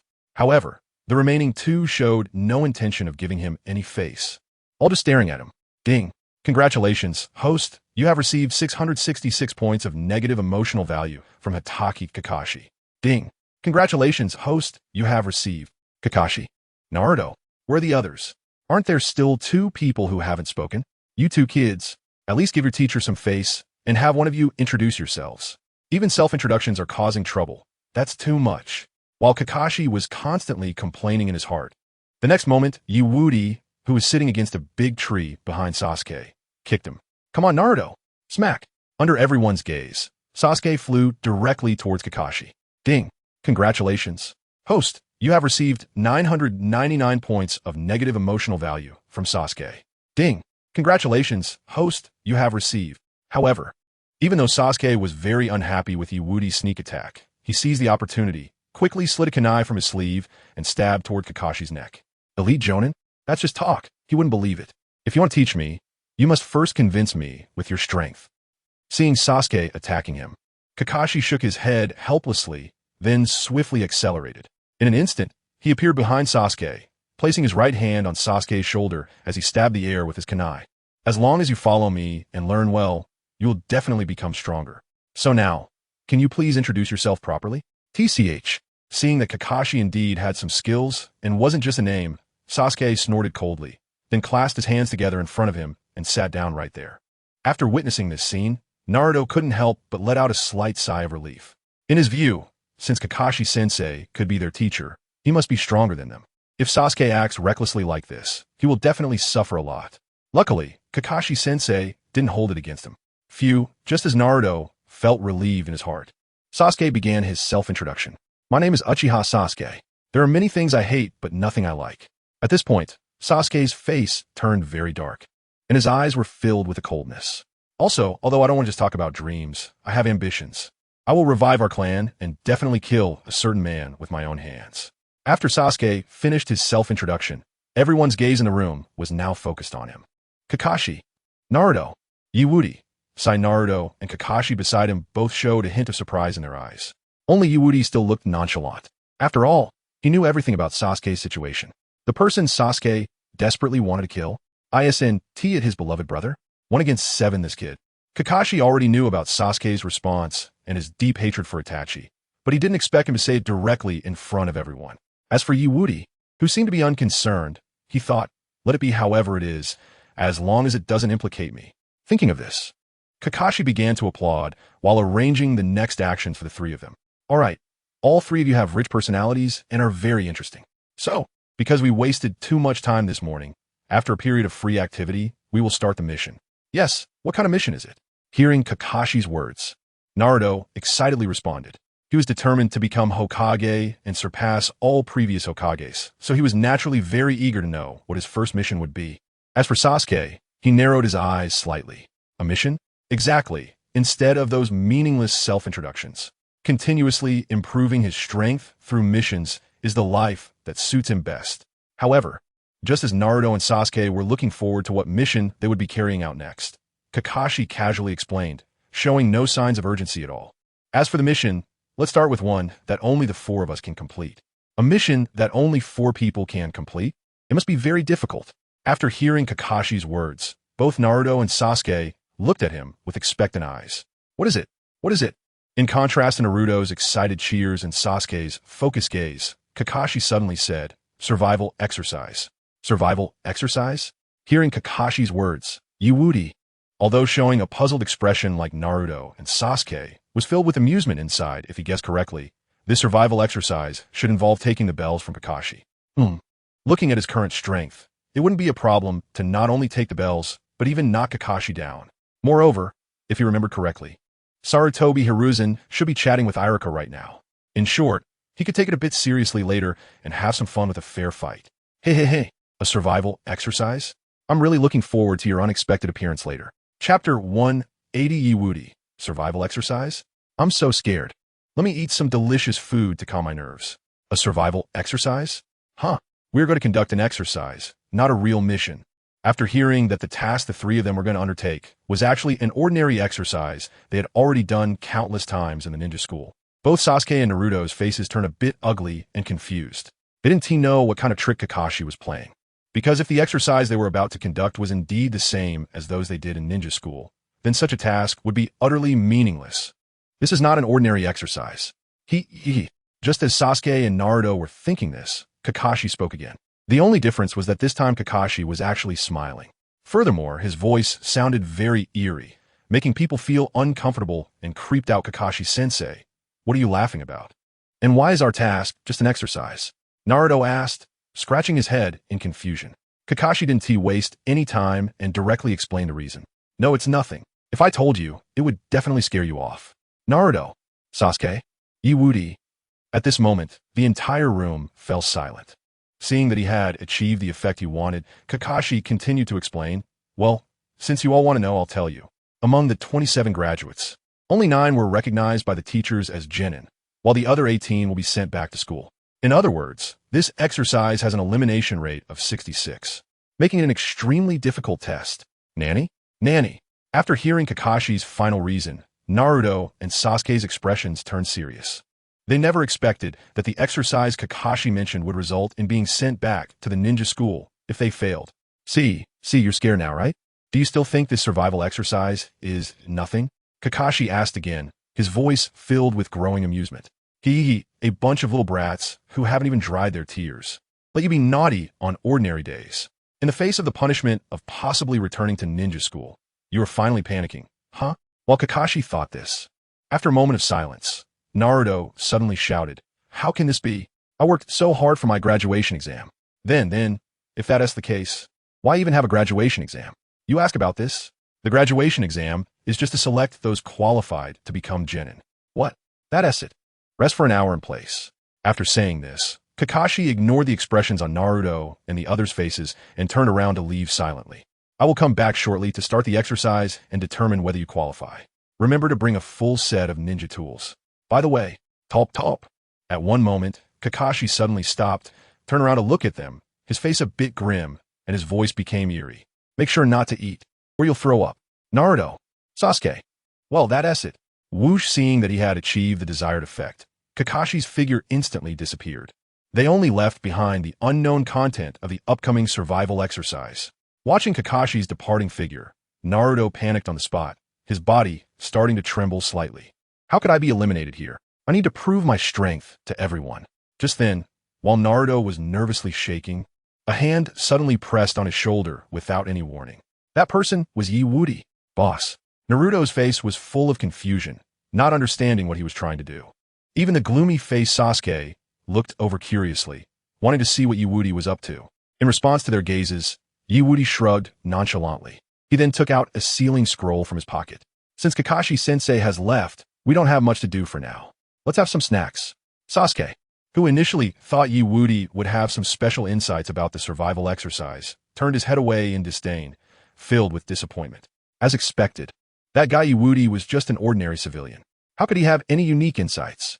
As for his strength, so what if he relies on speed and taijutsu? As long as my Sharingan continues to evolve, in the end, he will still be defeated by the Uchiha clan's powerful strength. With this thought in mind, he began to sort out his ninja tools, ignoring Wudi and Naruto. Shuriken, kunai, iron wire, and other items were being organized in order. Seeing this, Naruto felt a bit embarrassed but still gritted his teeth and spoke up.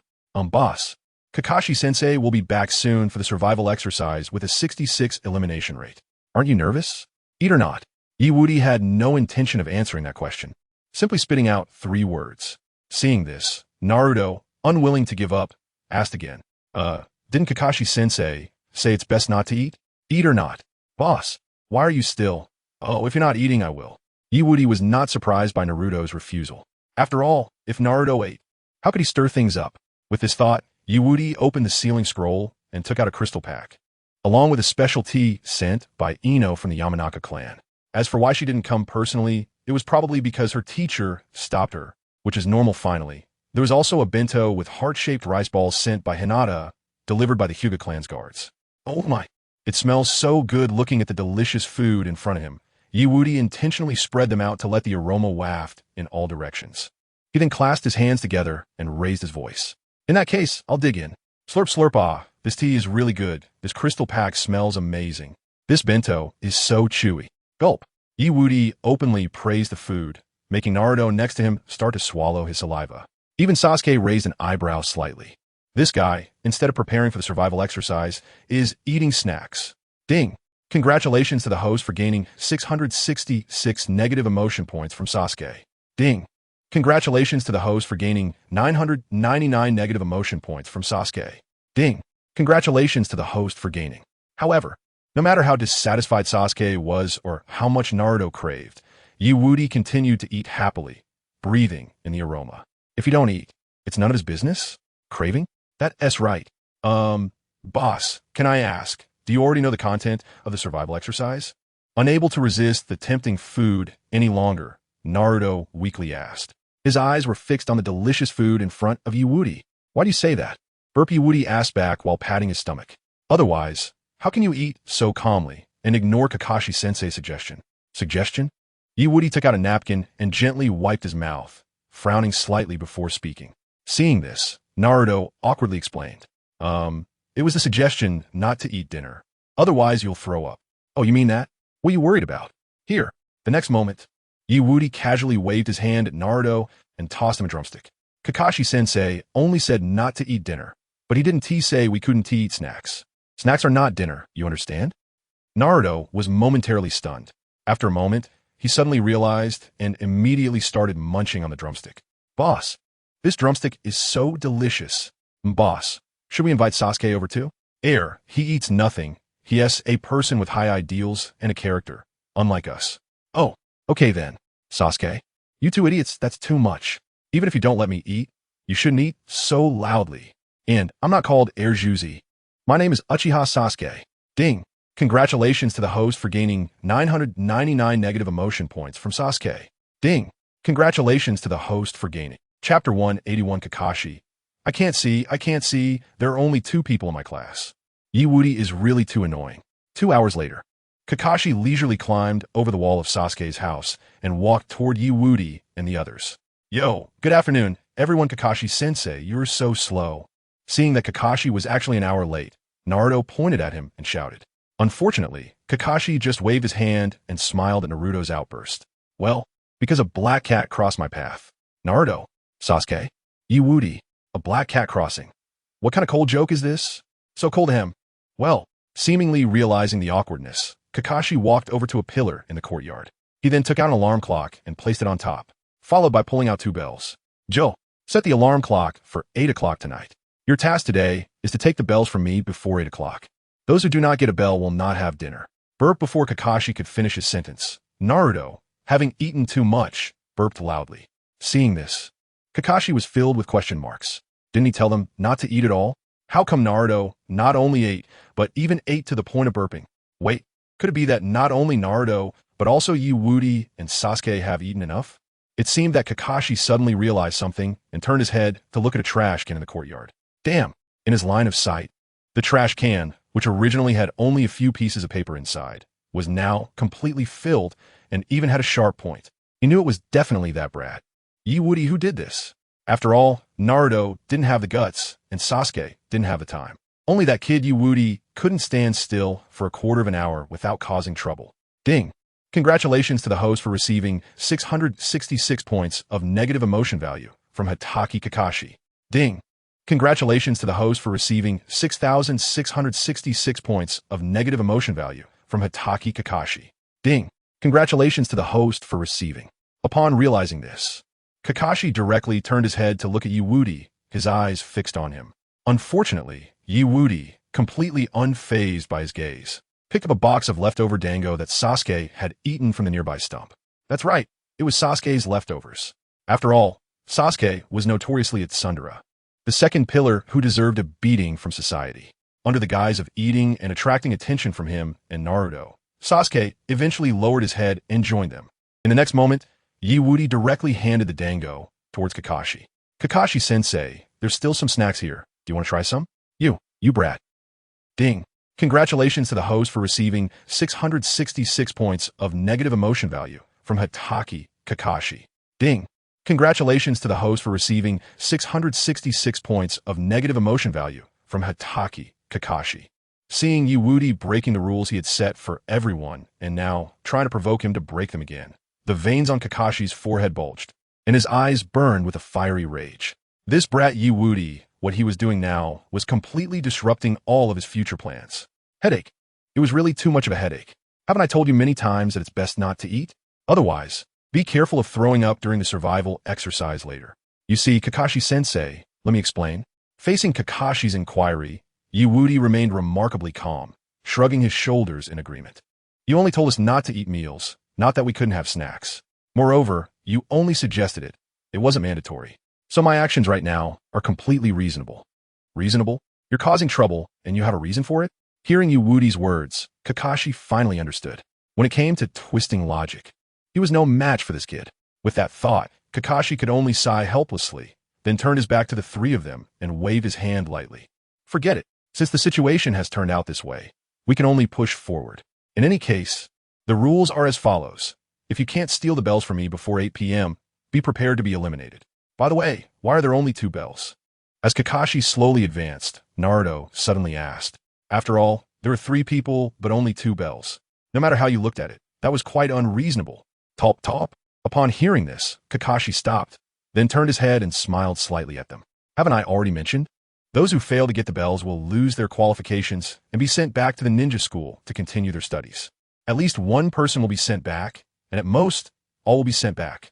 After hearing Kakashi's words, Naruto and Sasuke's expressions turned serious. Now, they finally realized the severity of the situation. 3 people taking the exam, 2 passing, 1 eliminated. That was too harsh. As for their serious expressions, Kakashi was very pleased, feeling that he had nearly achieved the desired effect. As for Woody, he completely ignored him. That kid, no matter what, wouldn't fail. Not to mention his strength was already sufficient, even if he wanted to send him back to the ninja school. The teachers there wouldn't agree. Because that kid Woody, no teacher in the ninja school would willingly let him return to learn and make a fool of himself. By the way, you can also use shuriken, because if you don't have the determination to kill me, you won't be able to steal the bells. As soon as Kakashi finished speaking, Naruto shot back. But Kakashi-sensei, won't that be too dangerous? After all, you can't even keep up with Sasuke and the boss's speed. While eating delicious food earlier, he had been awakened by Woody and realized the reason Kakashi didn't let them eat. So now, he really wanted to tease Kakashi. However, to Naruto's harmless sarcasm, Kakashi casually replied, "In this world, those who are the least capable love to act arrogant. All right, let's not worry about the straggler. Next, when I say ready, start." Huh? Just as Naruto was about to provoke Kakashi, hearing his words made the veins on his forehead bulge. Straggler, straggler, straggler, whoosh. Immediately, under everyone's gaze, Naruto drew his kunai and charged at Kakashi. I'm not a straggler. I'm Naruto Uzumaki, and I will definitely gain everyone's recognition and become Hokage. In the end, I will surpass all previous Hokages and become the strongest Hokage. But, bang, don't be so hasty. Just as Naruto was pumped up and charging out, before he could even stab with his kunai, a hand caught him from behind. His body was now completely controlled. The person who made the move was, of course, Kakashi. Seeing this scene, the three of them had their own thoughts. Naruto, TCH, so fast. I didn't see how Kakashi-sensei made his move at all. Sasuke, is this the strength of AJ Nin? Wudi, TSK. So cool, although you rushed a bit. It seems like you also want to kill me a little.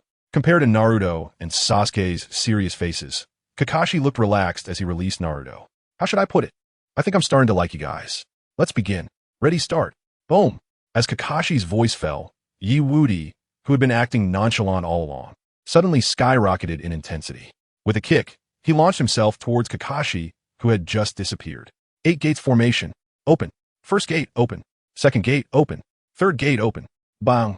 Under everyone's watchful eyes, Wudi opened 3 gates in succession and instantly dashed towards the direction where Kakashi had just vanished. A heavy collision sound instantly echoed throughout the venue. After hearing this sound, both Sasuke and Naruto were momentarily stunned. Did he succeed? TCH. Compared to Naruto's shock, Sasuke's eyes were filled with disdain and annoyance. That guy named Kakashi was too overconfident. Being defeated like this, what right does he have to call himself a jonin? As expected, only our Uchiha clan are natural warriors. The others are all just half-baked. And you, Wudi, don't get cocky. A guy like this, I could take him on too. Ding. Congratulations, the host has received 666 points of negative emotion value from Sasuke. Ding. Congratulations, the host has received from Top. However, just as the two were watching, Wudi suddenly swung his right hand, which was holding the lightning blade, to disperse the dust. Then, he exerted force with his right hand gripping Kakashi's neck, instantly crushing him into white smoke. Oh dear, just a shadow clone? What terrifying speed, Ding. Congratulations. The host has received 666 points of negative emotion value from Hatake Kakashi. Ding. Congratulations, the host has received from.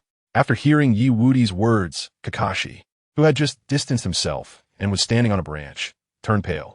What the hell? You came in with body flicker technique, forbidden technique. 8 gates S-rank, ninjutsu, lightning release, lightning blade.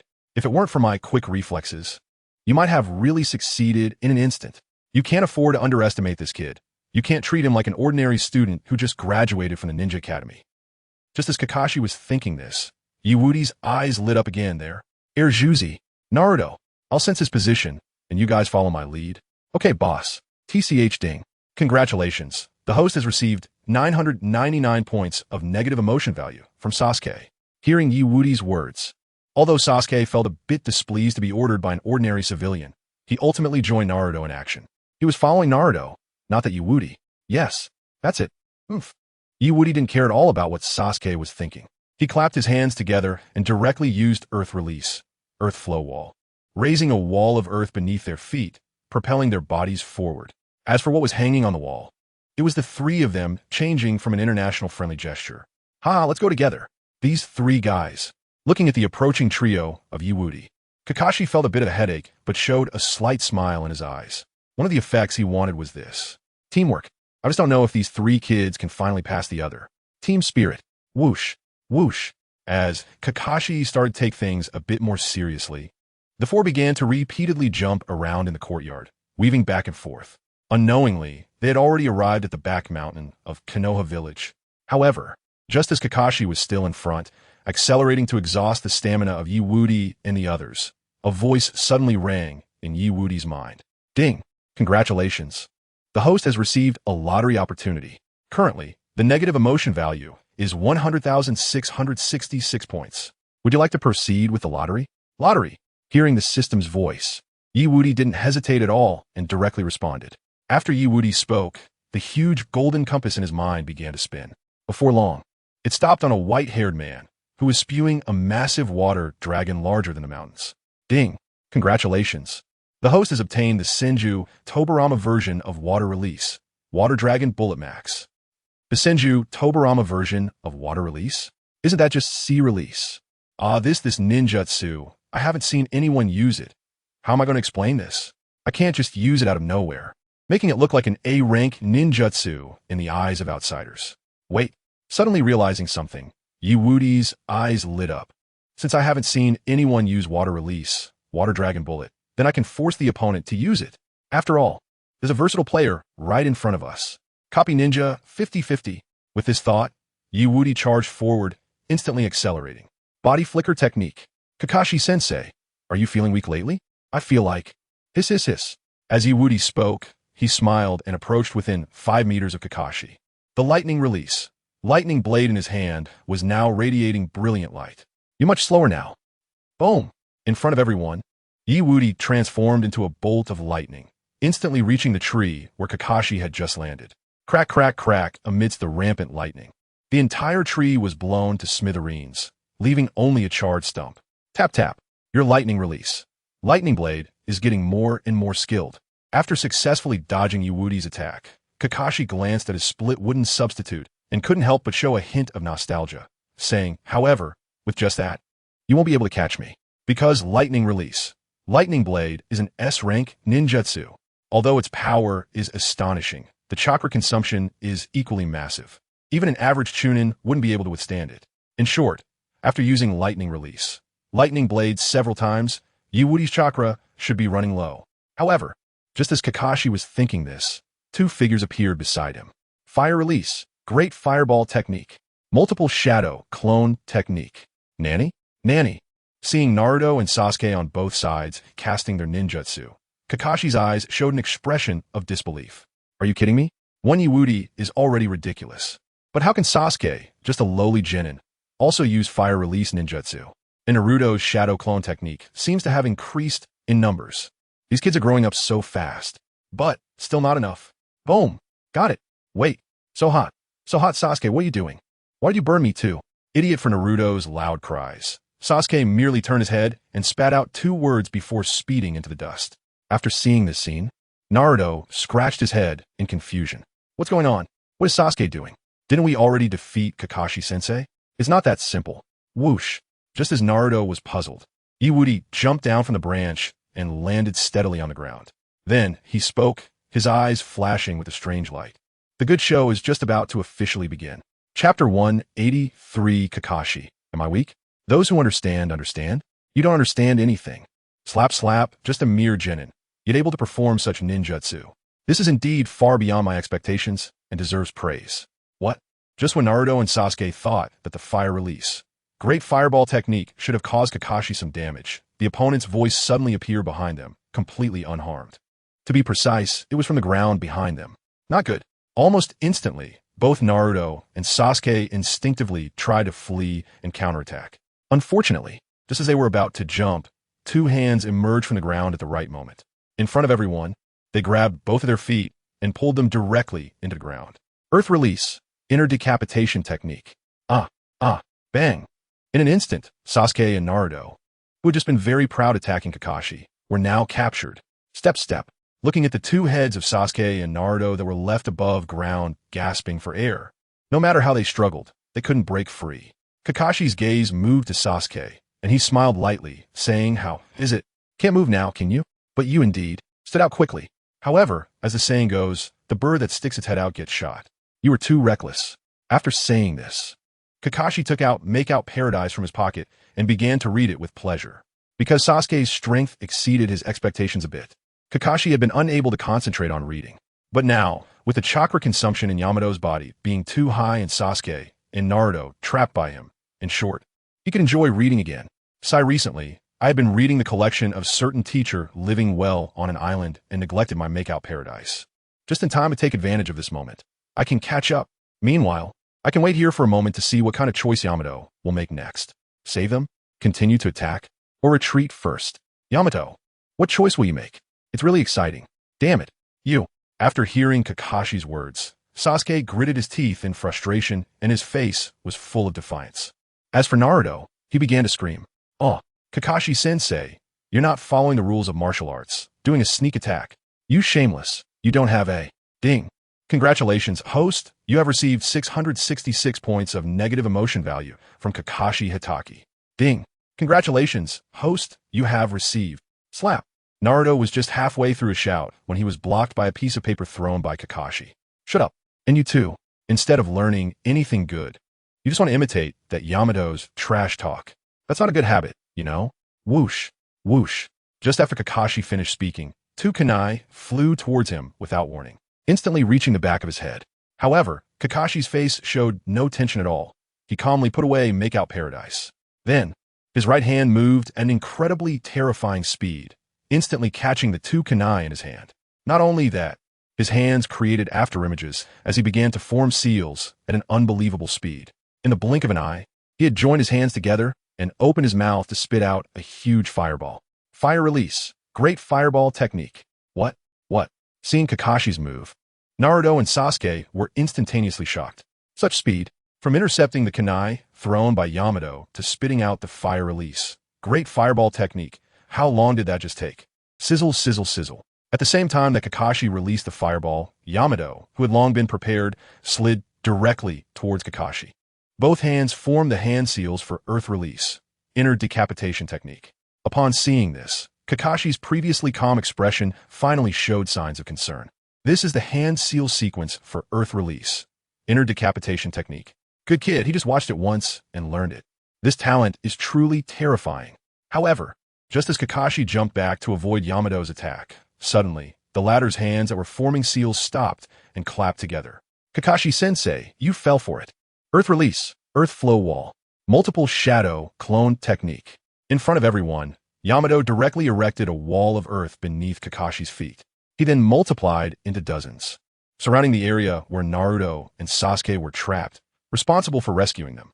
As for himself and the remaining shadow clones, they naturally rushed over to have some fun with Kakashi. Whoosh!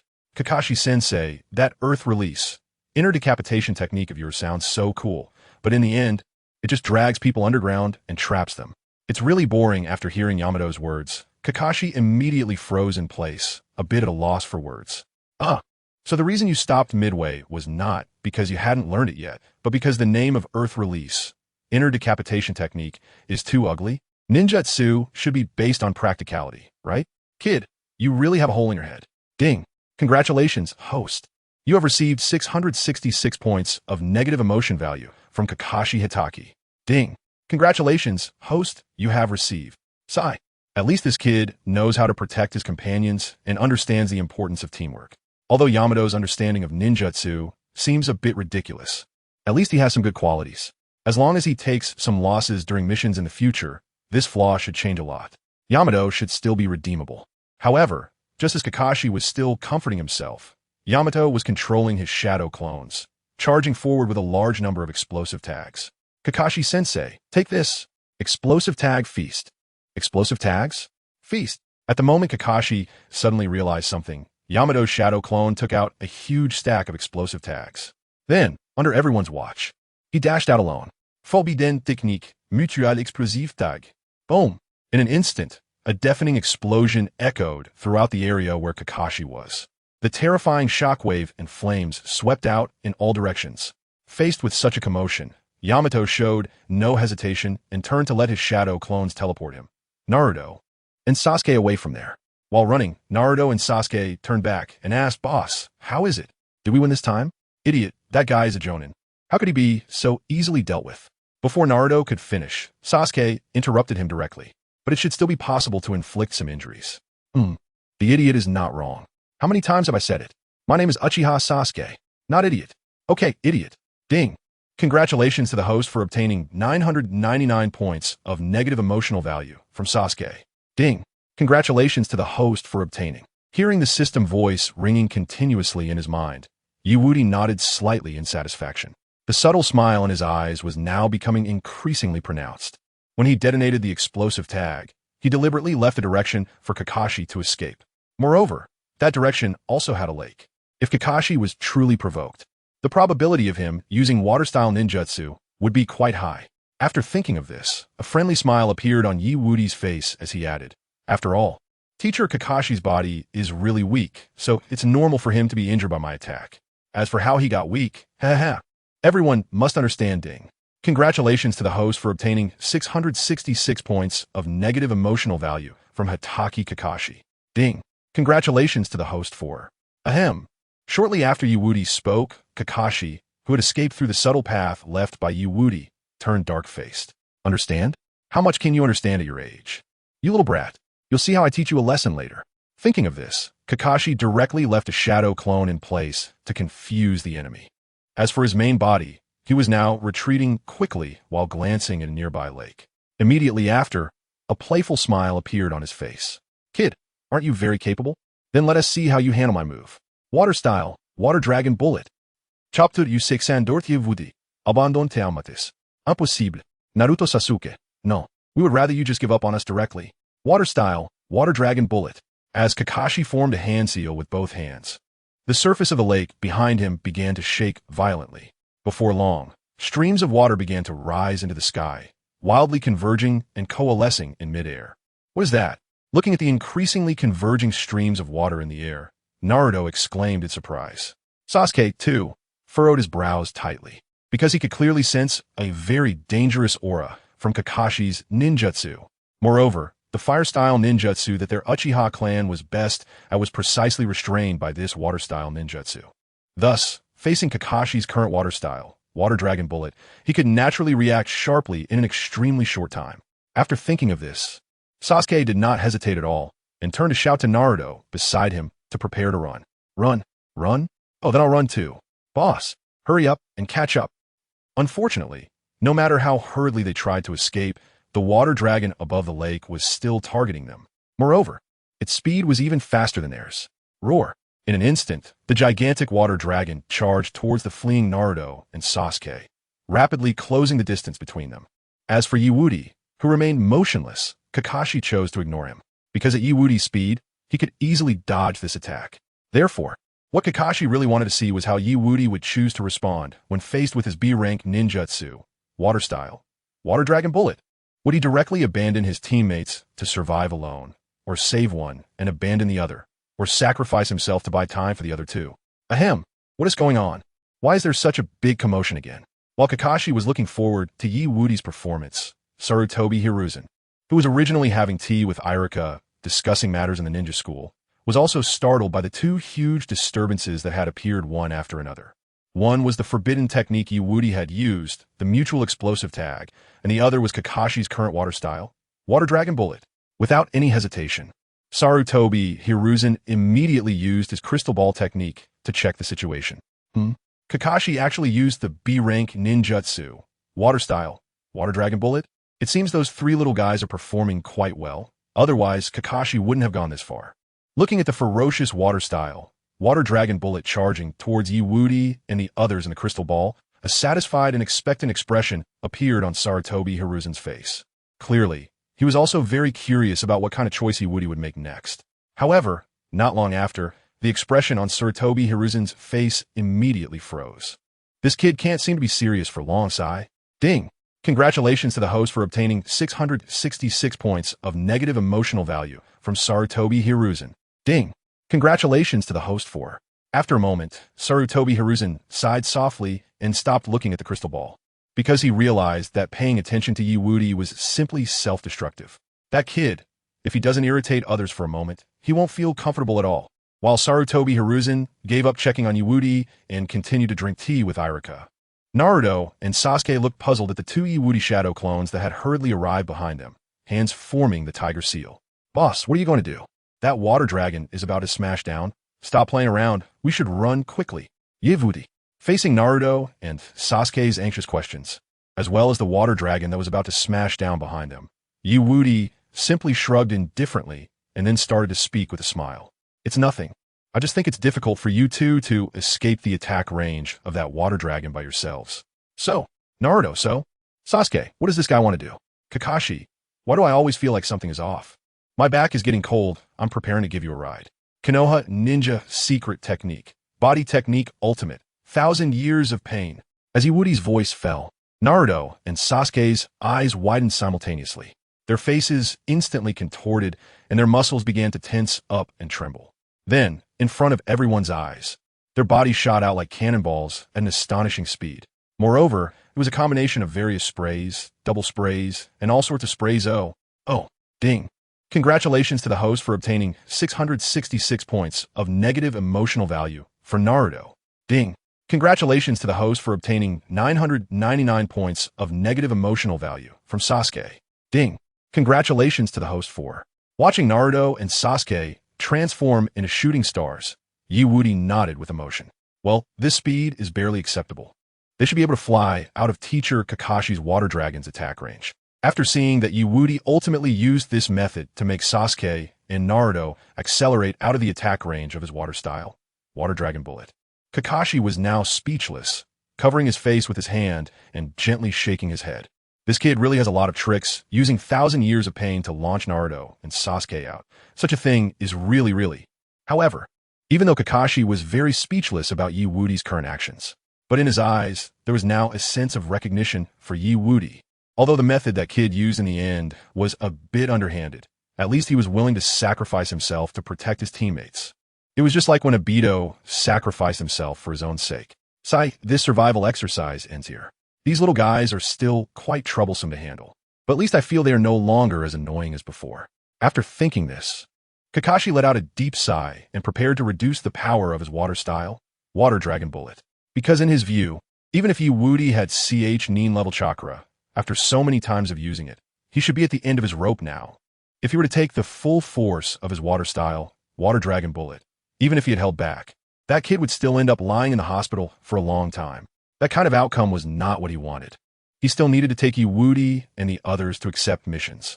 How could he allow them to be taken out during his survival exercise? Just as Kakashi was about to withdraw some chakra to lessen the impact, the next moment, several sounds of rushing water suddenly appeared as they converged around the water style, water dragon bullet he had summoned. At the same time, there was Wudi's playful laughter. Kakashi-sensei, this technique of yours looks really good, much better than that earth style, heart decapitation technique. What? Ding. Congratulations to the host for receiving 666 points of negative emotion value from Hatake Kakashi. Ding. Congratulations to the host for receiving. Hearing Wudi's words, Kakashi, thinking he was up to something again, felt his muscles tense up. But soon, his expression froze, and the light in his eyes flickered continuously, somewhat disbelieving what he was seeing. So, Kakashi-sensei, I want to hold back and will learn this ninjutsu. Water style, water dragon bullet. Hiya. Bang. Bang. Bang. Chapter 185. Kakashi. Why does it feel like others are teaching students while I'm shoulder to shoulder with death?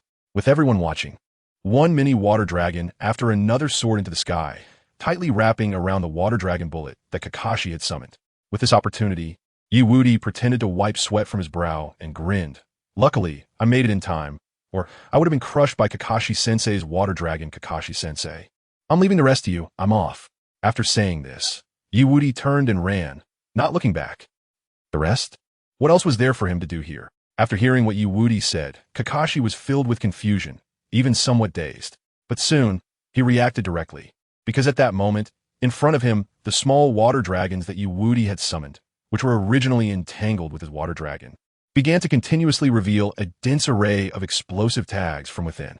In just a moment, the entire water dragon was filled with them. What? Seeing the scene, Kakashi's expression changed drastically, and he murmured to himself. No wonder these water dragons were only the size of a teenager. It turned out that kid had added his shadow clones into the water style, water dragon bullet. Hiding shadow clones in the water style, water dragon bullet, and hiding explosive tags in the shadow clones. This kid is too much. So I should deal with the explosive tags in these water dragons first. Ding. Congratulations to the host for receiving 666 points of negative emotion value from Hatake Kakashi. Ding. Congratulations to the host for receiving. Thinking about this, looking at the water flow that was about to transform from water style, water dragon bullet, to explosive tag style, water dragon bullet, Kakashi let out a helpless sigh. The next moment, he directly controlled the water dragon he summoned to return for defense near him. After all, at the current speed of the water style, water dragon bullet, It was impossible to catch up with Wudi and the others. Since that was the case, it was better for him to retract the water dragon bullet and use it to protect himself. After all, who knows how many explosive tags that kid has hidden in those mini water dragons. As for why he didn't run, it was naturally because he was worried that the explosion would affect the nearby buildings. If that happened, he would probably have to pay out of his own pocket to repair those buildings. Boom! Just as Kakashi was retracting the water dragon and rushing over, a deafening explosion shook the entire area at that moment. Even the Hokage building, some distance away, was stirred. Ding! Congratulations to the host for receiving 666 points of negative emotion value from Sarutobi Hiruzen. Ding! Congratulations to the host for receiving. However, although Sarutobi Hiruzen was quite helpless about Wudi's antics, in the end, he chose to trust Kakashi and did not use the telescope technique to check on Wudi's situation. It was precisely because he knew he would have such thoughts that the next moment, Wudi could use another forbidden technique even more recklessly. Forbidden technique, dark walking technique. As Kakashi was being ravaged by the explosion caused by the forbidden technique, mutual explosive tag, Wudi, who had clearly left the area, was now hiding in the shadow behind a nearby tree, clapping his hands together. Forbidden techniques just need a clap. And as Wudi clapped his hands, darkness suddenly surged toward Kakashi, momentarily obscuring his vision. At the same time, those explosive tags that were gradually igniting around him now all exploded at once under Wudi's deliberate manipulation.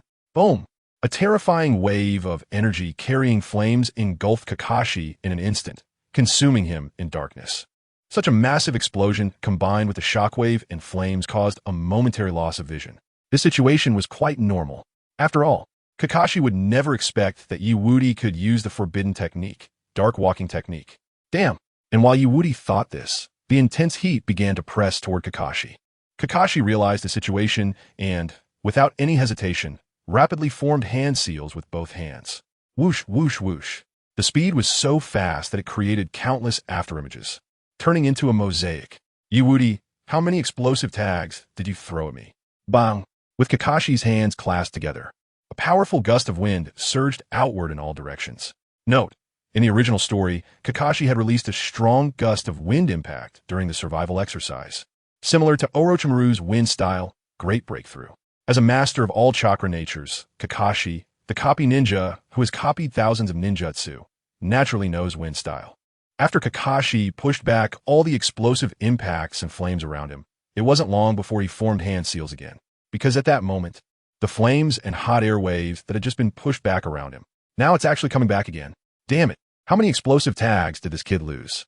No, from now on, before doing any training or missions, I must first impose a restriction on him besides the threat to his life. Otherwise, the explosive tag limit cannot be easily used. That's right, that's how it should be. Otherwise, as a teacher, I might one day be inexplicably blown up by that kid Wudi. Water release, water barrier, drink, splash splash. Two vertical water walls emerged around Kakashi, one protecting his entire body and the other containing the explosion to prevent it from spreading. After doing all this, Kakashi ignored the continuous explosions outside the water barrier and sighed with some emotion. This kid really knows how to stir things up. Kakashi-sensei, thank you for your compliment. Upon hearing Wudi's words, Kakashi instinctively began to reply, wiping the sweat from his forehead with his right hand. No need to thank me. Ding. Congratulations, host. You have received 999 negative emotional points from Hitaki Kakashi. Ding. Congratulations, host. You have received. Nanny? Whoosh. It seemed that he suddenly realized something, and in the next moment, Kakashi jumped back sharply, creating enough safe distance from Wudi, who was crouching right next to where he had just been standing. What's going on? This kid has already sneaked up beside me. This time, I really let my guard down. TSK, TSK, TSK. Watching Kakashi's serious expression, Wudi merely shrugged indifferently. Kakashi-sensei, you don't need to be nervous. It wouldn't help anyway. Look, after saying this, Wudi waved his hand indifferently. Then he directly extended his right hand, revealing two bells inside, and began to play with them in front of Kakashi. If he weren't worried about being suspected, he could have directly increased the duration of the forbidden technique, dark travel technique.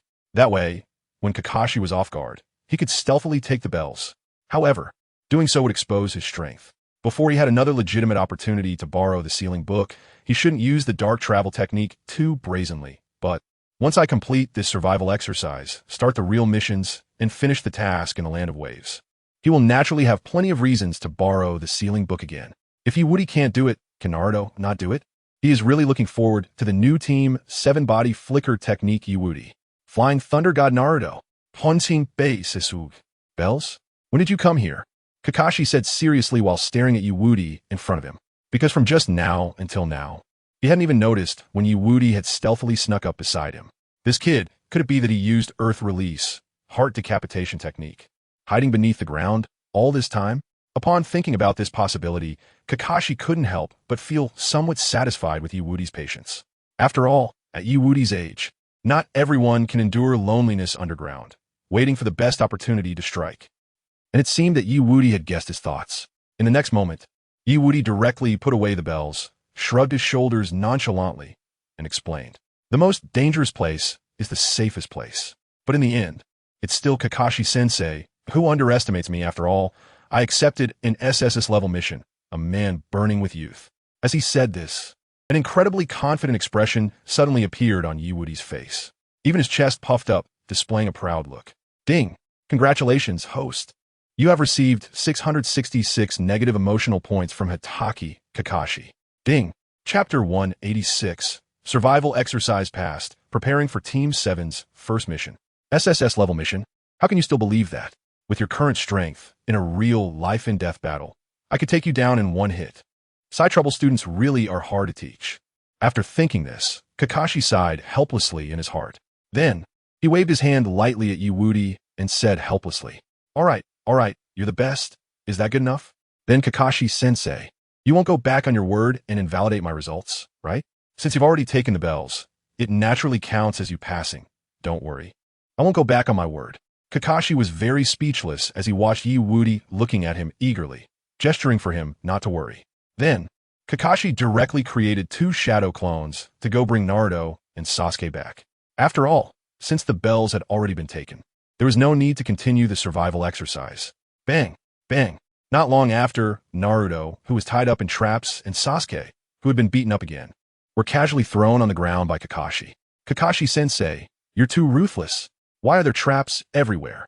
Hiss. Compared to Naruto's indignation, Sasuke was now gasping in surprise, with a stinging sensation on his face.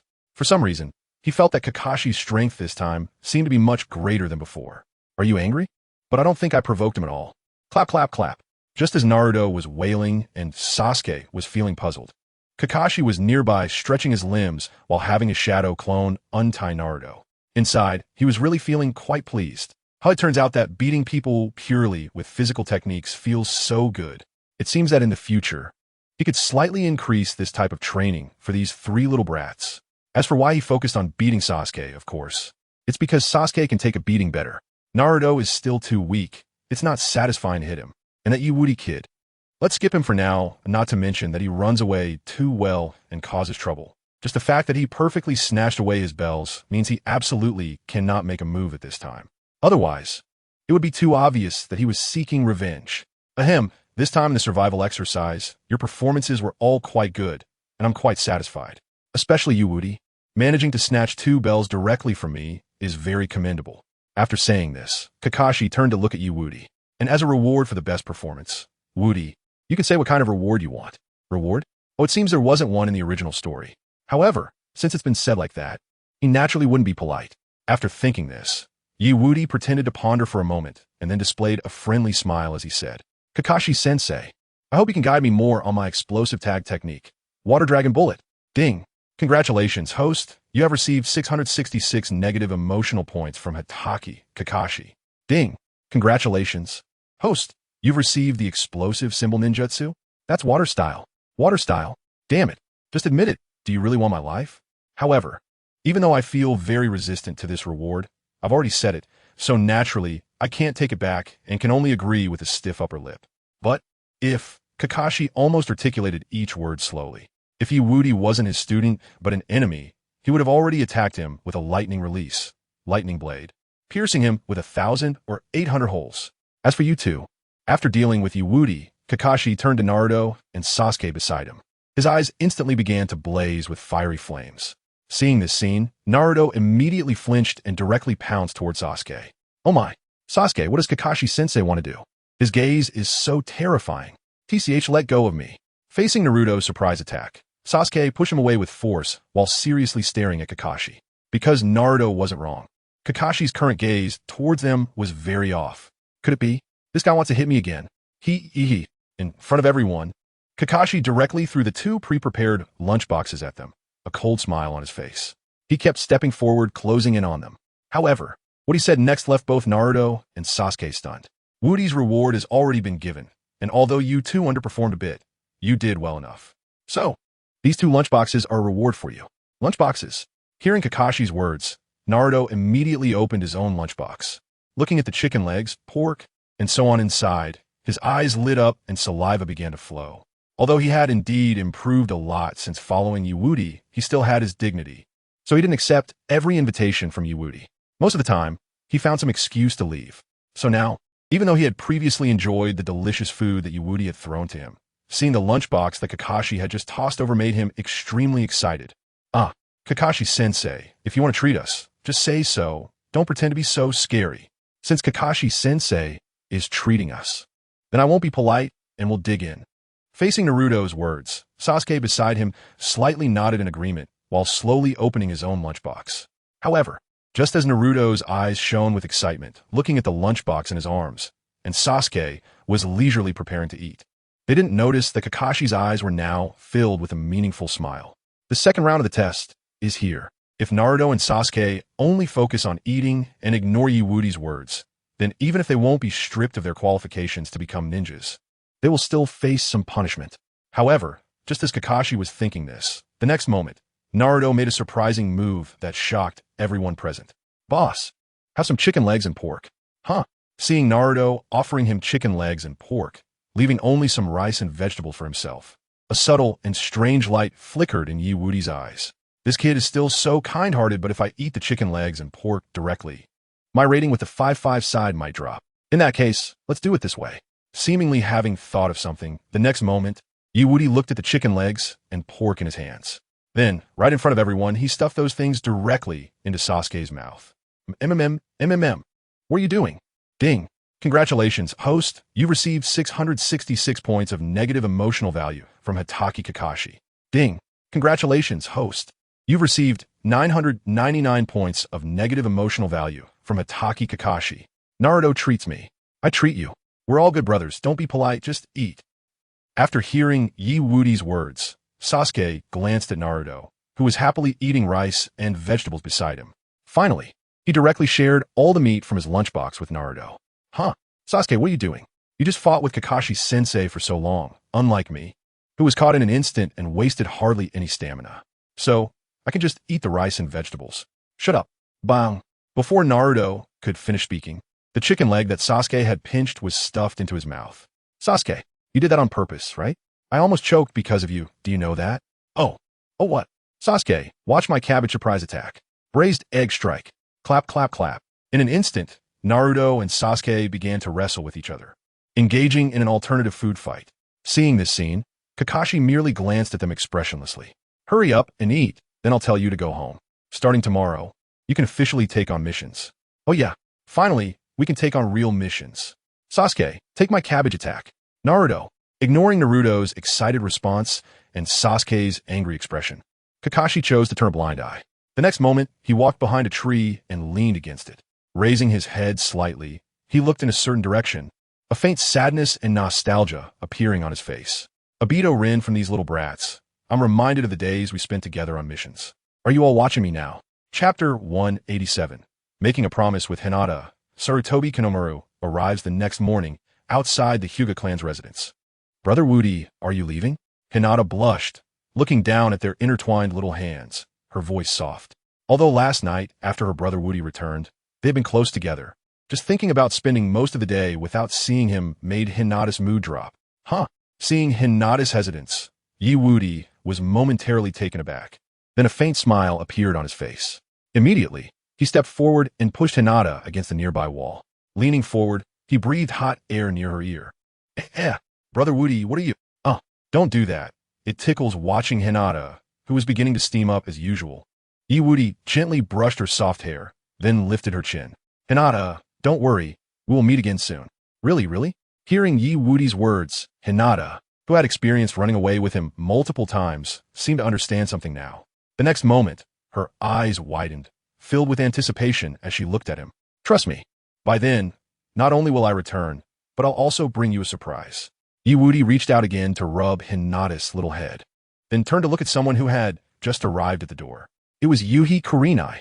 Seeing the tall and beautiful woman in front of him, Yi Wudi politely said, Sister Hong, good morning.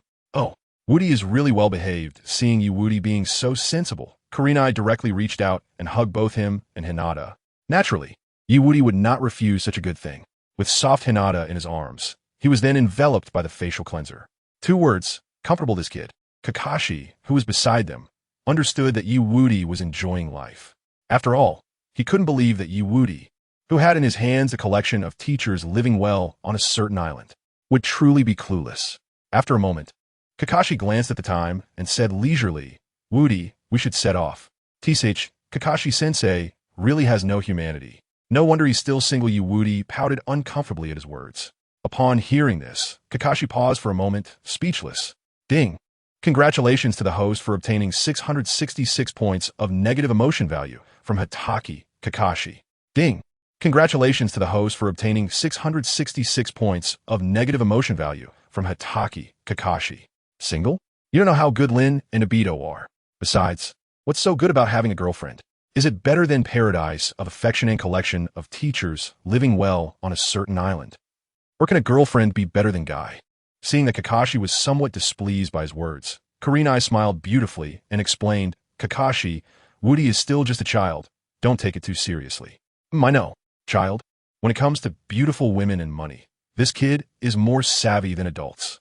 However, he obviously couldn't say these words out loud. After all, the more excellent Yi Wudi was, the better it would be for the village once he fully matured. Although Yi Wudi liked to stir things up, the village was where he had lived his whole life. As long as he was properly guided, Kakashi didn't think that one day he would destroy the village. After thinking this, Kakashi and Kurenai nodded to each other, and then she took Hinata's hand and walked away. Since the time is almost up, Wudi, sister will take Hinata to complete the mission now. See you later. Goodbye. Wudi and I can seeing this scene. Yi Wudi shouted at the 2 women, Sister Hong, Hinata, wait for me. I will come to find you soon. Watching Yi Wudi's reluctant appearance, Kakashi shook his head in disbelief. This kid is acting like a bad guy. Stop wasting time. Let's go. The next moment, Kakashi took Yi Wudi and left the entrance of the Hyuga clan, disappearing. After seeing this scene, the guards of the Hyuga clan let out a sigh of relief. Their eyes filled with excitement, because for a long time starting now, they would no longer see that guy most of the time each day. King of Pits, Yi Wudi. However, just as these guards of the Hyuga clan thought this way, they did not notice that the second young lady, Hanabi, who should still be having breakfast, was quietly climbing over the wall, then chasing after the direction Kakashi had left. He, today father, went to find the 3rd Hokage to discuss matters. And Neji is on a mission, while the elder is exercising in his room. What a great opportunity. When Ike and Wudi, Hanabi is coming. However, Hanabi herself did not notice that behind her, for people were following her. They were Sai, Hinata's cousin, Kurenai's daughter, and 2 other children. Whoosh! Yi Wudi did not know about Hanabi's quiet departure for the Hyuga clan. He only instructed Sai and the others to follow her closely, fulfilling their duty to protect and greet. After all, beside him was Kakashi, a village elite jonin and a famous copy ninja in the ninja world. Nothing would go wrong no matter what. Tap, tap, tap. As Kakashi and Yi Wudi just arrived, Naruto put his hands behind his head and grinned. Boss, you're so slow today. Were you with your sister-in-law? Hee hee? Hee hee. Upon hearing Naruto's words, Sasuke showed a hint of confusion, not understanding what he was talking about. However, before Naruto could explain to Sasuke, a figure even smaller than them suddenly stood up and shouted, You don't understand, hee hee? Boss, you're so lame. You. Upon hearing the arrogant voice of the little one, Sasuke immediately felt annoyed. But soon he realized the identity of the one who spoke. The little guy was actually the grandson of the 3rd Hokage, Sarutobi Konohamaru. And when Konohamaru saw Sasuke's dazed expression, he thought he was like everyone else.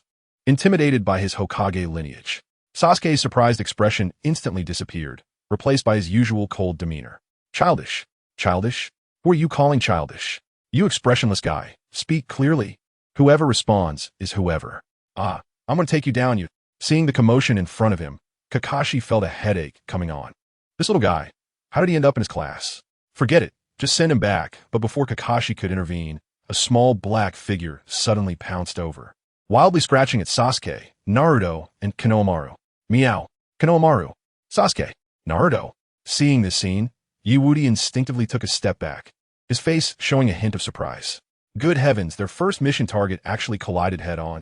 Chapter 188. The Origin of the Shadow Cat. Wudi. Oh? Isn't this just a cat version of the second pillar? BFF. Under the gaze of everyone, the black cat shadow directly fell from the sky, wildly scratching at Naruto and the others. Meow. Meow. Meow meow meow. Seeing the scene, Wudi and Kakashi instinctively took a step back to dodge the black cat's attack. However, just as Wudi did this, the system, which only appeared when accumulating negative emotion values and reaching 100,000 points for a lottery, unexpectedly spoke up. Ding!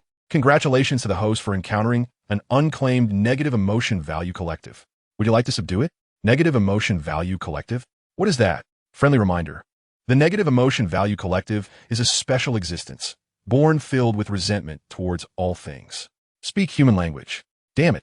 I was indeed an omnipotent delivery man in my previous life. But what the hell is a negative emotion value collective? You don't explain it. How would I know what that thing is? Hearing Wudi's words, the system fell silent for a while, seemingly organizing its language. After a moment, the system finally spoke again. In simple terms, a collection of negative emotion values is a being that inherently possesses strong negative emotions due to birth or certain experiences, such as the major-tailed beasts that were sealed and did not have a friendly relationship with their Jinchuriki. Oh, so that's how it is. Upon hearing this, Wudi's gaze shifted to the black cat that was wildly scratching at Naruto and the others. A strange light began to flicker in his eyes.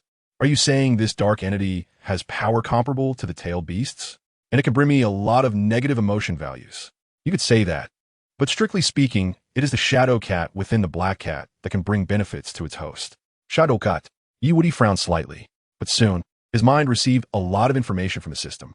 The shadow cat is an inherently evil existence, possessing abilities such as merging with darkness and strangling in the night.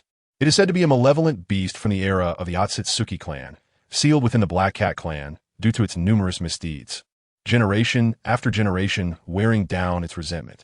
Currently, the Shadow Cat has little power left and can only occasionally cause trouble through the Black Cat's body. A Black Cat from the era of the Otsutsuki clan? System, since the Shadow Cat has little power left, what use is it to me? Returning to the host. The Shadow Cat's main power lies within its shadow. The Black Cat merely binds its physical form. You can use summoning techniques to briefly summon it. Alternatively, you can forcibly summon it for a moment with 666 points of negative emotion values, then subdue it. I see. After hearing the system's words, Wudi instantly understood. This is yet another alternative two-tailed little cat. In short, a little creature craving a beating. He doesn't know summoning techniques. And Kakashi won't teach this early.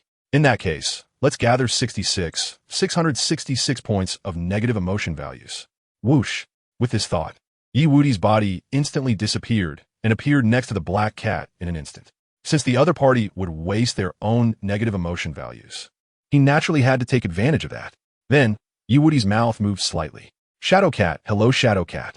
Upon hearing Wudi's words, the Shadow Cat hidden within the black cat was startled. Her identity had never been discovered before. Yet today, she was actually found out by a human. If you want to regain your freedom, meet me at XXX on the back mountain tonight. Regain freedom? Hee. This little brat really knows how to boast, although she didn't know how this little thing knew about her, but to break her seal? Not to mention that there is no one in this era who can break the Otsutsuki clan seal. Even if there were, it certainly wouldn't be a little brat. Ding. Congratulations, host. You have received 999 points of negative emotion values from the Shadow Cat. Ding. Congratulations, host. You have received 999 points of negative emotion values from the Shadow Cat. Ding. Congratulations, host. You have received. Upon hearing the system's voice ringing in his mind, Wudi's mood instantly improved. TSK.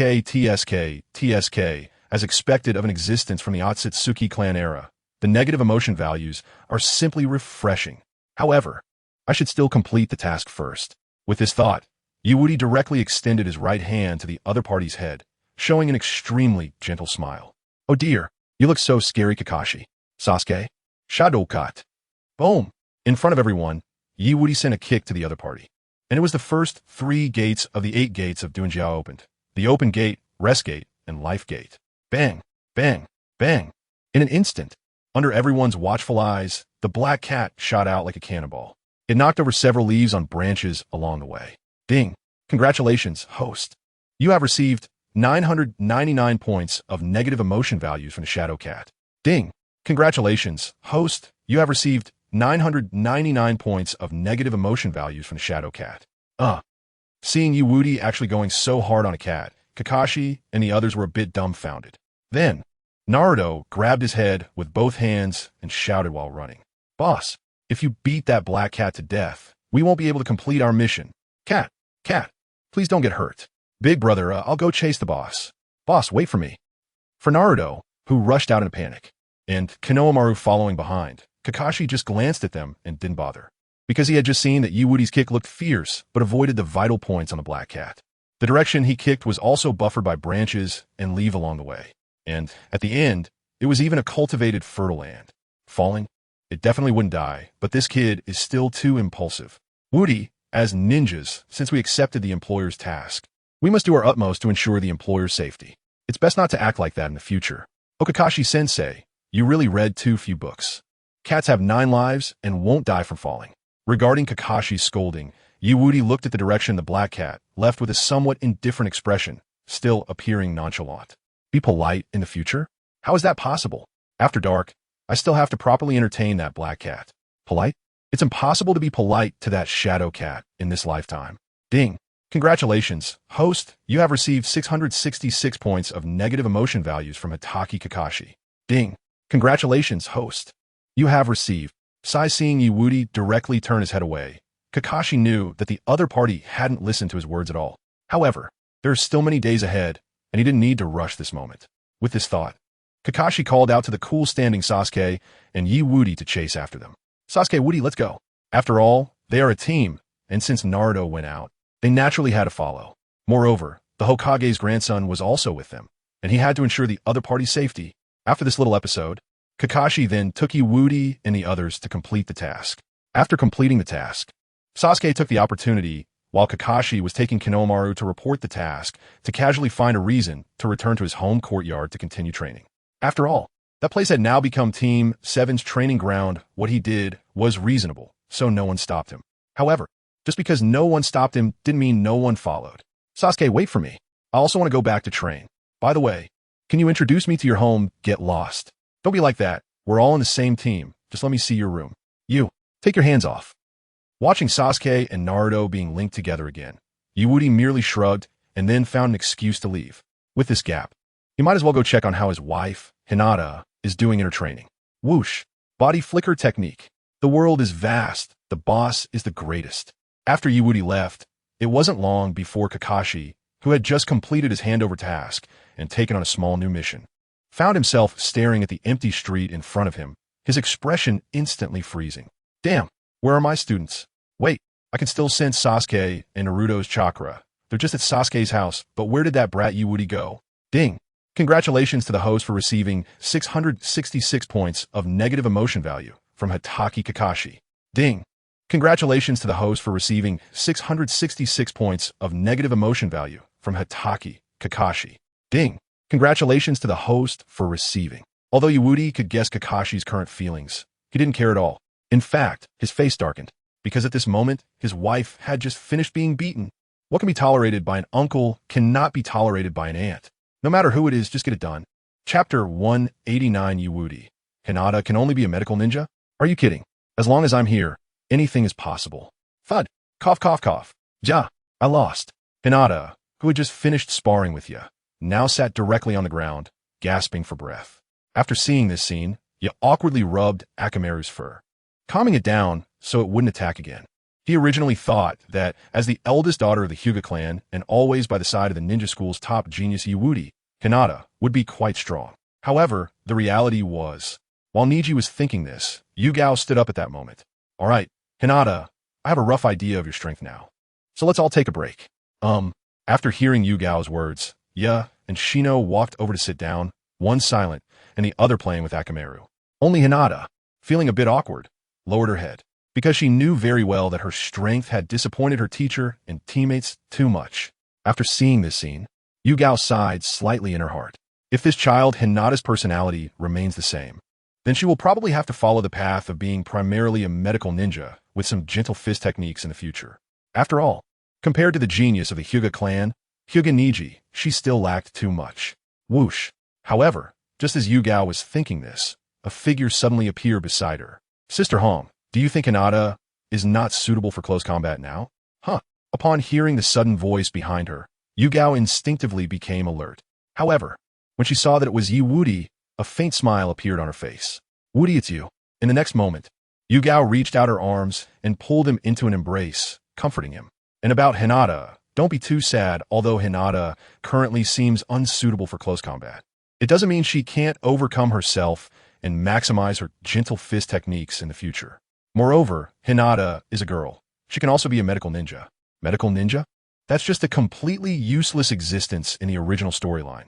Right, of course, excluding the kind of healing that comes from bloodline power like Senju Hashirama and Orochimaru, which grants immortality.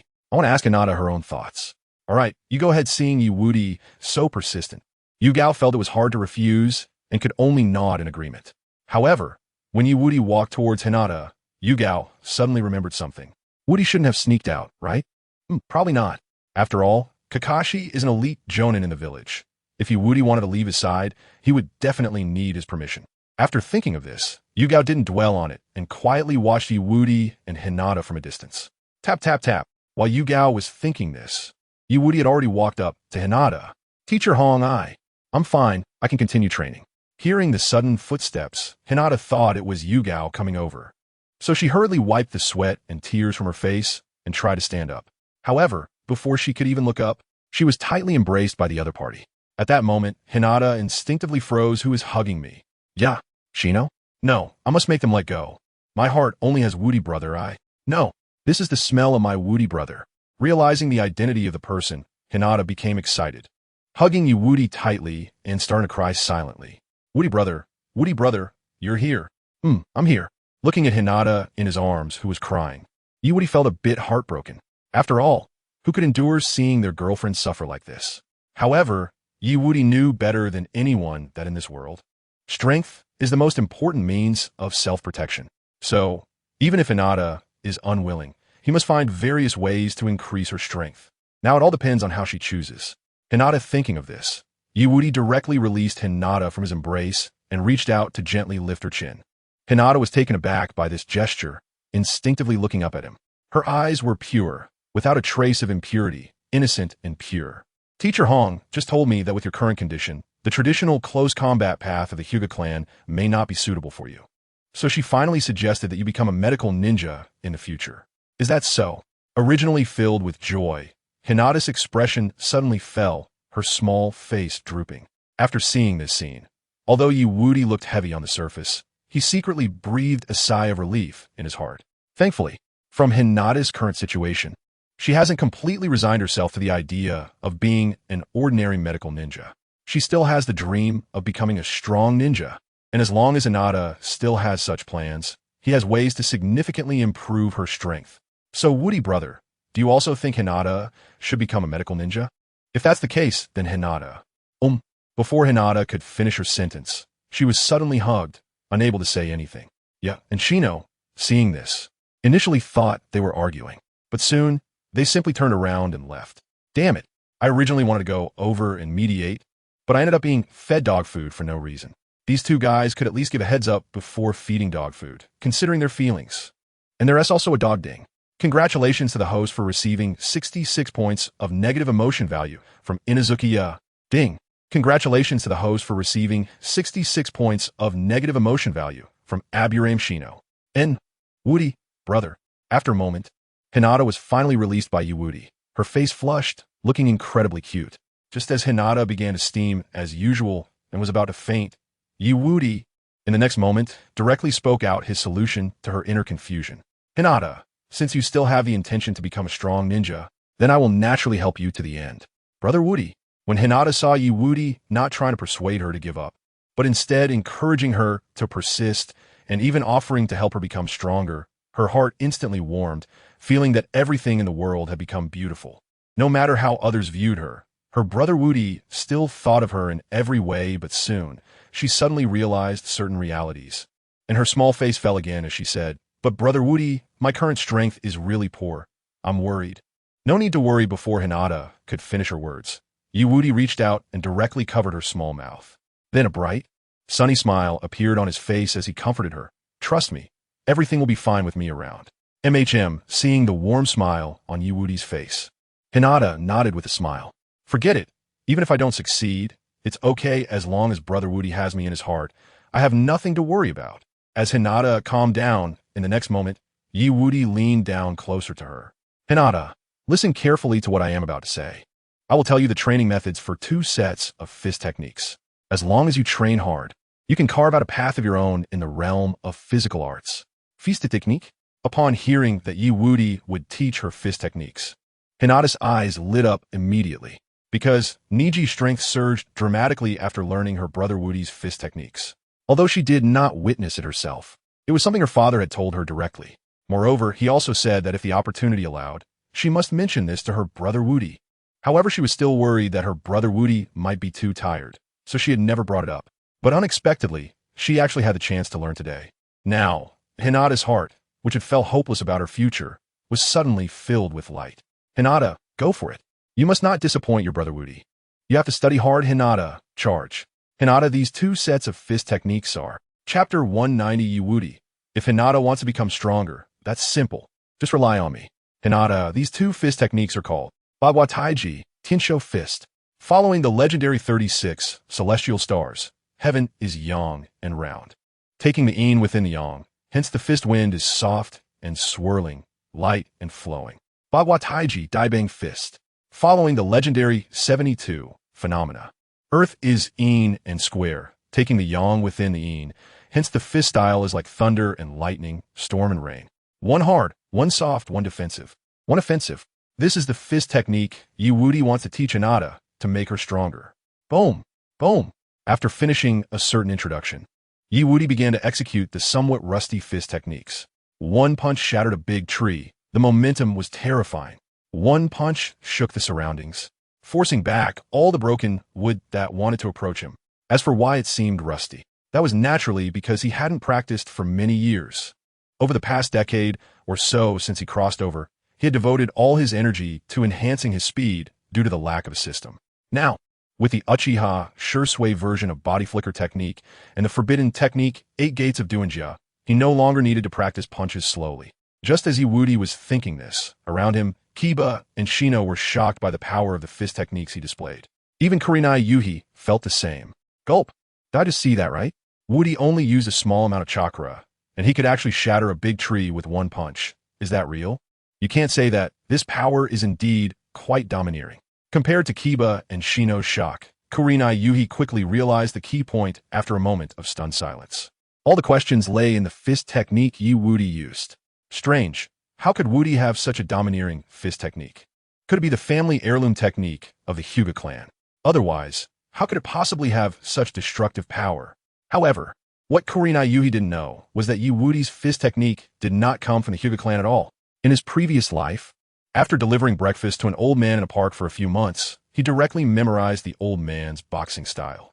The old man also knew that he was merely driven by interest, so he didn't resist and would even occasionally give pointers. Unfortunately, in his previous life, he had limited talent.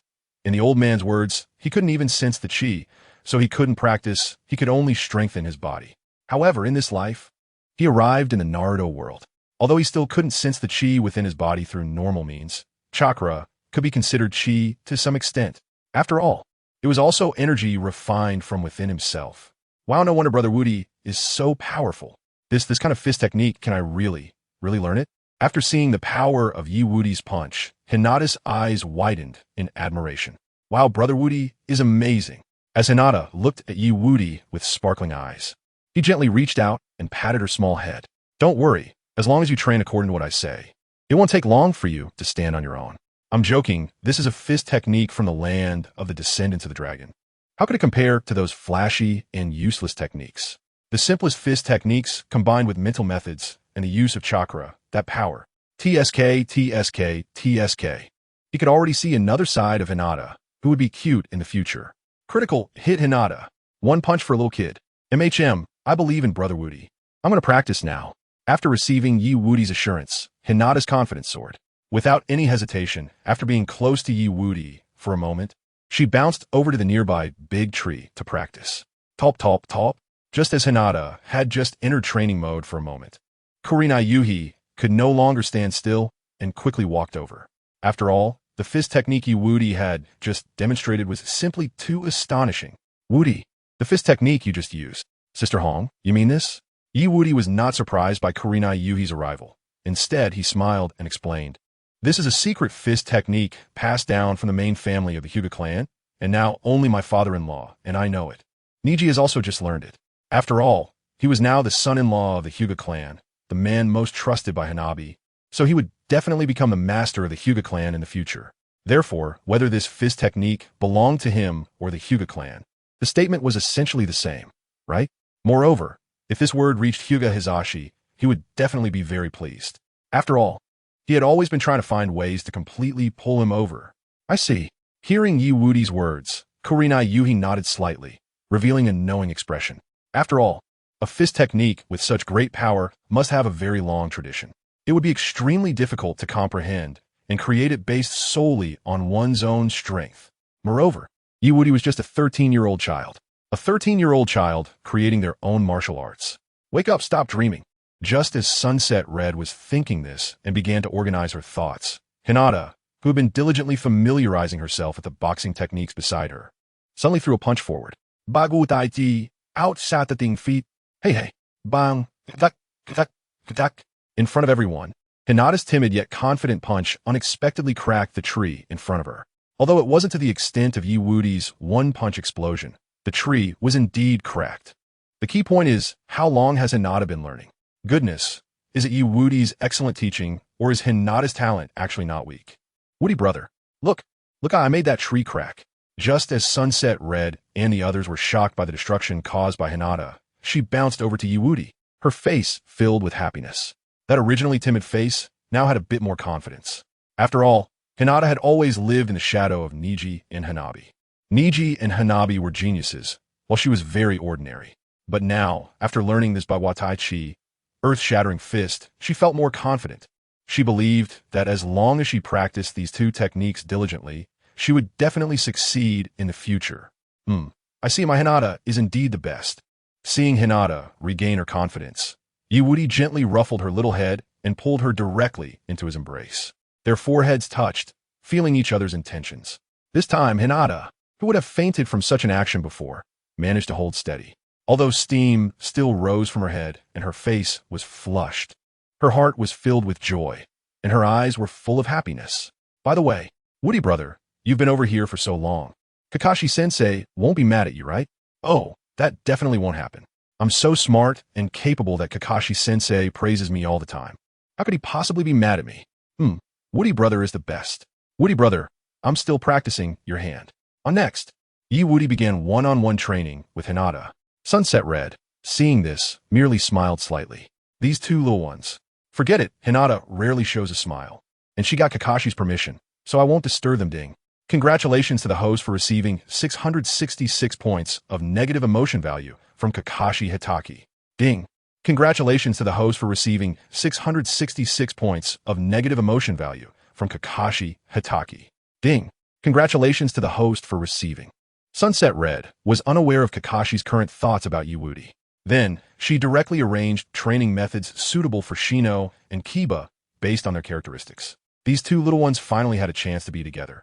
So today's lesson would be about familiarizing themselves with their own strengths. Time slowly passed by second. Before long, the sky was about to darken. Seeing the sky above, Yi Woody, who was holding Hinata, now had a strange light flashing in his eyes. Because according to the current time, it was almost time for him to return. After all, if it got dark, he would naturally have to fulfill the promise made to the Shadow Cat. Cat version of the second pillar. Here I come. He Chapter 191. Shadow Cat. Excuse me. Can you be normal? Yi Woody. Sorry, I can't. Top.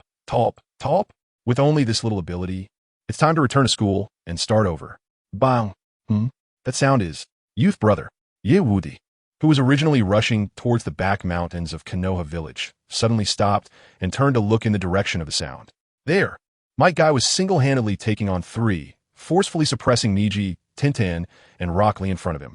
In the original story, it should be clear skies at this point, but because of the protagonist's interference, the normal testing time was delayed, so Guy's testing time was also affected. Bang! While Wudi was thinking this, Might Guy came in with a sweeping strike, directly pushing back the three in front of him. However, even though they took a strong blow from Might Guy, Neji and the others showed no signs of giving up. Moreover, they launched a counterattack. Youth full power. Truly worthy of a Jonin. He can easily resolve my taijutsu. I thought graduating from school would allow me to become a chunin. How embarrassing it would be if I didn't qualify. In front of everyone, Neji and the others charged at Might Guy again. Seeing this scene, Wudi couldn't help but show a playful smile. Then gently shook his head, preparing to turn and leave. He already knew the outcome of this duel, so there was no point in staying here. Instead of lingering here, it would be better to go find. Whoosh! Just as Wudi was thinking this, a shadow suddenly pounced over, landing steadily on the branch where he was. Shadow Cat? I thought you were always absent, so I came out for a stroll. I didn't expect you to have an interest in watching kids fight here. Hearing this, Wudi revealed a meaningful smile. I see. You've been quietly waiting for me since we parted ways, right? Ding. Congratulations to the host for receiving 999 points of negative emotion value from Shadow Cat. Ding. Congratulations to the host for receiving 999 points of negative emotion value from Shadow Cat. Ding. Congratulations to the host for receiving. As expected of a collection of negative emotion values. You immediately bring me so many negative emotion points upon meeting. Just as Wudi was thinking this, the Shadow Cat suddenly remarked coldly while watching Might Guy's deadly duel. Taijutsu is truly such a powerless way of training. In the face of absolute bloodline power, it holds no significance at all. So, you think Taijutsu is ineffective? Wudi replied with a faint smile, filled with meaning. As for his defiance, the Shadow Cat had obviously anticipated it. So the next moment, while extending its paw and licking its fur, the Shadow Cat continued. Otherwise, not only is the Taijutsu training method poor, but these three little ones in front of you, they also won't pass. With mere chunin strength, they think they can contend against a Jonin? Ridiculous. Mia chunin. Upon hearing this, Wudi's meaningful smile only grew wider. I wonder what the reaction will be when the other party sees the battle between Naruto and Sasuke in a few years, and that viewpoint about Taijutsu being useless. Taijutsu indeed has its shortcomings, just a little short of using a mortal body to rival a deity and kicking a sage to death. However, Wudi naturally wouldn't tell the Shadow Cat directly, because that would spoil the fun, so in the next moment, he smiled and said, how about we make a bet? I bet that Neji and the others will all pass. If I win, you'll give me a few days. After a few days, I will temporarily free you from this shell and let you regain your freedom. Of course, in return, you will become my spirit beast. After hearing Wudi's words, the Shadow Cat fell silent for a moment. After a while, she coldly spoke. Fine, but if these three little ones fail, you must tell me how you know my identity. Anyway, for her, this bet doesn't make much difference whether she wins or loses. If she wins, she can find out how this kid knows her identity, a small gain. If she loses, not to mention the Otsutsuki clan seal. The current ninja can't break it at all, even if it could be broken once her power is released. Why would she fear a kid whose chakra only reaches the level of a chunin? What's there to fear? It's a deal. Seeing the Shadow Cat say that, Wudi quickly added, because Might Guy has already made his move. Konoha has strong whirlwind. Hiya! In front of everyone, Might Guy directly executed a powerful kick, instantly sending the previously spirited Neji and the others flying. Bang! They fell to the ground in a very embarrassing manner. Ouch, ouch, ouch! After seeing the current state of the three, Might Guy once again spoke cheerfully, his voice booming with impact. Is this surrendering? However, even though Might Guy said this, Rock Lee still gritted his teeth and shouted despite the intense pain he felt. I want to give up. My dream is to become an outstanding ninja solely through taijutsu. This dream, I will absolutely not give up. Boring. But, after hearing Rock Lee's words, Neji wiped the dirt from the corner of his mouth and then directly took up the stance with a gentle fist technique. His eyes at this moment regained their previous sharpness. Byakugan, I can't stop here. That's right, I want to become the female ninja of my dreams. I don't have time to be dejected here. As Rock Lee and Neji rallied themselves, Tintin also trembled and slowly stood up. And seeing the behavior of the three in front of him, Might Guy crossed his arms in front of him and then excitedly opened them, grinning widely as he laughed out loud. He seemed to want to give the three a bear hug. You guys are great, full of youth. Come on. Even if your stamina is about to exceed its limits, squeeze out the last bit of strength. Come on, show me a strike that gathers all your power. Hearing Might Guy's words, Neji and the others exchanged glances, then gritted their teeth and rushed out at the same time, regardless of winning or losing. At least they wanted to give it one last push. Seeing Neji and the others making this seemingly pointless move, the Shadow Cat turned and shot a glance at Wudi. Then she coldly said, "All right, the result is out. You can tell me now. How did you know my true identity? Don't rush. This is just the beginning." Facing the Shadow Cat's gaze, Wudi shrugged leisurely, the amusement in his eyes growing stronger. Seeing this scene, the Shadow Cat raised an eyebrow and then snorted disdainfully. "Boring compromise. Just look over there. That guy named Might Guy is going for the final strike." The Shadow Cat coldly spoke, her gaze shifting to Might Guy. In her and Wudi's line of sight, Neji and the others were giving their all. In the end, they could only land a punch on Might Guy's face, but that was all. With their current strength, they couldn't shake Might Guy at all. And the result of a genin hitting a Janin. It was definitely going to be very tragic. However, just as the Shadow Cat was thinking this, the scene that unfolded before her made her freeze, unable to react.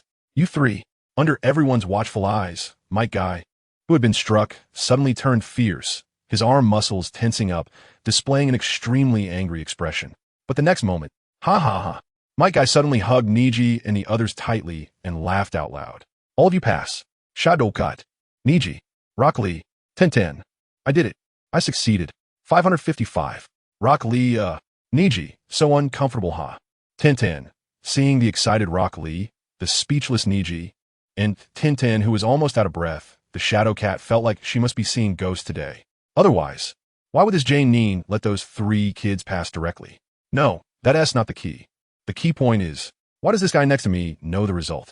After thinking of this, the Shadow Cat turned to look at Wudi, her eyes filled with seriousness. "Who are you? You don't need to know who I am. Just fulfill your promise." In response to the Shadow Cat's question, Wudi merely shrugged nonchalantly and then turned to leave.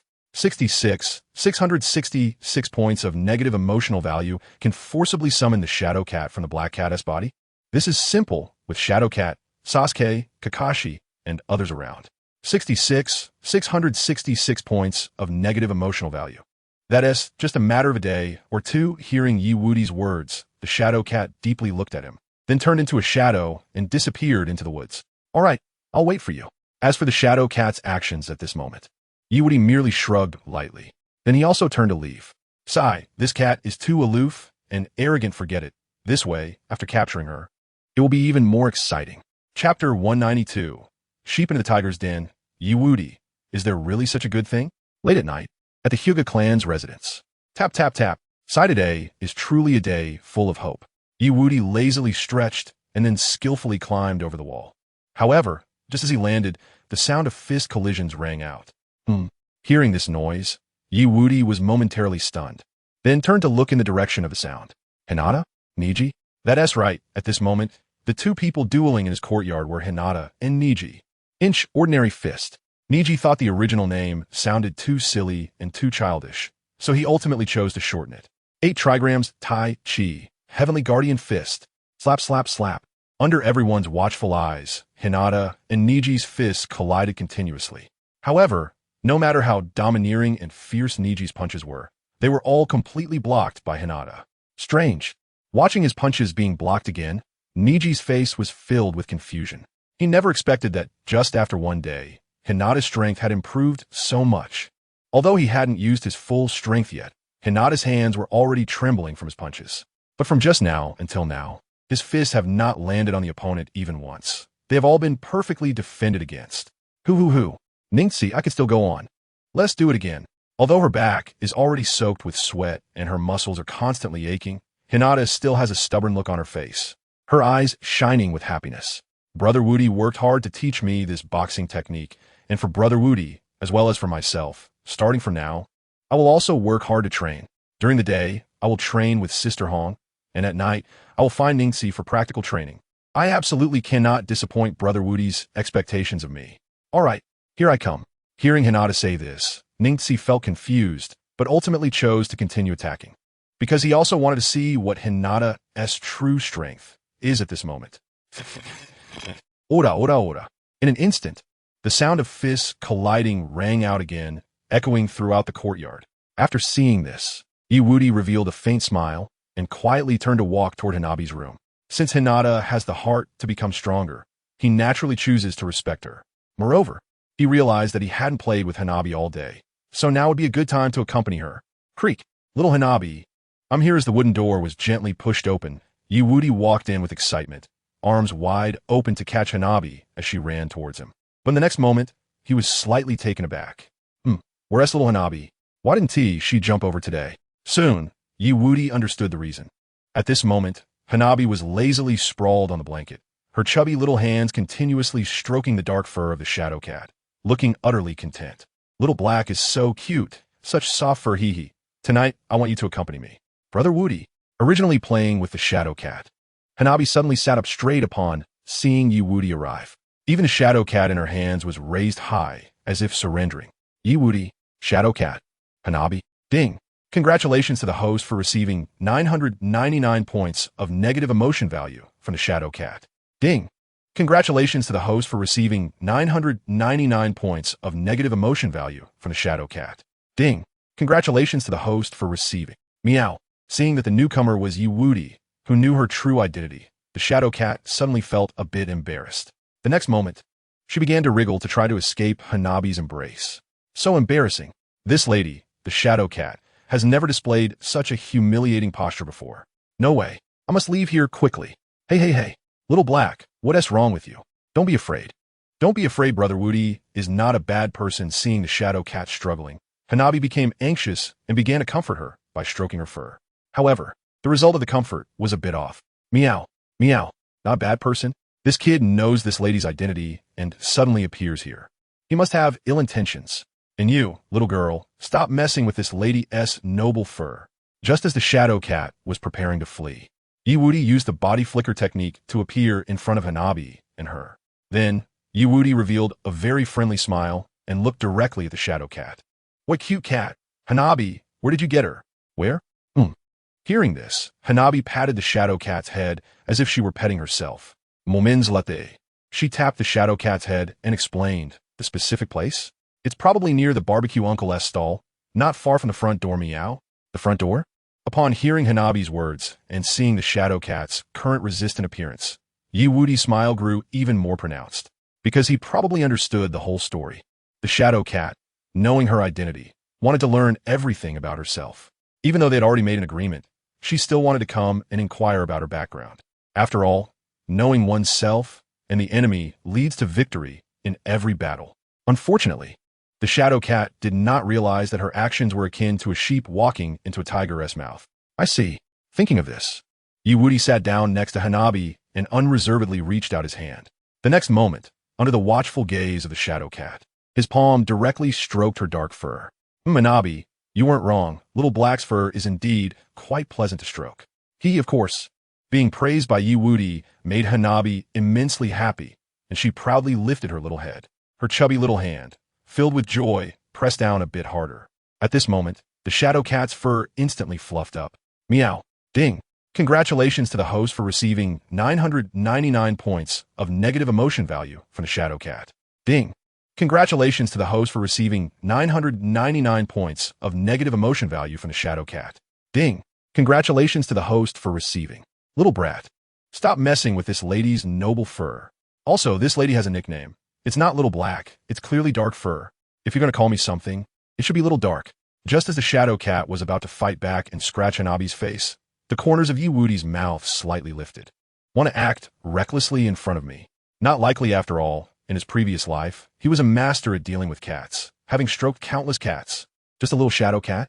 He wasn't afraid at all. Watch this golden finger. Meow. Bastard. What do you want to do? Meow. Bastard. Well, do as you please.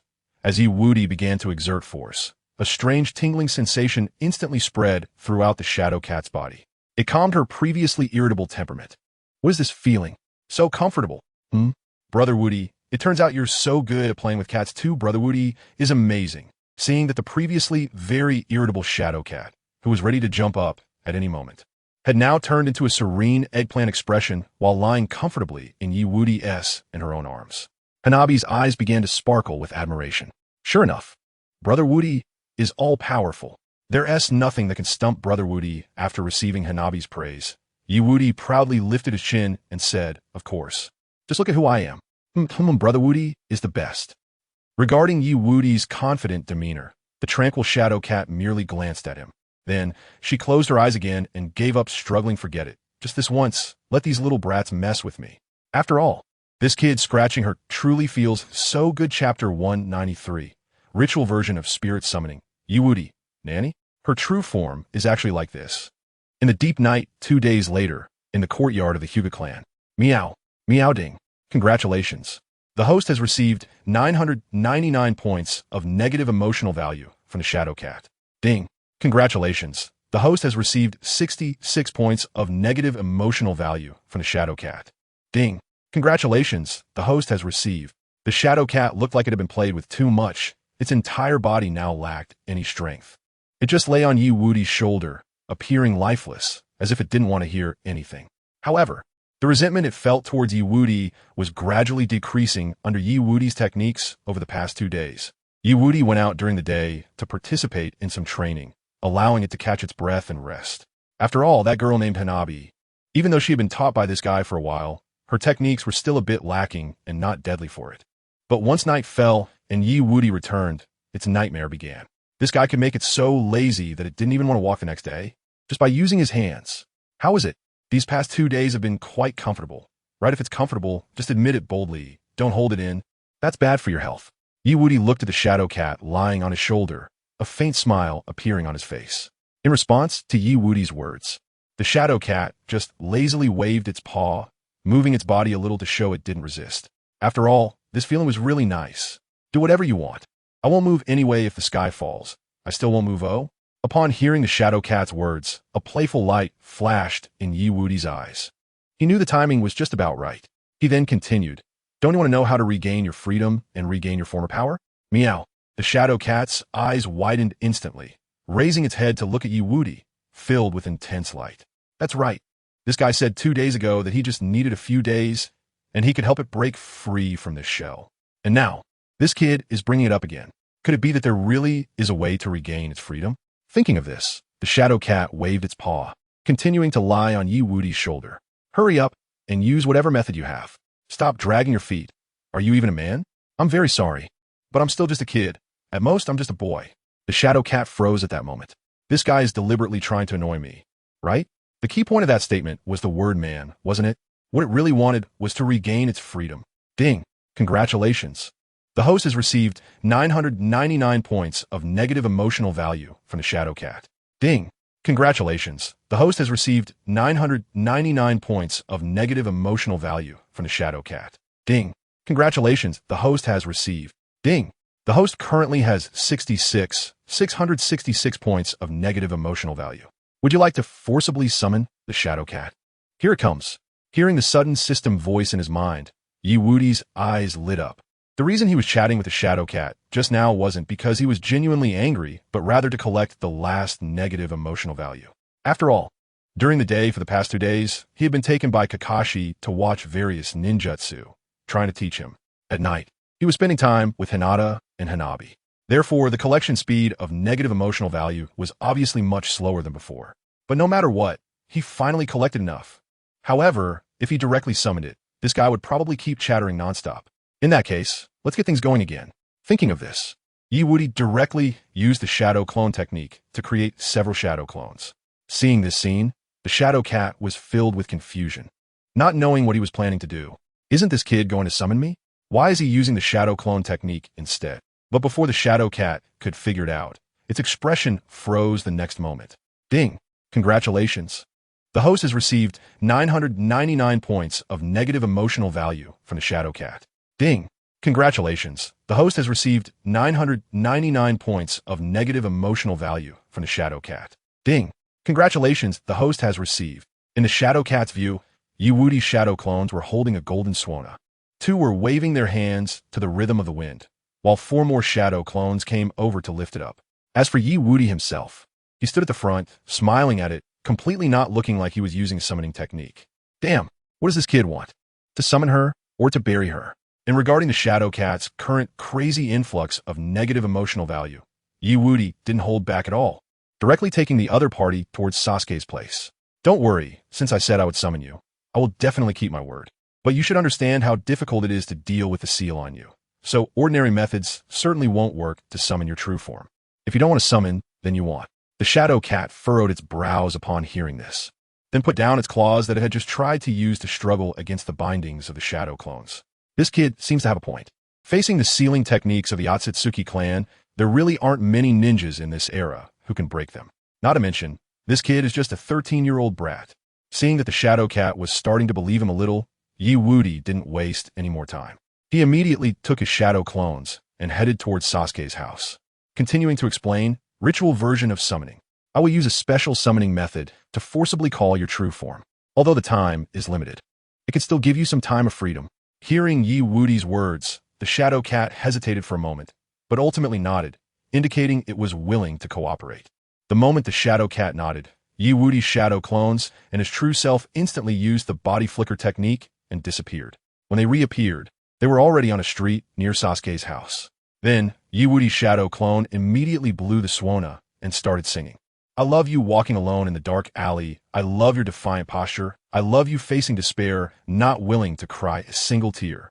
Initially, the Shadow Cat was very displeased with Wudi's actions.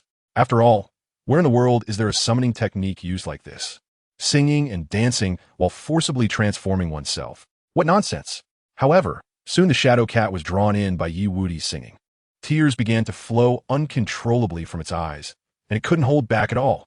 I love your ragged clothes, yet dare to block the gun of fate. I love you, and we are so similar the flaws are the same. As for the emotions of the Shadow Cat, they have now been pulled into place by herself. In the next moment, Wudi directly summoned the system, preparing to forcibly summon the Shadow Cat. System, force her to be summoned now. Yes, host. As Wudi's voice fell, a strange power directly cleared the area around the Shadow Cat. Immediately after, under the incredulous gaze of the Shadow Cat, her true form was forcefully pulled out of the sealed range. As white smoke rose, the Shadow Cat's true form appeared right in front of Wudi. Bang! Then, seeing the true form of the Shadow Cat, Wudi was completely stunned. Chapter 194 Wudi. Capturing a cat? I have experience in this. Top, top, top. As Wudi's shadow clone gradually reached the climax phase, the Shadow Cat, who had been summoned and was sitting on the ground, now had an unusual light in her eyes, staring intently at Wudi. The song this guy was singing, how come she had never heard it before? Also, why did she feel so chilly all over? It shouldn't be. She clearly had so much shiny black hair on her body, even if this guy was rough. It couldn't really all be messed up. Wait, it seems she finally realized something, and in the next moment, the Shadow Cat suddenly stretched out her hands to cover her body and shouted out loud. Hentai! Hentai! You hurry up and get away from me. That's right, cover it up. After being summoned, the Shadow Cat turned out not to be a cat at all, but a cat girl, the kind with fluffy ears on her head, her body not much different from a human girl, with a cat tail swaying behind her ah. So you really are a young lady? Quite impressive. What else? Don't change the subject. I told you, stop looking. Ding. Congratulations, host. You have received 999 points of negative emotional value from the Shadow Cat. Ding. Congratulations, host, you have received from. Hearing the system voice ringing wildly in his head, Wudi understood that the Shadow Cat was really about to explode with anger. However, although he had never truly wished for such a situation, he had already thought of a strategy to deal with it in advance. After all, Catgirl's fox spirits as an excellent man, one still needs to have some fantasies. After thinking of this, Wudi directly threw his black trench coat over the Shadow Cat. Hey, what are you doing? Suddenly covered with a coat, the Shadow Cat felt a strange sensation in her heart, a bit more sense of security. However, before she could figure out what Wudi was going to do, a hand directly grabbed her tail while she was in a daze and lifted it up hard. Then there came a rough pull. No, you really can't grab my tail at this time. Oh meow. Wudi completely ignored the Shadow Cat's protest and directly began to mess with her. Meow. Being handled like this by Wudi, The cat-girl form of the shadow cat instantly went limp and collapsed into his arms, unable to move. The joy in her eyes and heart also dimmed a bit. Indeed, these ninjas are so ruthless towards beings that are not of their kind. After finally breaking free from the seal, she wanted to see the outside world, but unexpectedly. So cute? By the way, why can't I touch your tail? That's because, huh, what did you just say? Originally thinking that Yiwu-di would be very disdainful of her as a shadow cat, and that was why he bullied her like this. But soon, she realized the keyword in what Yiwu-di had just said. Her face instantly showed an incredible expression. Her eyes widened, and her cat ears twitched a few times. What did I say? Are you stupid? Seeing the shadow cat's dazed look, Yiwu-di directly flicked her forehead and said with a smile, I said you're cute, little gluttonous cat. Being flicked on the forehead so intimately by Yiwu-di made the shadow cat's face flush instantly. In the next moment, the shadow cat directly huffed and turned her head away to break free from his embrace. Boring. Bang. As white smoke reappeared, the shadow cat transformed back into her cat form. However, compared to her previous black cat appearance, now her body was covered with a chakra fluctuation that was jumping and rising like flames. Seeing this scene, Yiwu-di showed a hint of confusion on his face. So this is your true form? How is it? Isn't it noble enough to make you unable to look away? Seeing Yiwu-di staring at her, the shadow cat proudly raised her chin. But in the next moment, Yiwu-di waved his hand dismissively at her and jumped onto a branch. Is this it? It's not even as good looking as when you were a cat girl, huh? Huh. He likes to see me as a cat girl? No way. Aren't ninjas supposed to exclude outsiders? Why does this guy prefer my cat girl form? Just as the shadow cat's face was filled with confusion and her heart raced, Yiwu-di, who was already sitting on the branch, began to sort out his thoughts, preparing to sing the last part of this song, because the system had reminded him. Friendly reminder, this forced summoning of the shadow cat lasts only 1 hour. However, correspondingly, after this forced summoning, the host can summon the shadow cat for 1 hour every day to fight for him. Can I forcibly summon her once every day in the future? That's great, although it's only for 1 hour. It's enough time for him to have fun with the cat. As for helping to fight enemies head-on, how could he bear to do that after thinking of this? Yiwu-di showed a brilliant sunny smile to the shadow cat under the tree. The ritual was almost at the closing stage. Next, let me finish it.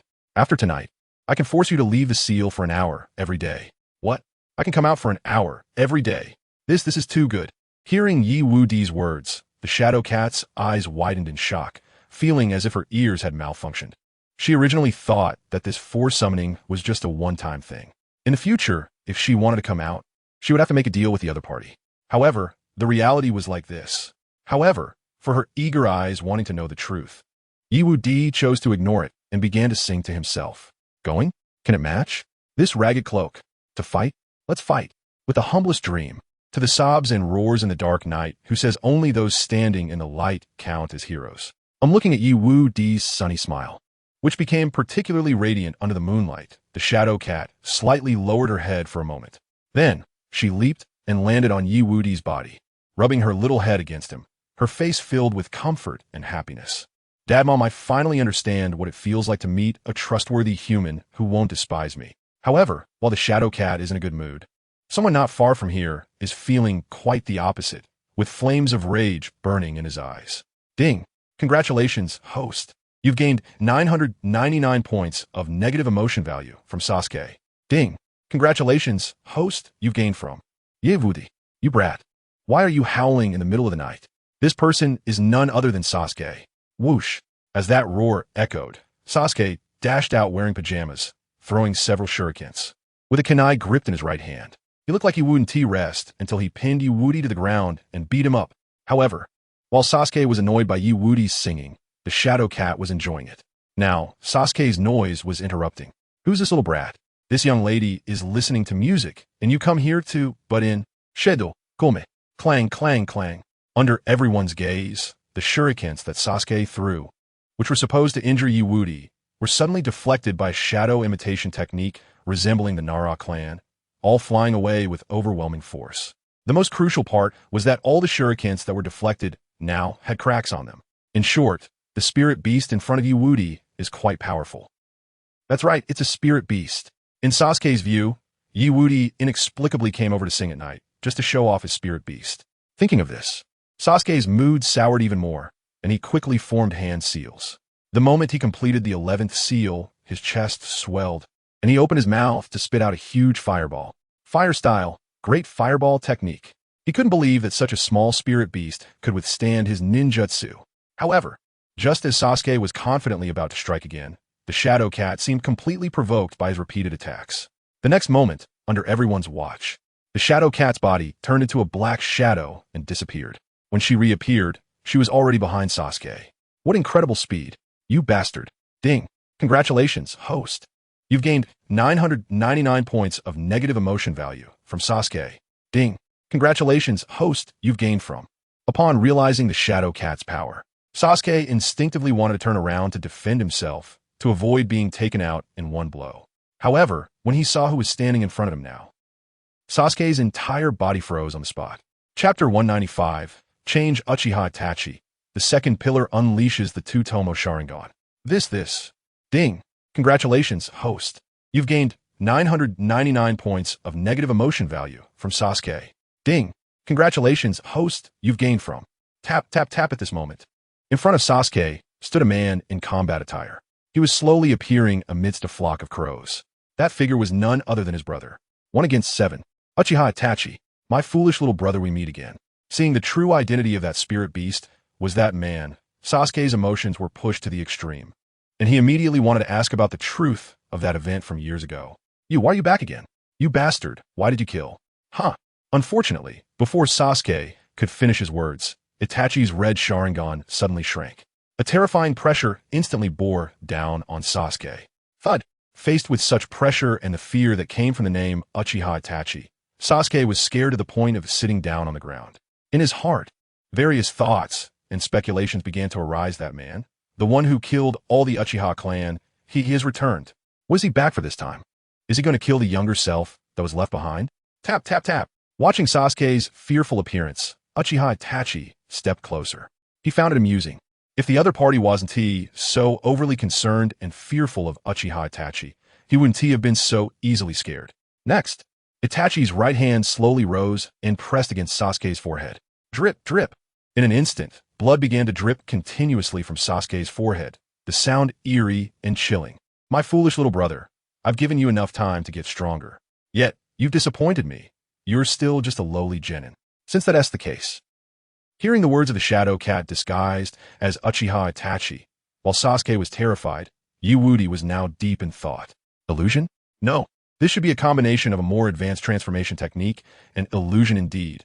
In Wudi's view, the Shadow Cat still looked like Uchiha Itachi, and the Shadow Cat had no reason to attack him. This means that the Shadow Cat's technique was a combination of transformation and illusion. Moreover, it had the ability to see through the opponent's deepest fears, combined with her sudden transformation into a shadow and accelerated charge. Such a spirit beast.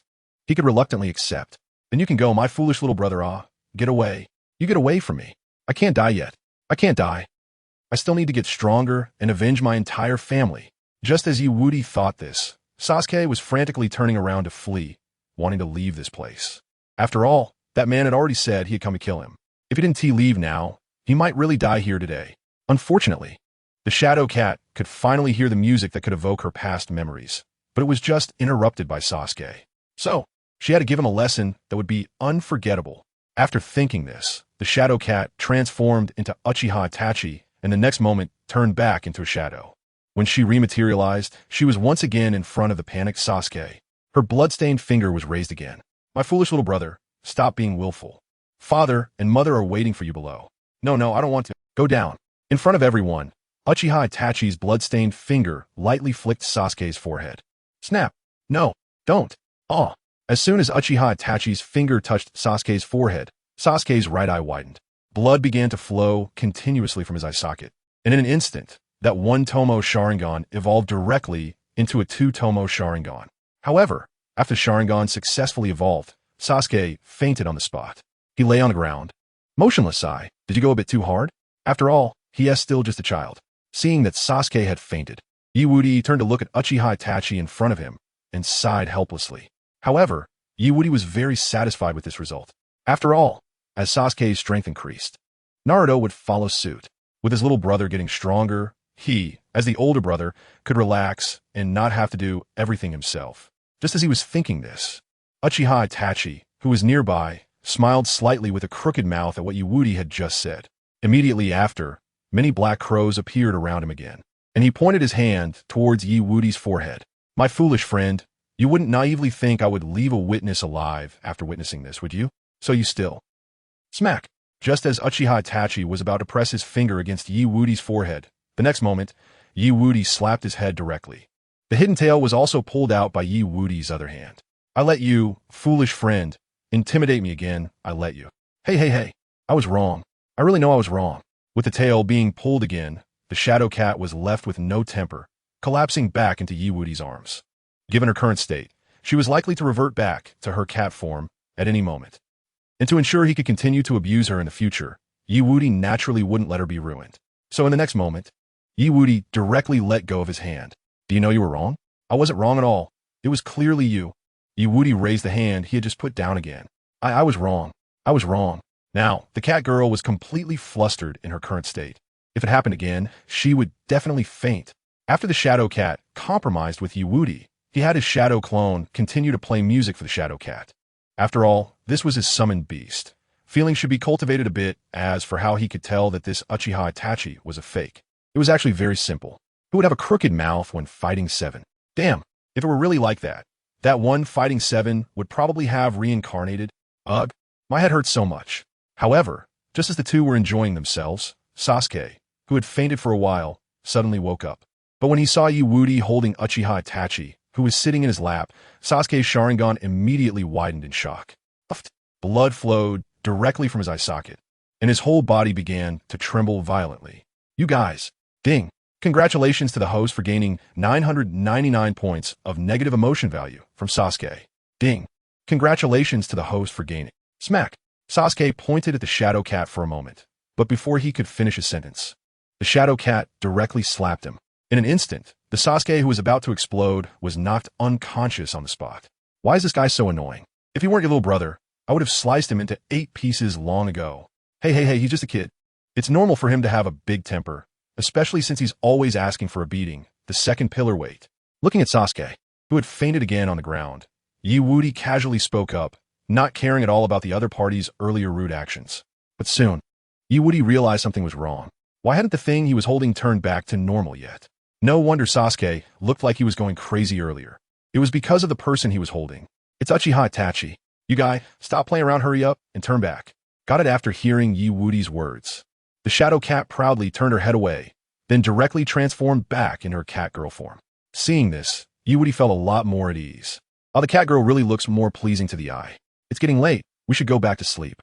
As for the second pillar, I'll just have my shadow clone pack him up and take him back. Then you. Don't be too rough. Are you talking about this one? It depends on your performance. TCH, this lady is not a pet. How could I perform anything? Don't be rough, don't scratch. It tickles. Whoosh. Body flicker technique. The next moment, Wudi directly held the shadow cat and left the place. Only the shadow clone he left behind was dragging the unconscious Sasuke forward slowly. Chapter 196 Kakashi. That man is back? Wudi, don't look at me, who knows. The next morning, at the former residence of the Uchiha clan leader, Kakashi arrived on time with Wudi and Naruto. However, when he saw the empty courtyard in front of him, Kakashi's eyes were filled with confusion. According to normal circumstances, Sasuke should have been training by now. However, not only was he not training, but he likely hadn't woken up yet. Strange. Why hasn't Sasuke gotten up yet? Not up yet? Kakashi-sensei. Let me go wake him. Hearing Kakashi's words, Naruto excitedly waved his hand and dashed straight towards Sasuke's room. This kind of thing, I'm the best at. Watching Naruto rush out in a hurry, Kakashi didn't stop him. After all, it's just waking Sasuke up. There's nothing difficult about it. So letting Naruto handle it was perfectly fine. With that thought in mind, Kakashi turned to look at Wudi beside him. By the way, Wudi, I need to tell you something in advance. Because Naruto has been frequently running to the third Hokage to complain that our missions are too easy, and that your strength is indeed stronger than the average class. So the third Hokage decided that this afternoon, we will go to take a C-rank mission. After saying this, Kakashi couldn't help but let out a light sigh in his heart. Other classes were still carrying out D-rank missions or continuing their training. Yet his class was already heading for a C-rank mission. Sigh, these 3 really are hard to manage, okay? To Kakashi's words, Wudi merely shrugged nonchalantly, then looked back at the room where Sasuke was. After all, compared to others who were unclear, he knew very well what this C-rank mission specifically entailed. Wasn't it just on the surface protecting someone, but in reality, having to fight against Zabuza and Haku? A small problem, no worries. Ding! Congratulations to the host for gaining 99 points of negative emotion value from Kakashi Hitaki. Ding! Congratulations to the host for gaining 99 points of negative emotion value from Kakashi Hitaki. Huh? Why is this kid so calm? Forget it, this kid's brain can't follow normal logic. Bringing him along with the other two brats is just my bad luck. Now I just hope that this kid can listen to orders a bit during the mission. Just as Kakashi was thinking this in his heart, suddenly, a heart-wrenching roar came from the room where Sasuke was staying. Naruto, I want you dead. Sasuke, did you wet your pants? Don't worry. I definitely won't tell anyone about you needing diapers. Kakashi, Wudi. Wow, you really can't keep it to yourself. With that shout of yours, not only the people in this residence, but also those in the nearby buildings can hear you loud and clear. Ahem, that Wudi, you wait here for me. I'll go bring those two guys over in a bit. After saying this, Kakashi turned around and prepared to leave. After all, if Naruto and Sasuke kept making a fuss like this, their training this morning might just be ruined again. However, the next moment, Kakashi slightly frowned and immediately created a shadow clone to keep an eye on Wudi. After all, this kid really knows how to stir things up. Just verbal commands wouldn't work on him. 2 days ago, he just ran away. Ding! Congratulations, host. You have received 666 points of negative emotional value from Hitaki Kakashi. Ding! Congratulations, host. You have received. Whoosh! After leaving his shadow clone behind, Kakashi dashed out at high speed. Soon after, sounds of punches, kicks, and desperate wails echoed continuously from Sasuke's room. Bang, bang, bang. Kakashi-sensei, stop hitting me. Stop it. It's Sasuke who won get up. It has nothing to do with me. I'm innocent. Sasuke wet the bed has nothing to do with me. Shut up. Shut up. Whoosh. After a round of education, Kakashi finally brought Sasuke and Naruto back. However, the moment they landed, the Sasuke who had been scared yesterday suddenly sat down on the ground, trembling fingers pointing at Wudi in front of him. Even his two-tomo Sharingan had activated. How come? Ding! Congratulations, host. You have received 999 points of negative emotional value from Sasuke. Ding! Congratulations, host. You have received. Seeing Sasuke's current state, Wudi understood. This kid probably hasn't gotten over what happened last night. However, even though Wudi knew the truth in his heart, he didn't admit it at this moment. Instead, he showed a hint of confusion and frowned as he said, I said, Juzi, you're not having a nightmare, are you? Otherwise, how could you not only wet the bed but also be this weak right now? Nightmare? No, it's definitely not a nightmare. Hearing Wudi's words, Sasuke immediately denied that explanation. I clearly remember that you came over with that man yesterday. Don't think that pretending to forget will let you off the hook. I bang. Before Sasuke could finish his sentence, Wudi slapped him, directly stunning him. What do you mean by you? I see you're just eager to get hit after wetting your pants. Bang, bang, bang after that. Wudi didn't hold back and unleashed a series of lightning-fast slaps. Meanwhile, Kakashi, watching from the side, chose to remain silent and didn't intervene. Because what Sasuke had just said was simply too unbelievable. That boy, Uchiha Itachi, he came back last night? How could that be possible? The various defense posts in the village are watched over by special Jounin-level ninjas. Unless something like the Nine-Tails incident happened in the village, it would be impossible for someone to infiltrate without anyone noticing. But, just from having a dream related to Uchiha Itachi, his Sharingan activated to the two-tomo level, is it even possible? Or did Sasuke really encounter something last night? Kakashi muttered softly, while he was still pondering over this. The Sasuke who had been beaten by Wudi finally reacted. No, that man's chakra shouldn't be like that. The one I encountered last night wasn't him. After talking to himself for a moment, Sasuke's eyes widened. Then he broke free from Wudi's grasp and ran to the tree where Wudi and the Shadow Cat had been yesterday. However, no matter how he searched, he couldn't find any traces. Nothing, still nothing. How could this be? I clearly remember it so vividly.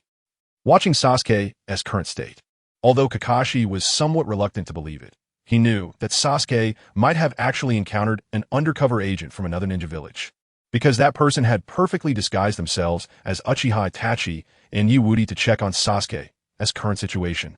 One was the person Sasuke cared about the most and swore to take revenge on, while the other was someone he wanted to surpass. Such targeted disguises. Itachi, Did you send someone to check on Sasuke's situation? After considering this possibility, Kakashi directly changed the original plan for this morning. Since the truth had come to light, Sasuke, you and Naruto will engage in practical training together. As for the opponent, let my shadow clone take that role. After saying this, Kakashi's main body disappeared. As for me, I'll go report this matter to Lord Third Hokage. After all, this concerns that man, the once genius of the Uchiha clan, Uchiha Itachi. This is a significant matter. I must report it personally. Whoosh. After Kakashi left, Wudi turned to Sasuke. Erjuzi, practical training is about to start. Don't mess this up again, TCH. I now have two Tomo Sharingans. My strength is nothing like before. Don't think you can easily win. Bang. Before Sasuke could finish speaking, Wudi activated the first 3 gates of the forbidden technique. 8 gates, slapping him until his head buzzed. So what if you have 2 Tomo? You're still trash, talking too much. Ding. Congratulations, host. You have received 999 points of negative emotional value from Sasuke. Ding. Congratulations, host, you have received. Listening to the system notifications ringing in his mind. Wudi, se mood instantly swatted. Under everyone's gaze, he charged towards Kakashi's shadow clone like a one-man army. Erjuzi, are you awake now? In that case, let us go all out together. Ada. Chapter 197. Wudi, you want me to follow your rhythm? Not cause trouble? How is that possible? In the Hokage office, Sarutobi Hiruzen looked at the file in his hand marked with Uchiha Itachi's name and sighed. So that is how it is? From this perspective, it seems that the other party doesn't have any ill intentions. Otherwise, with Sasuke's current strength, he wouldn't have been able to escape from them at all. Lord Third, that's indeed how it is. Kakashi slightly nodded in agreement. Bang bang bang after this matter was settled. Sarutobi Hiruzen lightly tapped the documents in his hand against the table to align the edges. Then, he slowly put the files down and reached into the drawer to take out a mission scroll. Since this matter won't cause any harm for the time being, you can take those 3 little ones to carry out this C-level mission. After hearing what Sarutobi Hiruzen said, Kakashi silently nodded and reached out to take the mission scroll. However, what Kakashi didn't see was that there was still another scroll lying where Sarutobi Hiruzen had taken this mission scroll from. Originally meant to be given to Team 7, there were actually 2 C-level missions inside. Watching Kakashi take the mission scroll, a strange and subtle light flashed in Sarutobi Hiruzen's eyes. Itachi, since you were willing to bear all the blame and leave alone for the peace of the village back then, why would you send someone back to see Sasuke at a time not agreed upon years later?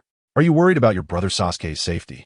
Or do you want to take him away to train him personally? Or perhaps you've changed after leaving the village for too long?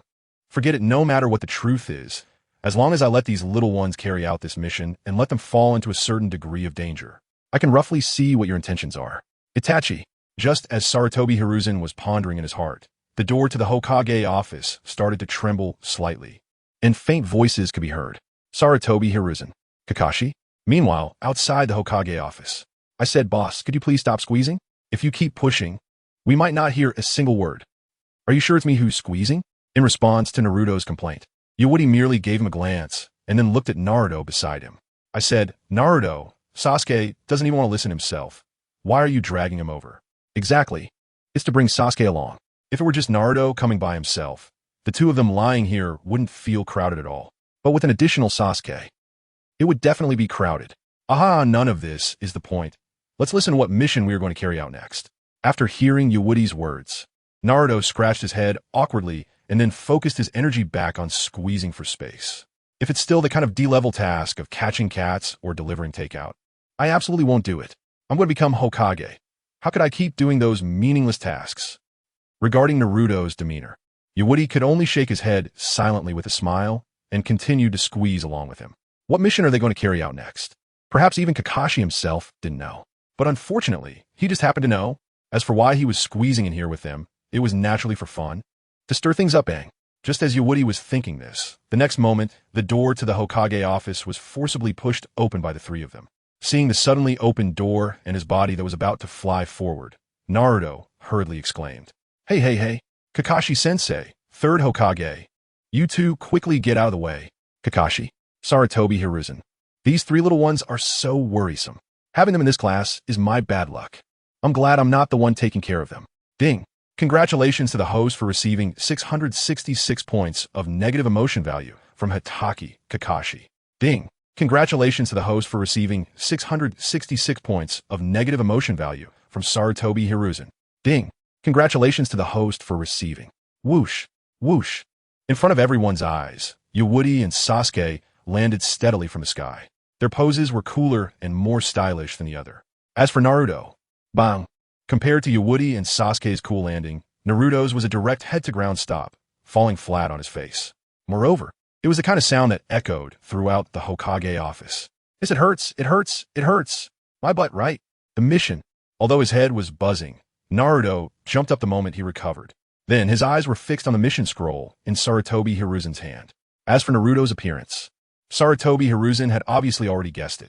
So he opened the backup of the sea-level mission and began to read. Don't worry, your mission has already been arranged. Kakashi's Team 7's mission is... Wait, third Hokage, wait a minute. Before Sarutobi Hiruzen could finish his sentence, Naruto crossed his arms in front of him and shouted loudly. Don't bring me this kind of mission again. I want to carry out a more impressive mission. Give me another one. After hearing Naruto's words, Sasuke, who had been dwelling on last night's events, silently agreed with his viewpoint. What this guy said seems to make some sense. As for Kakashi, he was now standing beside them with a face full of speechlessness, neither agreeing nor opposing. Sai knew this kid would start playing tricks soon. Just as Kakashi remained silent, Sarutobi Hiruzen turned his gaze to Woody. Woody, although you weren't a ninja before, everyone has seen your efforts. When you're doing paid errands and deliveries before, you should have learned some information related to missions, right? Yes. If that's the case, then now it's up to you to tell Naruto how important the two words mission are for a ninja. Regarding Sarutobi Hiruzen's call-out, Woody did not deny it. Instead, he stepped forward. Then, he spoke in front of everyone. The missions in the village are divided into 4 levels. A, B, C, and D, with the almost invisible S level. The people who carry out missions in the village can be roughly divided into ninja school, trainees, genin, apprentices, chunin, regular, jounin, elite, and Hokage, elders, based on their abilities. As for missions, generally, A level is for jounin, B and C level for chunin, and genin can only accept D level missions. Clap, clap, clap after hearing Woody's explanation. Sarutobi Hiruzen lightly clapped a few times and then looked at Naruto again and said, Naruto, do you understand now? It's not that I'm not giving you higher level missions. It's that your qualifications are still too young. Kakashi, didn't you just tell me that you were preparing to give our team 7 a C level mission? How come now? Woody, keep pretending. It's just to say that there are strict requirements for higher level missions, and then pretend to hesitate before giving it, so that the favors gained will be more. Woody, is that it? Who can't do this? But, sure enough, after hearing Sarutobi Hiruzen's words, Naruto instantly fell silent. But his desire to carry out higher level missions made him cross his arms in front of him again after a moment of silence, and continue to speak. But, third Hokage, I'm not that little brat who only knows how to play pranks anymore. In short, I want to carry out a higher level mission. After saying those words, Naruto directly turned his head to the side and no longer paid attention to Sarutobi Hiruzen and Kakashi beside him. This kid, after hearing Naruto's words, compared to Kakashi's headache, Sarutobi Hiruzen, who was holding a pipe, slightly raised the corners of his mouth. After all, the effect he wanted had already been achieved. So now, it was time to announce the decision to let them undertake that C-rank mission in front of everyone. Since you said that, let S give you a C-rank mission to protect someone. Nanny? After hearing Sarutobi Hiruzen's words, both Naruto and Sasuke showed unexpected expressions in their eyes. Especially Naruto, who was so excited that he jumped up and started asking questions incessantly. Really? Who is it? Is it Lord Feudal? Or is it the princess? Don't be in such a hurry. I will introduce you right away. Just as Naruto excitedly spoke up, Sarutobi Hiruzen was also about to explain. At that moment, the previously calm and silent Woody, who had not caused any trouble, suddenly spoke up.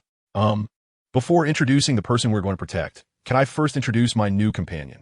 Chapter 198, The Shadow Cat Appears. Sarutobi Hiruzen's little calculation new partner? Woody, this is the Hokage's office. You better not mess around. Ding. Congratulations to the host for obtaining 666 points of negative emotion value from Kakashi Hitaki. Ding. Congratulations to the host for obtaining. After hearing Woody's words, Kakashi's demeanor instantly became serious. Even his previously lazy gaze became alert. He didn't want this kid to cause trouble and then have to stay behind to be lectured about not teaching Woody the rules properly compared to Kakashi's nervousness. Sarutobi Hiruzen looked at Kakashi with interest and waved his hand, signaling him not to be tense. After all, considering the lineup present, even if Woody really wanted to blow up the Hokage's office, as long as the two of them were willing to step in, Woody wouldn't be able to do it. Just as Sarutobi Hiruzen confidently thought this and looked at Woody, the next moment, Woody's hand started to make seals randomly. The seals were incomprehensible, just random seals. The speed was fast. He made over 40 seals in no time. Seeing this scene, both Sarutobi Hiruzen and Kakashi were stunned, and then they both breathed a sigh of relief in their hearts. They had already prepared for the worst-case scenario, thinking that Woody was going to blow up the Hokage's office. However, who would have thought that this kid was just here to be funny now? They felt instantly relieved. After all, which ninjutsu requires over 40 seals? If this were on the battlefield, performing a ninjutsu with 40 seals, that kind of action, even if they had a few lives, wouldn't be enough to die. In short, Woody was just having fun. He wasn't really going to use any ninjutsu. Just as Sarutobi Hiruzen and Kakashi were finally relieved in their hearts. And Sasuke was looking on with disdain. After making 44 seals, Woody suddenly raised his right hand and slapped the ground, shouting loudly, "Summoning technique. Ding! Congratulations to the host for obtaining 666 points of negative emotion value from Sarutobi Hiruzen. Ding! Congratulations to the host for obtaining 666 points of negative emotion value from Kakashi Hatake. Ding! Congratulations to the host for obtaining 999 points of negative emotion value from Sasuke. Sarutobi Hiruzen. Kakashi? Sasuke? What the hell, which summoning technique requires so many seals? You should at least pretend to take it seriously. However, just as Sarutobi Hiruzen and the others couldn't believe that Woody had really performed a summoning beast, Naruto beside them revealed an expression of admiration. Wow, boss, you can actually use the summoning technique. That's amazing. Wait, what is the summoning technique? Seeing Naruto's confused and embarrassed look as he scratched his head, Sasuke seemed unable to watch any longer. In the next moment, he closed his eyes and shook his head. Then, Sasuke put one hand in his pocket and reached out with the other hand to pull Naruto over. The summoning technique. The summoning technique belongs to a type of space-time ninjutsu. The first type is blood contract summoning, which can summon a summoning beast to assist ninjas in battle. This method requires signing a blood contract with a summoned beast. The size of the summoned creature also relates to the amount of chakra one possesses. In simple terms, the stronger your strength, the stronger the summoning beast you can summon. After saying this, Sasuke slightly frowned as he realized he seemed unable to pull Naruto. In the next moment, he continued speaking while increasing his strength to pull him. It's just a perennial underachiever. How can he compare to me? A genius of the Uchiha clan with 2 Sharingan? The second type is non-blood contract summoning, which can summon things stored elsewhere to assist in battle. Do you understand what I'm saying? Nanny. Before Sasuke could finish his sentence, he was startled by a furry sensation in his hand, causing him to reflexively take a step back. This feeling, could it be? It seemed he finally realized something, and the next moment, Sasuke turned to look in Naruto's direction. It's him. And when he saw the shadow cat lying on Woody's shoulder again, Sasuke's eyes rolled back, and he sat down on the ground, nearly fainting. Yes, back. It's him. Yes, that man. You guys hurry up and take action, or he's going to kill me. Ding. Congratulations to the host for obtaining 999 points of negative emotion value from Sasuke. Ding. Congratulations to the host for obtaining. Itachi will kill you? Hearing Sasuke's words, Sarutobi Hiruzen was filled with speechlessness and sarcasm. Itachi, it seems your beloved little brother still doesn't know how much you care about him, however. Sarutobi Hiruzen naturally wouldn't say such words out loud. Moreover, compared to Sasuke's embarrassing appearance, he was more curious about what breed this cat that resembled a summoning beast really was. Woody, where did you find this cat? Found? After hearing Sarutobi Hiruzen's words, Woody frowned and pretended to look very unhappy. Grandpa Third, I told you. This is my new partner that I summoned. Damn, are you ever going to stop? After hearing Woody's words, although Sarutobi Hiruzen felt a headache, he still compromised and nodded. All right, this little cat is your summon partner, but Woody, can you lend it to me for a while so I can check its origins? No way. Xiaoan is my partner, not an item. If you want to take her, you need her agreement first. Regarding Sarutobi Hiruzen's suggestion, Woody crossed his arms in front of him, his attitude extremely firm. After Woody finished speaking, The shadow cat immediately jumped. Then, the entire cat lazily lay on his head and fell asleep. Meanwhile, her heart was filled with disdain. Sure enough, most ninjas are just like before, always speaking in a strange tone borrow. It's probably the kind of borrowing that one TB returned. Hypocritical. Seeing that the special breed of cat Wudi brought seemed to have little affection for him, Sarutobi Hiruzen also felt a bit embarrassed, realizing that his earlier action was inappropriate. It was rare to encounter such a special breed, and he was indeed a bit curious, which was why he said what he did earlier. However, compared to Wudi's importance to him, this cat was still lacking. Moreover, if he really wanted to know relevant information, he could have Kakashi supervise nearby and collect data. Although this approach would be relatively slower, it would make Wudi feel disgusted with him. With this in mind, Sarutobi Hiruzen cleared his throat and smiled kindly, saying, "All right, since it doesn't want to, let's forget about this matter. As for you wanting it to participate in the mission, I agree." Wow. With one sentence, he stepped down gracefully and even did him a favor. Truly, you are something, Sarutobi Hiruzen. However, despite thinking this in his heart, Wudi still smiled and replied, Thank you, Grandpa Third. It's just a small matter. Soon after Sarutobi Hiruzen finalized this matter, Naruto also came over to examine the shadow cat, exclaiming as he circled around it, "Wow, is this the boss's summoned beast? It looks so cute. Come look at me. Look at me. I'm here. Meow," being stared at so exaggeratedly by Naruto, even if the shadow cat wanted to ignore him. It was difficult. Just as the shadow cat was about to slap Naruto directly, she noticed a certain existence sealed within her body. The Nine Tails. The Nine Tails is actually sealed inside this kid. Interesting. Why is your voice ringing in my head? The sudden voice of a shadow cat in his mind surprised Wudi. However, compared to his surprise, the shadow cat took it lightly. "I'm not sure. I just tried a bit, and it worked. All right, but don't provoke the Nine Tails inside Naruto, or I'll make sure you can't get up the next day." Hearing this, the shadow cat's tail instinctively straightened up. But soon, she returned to her lazy appearance. "TCH, just trying to scare this lady. Don't worry, my current strength hasn't fully recovered. Why would I break that guy's seal? Let him come out and beat me? I'm not that bored." Shortly after the shadow cat was convinced, Sarutobi Hiruzen pushed his Hokage hat and directly spoke towards the door of the Hokage office in front of everyone. "Since the members participating in this action have been confirmed, let us bring out the subject of this mission. All right, please come in." Creak under everyone's gaze. The door to the Hokage office slowly opened. Chapter 199 Wudi. Subject? Got it. Can't kill but can beat. Kakashi, you don't understand anything. Please come in. Creak as Sarutobi Hiruzen's voice sounded. The door to the Hokage office was opened. Then, a slightly unsteady uncle holding a bottle of alcohol stumbled into everyone's sight. He immediately began performing tricks with the bottle, although he ultimately failed ton. Heck, what the heck? Why are there only kids here?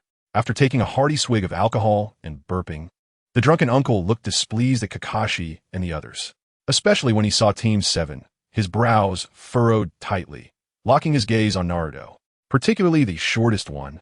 "Looking super dumb. Are you really a ninja?" "Ahaha."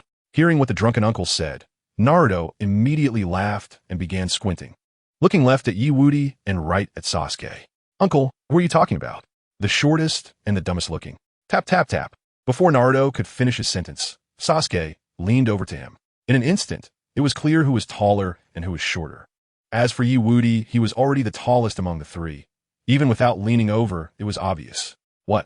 After Sasuke's action, Naruto was momentarily stunned, then instantly realized who the drunken uncle was referring to. The next moment, Naruto started to shout loudly. He even made a face as if he wanted to rush out. I want to kill you." Uzumaki Naruto would definitely become Hokage in the future, gaining everyone's recognition and then surpassing all previous Hokages. But now, this drunken uncle actually said he was small and dumb. How could he tolerate this?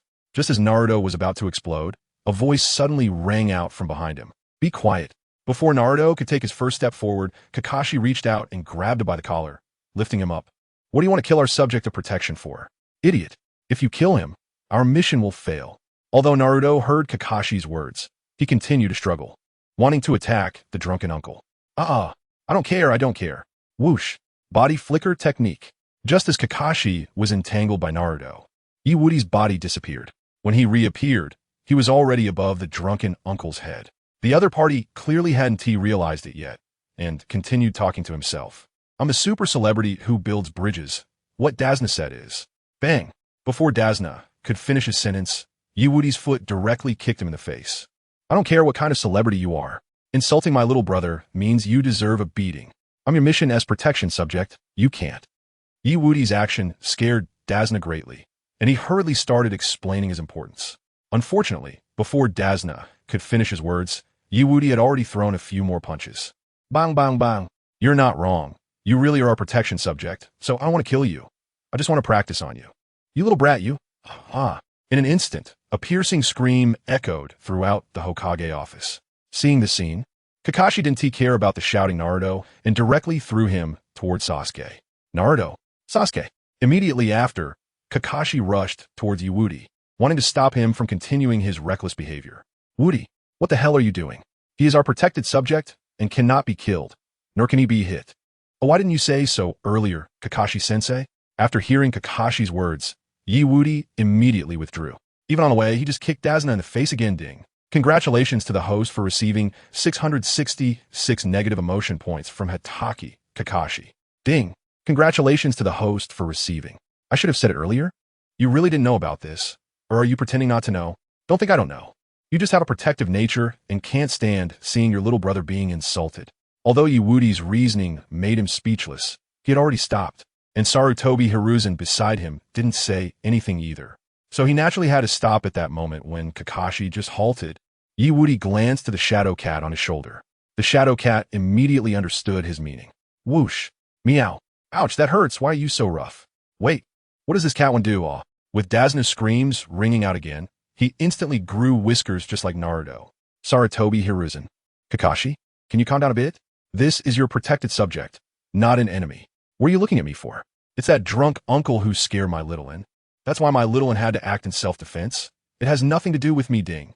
Congratulations to the host for receiving 666 negative emotion points from Sarutobi Hiruzen. Ding. Congratulations to the host for receiving 666 negative emotion points from Hitaki Kakashi. Although he felt speechless about Wudi's thick skin, Sarutobi Hiruzen still called for medical personnel to treat Dasna's wounds. Moments later, Dasna, who had been forcibly sobered up, now looked serious as he warily eyed Wudi and the Shadow Cat, beginning to explain the details and circumstances of his commission. Ouch! It hurts. Cough, cough, cough. My commission is very simple. During the time I return to my country to build the bridge, you must do your best to protect me well. Once the commission is completed, I will pay you the reward you deserve. After saying this, Dasna continued to keep a wary eye on Wudi, preventing him from attacking again. As for why he didn't care about Wudi's rude behavior, it was obviously because there was no need to. After all, although this kid Wudi's actions were indeed a bit rude, they were actually quite good.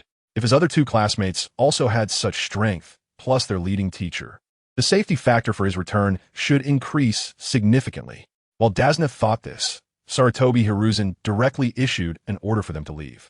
All right, since the client and the content have been handed over, you can start executing the mission. Yes, Lord Third Hokage. Hearing Sarutobi Hiruzen's words, Kakashi took Wudi and the others, along with Dasna, out of the Hokage office. Soon after, Wudi and the others began to return to their residences to prepare the necessary items for going out. As for Kakashi, he stayed in place to protect their mission target, Dasna. Looking at the empty Hokage office, Sarutobi Hiruzen slowly exhaled a smoke ring. Then, he directly opened another document under the mission file. Zabuza Momochi from the 7 Ninja Swordsmen of the Mist? A task of this difficulty is just right to stimulate Wudi's potential and also allow me to learn more about that cat. As for Dasna deceiving the Hidden Leaf Village and falsely reporting the difficulty of the mission to save money. Once the matter is over, they can demand double compensation. So, no matter what, they won't be at a loss. This was also one of the reasons he didn't stop Wudi from hitting Dasna earlier. After thinking of this, Sarutobi Hiruzen turned to look in the direction of the Hidden Leaf Village gate, a faint smile appearing on his face. Wudi, I hope your performance this time won't disappoint me. Chapter 200, Leaving the Hidden Leaf, Wudi. Assassination? Oh ho, the delivery is here. At the entrance of the Hidden Leaf Village. I'm ready. Naruto, carrying his simple backpack, excitedly ran around the gate, feeling very good. Seeing this, Kakashi helplessly covered his forehead with his hand. Naruto, what are you so excited about? It's one thing for this kid to shout and scream. After all, we are all on the same side, and it's just a bit embarrassing. But now, we have a client among us. Naruto, can you be a little more composed? However, Naruto didn't care at all about what Kakashi was thinking. He even started to look around excitedly after hearing his words. Because I've never left the village before, and Naruto's actions immediately made Dasuna uncomfortable again. Hey, is it really okay to send such a little brat? Ha ha ha with me. Hey Janine, around, you don't have to worry too much. Are these little brats really okay? No way, no way. TCH while Kakashi and Dasuna were talking. Naruto crossed his arms and his eyes turned completely white. Clearly, he was in a very bad mood. That old man, he asked the worst client. I just want to teach him a lesson right now. After thinking this, Naruto turned around and pointed directly at Dasuna. Hey old man, don't underestimate ninjas. I'm very powerful. Okay, I'm going to be Hokage one day, a super elite ninja. My name is Naruto Uzumaki. Remember it well. Dasuna, you pull me. Sasuke. Talp, talp, talp. Most of the people present did not believe Naruto's declaration at all, especially Dasuna, who immediately voiced his doubts. The Hokage is the strongest super ninja in your village, right? I don't think someone like you can become one. Shut up. To become Hokage, I'm prepared to do whatever it takes. After saying this, Naruto put his hands on his hips and proudly puffed out his chest. When I become Hokage, even you, old man, will have to acknowledge me. I want to acknowledge you, kid, even if you become Hokage. I'm going to kill you. And seeing Naruto about to attack the client again, Kakashi quickly intervened to hold him back. Didn't I tell you to stop, you idiot? No. At least let me hit him once. Sure. Just as Naruto was shouting and wanting to teach Dasuna a lesson, the shadow cat that had been silently leaning against the wall suddenly spoke up. Nanny? Nanny. Hearing Wudi's words, Dasuna almost reflexively retreated behind Kakashi. Seeing this scene, Naruto, who had just been shouting for a fight, immediately clutched his stomach and burst out laughing. Old man, weren't you always so tough? How come my boss just said one sentence and you got scared like this? Ha ha. This is really killing me with laughter. Damn, just a moment ago, Dasuna was still feeling proud of his quick reaction, having taken self-protection measures before that guy, named Wudi, made his move. Now his face turned dark on the spot, as if he just emerged from a coal pile, with only his teeth showing white ding. Congratulations. The host has obtained 666 points of negative emotion value from the bridge building Celebrity Dasuna. Ding. Congratulations. The host has obtained 666 points of negative emotion value from the bridge building celebrity. Ding. Congratulations, the host has obtained. Hearing the crisp and pleasant voice ringing in his mind, Wudi merely shrugged indifferently and then walked towards his destination. As for hitting Dasuna, there's really no need to rush after all. He only said that he would let Naruto punch the other party, but when exactly that would happen, that depends on his own mood. This kid, Sai, really gives people a headache. All right, we should be setting off now. Everyone keep up. Seeing Wudi setting off on his own, Kakashi could only call everyone to depart together. After all, it was about time. As for what the other party just said about giving Naruto a hit to Dasuna, he simply ignored it. In his view, that was just something Wudi casually mentioned. Not worth paying attention to. Yes, Kakashi-sensei. Boss, let's go. MHM. After Kakashi called everyone to set off, it didn't take long for them to leave the village. Whoosh, whoosh. However, when they were a certain distance from the village, two shadows suddenly blended into the nearby big trees and hid. Just as those two people hid, Sasuke couldn't help but frown slightly and turned to look in that direction. However, no matter how he looked, he couldn't figure out what was going on. Helpless, Sasuke could only continue to follow Kakashi and the others, feeling that he had misperceived something. Only Wudi and the Shadow Cat, one person and one cat, revealed an unusual light in their eyes at that moment. Two Chunin-level minions are currently hiding on the tree right behind you. Do you need me to help you deal with them? No need. Wudi directly refused the Shadow Cat's suggestion. Since we can sense those two minions, the leader, who is 50-50, can naturally sense them too. Rather than exposing our true strength at this moment, it would be better to quietly observe the changes and wait for the big fish to appear later. As you wish hearing Wudi's words, the Shadow Cat lying on his head paused for a moment. Then, she lazily stretched and continued to close her eyes to rest, no longer bothering with this matter.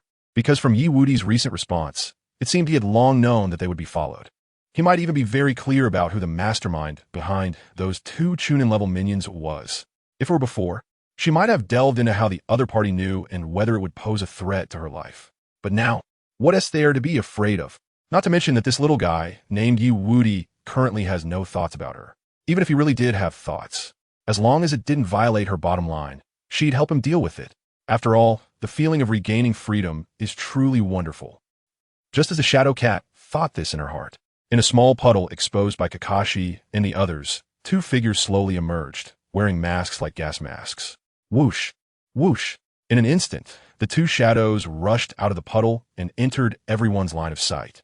Moreover, they immediately swung their specially made black chains with sharp, jagged edges, instantly binding Kakashi. Nanny? Nanny! Faced with this sudden attack, Naruto, Sasuke, and Dasuna all showed various expressions of fear, seriousness, and panic. The two suddenly attacking ninjas, dressed in tattered black clothes, were clearly very satisfied with their reactions. However, that did not mean they would show mercy. First one, in front of everyone, the two strange ninjas who suddenly attacked tightened the specially made iron chain that bound Kakashi. In an instant, the sharp teeth of the chain rubbed against each other, instantly shredding Kakashi into pieces. Blood, mixed with fragments, splattered everywhere, providing a strong visual shock, especially Naruto and Dasuna, who were completely stunned on the spot, unable to move. Kakashi-sensei. This. Whoosh. Unfortunately, Naruto and Dasuna were paralyzed with fear, but the two ninjas were not prepared to give them any breathing room. Second one. In the blink of an eye, the two guys had already rushed to Naruto's side. Clearly, after dealing with the most troublesome leader-teacher, these two were now going to pick on soft targets, slowly leading their prey into true despair. After seeing this scene, Wudi still maintained a calm demeanor, because he knew that Naruto would definitely be fine. The one who was about to have trouble was the pair of ghost brothers from the Mist Village. The Mist Village, one of the 5 largest countries on this continent, is a military power symbol established by the Land of Water. As for the other countries and ninja villages, they are the Land of Fire with Konoha, the Land of Lightning with Kimogakure, the Land of Earth with Awagakure, and the Land of Wind with Sunagakure. Just when these two ninjas thought they were about to succeed. In that moment, Wudi thought to himself, whoosh, oomph. Sasuke jumped directly from his spot towards the area where Naruto and the two ninjas were. Then, Sasuke threw his shuriken, which perfectly lodged itself onto the special iron chain that the Ghost Brothers had thrown out to shred Naruto. After doing this, he threw another kunai, pinning the shuriken to the big tree. Thus, the Ghost Brothers' special weapon was rendered useless. TCH. Oomph. Although the weapon was restricted, the Ghost Brothers were not pleased, but quickly found a way to break through. Since they couldn't take them out one by one, they would attack both targets simultaneously. With this thought in mind, the Ghost Brothers attacked again, one targeting Dasuna and the other continuing to go for Naruto. Seeing this scene, a slight smile appeared on Wudi's face, because he knew that after waiting for so long, it was finally time for him to show his performance. Chapter 201 Wudi. Employer? What's that? Let my little brother punch first before we talk. Got it. Hurry up and protect me, you. Seeing the Mist Village ninja Ghost Brother not far in front of him, Dasuna panicked on the spot. Although the boy standing in front of him had skills that even he couldn't see through. But even that guy who claimed to be a Jonin was instantly killed by these two ninjas. Could it be that these two have strength beyond Jonin? Could they be a Hokage level? This is completely over. Thinking of this, Dasuna realized that relying solely on this little guy in front of him would not guarantee his safety at all. Just when Dasuna felt hopeless, believing he was surely going to die today, Sasuke started to take action. Duck down, Dasuna. Naruto. After hearing Sasuke's words, Dasuna's mood instantly brightened, and he subconsciously wanted to follow Sasuke's instructions. Compared to that boastful Jonin, this little guy in front of him, who might not look very big, but had actually managed to stop those two ninjas from launching a sneak attack once, was clearly much more reliable. Great. With this little guy's help, I definitely have a chance to escape from here. However, just as Dasuna was internally celebrating that he was about to be saved, the scene that appeared before him froze his expression on the spot. What the hell? What's going on? Why isn't that kid coming to protect me, the employer? Instead, he is charging towards that little brat. Hey, I'm the employer. You should prioritize protecting me. Compared to Dasuna's furious expression, Wudi appeared very calm. Not only did he not make any defensive moves against the incoming attack from the Mist Village ninja, Brother Ghost, he even leisurely stretched, looking relaxed. Uncle, stop shouting. No matter how much you complain, Sasuke won't come over. You bastard. Ding. Congratulations, host. You have received 999 points of negative emotion value from Dasuna. Ding. Congratulations, host. You have received. After hearing Wudi's words, Dasuna immediately exploded with anger. He never expected this guy would choose this moment to mock him. Didn't he see that the ninja was already coming to kill him? Was he not afraid of dying at all? This is too ridiculous. Just when Dazna was confused and his body was about to be pierced by the incoming attack from the Mist Village ninja, Brother Ghost, Wudi suddenly shouted at Naruto, who was also paralyzed with fear. Naruto, watch out on your right. Ah, the right? Although Naruto didn't know the current situation in the direction Wudi mentioned, that shout effectively snapped him back to reality. And out of trust, he immediately extended his right hand and threw a punch. Bang! Dazna, Kakashi, Sasuke, Brother Ghost. Seeing Naruto's actions at that moment, everyone present was stunned, including the two ninjas from the Mist Village, protecting the employer with a punch. What is going on? Ding! Congratulations, host! You have received 666 points of negative emotion value from Kakashi Hitaki. Ding!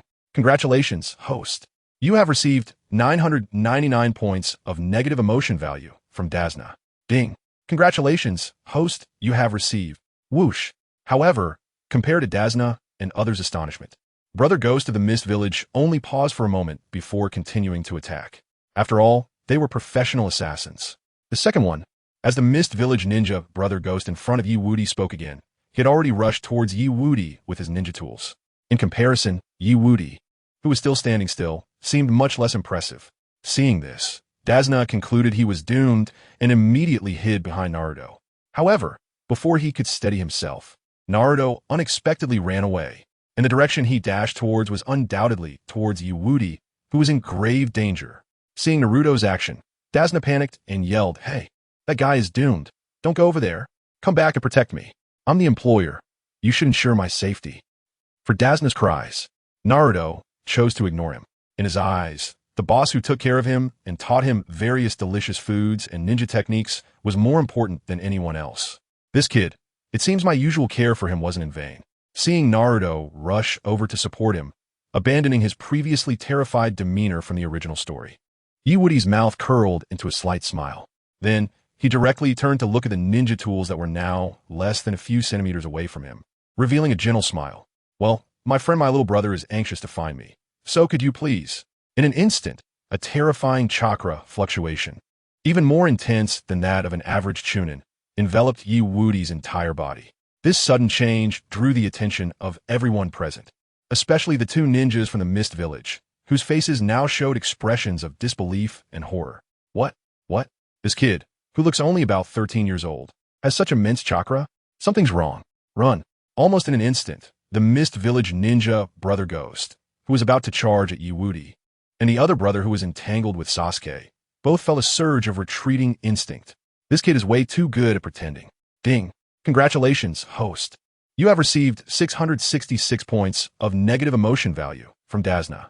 Ding. Congratulations, host. You have received. Seeing that Wudi possessed such strong power, Dazna was very displeased, especially after he just tossed himself out there. Meanwhile, Kakashi, who was hiding and observing from the shadows, sighed helplessly but still showed no intention of stepping in to help. After all, he was somewhat used to it now. Whoosh! Just as Dazna and Kakashi thought that, Wudi glanced at the retreating Mist Village ninja Brother Ghost and swiftly launched a cold gleam from his right hand, instantly pursuing him. Seeing this, the Mist Village ninja Brother Ghost quickly attempted to block. However, just as he swung his ninja tool, the ninja blade in front of him had already transformed into Wudi. What? Flying Thunder God technique? Impossible. You little brat. Ding. Congratulations, host. You have received 999 points of negative emotion value from the Mist Village ninja Brother Ghost. Ding. Congratulations, host. You have received 999 points of negative emotion value from the Mist Village ninja Brother Ghost. Tap, tap, tap. Facing Brother Ghost question, Wudi did not bother to answer. He simply brushed past him. Puffed. Immediately, as their bodies brushed past each other, blood erupted from the Mist Village ninja Brother Ghost's neck, blooming into a dazzling spray. Wudi, however, did not look back and continued to stride towards the remaining Mist Village ninja brother. Flying Thunder God technique? I can't do that. The reason it had that effect was merely to provoke the opponent, thereby gaining more negative emotion value. Ding. Congratulations, host. You have received 999 points of negative emotion value from the Mist Village ninja Brother Ghost. Ding. Congratulations, host. You have received. That's right. The Mist Village Brother Ghost was not dead yet. This was Yi intentionally leaving him a breath. Yi wanted him to bleed out. As for whether he would suddenly launch a sneak attack, besides a cut on his neck, the tendons in that guy's arms and legs had also been severed. It's just the mouth, and now it's in a state like a dog chewing mud. Wanting to spray poison needles is impossible at this moment. While Yi was thinking this, the mist ninja, Ghost Brother, who was locked on by him, was now retreating cautiously while also distractedly watching Sasuke beside him. Cold sweat was pouring down his forehead, and his hand gripping the knife began to tremble slightly. Don't come over. Ding. Congratulations to the host for obtaining 999 negative emotion points from the Mist Ninja, Ghost Brother. Ding. Congratulations to the host for obtaining from Flying Thunder God technique? Damn, how did the two of them get so unlucky? It was just an assassination of an unremarkable old bridge builder. Why did they have to encounter such a terrifying freak? Run, I must run fast. Losing to such a guy is nothing to complain about. Even if it's the great Zabuza, he wouldn't blame him. After all, that's the Flying Thunder God technique. The last user of this ninjutsu was someone who had been directly deemed a nightmare by the high-ranking officials of the major ninja countries, allowing them to escape without considering mission failure. No one knew if this kid in front of him would become the second such level of existence. Are you thinking about running away now? Nanny, you can come or go as you please. Wound tea that make me lose face? Chapter 202 Yi Kakashi-sensei, what are you doing? You've changed. Sigh, why force me to take action? Yi casually walked over to the terrified Dasna while petting the shadow cat's fur. Gulp, gulp. Seeing Yi approaching, Dasna instinctively swallowed, then awkwardly began to avoid his gaze. After all, among them, the strongest seemed to be this guy in front of him. It would be impossible to say he wasn't worried about the other party's deliberate revenge. Ding. Congratulations to the host for obtaining 999 negative emotion points from Dasna. Ding. Congratulations to the host for obtaining 999 negative emotion points from Sasuke. However, when Sasuke saw that Yi had solved their side's enemy, his eyes were filled with displeasure. He even activated his two-tomo Sharingan just to end the battle decisively. Yet that guy stole the spotlight again. TCH, busybody. As for Sasuke's proud demeanor, Yi chose to ignore it and walked over to Naruto. He gently patted Naruto's shoulder and comforted him. You did well just now. If you continue to train hard, I believe it won't be long before you can handle battles like Sasuke does. Really? Boss. Hearing Yi words, Naruto's eyes widened with excitement, filled with anticipation. Of course it's true. When have I ever lied to you? Oh yeah. Soon, I can be as strong as Sasuke now. I want to be even stronger. Boring. Top. Watching Naruto, now, excitedly running around in circles in this area, Sasuke rolled his eyes at Yi and silently turned to leave. Just because this guy nearly let the enemy charge right in front of him without taking any action, he wanted to compare himself to me? Ha, ridiculous. Watching the reactions of the two in front of him, Yi merely smiled and remained silent, continuing to pet the cat, because in his view, what he just said would definitely happen in the future. Moreover, it would happen even faster than before. According to the original storyline, Naruto should have suffered a significant blow in this battle and then start to make a vow, although that would strengthen his resolve. It would also give him a sense of a vast gap between himself and Sasuke, leading to feelings of inferiority. Such a result was clearly not what he wanted. Nonsense. How could Yiwudi's little brother feel inferior? Clap. Just as Yi was planning in his heart how to make Naruto stronger, a crisp sound of clapping and a leisurely voice of praise suddenly appeared behind everyone. What seems you all did well. Kakashi-sensei, you're not dead. Seeing Kakashi was fine, Naruto, who was initially a bit sad about going to collect his body, was now thrown into confusion.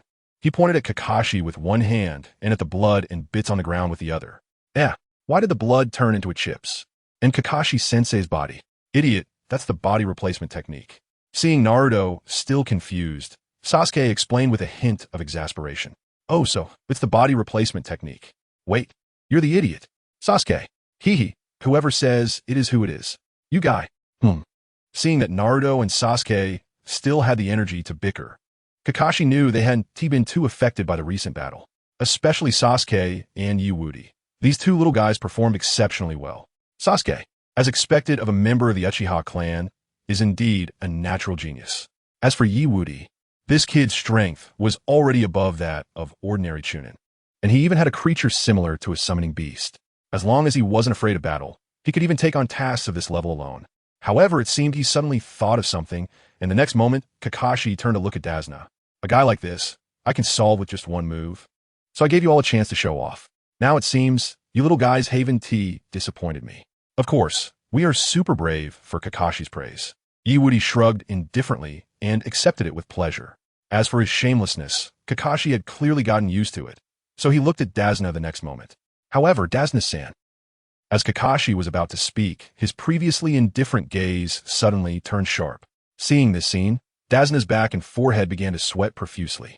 What? Damn it. Does this guy know something? It shouldn't be. After all, I didn't slip up from beginning to end. There are some things I want to ask you. This is a tune-in from the Mist Village, right? Those guys are known for fighting to the bitter end, no matter the cost. Cough, cough, cough. Why can you see our actions? And that little guy, could he be that man's child?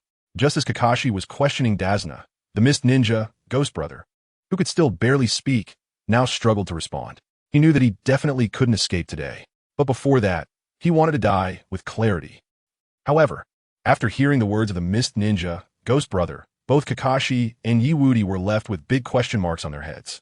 Kakashi, this kid is the teacher's child? Can you not insult my teacher?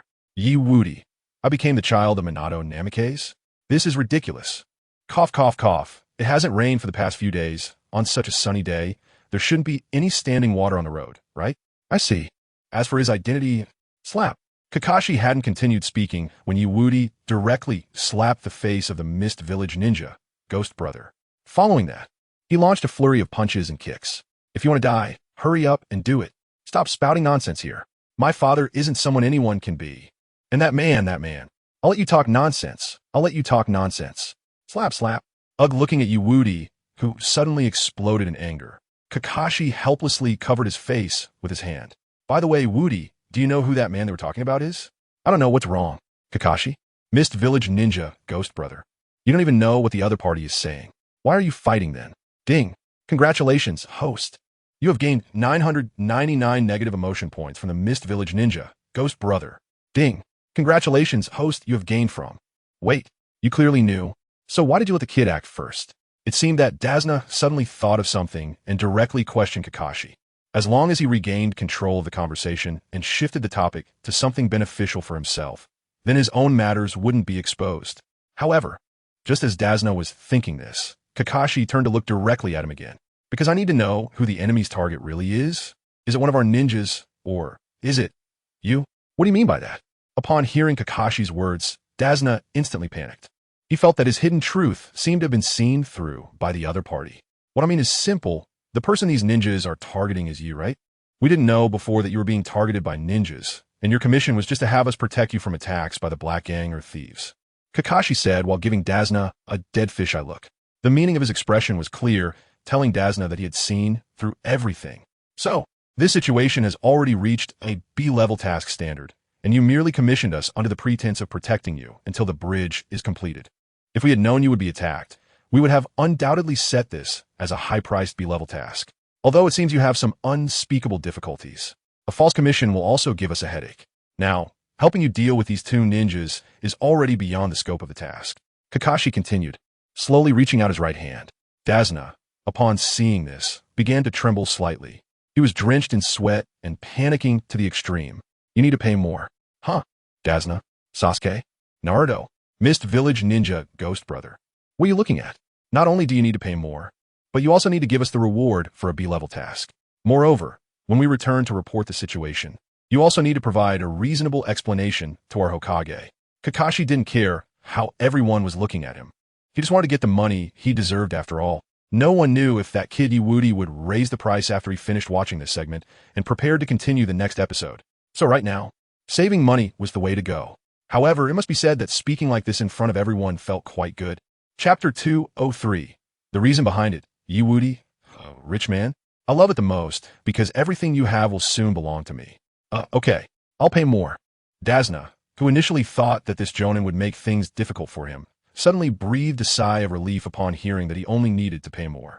After all, if he could spend money to avoid disaster and save his life, who would want to struggle more? Moreover, the reward for a C-level task, even if doubled, wouldn't be particularly much compared to the high rewards of a B-level task. He could handle it. Now that we've agreed on this matter, can we continue on our way? There is such a big disturbance here. I'm afraid those guys will soon send more people over. Let's go.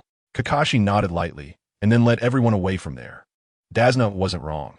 Although their overall strength was not afraid of Chunin-level opponents, if they could avoid more trouble, who would want to cause unnecessary fuss? Whoosh, whoosh, hut, hut, hut.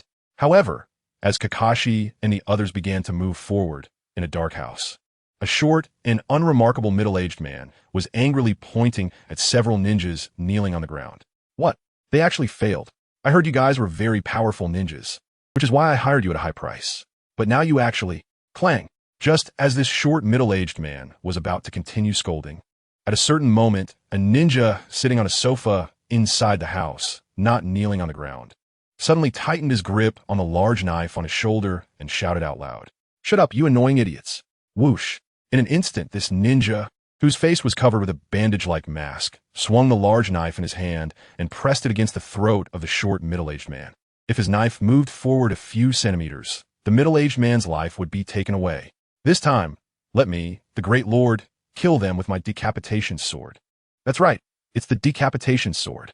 At this moment, sitting on the sofa and holding the decapitation sword was none other than one of the previous 7 ninja swordsmen of the Mist Village, Zabuza Momochi.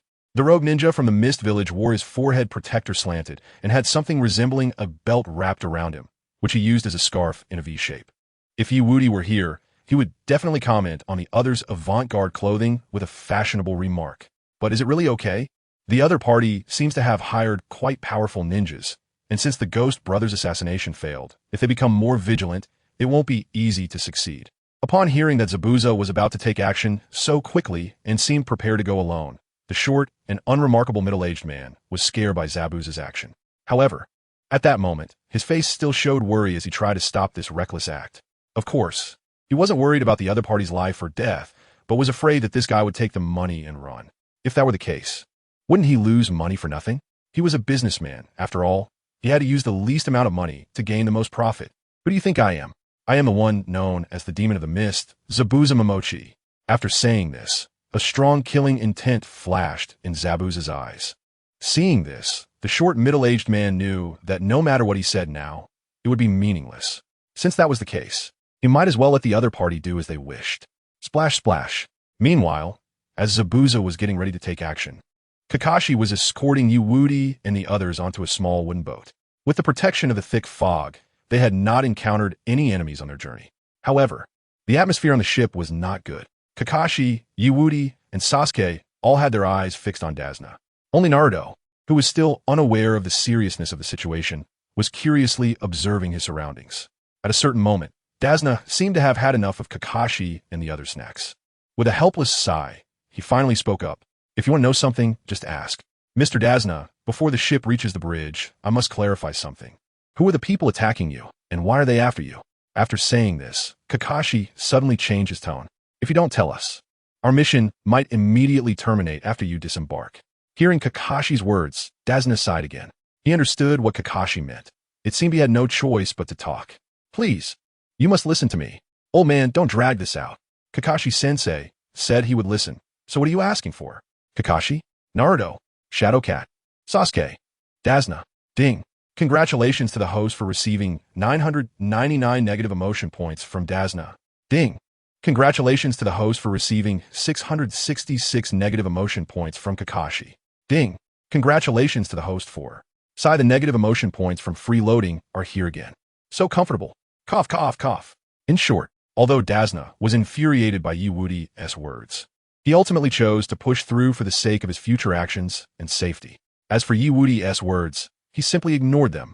"My situation is as you said. It's probably beyond your mission scope. In fact, my life has long been targeted by a super scary guy." "Super scary person?" Naruto asked curiously.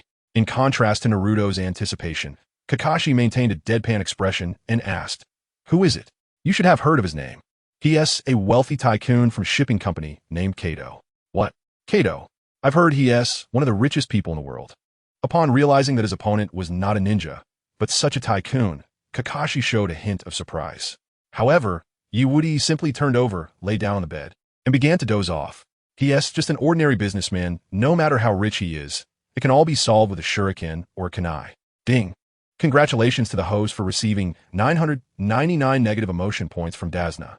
Ding! Congratulations to the host for. Although Dasna felt displeased by WudiGets' disdain, he restrained himself. After all, he still needed the other party's help, so it was impossible to turn hostile at this moment. The next moment, Dasna looked back at Kakashi and continued. On the surface, he is a big boss of shipping company, but behind the scenes, he spends money on all sorts of illicit activities, burning, killing, looting without restraint. Ultimately, he even swallows up other enterprises and small countries, engaging in all sorts of shady dealings. About a year ago, he set his sights on a land of waves, using his power to monopolize maritime transport and trade, gaining control of the sea routes. The land of waves is essentially an island in the ocean. As long as you control the sea routes, you basically control the economic lifeline here. What Kato fears now is the completion of the bridge that has been under construction for a while. In simple terms, I will become his biggest obstacle, which is why he has hired ninjas to take my life at all costs. After hearing Dasna's words, Wudi felt speechless. You, a bridge builder, can pose a threat to a world tycoon? Who gave you that confidence? Also, that Kato is quite foolish.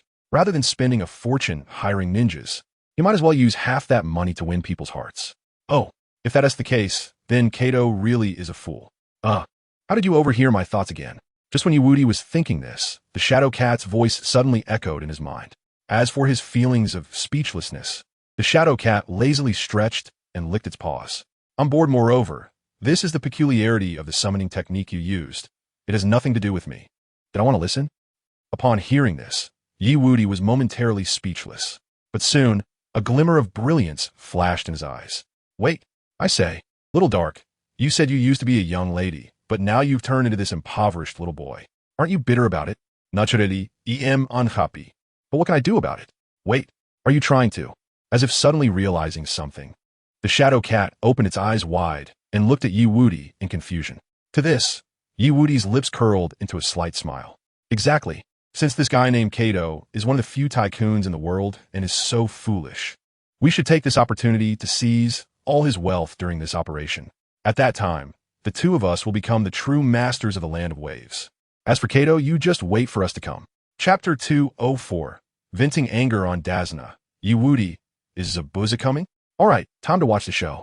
In short, the situation is roughly like this.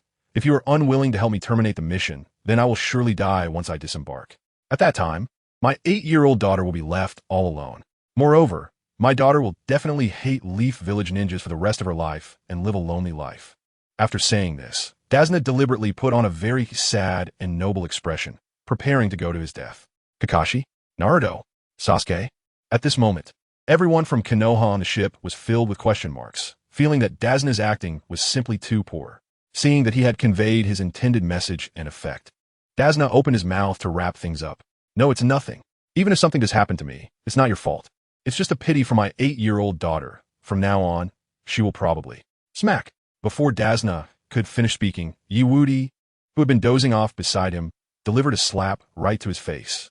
The Shadow Cat, who had been resting above him, also joined in the fun and began to scratch him wildly. You want us to help, and you want to freeload? Just say it directly. Why say all this nonsense? Trying to kidnap us with emotional manipulation. We were originally willing to help you a little, but after hearing all this, if we don't beat you up, I would feel sorry for myself. Meow, meow, meow. That's right, it's just like that, meow. Ding. Congratulations to the host for receiving 999 negative emotion points from Dasna. Ding. Congratulations to the host for obtaining. For Wudi, who once again took matters into his own hands. Dasna had many objections in his heart, but felt helpless. After all, no matter how young the opponent was, he was still a very capable ninja, and he was just an ordinary shipbuilder. How could he possibly fight against him? It was better to just take the beating. After all, it seemed that none of the people nearby were willing to step in to help. Taking a beating was like getting free protection from a B rank or higher ninja. This beating was worth it. Forget it, Wudi. After all, we have already accepted this mission. We can't help but act. After Wudi gave Dasna a beating for a moment, Kakashi finally spoke up. The reason for his speaking was naturally because they had now reached their destination. Of course, it also included the fact that if they continued to fight, they would have to spend energy to support each other later. This would make their mission even more troublesome. Since Kakashi-sensei has spoken, I will give him face and stop fighting. Next time if you like to mumble so much, be careful, I'll make you unable to stand. After saying this, Wudi directly grabbed Dasna and threw him onto the shore in front of everyone. Oh, whoosh, whoosh. After Dasna safely landed on shore, Kakashi and Wudi and the others also proceeded to land. After all, the middle ninja hired by Kato last time had already been defeated by them. So if the opponent continued to send people over, they would likely start at the J-Nin or Special J-Nin level. In short, from now on they needed to remain vigilant at all times. Oh dear, next, they would have to face J-Nin level opponents. And they had to keep an eye on these real guys. It was really troublesome. Although his heart was filled with complaints, Kakashi still set off with Wudi and the others. However, unlike the original story, after being beaten by Wudi, Dasna was now much more well-behaved and no longer tried to act like he was in charge of everyone. This made Kakashi and the other subsequent actions much calmer, however. This kind of tranquility clearly wouldn't last too long. Who's there? Come out. Just as Wudi was thinking this, Naruto directly threw out his kunai. After seeing his action, Sasuke frowned slightly. He didn't believe that this perennial underachiever's perceptive ability could be stronger than his Uchiha clan's genius. Top, moments latte. Sasuke and Naruto crossed through the bushes and found the source of the noise. Then, Naruto panicked and hurriedly ran over to pick up the rabbit he had scared. A rabbit? Oh, sorry, little rabbit idiot. Seeing this, Sasuke simply let out 2 words disdainfully and ignored him. However, unlike Sasuke's demeanor, Kakashi's brow furrowed at that moment.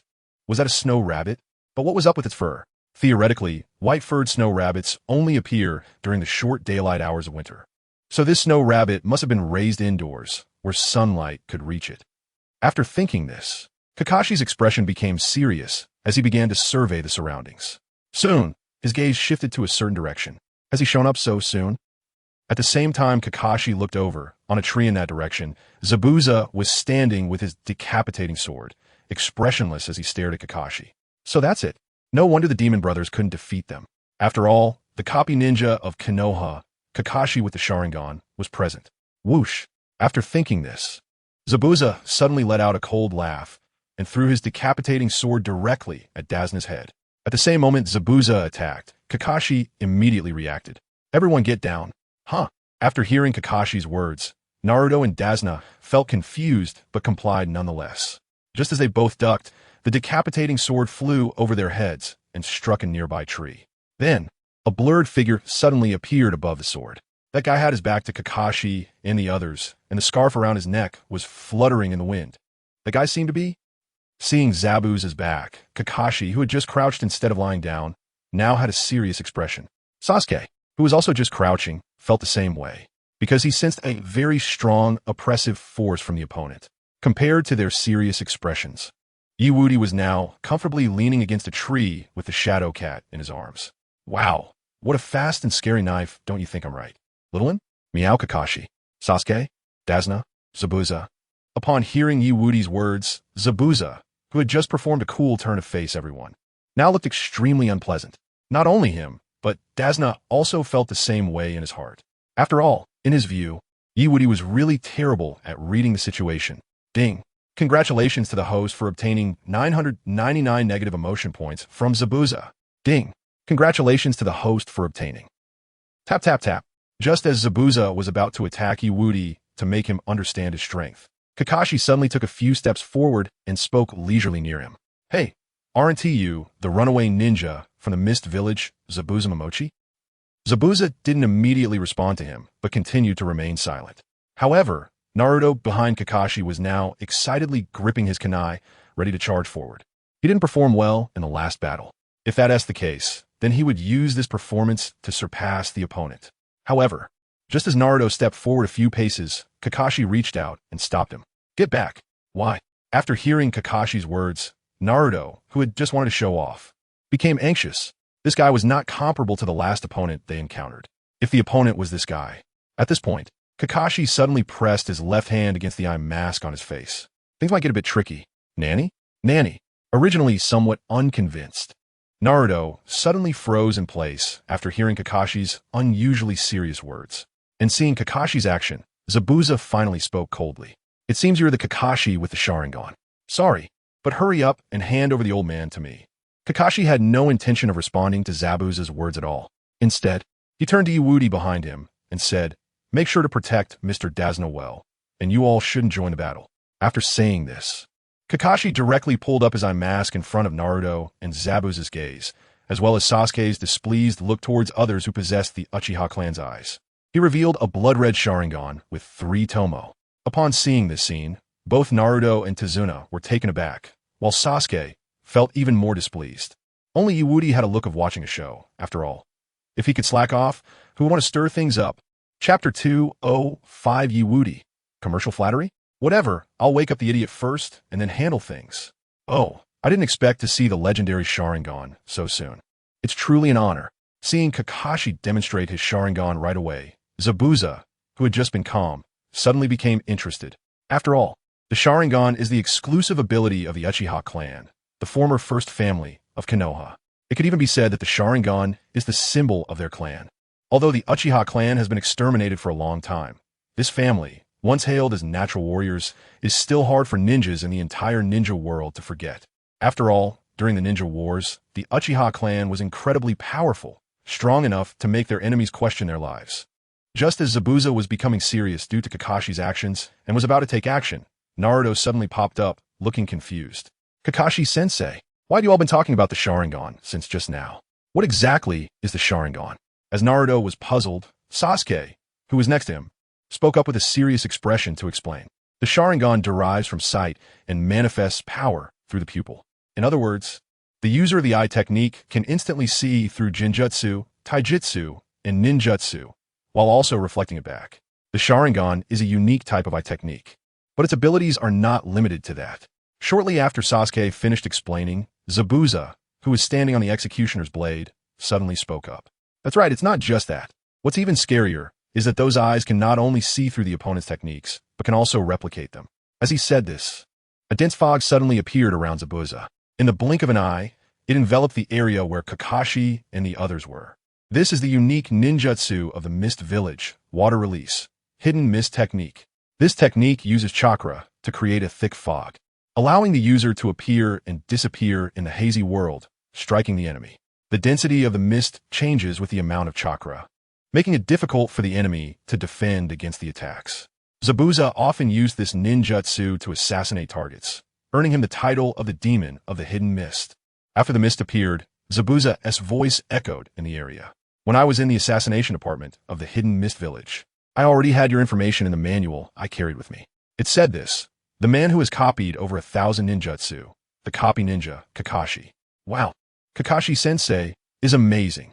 Hearing Zabuza's description of Kakashi, Naruto became excited again, looking as if he had already seen victory. However, Sasuke's expression grew increasingly grim. TCH, it's strange. The Sharingan is clearly a special ability exclusive to the Uchiha clan. Could it be that this guy in front of me? Let's put the chit-chat aside. I need to quickly deal with that old man. But, Kakashi, it seems I have to deal with you first. Whoosh! As Zabuza's voice rang out, his body, along with the executioner's blade, vanished. The Demon of the Mist is about to begin the assassination. Splash splash. As soon as Zabuza made his move, he directly appeared over a nearby lake, simultaneously injecting a large amount of chakra into the water. The ninjas of the Mist Village excel in water release, and this vast lake will become a huge advantage for him to achieve victory. Injecting a large amount of chakra into the lake. Ninjutsu, Eden Mist Technique. The moment Kakashi looked over, Zabuza completely disappeared the next instant. The surrounding mist also began to grow thicker. The initial mist was merely an appetizer. Now, this nearly impenetrable fog is Zabuza's full strength. Teacher, what's going on now? Seeing the mist around them growing thicker, Naruto panicked. In response, Kakashi calmly reassured him. This is the hidden mist technique that Zabuza specializes in. It conceals his body by creating dense fog and then silently assassinates the enemy. It's so terrifying? Don't worry. Under normal circumstances, he should first deal with me. After saying this, before Naruto could relax, Kakashi continued to joke. However, my Sharingan hasn't reached the point of being used freely yet. If it really doesn't work, then it will only lead to death. Naruto, Sasuke, Tizuna, what do you mean by will only lead to death? This is such a terrifying situation. How can you say it so lightly? However, unlike the tension of Naruto, Sasuke, and Tizuna, Kakashi's joking demeanor was different. Upon seeing the scene before him, Yewudi's face was filled with calm. Zabuza, a man skilled in assassination, still had decent stamina at this moment. It's just a pity that he met the wrong opponent. Boom. Just as Wudi thought this, Kakashi quickly formed hand seals and began to unleash his true power. In an instant, a terrifying killing intent enveloped the area, including where Wudi and the others were. Wow, such a terrifying killing intent. It seems Kakashi-sensei is really going to get serious. Ding. Congratulations to the host for gaining 999 negative emotion points from Sasuke. Ding. Congratulations to the host for gaining from TCH. Hearing Wudi's relaxed remarks, Sasuke was filled with displeasure, and his eyes were filled with unwillingness and fear. Such terrifying killing intent. Just breathing or even moving an eye could lead to being killed by this guy. Is this the true strength of a jonin in the village? In such an atmosphere, if one were to endure for an hour, what would happen to their mental state? Moreover, since this guy can reach this level, the other one, called Zabuza, should also be able to do the same. Damn it. This feeling of having one's life in someone else's hands, no way. If it really comes to that, I might as well end it myself. I say, idiot, what are you dazing off for? The kunai is pointed at yourself. Wake up. Smack. Just as Sasuke was about to crumble under the killing intent, Wudi slapped him, pulling him back from the brink of despair. Hoo. Just now, I actually wanted to, after regaining control of his body, Sasuke began to breathe heavily. Cold sweat poured down his back, and his clothes were soaked through. Seeing that Sasuke finally recovered, Kakashi, who originally wanted to remind him, couldn't help but flash a smile.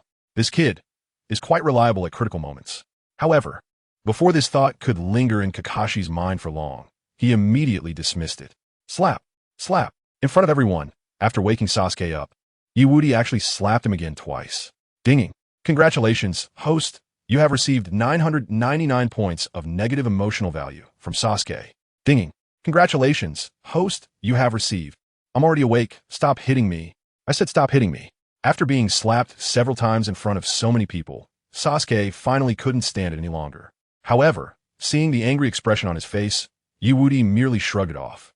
Now that you're awake, go to sleep early. Don't just stand there in a daze. Look at Naruto, facing the same murderous intent, yet he's not panicking at all. Hearing Wudi's words, Sasuke instantly exploded with anger. The perennial underachiever is fine?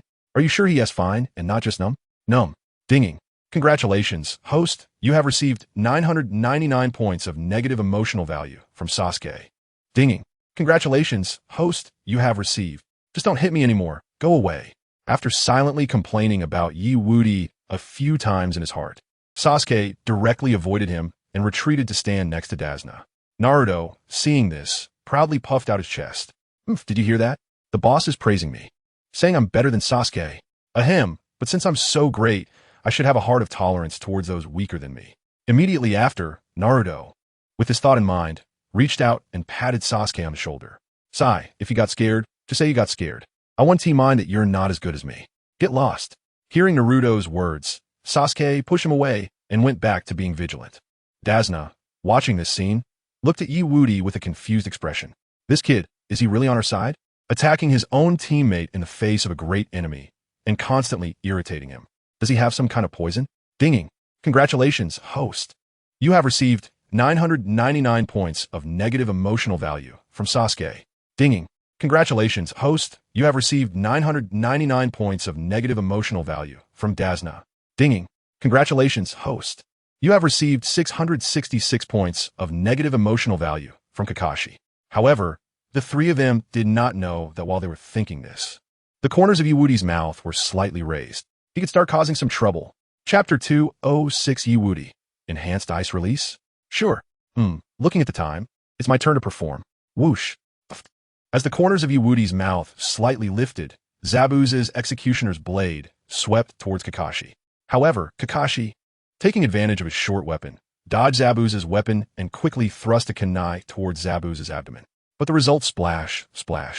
In front of everyone, water continuously flowed out from Zabuza's body. That's right, what flowed out was water, not blood. After witnessing this scene, Kakashi spoke indifferently.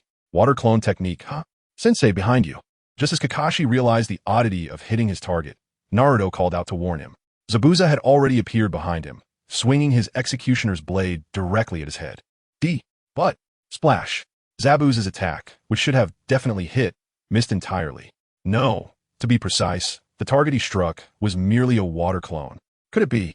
Don't move, it's over. With Kakashi's calm voice ringing out, a figure had appeared behind Zabuza, a kunai pressed against his neck. Water clone? In such thick fog, you can actually replicate? But, ha ha ha. In front of everyone, Zabuza, who was theoretically at a disadvantage, suddenly burst into laughter without warning. Seeing this, most people present were filled with confusion. What is wrong with this guy? Why is he so happy even after losing? You really don't understand what it's over means, do you? Just with such monkey tricks, it's absolutely impossible to defeat me. But you're quite impressive, though it's only limited to that. In front of everyone, Kakashi, who was clearly holding the absolute advantage, seemed to realize something and suddenly widened his eyes. Splash! Just at that moment, the Zabuza in front of him turned into a puddle of water.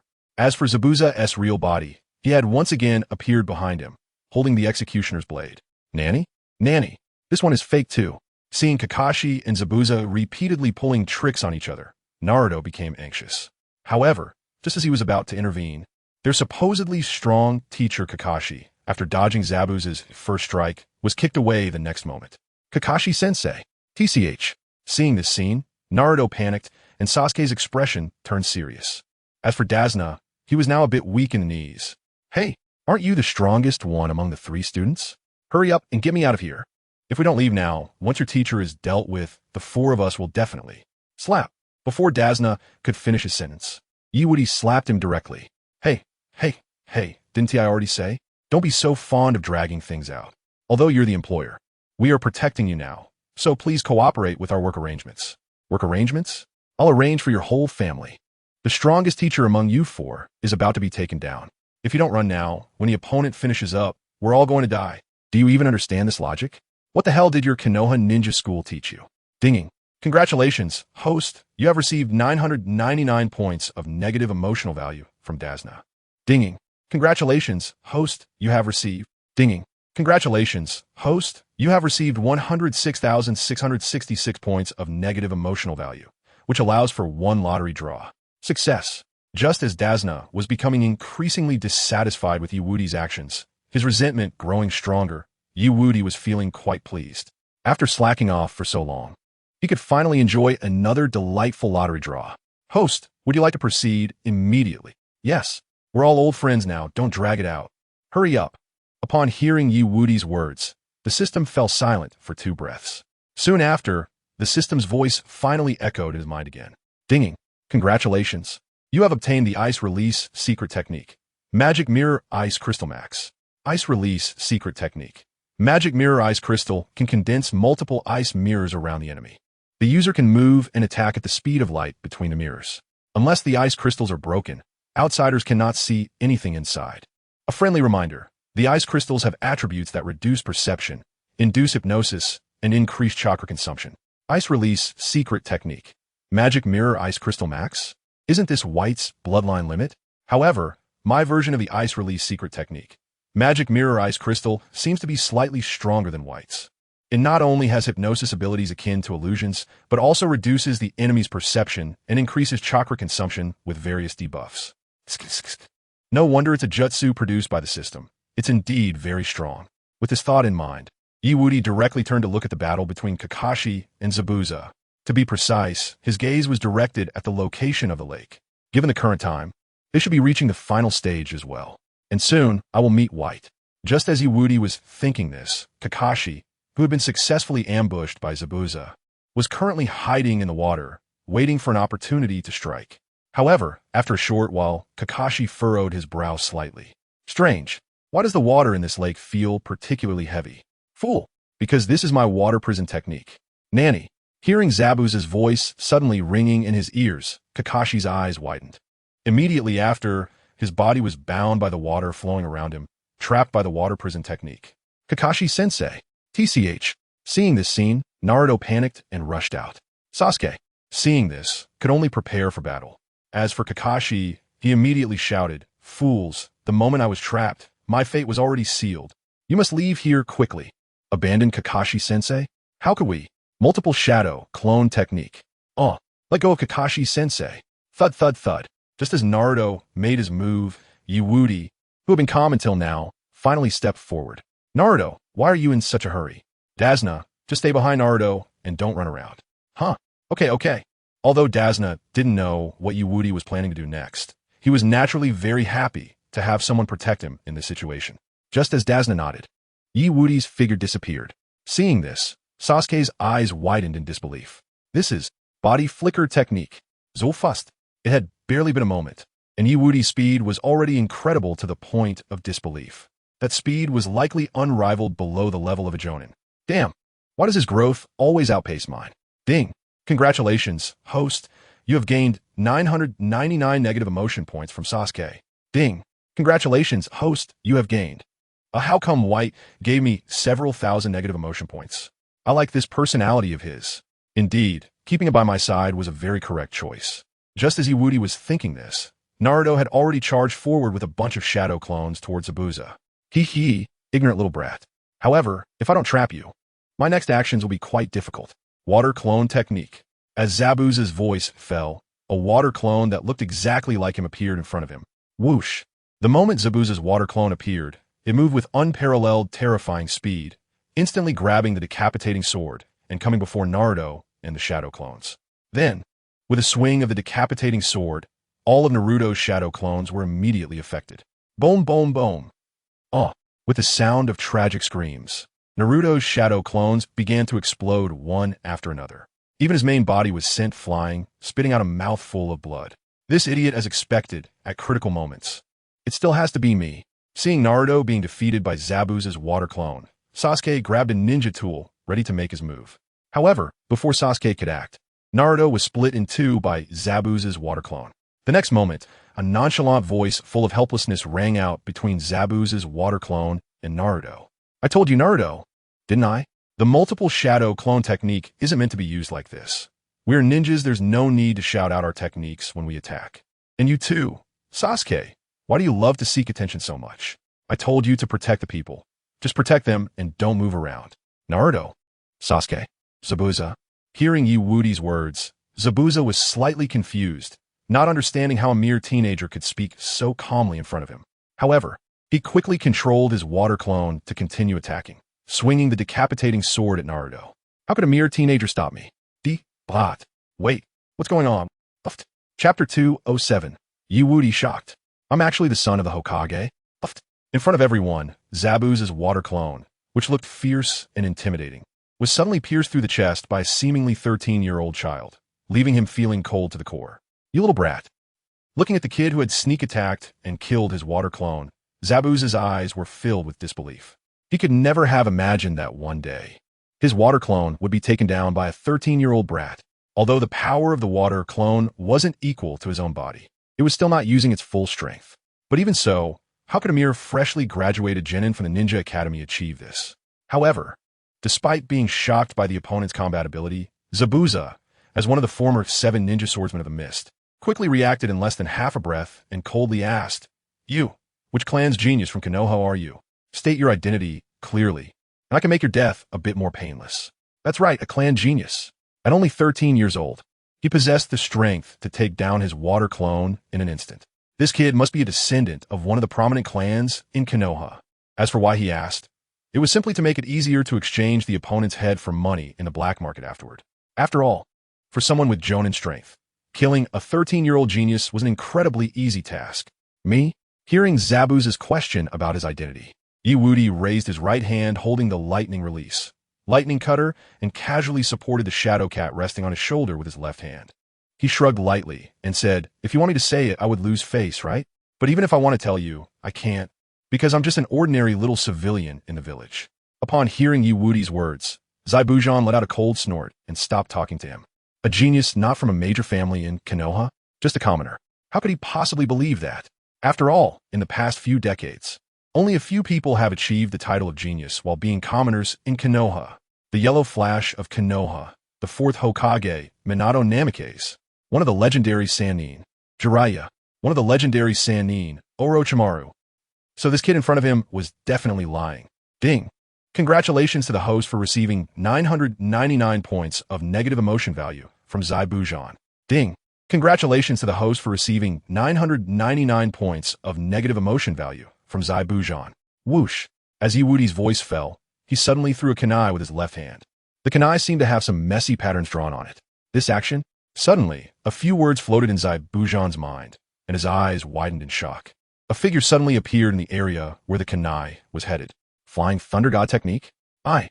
In an instant, Zabuza's body quickly retreated, taking Kakashi, who was trapped by the water prison technique, along with him. Subconsciously, he used Kakashi as a shield, placing him in front of himself. After all, the ninjutsu used by this little guy in front of him was likely the Flying Thunder God technique. Flying Thunder God technique? After thinking about this, countless thoughts flashed through Zabuza's mind. Originally, he wanted to play dead and escape the battlefield today, but now it seemed that he had to take this a bit more seriously. Otherwise, if he accidentally got his heart pierced by this little guy's Flying Thunder God technique, he would really be dead. Flying Thunder God technique? What is that? After deliberately missing his attack, Wudi stood still, arms outstretched. If I'd been just a little closer, I could have stabbed you through. What a pity, TSK, after hearing Wudi's words. Although Zabuza was in a bad mood, he still acknowledged what he said. That's right, if he had continued to hold back and not retreated seriously, he might really have been killed in one hit. This little guy, who claimed to be a commoner but could use the famous ninjutsu of Konoha, the Flying Thunder God technique, must have an identity. Kid, you must be the son of the Hokage who was born during the Nine Tails incident and then disappeared for a while. Huh? Upon hearing Zabuza's words, everyone present was stunned, especially Naruto and Tazuna, their eyes wide open. Boss, this guy who loves to trick others is actually the Hokage's son. As for Sasuke and Kakashi. Sasuke, I knew he was just a commoner. How could he possibly defeat our Uchiha clan? The son of the fourth Hokage. I want to see who is stronger in the future. Kakashi, well, this kid really is just a commoner. And what he just used was probably because his fighting style resembles that of my teacher, and his speed was so fast that it looked like the Flying Thunder God technique. However, Zabuza didn't care about what Kakashi and the others were thinking or Wudi's puzzled expression at the moment. Instead, he once again split off a water clone. It seems that Konoha has protected you very well, even you don't know your own identity. But their protection has its flaws, because today you, the Hokage's son, will die at my hands. Water clone technique. As Zabuza summoned another water clone, a strong sense of oppression instantly enveloped Wudi. Now that he knew that this guy, who went by the name Wudi, was the child of the fourth Hokage, Minato Namikaze, he would definitely be on the kill list for Konoha. Therefore, he couldn't let anyone here go. Whoosh, gurgle. Almost simultaneously, Zabuza's water clone charged out. The water prison beside his main body began to shake violently. Clearly, he wanted to deal with the two most troublesome people at the same time. Then, he would pretend to be dead and retreat from here. As for the rest, he would wait for a few days until the commotion died down and then catch them all. Slap, I said, just as Zabuza was thinking this. The Kakashi who was trapped by his water prison suddenly reached out and patted his shoulder. Why are you being so serious with the kid? You actually broke my water prison technique. Whoosh. Step, step, step. Seeing that Kakashi had broken free from his water prison, Zabuza instantly distanced himself from him. As for his surprised expression, Kakashi simply waved his hand and said, not broken, but released. Have you successfully copied it? Upon hearing Kakashi's words, Zabuza understood. This guy in front of him had copied his water prison technique. To clarify, the same ninjutsu has no effect on me. So, what are you going to do next? After saying this, Kakashi took a step closer to Zabuza. Instead of turning around to support Wudi and exposing his back to the dangerous Zabuza, Kakashi preferred to exert pressure on Zabuza's main body, because if he did that, Zabuza would be forced to disperse his water clone or weaken the clone's power to strengthen his main body to counter him. As expected of the copy ninja, but that's all there is to it. You still can't defeat me. You can copy, right? Let's see if you can do this. After saying this, Zabuza began to form seals rapidly. Kakashi showed no hesitation and immediately used his Sharingan to pursue him. Boom! Under everyone's watchful eyes, two streams of water collided and exploded between them.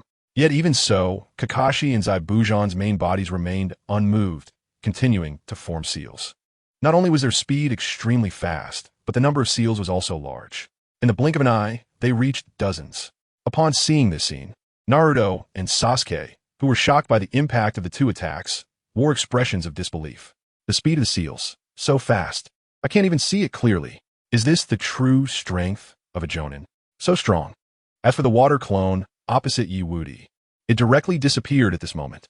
Clearly, Zabuza had sensed Kakashi's formidable power. Therefore, to avoid being truly eliminated, he had no choice but to disperse his water clone. Water Dragon Bullet Technique. Water Dragon Bullet Technique. Just as Iwudi was thinking this, two ferocious-looking water dragons appeared between Kakashi and Zabuza. Moreover, they roared as they charged forward, crashing into each other. Boom! Damn it! Seeing that his attack couldn't even repel Kakashi, Zabuza's expression suddenly turned grim.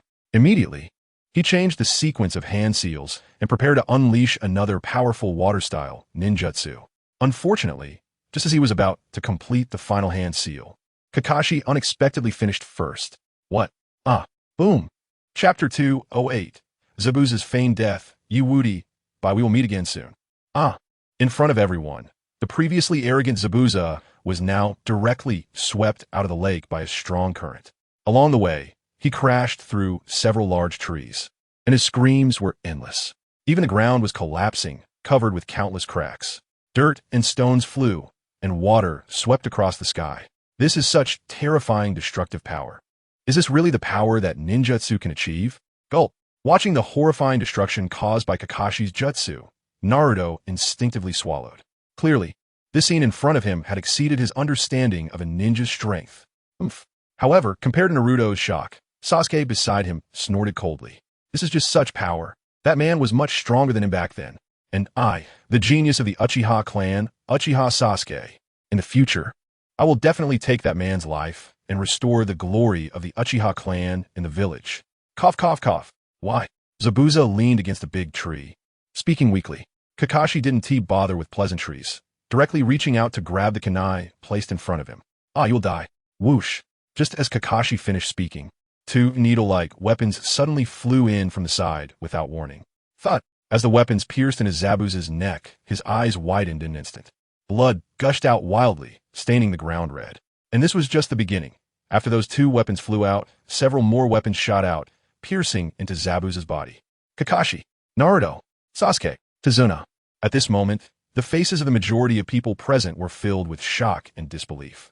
Only Iwudi remained silent, and at the next moment, he and Kakashi looked in the same direction. They looked at the person who had made the move. Bye.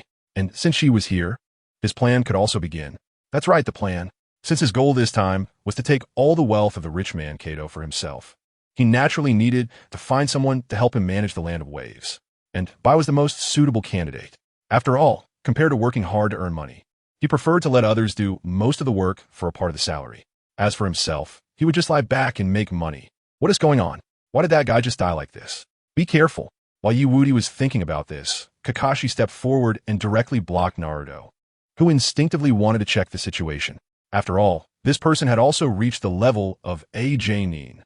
As for whether he was a special J-nin or this type of J-nin, only by sparring could they know clearly. However, just as the atmosphere on the scene became very serious, Kakashi began to scrutinize the masked figure standing on the tree. Iwudi also looked over. Wearing loose clothing and a mask on her face, she looked quite ordinary. Still can't tell Bai's gender before Iwudi came to this world. His delivery brothers had always questioned Bai's gender, saying he was a boy. How could that be? Just look at that face. She must be a girl. Saying she was a girl. Everyone hoped for that answer, but it seemed the official response was not like that. However, he personally hoped Bai was a girl, because if that were the case, he could change the tragic ending between Zabuza and Bai. Just as Iwudi was thinking this, he immediately instructed his shadow cat to take action. Shaoan, you need to leave immediately and find a place to hide. Once this person takes Zabuza away, just follow them and report their movements and actions to me at any time. Alright, hearing Iwudi's words, the shadow cat, although unsure why he was so interested in these two people, decided to listen.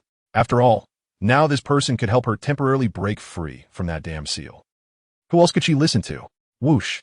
Just as Iwudi finished arranging everything, the shadow cat took advantage of the mist to leave. Bai finally spoke, directly jumping down from the tree.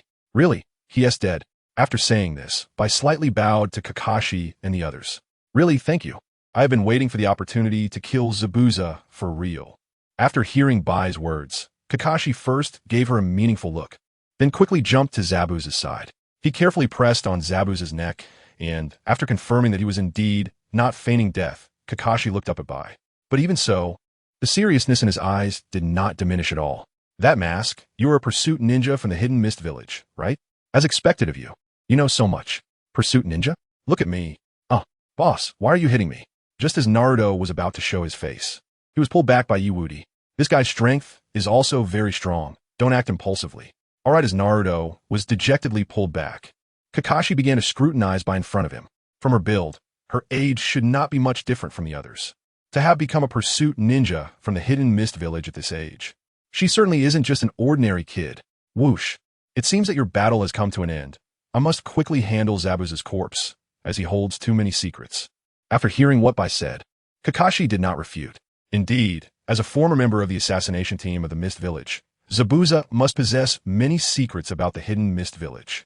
Therefore, as a pursuit ninja from the hidden Mist Village, it was naturally impossible for her to allow his body to be taken back by ninjas from other villages. Because of this, he did not stop her from acting. Then, I will take my leave. Just as Bai was about to speak, Wudi waved goodbye to the two of them. Then goodbye, Uncle Zabuza. I hope that when we meet next time, you won't be so weak. Ding! Congratulations to the host for obtaining 999 points of negative emotion value from Zabuza Momochi. Ding! Congratulations to the host for obtaining. This kid must have a screw loose, right? But he can only be proud for now, once I deceive this wave of pursuit ninjas from the hidden Mist Village. At that time, I will definitely let you see the true strength of the Mist Ghost. And you, the son of the Hokage, will ultimately die in my hands. While Zabuza was no longer thinking about himself, Wudi felt indifferent in his heart. Just as I thought, Zabuza is not dead at all. He is just pretending to be dead. However, Wudi knew that Zabuza was not dead, which is why he could say such things. But the others, like Naruto, were not clear about this. So when they heard Wudi's words, everyone was stunned, not knowing what to say. Kakashi? Naruto? Sasuke? Tazuna? Damn, you actually met him? He is supposed to be dead. Meeting again means, thanks. Compared to the disbelief on the faces of the others and the confusion in their hearts, Haku politely bowed to Wudi again. Zabuza was the most important person in her life. Therefore, anyone with bad thoughts about him, she would block for Zabuza. Conversely, she would also express her gratitude to those who were polite. Who as Haku's voice fell, a whirlwind appeared the moment she raised her hand.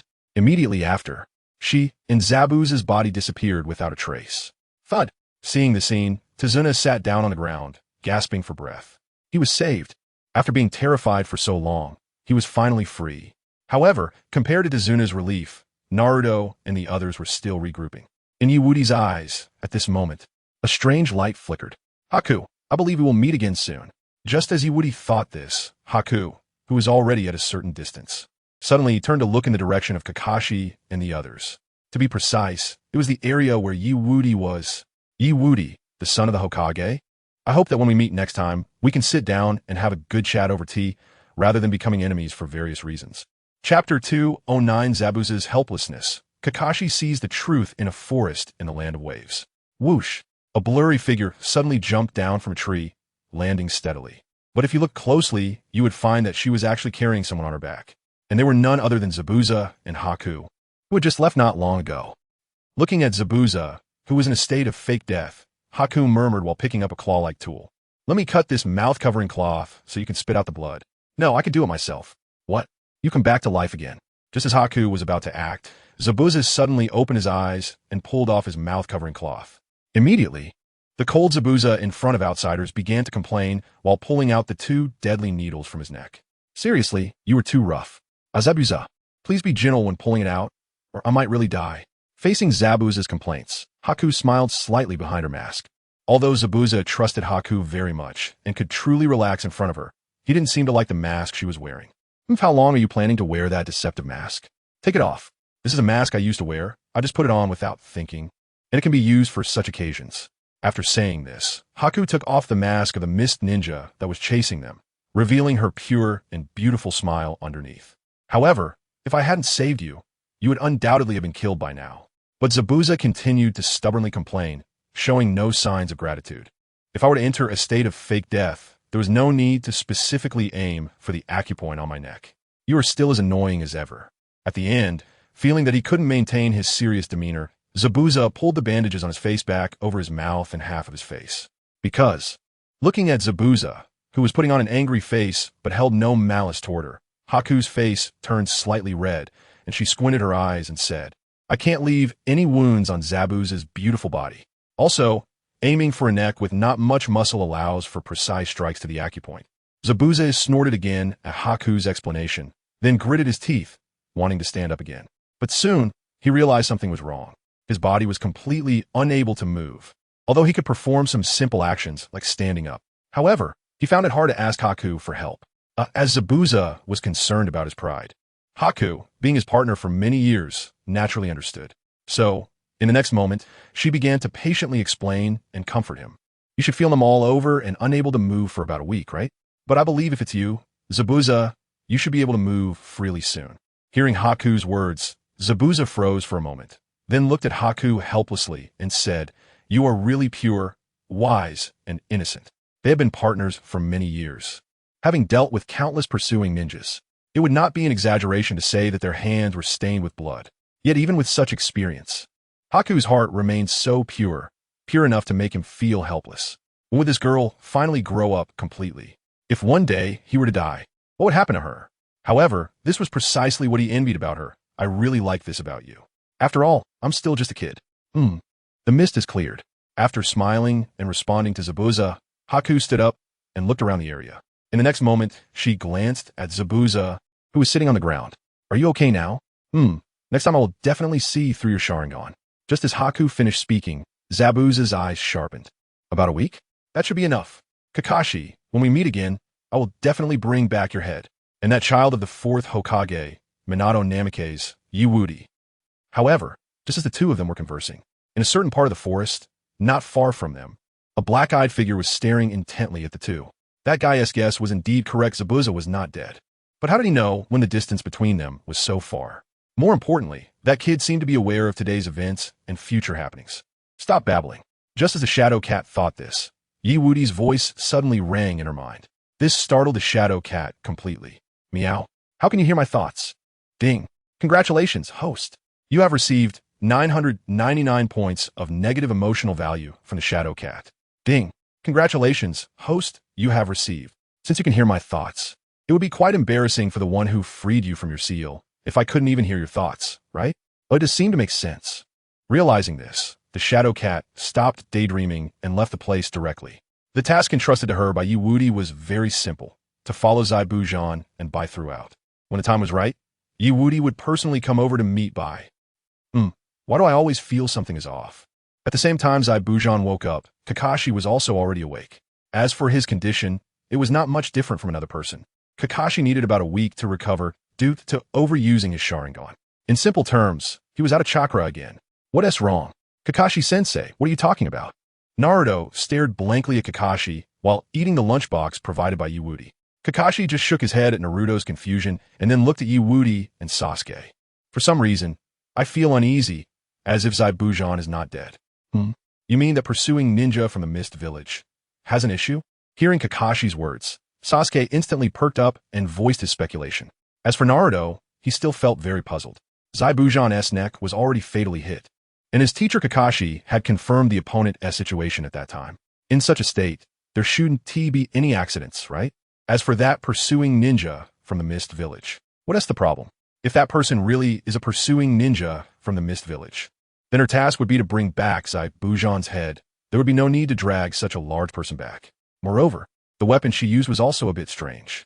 After saying this, Kakashi's eyes became increasingly serious, as if he had already determined this guess. If she wanted to eliminate Zabuza at that time, she could have used more lethal ninja tools instead of the fine needles used for medical treatment and acupuncture. Also, the location she attacked was a bit problematic. Instead of targeting other more critical areas, she specifically went for the neck, which has the highest margin for error and wouldn't cause significant bleeding. Zabuza is very likely still alive. Nanny. After hearing Kakashi's analysis, both Dasna, who had just walked in to visit him, and Naruto now wore shocked expressions. However, compared to Dasna, whose face quickly turned to fear, Naruto became excited instead. That guy Zabuza is not dead. Then next time we meet, I will definitely show him my true strength. He will witness the power of Konoha's lower ninja. The future greatest Hokage, Naruto Uzumaki. This kid, seeing Naruto's fiery demeanor, Kakashi felt somewhat surprised but didn't dislike the situation. Having a goal to become stronger is a good thing. Thinking of this, Kakashi then looked at a certain spot beside him. At that moment, Dasna was sitting on the ground, his face filled with fear. Mr. Dasna, you don't need to worry too much. even if Zabuza is still alive. His current condition definitely won't be good. Based on my estimation, his injuries should be similar to mine, and it will probably take him about a week to fully recover. A week? Hearing Kakashi's words, Dasna still felt very worried, but it was much better than before. At the same time, he began to carefully calculate in his mind. Could he finish building the bridge in this week? After all, the reason Zabuza attacked him was entirely due to Kato's commission, and Kato wanted to eliminate him because of the bridge. So as long as he could finish building the bridge before that, all problems would be resolved. Everyone, you continue your conversation. I want to get to work immediately. Bang. Hey, wait a minute, old man.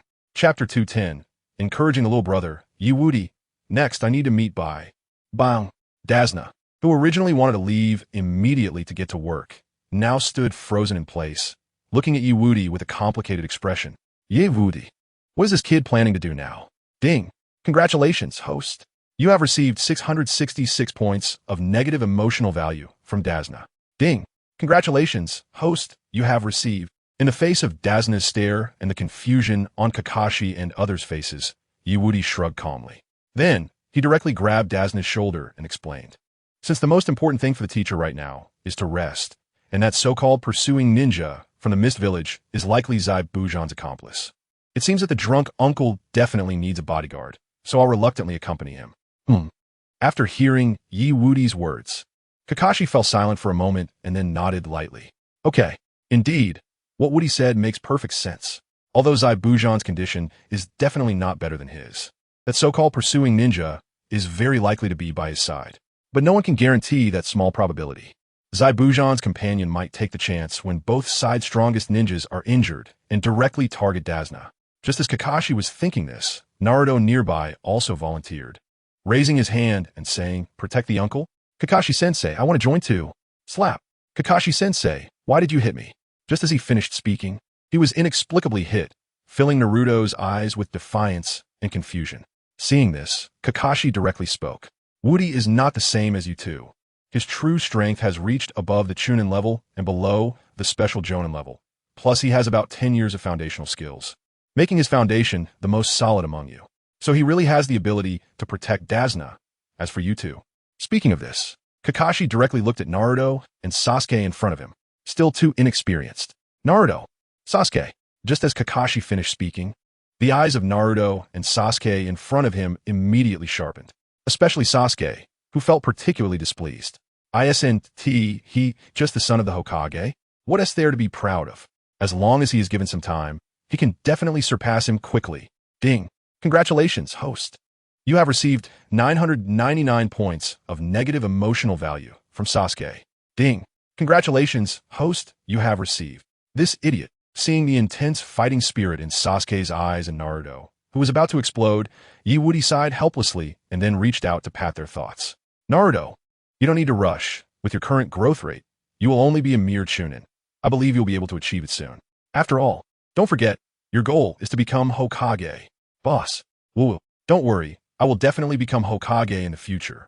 By then, you will be the boss of Hokage. Hearing Wudi's encouragement, Naruto was immediately moved to tears, hugging his arm with both hands. Upon hearing this, Wudi smiled faintly. The boss of Hokage, huh? That title sounds nice after thinking about this. Wudi turned to look at Sasuke beside him. As for you, Erjuzi, don't be angry at me for speaking the truth, because no matter how angry you get, you are still a little chicken to me right now. Ding. Congratulations to the host for receiving 999 points of negative emotional value from Sasuke. Ding. Congratulations to the host for receiving. However, seeing Sasuke starting to stir, Wudi added, I believe that with your talent, there is still a good chance to revitalize your Uchiha clan. After all, your boss is me. Sasuke, who was about to make a move, turned his face away upon hearing those words. Wudi had long since gotten used to Sasuke's tsundere demeanor, so he didn't say much. The next moment, he turned to Kakashi and Dasna. Teacher Kakashi, since there's nothing for me to do here, I will leave with Uncle Drunkard first. Go ahead. Do I really have to go with this kid? Although having someone to protect me feels pretty good, if the person protecting me is a loser, then that's a different story. Just slap. Dasna hadn't even finished his sentence when Wudi slapped him and then used the body flicker technique to leave. Only the sound of his complaints echoed in the room. So much nonsense. If you want to leave, hurry up. Ding.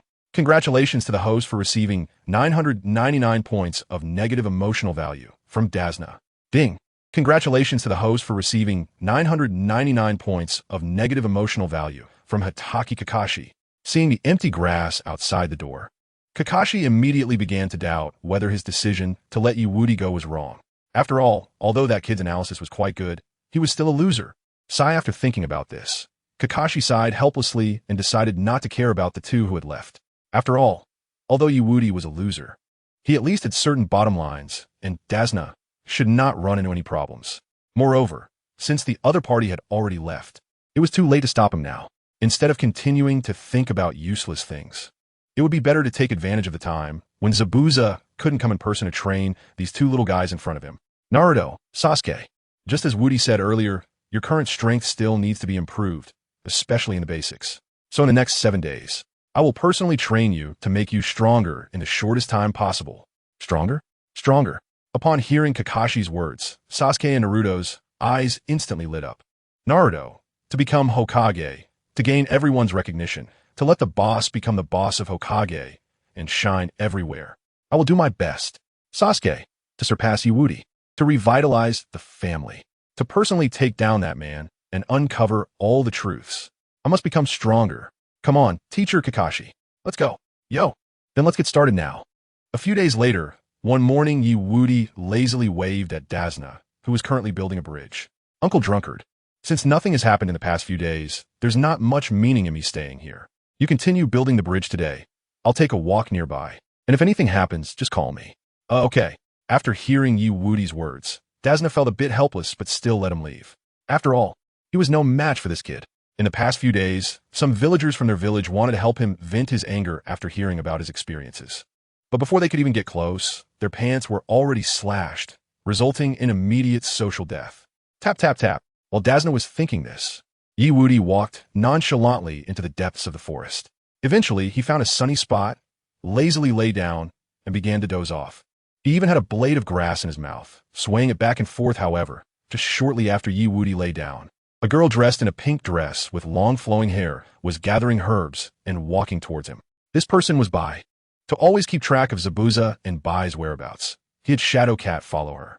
After all, while he knew the plot and could foresee things, he wasn't clear on the exact timing, so he had Shadow Cat monitor her to ensure his plan would be foolproof. While Wudi was thinking this, Bai quickly noticed him lying on the ground napping. Upon seeing that familiar yet strange figure, Bai's faint smile quickly faded.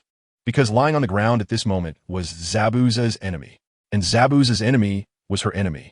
After thinking this, Bai directly reached for Wudi's neck, but just as she was about to make contact, her body suddenly froze.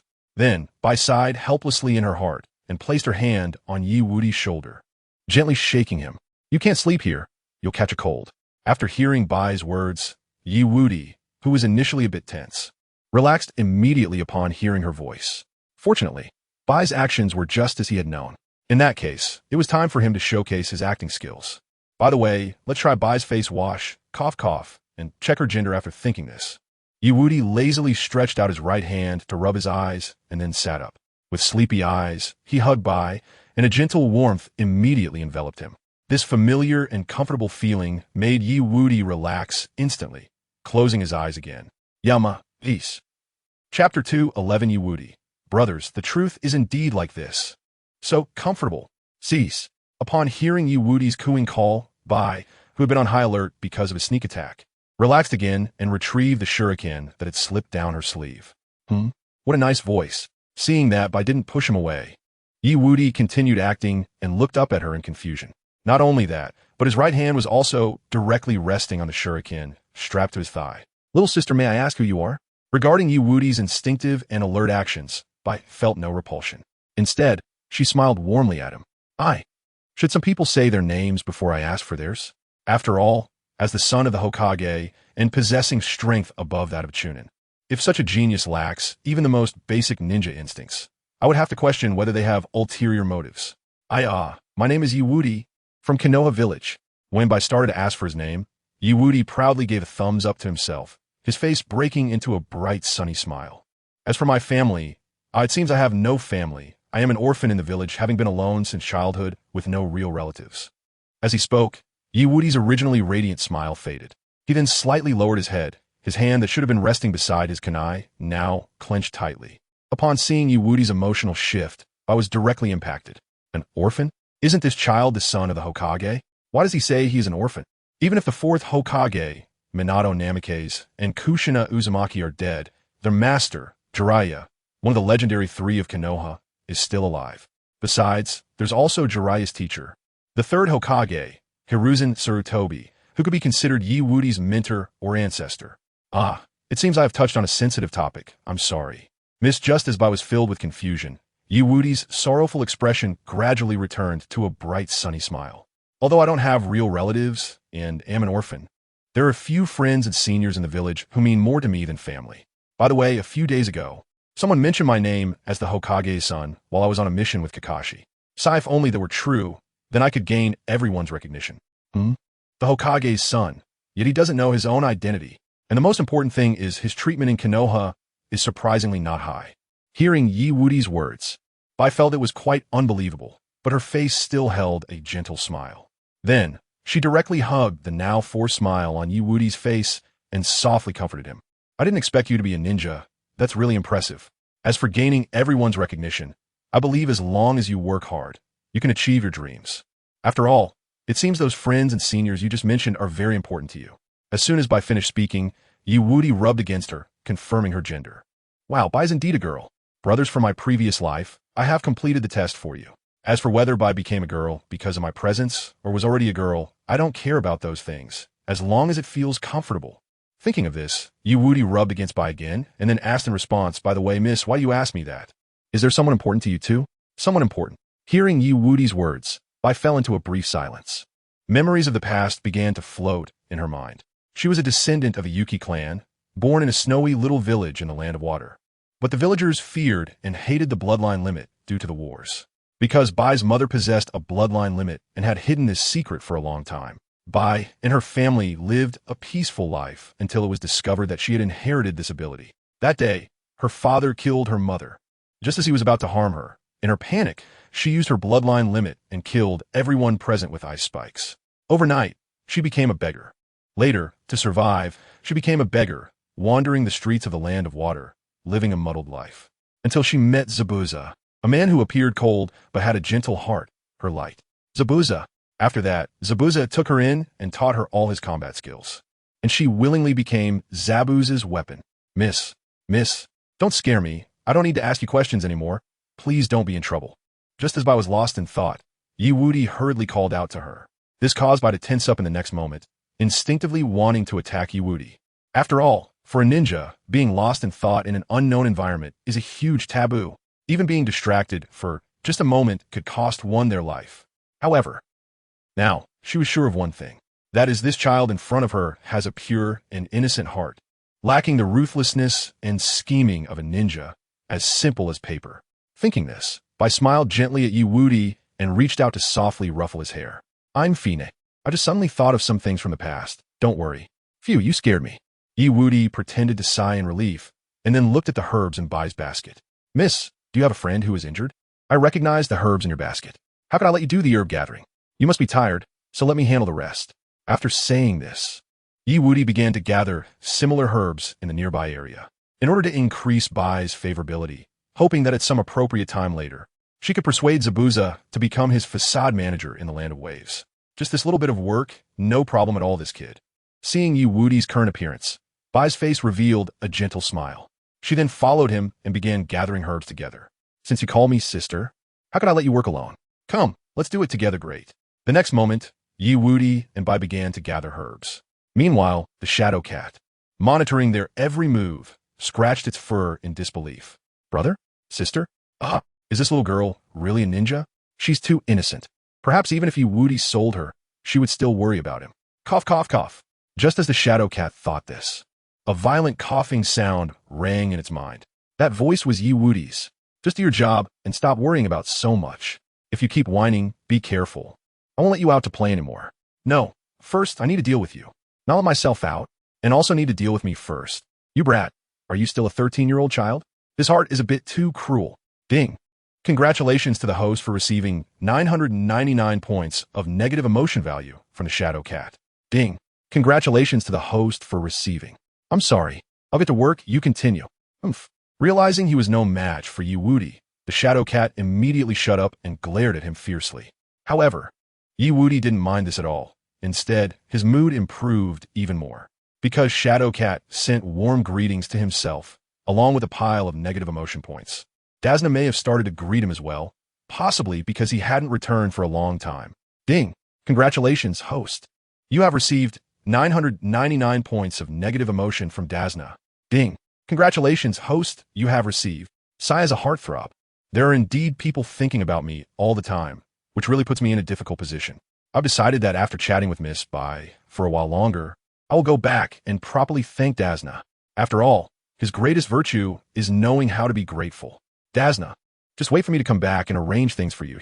Chapter 212. Farewell, Bai. Bai's change of opinion about Wudi tap tap tap.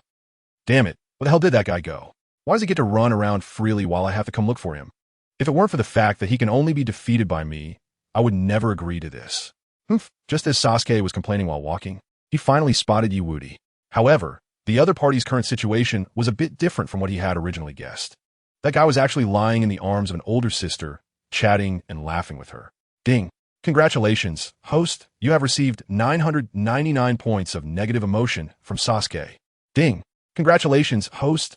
You have received. Oh, Wudi, who was originally chatting with Bai, now had a strange glint in his eyes upon hearing the sudden sound from the old man. Is it that idiot coming? If so, it won't be long before Bai and Zabuza are about to duel again. At the same time, as Wudi was thinking this, Bai also noticed Sasuke's arrival. That kid is. In just an instant, Bai recognized Sasuke's identity. He asked one of the 3 students of Copy Ninja Kakashi, it seems it's almost time for me to leave. Zabuza is still waiting for her.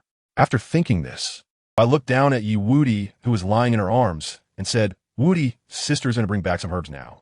If we have the chance to meet again, let us continue our chat, huh? The older sister is going back? Upon hearing Bai's words, Wudi pretended to be sad and tugged at her clothes. Seeing this, Bai felt a slight stir in her heart, then smiled gently and patted Wudi's head. Yes, I've been out for quite a while. If I don't go back soon, he will start to worry. That's right, worry. If Bai doesn't return for too long. Even if Zabuza's body isn't in great shape right now, he will still come out swinging that beheading sword. After all, for them, no matter who it is, their importance to each other is irreplaceable. All right, Wudi, hearing this, shrugged helplessly and lowered his head. At this moment, Sasuke finally reacted and glared fiercely at Wudi and Bai. He told me to call you back. He is naturally Kakashi. However, after saying this, Sasuke's gaze shifted to Bai. Since his Sharingan had reached the double Tomo level, his insight was much stronger than in the original storyline. At this moment, he felt that this older sister in front of him looked somewhat familiar. He had definitely seen her somewhere before. Such a strong feeling was incomparable to the original story, where he only thought Bai was a bit strange. But even so, Sasuke still couldn't figure out Bai's true identity and could only be on guard. Bai, of course, sensed his actions and was already prepared to act at any moment. However, just as the two sides were in a standoff, Wudi hugged Bai and looked up with a puzzled expression, asking sister what's wrong. Seeing this, Bai fell silent for a moment, then stood up and gently placed him on the ground. She then slightly bowed her head to pat Wudi's head and smiled as she said goodbye.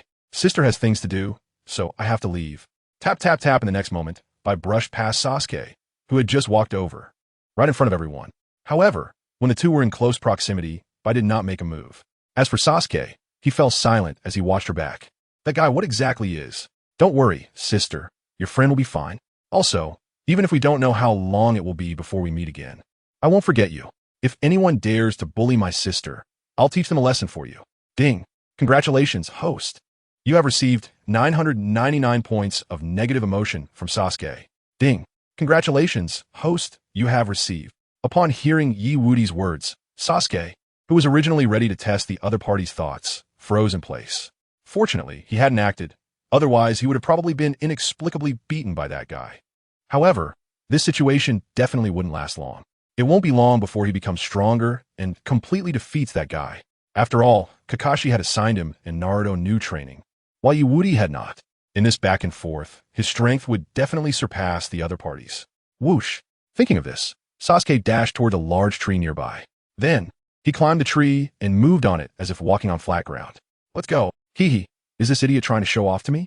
Seeing Sasuke's current state, Wudi couldn't help but feel amused, and a very friendly smile appeared on his face. As for that familiar, yet strange smile, Sasuke couldn't help but feel that something was off. But soon his eyes widened in shock, because Wudi, who clearly had never received any training in this regard, was now walking on the tree like it was flat ground just like him. The key point was that the other's speed and stability seemed to surpass his. Impossible. This is absolutely impossible. Ding. Congratulations, host. You have received 999 points of negative emotion from Sasuke. Ding. Congratulations, host. You have received 999 points of negative emotion from Sasuke. Ding.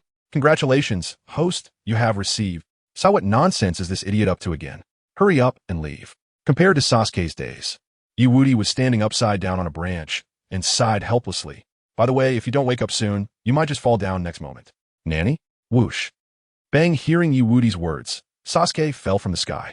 But fortunately, just before his head hit the ground, Sasuke grabbed the kunai stuck in the tree, forcibly stopping his fall. Phew, phew, phew. That was close. Looking at the distance of only a fist's length from the ground, Sasuke began to pant heavily. Damn it, if it weren't for that guy's reminder, he would have really been in trouble just now. Falling from such a high place unconscious could have killed him. Thinking of this, Sasuke's face was filled with complexity, looking up at Wudi with mixed emotions. Although he still felt a bit displeased with the other party. The reminder had saved his life. As a noble Uchiha, he still had to, where did he go? Hey, you were dazed for too long. I couldn't bear to watch anymore, so I went back. As for you, just continue to reflect here slowly. Upon hearing Wudi's words, Sasuke, who was initially filled with gratitude, was now furious. He raised his head and roared in the direction of Wudi's departure. Yay, Wudi. Ding. Congratulations to the host for obtaining 999 points of negative emotional value from Sasuke. Ding. Congratulations to the host for obtaining. Whoosh. With Sasuke's roar echoing by, who had been covered by Wudi, successfully left the area safely. Looking back at the direction, listening to Sasuke's roar, Bai's lips curled up slightly. Protect me? Is it my sister? This is the first time I've heard such words. It turns out that someone like me can have a brother who wants to protect me. After thinking this, Bai turned and ran out with the herbs towards Zabuza's resting place. Wudi, when we meet next time, I will do my best to ensure you don't die. Because you said, you're my brother. Chapter 213 Shadowcat. Is this Cardo? Still daring to make threats at this time. Has he lost his mind?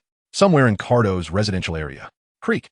As a wooden door opened, Cardo entered under the protection of several guards. His gaze immediately fixed on a person lying on the bed. In the next moment, a sarcastic smile appeared on his face, and he taunted, Really? I didn't expect you to return empty-handed. The ninja from the Mist Village really is useless. You can't even clean up your subordinate's mess, yet you still talk about ghosts? It's really laughable. As for the sarcastic remarks coming from Cardo, Zabuza merely continued to lie in bed without saying much. However, the hidden weapons under the blanket were telling of his restless heart. Since there are ants who naively think they can act recklessly in front of him just because they have become like this, he would mind sending them on their way. Talp, talp, talp. However, just as Zabuza thought this in his heart, Bai, who returned from gathering herbs and changed back into her plain clothes, stood up directly from her position. Crack, crack. Seeing Bai's actions, the two guards beside Cardo immediately drew their swords in front of everyone. Are we going to fight? Wait. Just as Bai was about to take action against these guys who wanted to harm Zabuza, Cardo intervened and signaled for the two of them to step back. Walking forward alone. Specifically, he walked directly towards Zabuza, who had been lying on the bed without moving or saying a word since he entered. Hey, is it really necessary to stay silent? Saying one word won't hurt. Not only that, he reached out his hand, trying to check Zabuza's injuries. If Zabuza's wounds were indeed fatal, he would not hesitate to have his subordinates take care of both him and his subordinates. After all, he was a businessman. Rather than paying such a loser a large hiring fee, it would be better to eliminate him while he was severely injured. Whoosh! Don't touch Zabuza with your hand. Just as Cardo's hand was about to touch Zabuza, Bai grabbed his hand directly, her eyes unexpectedly serious. If this guy dared to act recklessly against Zabuza at this moment, she would definitely kill him. Even now, that would be a crime that could be avoided, but the punishment would still be severe. Crack, crack, crack. In front of everyone, as Bai grabbed Cardo's arm, she immediately broke his hand. It's going to break. It's really going to break. Huh. seeing Bai actually daring to strike her boss in front of everyone. The two guards who came in with Cardo immediately made their decision to draw their swords without any hesitation. Unfortunately, whoosh, before they could even draw their swords, a blurred figure flashed past their sight. When it appeared again, it was already standing between the two of them, controlling their hands that were about to draw their swords, with the blades pointed at their necks. Impossible. This guy can move in an instant. The two guards had never paid much attention to Bai, who had been a mere tag-along next to Zabuza. However, judging by the strength she displayed now, she was a terrifying presence. You better stop soon. I'm already angry. Just as the two guards thought this, Bai widened her eyes and said in a deep voice, TCH. Upon hearing Bai's words, Cardo, who had been planning to take this opportunity to check Zabuza's injuries again after seeing her move so quickly, was now sweating profusely, and his legs were trembling unconsciously. I didn't expect this little brat next to Zabuza to be so strong. Judging by her skills, she seems to be on par with Zabuza. If that's the case, with the people I brought today, it seems impossible to eliminate both of them. Clang, clang. Just as Cardo was calculating this in his mind, Bai had already thrown away the two weapons she had taken from him. Her eyes were fixed on Cardo, who was still standing next to Zabuza, seeing Bai's actions. Cardo did not hesitate at all and began to retreat continuously. Gulp gulp. Next time, if you fail again, there will be no place for you here. Hey, let's go. After finishing his harsh words, Cardo called his two subordinates to leave. After all, his hand was injured and needed to find a doctor for treatment quickly. However, just as he turned around with his men, a black shadow suddenly appeared behind him, accompanied by an incredibly proud meow. Meow. Nanny? Nanny. Zabuza. Bai. Cardo. Two useless guards. Puffed. In front of everyone, several bloody claw marks suddenly appeared on Cardo's face. Blood sprayed directly from his face at that moment, looking extremely frightening. Is that the cat of the Hokage's child? But it's strange. How did his cat suddenly appear here? Seeing the shadow cat's attack, Zabuza, who originally wanted to take advantage of Cardo's approach to eliminate him, now had a serious expression on his face. If the enemy's pet has come, that means Kakashi won't be nearby, right? It's strange. Under normal circumstances, Kakashi shouldn't recover so quickly. Just as Zabuza was thinking about how to deal with the impending arrival of Kakashi, the shadow cat walked over to Bai's side with a proud gait. Immediately, under everyone's gaze, she jumped up. Meow. Huh. Bai initially wanted to suppress the shadow cat with a strike. After all, this cat was the pet of her polite younger brother. As an elder sister, she naturally couldn't truly kill it. But the next moment, Bai was left dumbfounded. Under normal circumstances, the black cat should have attacked her. However, the next moment, it directly lay down on her shoulder, lazily sleeping. It looked just like it was Woody. Bai, what is this? Zabuza. I don't know what this situation is either. Bai could only shake her head helplessly at Zabuza's inquiry, as she really had no idea. However, Bai and Zabuza did not understand why this cat was acting like this. On the other side, Cardo was now furious. All right, you guys have failed your mission, and that's fine, but you even injured my arm. And now you've ruined my British face. Don't stop me from killing that cat. Otherwise, you two probably want to see the sun tomorrow. After saying this, Cardo ordered his subordinates to rush out and deal with the shadow cat. Zabuza and the little ghost beside him couldn't handle it. And now, it was just a cat. He didn't believe his subordinates would lose to it. Meow. Is this guy really dumb or pretending? I've already let him go. Why is he still looking for trouble? Meow. Forget it. Although that guy said he wanted to spare this thing's life, the others didn't say anything. Puffed. Just as the shadow cat finished muttering to herself, her body instantly transformed into a shadow. Blood suddenly erupted in the room. Thud. At this moment, the two guards beside Cardo were taken out by the shadow cat in one strike. Nanny? Nanny. Seeing that his two subordinates had actually been taken out by a cat, Cardo finally panicked, backing away while trembling. Gulp, gulp, anyway. You guys cannot fail again? After stammering out his final threat, Cardo turned around and ran away. Damn, who can tell him why this cat's lethality is so terrifying? This is just too unreasonable. However, just when Cardo thought he had finally escaped, the black shadow appeared in his line of sight again. By the time he reacted, blood was erupting from his body with intense pain. Meow. Don't come over. It hurts so much. Zabuza. Bai? What is going on now? Why is the enemy's cat now helping me? Just as Zabuza was confused, the shadow cat walked over gracefully to the window. Then, under their gaze, she directly picked up a prepared rose and note, returning to Bai's shoulder. After seeing this scene, Bai was stunned. This is? Miss, to ensure you don't forget me. I had Xiao and send you a map if you have time in the future. You can come play with me, and of course, I will come find you too. Your coolest brother, Wudi. This kid, at this moment. I laughed happily. Chapter 214 Wudi. Uncle, your grandson is useless. How can he still betray his teammates? A few days later, near the residence of the famous bridge builder Dasna, on top of 2 trees, a lazy voice suddenly rang out. Meow. This is the Shadow Cat. In the past few days, the Shadow Cat did not attack Zabuza because of Bai's relationship with Wudi. As for why she came today, it was naturally to finish the fight that was left unfinished last time. However, just as Zabuza was thinking this, he looked at the cat on Bai's shoulder. Aren't we going to fight them again? Shouldn't you knock that cat out first? Zabuza, I think this cat can understand what I'm saying, so I believe it won't interfere with our battle later. All right. Although he found it a bit unbelievable, he still trusted Bai's talent. With one hand forming seals, he activated the special bloodline limit ice shield. It's just that she can slightly understand the cat's words. That's normal. Shortly after Zabuza was convinced, I spoke to the Shadow Cat. Shaoan, go play over there for now. After we finish here, I will take you back. Meow. All right. I finally don't have to lie on this little girl anymore. I could be a bit free for a while. Whoosh. After hearing Bai's words, the Shadow Cat leaped away and hid into the forest.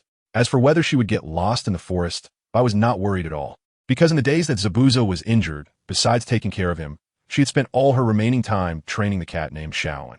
Compared to when she first started, when the cat made mistakes 7 out of 10 times, now she could almost give simple commands with near 100% success. However, Bai did not know that it was not her talent for taming beasts. Rather, it was because this cat could understand human speech. All right, Zabuza, we can almost make our move now. Whoosh. Seeing that the black cat had obediently left, Zabuza slightly nodded and then directly took Bai to attack the several workers on the nearby bridge. After delaying for so long, it was finally time to end everything. As for the cooperation between Zabuza and Bai, the workers who could only build bridges were clearly not their opponents.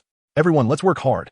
At this speed, we should be able to succeed in a few days, and then we won't have to suffer from Cardo's persecution anymore.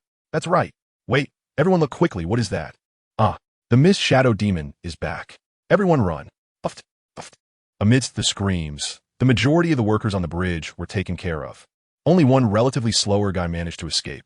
With that worker leaking the news, it wouldn't be long before Kakashi and the others arrived. And then we just need to wait.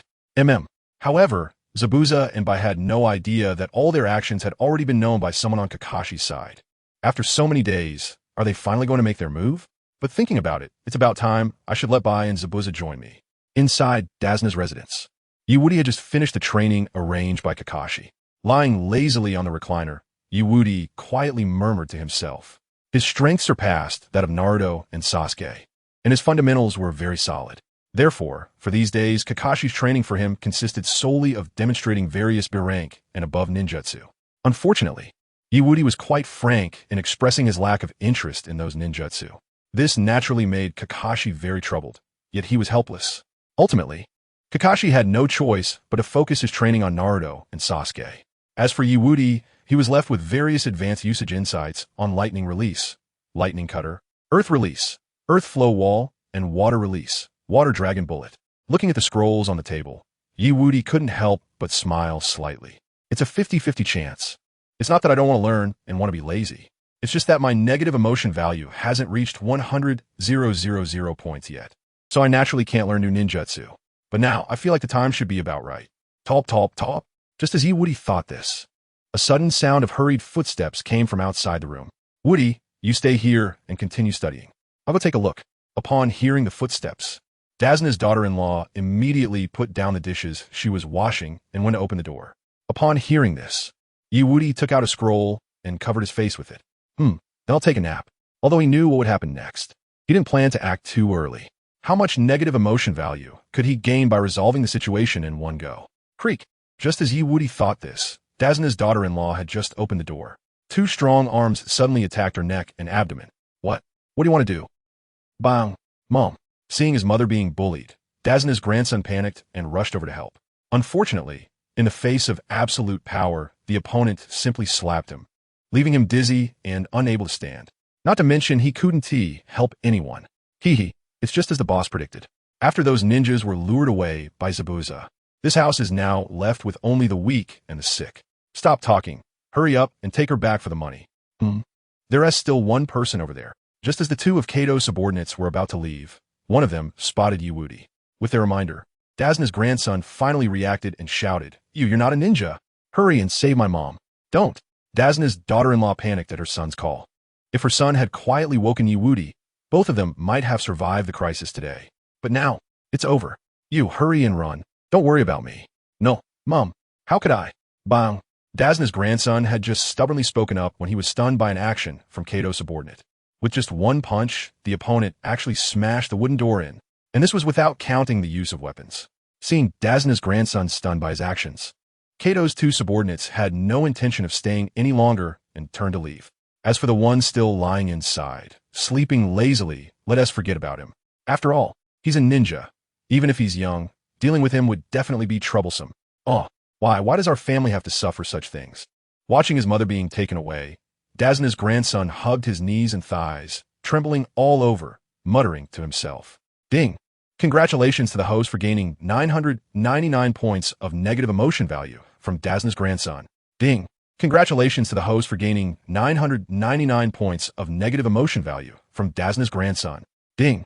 Congratulations to the host for gaining. Goodness, you yourself are so weak. Getting stunned by the opponent's action, and you even drag your teammates down. Fortunately, the other side didn't intend to attack me, and I was really asleep, completely unguarded. Otherwise, I would have really been done for. Dazna's grandson is quite interesting, just as Wudi thought this. Kato's two subordinates had already taken Dazna's daughter-in-law away, moving a considerable distance outside. As for the second person in here, Dazna's grandson was now sitting on the ground, trembling and shutting himself off. But deep in his eyes, there was a glimmer of light. Seeing this scene, Wudi knew this must be the brave seed that Naruto had planted during their chats these past few days. However, since he planned to take advantage of the negative emotion value, he naturally wouldn't act openly. Shadow clone technique. Body flicker technique. Whoosh. As Wudi's body swayed slightly, a shadow clone directly took his place. As for him, he chased outside. Since Dazna's grandson had given him so much negative emotion value, he naturally had to repay him well. Bang! In just 2 or 3 breaths' time, Wudi had already arrived in front of Kato's subordinates, who had been on the road for a while. I say, you too. This road is mine, this tree is mine. If you want to pass this road, leave behind some traveling fees. At this point, Wudi's face revealed an extremely friendly smile. What I mean is, you understand. Chapter 2:15 Wudi. Are there still so many dramatic bystanders? Hurry up and lie down straight. Ning lei. Ding. Congratulations to the host for gaining 666 points of negative emotion value from Kato's subordinate. Ding. Congratulations to the host for gaining 999 points of negative emotion value from Kato's subordinate. Ding. Congratulations to the host for gaining. What did he just say? Hearing Wudi's words, Kato's subordinate A was instantly stunned and turned to look at Kato's subordinate B beside him. In response to A's inquiry, B directly slapped him on the face. Is your ear having a problem? This kid looks down on us. Hurry up and deal with her. I'll take the target woman to report to the boss. After saying this, Kato's subordinate B directly carried Dazna's daughter-in-law and ran off. What a joke. This guy in front of them, although he looked like just a kid, was still a ninja. Rather than risk staying and getting tangled up with him, it would be better to quickly take the target and report back to their boss for money. Kato's subordinate A. I'm damn. You little bastard actually want to take all the credit for yourself. The next moment, before Wudi could act, Kato's subordinate A charged at B. Don't think you can use me as a fool. Either we both deal with the little brat together, or you and I are not leaving here. What the hell? Are you out of your mind? Hurry and let go of me. Stop wasting my time. Quite interesting. After seeing the scene, Wudi paused for a moment, then took out a chair and a piece of watermelon from the ceiling scroll. Munching on the watermelon while watching the internal conflict, this little life wasn't too bad. Ding! Congratulations, host. You have gained 999 negative emotion points from Kato's subordinate A. Ding! Congratulations, host. You have gained 999 negative emotion points from Kato's subordinate B. Ding! Congratulations, host. You have gained from. Enough. It was unclear how much time had passed, but the two subordinates of Kato, who had been arguing, suddenly shouted out simultaneously. Immediately after, they exchanged a glance and then turned to look at Wudi behind them. Since neither of them was willing to let the other leave alone to report to the boss, there was only one last option left: to kill the little thing in front of them. Bang! Bang! Almost at the moment this thought appeared in their minds, Kato's subordinates A and B simultaneously drew their weapons and slashed at Wudi. Sai brothers united, their strength can cut through gold. Why didn't you act like this sooner? Why engage in internal strife? That's not good at all. Hey, we drew our knives, and we weren't killed instantly. Great, it seems this little guy in front of us, although a ninja, has very limited strength. He can't be compared to the little ghost beside Zabuza at all. Otherwise, how could they draw their weapons so easily? Wait, something seems off. Ding. Congratulations, host. You have gained 999 negative emotion points from Kato's subordinate A. Ding. Congratulations, host. You have gained 999 negative emotion points from Kato's subordinate B. Ding. Congratulations, host. You have gained from. What is going on? This guy is not panicking at all. Normally, the distance between their knives is only about 1 meter. With such slow reaction speed, not to mention a ninja, even an ordinary strongman wouldn't be this slow to react. There's a problem. Realizing this, Kato's subordinates A and B didn't hesitate at all and immediately retreated to try to bring back Daizuna's daughter-in-law as a hostage. But where is she? Where is she? Oh, what are you two looking for? Is it this one? As Kato's subordinates A and B were puzzledly searching for Daizuna's daughter-in-law, Wudi suddenly pointed behind him. The two looked over. Nanny? The person really was taken away. But how did the other party do it? Whoosh. I said you two are just extras. Why do you get so much screen time? If you weren't even a little useful, do you think I would waste so much time talking to you? You, Kato's subordinate, A hadn't even finished speaking when his entire body stiffened. Then, a massive amount of blood gushed from his arms, which weakly fell to the ground. His tendons were also instantly severed by Wudi. Women are meant to be cherished, not bullied. Even if they are someone else's women, that's not okay. Don't you know my brother Chao's favorite thing is this? Thud. Oh, my hands. I've lost all my hands. My face. Why can't I move my feet? Just as Wudi's words fell, Kato's subordinate finally reacted, kneeling on the ground and letting out a heart-wrenching scream. Unfortunately, no matter how miserable he cried, Wudi completely ignored him. Thus, step by step, he approached Kato's subordinate B. As for Daizuna's daughter-in-law, he had his shadow clone send her back. After dealing with these two guys, he would go over to act with Zabuza and Haku. To avoid accidentally hurting his own people, he had to send the other party back first. You don't come over. I'm telling you, don't come over. Don't come over. Tap, tap, tap. Facing the approaching Wudi, Kato's subordinate B was losing his mind. He never imagined that a seemingly ordinary kid with a friendly smile could have such terrifying strength. He couldn't even muster the will to resist, let alone battle the other party. Without even seeing the other party strike, his companion was already done for. What is the point of this? Run. To survive? He had to run. However, just as Kato's subordinate bethought this, a blurry figure suddenly appeared beside him. An arm was placed on his shoulder, and a familiar yet unfamiliar friendly smile was now facing him directly. I already said this path is mine. Is it really okay for you to just leave like this? Forget it. You're just a useless person anyway. Killing you would only waste energy and pollute the air. Wudi shook his head disdainfully. Then with a sudden force, he grabbed the other party's hair and slammed him to the ground. Boom! Didn't you say you wouldn't kill me? Kato's subordinate B's body hadn't even reacted. The thought just flashed through his mind, and the bones in his feet were crushed. His eyes were now overwhelmed with deep despair. As for his current state, Wudi didn't bother with him anymore and leisurely walked towards the direction where Haku and Kakashi were. You're only a broken bone. Once I finish dealing with things over there, I'll have someone come back to treat you. From now on, you won't need to go anywhere. Just work under me. Bystander A. Bystander B. Damn, why am I getting crippled? You expect me to help you out in the future. Why be so cruel? At this moment, the two people lying on the ground, dazed, were filled with endless resentment towards Wudi. Ding. Congratulations, host. You have gained 999 negative emotion points from bystander A. Ding. Congratulations, host. You have gained 999 negative emotion points from bystander B. Ding. Congratulations, host. You have gained from. Oh, the titles have already changed. It seems these two guys won't dare to continue serving Kato. But then again, if they dared to oppose me after this, they would really be talented at courting death. Whoosh!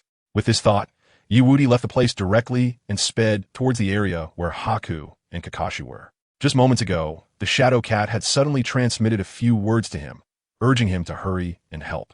As for the reason, that was because Zabuza and Haku were now in direct contact with Kakashi and the others. In order for the subsequent plan to go smoothly, Wudi needed to hurry over. Chapter 216. Haku's Confidence. Wudi. Air Juzi wants to perform? Joking, let me take the stage. While Wudi was on his way on a bridge, Kakashi, you're still the same? Always bring along a bunch of kids. Look at them. trembling all over. It's really pitiful. Zabuza, while speaking, used his shadow clones to watch the four Kakashi had surrounded, a cold expression on his face. Just as Zabuza finished speaking, both Sasuke and Naruto smirked and charged forward with their kunai in hand. Kakashi, however, did not stop them, as this was exactly what he had trained these two little guys to do in the past few days. This wasn't fear, it was excitement in battle. Ha, Sasuke. I don't know what you're saying, but we are definitely different from before. Puffed. Under everyone's gaze, Sasuke and Naruto attacked simultaneously, instantly slashing all the Zabuza-esque shadow clones around them into pieces. No, to be precise, they were water clones, so none of them were the real body. Looking at the water on the ground and the dense fog around them, Sasuke frowned. Last time, he had embarrassed himself and trembled in fear, unable to display his true strength. So this time, he had vowed before the action to reclaim his honor. But now, with the real body not showing up, how could he get the chance to redeem himself? Top. Just as he was thinking this, Zabuza's real body and Haku appeared on the other side of the bridge. This guy can now see through my shadow clones. Haku, it seems your opponent has appeared.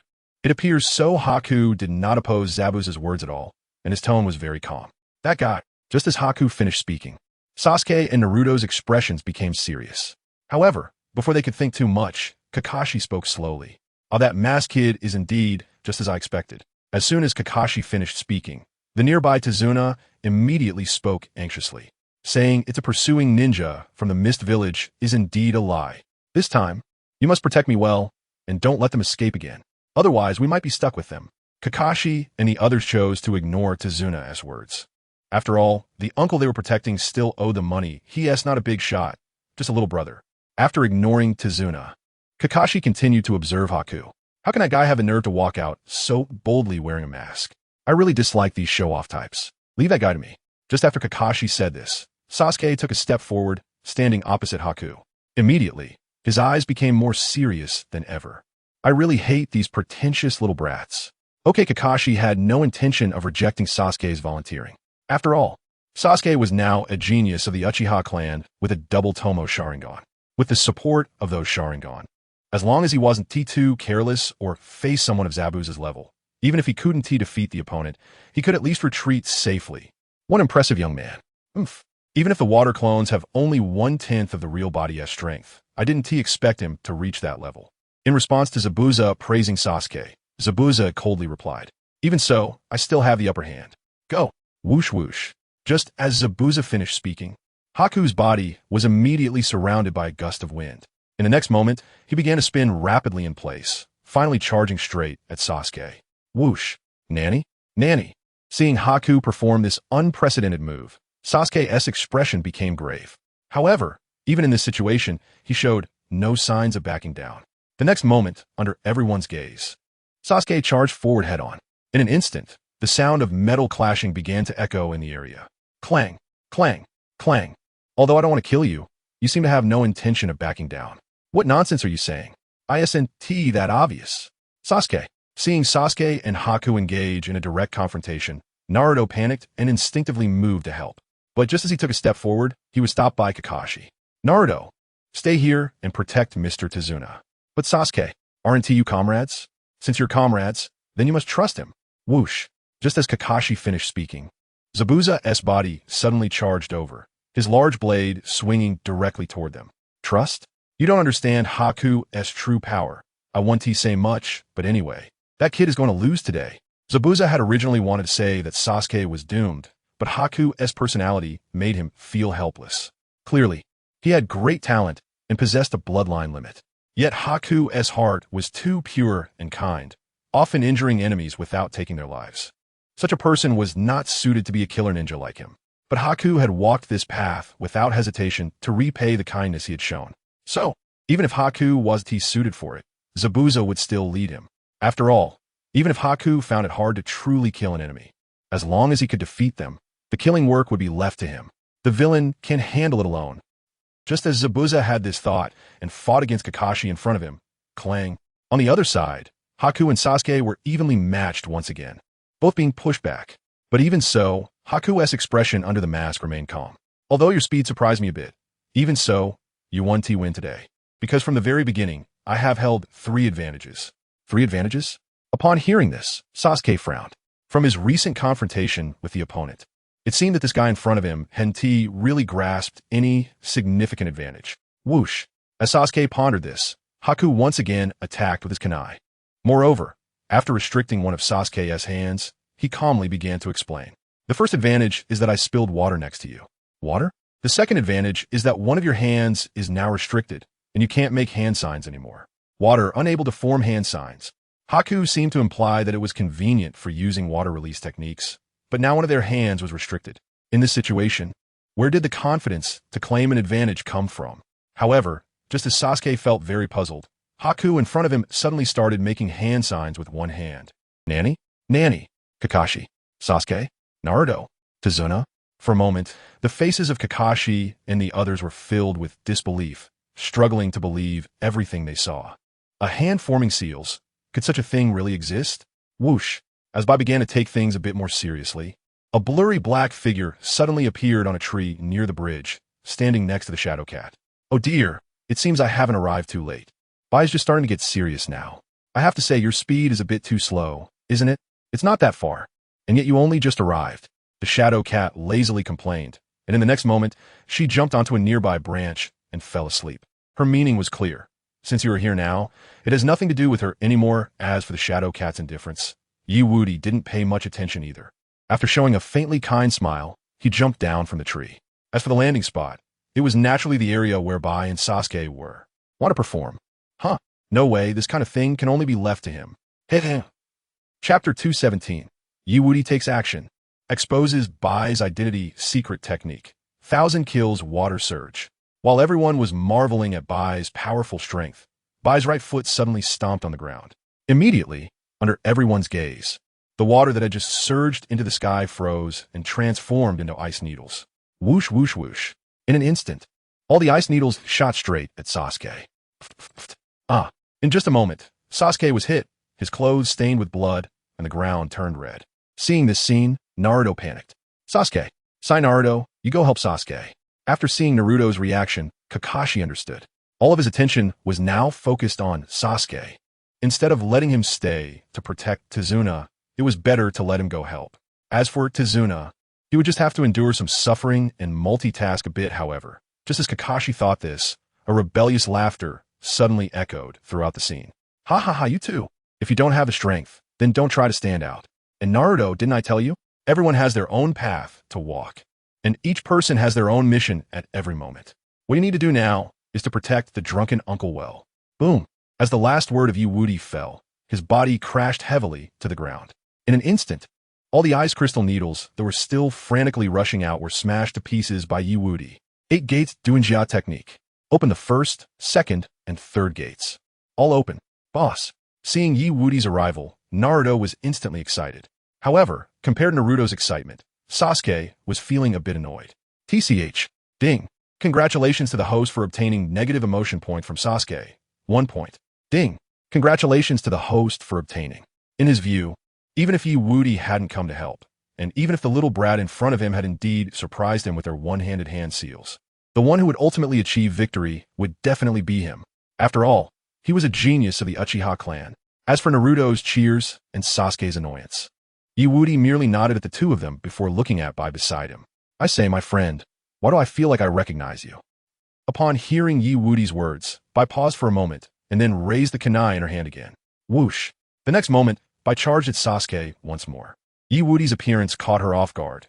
To prevent herself from being at a disadvantage against the two of them working together, she ultimately revealed her identity.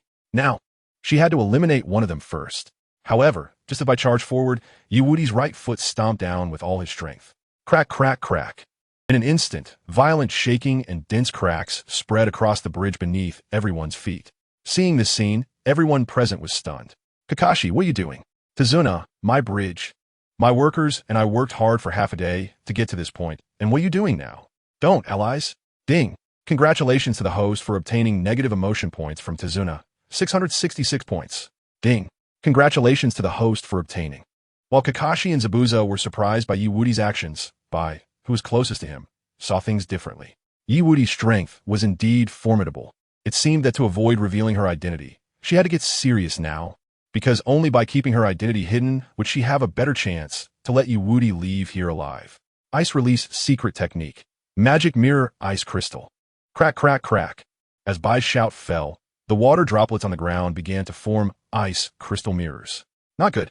Wudi, you bastard, hurry and dodge. Seeing Wudi lost in thought and caught off guard by the ice mirrors summoned by Bai, Sasuke's expression changed instantly, grabbing the kunai in his hand and stabbing forward. Wudi's life could only be saved by him. No one else had that right. Clang, clang, clang. Under everyone's gaze, Sasuke's kunai continuously stabbed at the ice mirrors. Unfortunately, no matter how he attacked, the mirrors showed no signs of breaking. Seeing this scene, Sasuke's expression became serious, and he immediately formed hand seals. Is this her third advantage? Indeed, a very solid ninjutsu. But I want to see if your ninjutsu can stop mine. Fire Release. Great fireball technique. Under everyone's gaze, Sasuke's hands clapped together, and then he opened his mouth to unleash a massive fireball. The fireball wreaked havoc, crashing into the ice mirrors in front of him. For a moment, the already thick mist around them intensified. This situation made Sasuke frown, beginning to hesitate, unsure whether to continue. I say you too. Just as Sasuke hesitated, Wudi, who was trapped inside the Ice Release Secret Technique, Magic Mirror Ice Crystal, suddenly spoke up. Stop adding trouble here. Hurry back and protect the drunken uncle with Naruto. Ding. Congratulations to the host for obtaining negative emotion points from Sasuke. 999 points. Ding. Congratulations to the host for obtaining. Hearing Wudi's words, Sasuke was momentarily stunned, and then he became furious. Damn it. I'm here worrying about you, and you're inside, mocking me in front of everyone? Do you have any manners? If you're bad, admit it. If you're really not convinced, then come challenge me after this is over. If you win, you can say whatever you want, and I won't have any objections. But I think you still can't win. Yay, Wudi. After hearing Wudi's words, Sasuke was completely infuriated and let out a roar. Unfortunately, given his current state, Wudi had no intention of responding to him at all. Instead, he turned to look at Bai, a friendly smile appearing on his face. Then, under Bai's incredulous gaze, he summoned another shadow clone and slapped it directly on the face. Seeing Wudi's actions at that moment, Bai's head was filled with question marks, wondering if she was seeing things. Given the current situation, he should have attacked her instead. Why was Wudi now hitting himself? However, compared to Bai's confusion, Wudi continued to walk step by step toward her under her gaze. Step, step, step. Miss, long time no see. I didn't expect to see you so soon.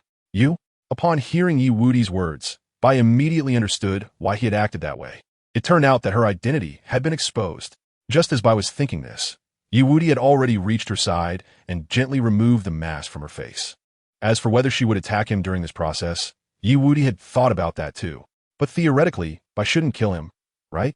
At worst, it would just be a little blood and pain. Sure enough, just as Wudi reached out to take off the mask from Bai's face, she pressed a kunai against his neck and spoke flatly. Aren't you worried that after discovering my identity, I might take your life? Before Wudi could finish his sentence, Bai's kunai cut through his skin.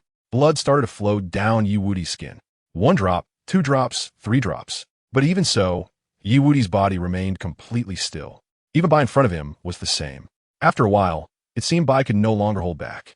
In the next moment, under Wudi's gaze, she took out her handkerchief and began to tend to his wound. How can you be like this? We are supposed to be opponents. As a ninja, you absolutely shouldn't do this, you must. Bai's words were cut off by Wudi. But I know, miss, that you would never harm me. Upon hearing this, Bai fell silent, unsure of how to face the boy in front of her. This kid really trusts her that much. Yet she had just heard him after thinking of this. Bai gently touched the wound on Wudi's neck and softly asked, How is it? Does it hurt? It's okay as long as I have you by my side. It's just a little pain, just a few drops of blood. I can endure it. Chapter 218. The limit reached by Zabuza. Wudi. Yoshi, I can make a deal with Bai. You little brat. Looking at Wudi's innocent smile and the wound on his neck, Bai sighed helplessly. But in the next moment, her gaze shifted to the shadow clone beside her that was still wailing, and she sighed deeply. Sigh, Wudi, although what you're doing can temporarily make everyone sad. No matter how much you delay, the final outcome will not change. We are ultimately enemies, and one side will definitely end up dead. Is that so? Wudi pretended to ponder over this. Soon after, he suddenly showed a look of realization. If that's the case, then as long as Kakashi-sensei defeats Zabuza, and then I defeat you, I can go back and plead for you. That seems doable. Upon hearing Yi Wudi's innocent response, Bai's face showed a hint of helplessness. What Yi Wudi proposed was indeed feasible, but not to mention whether they could defeat the two of them. Even if they could win, how could the fate of their lives be decided by a mere child when they returned to Konoha? Moreover, it seemed that Yi Wudi, the son of the Hokage, had been hidden by the higher-ups of Konoha. After thinking of this, Bai guessed that Yi Wudi had not been treated well in Konoha before. Since you agree with this plan, let's go ahead.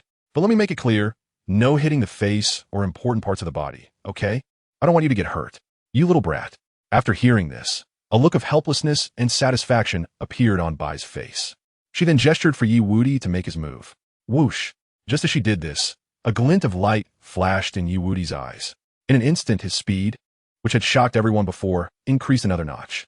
8 gates release technique. 4th gate, the healing gate, open. 5th gate, the limit gate, open. Boom! This feeling is, you little brat, it seems you've gotten stronger again.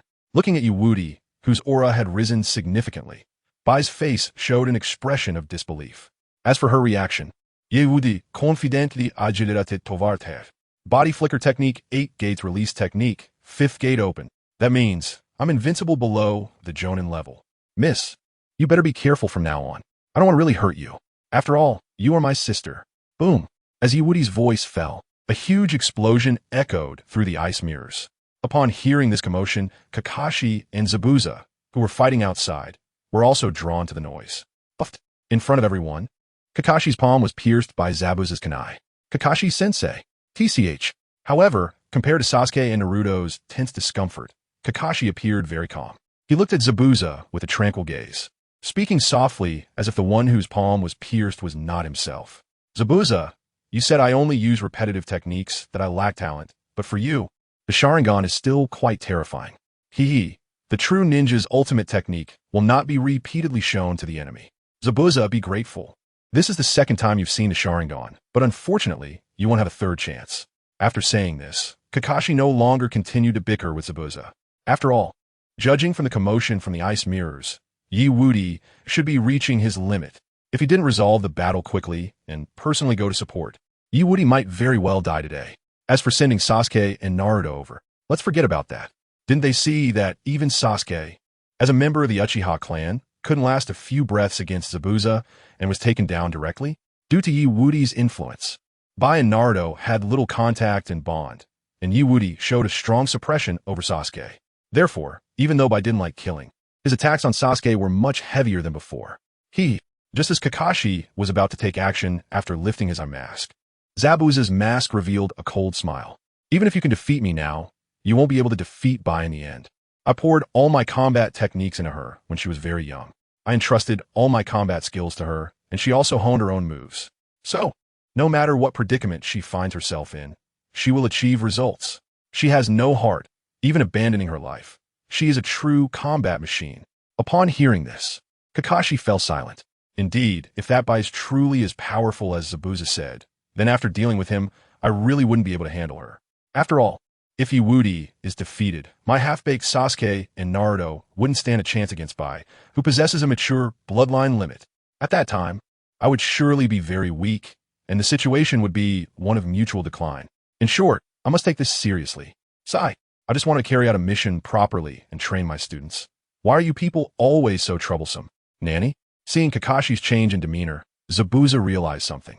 Without any hesitation, he hid his entire body back into the thick fog, closing his eyes. Learning from a last experience, this time, he closed his eyes before Kakashi could use his Sharingan. As long as I don't look into his eyes, I want to be caught in a Jinjutsu, and want to be affected by the Sharingan. Unfortunately, just as Zabuza made this move, Kakashi's hands grabbed a scroll. Then, under everyone's gaze, he pressed it down. What does he want to do? Huh? Woof woof woof. Nanny. Just when Zabuza felt puzzled, one ninja dog after another started rushing towards him. After seeing this scene, Zabuza wanted to dodge. Unfortunately, the sense of smell of ninja dogs is thousands of times better than that of humans, and no matter how well Zabuza hides now, he cannot fool the dog's nose. Heh, so it's ninja dogs? It's a pity that even if you can find me, you won't be able to defeat me in a short time. And as long as you don't deal with me quickly, the one-on-one situation will soon turn into two-on-one. The copy ninja from Konoha, the famous Sharingan Kakashi. You will be defeated today. Defeated? Upon hearing Zabuza's words, Kakashi shook his head gently. Immediately, an astonishing amount of lightning chakra surged from his palm. Before I determine the outcome with that guy, I won't easily lose to anyone. Even you, who have risen to become a mist ninja, aren't qualified to make me lose. Lightning release, lightning cutter. Nanny? Seeing the nearly tangible lightning chakra in Kakashi's hand, Zabuza's eyes were filled with disbelief. Did he test me all along, honing those three little guys without using his real power? However, facing Zabuza's shocked expression, Kakashi didn't care at all and continued speaking. Zabuza, you are too dangerous. The Dazna you want to kill is the courage of this country. The bridge built by Dazna is the hope of this nation. Sacrificing many people for your ambition is not what a ninja should do. I don't care. Although Zabuza was very wary of Kakashi's lightning cutter, he still gripped his decapitation blade, ready to face Kakashi's next attack. I will stand for my ideals. And this point, regardless of the future, will not change. Watching Zabuza's choice, Kakashi still held the lightning cutter, calmly speaking. The lightning flickered violently, almost reaching its peak. I'll say it one last time, Zabuza, give up. Your future only leads to a dead end. Since that's the case. Whoosh. Seeing Zabuza's stubbornness, Kakashi accelerated and charged forward. Just as the two were about to clash, someone in the ice mirror suddenly widened their eyes and anxiously said to another person in front of them, Woody, hurry and let me out. Zabuza really needs me right now. If I don't go, he will die. Top, top, top. As for what I said at that moment, Woody gently patted the dust off his body and walked step by step to Bai, who was trapped by his forbidden technique, dark walking technique. Little sister, I will definitely let you go. After all, I said before that I am here to save you. But you can save him, but wait, you have to do this. Chapter 219, Bai's death, Woody, Yoshi, it's my turn to take action. Forbidden technique, soul binding technique. Can it put me in a state of false death? This can really. Alright, since you say so, let's do it your way.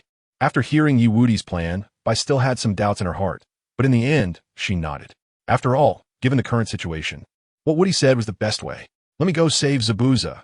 Then Woody will use the forbidden technique, soul binding technique, to bind her soul, putting her into a state of false death.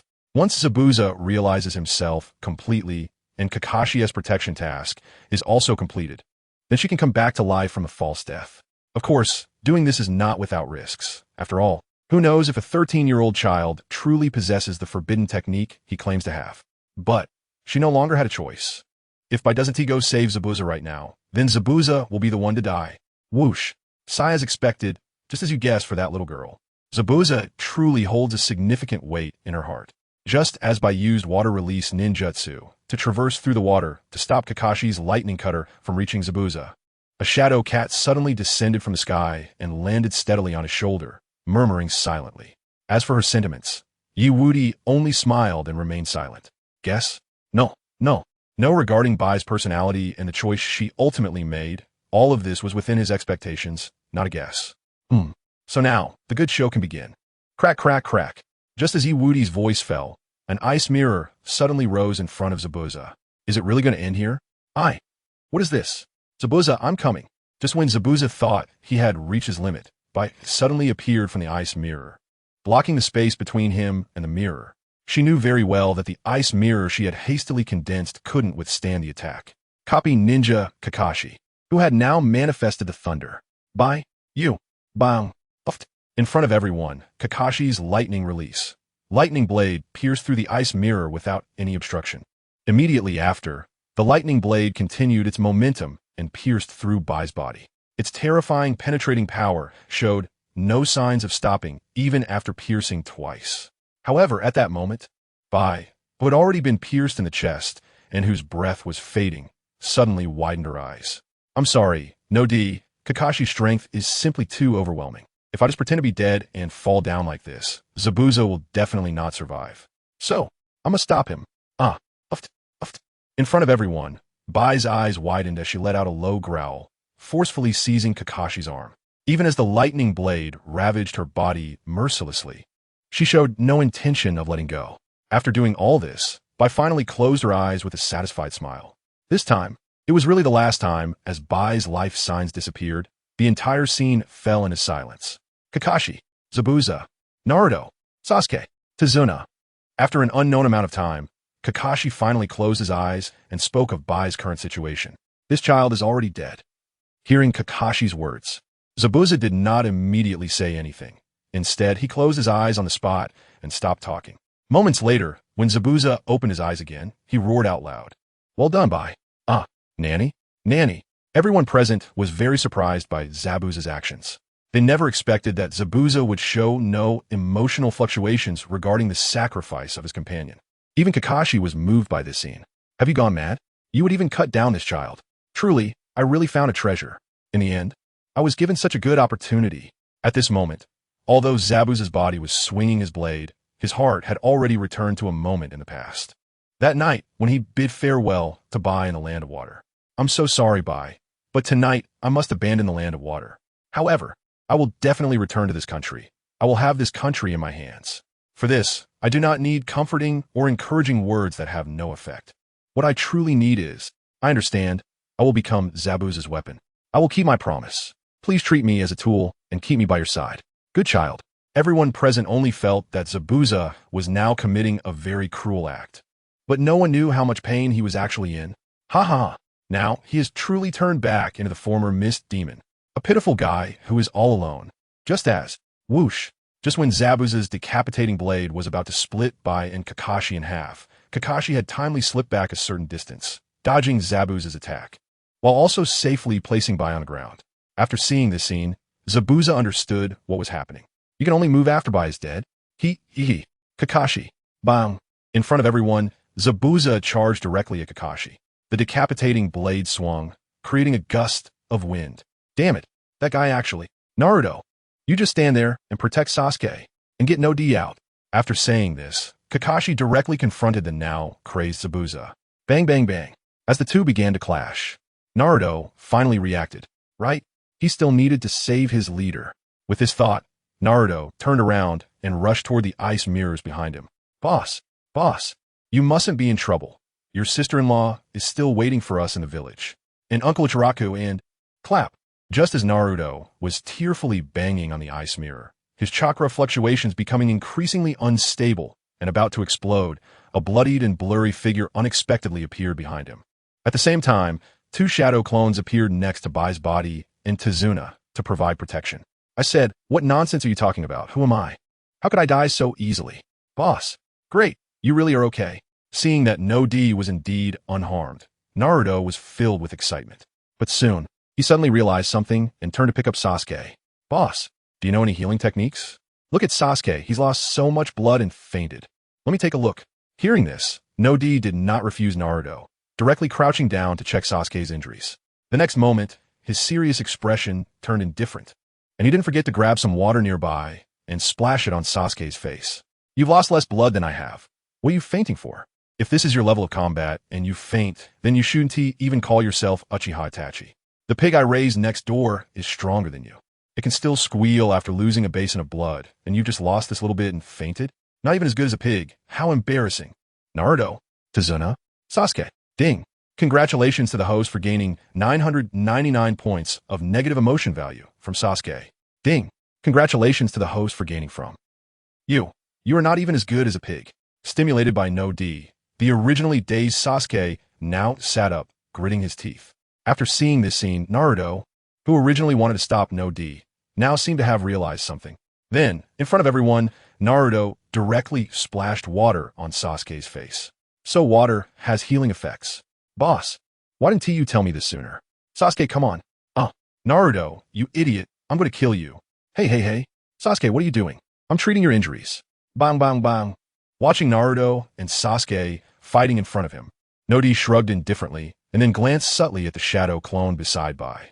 He had just used the shadow clone to cast the forbidden technique, soul binding technique on Bai, so she should be fine for a short time. Therefore, what he needed to handle next was to ensure that Zabuza wouldn't die. Otherwise, when he brings Bai back in the future, she would likely choose to die due to Zabuza's death. Sai, who made me such a good person, getting busy now. He is indeed such a good person. Definitely not, because Bai and Zabuza are suitable to help him manage the Land of Waves. Chapter 220 Zabuza Awakens. Woody. In this situation, it's time to play a tune on the Suona. Whoosh. Right now, you cannot defeat me. Under everyone's watchful eyes, Kakashi accelerated directly to Zabuza's back, pressing his entire palm against Zabuza's neck. He was about to start his performance. What? Zabuza's face was filled with disbelief at Kakashi's suddenly increased speed. You haven't noticed what true strength is yet? Under everyone's gaze, Kakashi held onto his kunai, continuously suppressing Zabuza. Each time he swept past his opponent, it would create splashes of bright red blood. Goodbye, demon.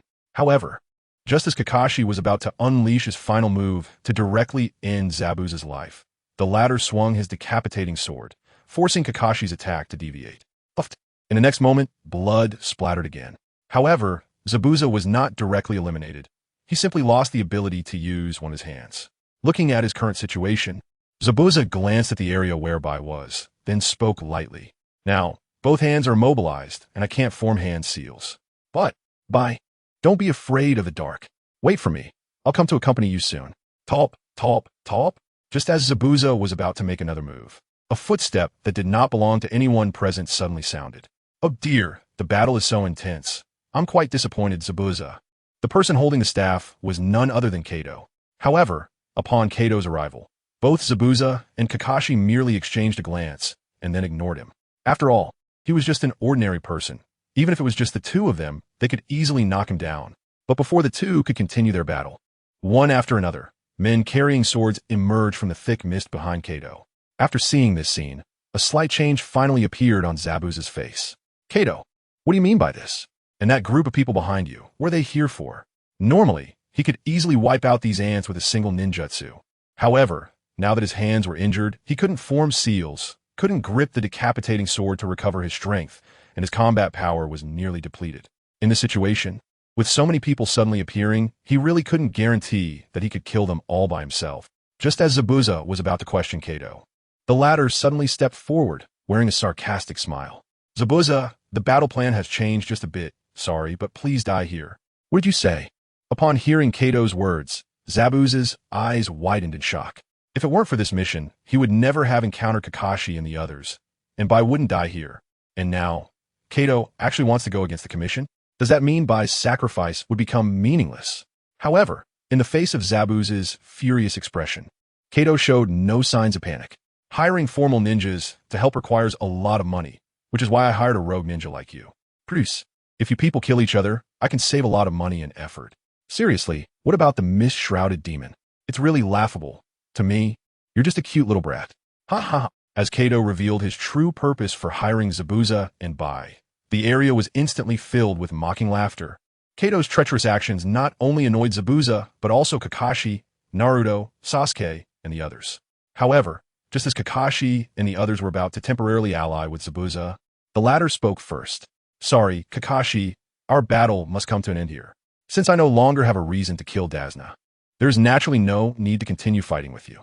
After saying this, Zabuza turned to look at Kato and the group behind him. Ah yes, speaking of which, I still have a score to settle with her. In the next moment, Kato raised his injured hand in front of everyone and walked over to Bai's side. As for Wudi's shadow clone, it dissipated after Zabuza spoke, since his task was to confine the opponent's soul and keep them in a state of temporary death. Now that his task was complete, there was no need to stay any longer. Even if he had to unlock Bai's forbidden technique, soul confinement, it would have to wait until after Zabuza's battle ended, and he began his self-reflection. You broke my wrist, you bastard. Bang!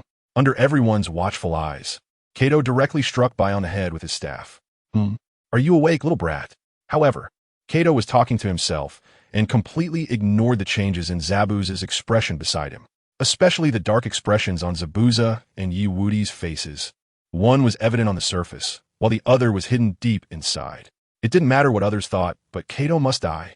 Almost the moment this thought appeared in their minds, Wudi suddenly turned to Zabuza and spoke coldly. Aren't you supposed to be partners? Partners?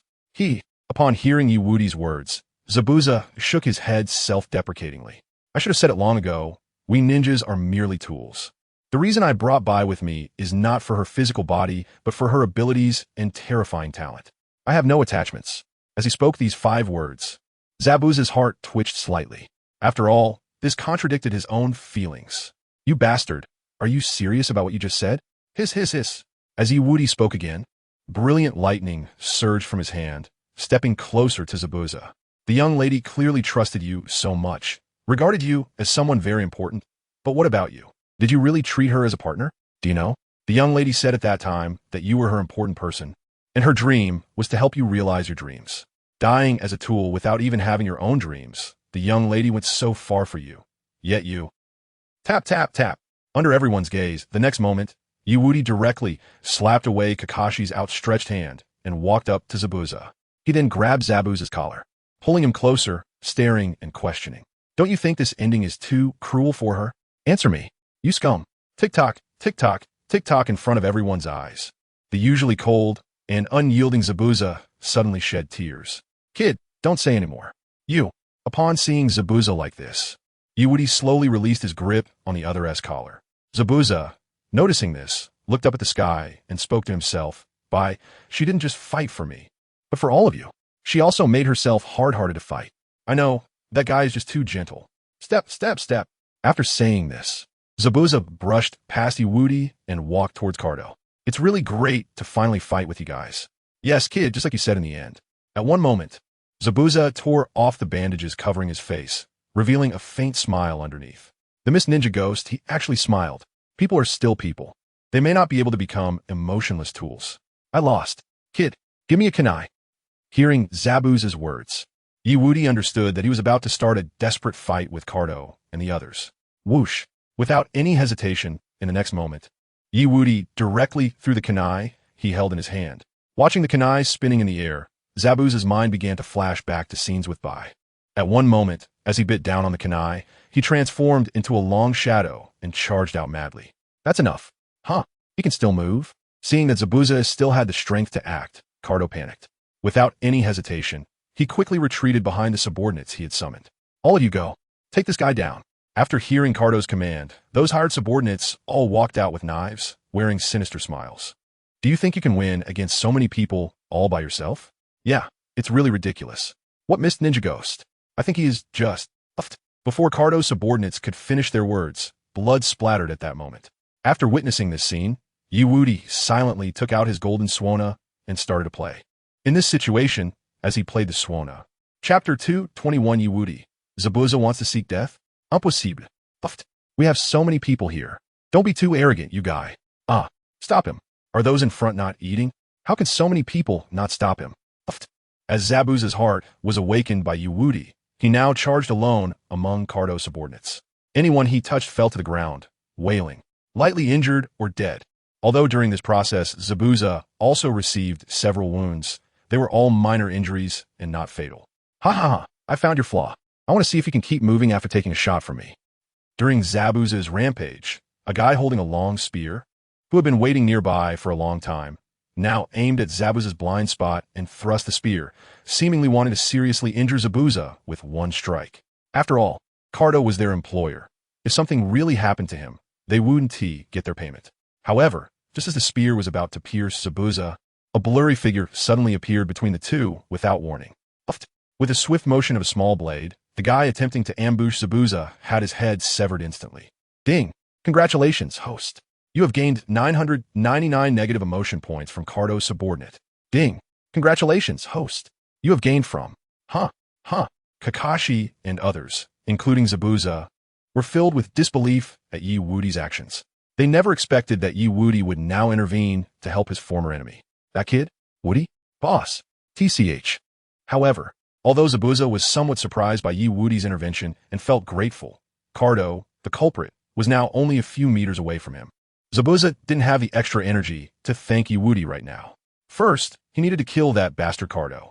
Cardo! Ghost! Ghost! Under the watchful eyes of everyone, Cardo looked horrified as he saw Zabuza approaching. Blood began to bloom directly between the two. Step, step, step. After landing a hit, Zabuza wanted to continue forward to completely kill Cardo. However, due to his extreme fatigue and impaired vision, his previous strike slightly missed its intended target and did not directly pierce Cardo's heart. But just at that moment, several people surrounded Cardo, blocking Zabuza's path forward. Cough, cough, cough. If you want to accompany your companion, then hurry up and go. Unfortunately, I have no intention of going to the same place as Bai. Step, step, step. In front of everyone, Zabuza is staggered towards Cardo, looking as if he might collapse at any moment. Seeing this, Cardo felt very anxious, but still pretended to be indifferent and unafraid. What? Just trying to show off. You guys, hurry up and... You, come with me to hell. Just as Kado was about to signal his surrounding subordinates to attack, Zabuza suddenly made a surprising move that caught them all off guard. Already covered in wounds, Zabuza charged directly over, using his body to restrict all their weapons. What does this guy want to do? With so many weapons piercing his body at the same time? Isn't he dead for sure? Step, step, step, step. Just as Kado's subordinates were shocked by Zabuza's action, Zabuza took the opportunity of their days to step-by-step approach Kado himself. With a grim smile on his face, he leaned close to Kado and ominously said, "The Miss Ninja Ghost is nothing special. If I die and go to hell, I can become a real ghost. Look forward to it and see if I'm a little ghost. You can confirm that in hell. Help, help." As if suddenly realizing something, Kado opened his mouth to call for help from the nearby subordinates. Unfortunately, before he could finish his words, blood began to explode from his body continuously. And even if he could articulate his request clearly, none of those around him dared to approach now. After all, damn, that guy has taken so many hits, and several vital points have been pierced. How is he still alive? This is ridiculous. While the people around were lost in thought, Kado was quickly dealt with and pushed into the sea. The next moment, he turned around and saw Bai lying quietly on the ground. Step, step, step. This guy. Move aside. Quickly move aside. Seeing Zabuza slowly turning around and walking over, the people around instinctively cleared a path. The reason they did this was, firstly, out of fear that if they obstructed Zabuza, he might go berserk again, and that could cost them their lives.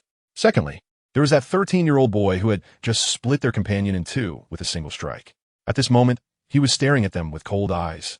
Zabuza's current state would at most take a few of them with him, but he would surely die. However, that 13-year-old boy was perfectly fine. If they really angered him, it wouldn't just be a matter of a few lives, but all of them would die. Ding. Congratulations to the host for gaining 999 points of negative emotion value from XXX's henchman. Ding. Congratulations to the host for gaining. Step, step, step.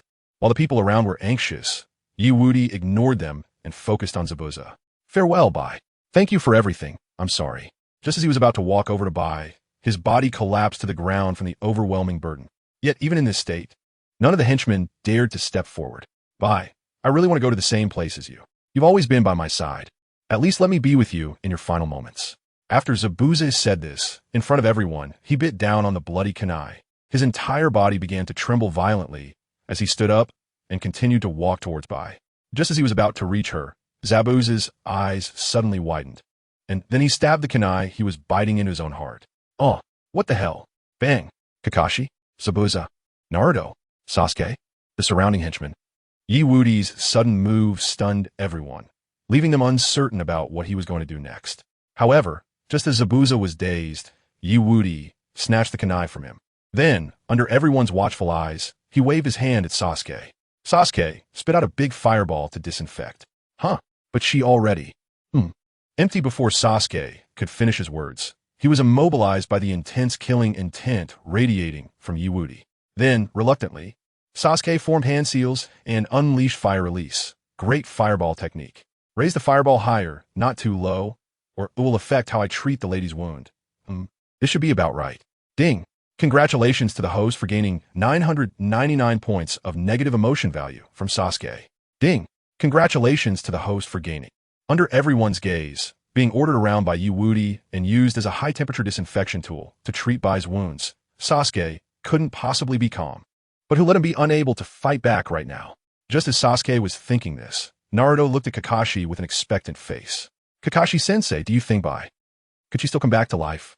It's difficult. Hearing Naruto's words, Kakashi, although reluctant to discourage him, could only speak the truth.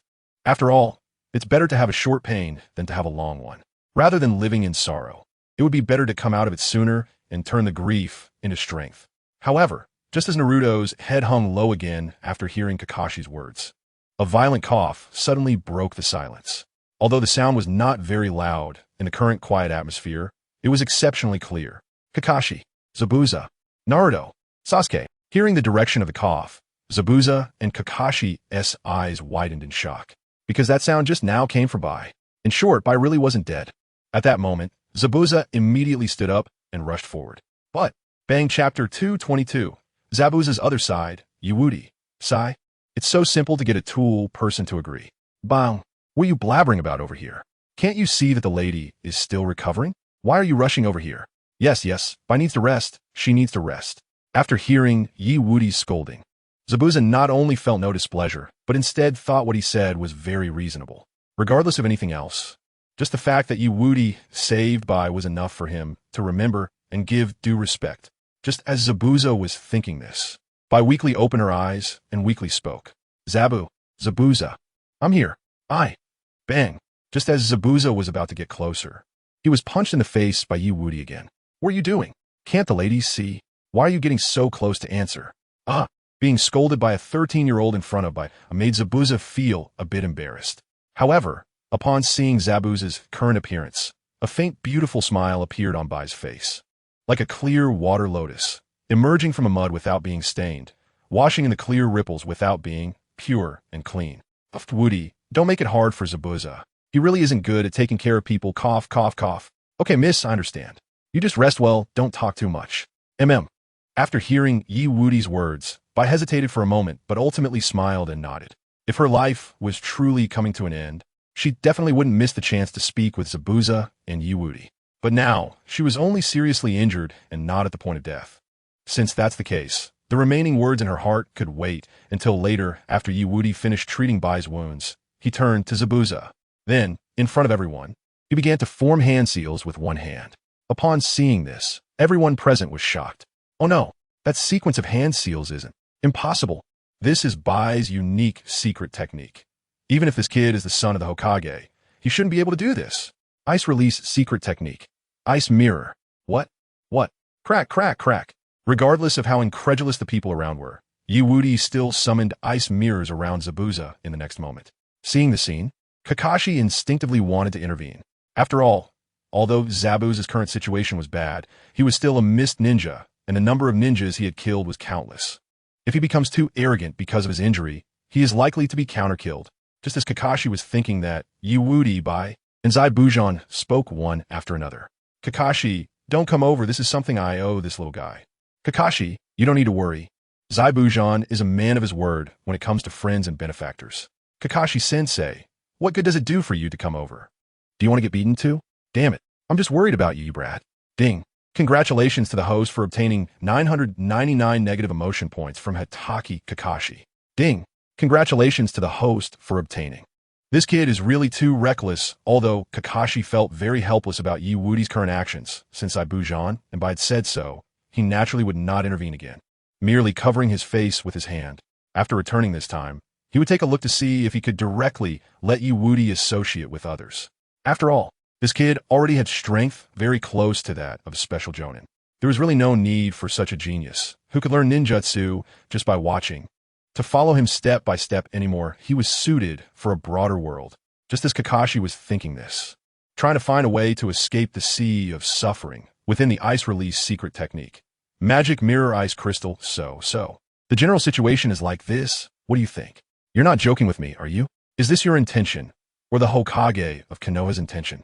Upon hearing Wudi's plan to gather all of Karajuo's wealth and establish a dedicated organization for himself in the Land of Waves, Zabuza's expression instantly changed from gratitude to seriousness and confusion. If the other party merely wanted him to help with something to repay this favor, then no matter how difficult that task was, he would definitely do his best. After all, Wudi had helped him tremendously today, and he owed him a huge favor. However, to sacrifice his and Bai's freedom to help manage the Land of Waves, that was a bit excessive, right? Not only that, but what about your ability to use Bai's ice release secret technique? Magic mirror ice crystal. Facing Zabuza's reaction, Wudi had clearly anticipated this. So in the next moment, he leisurely spoke up, continuing to explain. I'm not asking you to manage it openly. Just disguise yourselves as merchants and help me operate in secret. Moreover, compared to continuing to live a life of running around, being pursued and assassinated by the ninjas of the Mist Village, just being merchants for a while shouldn't be considered a loss, right? That said, Zabuza nodded, slightly in agreement with his words. But soon, he opened his mouth to question again. But how can you guarantee that we can successfully disguise ourselves? After all, the Land of Waves has no defensive power, and if the pursuing ninjas from the Mist Village want to come and check, there's no one here who can stop them. That is indeed the case. Regarding Wudi's concerns, he simply shrugged and then slowly formed hand seals with both hands. Immediately, Under Zabuza's incredulous gaze, Wudi clapped his hands on ground. Summoning technique.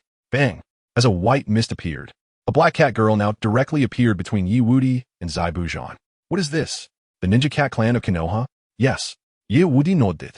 However, just as Wudi continued to speak to himself, a hint of displeasure flashed in the eyes of Shaolin. You are the ninja cat clan.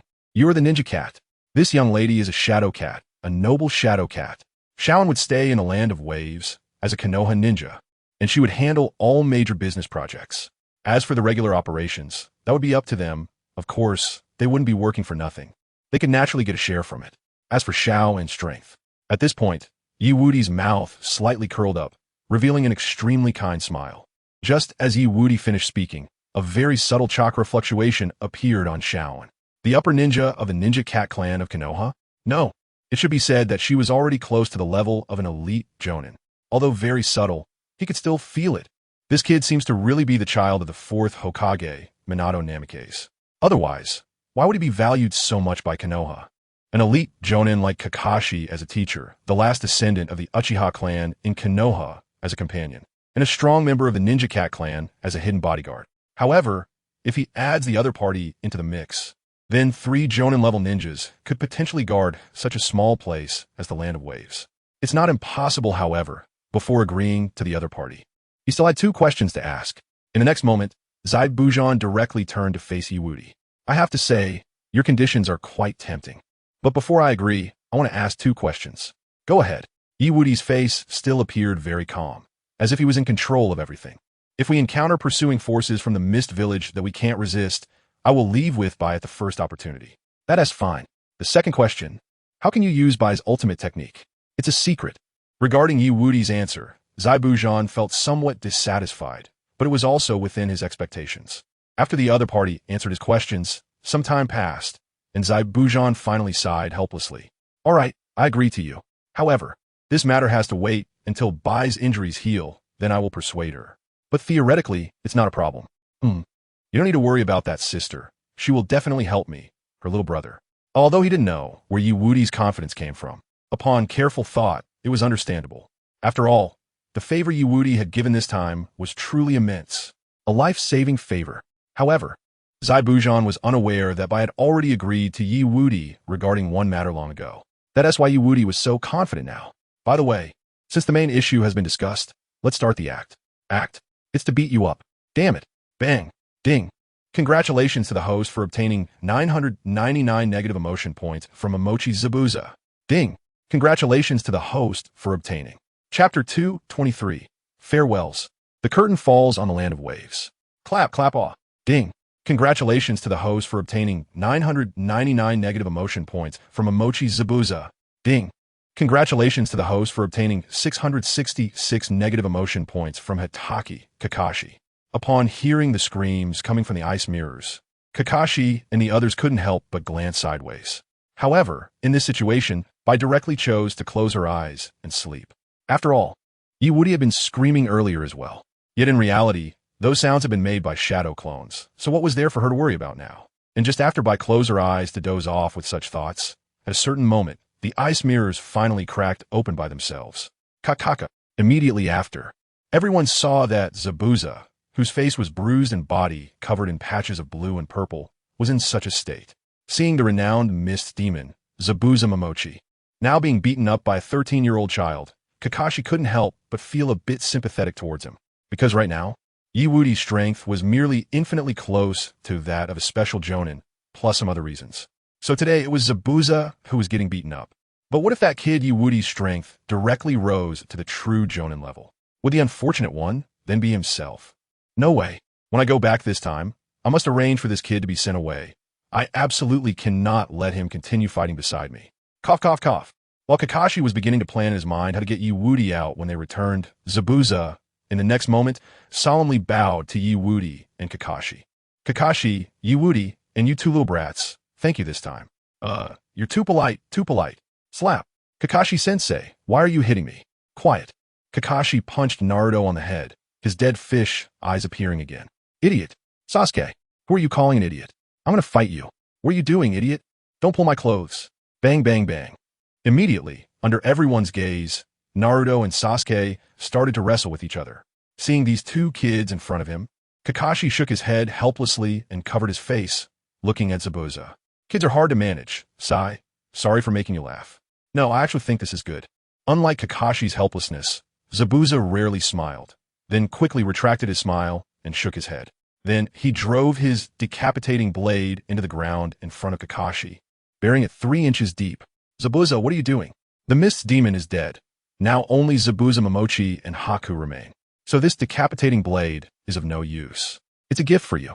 After saying this, Zabuza ignored Kakashi, whose face was filled with disbelief, and walked directly to the other side of the bridge.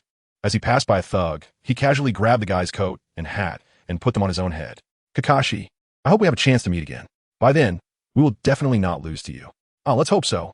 Watching Zabuza's gradually receding figure, Kakashi, who still didn't know the truth, slightly nodded in agreement. In his view, after Zabuza left, they would continue to face the assassination of Mist Village's pursuing ninjas. In short, the two sides probably wouldn't meet again. And as Zabuza and Haku moved further away, Kakashi finally turned to look at the serious-looking Yewudi. After all, compared to Naruto and Sasuke's fleeting encounter with Haku, this kid seemed to have some connection with him. Tap, tap, tap. In the next moment, Kakashi walked directly to Yewudi's side and gently patted his shoulder. You don't need to think too much. You're still young, and there are long days ahead. If fate allows, you will be able to meet again soon. Yewudi didn't pay much attention to Kakashi's words, merely responding lightly. After all, he knew better than anyone when he and Haku and Zabuza could meet again. No need for Kakashi to say anything. However, while Yewudi thought this way, Kakashi still believed he was in sorrow. So in the next moment, he took Naruto and Sasuke directly back, giving him enough time to process his emotions. As for the thugs summoned by Kato around them, under his one glance, they all ran away in a hurry. Sigh. I hope this kid can quickly get over his feelings for Haku. Otherwise, this could cause a significant hindrance to his future growth. Top, top, top. While Kakashi thought so, and looked at Yewudi, who was lost in thought alone on the bridge. The thugs who had been chased out now all had faces filled with terror and relief. Damn, I thought I was dead today. That Mist Demon is truly terrifying. His body was in that state, yet he could still kill so many people in succession. No kidding, those ninjas are really scary. I never want to take on ninja-related missions again in my life. Well, everyone. I guess not wanting to meet them seems impossible. Just as these thugs complained and wanted to leave, on their only way out, Zabuza, with a kunai in his mouth, stood beside the cat girl, Haku, who was holding a kunai. The two of them looked at them coldly. As for Haku, he was now resting in the back. Everyone, don't rush to leave. We have matters to discuss with you, Meow. Meow? Is this guy crazy? Does he think wearing cat ears makes him a cat girl? Puff. A shadow flashed by, and blood instantly blossomed among the thugs. The one who had just opened his mouth to seal the shadow cat, thinking there was only Zabuza left, found his body inexplicably split in half. Gurgle, gurgle. Master, master, spare me. Thud. Seeing the power of the shadow cat, those thugs without any hesitation immediately knelt down. After witnessing this scene, the shadow cat nodded in satisfaction and proudly said, "That is more like it, Meow. Listen up, everyone. From now on, I'm your boss. You will do whatever I say. As long as you do well, there will be benefits for you. But if anyone is foolish enough, I won't hesitate to send him on his way. You understand what I mean, Meow? Huh? We still have to work." Hearing that this suddenly emerged powerful ninja was now going to make them work, although these thugs felt bitter in their hearts, they could only grit their teeth and agree. In fact, to show their loyalty, one by one, they all started to bang their heads on the ground, even if their heads were bloodied. They showed no intention of stopping. After all, they still vividly remembered the terrifying combat strength Zabuza had just displayed. A severely injured ninja could be so terrifying, not to mention the one in front of them, who looked completely unscathed. Understood, understood. Bang, bang, bang.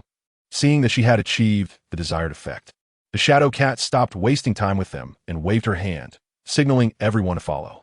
As for whether these people would truly be loyal, she was not worried at all. Having been by Yewudi's side for so long, she was very familiar with the method of giving a stick and then a carrot. Let us go. Yes, boss. As these people began to move further away, a sound of a swona and a song that no one had ever heard suddenly echoed from a certain direction. The sound was haunting, evoking a sense of nostalgia. Half a lifetime in wind and snow can't disperse the tears of falling flowers. Can't call back the lone wild goose must fly south, whose heart is troubled. The only thing that can accompany me is the bright moon. How much sorrow does my longing bring to my brows? Ye Wudi. After hearing Ye Wudi's voice, Zabuza and Bai, along with the Shadow Cat, all stopped in their tracks and looked towards the direction of the sound. Even the thugs were momentarily stunned and followed the trio's gaze. After all, they had never heard such a touching voice before. Half a lifetime of wind and snow cannot blow away the tears left by time. It cannot be exchanged back. The black hair has turned to ash, who will write the ending. The love and hate entangled cannot be finished, only I can pity myself and sigh a few more times. Top, top. After a moment, Zabuza finally carried Bai on his back and took another step forward. Ye Wudi, I owe you too much. I'm afraid I can never repay it in this lifetime. But don't worry, as long as Bai's safety is not affected, I can guard the land of waves for a lifetime. So what?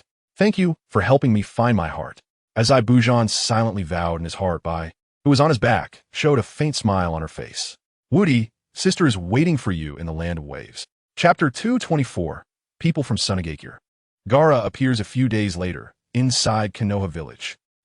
Kakashi-sensei, why is it that after just a few days of rest, we have to do this meaningless task again? To Naruto's complaint this time, Sasuke unexpectedly did not oppose it, even nodding in agreement. After all, after the battle in the land of waves, his practical combat skills had greatly improved. Not to mention fighting against Jonin, he should be completely fine with those C-rank missions that involve Chunin.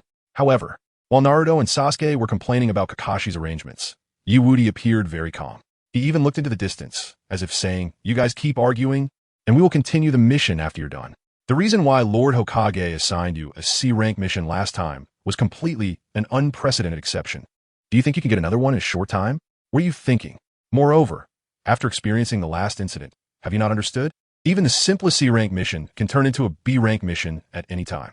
In short, until your strength reaches the top among Chunin, forget about C-rank missions.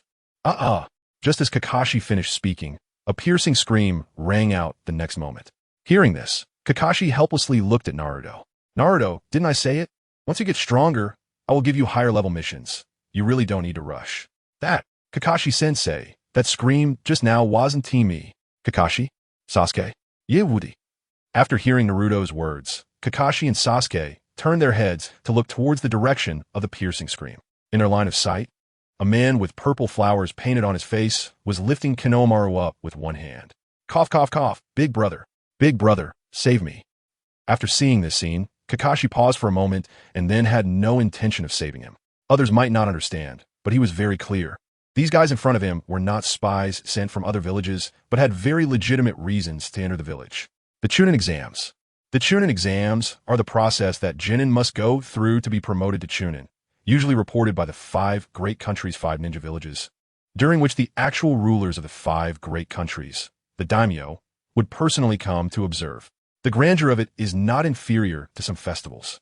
After thinking of this, Kakashi directly put his hand in his pocket and took out Intimate Paradise, beginning to read with his dead fish eyes. These little brats are usually so annoying. Just let the little ones from other ninja villages teach them a lesson. Damn it. You guys, hurry up and let Konohamaru go. Just as Kakashi was thinking this, Naruto, holding a kunai, rushed out shouting. Unfortunately, as soon as his body rushed forward, the man with the purple markings on his face sneered disdainfully. Then his other hand moved slightly. In an instant, the furious Naruto staggered and then fell down. What was that? What move was that?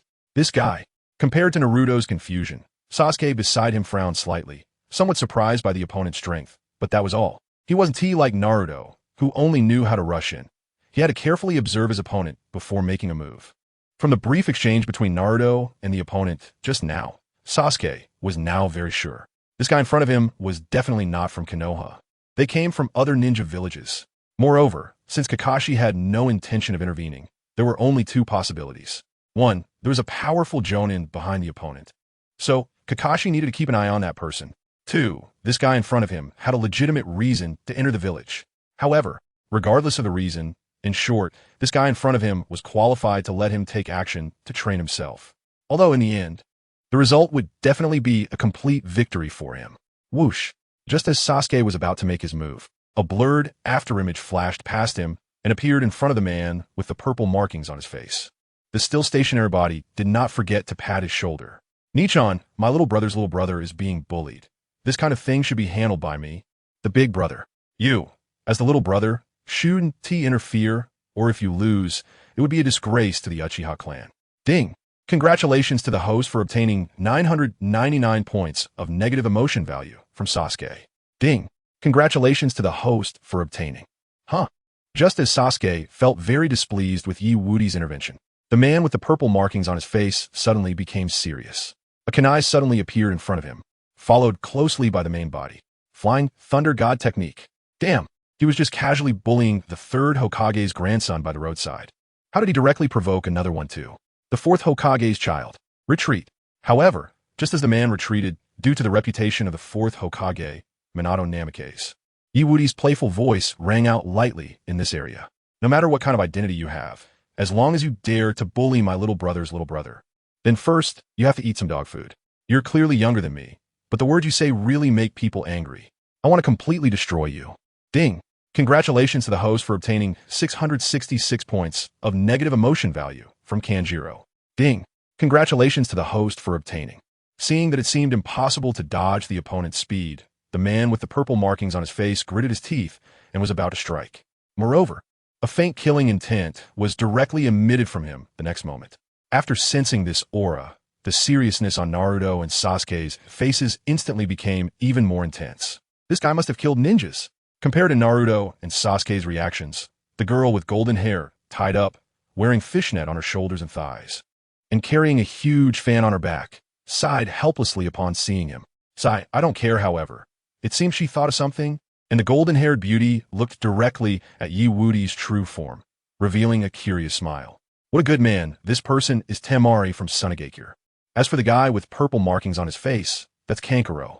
Just as Temari was sizing up Wudi, Kankuro was about to make a serious move when a sudden sharp pain caused his arm to stiffen. At the same time, blood flowers bloomed in this area. What?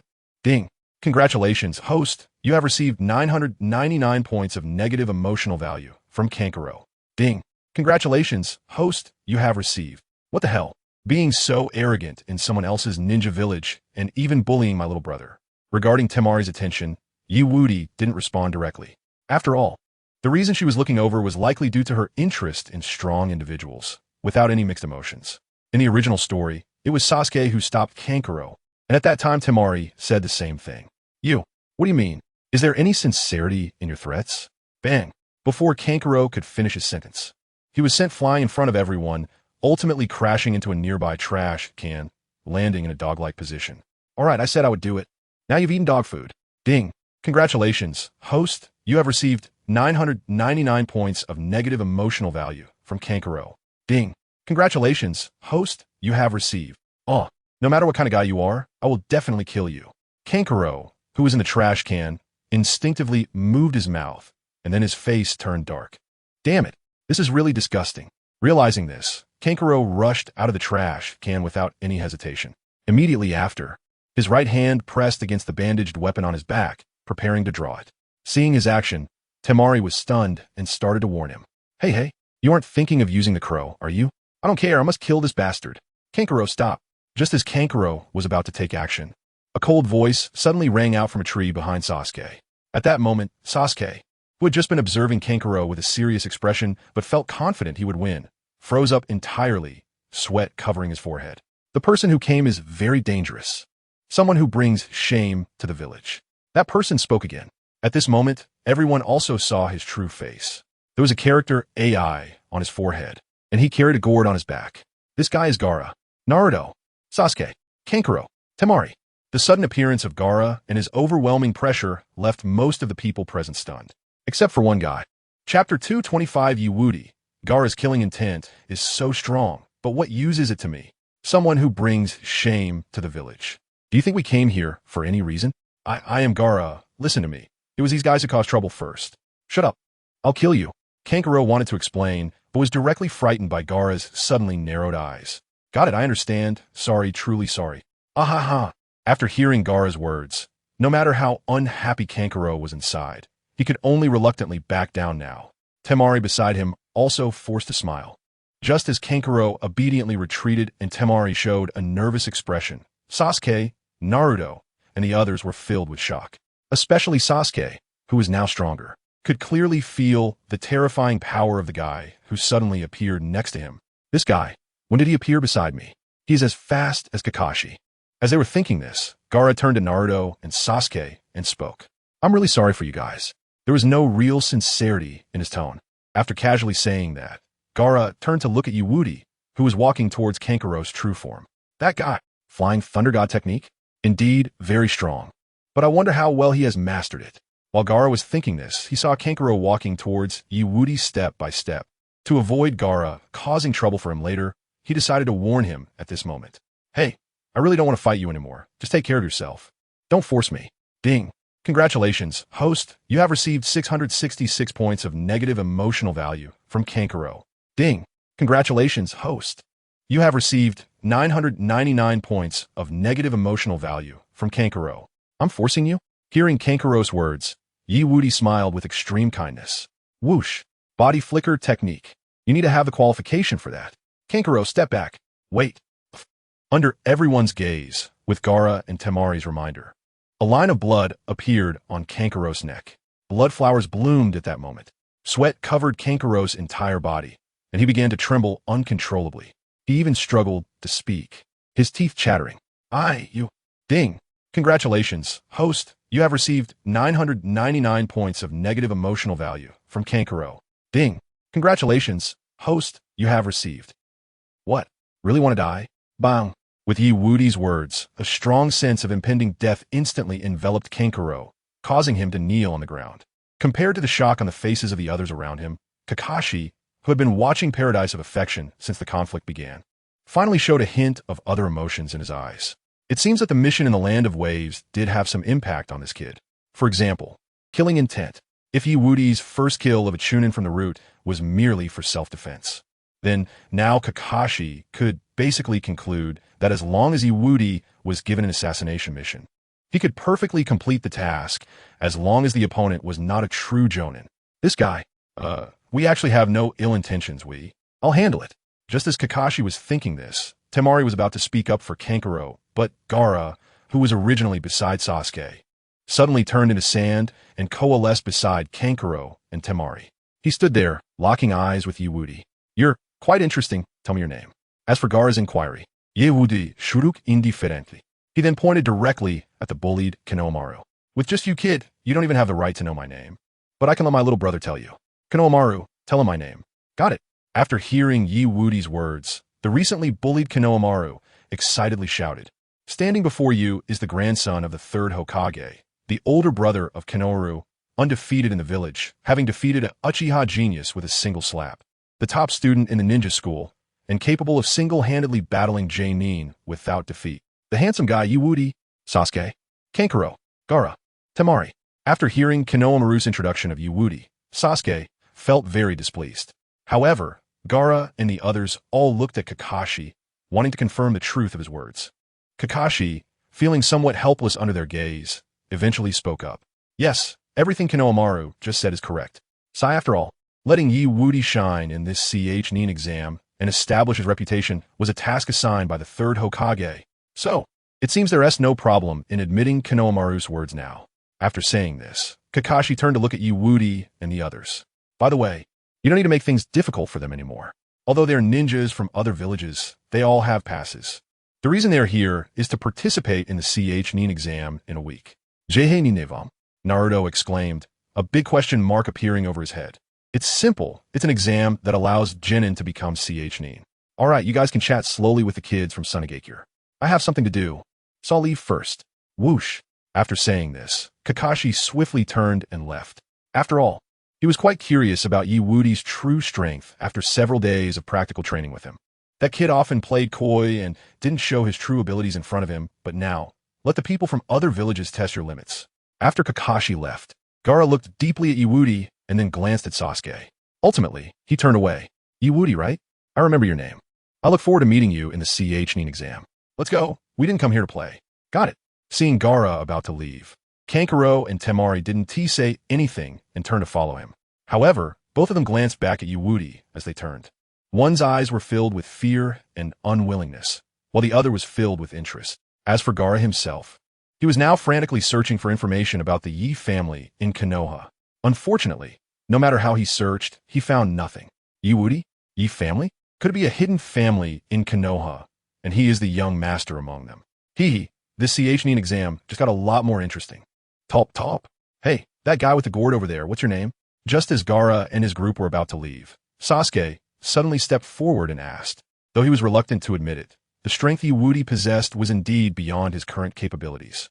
Therefore, this guy from another ninja village could serve as a stepping stone before his decisive battle with Wudi.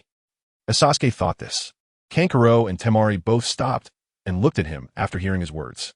Gaara, after a moment of silence, said, I am Gaara of the Sand, and I'm a bit interested in you. Tell me your name. Uchiha Sasuke. Sasuke confidently replied. As a genius of the Uchiha clan, he could be this confident. The Uchiha clan? No wonder after hearing Sasuke's words, a flash of unusual interest crossed the eyes of Gaara and his companions. No wonder they thought that guy was extraordinary.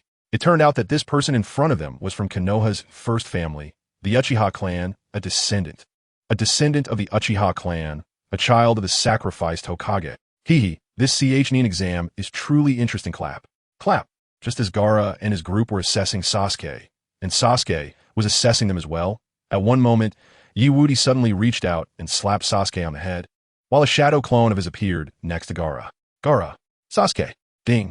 Congratulations to the host for gaining 999 points of negative emotion value from Gaara. Ding. Congratulations to the host for gaining 999 points of negative emotion value from Sasuke. Ding. Congratulations to the host for gaining from. In the next moment, all eyes turned to Wudi. Facing the gazes of everyone and the constant ringing of the system notifications in his mind, Wudi shrugged indifferently. What are you looking at? Haven't you ever seen a handsome guy? Are you too gay? Also, with so many people present, you two keep talking among yourselves. Is that polite? Chapter 226, Strongly Suppressing Gaara and the Others, Sarutobi Hiruzen. If I accidentally lose the Book of Seals, I want him to learn the Flying Thunder God technique. You guy. Being slapped on the head in front of everyone made both Gaara and Sasuke very displeased. Sasuke was somewhat accustomed to it by now, but for Gaara from Sunagakure, the situation was a bit different. SSSSSS. Under everyone's gaze, grains of sand began to gather around him. A dense killing intent slowly approached Wudi and the others. Seeing this scene, Temari's face showed a hint of helplessness and concern. This really escalated. I hope it doesn't lead to a big problem. Big problem? You're underestimating these people. Compared to Temari's helplessness, Kankuro felt much more at ease. In his view, even if this guy named Wudi was indeed the child of the fourth Hokage, Minato Namikaze, he was still no match for Gaara. After all, Gaara was a Jinchuriki, and at this age, there was no way any Genin could rival him. The battle might take a little time, but the outcome would definitely not change. Clap. Just as Gaara was about to make his move, Wudi casually clapped his hands. Then, he suddenly spread his hands open under everyone's watchful eyes. Gaara, are you sure you want to fight here? Boom! With Wudi's voice falling, a massive rumbling sound erupted at that moment. Immediately, a hideous water dragon surged out from the nearby lake of a household, wrapping around Wudi's left hand and looking down coldly at Gaara. This is the water release. Water dragon bullet. As for Wudi's right hand, it was raised, emitting dazzling lightning, with the chakra already materialized into lightning release, lightning cutter. The destructive aura caused everyone's expression on the scene to change dramatically. As for his main body, he was sitting atop the earth wall that rose from the ground with earth release, earth flow wall, in front of a sofa hanging above. Do you think you have the qualifications for this? Ding. Congratulations to the host for receiving 999 points of negative emotion value from Gaara. Ding. Congratulations to the host for receiving 999 points of negative emotion value from Kankuro. Ding. Congratulations to the host for receiving 666 points of negative emotion value from Kakashi Hitaki. In one breath, he used 3 ninjutsu. At this moment, even Kakashi, who had been watching, was startled. He let out a deep sigh and slowly closed the intimate paradise in his hand. Did he set up the seals in advance and then come out to show off? This guy is really reckless. However, facing Wudi, who had unleashed so many powerful ninjutsu at once, what would Gaara do? Just as Kakashi was thinking this, Gaara, who had originally planned to strike with thunder and teach Wudi a lesson, fell into silence. Soon after an unknown amount of time, Gaara stopped looking up at Wudi and turned to leave. After all, their true purpose for coming to Konoha Village this time was not just for the Chunin exams. They had bigger goals. Temari, after looking at Wudi with interest, turned to follow Kankuro whose face was full of displeasure, to leave with Gaara, because she knew she would soon meet this flamboyant and powerful young man. However, just as Gaara took his first step, he suddenly stopped. He then slightly turned his head to look back at Wudi, who was still gazing down at him, and coldly spoke. You can be a bit proud for now. Once we reach the Chunin exams, you'll understand just how vast the gap between us really is. Are you leaving or fighting? Stop with the nonsense. Are you out of your mind? Boom. Water release. Water dragon bullet. In front of everyone, Wudi's left hand directly swung out the fierce water dragon, smashing toward Gaara and Kankuro. Kakashi. Kankuro. Temari. It was one thing to come out and show off a big move, but to actually take action. After seeing Wudi's move, Gaara and Kankuro could no longer stand still and instinctively prepare to fight back. One drew his weapon, while the other began to control sand. However, if you two just stand there and take this hit, I might let this slide. But now, just hitting you two 1T quench my anger. I want to take you down. As Wudi's voice fell, his body disappeared without a trace. Then, with a terrifying speed akin to teleportation, he appeared right in front of Gaara, with lightning release. Lightning cutter in hand and water release. Water dragon bullet behind him. The ground below had its terrain altered by earth release. Earth flow wall, and he had directly sent Temari flying, only restricting Gaara and Kankuro. With this strike, Wudi took control of the battlefield. I find you quite pleasing to the eye. This matter has nothing to do with you. Just step aside. What? Temari hadn't even reacted when she was directly thrown out. Then, a massive explosion echoed throughout the area. Boom!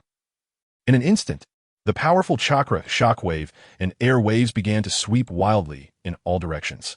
Even Sasuke and Naruto had to retreat frantically. If they didn't they would be blown away. Damn, our boss is so fierce. Stop marveling. Anyway, the boss will definitely win. Let us hurry and run. Don't hold him back. Boss, you're so weak. The boss is so strong. I could do it too.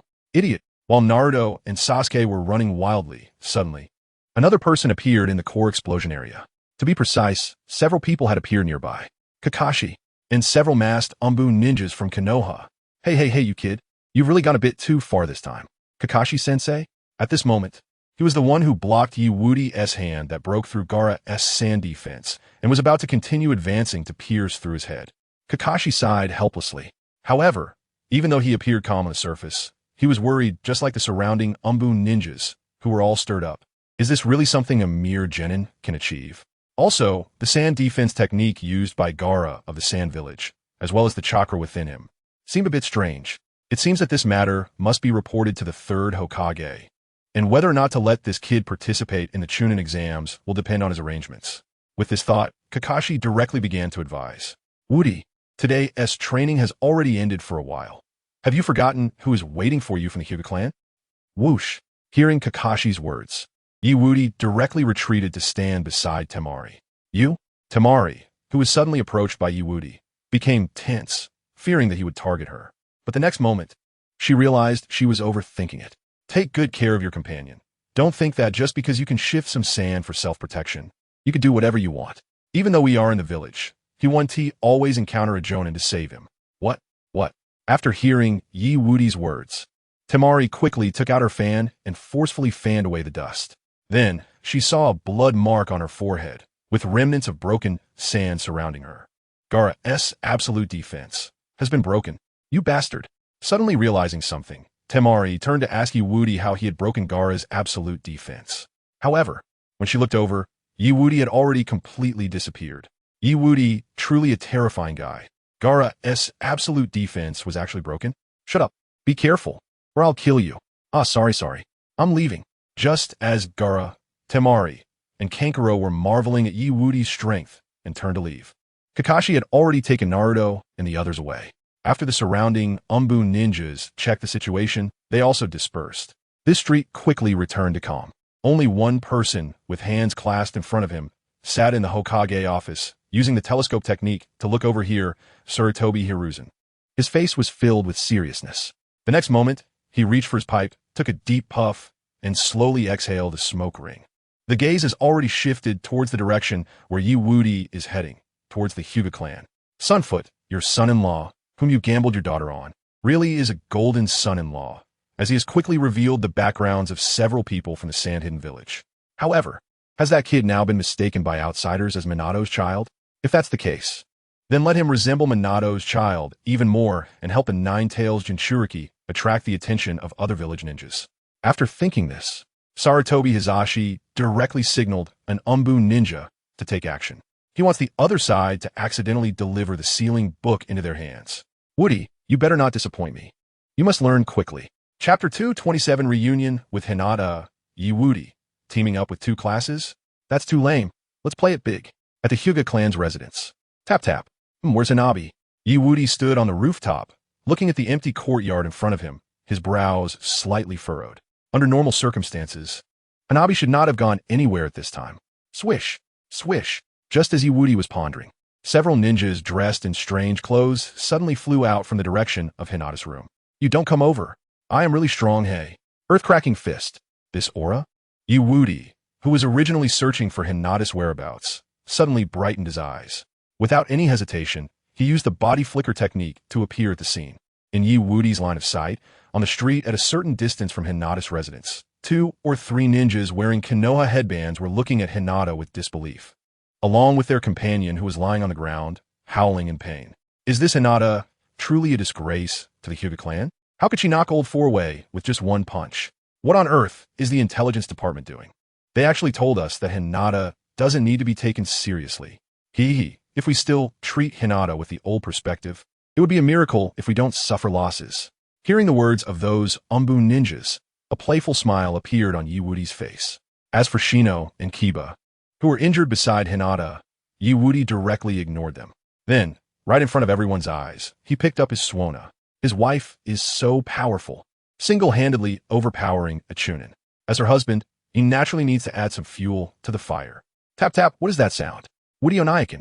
The moment Woody began to play the Suona, Hinata's eyes lit up and her little face turned rosy. However, soon, the excitement on Hinata's face transformed into firm confidence. After working hard for so long, this time I will no longer stand behind Woody Onaikin. I, Hinata Hyuga, am not just a girl who can be protected.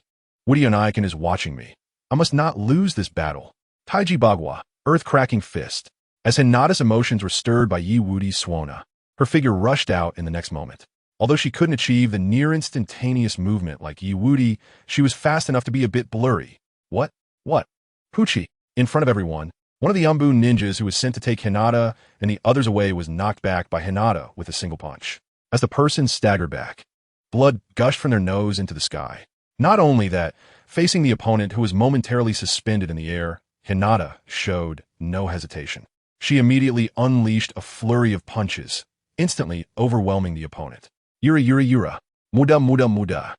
Watching Hinata, who was now fully powered up, the remaining 3 Anbu ninjas fell silent. Given the current situation, they absolutely couldn't execute their planned battle strategy. One person was supposed to scout while the others took down Hinata and the others one-on-one.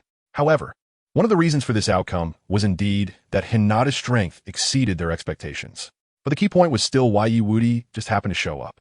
This guy, the Hokage, has already made it clear that he doesn't need to be dealt with.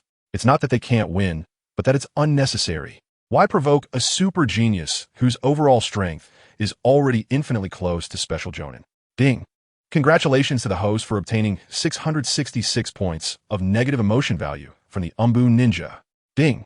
Congratulations to the host for obtaining 999 points of negative emotion value from the Anbu ninja.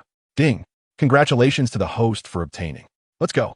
Although the sudden intervention of Woody at this time made the 4 Anbu Chunin feel very displeased, knowing they would be scolded when they returned, they ultimately turned and left after a moment of hesitation. Hinata and the others were temporarily unable to take action, but as long as the 2 kids next to them separated from Woody, they would immediately take action.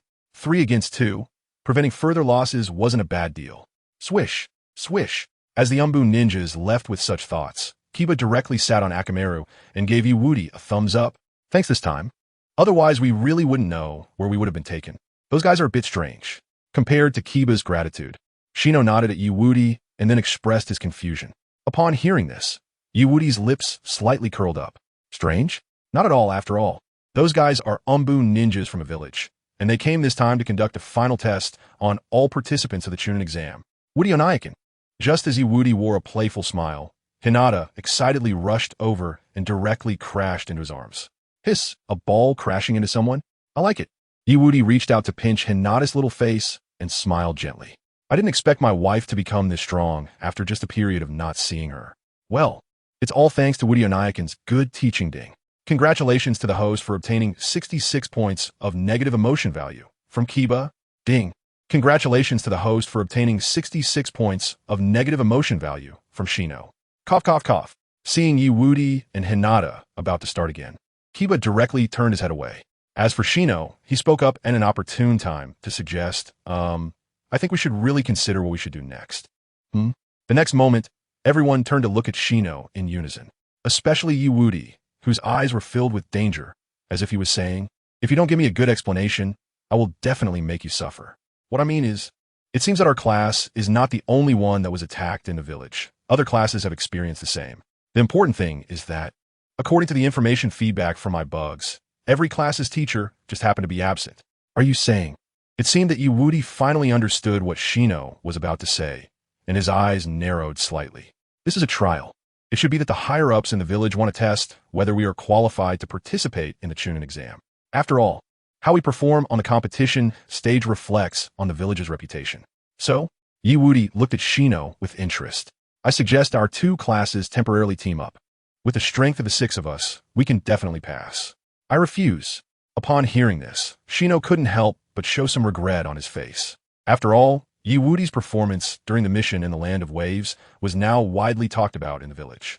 Some even believed that he would undoubtedly take first place in this Chunin exam. Unfortunately, the other party was not willing to cooperate with his class right now, however. Just as Shino felt very regretful, Woody spoke again. Just the cooperation of our two classes. What fun is that? If we're going to do it, let's unite all the classes in the village. If we're going to play, let's go big. At that moment, the whole place fell silent. Chapter 228 Woody, a delivery of the sealing book. Is it really that good? Huh. After hearing what Woody said, Shino and Kiba were both stunned. Even Akamaru was staring at him with his tongue out. This Woody is indeed, just as rumored, a person who loves to stir up trouble and make it grand. After all, what he just said was so clear. The ones who suddenly attacked them this time were sent by the village's higher-ups. In short, their strength must be at the Chunin level, and even Jonin might appear. Yet in such circumstances, Woody still wants all classes to band together. Isn't this forcing the seniors in the village to engage in a large-scale brawl with him? The scene is simply unimaginable. What's wrong with this guy? Forget it. I won't bother with you. I'll leave 2 shadow clones to protect you, so you won't be stolen from. After splitting off 2 shadow clones, Woody didn't give Shino a chance to react. The next moment, he directly took Hinata and flew away, appearing at the end of the street in the blink of an eye. Only the voices of Woody and Hinata echoed in the street for a long time. As for me, I'm of course taking my wife to inform the other classes. Hey, Woody brother, can you fly a bit slower? Too fast. This guy sighed, watching the direction in which Woody and Hinata disappeared. Shino shook his head helplessly. Just as he sighed, the shadow clone of Woody suddenly erupted. Slap! What the hell? Why are you hitting me? Why aren't you getting moving? What are you doing here sighing? Huh? Hearing what Woody's shadow clone said, Shino momentarily didn't react, standing there in a daze. And his reaction resulted in, Slap! What are you doing? Hurry up and notify the other classes. Don't tell me you're really planning to score points by blending in. And you, Kiba, Akamaru, you guys better get moving too. Life is about movement. Is it really good for you to be so slack? Ding! Congratulations, host. You have gained 66 points of negative emotion value from Kiba. Ding! Congratulations, host. You have gained 666 points of negative emotion value from Shino. Ding! Congratulations, host. You have gained from Akamaru. In an instant, Shino, Kiba, and Akamaru split into 2 groups, starting to run around to inform the nearby classes of Woody's plans. Meanwhile, a ninja from the Anbu, with purple hair, stood still, her face filled with confusion and disbelief. What did that kid Woody just say? He wants to gather all the classes together? If that's the case, this matter must be reported to the Hokage immediately. Otherwise, who knows what might happen if we delay. However, the Hokage said that the sealing book must be given to Woody first. This task must take priority over everything. What should I do now? Beautiful sister, this road is blocked. What? Just as this purple-haired ninja was about to leave, a casual voice suddenly rang out behind her. The owner of this voice was none other than Woody. What? This kid hasn't left yet. Hey. Unlike the other party's tension, Woody calmly walked towards her, showing no signs of panic. even though the chakra fluctuations from the other party had already reached the special Jonin level, because he was very clear about the other party's identity. The person in front of him was none other than the girlfriend of the Swift Wind, Tsukaki Juin, Swift Wind, the guy with the protagonist's name who died at lightning speed, right? But the Swift Wind died in the Swift Wind, and Boruto died in Boruto. Or maybe there was no Boruto. That should be quite normal, right? Are you here with a shadow clone, or your real body? Just as Yiwudi was pondering, Tsukaki Juin suddenly spoke up. There's no way. Yiwudi's strength has now come close to that of Special Jonin. If the other party is determined to conceal it, then she would have no way to discover it. After all, she is just an ordinary Special Jonin. Sister, are you talking about me? Of course. It's my real body. Without any hesitation, Yiwudi answered Tsukaki Juin in a friendly manner. By the way, sister, what have you been secretly watching me for? Is there something you need? Seeing Yiwudi's harmless look and recalling Kakashi's evaluation of him, Tsukaki Juin did not hesitate at all, turned around, and threw the sealing book away, then ran away. That's right, she ran away. Looking at the suddenly empty space in front of him and the sealing book that suddenly appeared in his hand, Yiwudi's head was now filled with countless question marks. What's going on? Why has someone voluntarily delivered a sealing book to me again? And this time, it was delivered right to my door ding. Congratulations, host. You have gained 666 points of negative emotion value from Sarutobi Hiruzen. Ding. Congratulations, host, you have gained from. Just as Yiwudi was thinking this in his heart, the system's voice rang in his mind again. Oh, so that's how it is. It seems this is a gift from that old guy, Sarutobi Hiruzen. I wonder what his plan is. While Yiwudi was pondering, he reached out to open the sealing book. However, the next moment, the system's voice rang out again. Ding. Congratulations, host. Your negative emotion value has reached 10,666 points. You could draw once. Would you like to draw immediately? Yes. Upon hearing the system's voice, Yiwudi did not hesitate and directly responded. After all, the Chunin exam is starting in 7 days. By then, his opponents are not just peers from various ninja villages. There are also the legendary Sannin of Konoha, Orochimaru, and the sound ninja he brings along. In short, if he wants to successfully endure without dying halfway, his strength still needs to be improved a bit more. Yes. System. Give me a draw immediately, and be quick about it. Ding. Congratulations to the host for successfully mastering the Forbidden Technique, Flying Thunder God Technique Max. The Forbidden Technique, Flying Thunder God Technique? Wow, this is a huge gain. From now on, even if he claims to be the child of the fourth Hokage, Minato Namikaze, no one would doubt it. Although his hair is black and Minato's is yellow, which is a bit awkward. But overall, it's not a big deal. After thinking about this, Yiwudi directly looked down at the sealing book in his hand, and a bold guess suddenly flashed in his mind. That old man, Sarutobi Hiruzen, had Mitsuki Saigen send the sealing book over. Could it be to solidify his identity as the child of Minato Namikaze, and then have him take on Minato's enemies instead of Naruto? With this speculation in mind, he immediately opened the sealing book right there. Chapter 229. Yiwudi, what is Saigen in such a hurry for? Forget it. I'll just go find Neji to play. Open? Open? Damn it. Why can't I open any pages except this one?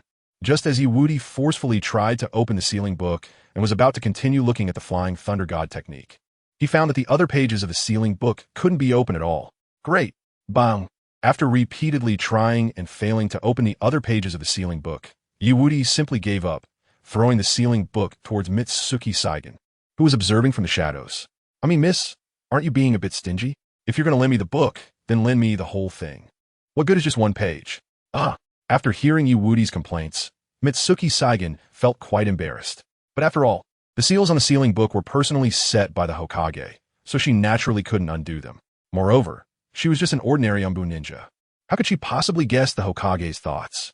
So after Yiwudi returned the sealing book, she cautiously asked about what Sarutobi Hiruzen had instructed. Wudi, did you remember the ninjutsu recorded in there? That ninjutsu, it's the forbidden technique, Flying Thunder God technique, right? Although she was very displeased with Sarutobi Hiruzen, Mitsuki Saigen was merely a courier for the book, so she wouldn't make things difficult for him.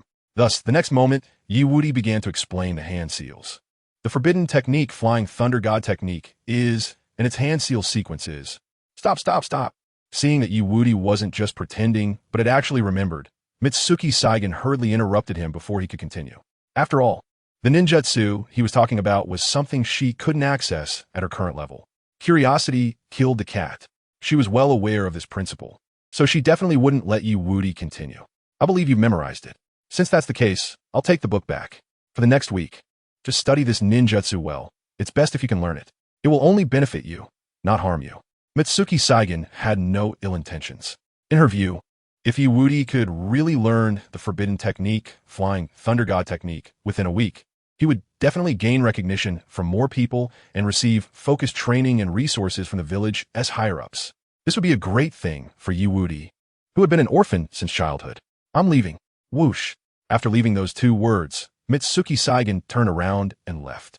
Seeing this, Wudi shrugged indifferently, stepped in a certain direction, and no longer paid attention to Mitsuki Saigen, because he knew very well that this time, she really had left. As for where he was going next, it was to the place of an old acquaintance tap, in the direction Wudi was heading. Three figures were now moving swiftly through the forest. Behind them, there were scattered shurikens and kunai, as well as shattered wooden debris. It was clear that they had just experienced a fierce battle. I say, Neji, are you really going to do that? First, feign weakness to take some hits, and then show your true strength after understanding the enemy's real intentions? Yeah. Sigh, how troublesome. Tian, who had two buns on her head, helplessly covered her forehead. All right, since we've made up our minds, let us burn our youth to the fullest. I'll take the lead. After Neji and Tian made their plans, Rock Lee took the initiative and rushed towards their destination. According to the notification, they were supposed to head to that classroom. 301. However, just as they had just sprinted a distance, Neji, who was leading, suddenly felt all his muscles tense up in an instant. He then glanced at Tian beside him. She understood immediately and swiftly threw out a flurry of various ninja tools. Who there? Come out quickly. Clang, clang, clang. However, even with Tian throwing out so many ninja tools at once, there was no sound of blood spurting. Only a massive earthen wall standing in front of them. Seeing this earthen wall, Neji instinctively looked up, and a strange light flashed in his eyes. If he wasn't mistaken, the one who suddenly appeared to block their path should be, "Hey, Neji, long time no see, Wudi." Seeing that the one blocking his path was indeed Wudi, Neji couldn't help but frown. What are you doing here all of a sudden? Given your strength, you should have arrived at classroom 301 long ago, right? That's right. Given Wudi's current strength as the number one among his peers in the village, he absolutely had the ability to be the first to reach classroom 301. However, now he not only didn't go there first, but came to intercept them. This left Neji feeling very confused. It's nothing, just wanted to chat with you guys. By the way, let us play together play? Hearing Wudi's nonchalant remark, Neji felt uneasy, because based on his understanding of Wudi, the latter was likely about to cause some trouble. Moreover, the commotion that would ensue would probably be significant. After all, if it were just a bit of mischief, there would be no need for him to come find them and drag the three of them into it. Of course, it's also possible that he wants to set them up. Ding. Congratulations to the host for obtaining 666 points of negative emotional value from Neji. Ding. Congratulations to the host for obtaining 999 points of negative emotional value from Neji. Ding. Congratulations to the host for obtaining top. While Neji was thinking about how to refuse Wudi's upcoming plan, Tian directly extended her right hand towards Wudi. Let me formally introduce myself, our number one. I'm Tian, and I aim to become a great female ninja like Lady Tsunade, one of the legendary sannin of the village. Oh, seeing the cheerful Tian in front of him, Wudi paused for a moment, then he suddenly vanished. When he reappeared, he was already in front of Tian. So fast. Although she already knew that she was absolutely no match for Wudi. But after witnessing the other's speed once again, Neji couldn't help but feel a bit emotional. Why did he feel that he would never be able to catch up with the other person in this lifetime? Let's formally introduce Wudi. As for dreams, he just wanted to be an ordinary little salted fish. Salted fish? Ordinary? After hearing Wudi's words, Tian couldn't help but laugh on the spot, covering her mouth while wiping away tears and apologizing. Sorry, I was rude. That's right, after all. I'm the one inviting you now, so naturally, I will forgive you. Upon hearing Wudi's words, Tian instantly became interested. The peers in the village were supposed to be first, but instead of rushing to take first place in this test, he came to find them.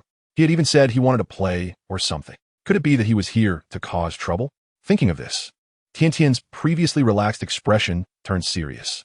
However, this serious expression didn't last long before Wudi's next words left her stunned. Don't be nervous. I'm not here to pick a fight.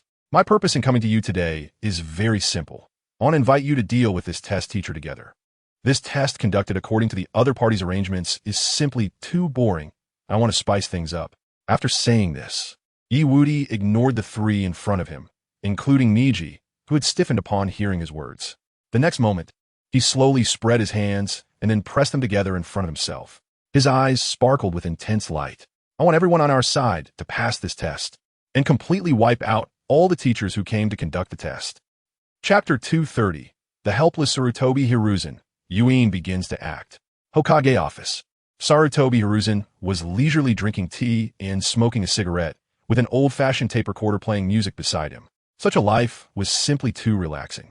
However, just as Sarutobi Hiruzen was enjoying this rare moment of peace, Yuzuki Yugao, who had just returned the sealed book to its original place, appeared directly at the door. Sarutobi Hiruzen sensed the other party's presence and without any hesitation, pressed the pause button on the tape recorder, then cleared his throat and said, "Come in, Yugao." According to the original plan, she should have returned to her post after completing her mission. Why did she come here instead? Could it be that Wudi has caused some trouble again? Yes, Hokage-sama. Creak. Just as Sarutobi Hiruzen was thinking this, Yuzuki Yugao pushed open the door to the Hokage's office and walked in. She then informed Sarutobi Hiruzen of everything that Wudi was currently doing. Cough, cough, cough. What did you say? Ding. Congratulations to the host for receiving 999 points of negative emotion value from Sarutobi Hiruzen. Ding.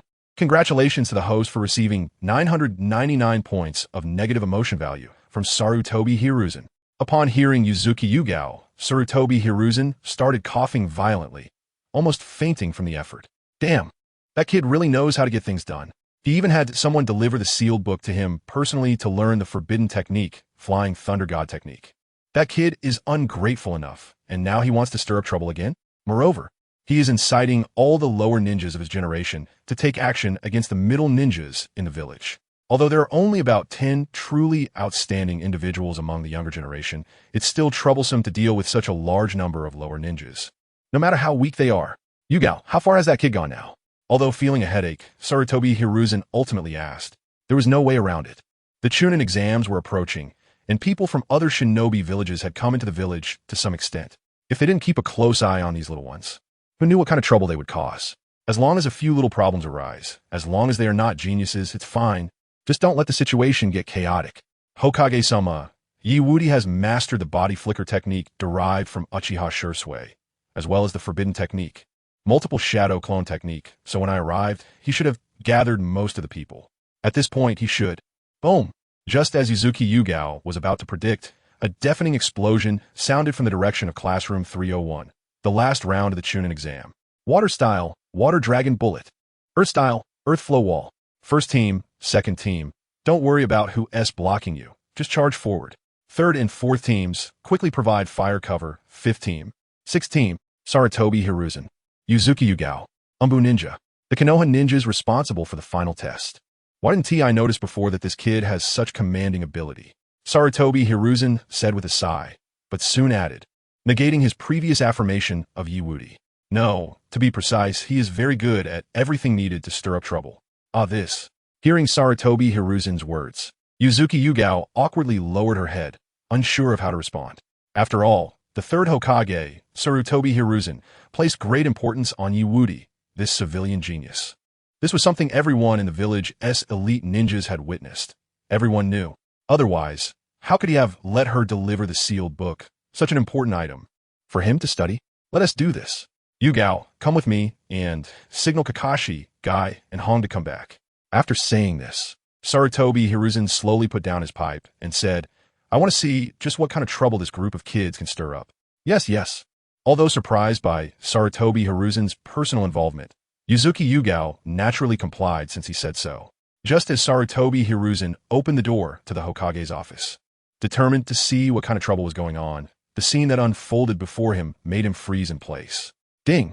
Congratulations to the host for receiving 666 points of negative emotion value from Sarutobi Hiruzen. Ding! Congratulations to the host for receiving 999 points of negative emotion value from Sarutobi Hiruzen. Ding! Congratulations to the host for receiving. Wudi, what can I say? You truly live up to your reputation. As Sarutobi Hiruzen and Yuzuki Yugao walked out of the Hokage's office and began gathering personnel, Wudi looked at the dust and flying debris before him, his face filled with unruly pride. All of you examiners, please don't tell me that your strength is only this much. If that's really the case, then that would be too disappointing. This kid. In front of Wudi stood a man with several scars on his face, now looking serious as he stared at Wudi, who was sitting on a giant, menacing earth dragon throne surrounded by a fierce water dragon and holding a tangible bolt of lightning in his right hand. This person was Mori no Ibiki. Sana Ibiki knew very well that the young guy in front of him, who was only in his teens, probably had real strength that was not inferior to his own. The only area where he could easily suppress the other party was in terms of experience and the number of missions completed. As for overall strength, damn, not only has the other party gathered everyone in the village here, but even outsiders from other villages. This kid's commanding ability is indeed quite unexpected. However, fortunately, he still has a bottom line. After thinking of this, Sana Ibiki glanced at Wudi, then turned his head to take a look at the sound ninja from the hidden sound village lying haphazardly on the ground, along with a few of his companions. The corners of his mouth couldn't help but rise slightly, his eyes filled with satisfaction towards Wudi. The guys from the hidden sound village had just tried to take advantage of the chaos to launch a sneak attack on the geniuses from Konoha village and other ninja villages, hoping to fish in troubled waters. Unfortunately, before they could actually make a move, they were directly taken out by Wudi's Konoha whirlwind. Just as Sana Ibiki was thinking this, the few sound ninjas who had rushed out to take their injured companions away suddenly shouted loudly, their voices filled with intense bloodlust. Bofang Wudi, as the son of the Hokage, how can you speak without keeping your word and attack your own allies? How can you have the face to do this? Everyone, listen to me. In my opinion, we should first join forces to deal with the Konoha guys. After all, we are on Konoha's home turf now. If we don't unite now. Whoosh. Chapter 231 Wudi. Hate me, my good friends from various ninja villages. What? What? Ding. Congratulations. The host has received 999 points of negative emotion value from the sound ninja. Ding. Congratulations. The host has received 999 points of negative emotion value from the sound ninja. Ding. Congratulations. The host has received. In front of everyone's eyes. The sound ninja who had just tried to sow discord was instantly pinned to the ground by Wudi's shadow clone, rendered incapacitated. He lay on the ground like a dead dog, continuously sobbing. Gulp. Gulp. This scene made the other sound ninjas nearby, as well as the ninjas from other villages, unable to help but swallow hard, feeling extremely incredulous. Just a shadow clone, yet it could unleash such terrifying speed and strength. If it had been the real body that attacked, just now, instead of a shadow clone. Hiss. Wouldn't that guy from the hidden sound village have been killed instantly? While most people were starting to feel vigilant and awed by Wudi, the geniuses from various ninja villages present began exchanging glances with each other. In the sand village's ranks, Gaara furrowed his brow and spoke lightly to Kankuro, who was facing away from him. Kankuro, if that shadow clone speed were in a real battle, do you think he could react in time? That's tough. Unless I prepare beforehand. Otherwise, my fate wouldn't be much better than that guy from the hidden sound village. Gaara nodded slightly. With such terrifying speed, it seems likely that this guy is the child of Konoha's fourth Hokage.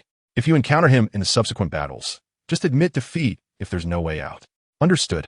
Compared to Gaara and Kankuro's assessment of Wudi's overall strength and identity, Temari beside them was more concerned about another matter.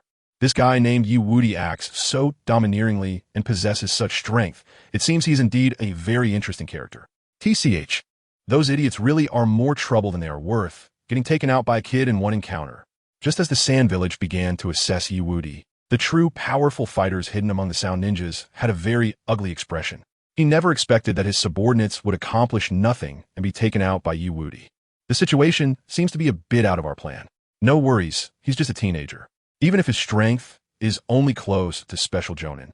Even if he really has Jonin strength, as long as he dares to stop our plan, his end will only be death.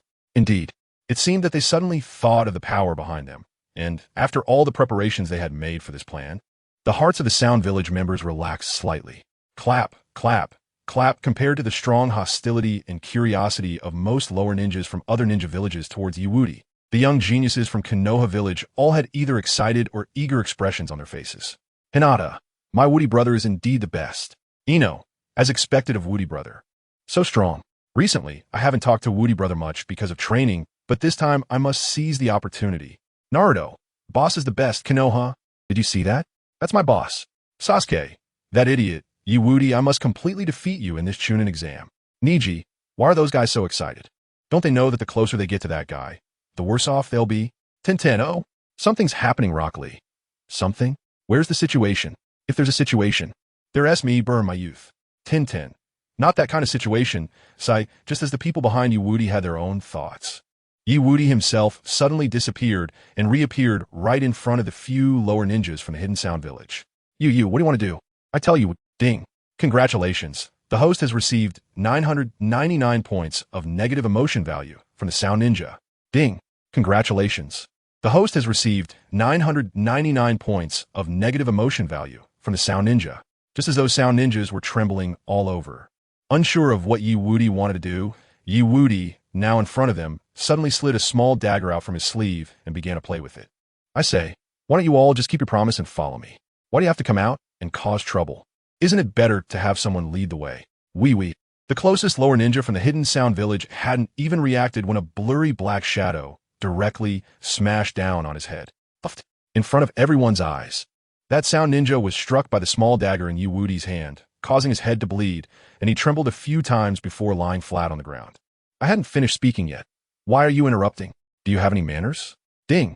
Congratulations. The host has received 999 points of negative emotion value from the Sound Ninja. Ding. Congratulations, the host has received. Wudi sighed helplessly while shaking his head, looking at the remaining lower ninjas from the Hidden Sound Village. Hidden Sound Village. Other ninja village ninjas. Konoha Village Examiner Group. Good heavens, this Wudi actually used such a tough method to directly incapacitate the lower ninja from the Hidden Sound Village. Without his permission, you can't speak? How domineering. Why are you all staring at me with big eyes? It wasn't your time to speak just now, and now that I need you to express your thoughts, you fall silent. Why do I feel like you're here to stir up trouble? The remaining Sound Ninja from the Sound Village in front of Wudi instinctively wanted to speak upon hearing this. Unfortunately, they had just uttered 2 words when they froze on the spot, because Wudi's shadow clone had appeared in front of them once again. Sound Village Ninja, we're done for. In the next moment, under everyone's gaze, Wudi turned around at the perfect time. Then, he stepped forward from the throne, arms spread wide, looking down at the lower ninjas from various ninja villages. Friends from the various ninja villages. I've already dealt with the annoying flies. Now it's our turn. Ding. Congratulations to the host for obtaining negative emotional value points from the ninjas of the Sound Village. Ding. Congratulations to the host for obtaining negative emotional value points from the instructor of the Leaf Village. Ding. Congratulations to the host for obtaining from. At this moment, everyone's eyes were on Wudi, filled with intense vigilance. After all, this guy in front of them was definitely not a good person. Chapter 232. Senju Ibiki. Good guy can be played like this? You kid can really create something out of nothing. Everyone, don't be nervous. Rest assured. I'm a good person. Wudi smiled at the people in front of him and then began his performance. These guys from various ninja villages were too polite to him. Not only did they come to support him and let him beat them up, but now they were even giving him large amounts of negative emotional value points. Where can you find such a large number of friendly friends treating you well on a regular basis? Since his friends were so polite, he naturally needed to repay them well.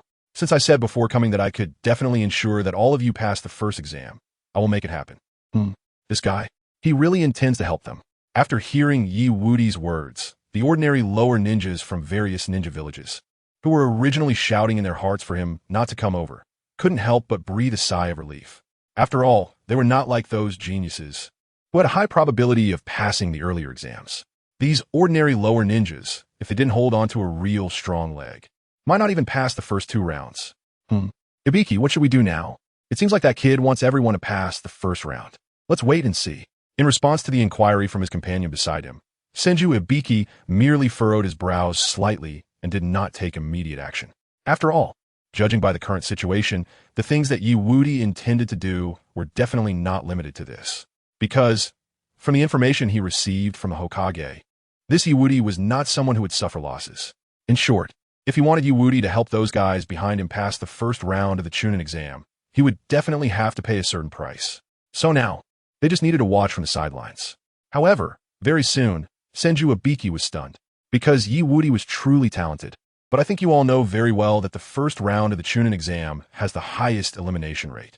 So, if you want me to guarantee that all of you can pass, besides coming here today to support me. I also need each of you to give me between 100 and 1,000 Ryo. After saying this, Wudi didn't give the other party a chance to say much and directly added, the more money you give, the closer you can get to me.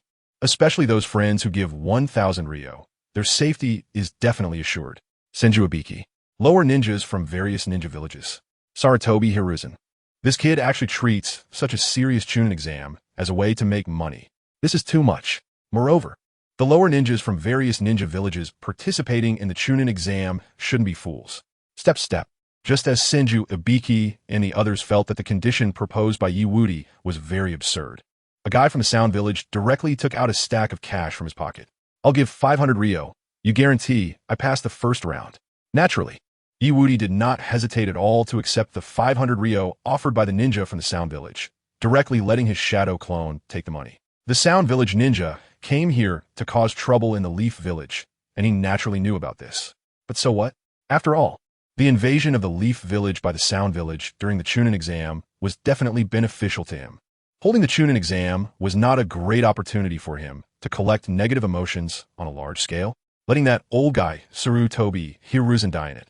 All the favors he needed to repay would be washed away, and he could also directly become a hero in the village at the right moment.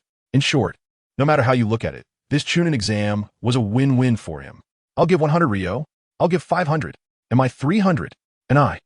As the guy from the Sound Village made his move, all the other Ninja Village ninjas present began to act as well. After all, in their view, money can always be earned again, but they absolutely could not lose face. If they were eliminated in the first round, then how could they have the face to go back? As for whether Wudi would be untrustworthy or cause trouble, they were not afraid of that at all. Although Wudi's personal strength was very strong. So what? As long as he provoked all of them at once, the final outcome would definitely be death without a doubt. Nanny? Compared to the confidence in the hearts of the lower ninjas from various ninja villages. After seeing this scene, Senju Ibiki, who had just been sure that the lower ninjas from various ninja villages would not be so foolish as to give money to Wudi, was now completely stunned, feeling that there was something wrong with his ears. When did money become so easy to earn? Just by saying a few words. He directly made over 100 people contribute an average of several hundred Ryo each. This rounds up to several tens of thousands, close to 100,000 Ryo. Such income had already reached a very high B-rank mission level, as well as some relatively easy A-rank missions. The B-rank missions of the ninja villages are around tens of thousands of Ryo, while most A-rank missions are around 150,000. Cough. Even though most people have contributed, the geniuses from various ninja villages shouldn't back down. After all, face still matters. It must be like that. Senju Ibiki, who had just had a rather unpleasant expression, now felt a bit of psychological comfort. But soon, this comfort disappeared immediately, because in front of him, the genius contestant from the Sand Village, Gaara, actually walked directly to Wudi's main body. Raising his head slightly, he then tossed out a bag of money with his backhand. 3 of us, 3,000 Ryo. Okay, regarding Gaara's action, Wudi had already guessed it, so he responded with a smile. This guy just wanted to stand next to him and observe his strength closely. That's fine. He had plenty of things he could do, so the other party could look as much as they wanted. Ding! Congratulations to the host for receiving 666 points of negative emotion value from Senju Ibiki. Ding! Congratulations to the host for receiving 999 points of negative emotion value from Senju Ibiki. Ding! Congratulations to the host for receiving. However, just as Senju Ibiki was thinking that, Wudi, who had just mentioned money, suddenly said coldly, all right, now that I've collected all the money everyone gave, I'm going to start fulfilling my promise.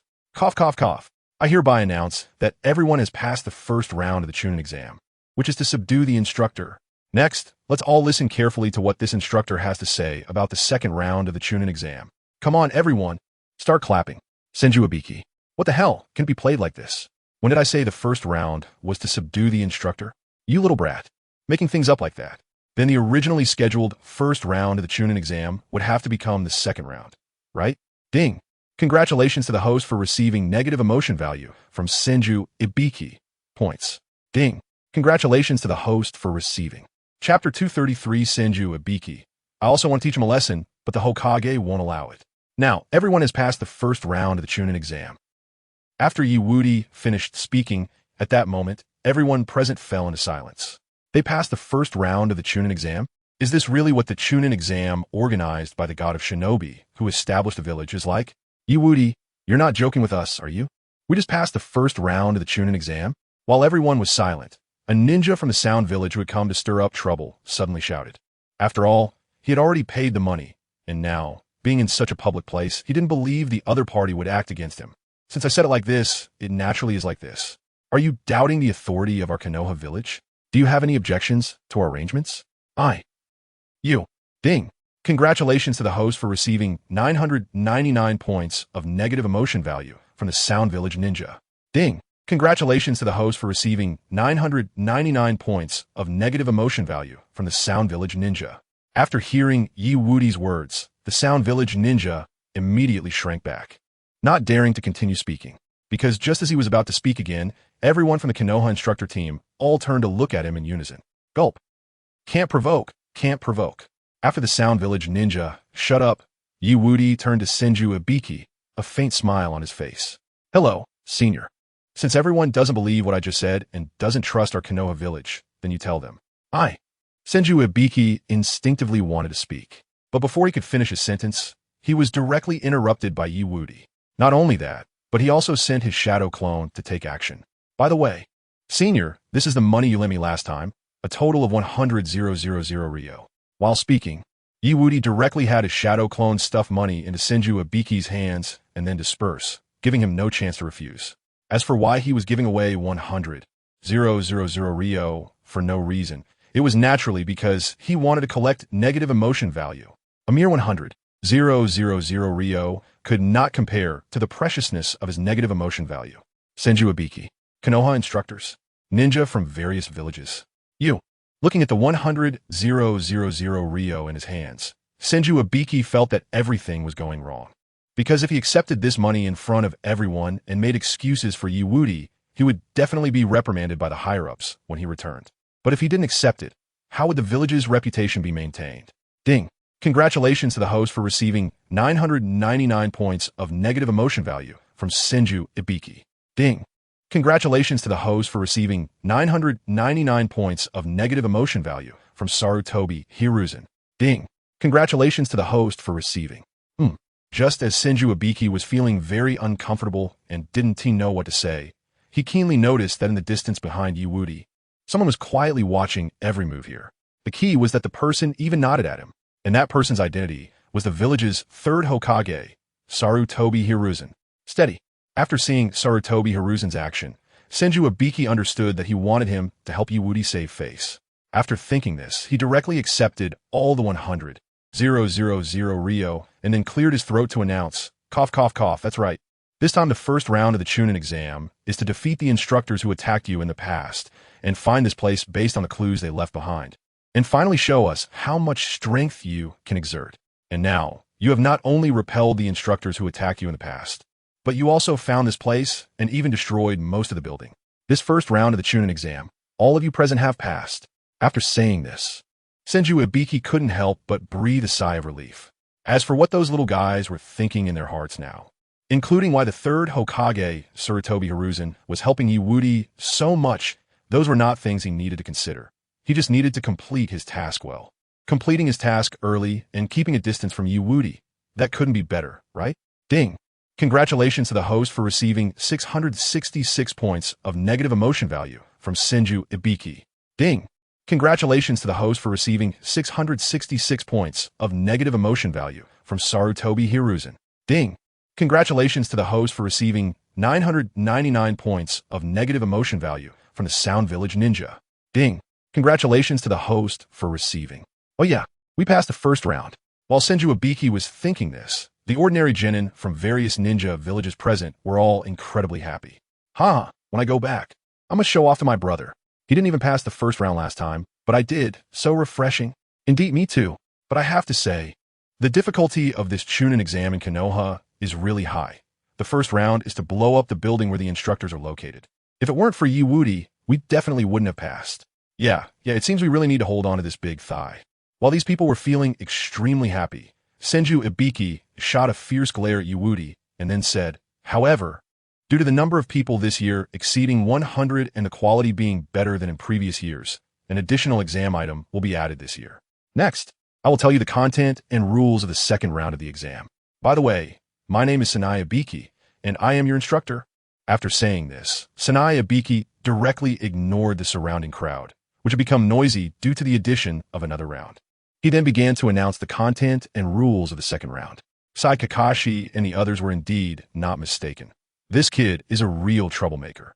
What is more frustrating is that Lord Hokage seems to value him greatly, making it impossible for them to properly teach that kid a lesson. Forget it. Let us quickly finish what we need to say and then slip away. With that thought, Sanai Ibiki began to announce the first round of the Chunin exam, cough cough, which has now become the second round. Damn Leaf Woody. Ding. Congratulations to the host for receiving 666 points of negative emotion value from Sanai Ibiki. Ding. Congratulations to the host for receiving 999 points of negative emotion value from Sanai Ibiki. Ding. Congratulations to the host for receiving. Silence. Now I will explain the rules of the second round of the Chunin exam, and no inquiries will be accepted during this period. Those who like to talk nonsense can leave now. Alright. The first rule of the Chunin exam. Chapter 234 Leaf Woody. You still want to ask me for the secrets to passing? Sure. The first rule of a Chunin exam is that each of you starts with 10 points. Each question in the written test is worth 1 point. And then the exam uses a point deduction system. 1 point will be deducted for each wrong answer. If you get 3 questions wrong, you will only have 7 points left, and if you get them all wrong, you will have 0 points. The second rule of the Chunin exam is that whether you pass or not is based on the overall score of your 3-person team. At this point, a bright smile suddenly appeared on Sanai Ibiki's face. However, his smile, combined with the scars on his face, looked extremely creepy. Even some of the lower ninjas from the Leaf Village were now as scared as those from other ninja villages. Finally, and most importantly, if any cheating or similar actions occur during the exam and are discovered by the proctor, 2 points will be directly deducted. After all, if you want to become a Chunin, you should complete the exam using the methods of an excellent ninja. Complete the exam using the methods of an excellent ninja? After hearing Sanai Ibiki's words, although Leaf Woody still had a smile on his face, he was filled with disdain inside. After all, the other party was indirectly acknowledging that they could do whatever they wanted. Completing the exam using the methods of an excellent ninja? ISNT, that just telling them to cheat. Just as Leaf Woody was thinking this, Sanai Ibiki directly led the more than 100 people present into several classrooms in batches. Leaf Woody and the 12 strong of the Leaf Village were no exception. However, just after entering the classroom, before Sanai Ibiki and the others could speak, several ninjas from other ninja villages had already rushed to Leaf Woody's front, directly offering hundreds of silver coins. Brother Leaf Woody, considering how respectful we were in the first round, could you give us some pointers about the second round of the exam? Pointers? Sure. After hearing what these people said, Leaf Woody paused for a moment and then accepted the money in front of everyone. However, some people present expressed great disdain for the actions of those unnamed lower ninjas and Leaf Woody's response. After all, anyone with a discerning eye could see that they had some issues passing the first round. Simply put, the first round they just went through was probably nonsense. The reason the Leaf Village agreed was merely to protect Leaf Woody. After all, Leaf Woody is the top of this generation in the Leaf Village, and if he were to be eliminated in the first round, it would be a huge embarrassment for both him and the Leaf Village. So seeking Leaf Woody for the secrets to passing the second round was simply a joke. That kid, just as some people were thinking this. Sanai Ibiki was also feeling a bit uncomfortable with Leaf Woody's current actions.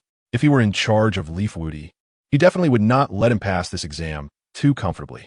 There are plenty of capable troublemakers, but those who can make it to the top are often not those types.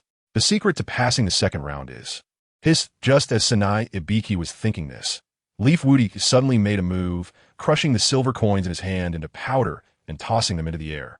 Then, in front of everyone, he directly turned and walked to the front row of the classroom, sitting directly opposite Sanai Ibiki and pointing at him. It's very simple. Just remember what this instructor Sanai Ibiki said.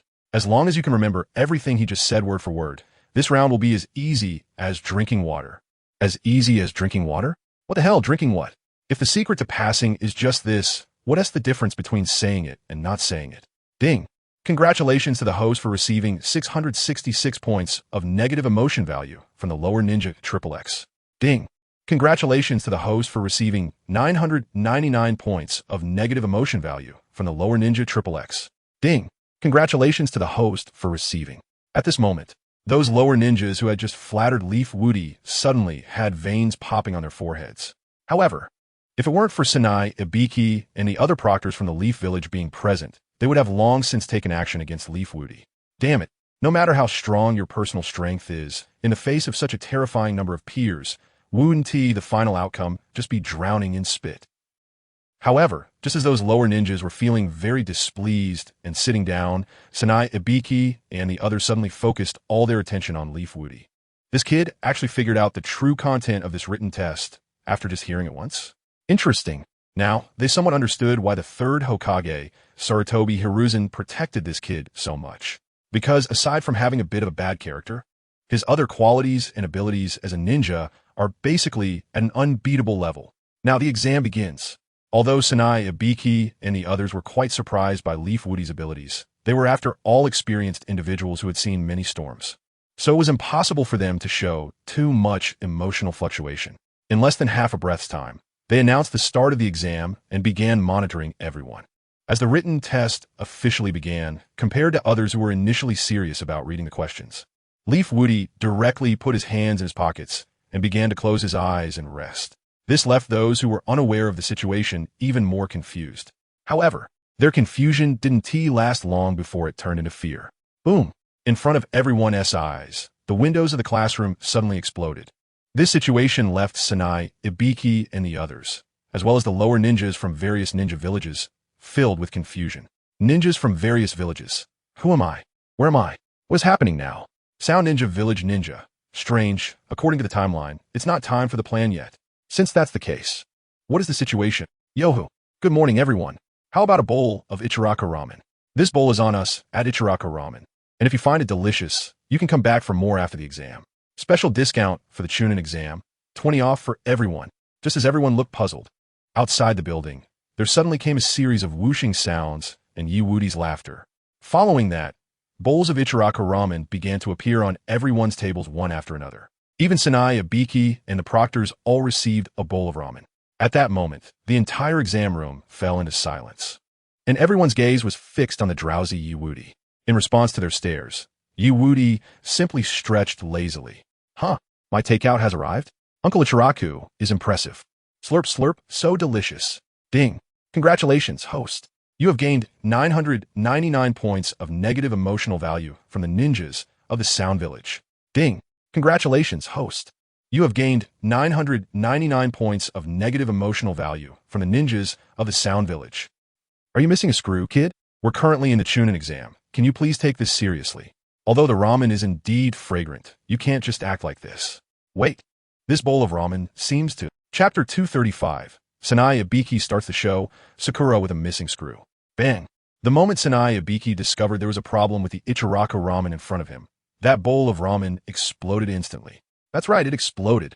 And it was the kind that came without any warning. If Sanai Ibiki hadn't noticed the problem in advance, he would have been in a terrible state by now. This situation didn't only occur with Sanai Ibiki. Even the other proctors and genin from various ninja villages experienced the same. Ding! Congratulations, host. You have gained 666 points of negative emotional value from Sanai Ibiki. Ding! Congratulations, host. You have gained 999 points of negative emotional value from Triple X Genin. Ding! Congratulations, host. You have gained from... Just as Sanai Ibiki and the surrounding proctors were about to confront Yi Woody, the corners of Yi Woody's mouth curled up slightly, and a naive smile spread across his face. Senior, why are you looking at me? The one delivering the ramen is just an ordinary delivery guy from Ichiraka Ramen. What does that have to do with me?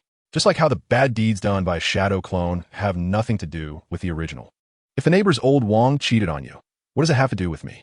I'm not even next to you right now. Stop. Seeing Yi Woody's righteous demeanor, Sanai Ibiki knew that unless he forced him to take a lie detector test, he wouldn't be able to extract any truth. As for evidence, the chakra in the Ichiraka Ramen had already exploded. Where would he find evidence now? Although very reluctant, Sanai Ibiki finally waved his hand, allowing him to continue answering. I'm not trying to blame you. I just want you to hurry up and stop causing trouble. Yes, while Sanai Ibiki was thinking this, the few guys who had just delivered ramen to Yi Woody, who would normally be eliminated, now looked at him with eyes shining like Sasuke and Gaara. Goodness, so that's how it is. In the next moment, those guys looked gratefully at Yi Woody's back and began to scout for various information.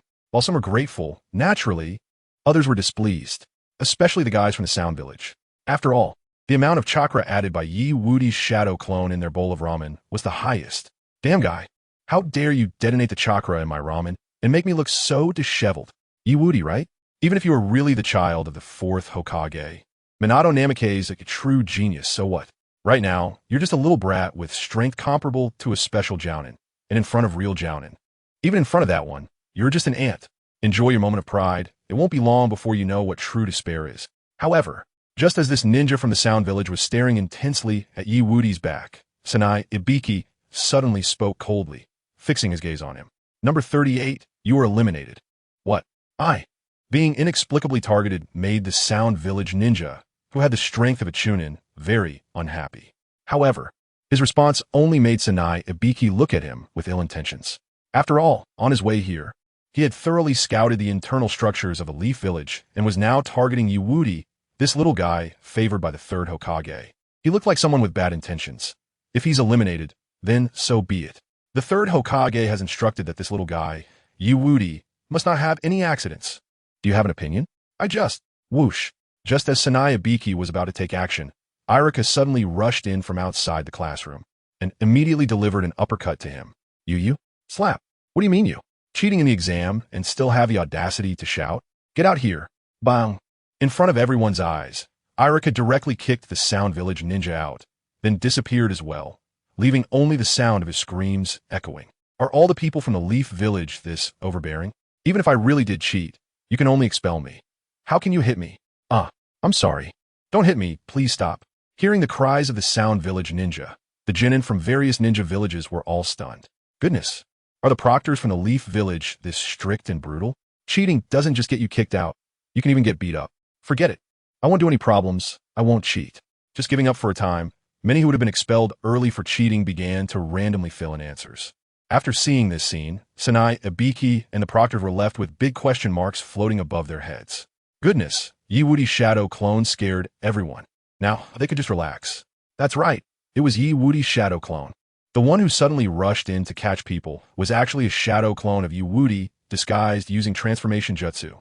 Anyway, Sanai Ibiki had just said that as long as one used the means of an excellent ninja to participate in the exam, there was no problem, just as Kakashi said. This kid really knows how to stir things up. However, this alone wasn't enough. Little guy, since you want to play, then I'll play along with you. Just right. This written exam has only just begun. It has only just begun. He is the captain of the Anbu Interrogation and Torture Department of the Leaf Village. Sanai Ibiki, when it comes to making targets fall into despair and extracting the truth, this is what he is best at. After thinking of this, Sanai Ibiki suddenly spoke at a certain moment. For the last question, you have a choice. Answer or not answer. What happens if we don't answer? Under everyone's gaze, Temari from the Sand Village, just like in the original story, spoke up and asked. If they don't answer, then his score for this exam will be 0, which means he fails. Not only that, but his two teammates, the entire trio, will also be eliminated. And there's another rule. Bang! Just as Mori no Ibiki was about to continue speaking, Sakura, who was grouped with 2 extras due to the appearance of Wudi, suddenly got angry and slammed the table. Another rule? Enough is enough. Enough? Upon hearing Sakura's words, Mori no Ibiki suddenly sneered and said, Since you all seem so excited, I'll slightly change another rule. If you choose a question, specifically the 10th question, and fail to answer it correctly, then both you and your 2 partners, the entire trio, will be forever deprived of the opportunity to participate in the Chunin exam. Now make your choice. This upon hearing Mori no Ibiki's words, everyone present paused for a moment, and then all eyes focused on Sakura. Everyone. In that moment, Sakura clearly understood that she had stirred up a hornet's nest. Just then, Wudi shook his head in resignation. Fool. Ding. Congratulations to the host for receiving 999 points of negative emotion value from Sakura. Ding. Congratulations to the host for receiving 999 points of negative emotion value from Sakura. Ding. Congratulations to the host for receiving. Chapter 236. Sakura Haruno is eliminated. Wudi. Just right. One position in the 12 strong can be vacated for others. Fool. You're the fool.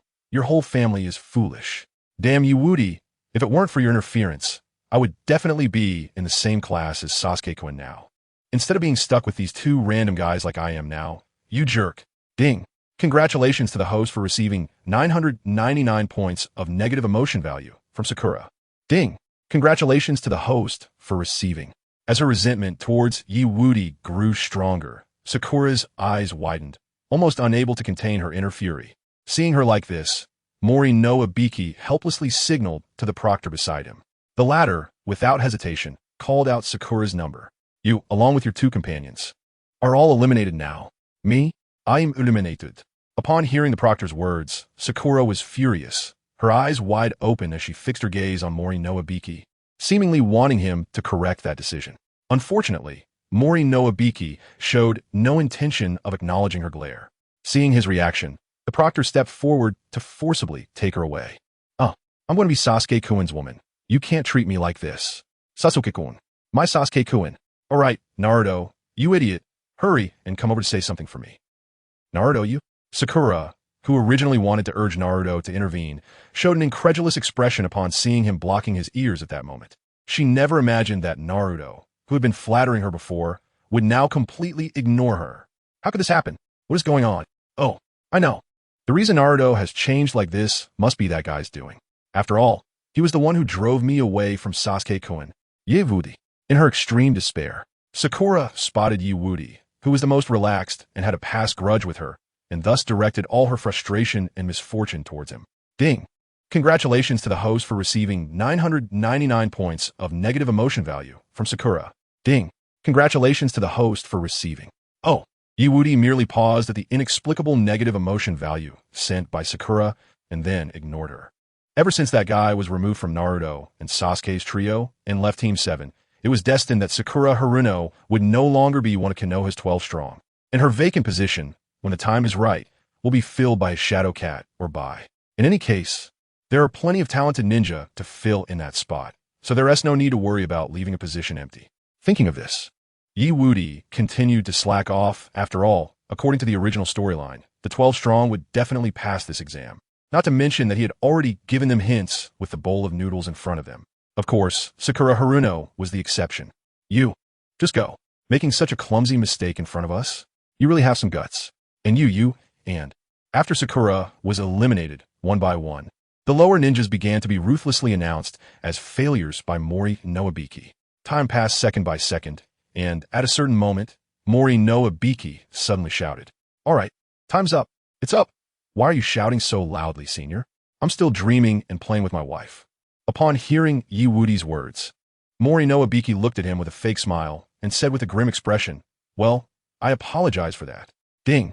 Congratulations to the host for receiving 666 points of negative emotion value from Mori no Ibiki. Ding! Congratulations to the host for receiving. It's okay. I'm a very generous person.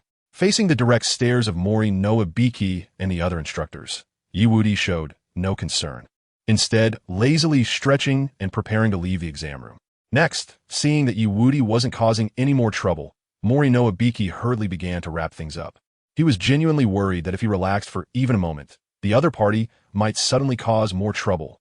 All right, the rest of you are very lucky not to be eliminated, but the next round won't be so easy as it involves survival. Also, before you leave, I need to seriously tell you that today's exam is meant to show you that, in certain situations, information is more important than a person's life. You not only need to obtain information, but also accurate information. Otherwise, your village and teammates could pay the price of death due to incorrect information and face destruction. After saying this, Mori no Ibiki turned around, facing away from everyone, and waved his hand lightly. All right, you can leave now. The person in charge of the next round has been waiting for you outside for a long time. Talp, talp, talp. As soon as Mori no Ibiki's words fell, the scene of one lower ninja after another walking out of the classroom did not occur. On the contrary, everyone in the classroom remained seated and motionless. Their gazes were all focused on Wudi. At this moment, Mori no Ibiki and the other proctors were momentarily stunned, then quickly realized the reason. Those from other ninja villages were gravitating towards Wudi again because he had helped them once more. After all, in the CHNIN exam, except for the one-on-one matches in the final round, there was basically no absolute hostility among the participants in the other tests. Therefore, facing someone like Wudi, who seemed to know a lot of hidden truths, the people present were quite willing to play the sycophant for a while, hoping that he would help them score points. For a moment, the atmosphere became incredibly awkward. Mori no Ibiki, as a special jonin, felt that what he said was like spilled water and was naturally embarrassed to repeat it. However, if he ignored these guys, who knows what trouble Wudi might cause next? Ah, ho ho ho mori no ibiki. Ninjas from various villages. Supervisors. Just when Mori no Ibiki was thinking this, Wudi, who had just stretched lazily, actually fell asleep on the spot. At this moment, the entire venue fell into dead silence. Everyone was stuck, unable to leave or stay. If they left, they would miss the best opportunity to curry favor with Wudi. If they stayed, it seemed that the instructor was about to explode. Who knew if they would end up being collateral damage? Ding! Congratulations to the host for gaining 999 points of negative emotion value from Mori no Ibiki. Ding! Congratulations to the host for gaining 666 points of negative emotion value from Sarutobi Hisashi. Ding! Congratulations to the host for gaining. Sigh with a long sigh. Sarutobi Hisashi, who was watching the situation from a distance, couldn't help but let out a slight sigh. Immediately, Kakashi, who was beside him, made a move at his signal. Whoosh! In an instant, a piece of chalk shot through the air and stopped just a few centimeters from Wudi's forehead. Seeing the scene, Mori no Ibiki felt much better. Kid, if you keep causing trouble like this, someone over there is finally going to teach you a lesson. However, just as he thought this, Hinata and the others rushed over one by one. There are enemies. Don't think about hurting my brother Wudi. This time, let me protect my brother Wudi ha. Ha ha. Brothers, let's go together. If we seize this opportunity, we can hug his thigh again. That's right, Wudi, big brother. We're here to help you. What the? I'm the little brother of the boss. What are you guys doing? This idiot. Boom. In an instant, the entire classroom erupted in a series of explosions. Dust flew everywhere, creating chaos. Even Kakashi, who had acted, didn't expect that just because of a piece of chalk, the whole classroom would blow up. Chapter 237 Wudi. Red Bean is gone? Everyone, watch my performance ding. Congratulations to the host for gaining 666 points of negative emotion value from Mori no Ibiki. Ding. Congratulations to the host for gaining 666 points of negative emotion value from Sarutobi Hisashi. Ding. Congratulations to the host for gaining 666 points of negative emotion value from Hitaki Kakashi. Ding. Congratulations to the host for gaining. Whoosh. Body flicker technique. As the sounds echoed in his mind, Wudi understood that it was time for him to leave. After all, given the current situation, if he continued to stay here, he would probably suffer a disaster. After he left the classroom, a series of genin also rushed out one after another. They could have left long ago. The only reason they stayed so long was to give Wudi face and let him walk out first, hoping to curry favor afterward. Now that he was gone, what were they still doing here?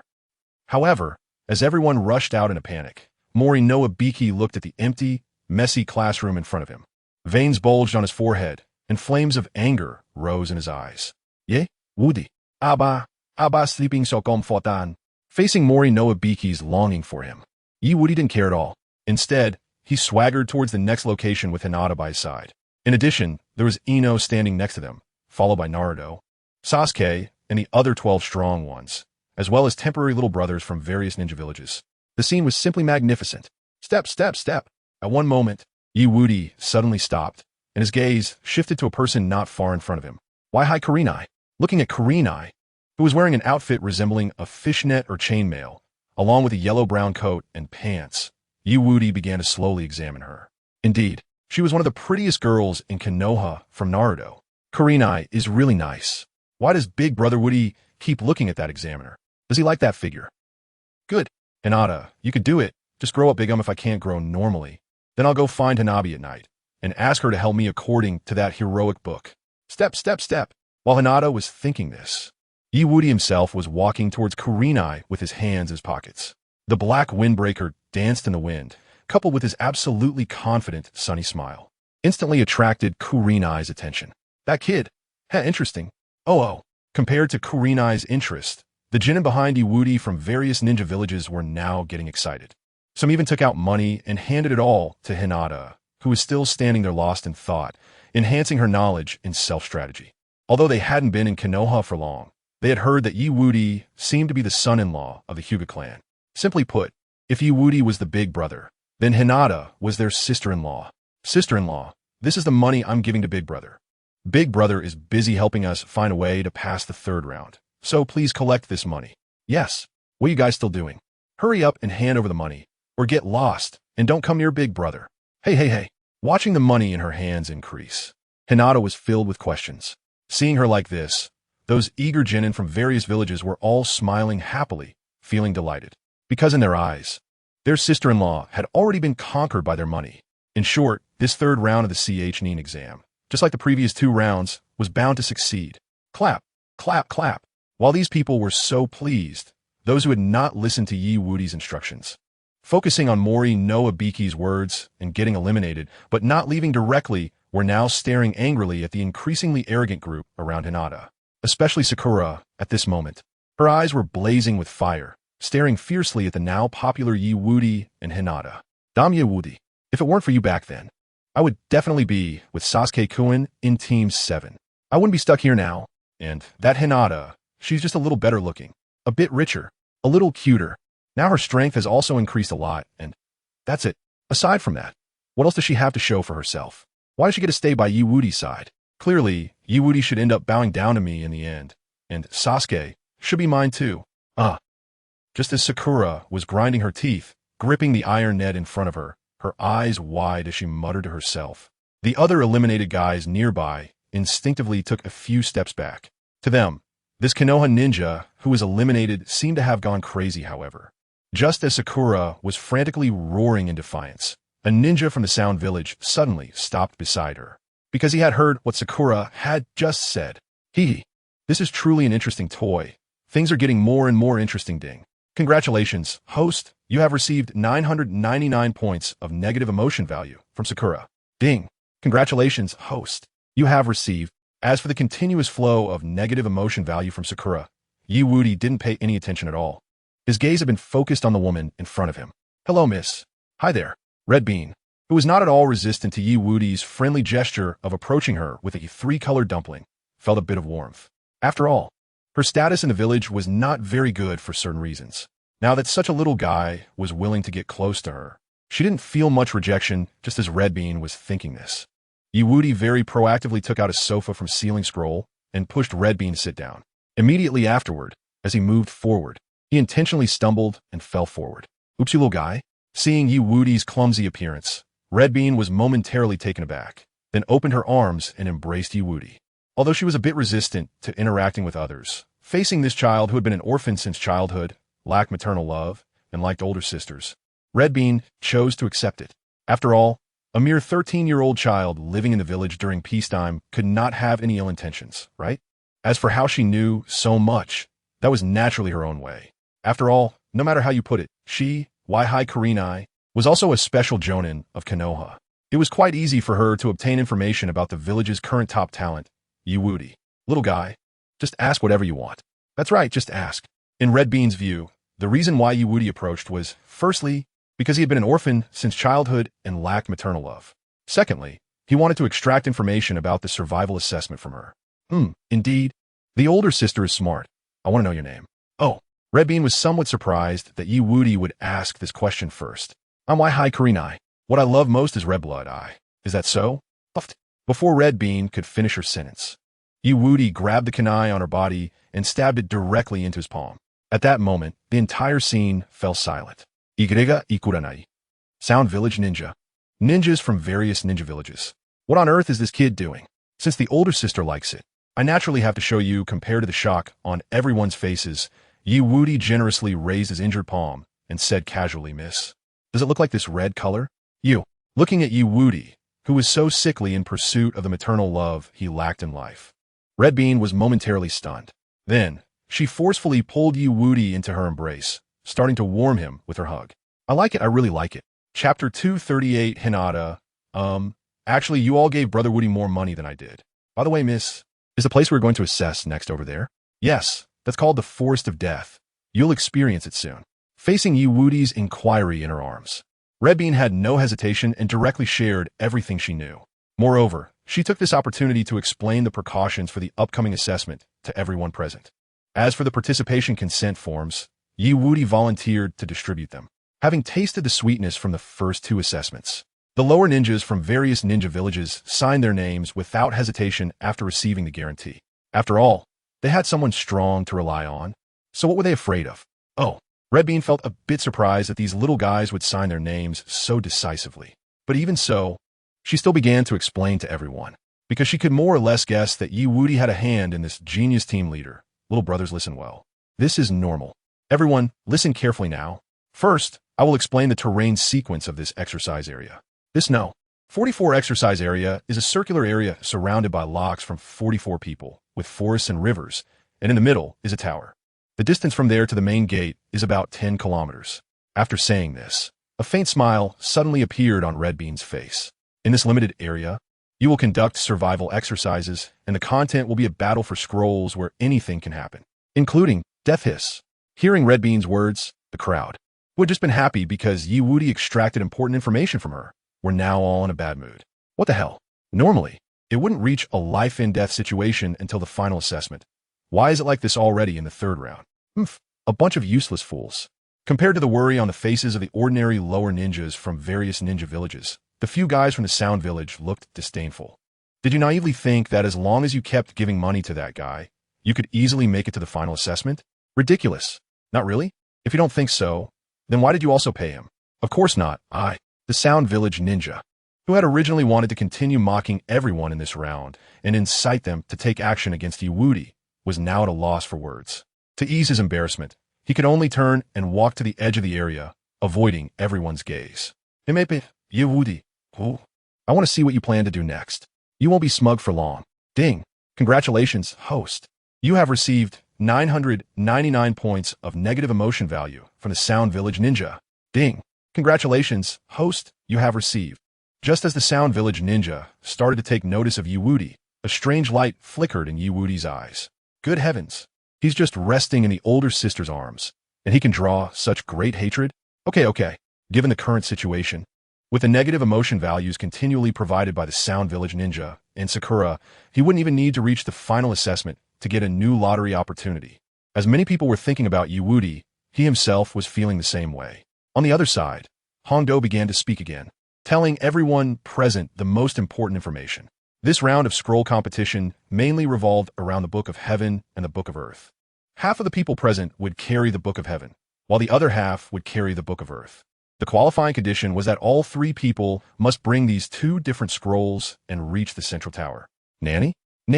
Upon hearing Hongdo's words, the faces of everyone who had just been smiling at each other turned extremely grim.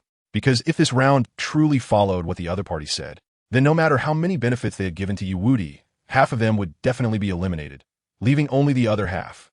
To pass this round, they had to quickly team up with Woody and offer more benefits. Thinking of this, the people around Hinata showed no hesitation and began to rush over with handfuls of cash. It wasn't that they were foolish and had too much money, but rather that if they could achieve good results, it would bring honor to their respective villages, and they would definitely receive many rewards in the end. Hey, sister-in-law, I just remembered that I brought a little money this time. Here are 500 taels. Please say something nice about me in front of the boss. 500 taels? What use is that? Sister-in-law, I have a few explosive tags. Take a look. Explosiva tags? You lunatic. Do you know how much this stuff is worth? Dumb. Just as the people around continued to argue, Hinata suddenly shouted. At that moment, most people's attention was drawn to her. With so many people staring at her, Hinata felt a bit overwhelmed. Her face instantly flushed and steam began to rise from her head. Although she had become more confident thanks to Woody's help, facing dozens of people staring at her was still a bit much. Whoosh! Just when Hinata was nervously unsure of what to do, Woody, who had been enjoying the warmth in Hongdo's arms, suddenly turned into a blurry afterimage. When he reappeared, he was already in front of Hinata, reaching out to support her softening body. As for the person next to her who wanted to take advantage of the chaos, Woody showed no hesitation and sent him flying with an uppercut. After soaring through the air for a while, the person ultimately crashed down onto Sakura's head, who was leaving with the Sound Ninja. Ding! Congratulations to the host for receiving 999 points of negative emotional value from Sakura. Ding! Congratulations to the host for receiving. Woody, you bastard, remember this. Once I become strong, I will make you know how powerful I, Haruno Sakura, am.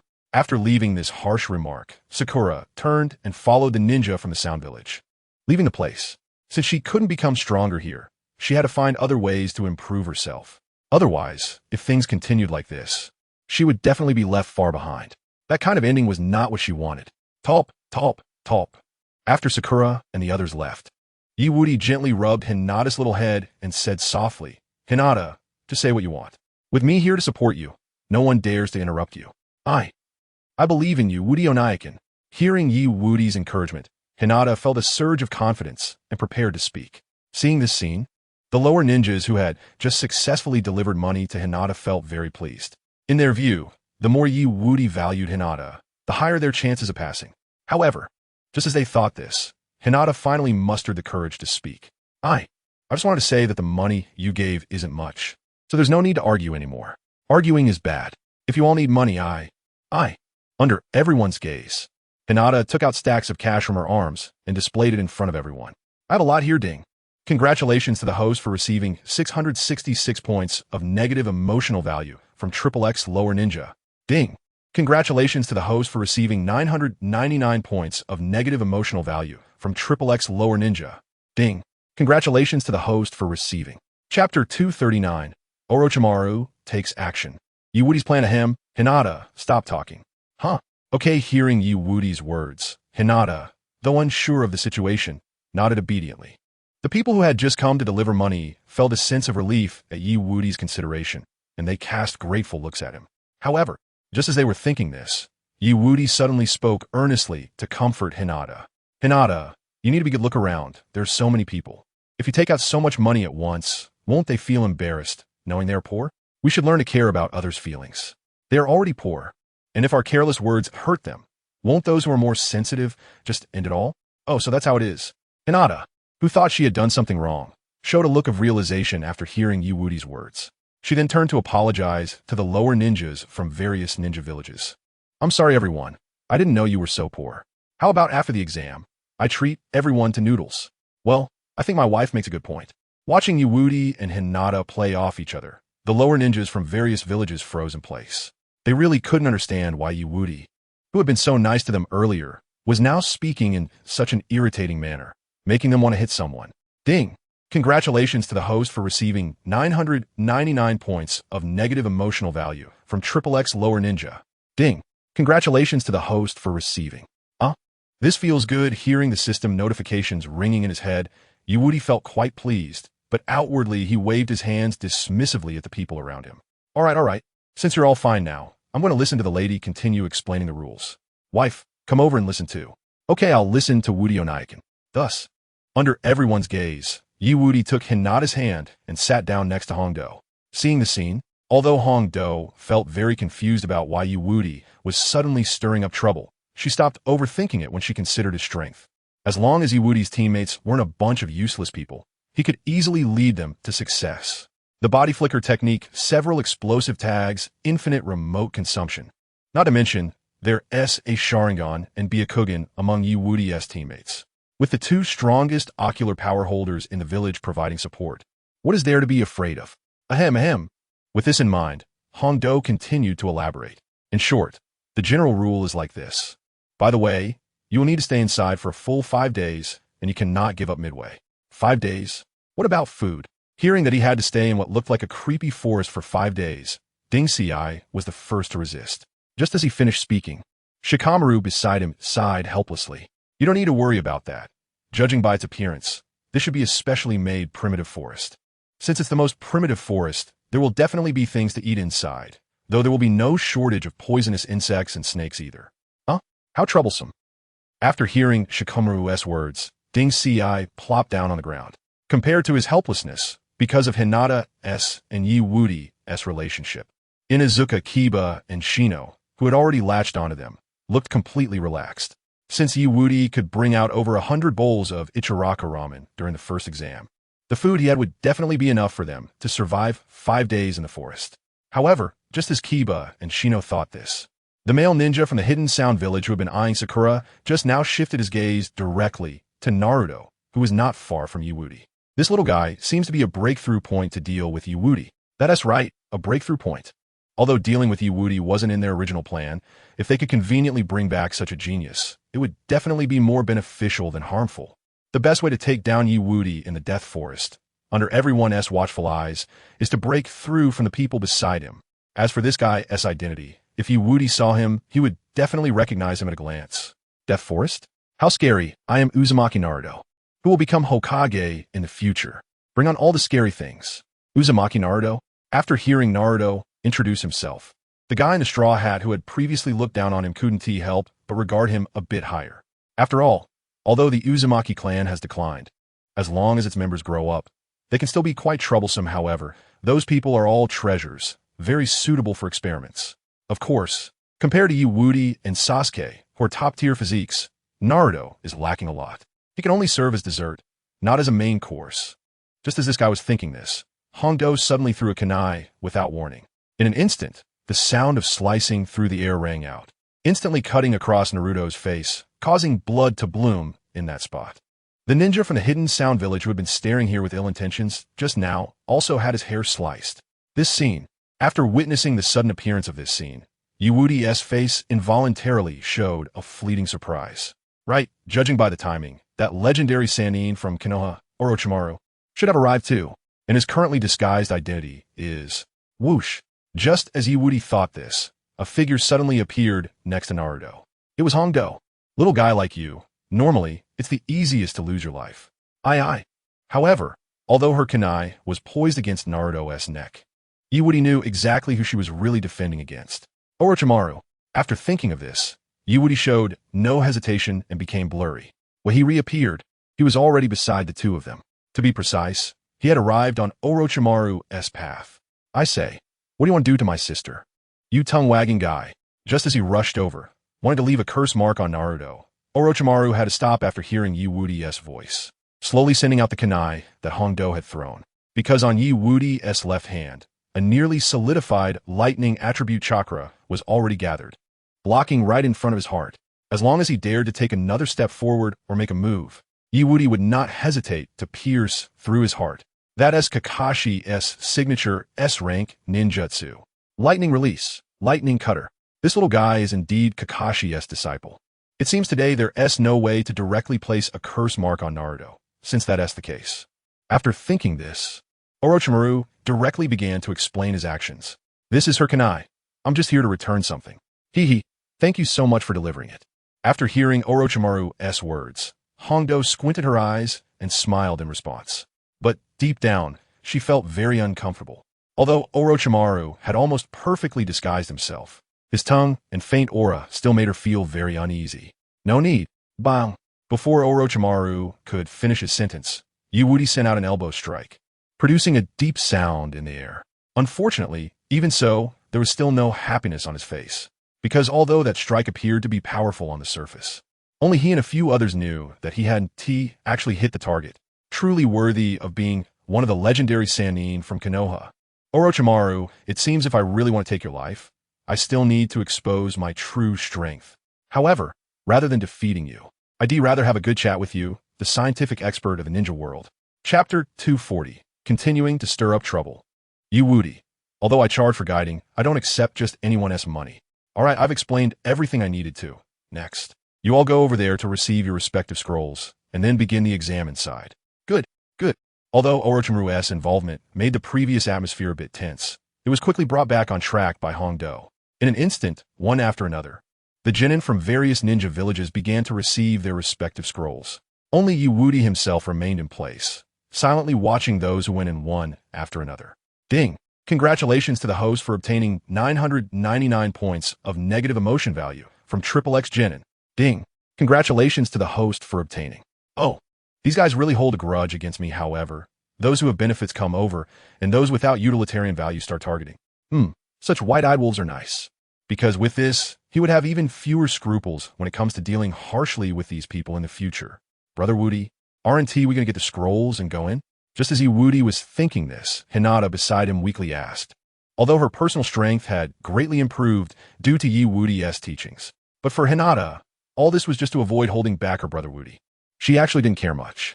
Hearing Hinata's words, Woody smiled and shook his head, comforting her while explaining, we definitely need to go in, but before that, we need to do a little preparation. Okay, I'll follow Woody brother's arrangements. Although she didn't know what he was planning next, Hinata chose to trust him unconditionally. Then, when the other ninjas from different villages around had mostly left, Woody and Hinata entered a nearby tent one after the other to collect their scrolls. However, just as they had just taken the scrolls, a faint voice suddenly sounded nearby. The owner of this voice was Hongdo. Woody, if you encounter that guy from before inside, It's best not to confront him directly. Keep as much distance as possible. That guy has a familiar aura. It's better not to get too close. Okay, sister. If there's nothing else, I'll go participate in the exam now. Go ahead. Although he already knew the true identity of that grass ninja who had attacked suddenly, Yi Wudi still smiled and agreed to her good intentions. Just as Yi Wudi brought Hinata back to the team, the others present thought he was going to take his two teammates and Hinata's team inside. Yi Wudi suddenly raised both hands high and snapped his fingers. Friends who have come from afar, please do not enter yet, as the number of people has almost reached half. Nanny? Nanny! Upon hearing Yi Wudi's words, the ninjas from various villages who had just collected the scrolls and were preparing to enter the Death Forest became completely stiff. Given Yi Wudi's previous 2 rounds of assessments, it seemed he was about to take them flying again. That's right, just as you think. Next, for those willing to pay, I will take them flying normally. Just like before. Saying this, Yi Wudi raised one hand to show a one gesture.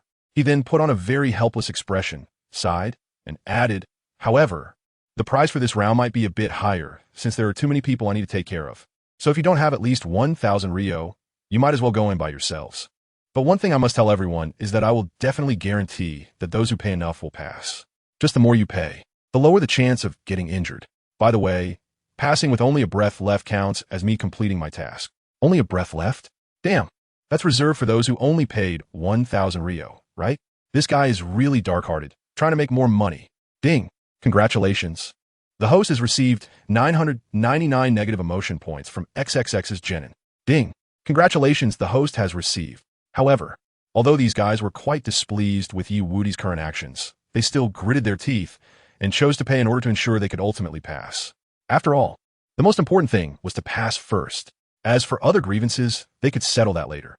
With this mindset, Hinata began to collect money for Yi Wudi.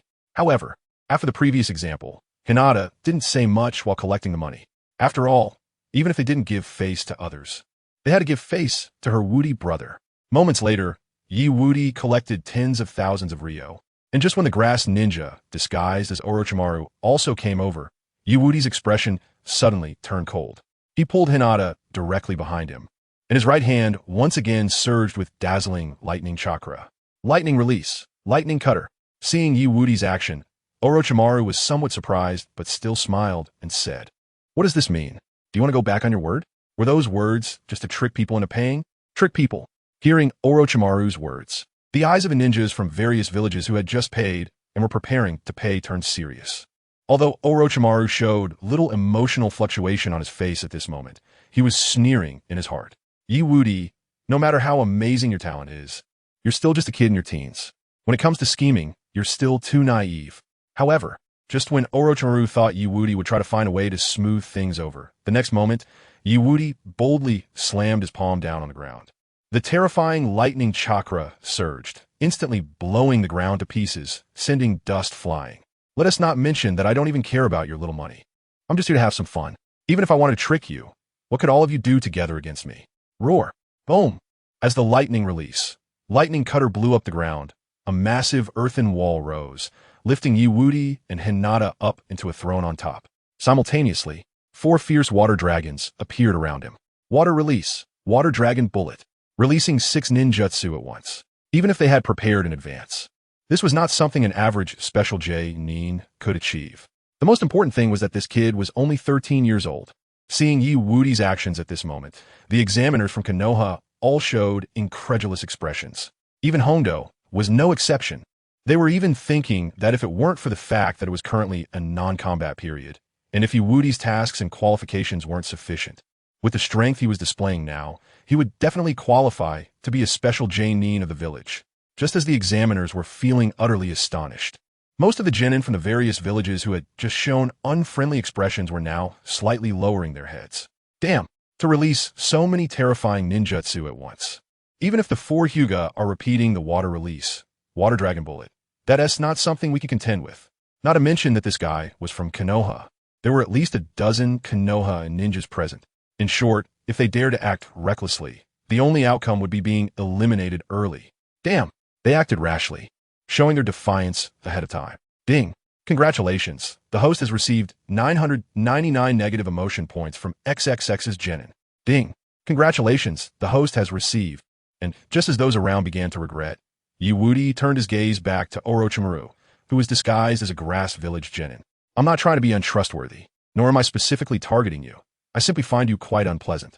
If you can't fly alone and need others to take you, then be polite. You only brought 1,000 Rio, and you dare to attack my sister? Now you even dare to question me? Do you not see the situation clearly? Chapter 241. Entering the Death Forest, the impact of Orochimaru's name bang, bang, bang. As Wudi's shout fell, the hearts of the majority of those present began to race. After all, no one knew if Wudi would be eliminated if he took action in this place. If the opponent was eliminated, what about the money they had just given? Brother, calm down a bit. Whatever grievances we have, we can settle them inside. After all, our money wasn't picked up off the street.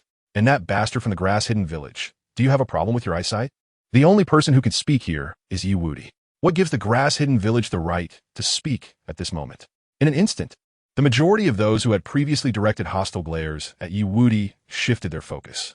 Since you don't welcome me, I'll take my leave. Facing the gaze of so many people, Orochimaru felt no fear at all. After all, while these guys might be quite strong among children, that was just for their age group. He was Orochimaru. How could these kids be his opponents? Talp, talp, talp. Wudi, I'll be waiting for you inside. I hope you don't get eliminated by others before you even see me. After leaving this harsh remark, Orochimaru led the people from the grass-hidden village inside. As for the guys from the sound-hidden village, they stayed behind to act as spies, ready to ambush Wudi in coordination with Orochimaru. However, just after Orochimaru entered, Wudi suddenly spoke again. Now that the unrelated personnel have left, let's all prepare. By the way, so that no one starts shattering later on, no matter when, if anyone dares to sow discord or stab me in the back, they will end up like this broken ground beneath my feet. Boom. After saying this, Wudi turned around gracefully and led Hinata and the others into the Death Forest. Seeing the scene, Gaara from the sand-hidden village, along with those lower ninjas who chose to side with Wudi and the guys from the sound-hidden village, all fell silent for a moment before ultimately following him in. Wudi, we're going to see just how big of a splash you can make in this Chunin exam. However, just as Gaara and the others followed Wudi into the Death Forest, Orochimaru, who had entered first, was now coldly watching the entrance from a distance. Sir, as per your instructions, we have spread the idea that Wudi wants to gather those who come in later and eliminate those who entered first. I believe it won't be long before Wudi is surrounded by those who entered earlier. Hearing this from his subordinate, a sinister smile appeared on Orochimaru's face as he licked his tongue. That's right. He wanted those little guys from the various ninja villages to deal with Wudi. Although he was confident he could crush Wudi, he preferred to see a scenario where dogs were biting each other rather than getting his hands dirty himself. Wudi. Oh, Wudi, please don't disappoint me. I still want to see more of the talents hidden within you. And Uchiha Sasuke, your eyes, your body, all belong to me. As Orochimaru thought this and began to gaze at Wudi and his companions who had just entered on the other side. Talp, talp, talp. After Wudi and the others entered the Death Forest, Hondo, who had been feeling very uneasy, couldn't help but let out a sigh of relief. Of course, this wasn't because her mission was complete and she could finally rest. It was because the uncomfortable aura that had been making her feel uneasy was gradually fading away. Thinking of this, Hondo immediately turned around and walked towards Sanai Ibiki, who had been watching from the beginning. Where are you going? That guy from the grass-hidden village may have strange strength, but surely he shouldn't have made you this angry, right? Although Sanai Ibiki was the head of the interrogation and torture department of Konoha Zanbu and was very cruel to prisoners, Hondo showed no signs of submission or backing down in front of him. You have no idea what kind of situation I encountered. I don't know if that prior unsettling feeling came from that guy, but since I have sensed it, I must deliver this information to Lord Hokage to prevent any future issues. It's better to be cautious. After hearing her words, Sanai Ibiki thought for a moment and then agreed with her approach. After all, this was a special period during the Chunin exam, and they absolutely could not make mistakes within their responsibilities. Just as Sanai Ibiki was thinking this, Hondo was already on her way to the Hokage office. However, she hadn't even reached her destination when she encountered Kakashi and Might Guy, who were reading a certain teacher's collection of good days on a nice island. Upon seeing these two, Hondo immediately realized something and spoke up. Lord Hokage sent you two to relay a message? Could it be that he has also sensed something is amiss? That's right. Unless he has sensed that there are ill-intentioned individuals infiltrating the village, there would be no reason for him to send a Jonin and an elite Jonin to come specifically. Bang! Just as she thought this, Kakashi closed a certain teacher's collection of good days on a nice island, and his dead fish eyes narrowed slightly. Tell us everything you just sensed and your suspicions. Also, leave the security issues here to us too. You have other tasks to attend to. Hondo, without any hesitation, directly shared everything she had just seen and her suspicions. Moments later, the previously indifferent Kakashi's brows furrowed, and his expression grew serious. You mean during the second round? Cough, cough, cough. The survival exercise in the Death Forest. You sense an aura similar to Orochimaru's? Orochimaru, one of the legendary Sannin of Konoha and a former disciple of the third Hokage, Sarutobi Hiruzen. A terrifying existence who could suppress him with just one encounter. If Hondo's feelings are correct, then this Chunin exam will certainly not be as easy as before. Thinking of this, Kakashi couldn't help but feel a headache coming on. He had just wanted to take advantage of the Chunin exam, where Wudi needed to participate and he wouldn't have to follow. To relax and enjoy reading a certain teacher's collection of good days on a nice island. How come issues keep popping up one after another? Although feeling quite helpless inside, Kakashi ultimately signaled to Hong and Do to leave this place and carry out other tasks as per Sarutobi Hiruzen's arrangement. As for himself, at this moment he was stepping out with Might Guy. Whoosh, whoosh. In the next moment, the figures of the two disappeared without a trace, only their hearty laughter lingering in the air. Ha ha ha, Kakashi, on our way to complete the mission. Let us start a new round of duel once again. After all, this is youth. Kakashi was already used to his dear friend Might Guy's enthusiastic demeanor at any time, and he helplessly agreed, saying, all right.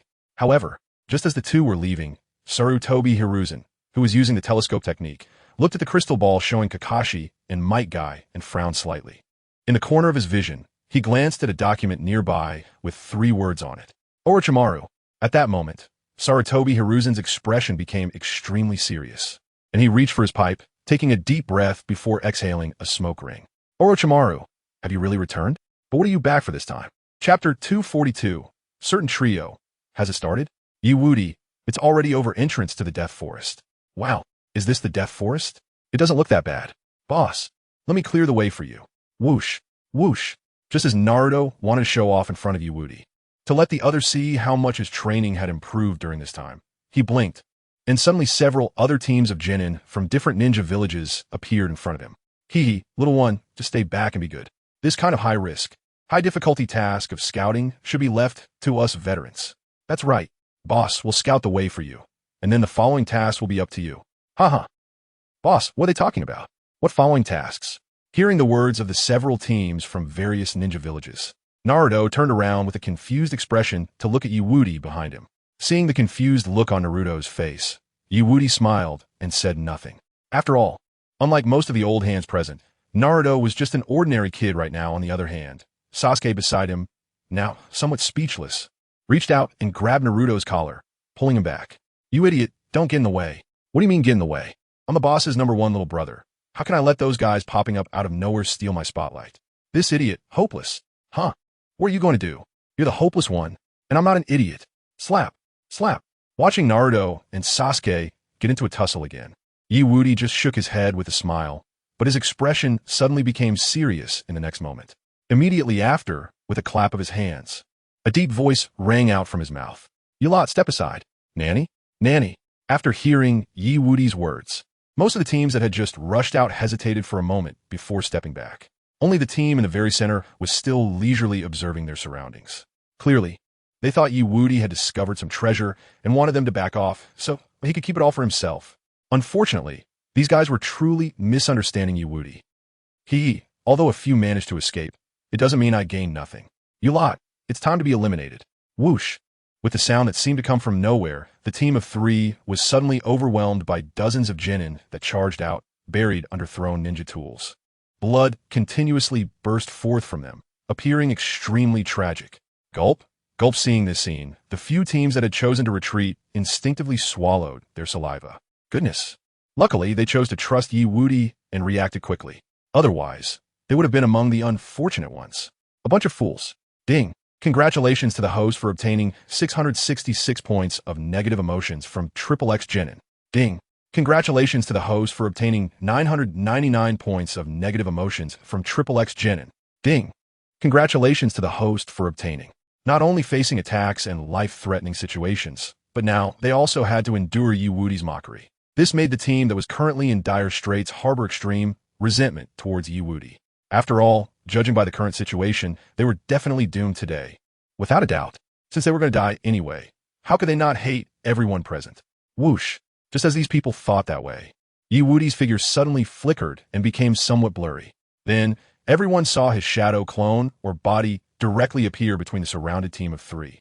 The reason for not knowing whether it was the real body or a shadow clone was that at this moment, there were two Wudi present, and most of the crowd only possessed the strength of Genin to Chunin. So naturally, they couldn't discern which was the real Wudi. You! How dare you! Slap! What do you mean, what? Get out of the way! Ding! Congratulations to the host for obtaining 999 points of negative emotions from XXX Genin. Ding! Congratulations to the host for obtaining. Seeing Wudi suddenly come to save them. The expressions of all the members of that team briefly showed gratitude, but quickly turned back into strong resentment. A slap right off the bat? This guy, you didn't even save us, and you're adding insult to injury. Yeh, Wudi, you bastard. Bang! With such intense resentment. The three of them were directly knocked dazed by Wudi's slap, remaining in a half-conscious state while continuously sending a large amount of negative emotion points to Wudi. Ding! The host currently has 102,233 points of negative emotion. Would you like to draw once? Wait a moment. For this upcoming draw, Wudi had long since anticipated it. However, right now, he didn't have the energy to draw. After all, besides a bunch of small fries around him, there was also a rather dangerous guy present. Facing that guy, if he didn't reveal his true strength, he might really have no way to take him down. Because that person was Orochimaru. Clan, Leaf Hurricane. In front of everyone, Wudi spun around and kicked, a strong impact instantly sweeping away all the ninja tools that were attempting to get close. Seeing this scene, those around had no surprise, as Wudi had always been seen as incredibly terrifying in their eyes. At the very least, he was not someone they could handle. Unfortunately, the target of their attack this time was not the opponent, but the people Wudi was protecting behind him. Don't mind Wudi. Everyone attack together and take down those behind him. That's right, pick on the weak. Only fools would use eggs to hit cobblestones. These guys still have a bit of brains. After hearing the shouts from the dozen people in front of him, Wudi nodded in agreement. Then, he suddenly stomped his right foot hard. Earth-style, earth-flow wall. Boom! With a deafening sound. The dozen or so members of the three-man team who were about to rush towards Hinata and the others were all blocked by a wall of earth. Forced to stop in their tracks. Wudi, are you seeking death? Ding! Congratulations to the host for gaining 999 negative emotion points from XXX's Chunin. Ding! Congratulations to the host for gaining from. Wudi didn't care at all about the resentful looks directed at him by the dozens of people in front of him. He merely shrugged indifferently. Let alone dozens of Genin, even dozens of Chunin would be a piece of cake for him. I say, you guys don't need to keep staring at me. After all, the gap between us can't be bridged just by who looks fiercer. Forget it, I'll ignore you for now. After saying this, Wudi's main body turned directly towards the earthen wall and shouted loudly. Since you've all paid to let me take you through, then listen to my arrangements. When I say to dodge, you dodge. When I say to retreat, you retreat. As long as you follow my instructions, you will definitely pass this stage. If you don't listen, then what happened to those three just now will be your fate. After hearing Wudi's words, everyone present began to discuss among themselves. However, Wudi didn't give them much time to think. In front of everyone, Wudi directly tossed the three still in a daze out. Normally, the Forest of Death is only accessible from the entrance, but there were still a few people coming in. In short, the entrance to the Forest of Death hadn't completely closed yet. So, he could exploit a bug and let these three refresh the record for the fastest elimination speed in the history of this stage. Bang! Just as Wudi was thinking this, the three were thrown out by him. The moment they landed, a small water dragon bullet was directly poured over their heads, instantly waking them up. Bastard Wudi, we all paid, and you're treating us like this. Aren't you afraid of the other people around? Hey, where is this? Captain, it seems we've been kicked out. The guy who was still shouting angrily just moments ago, hoping to get revenge from the other three-man teams, was now completely confused. The last team that had just entered was also staring at them in disbelief. What's going on? Wasn't it said that you can only enter the Forest of Death and not exit? If that's the case, then what's the situation with these three? That kid has started again. It ended before it even began. That kid's antics are still as annoying as ever. Thinking of this, Kakashi stepped in to let the last team advance into the Forest of Death. leaving the three thrown out by Woody looking at each other with the proctors around them. Chapter 243 Woody, I just want to make some money. Why are you looking for death to interfere with me? Ding. Congratulations to the host for gaining 666 negative emotion points from Hitaki Kakashi. Ding. Congratulations to the host for gaining 999 negative emotion points from Hitaki Kakashi. Ding. Congratulations to the host for gaining from. Oh, how'd you come here too? Normally, you shouldn't be here proctoring this stage. Forget it, it doesn't matter who comes. No one can stop him from causing trouble. Thinking this, Woody waved his hand again, and then he disappeared. Hinata, Neji, Sasuke, and Naruto. During my absence, if anyone dares to break in, beat them to death. No need to show them any mercy. Yes, Brother Woody. Yes, boss. After the four agreed, Woody's main body disappeared. When he reappeared, he had replaced his shadow clone's position and gave a thumbs up to the dozens of people around him. Then, in front of everyone's eyes, the thumbs up turned 180 degrees downwards. I've arranged everything on my side. Next, it's our turn to have some fun. You all, make sure not to lose too quickly, bastards. Hearing Woody's words, the dozen or so three-man teams instantly got angry, one after another grabbing their ninja tools and rushing out. We have an absolute numerical advantage here, no matter how strong your individual strength is. You can't take us all down. That's right, let's take him down. Ding. Congratulations to the host for gaining 999 negative emotion points from XXX's Genin. Ding. Congratulations to the host for gaining from. Sigh. Looking at those guys rushing over to deliver themselves, Woody could only helplessly sigh. Then, under everyone's watchful eyes, Woody suddenly threw out a large number of kunai marked with certain patterns. Then, whoosh, in the blink of an eye, Woody's figure appeared directly in the middle of a three-man team. Nanny? Nanny. I say, you little ones. Poochie, poochie, poochie. The several genin from various ninja villages who were caught off guard saw Woody approaching, but their bodies hadn't reacted yet, and blood began to burst forth from them. In just one exchange, Woody severed the tendons of all three. This injury would take at least several dozen days to heal. After all, it takes 100 days to recover from injuries to bones and muscles. And even though the recovery speed in this world is faster due to chakra, it still requires time to fully recover. Bastard, taking advantage of our inattention, everyone, let's go together and take him down. That's right, with so many of us. Even if everyone takes a shot, we can take his life. Kill. Impossible. Compared to those reckless genin charging in, Orochimaru, who was hiding in the shadows disguised as a grass village genin, narrowed his eyes immediately. That ninjutsu is Flying Thunder God technique. That's right.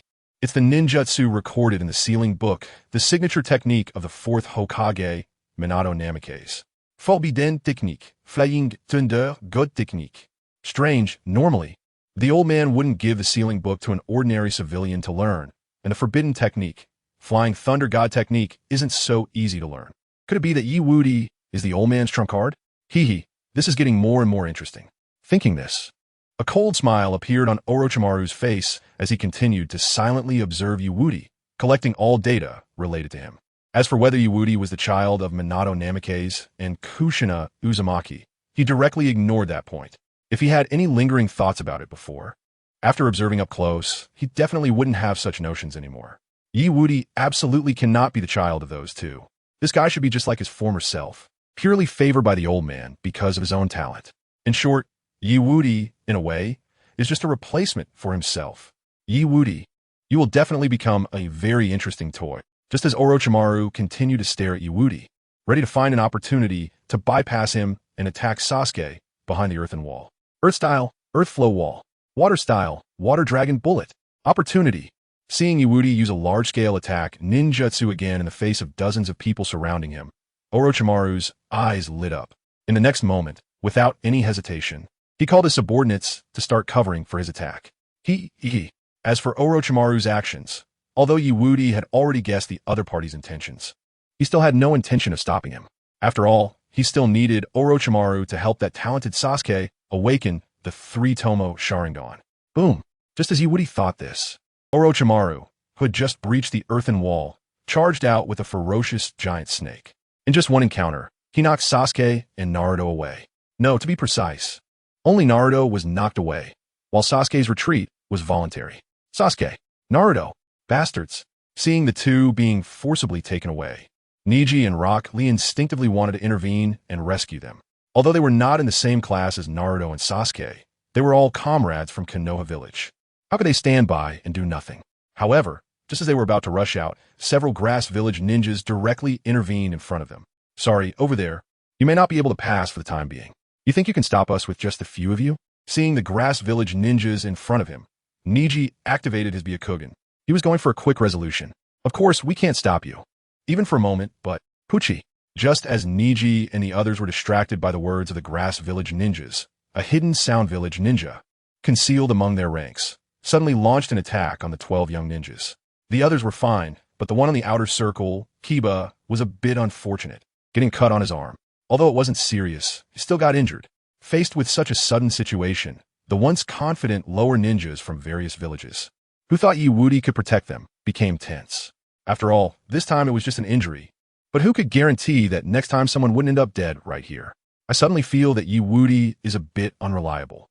Where's the bodyguard who gets paid and keeps their distance from the employer? Same here. Time to run. Even though fleeing means losing money, it's better than being killed by this guy. Whoosh, whoosh, whoosh. As everyone's sense of crisis grew stronger, the dozens of people Woody was protecting quickly dwindled to just over a dozen. This included the 12 young ninjas. In short, not many people present believed in Woody anymore. Looking at Woody's current state of being abandoned by everyone, the Sound Village ninjas who had just attacked couldn't help but feel smug. It's really pitiful. Just a moment ago, so many people were supporting him, and now it has turned into this. I suggest you all stop struggling and leave quickly. Otherwise, your fate will end up like those two who were just taken away. Pucci. Before the Sound Village ninja could finish his sentence, a shadow flashed past his face. This sudden attack left the Sound Village ninja, who had just been boasting, in a terrible state. Because the one who struck him was Woody, who should have been restrained by dozens of people and couldn't possibly take care of him. Did they all misjudge that kid's true strength? No, impossible. How could that guy possess power that frightened them? Absolutely. I just wanted to earn some money in a plain and unremarkable way and have some fun. Why do you all have to make things difficult for me? You're making me really unhappy. What do you want to do? Seeing Woody able to fend off dozens of lower ninjas while talking to them, the ninjas from a Sound Village began to back off. After all, life is precious, and they had already completed their task of delaying Woody and his group until Orochimaru took Sasuke away. There was no need to stay here any longer. It's a pity, though, the Sound Village guys were preparing to leave, but Woody had no intention of letting them go. Those who disturb my ability to make money. At that moment, Woody slid 2 kunai out from his sleeves. Then, in front of everyone, Woody's body flickered and blurred past a Sound Village ninja. A cold voice accompanied by a spray of blood erupted in the area. Fatal. Pucci Chapter 244. Curtain Call begins supporting Naruto and Sasuke Pucci. In front of everyone, Woody directly slashed the throat of that Sound Village ninja. Blood immediately began to spray wildly. Although he hadn't killed him with one blow, if he couldn't stop the bleeding, he probably wouldn't survive to leave here today. Gulp, gulp.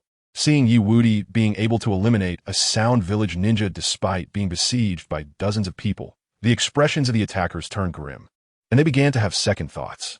However, they were also afraid that if they turned their backs on Woody, he would take the opportunity to strike.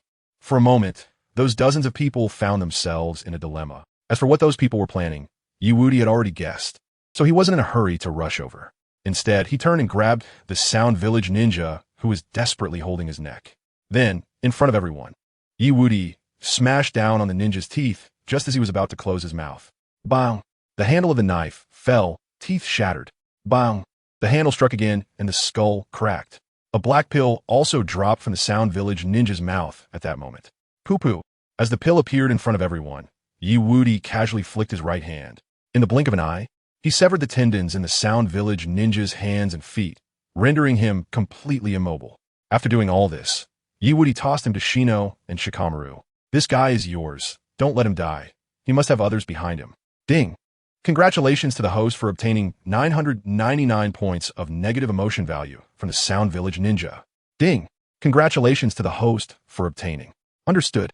Hearing Woody's words, Shikamaru and Shino nodded solemnly. The moment the black pills appeared, they realized the seriousness of the situation. Even if Woody didn't say anything, they would still act that way. Because in a situation where death was certain, swallowing the specially made pills to die, and then hiding all information about their instigator as much as possible was not a task that an ordinary genin could execute. In short, the guy Woody dealt with was at least a chunin. Moreover, he came with a confidential mission. After considering this, the expressions of Shikamaru and the others turned serious. Puff, puff, puff. Just as Shikamaru and the others were thinking this, all the other sound and grass ninjas present inexplicably died.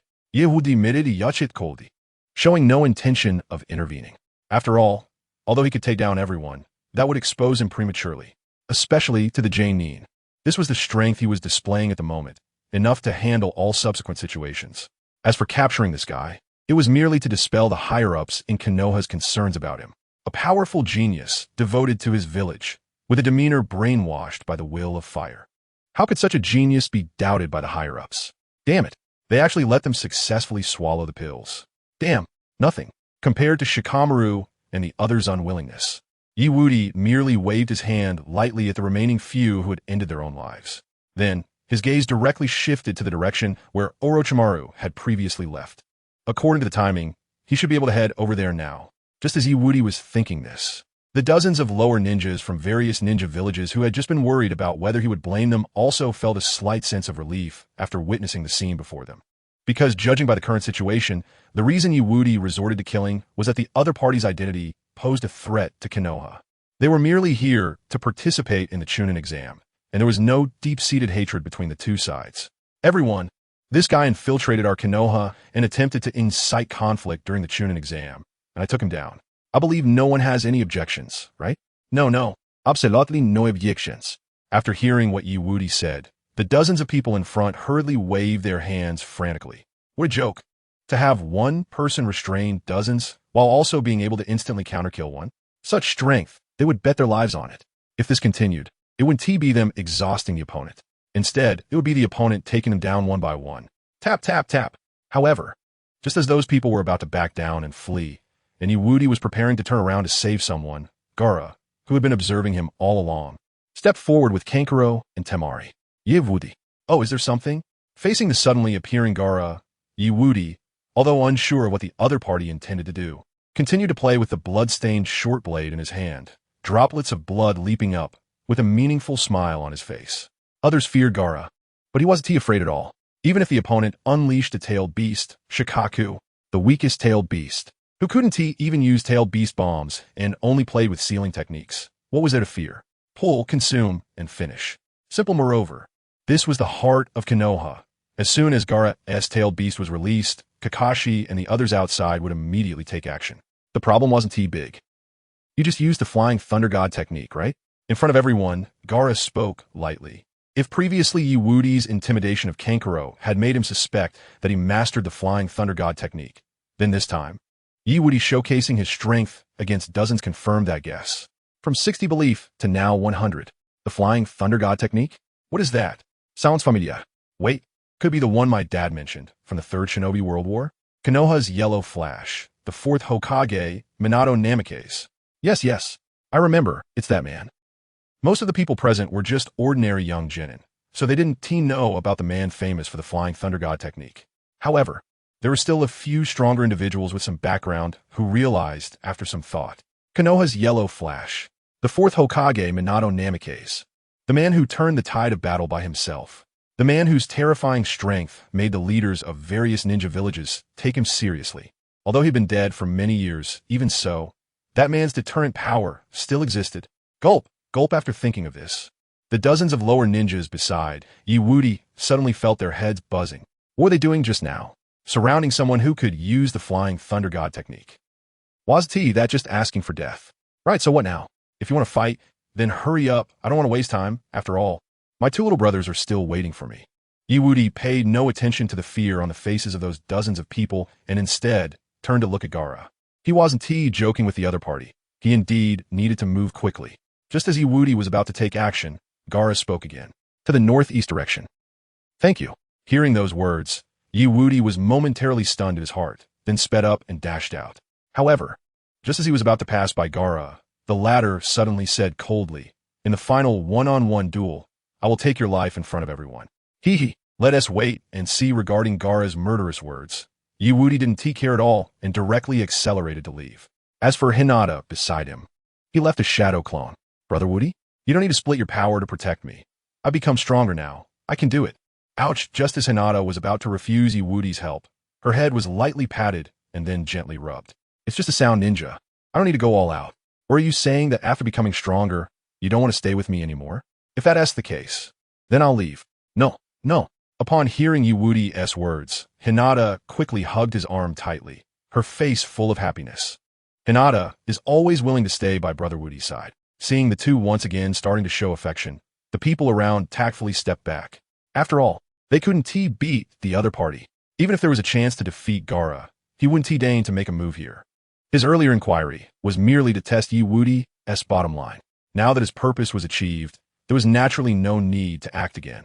While the situation here was very friendly, and no one dared to take action against them, Wudi's main body had now found the two who had just been forcibly taken away by Orochimaru nearby. A cold voice echoed in front of him. As the nine-tailed chakra gradually fused with Naruto's chakra, but still too weak. 5 Elements Seal. Chapter 245. Sasuke angrily opens 3 tomo. Wudi battles Orochimaru. 5 Elements Seal. Naruto. At the moment Wudi just arrived, Orochimaru directly hit Naruto's abdomen with a 5 Elements Seal, sending him flying on spot. Blood trailed behind him. Seeing the scene, Sasuke, who thought something had happened to Naruto, widened his eyes in shock. Blood began to flow from his eye sockets. 2 Tomo Sharingan Evolution. 3 Tomo Sharingan. TSK. Good guy, the bond between Naruto and Sasuke is no joke. Just seeing Naruto getting hit, he immediately evolved from 2 Tomo Sharingan to 3 Tomo Sharingan. Forget it, no more watching the show. The most important thing now is to take them away. Whoosh! Flying Thunder God Technique. With that thought, Wudi instantly appeared in front of Sasuke, who was nearing exhaustion and was being targeted by the grass-cutting sword spat out by Orochimaru. You? What do you mean? Idiot! Your boss is here to save you. Clang! While speaking, Wudi knocked away the flying grass-cutting sword, then caught it with one hand and examined it. This is the grass-cutting sword, the thing that Orochimaru spits out. Spits out the person, and the person spits out the sword. I don't need your help at all. Just as Wudi thought this, Sasuke clutched his chest and struggled to raise his head to shout. Hurry up and go help that idiot. I can handle this guy alone. Pow! Blowing? Keep blowing. You're just a little pig climbing a tree. It's so impressive. As soon as Sasuke shouted, he was stunned by a slap from Wudi, standing there dazed and unsure what to do. What's going on? He told the other party to go save the weaker idiot first. Why is he still getting hit? This shouldn't be. What are you looking at? Your eyes are bleeding and you're still here looking at me? Ding. Congratulations to the host for obtaining 999 negative emotion points from Sasuke. Ding. Congratulations to the host for obtaining. I'm evolving my Sharingan, not getting hurt. I'm very strong right now, you stupid. Pow! Before Sasuke could finish shouting, he was once again slapped by Wudi, leaving him dazed. The next moment, Wudi threw the grass-cutting sword in his hand, blocking another grass-cutting sword that was quickly stabbing towards him. His head slowly turned in front of everyone, facing Orochimaru, who had a very friendly smile. My friend, I'm just here to take my 2 little brothers back to eat. If you have something to discuss with them, if it's not urgent, we can come back after we finish eating. How about that suggestion? At this moment, the two began to stare at each other. Orochimaru was not like Sasuke, who had the Sharingan to use unpredictable illusions. Even if the other party wanted to use it, he was confident he could avoid it in advance. As for Sasuke, just stun him, avoiding his pointless ha. Just as Wudi thought this, Orochimaru suddenly shouted. Immediately, a strong whirlwind rushed towards him and Sasuke, suppressing them. Seeing this, Wudi, who was already prepared, clapped his hands. Earth style, earth flow wall. Boom. Had he already formed the hand seals in advance? His reaction speed is quite fast, but unfortunately, he has still a bit navi. Now it's your loss.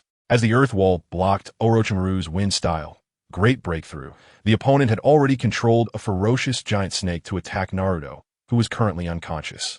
Seeing this, Sasuke was furious and roared at Wudi. You idiot. I already told you not to worry about me. Go save that idiot first. Look at now. Puffed. Just as Sasuke was very angry at Wudi's actions, the giant snake that was supposed to swallow Naruto suddenly froze in place, unable to advance even an inch. The one blocking, it was Wudi. I said, you little snake, being this big but having this little strength is really embarrassing. Forbidden technique. 8 gates release technique. Open the first gate, open. Open the second gate, open. Open the third gate, open. Open the fourth gate, open. Open the fifth gate, open. Without being polite to the opponent, Wudi opened 5 gates in a row, strongly blocking the giant snake summoned by Orochimaru. Then, in front of everyone, Wudi delivered an elbow strike, directly pushing the giant snake back several meters, then boldly placed his hands on the upper and lower jaws of the snake's head. What does this kid want to do? Idiot, how could we possibly face off directly like this with our current strength? Hiss! Before Sasuke could finish his words, a very strange sound suddenly echoed where Wudi and the giant snake were in contact. Giant snake? Orochimaru? Sasuke? In front of everyone, Wudi actually began to tear the giant snake's mouth with his bare hands. And judging by the pained expression on the giant snake's face and the sound of flesh being torn, it seemed like he was really going to rip it apart. Could it be that Wudi can tear apart giant snakes? This shouldn't be possible, even though he is now using the forbidden technique, 8 gates release technique, and open 5 gates at once. No matter how much this forbidden technique enhances his strength, he is still just a 13-year-old kid, tearing apart a giant snake with bare hands. How could that be possible? But, you little brat. Hurry up and split open. In front of everyone, Wudi suddenly raised his head and shouted. Immediately, the head of the giant snake he was blocking was violently torn in half. Blood gushed out from the giant snake at that moment, like a rain of blood, instantly covering the entire area. After dealing with the giant snake, Wudi casually took out an umbrella from the ceiling scroll, opened it, and turned to look at Orochimaru and Sasuke, who were both incredulous in the rain. This little brat-ass strength is pretty good, I said. The guy from the grass ninja village, can you bring a few more over? If you can, after I finish, I can share some meat with you. This kid really is a tiger. Seeing Wudi speak so arrogantly, Orochimaru merely sneered coldly in the rain. Then he shouted, Kid, since you want it so much, I'll give you a little more. This is his bang bang bang. As Orochimaru launched another attack, one ferocious giant snake after another began to surge out from the shadows of the surrounding trees. As for whether these guys were just summoned by the opponent or had been lurking in the dark waiting for orders, Wudi no longer cared to guess, because it was about time for him to take Naruto and Sasuke away. If he continued to drag it out, he was really worried that other variables would arise. Although Sasuke was not cursed due to his appearance, he evolved to obtain the 3-tomo Sharingan because of himself. As for that kind of awareness between life and death, wanting to cultivate that ability is not difficult at all. Once Sarutobi Hiruzen is dead, I can casually take on a few higher-level missions and bring Sasuke out for training.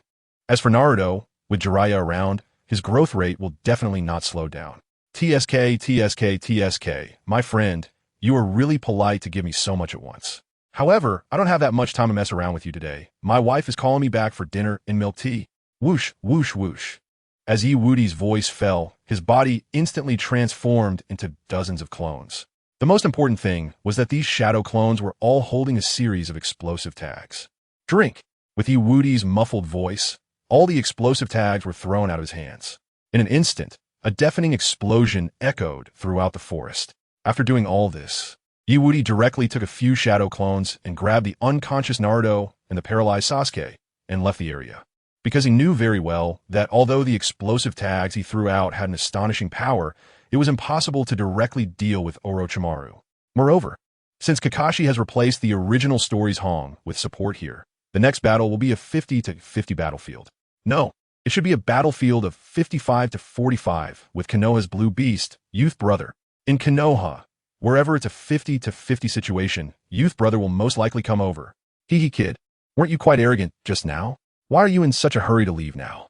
When did I say I was arrogant? Are you stupid, arguing with a child?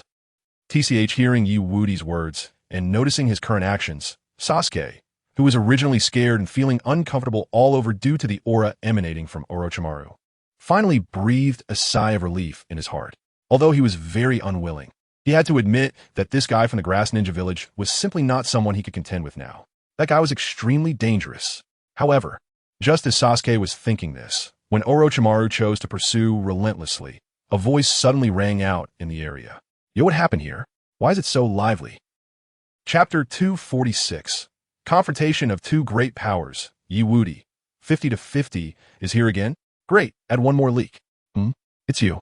Kakashi Orochimaru, who originally thought it was someone else coming, immediately stopped chasing and stood on a branch, looking at the man who suddenly appeared beside Wudi and the others. The copy ninja, Kakashi with the Sharingan. Although Orochimaru's eyes showed some surprise at Kakashi's appearance, it was only that. Even back then, if he wanted to, he could have taken the Manjiki Sharingan from young Kakashi. However, he ultimately did not do that.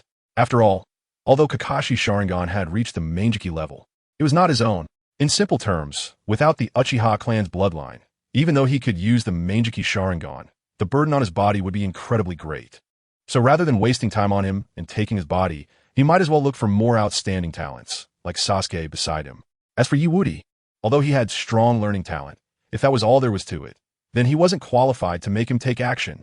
After all, he himself had a strong talent for learning ninjutsu and forbidden techniques, so he was very clear about Wudi's situation. Wudi indeed looked very strong now, and he should achieve good things in the future. But that was only decent. To reach the pinnacle, the noble bloodline power was absolutely indispensable. Kakashi, I don't want to waste time with you here, as it has no meaning for me. Today, for your sake, I won't take action anymore. After saying this, Orochimaru's body began to transform like a snake, becoming like mud. Seeing this, Kakashi didn't hesitate at all, grabbing his lightning release, lightning cutter, and charging directly at him. Don't think about running. Kakashi, you better not interrupt my fun by terminating the exam. Otherwise, I don't mind completely destroying Konoha. Whoosh! Boom! In front of everyone, Kakashi's lightning release. Lightning cutter finally pierced through the tree trunk. As the lightning raged, wood chips flew, and the area filled with thick smoke had turned into a char black. Damn! Seeing the snake skin that was burned to nothing but scraps by his lightning release. Lightning cutter, Kakashi's face turned somewhat ugly. He didn't expect that after all this time. Orochimaru's strength was still so unfathomable. This time Nin exam is going to be troublesome. Yo, Kakashi. Just as Kakashi was feeling heavy-hearted, Might Guy, who had come over at the same time to carry away the injured Jinin who could not continue the exam, also arrived. Yo, Wudi, you are indeed here. It seems you encountered a strong enemy. Teacher Guy, Wudi politely called out and gave him a thumbs up. How could that be? If it weren't for Teacher Kakashi intervening, I would have already knocked that guy from the Grass Ninja Village down. Ha ha ha, I believe you. After all, you are the most youthful young person I have ever seen. Kakashi? Sasuke? Hearing Wudi's words, everyone present, except for the fainted Naruto and his classmates with Might Guy, was filled with confusion, especially Kakashi, who was already considering urging him to leave quickly and not continue participating in the Nin exam. After all, this kid's self-awareness and analysis of enemy and ally strength were seriously lacking. He was genuinely worried that Wudi might suddenly act recklessly and get himself killed during this Nin exam. Ding! Congratulations to the host for receiving 999 points of negative emotion value from Kakashi Hitaki. Ding! Congratulations to the host for receiving. Good heavens! Where does your confidence come from, thinking you can take down Orochimaru in a one-on-two situation? That's Orochimaru. Even I, your teacher, need to be extremely careful in the face of such an existence. Otherwise, one misstep could lead to being directly eliminated by him. Sigh. Yes. You are the best. I believe you definitely have the strength to defeat that guy just now. However, although Kakashi was very troubled by Wudi's words, he felt somewhat relieved knowing that he and Might Guy were there to hold the fort. After all, with the two of them here, even if they couldn't take down Orochimaru, it shouldn't be too much of a problem to protect these kids. After thinking this, Kakashi began to regret why he came here in the first place. Clearly, he could have been leisurely watching Certain Little Days' Good Life Island Teacher Collection. Why does it feel like we need to be on edge, worrying that Orochimaru might attack at any moment? After thinking this, Kakashi directly grabbed Sasuke with one hand and Naruto with the other, speaking to Wudi in front of him. Alright, Wudi, since the suspicious guy has left, we shouldn't stay here any longer. Do your best in the upcoming exam, and don't let us down. They were the proctors for the Chunin exam. And if they were seen helping students from their own village, it could bring negative consequences for their village from the other ninja villages. So now, it was indeed time for them to leave. So let's hurry and get out of here. Staying too long next to this kid is torture for me. Rather than staying here, I'd prefer duel with Guy. Absolutely. Although Wudi could tell that Kakashi's words of encouragement were empty, he still put on a friendly smile. Kakashi-sensei, you and Guy-sensei should hurry to duel.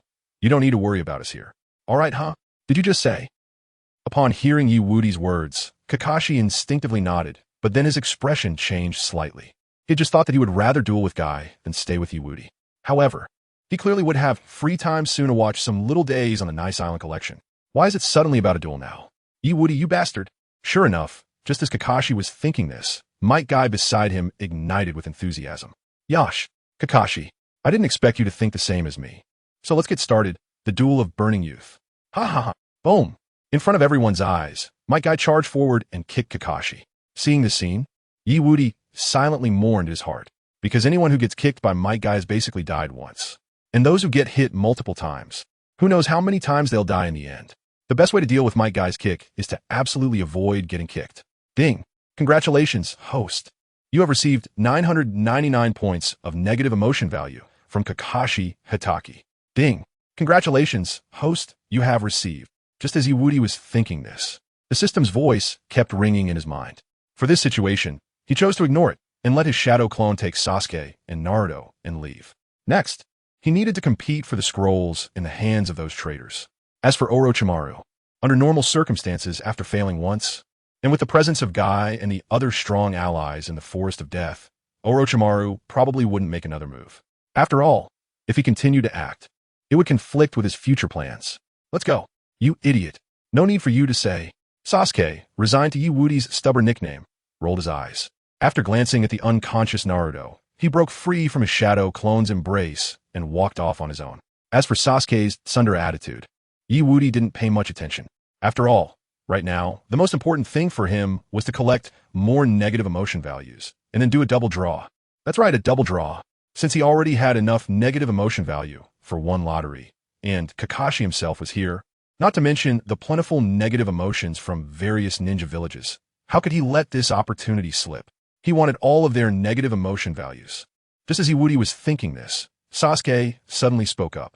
Next time we encounter that guy, I suggest we retreat. He should be a J-nin from another ninja village infiltrating ours. J-nin. And then Sasuke spoke again, completely unaware of the playful tone in Woody's words. Slap. Hey, you idiot. When did you become so cowardly? Aren't you usually super brave? Why can't you handle it at a critical moment? You. Under Woody's teasing gaze, Sasuke looked like he had just eaten a bitter herb. His mouth opened and closed, completely unsure how to explain.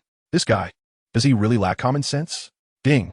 Congratulations, host. You have received 999 points of negative emotion value from Sasuke. Ding. Congratulations, host. You have received. Chapter 247. The Dark Art of Invisible Elimination. Sasuke can't stand it meat tank. Shadow binding technique. Oh. That noise seems to be them upon hearing the commotion not far away. Woody seemed to sense something and slapped Sasuke on the back of the head. Weren't you just getting beaten up? Aren't you feeling very upset? Come on, there are 3 Sound Village guys down there for you to take your anger out on. Ding. Congratulations, host. You have received 999 points of negative emotion value from Sasuke. Ding. Congratulations, host. You have received. Take my anger out? The ones I want to vent my anger on the most right now aren't those Sound Village guys, but you bastard. However, remembering that Woody had not only broken through his chakra fluctuations, but had also stepped into the special J-nin level and had learned the Flying Thunder God technique, which was a forbidden technique made famous by the 4th Hokage, Minato Namikaze. Although he looked down on commoners and believed that only the Uchiha clan were true natural warriors, he still felt a bit wary and regarded Minato, who was renowned during the Third Ninja War, with respect. In the short term, he probably wouldn't have the chance to defeat this bastard Woody, even if he had one eye already opened to the 3 Tomo Sharingan. What's wrong? Are you going or not? If not, I'll wake Naruto up and let him go. That idiot? No need, I'll go. Seeing that Woody was actually about to wake Naruto up, Sasuke hurriedly reached out to stop him, taking on this fight himself. After all, given Naruto's current condition, if he were forcibly awakened to participate in the fight, the outcome would definitely be a beating. Of course, he wasn't worried about Naruto. He was afraid that Naruto would drag him down. Yes, that's why he would take the initiative. After thinking this, Sasuke boldly descended from the sky, landing heavily on the ground. Just as he landed, before the dust settled, his commanding voice echoed throughout the area. Now, the battle here is under my control. What? Hearing Sasuke's words, CHG, who was restraining the Sound Village ninja with his meat tank, and Shikamaru, who was using the shadow imitation technique to limit the strongest of the Sound Village trio, as well as Ino, who had not been seen for a long time and was currently being beaten up, all turned to look at the area where Sasuke had appeared, their eyes filled with various complex emotions. Wait, since Sasuke has appeared, then that man. Suddenly realizing something, Ino braced herself against the lone female ninja of the Sound Village and retreated. Immediately after, she turned to look at the place where Wudi was. Her eyes filled with excitement. Brother Wudi. Hi, Ino. Long time no see. Upon Ino's appearance, Wudi merely smiled slightly and then snapped his fingers at her. Whoosh. Immediately after, his figure disappeared in front of everyone's eyes. When he reappeared, he was already beside Ino. Did you guys get the other scroll? This, Brother Wudi? We haven't. After hearing Wudi's words, Ino awkwardly played with her golden hair and then spoke honestly.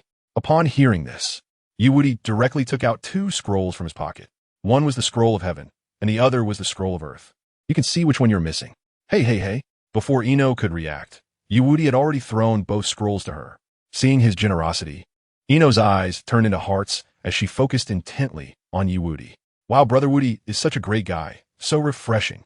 However, Wudi didn't pay much attention to Ino's infatuated gaze. Instead, he looked at the female ninja from the Sound Village in front of him. Friend, your defeat has already been determined. Why not just admit defeat? It will be better for all of us. Admit defeat? Impossible. Whoosh. After hearing Wudi's words, the female ninja from the Sound Village gritted her teeth and accelerated towards them. Although she knew that the man in front of her was extremely powerful, there was no way to retreat at this point. Rather than turning her back to the opponent and being taken out, it was better to fight with all her might for that slim chance of victory. Sigh. I just wanted a little peace and quiet. Why do you have to make things difficult for me? Enough talking, take this. Brother Wudi, let me. Upon hearing that Wudi seemed reluctant to fight, Ino instinctively wanted to step in for him. But the next moment, the female ninja from the Sound Village, who was charging towards them, suddenly lost control and fell down. Ino, Dingji, Shikamaru, Sasuke, the Sound Village trio. Sigh. I told you to walk slower.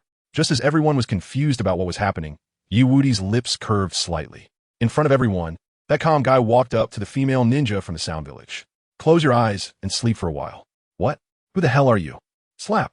Before the female ninja from the Sound Village could react, Wudi knocked her out. After doing this, Wudi turned to look at Sasuke, who was also filled with disbelief. I said, you two? Are you going to make a move or not? If you don't, I might as well take them all out myself. TCH. I have my own plans. I don't need you to arrange anything. After Wudi used a technique that Sasuke couldn't see through, Sasuke, though unhappy, still made his move the next moment. Top. Damn it. Sound Village Ninja. What is that guy doing? Sound Village Squad Leader. I don't know. But it seems he has shifted his anger onto us because of that guy. Oh, sounds like it's them. After hearing the commotion not far away, Wudi seemed to sense something and slapped Sasuke on the head. Weren't you just beaten? Aren't you very unhappy? Come on. Now there are 3 guys from a Sound Village for you to vent your anger on. Ding. Congratulations to the host for receiving 999 points of negative emotion value from Sasuke. Ding. Congratulations to the host for receiving. Vent my anger? The one I want to vent my anger on is not those Sound Village guys, but you bastard. However, remembering that Wudi had not only broken through his chakra fluctuations, but had also stepped into the special Jonin level. He had also learned a forbidden technique, the Flying Thunder God technique. The Flying Thunder God technique. That was the famous forbidden technique of the 4th Hokage, Minato Namikaze. Although he looked down on commoners and thought that only the Uchiha clan were true natural warriors, he still had some respect and fear for Minato, who was renowned in the Third Ninja World War. In short, in a short period of time, he was afraid he would have no chance of defeating Wudi, even though he had already awakened the 3-Tomo Sharingan in one of his eyes. What's wrong? Are you going or not? If not, I'll wake Naruto up and let him go, that idiot. No need, I'll go. Seeing that Wudi was actually going to wake Naruto, Sasuke hurriedly stepped in to stop him, while taking over the fight himself. After all, given Naruto's current condition, if he were forcibly awakened to participate in the battle, the result would definitely be a beating. Of course, he was too worried about Naruto. He was afraid that Naruto would hold him back. Yes, that's why he took the initiative to step in. After thinking this, Sasuke boldly descended from the sky and landed heavily on the ground. As soon as he landed, before the dust had even settled, his commanding voice echoed in the area. Now, I will take over this battle. Nanny? Nanny. After hearing Sasuke's words, Dingji, who was restraining the Sound Village ninja with the human bullet tank, Shikamaru, who was using the shadow imitation technique to limit the strongest member of the Sound Village trio, and Ino, who was being pressed down, all looked towards the area where Sasuke appeared, their eyes filled with various complicated emotions. Wait, since Sasuke has appeared, then that man. Suddenly remembering something, Ino braced herself against the only female ninja in the Sound Village trio and retreated. Then she turned to look at Wudi. Her eyes filled with excitement. Ding! Congratulations to the host for receiving 999 points of negative emotion value from the Sound Village ninja. Ding! Congratulations to the host for receiving. D. Under everyone's gaze, Sasuke, filled with unparalleled rage, directly attacked the Sound Village ninja that Dingji was facing. He couldn't defeat Wudi, but these mere two Sound Village ninjas were nothing. As a proud member of the Uchiha clan, how could he possibly lose? All of you get down. Chapter 246 Wudi. Despaive. No, I need something more. Step aside, it's my turn. Okay, the rest is up to you. After seeing this scene, Dingji didn't hesitate at all and retreated. After all, the one who came was a descendant of the Uchiha clan, and as a member of one of the major families in Konoha, he naturally understood what the three words Uchiha represented in terms of combat power. Moreover, with the other party helping out, he could snack on the side to recover his strength. Isn't that great? Munch the moment he retreated. Dingji wasted no time and took out the cumin-flavored potato chips he had brought with him, although Shikamaru had repeatedly reminded him to conserve food after entering. Controlling one's food intake might be something others could manage with a little willpower, but for their clan, who view fat as a source of power and eating as part of their training, it's simply more unbearable than killing them. Ding! Congratulations to the host for obtaining 999 points of negative emotion value from Sasuke. Ding! Congratulations to the host for obtaining from Sasuke.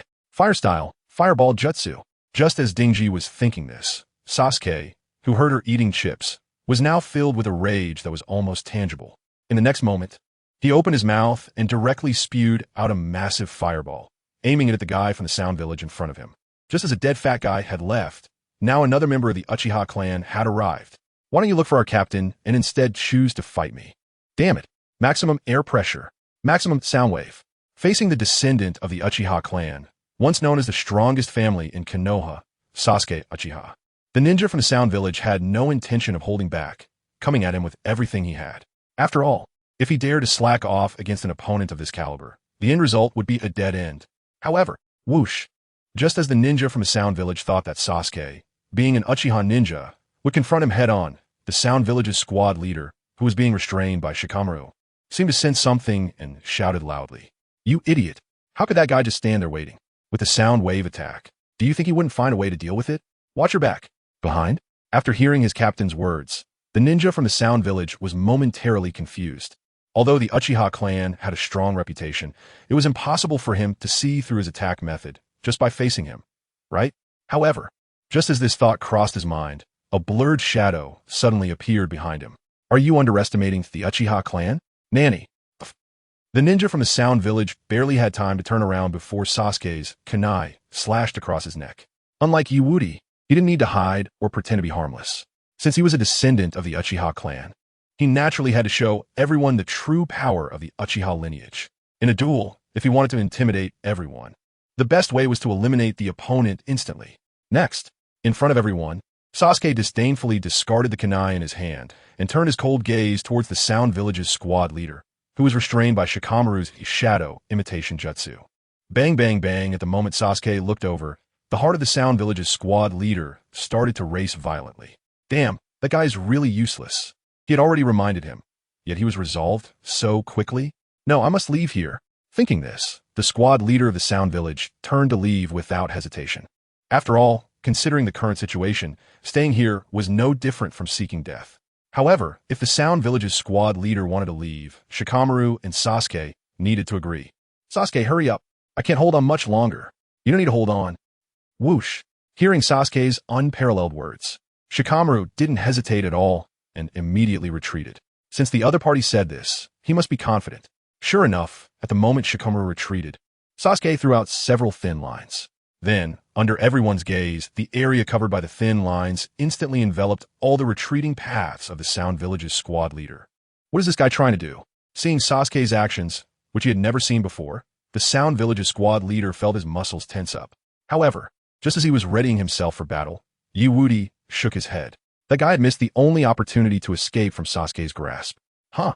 After hearing Wudi's words, Ino and the others furrowed their brows, unsure of what he meant. Especially Shikamaru, who was now deep in thought, trying to discern the deeper meaning behind Sasuke's move. Fire style, Dragon Fire Jutsu. Whoosh boom. Just as everyone was puzzled, Sasuke unleashed a torrent of flames from his mouth.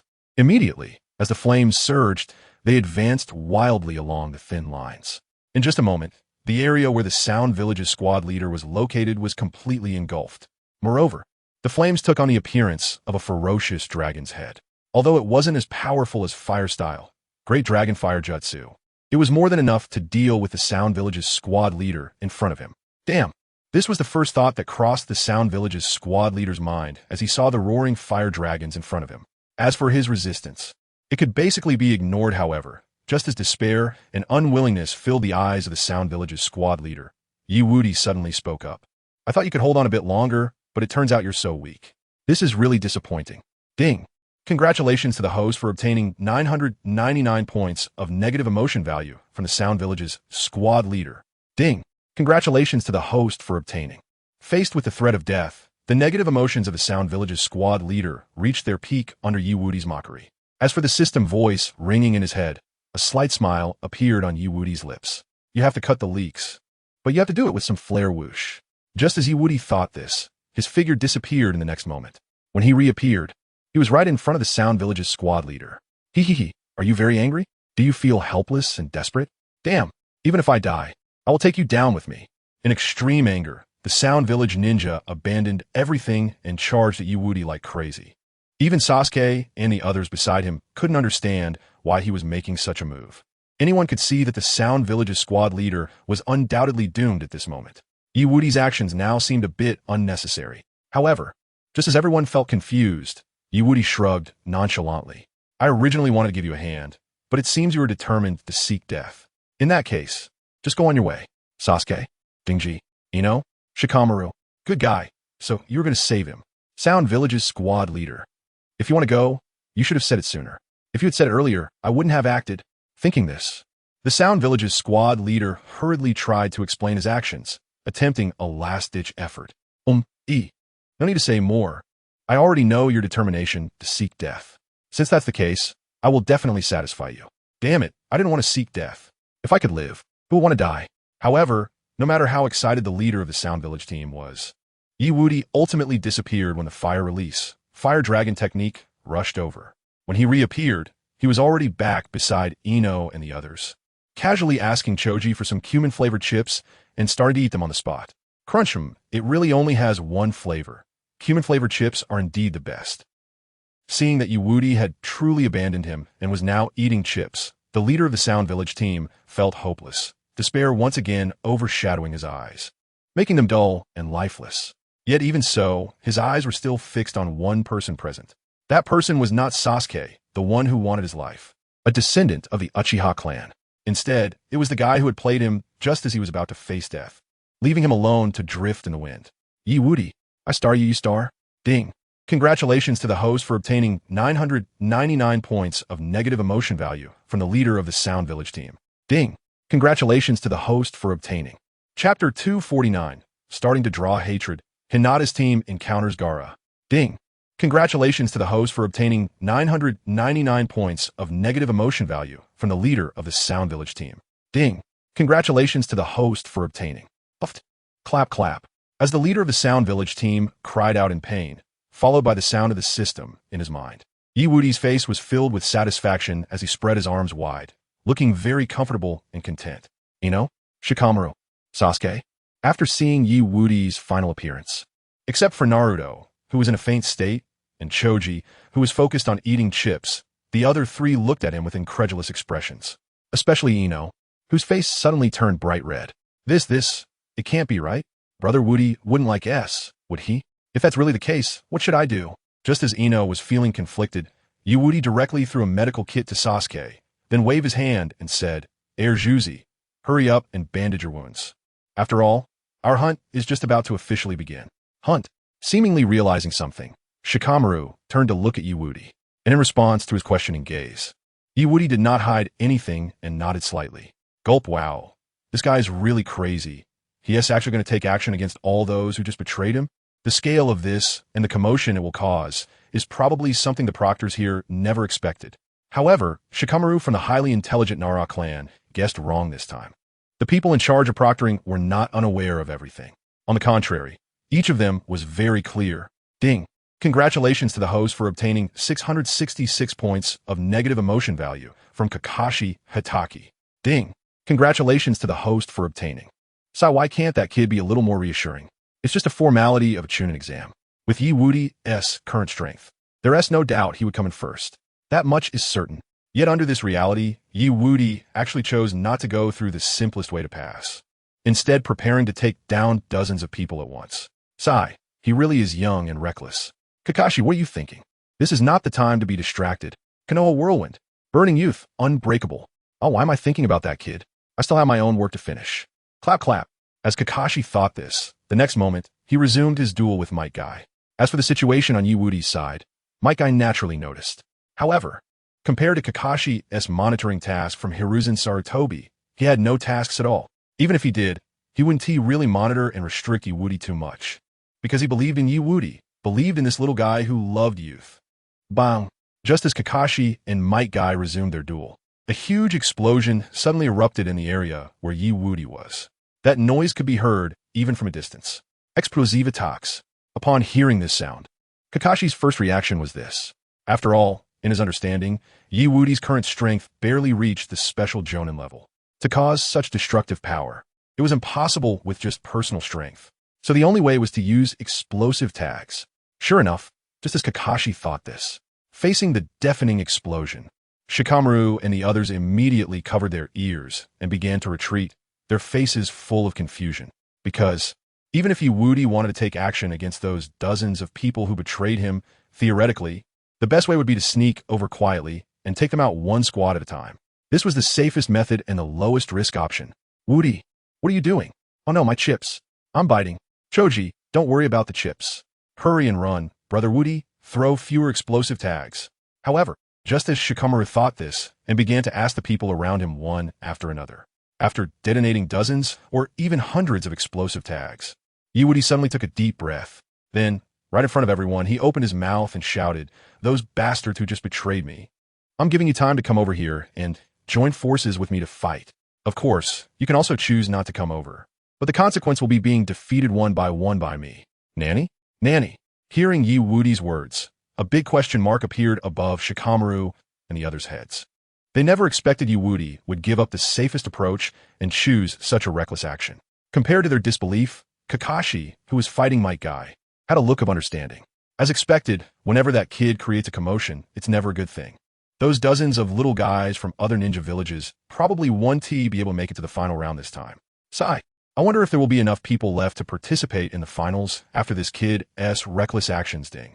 Congratulations to the host for obtaining 999 points of negative emotion value from Kakashi Hitaki. Ding. Congratulations to the host for obtaining. Just as Kakashi thought this, and Wudi began to silently wait in place. On the other side, three figures stepping over the bodies of Mist Village ninjas, surrounded by blood and black needles, also turned to look in Wudi's direction. Gaara, should we go over? Kankuro tentatively asked, his voice trembling slightly. He had originally wanted to stop the others from killing those Mist Village ninjas, but was directly glared at by Gaara. As he put it, "Anyone who stops me must die. Even you. Step, step, step. Don't worry about him. After all, we'll meet in the finals. The main course is best saved for last." Main course. This madman, this demon. At first, he was still unclear about how terrifying Wudi's strength really was. However, after this period of contact, he has completely understood. Guys like Wudi are definitely key cultivation targets of Konoha Village. In short, they must not make any mistakes. But now, that guy Wudi has made it onto Gaara's kill list. This has directly taken the matter out of their control. Gaara, don't mention Kankuro. Even Temari beside him is now tense. She really worries that Gaara will become too chaotic during the finals, even releasing Shikaku just to completely kill Wudi. Although Konoha Village's combat power has greatly diminished after the Nine Tails incident years ago, no one can guarantee how many cards this once great ninja village still holds. Therefore, for their plan to proceed smoothly, Wudi cannot be killed. Just as they were thinking this, Gaara, who was originally moving away, suddenly turned and glanced at a nearby bush. "You three might as well stop hiding." Huh? What? Upon hearing Gaara's words, Kankuro and Temari immediately became alert, thinking that Wudi had come over. But soon, Gaara's next action and words eased their tension again. Boom! In front of everyone's eyes, Gaara directly waved his hand and smashed a nearby large tree. The bushes and rocks on the ground also shattered, exposing the three individuals hiding inside. This is the red team. Hinata, Shino, Kiba. This guy's strength is terrifying. We can't possibly defeat him. Even if we could win, it would be a Pyrrhic victory. Not worth it at all. Let's hurry and leave. Huh? Whoosh. Just as Shino urged the three of them to run quickly, Gaara appeared directly in front of them with terrifying speed, blocking their path. Don't be in a hurry to leave. Help me pass on a message. Pass on a message? Upon hearing this, Shino and the others furrowed their brows, but their wary expressions showed no sign of diminishing. Gaara, however, was still indifferent to their reaction and continued on his own. Go back and tell that guy that, after dealing with those useless ones, if he has any exhaustion, he should recover quickly. I will be waiting for him at the finals, and, at that time, I will kill him in front of everyone at his peak. What? You actually want to make a move against Brother Wudi? Whoosh. Upon hearing Gaara's intention to take action against Wudi, Hinata was the first to object. However, just as Hinata's voice fell, Gaara had already accelerated and rushed in front of her. His speed was astonishing. But just as Gaara was about to make a move, everyone around panicked. For Kankuro and Temari, Hinata is the young lady of the Hyuga clan, someone they cannot touch. For Shino and Kiba, they cannot allow their comrades to die in front of them. Just as everyone was thinking this, the situation that unfolded next was beyond their expectations. Chapter 250, Divine Level Reward, Wudi. Watch me cause a scene. Boom! As Gaara unceremoniously made his move, thick dust and shockwaves began to rage throughout the area. As for Gaara's attack hitting its target, he paused for a moment and then revealed a faint cold smile. Oh, interesting. It seems that before the main course, I will have quite a few nice desserts. After saying this, Gaara slowly retracted his fist wrapped in sand.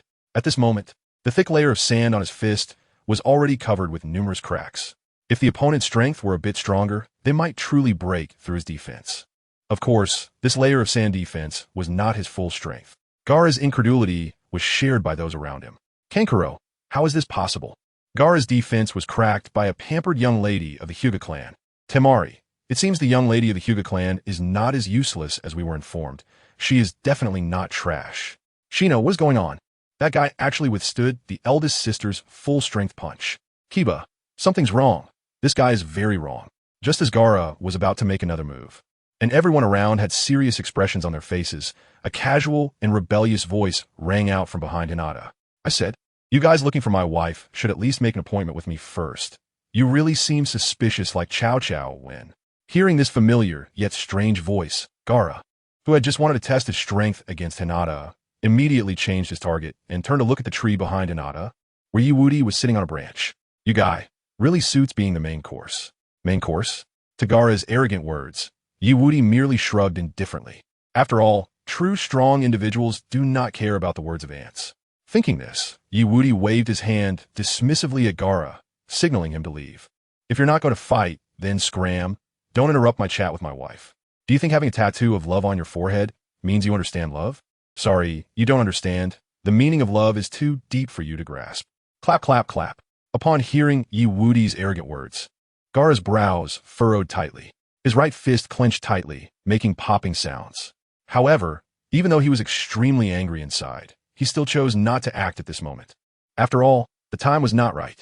After thinking this, Gaara turned around in front of everyone and left with Kankuro and Temari. After the three left, Shino and Kiba both couldn't help but breathe a sigh of relief. Only Hinata, whose eyes were filled with admiration and love, sparkled. The brilliance nearly blinded the nearby Akamaru's eyes. Even Shino and Kiba, after coughing softly, turned and walked in the direction Wudi indicated. Wudi was very pleased with Shino and Kiba's understanding, because next, not only did he want to cozy up with Hinata here, but he also had to conduct 2 lottery draws. That's right, 2 lottery draws. Utilizing the Flying Thunder God technique mark he had left on Hinata, he instantly came over to provide support before. He had already dealt with all the dozens of traitors who had betrayed him, leaving none alive. To maintain his harmless persona, he had merely crippled those guys' tendons and ligaments. As for a few particularly reckless individuals, he deliberately knocked them in front of Sasuke during the battle. He couldn't kill them, but Sasuke, a gathering of hatred, was very suitable for that. Ding! Congratulations to the host for obtaining 999 points of negative emotion value from XXX's Chunin. Ding! Congratulations to the host for obtaining from. Ding. Congratulations to the host for obtaining 2 lottery chances. Currently, the host has 666 points of negative emotion value. May I ask if we will start the lottery immediately? Is there a chance for 2 draws? Wait, this strange yet exciting feeling. Hinata, you? No. Brother Woody, don't move. I can handle this. You've worked so hard to come help. Now it's my turn to help you, MMM. Seeing Hinata, who was pondering how to master the hero's legacy, Woody felt satisfied and gently rubbed her little head. With Hinata being so understanding, he naturally didn't need to think too much now. Just enjoy it. By the way, let's draw a lottery. System, I want to draw. I've drawn twice. After messing around for so long, it's finally time to reap the rewards. I hope I can get the golden legend twice in a row. Just as Woody thought this, the system's voice rang in his mind again. Ding. Congratulations, host. You have obtained a pair of kaleidoscope Sharingan. The left eye of the kaleidoscope Sharingan has the ability of creation. It can fuse various different powers together, unleashing stronger power. The right eye's ability is plunder. It can directly plunder the target's power, with the extent of the plunder depending on the host's own capacity. Ding. Congratulations, host. You have obtained the God-level transformation technique. The God-level transformation technique can disguise itself as anyone, and no one in this world can see through it. Wow. Hearing the system's voice, Woody's eyes lit up. Goodness. He just flew up on the spot. Not only did he obtain 2 kaleidoscope Sharingan, gaining incredibly overpowered abilities, but he also got the God-level transformation technique that the whole world can't see through. In that case, can he pull off some big things? As for who will take the blame in the end, there are so many people who have grievances against Konoha. He could just pick anyone. After thinking of this, Woody directly used chakra to gently send Hinata into a dream while she was busy working hard. Then, after carefully checking the surrounding environment for a moment, he began to bring her back. However, when passing through a certain blind spot, his body transformed directly into another person's appearance. As for Hinata, she was brought back by a shadow clone to meet with the others. This is the breath of freedom. After completely transforming into another person's appearance, Woody raised his hands high and began to greedily breathe in the surrounding air. Having endured for so long, it's time for him to cause a big commotion and collect more negative emotion points. Let's go. With this thought, Woody didn't hesitate at all and immediately turned around, speeding toward the tower in the central area. On the surface, he still looked like an ordinary low-ranking ninja, but once he reached his destination, he could start causing trouble. Central area, top of the tower. Several Chunin from Konoha were currently surrounding Kakashi and Might Guy, patrolling the surrounding area. As for the 2 of them, one was watching a collection of teachers from a certain island living well, while the other was frantically doing squats in place. I said, there's no need to be so nervous. Under normal circumstances, there shouldn't be any issues. Even if Orochimaru really makes a move with our strength, capturing him would be quite easy. That's right. After all, we have the copy ninja Kakashi here. Sigh, being praised by his comrades around him. Kakashi shook his head helplessly, but did not blame them. After all, these guys were Chunin from a time of peace and had not experienced the Third Shinobi World War, let alone come into contact with the legendary Sannin Orochimaru. So it was understandable that they didn't know how terrifying he was. But in the end, the unlucky one would probably be him. After thinking this, Kakashi helplessly shook his head again and prepared to continue reading. However, something's happening. Almost at the same time, Kakashi and Might Guy suddenly looked in the same direction, their expressions becoming serious. Because from that direction, they felt an extremely powerful chakra fluctuation. And it was very familiar. That was the power of the Uchiha clan. That's right, it was the power of the Uchiha clan.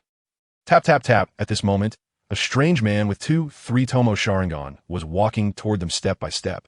Seeing this unfamiliar guy, Might Guy immediately stepped forward with the other Chunin. Who are you? There doesn't seem to be another Uchiha clan member in the village.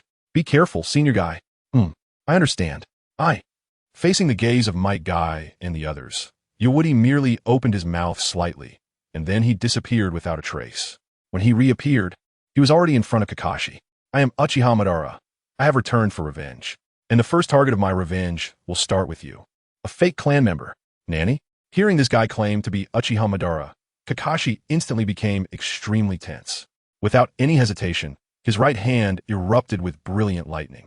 Lightning release, thunderclap, coming in with an S-rank ninjutsu.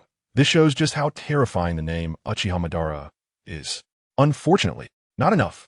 Chapter 251, Suppressing Kakashi and Might Guy. meeting Sarutobi Hiruzen, lightning release. Thunderclap? Just a mere S-rank ninjutsu dares to show off. Watch closely. This is the real thunderclap. Boom! In front of everyone's eyes, Yawudi's right hand erupted with lightning far more terrifying than what Kakashi had in hand. Nanny? Nanny. Ding. Congratulations, host. You have received 999 negative emotion points from Hitaki Kakashi. Ding. Congratulations, host. You have received 999 negative emotion points from my guy. Ding. Congratulations, host. You have received. Seeing this scene before him, everyone present was in shock, because they never expected that this guy claiming to be Uchiha Madara could actually learn Kakashi's unique technique. However, compared to the serious expressions of Might Guy and the others, Kakashi quickly came back to his senses. After all, the reason he was called the copy ninja was because of his kaleidoscope Sharingan. And the person in front of him who claimed to be Uchiha Madara not only had one, but a pair of kaleidoscope Sharingan. Just as Kakashi thought this, Yawudi had already vanished in an instant. When he reappeared, he was already in front of Kakashi. Faced with such terrifying speed, Kakashi showed no hesitation and directly grabbed his lightning release, Thunderclap, to meet him. No matter whether you are the real Uchiha Madara or not, this is Konoha. We absolutely will not allow any intruder to break in. In an instant, two bolts of lightning collided head-on in front of everyone's gaze. The explosive sound of destruction erupted in an instant, dust flying and smoke billowing. Whoosh! But not long after, a shadow was directly sent flying from that area. Blood gushed out all the way, staining the ground beneath. And that person was none other than Konoha's famous copy ninja, Kakashi. What is happening? Kakashi-senpai actually lost under the clash of the ninjutsu he created. If even the senpai can't match Uchiha Madara, then what about us? It's not time to despair yet. Talp. Just as the faces of the surrounding CHNIN darkened due to Kakashi's defeat, Might Guy stepped forward at that moment.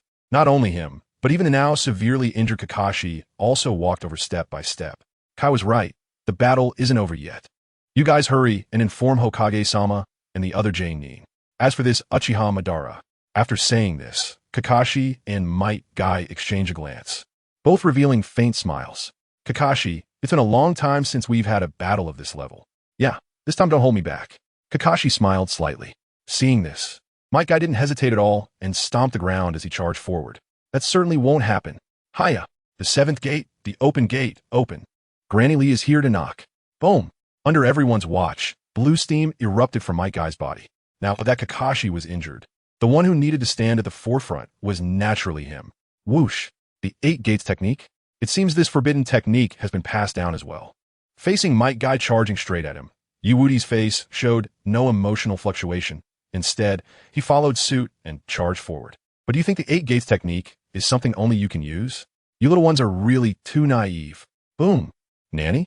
Looking at the terrifying aura suddenly erupting from the man in front of them, Might Guy and Kakashi seemed to realize something. Their eyes showed unprecedented seriousness. The only difference was that Might Guy's eyes contained more madness and joy. For people like them who pursue the ultimate, encountering an evenly matched opponent is a rare honor. Uchiha Madara, although we are in different camps, our burning passion for youth is the same. Prelude to youth. Boom! In the next moment, a massive explosion resonated in the air. Blood burst forth from within. Seeing this scene, Kakashi, sensing something, wasted no time and dashed forward. Bang, bang, bang. Kakashi immediately unleashed lightning release.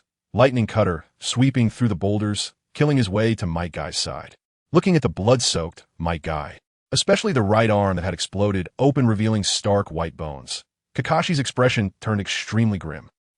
Cough, I'm not dead yet. For Kakashi's concern, Might Guy merely waved his hand dismissively. Then he released the chakra within him to protect his injured arm. The enemy hasn't retreated, so he naturally couldn't rest. Seeing Might Guy's determination at this moment, Kakashi's heart trembled, and his face revealed a similar expression. However, just as they were gazing at each other, Yawudi stepped out of the dust, slowly moving forward. He then slightly flexed his somewhat sore right hand, revealing a faint smile. Among the taijutsu ninjas I've fought, you could say you're quite good. If you were willing to give it all up to open the 8th gate, you might bring me some fun, but in your current state, you're still too weak to dance with me. You bastard.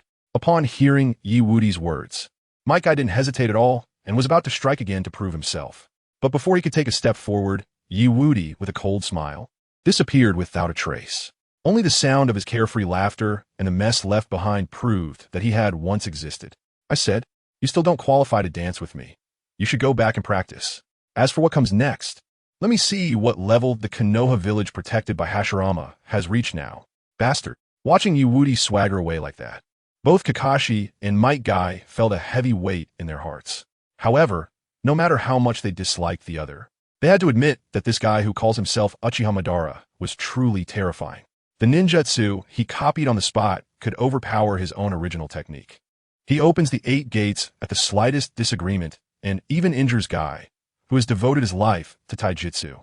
If such a terrifying enemy truly came with malicious intent, then the safety of the village and Hokage-sama would be in real danger. Ding! Congratulations to the host for receiving negative emotional points from Kakashi Hitaki. 999 points. Ding! Congratulations to the host for receiving negative emotional points from Might Guy. 999 points. Bang, bang, bang. While Kakashi and Might Guy were thinking this, the few nin who had just left this place were now reporting the specific situation to Sarutobi Hiruzen.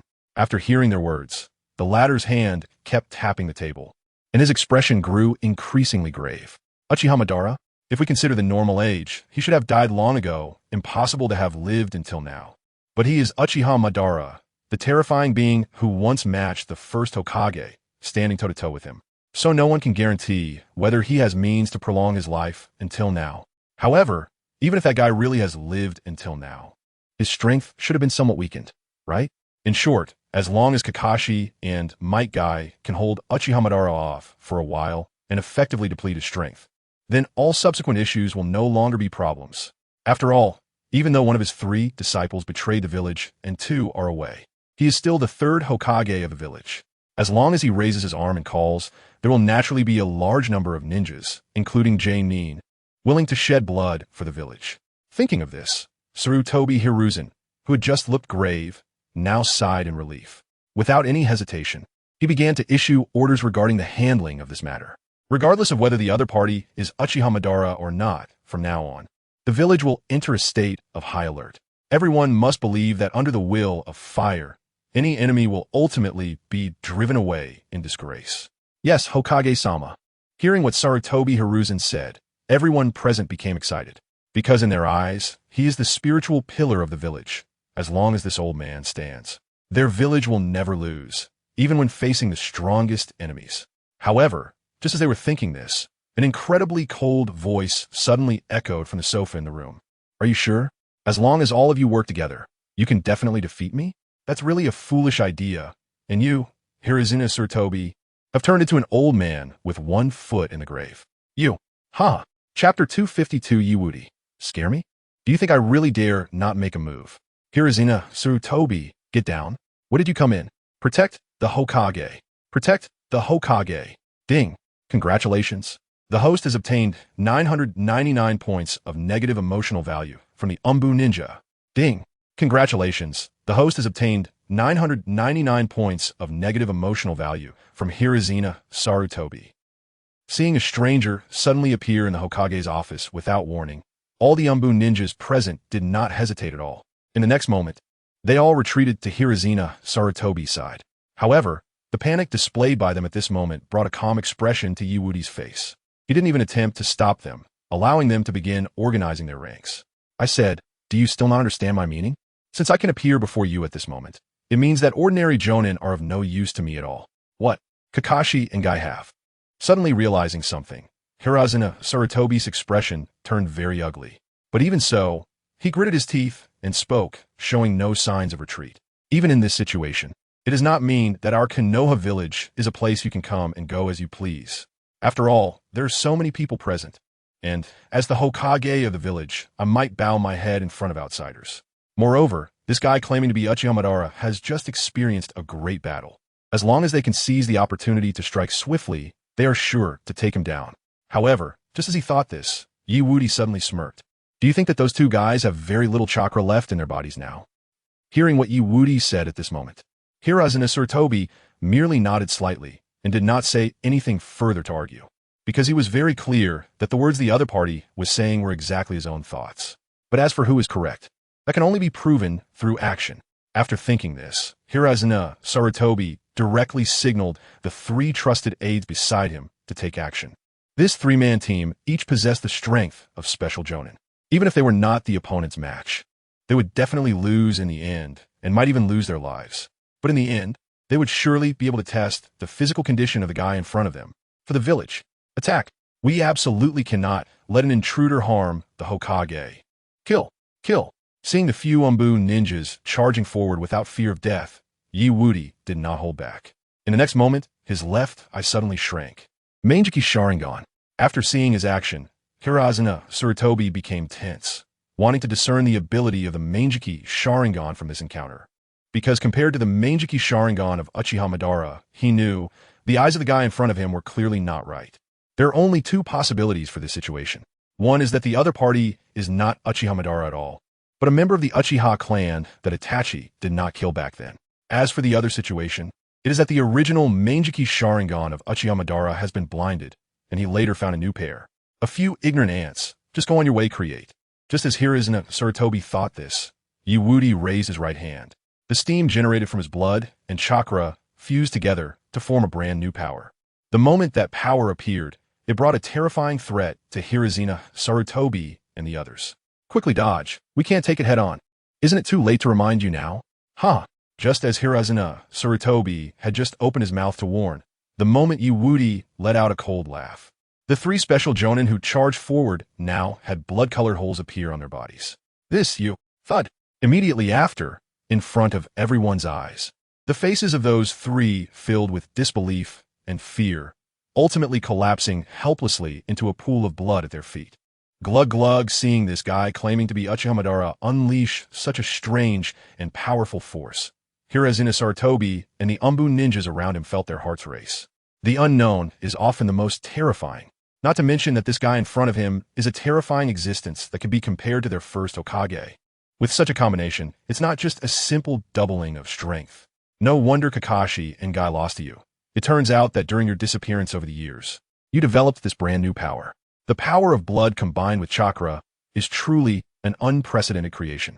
For Hirazuna Sarutobi to figure out the formation of his attack with just a glance, Wudi felt no surprise in his heart, because he had not concealed anything during the actual combat just now. After all, he came here today to kill and frantically collect negative emotions. Having suppressed his power for so long, it was finally time to release it. Even if you know, so what? You cannot achieve this step. As Wudi spoke, he slowly stood up from the sofa. I said, the reason I came back is to let Konoha feel real fear. I want to prove to everyone that Hashirama's idea was wrong. The love that inherits the will of fire cannot protect everything. Only hatred can endure forever. After saying this, Wudi's right eye suddenly shrank at this moment. Not only that, a terrifying force began to violently surge from his body. Upon sensing his current state, Hirazuna Sarutobi seemed to realize something. Without any hesitation, in the next moment, he turned and led his men to leave. This feeling is, Susanoo, everyone quickly leave the office, hurry, rumble. Just as Hirazuna Sarutobi's roar rang out, an unprecedented terrifying chakra wave erupted from Wudi's body. He originally had the bloodlines of the 4 great clans and had always suppressed himself, never unleashing his full power. So even Wudi himself did not know to what extent his strength had reached. In short, he had not yet reached the level of flattening the entire ninja world. But that was just in the past. Now he seems to be able to try using his full power. Susanoo, rumble. As the unparalleled, terrifying chakra erupted from him, a blue-purple grotesque giant appeared in the area where the Hokage building was located. To be precise, this giant burst the entire Hokage building from the inside out. And in the next moment after this giant appeared, the armor of the Tengu was also draped over him. As for Wudi himself, he was now inside the crystal on the forehead of the giant. This is Susanoo, the power that the Uchiha clan calls godlike, right? Indeed, it is extremely powerful. Next, let me test out properly. Can I single-handedly destroy half of Konoha village? That's right, just half. As for the other half, Wudi naturally won't attack. After all, that is his wife, Ichiraka Ramen, and the area where the Hyuga clan is located. Negative emotion points should indeed be collected diligently, but his wife and his brothers and friends cannot be harmed. However, even though Wudi thinks this way in his heart, everyone in the industrial village can see him now. The fear and resentment in their hearts are mercilessly sent over at this moment. Ding! Congratulations, host. You have received 999 points of negative emotion value from the Anbu Ninja. Ding! Congratulations, host. You have received 999 points of negative emotion value from the Root Ninja. Ding! Congratulations, host. You have received 999 points of negative emotion value from the Elder Council. Ding! Congratulations, host. You have received. Feeling the greetings from the entire Konoha village, Wudi comfortably opens his arms. The Susanoo he controls also follows his movements, spreading its armored arms. Oh, foolish Konoha village. You think you are basking in the will of fire, but you are unaware of how foolish the will of fire truly is. Today, let me, Uchiyamadara, personally act and wake you from your muddled state. As soon as Wudi's voice falls, Susanoo draws out two enormous swords from its waist. Immediately, in the terrified eyes of countless people in Konoha village, Wudi directly controls Susanoo to swing these two swords. Seeing this scene, Sarutobi Hiruzen panics and shouts loudly. You bastard! Not only are you attacking our village, but you also dare to insult the will of fire that has been passed down to this day. No matter who you really are, you must leave your life here today. Leave me? Oh, you want to keep me? Then why do you keep retreating? It's obvious that Sarutobi Hiruzen is scared. However, even if he is afraid, Wudi still controls the two swords and strikes at them. Since he has already made a move, these guys in front of him must either die or be seriously injured, because that way, the benefits he can gain from the shortage of talents afterward will only increase. Introduction. Hinata, Brother Wudi. Is this how you grasp the future in this hero's tale? Wudi, Hinata, you are too much. Naruto, boss, the content of that collection is simply amazing. My ninjutsu, the harem technique, is complete. Wudi, are you happy? If you're happy, then go steal the sealing book.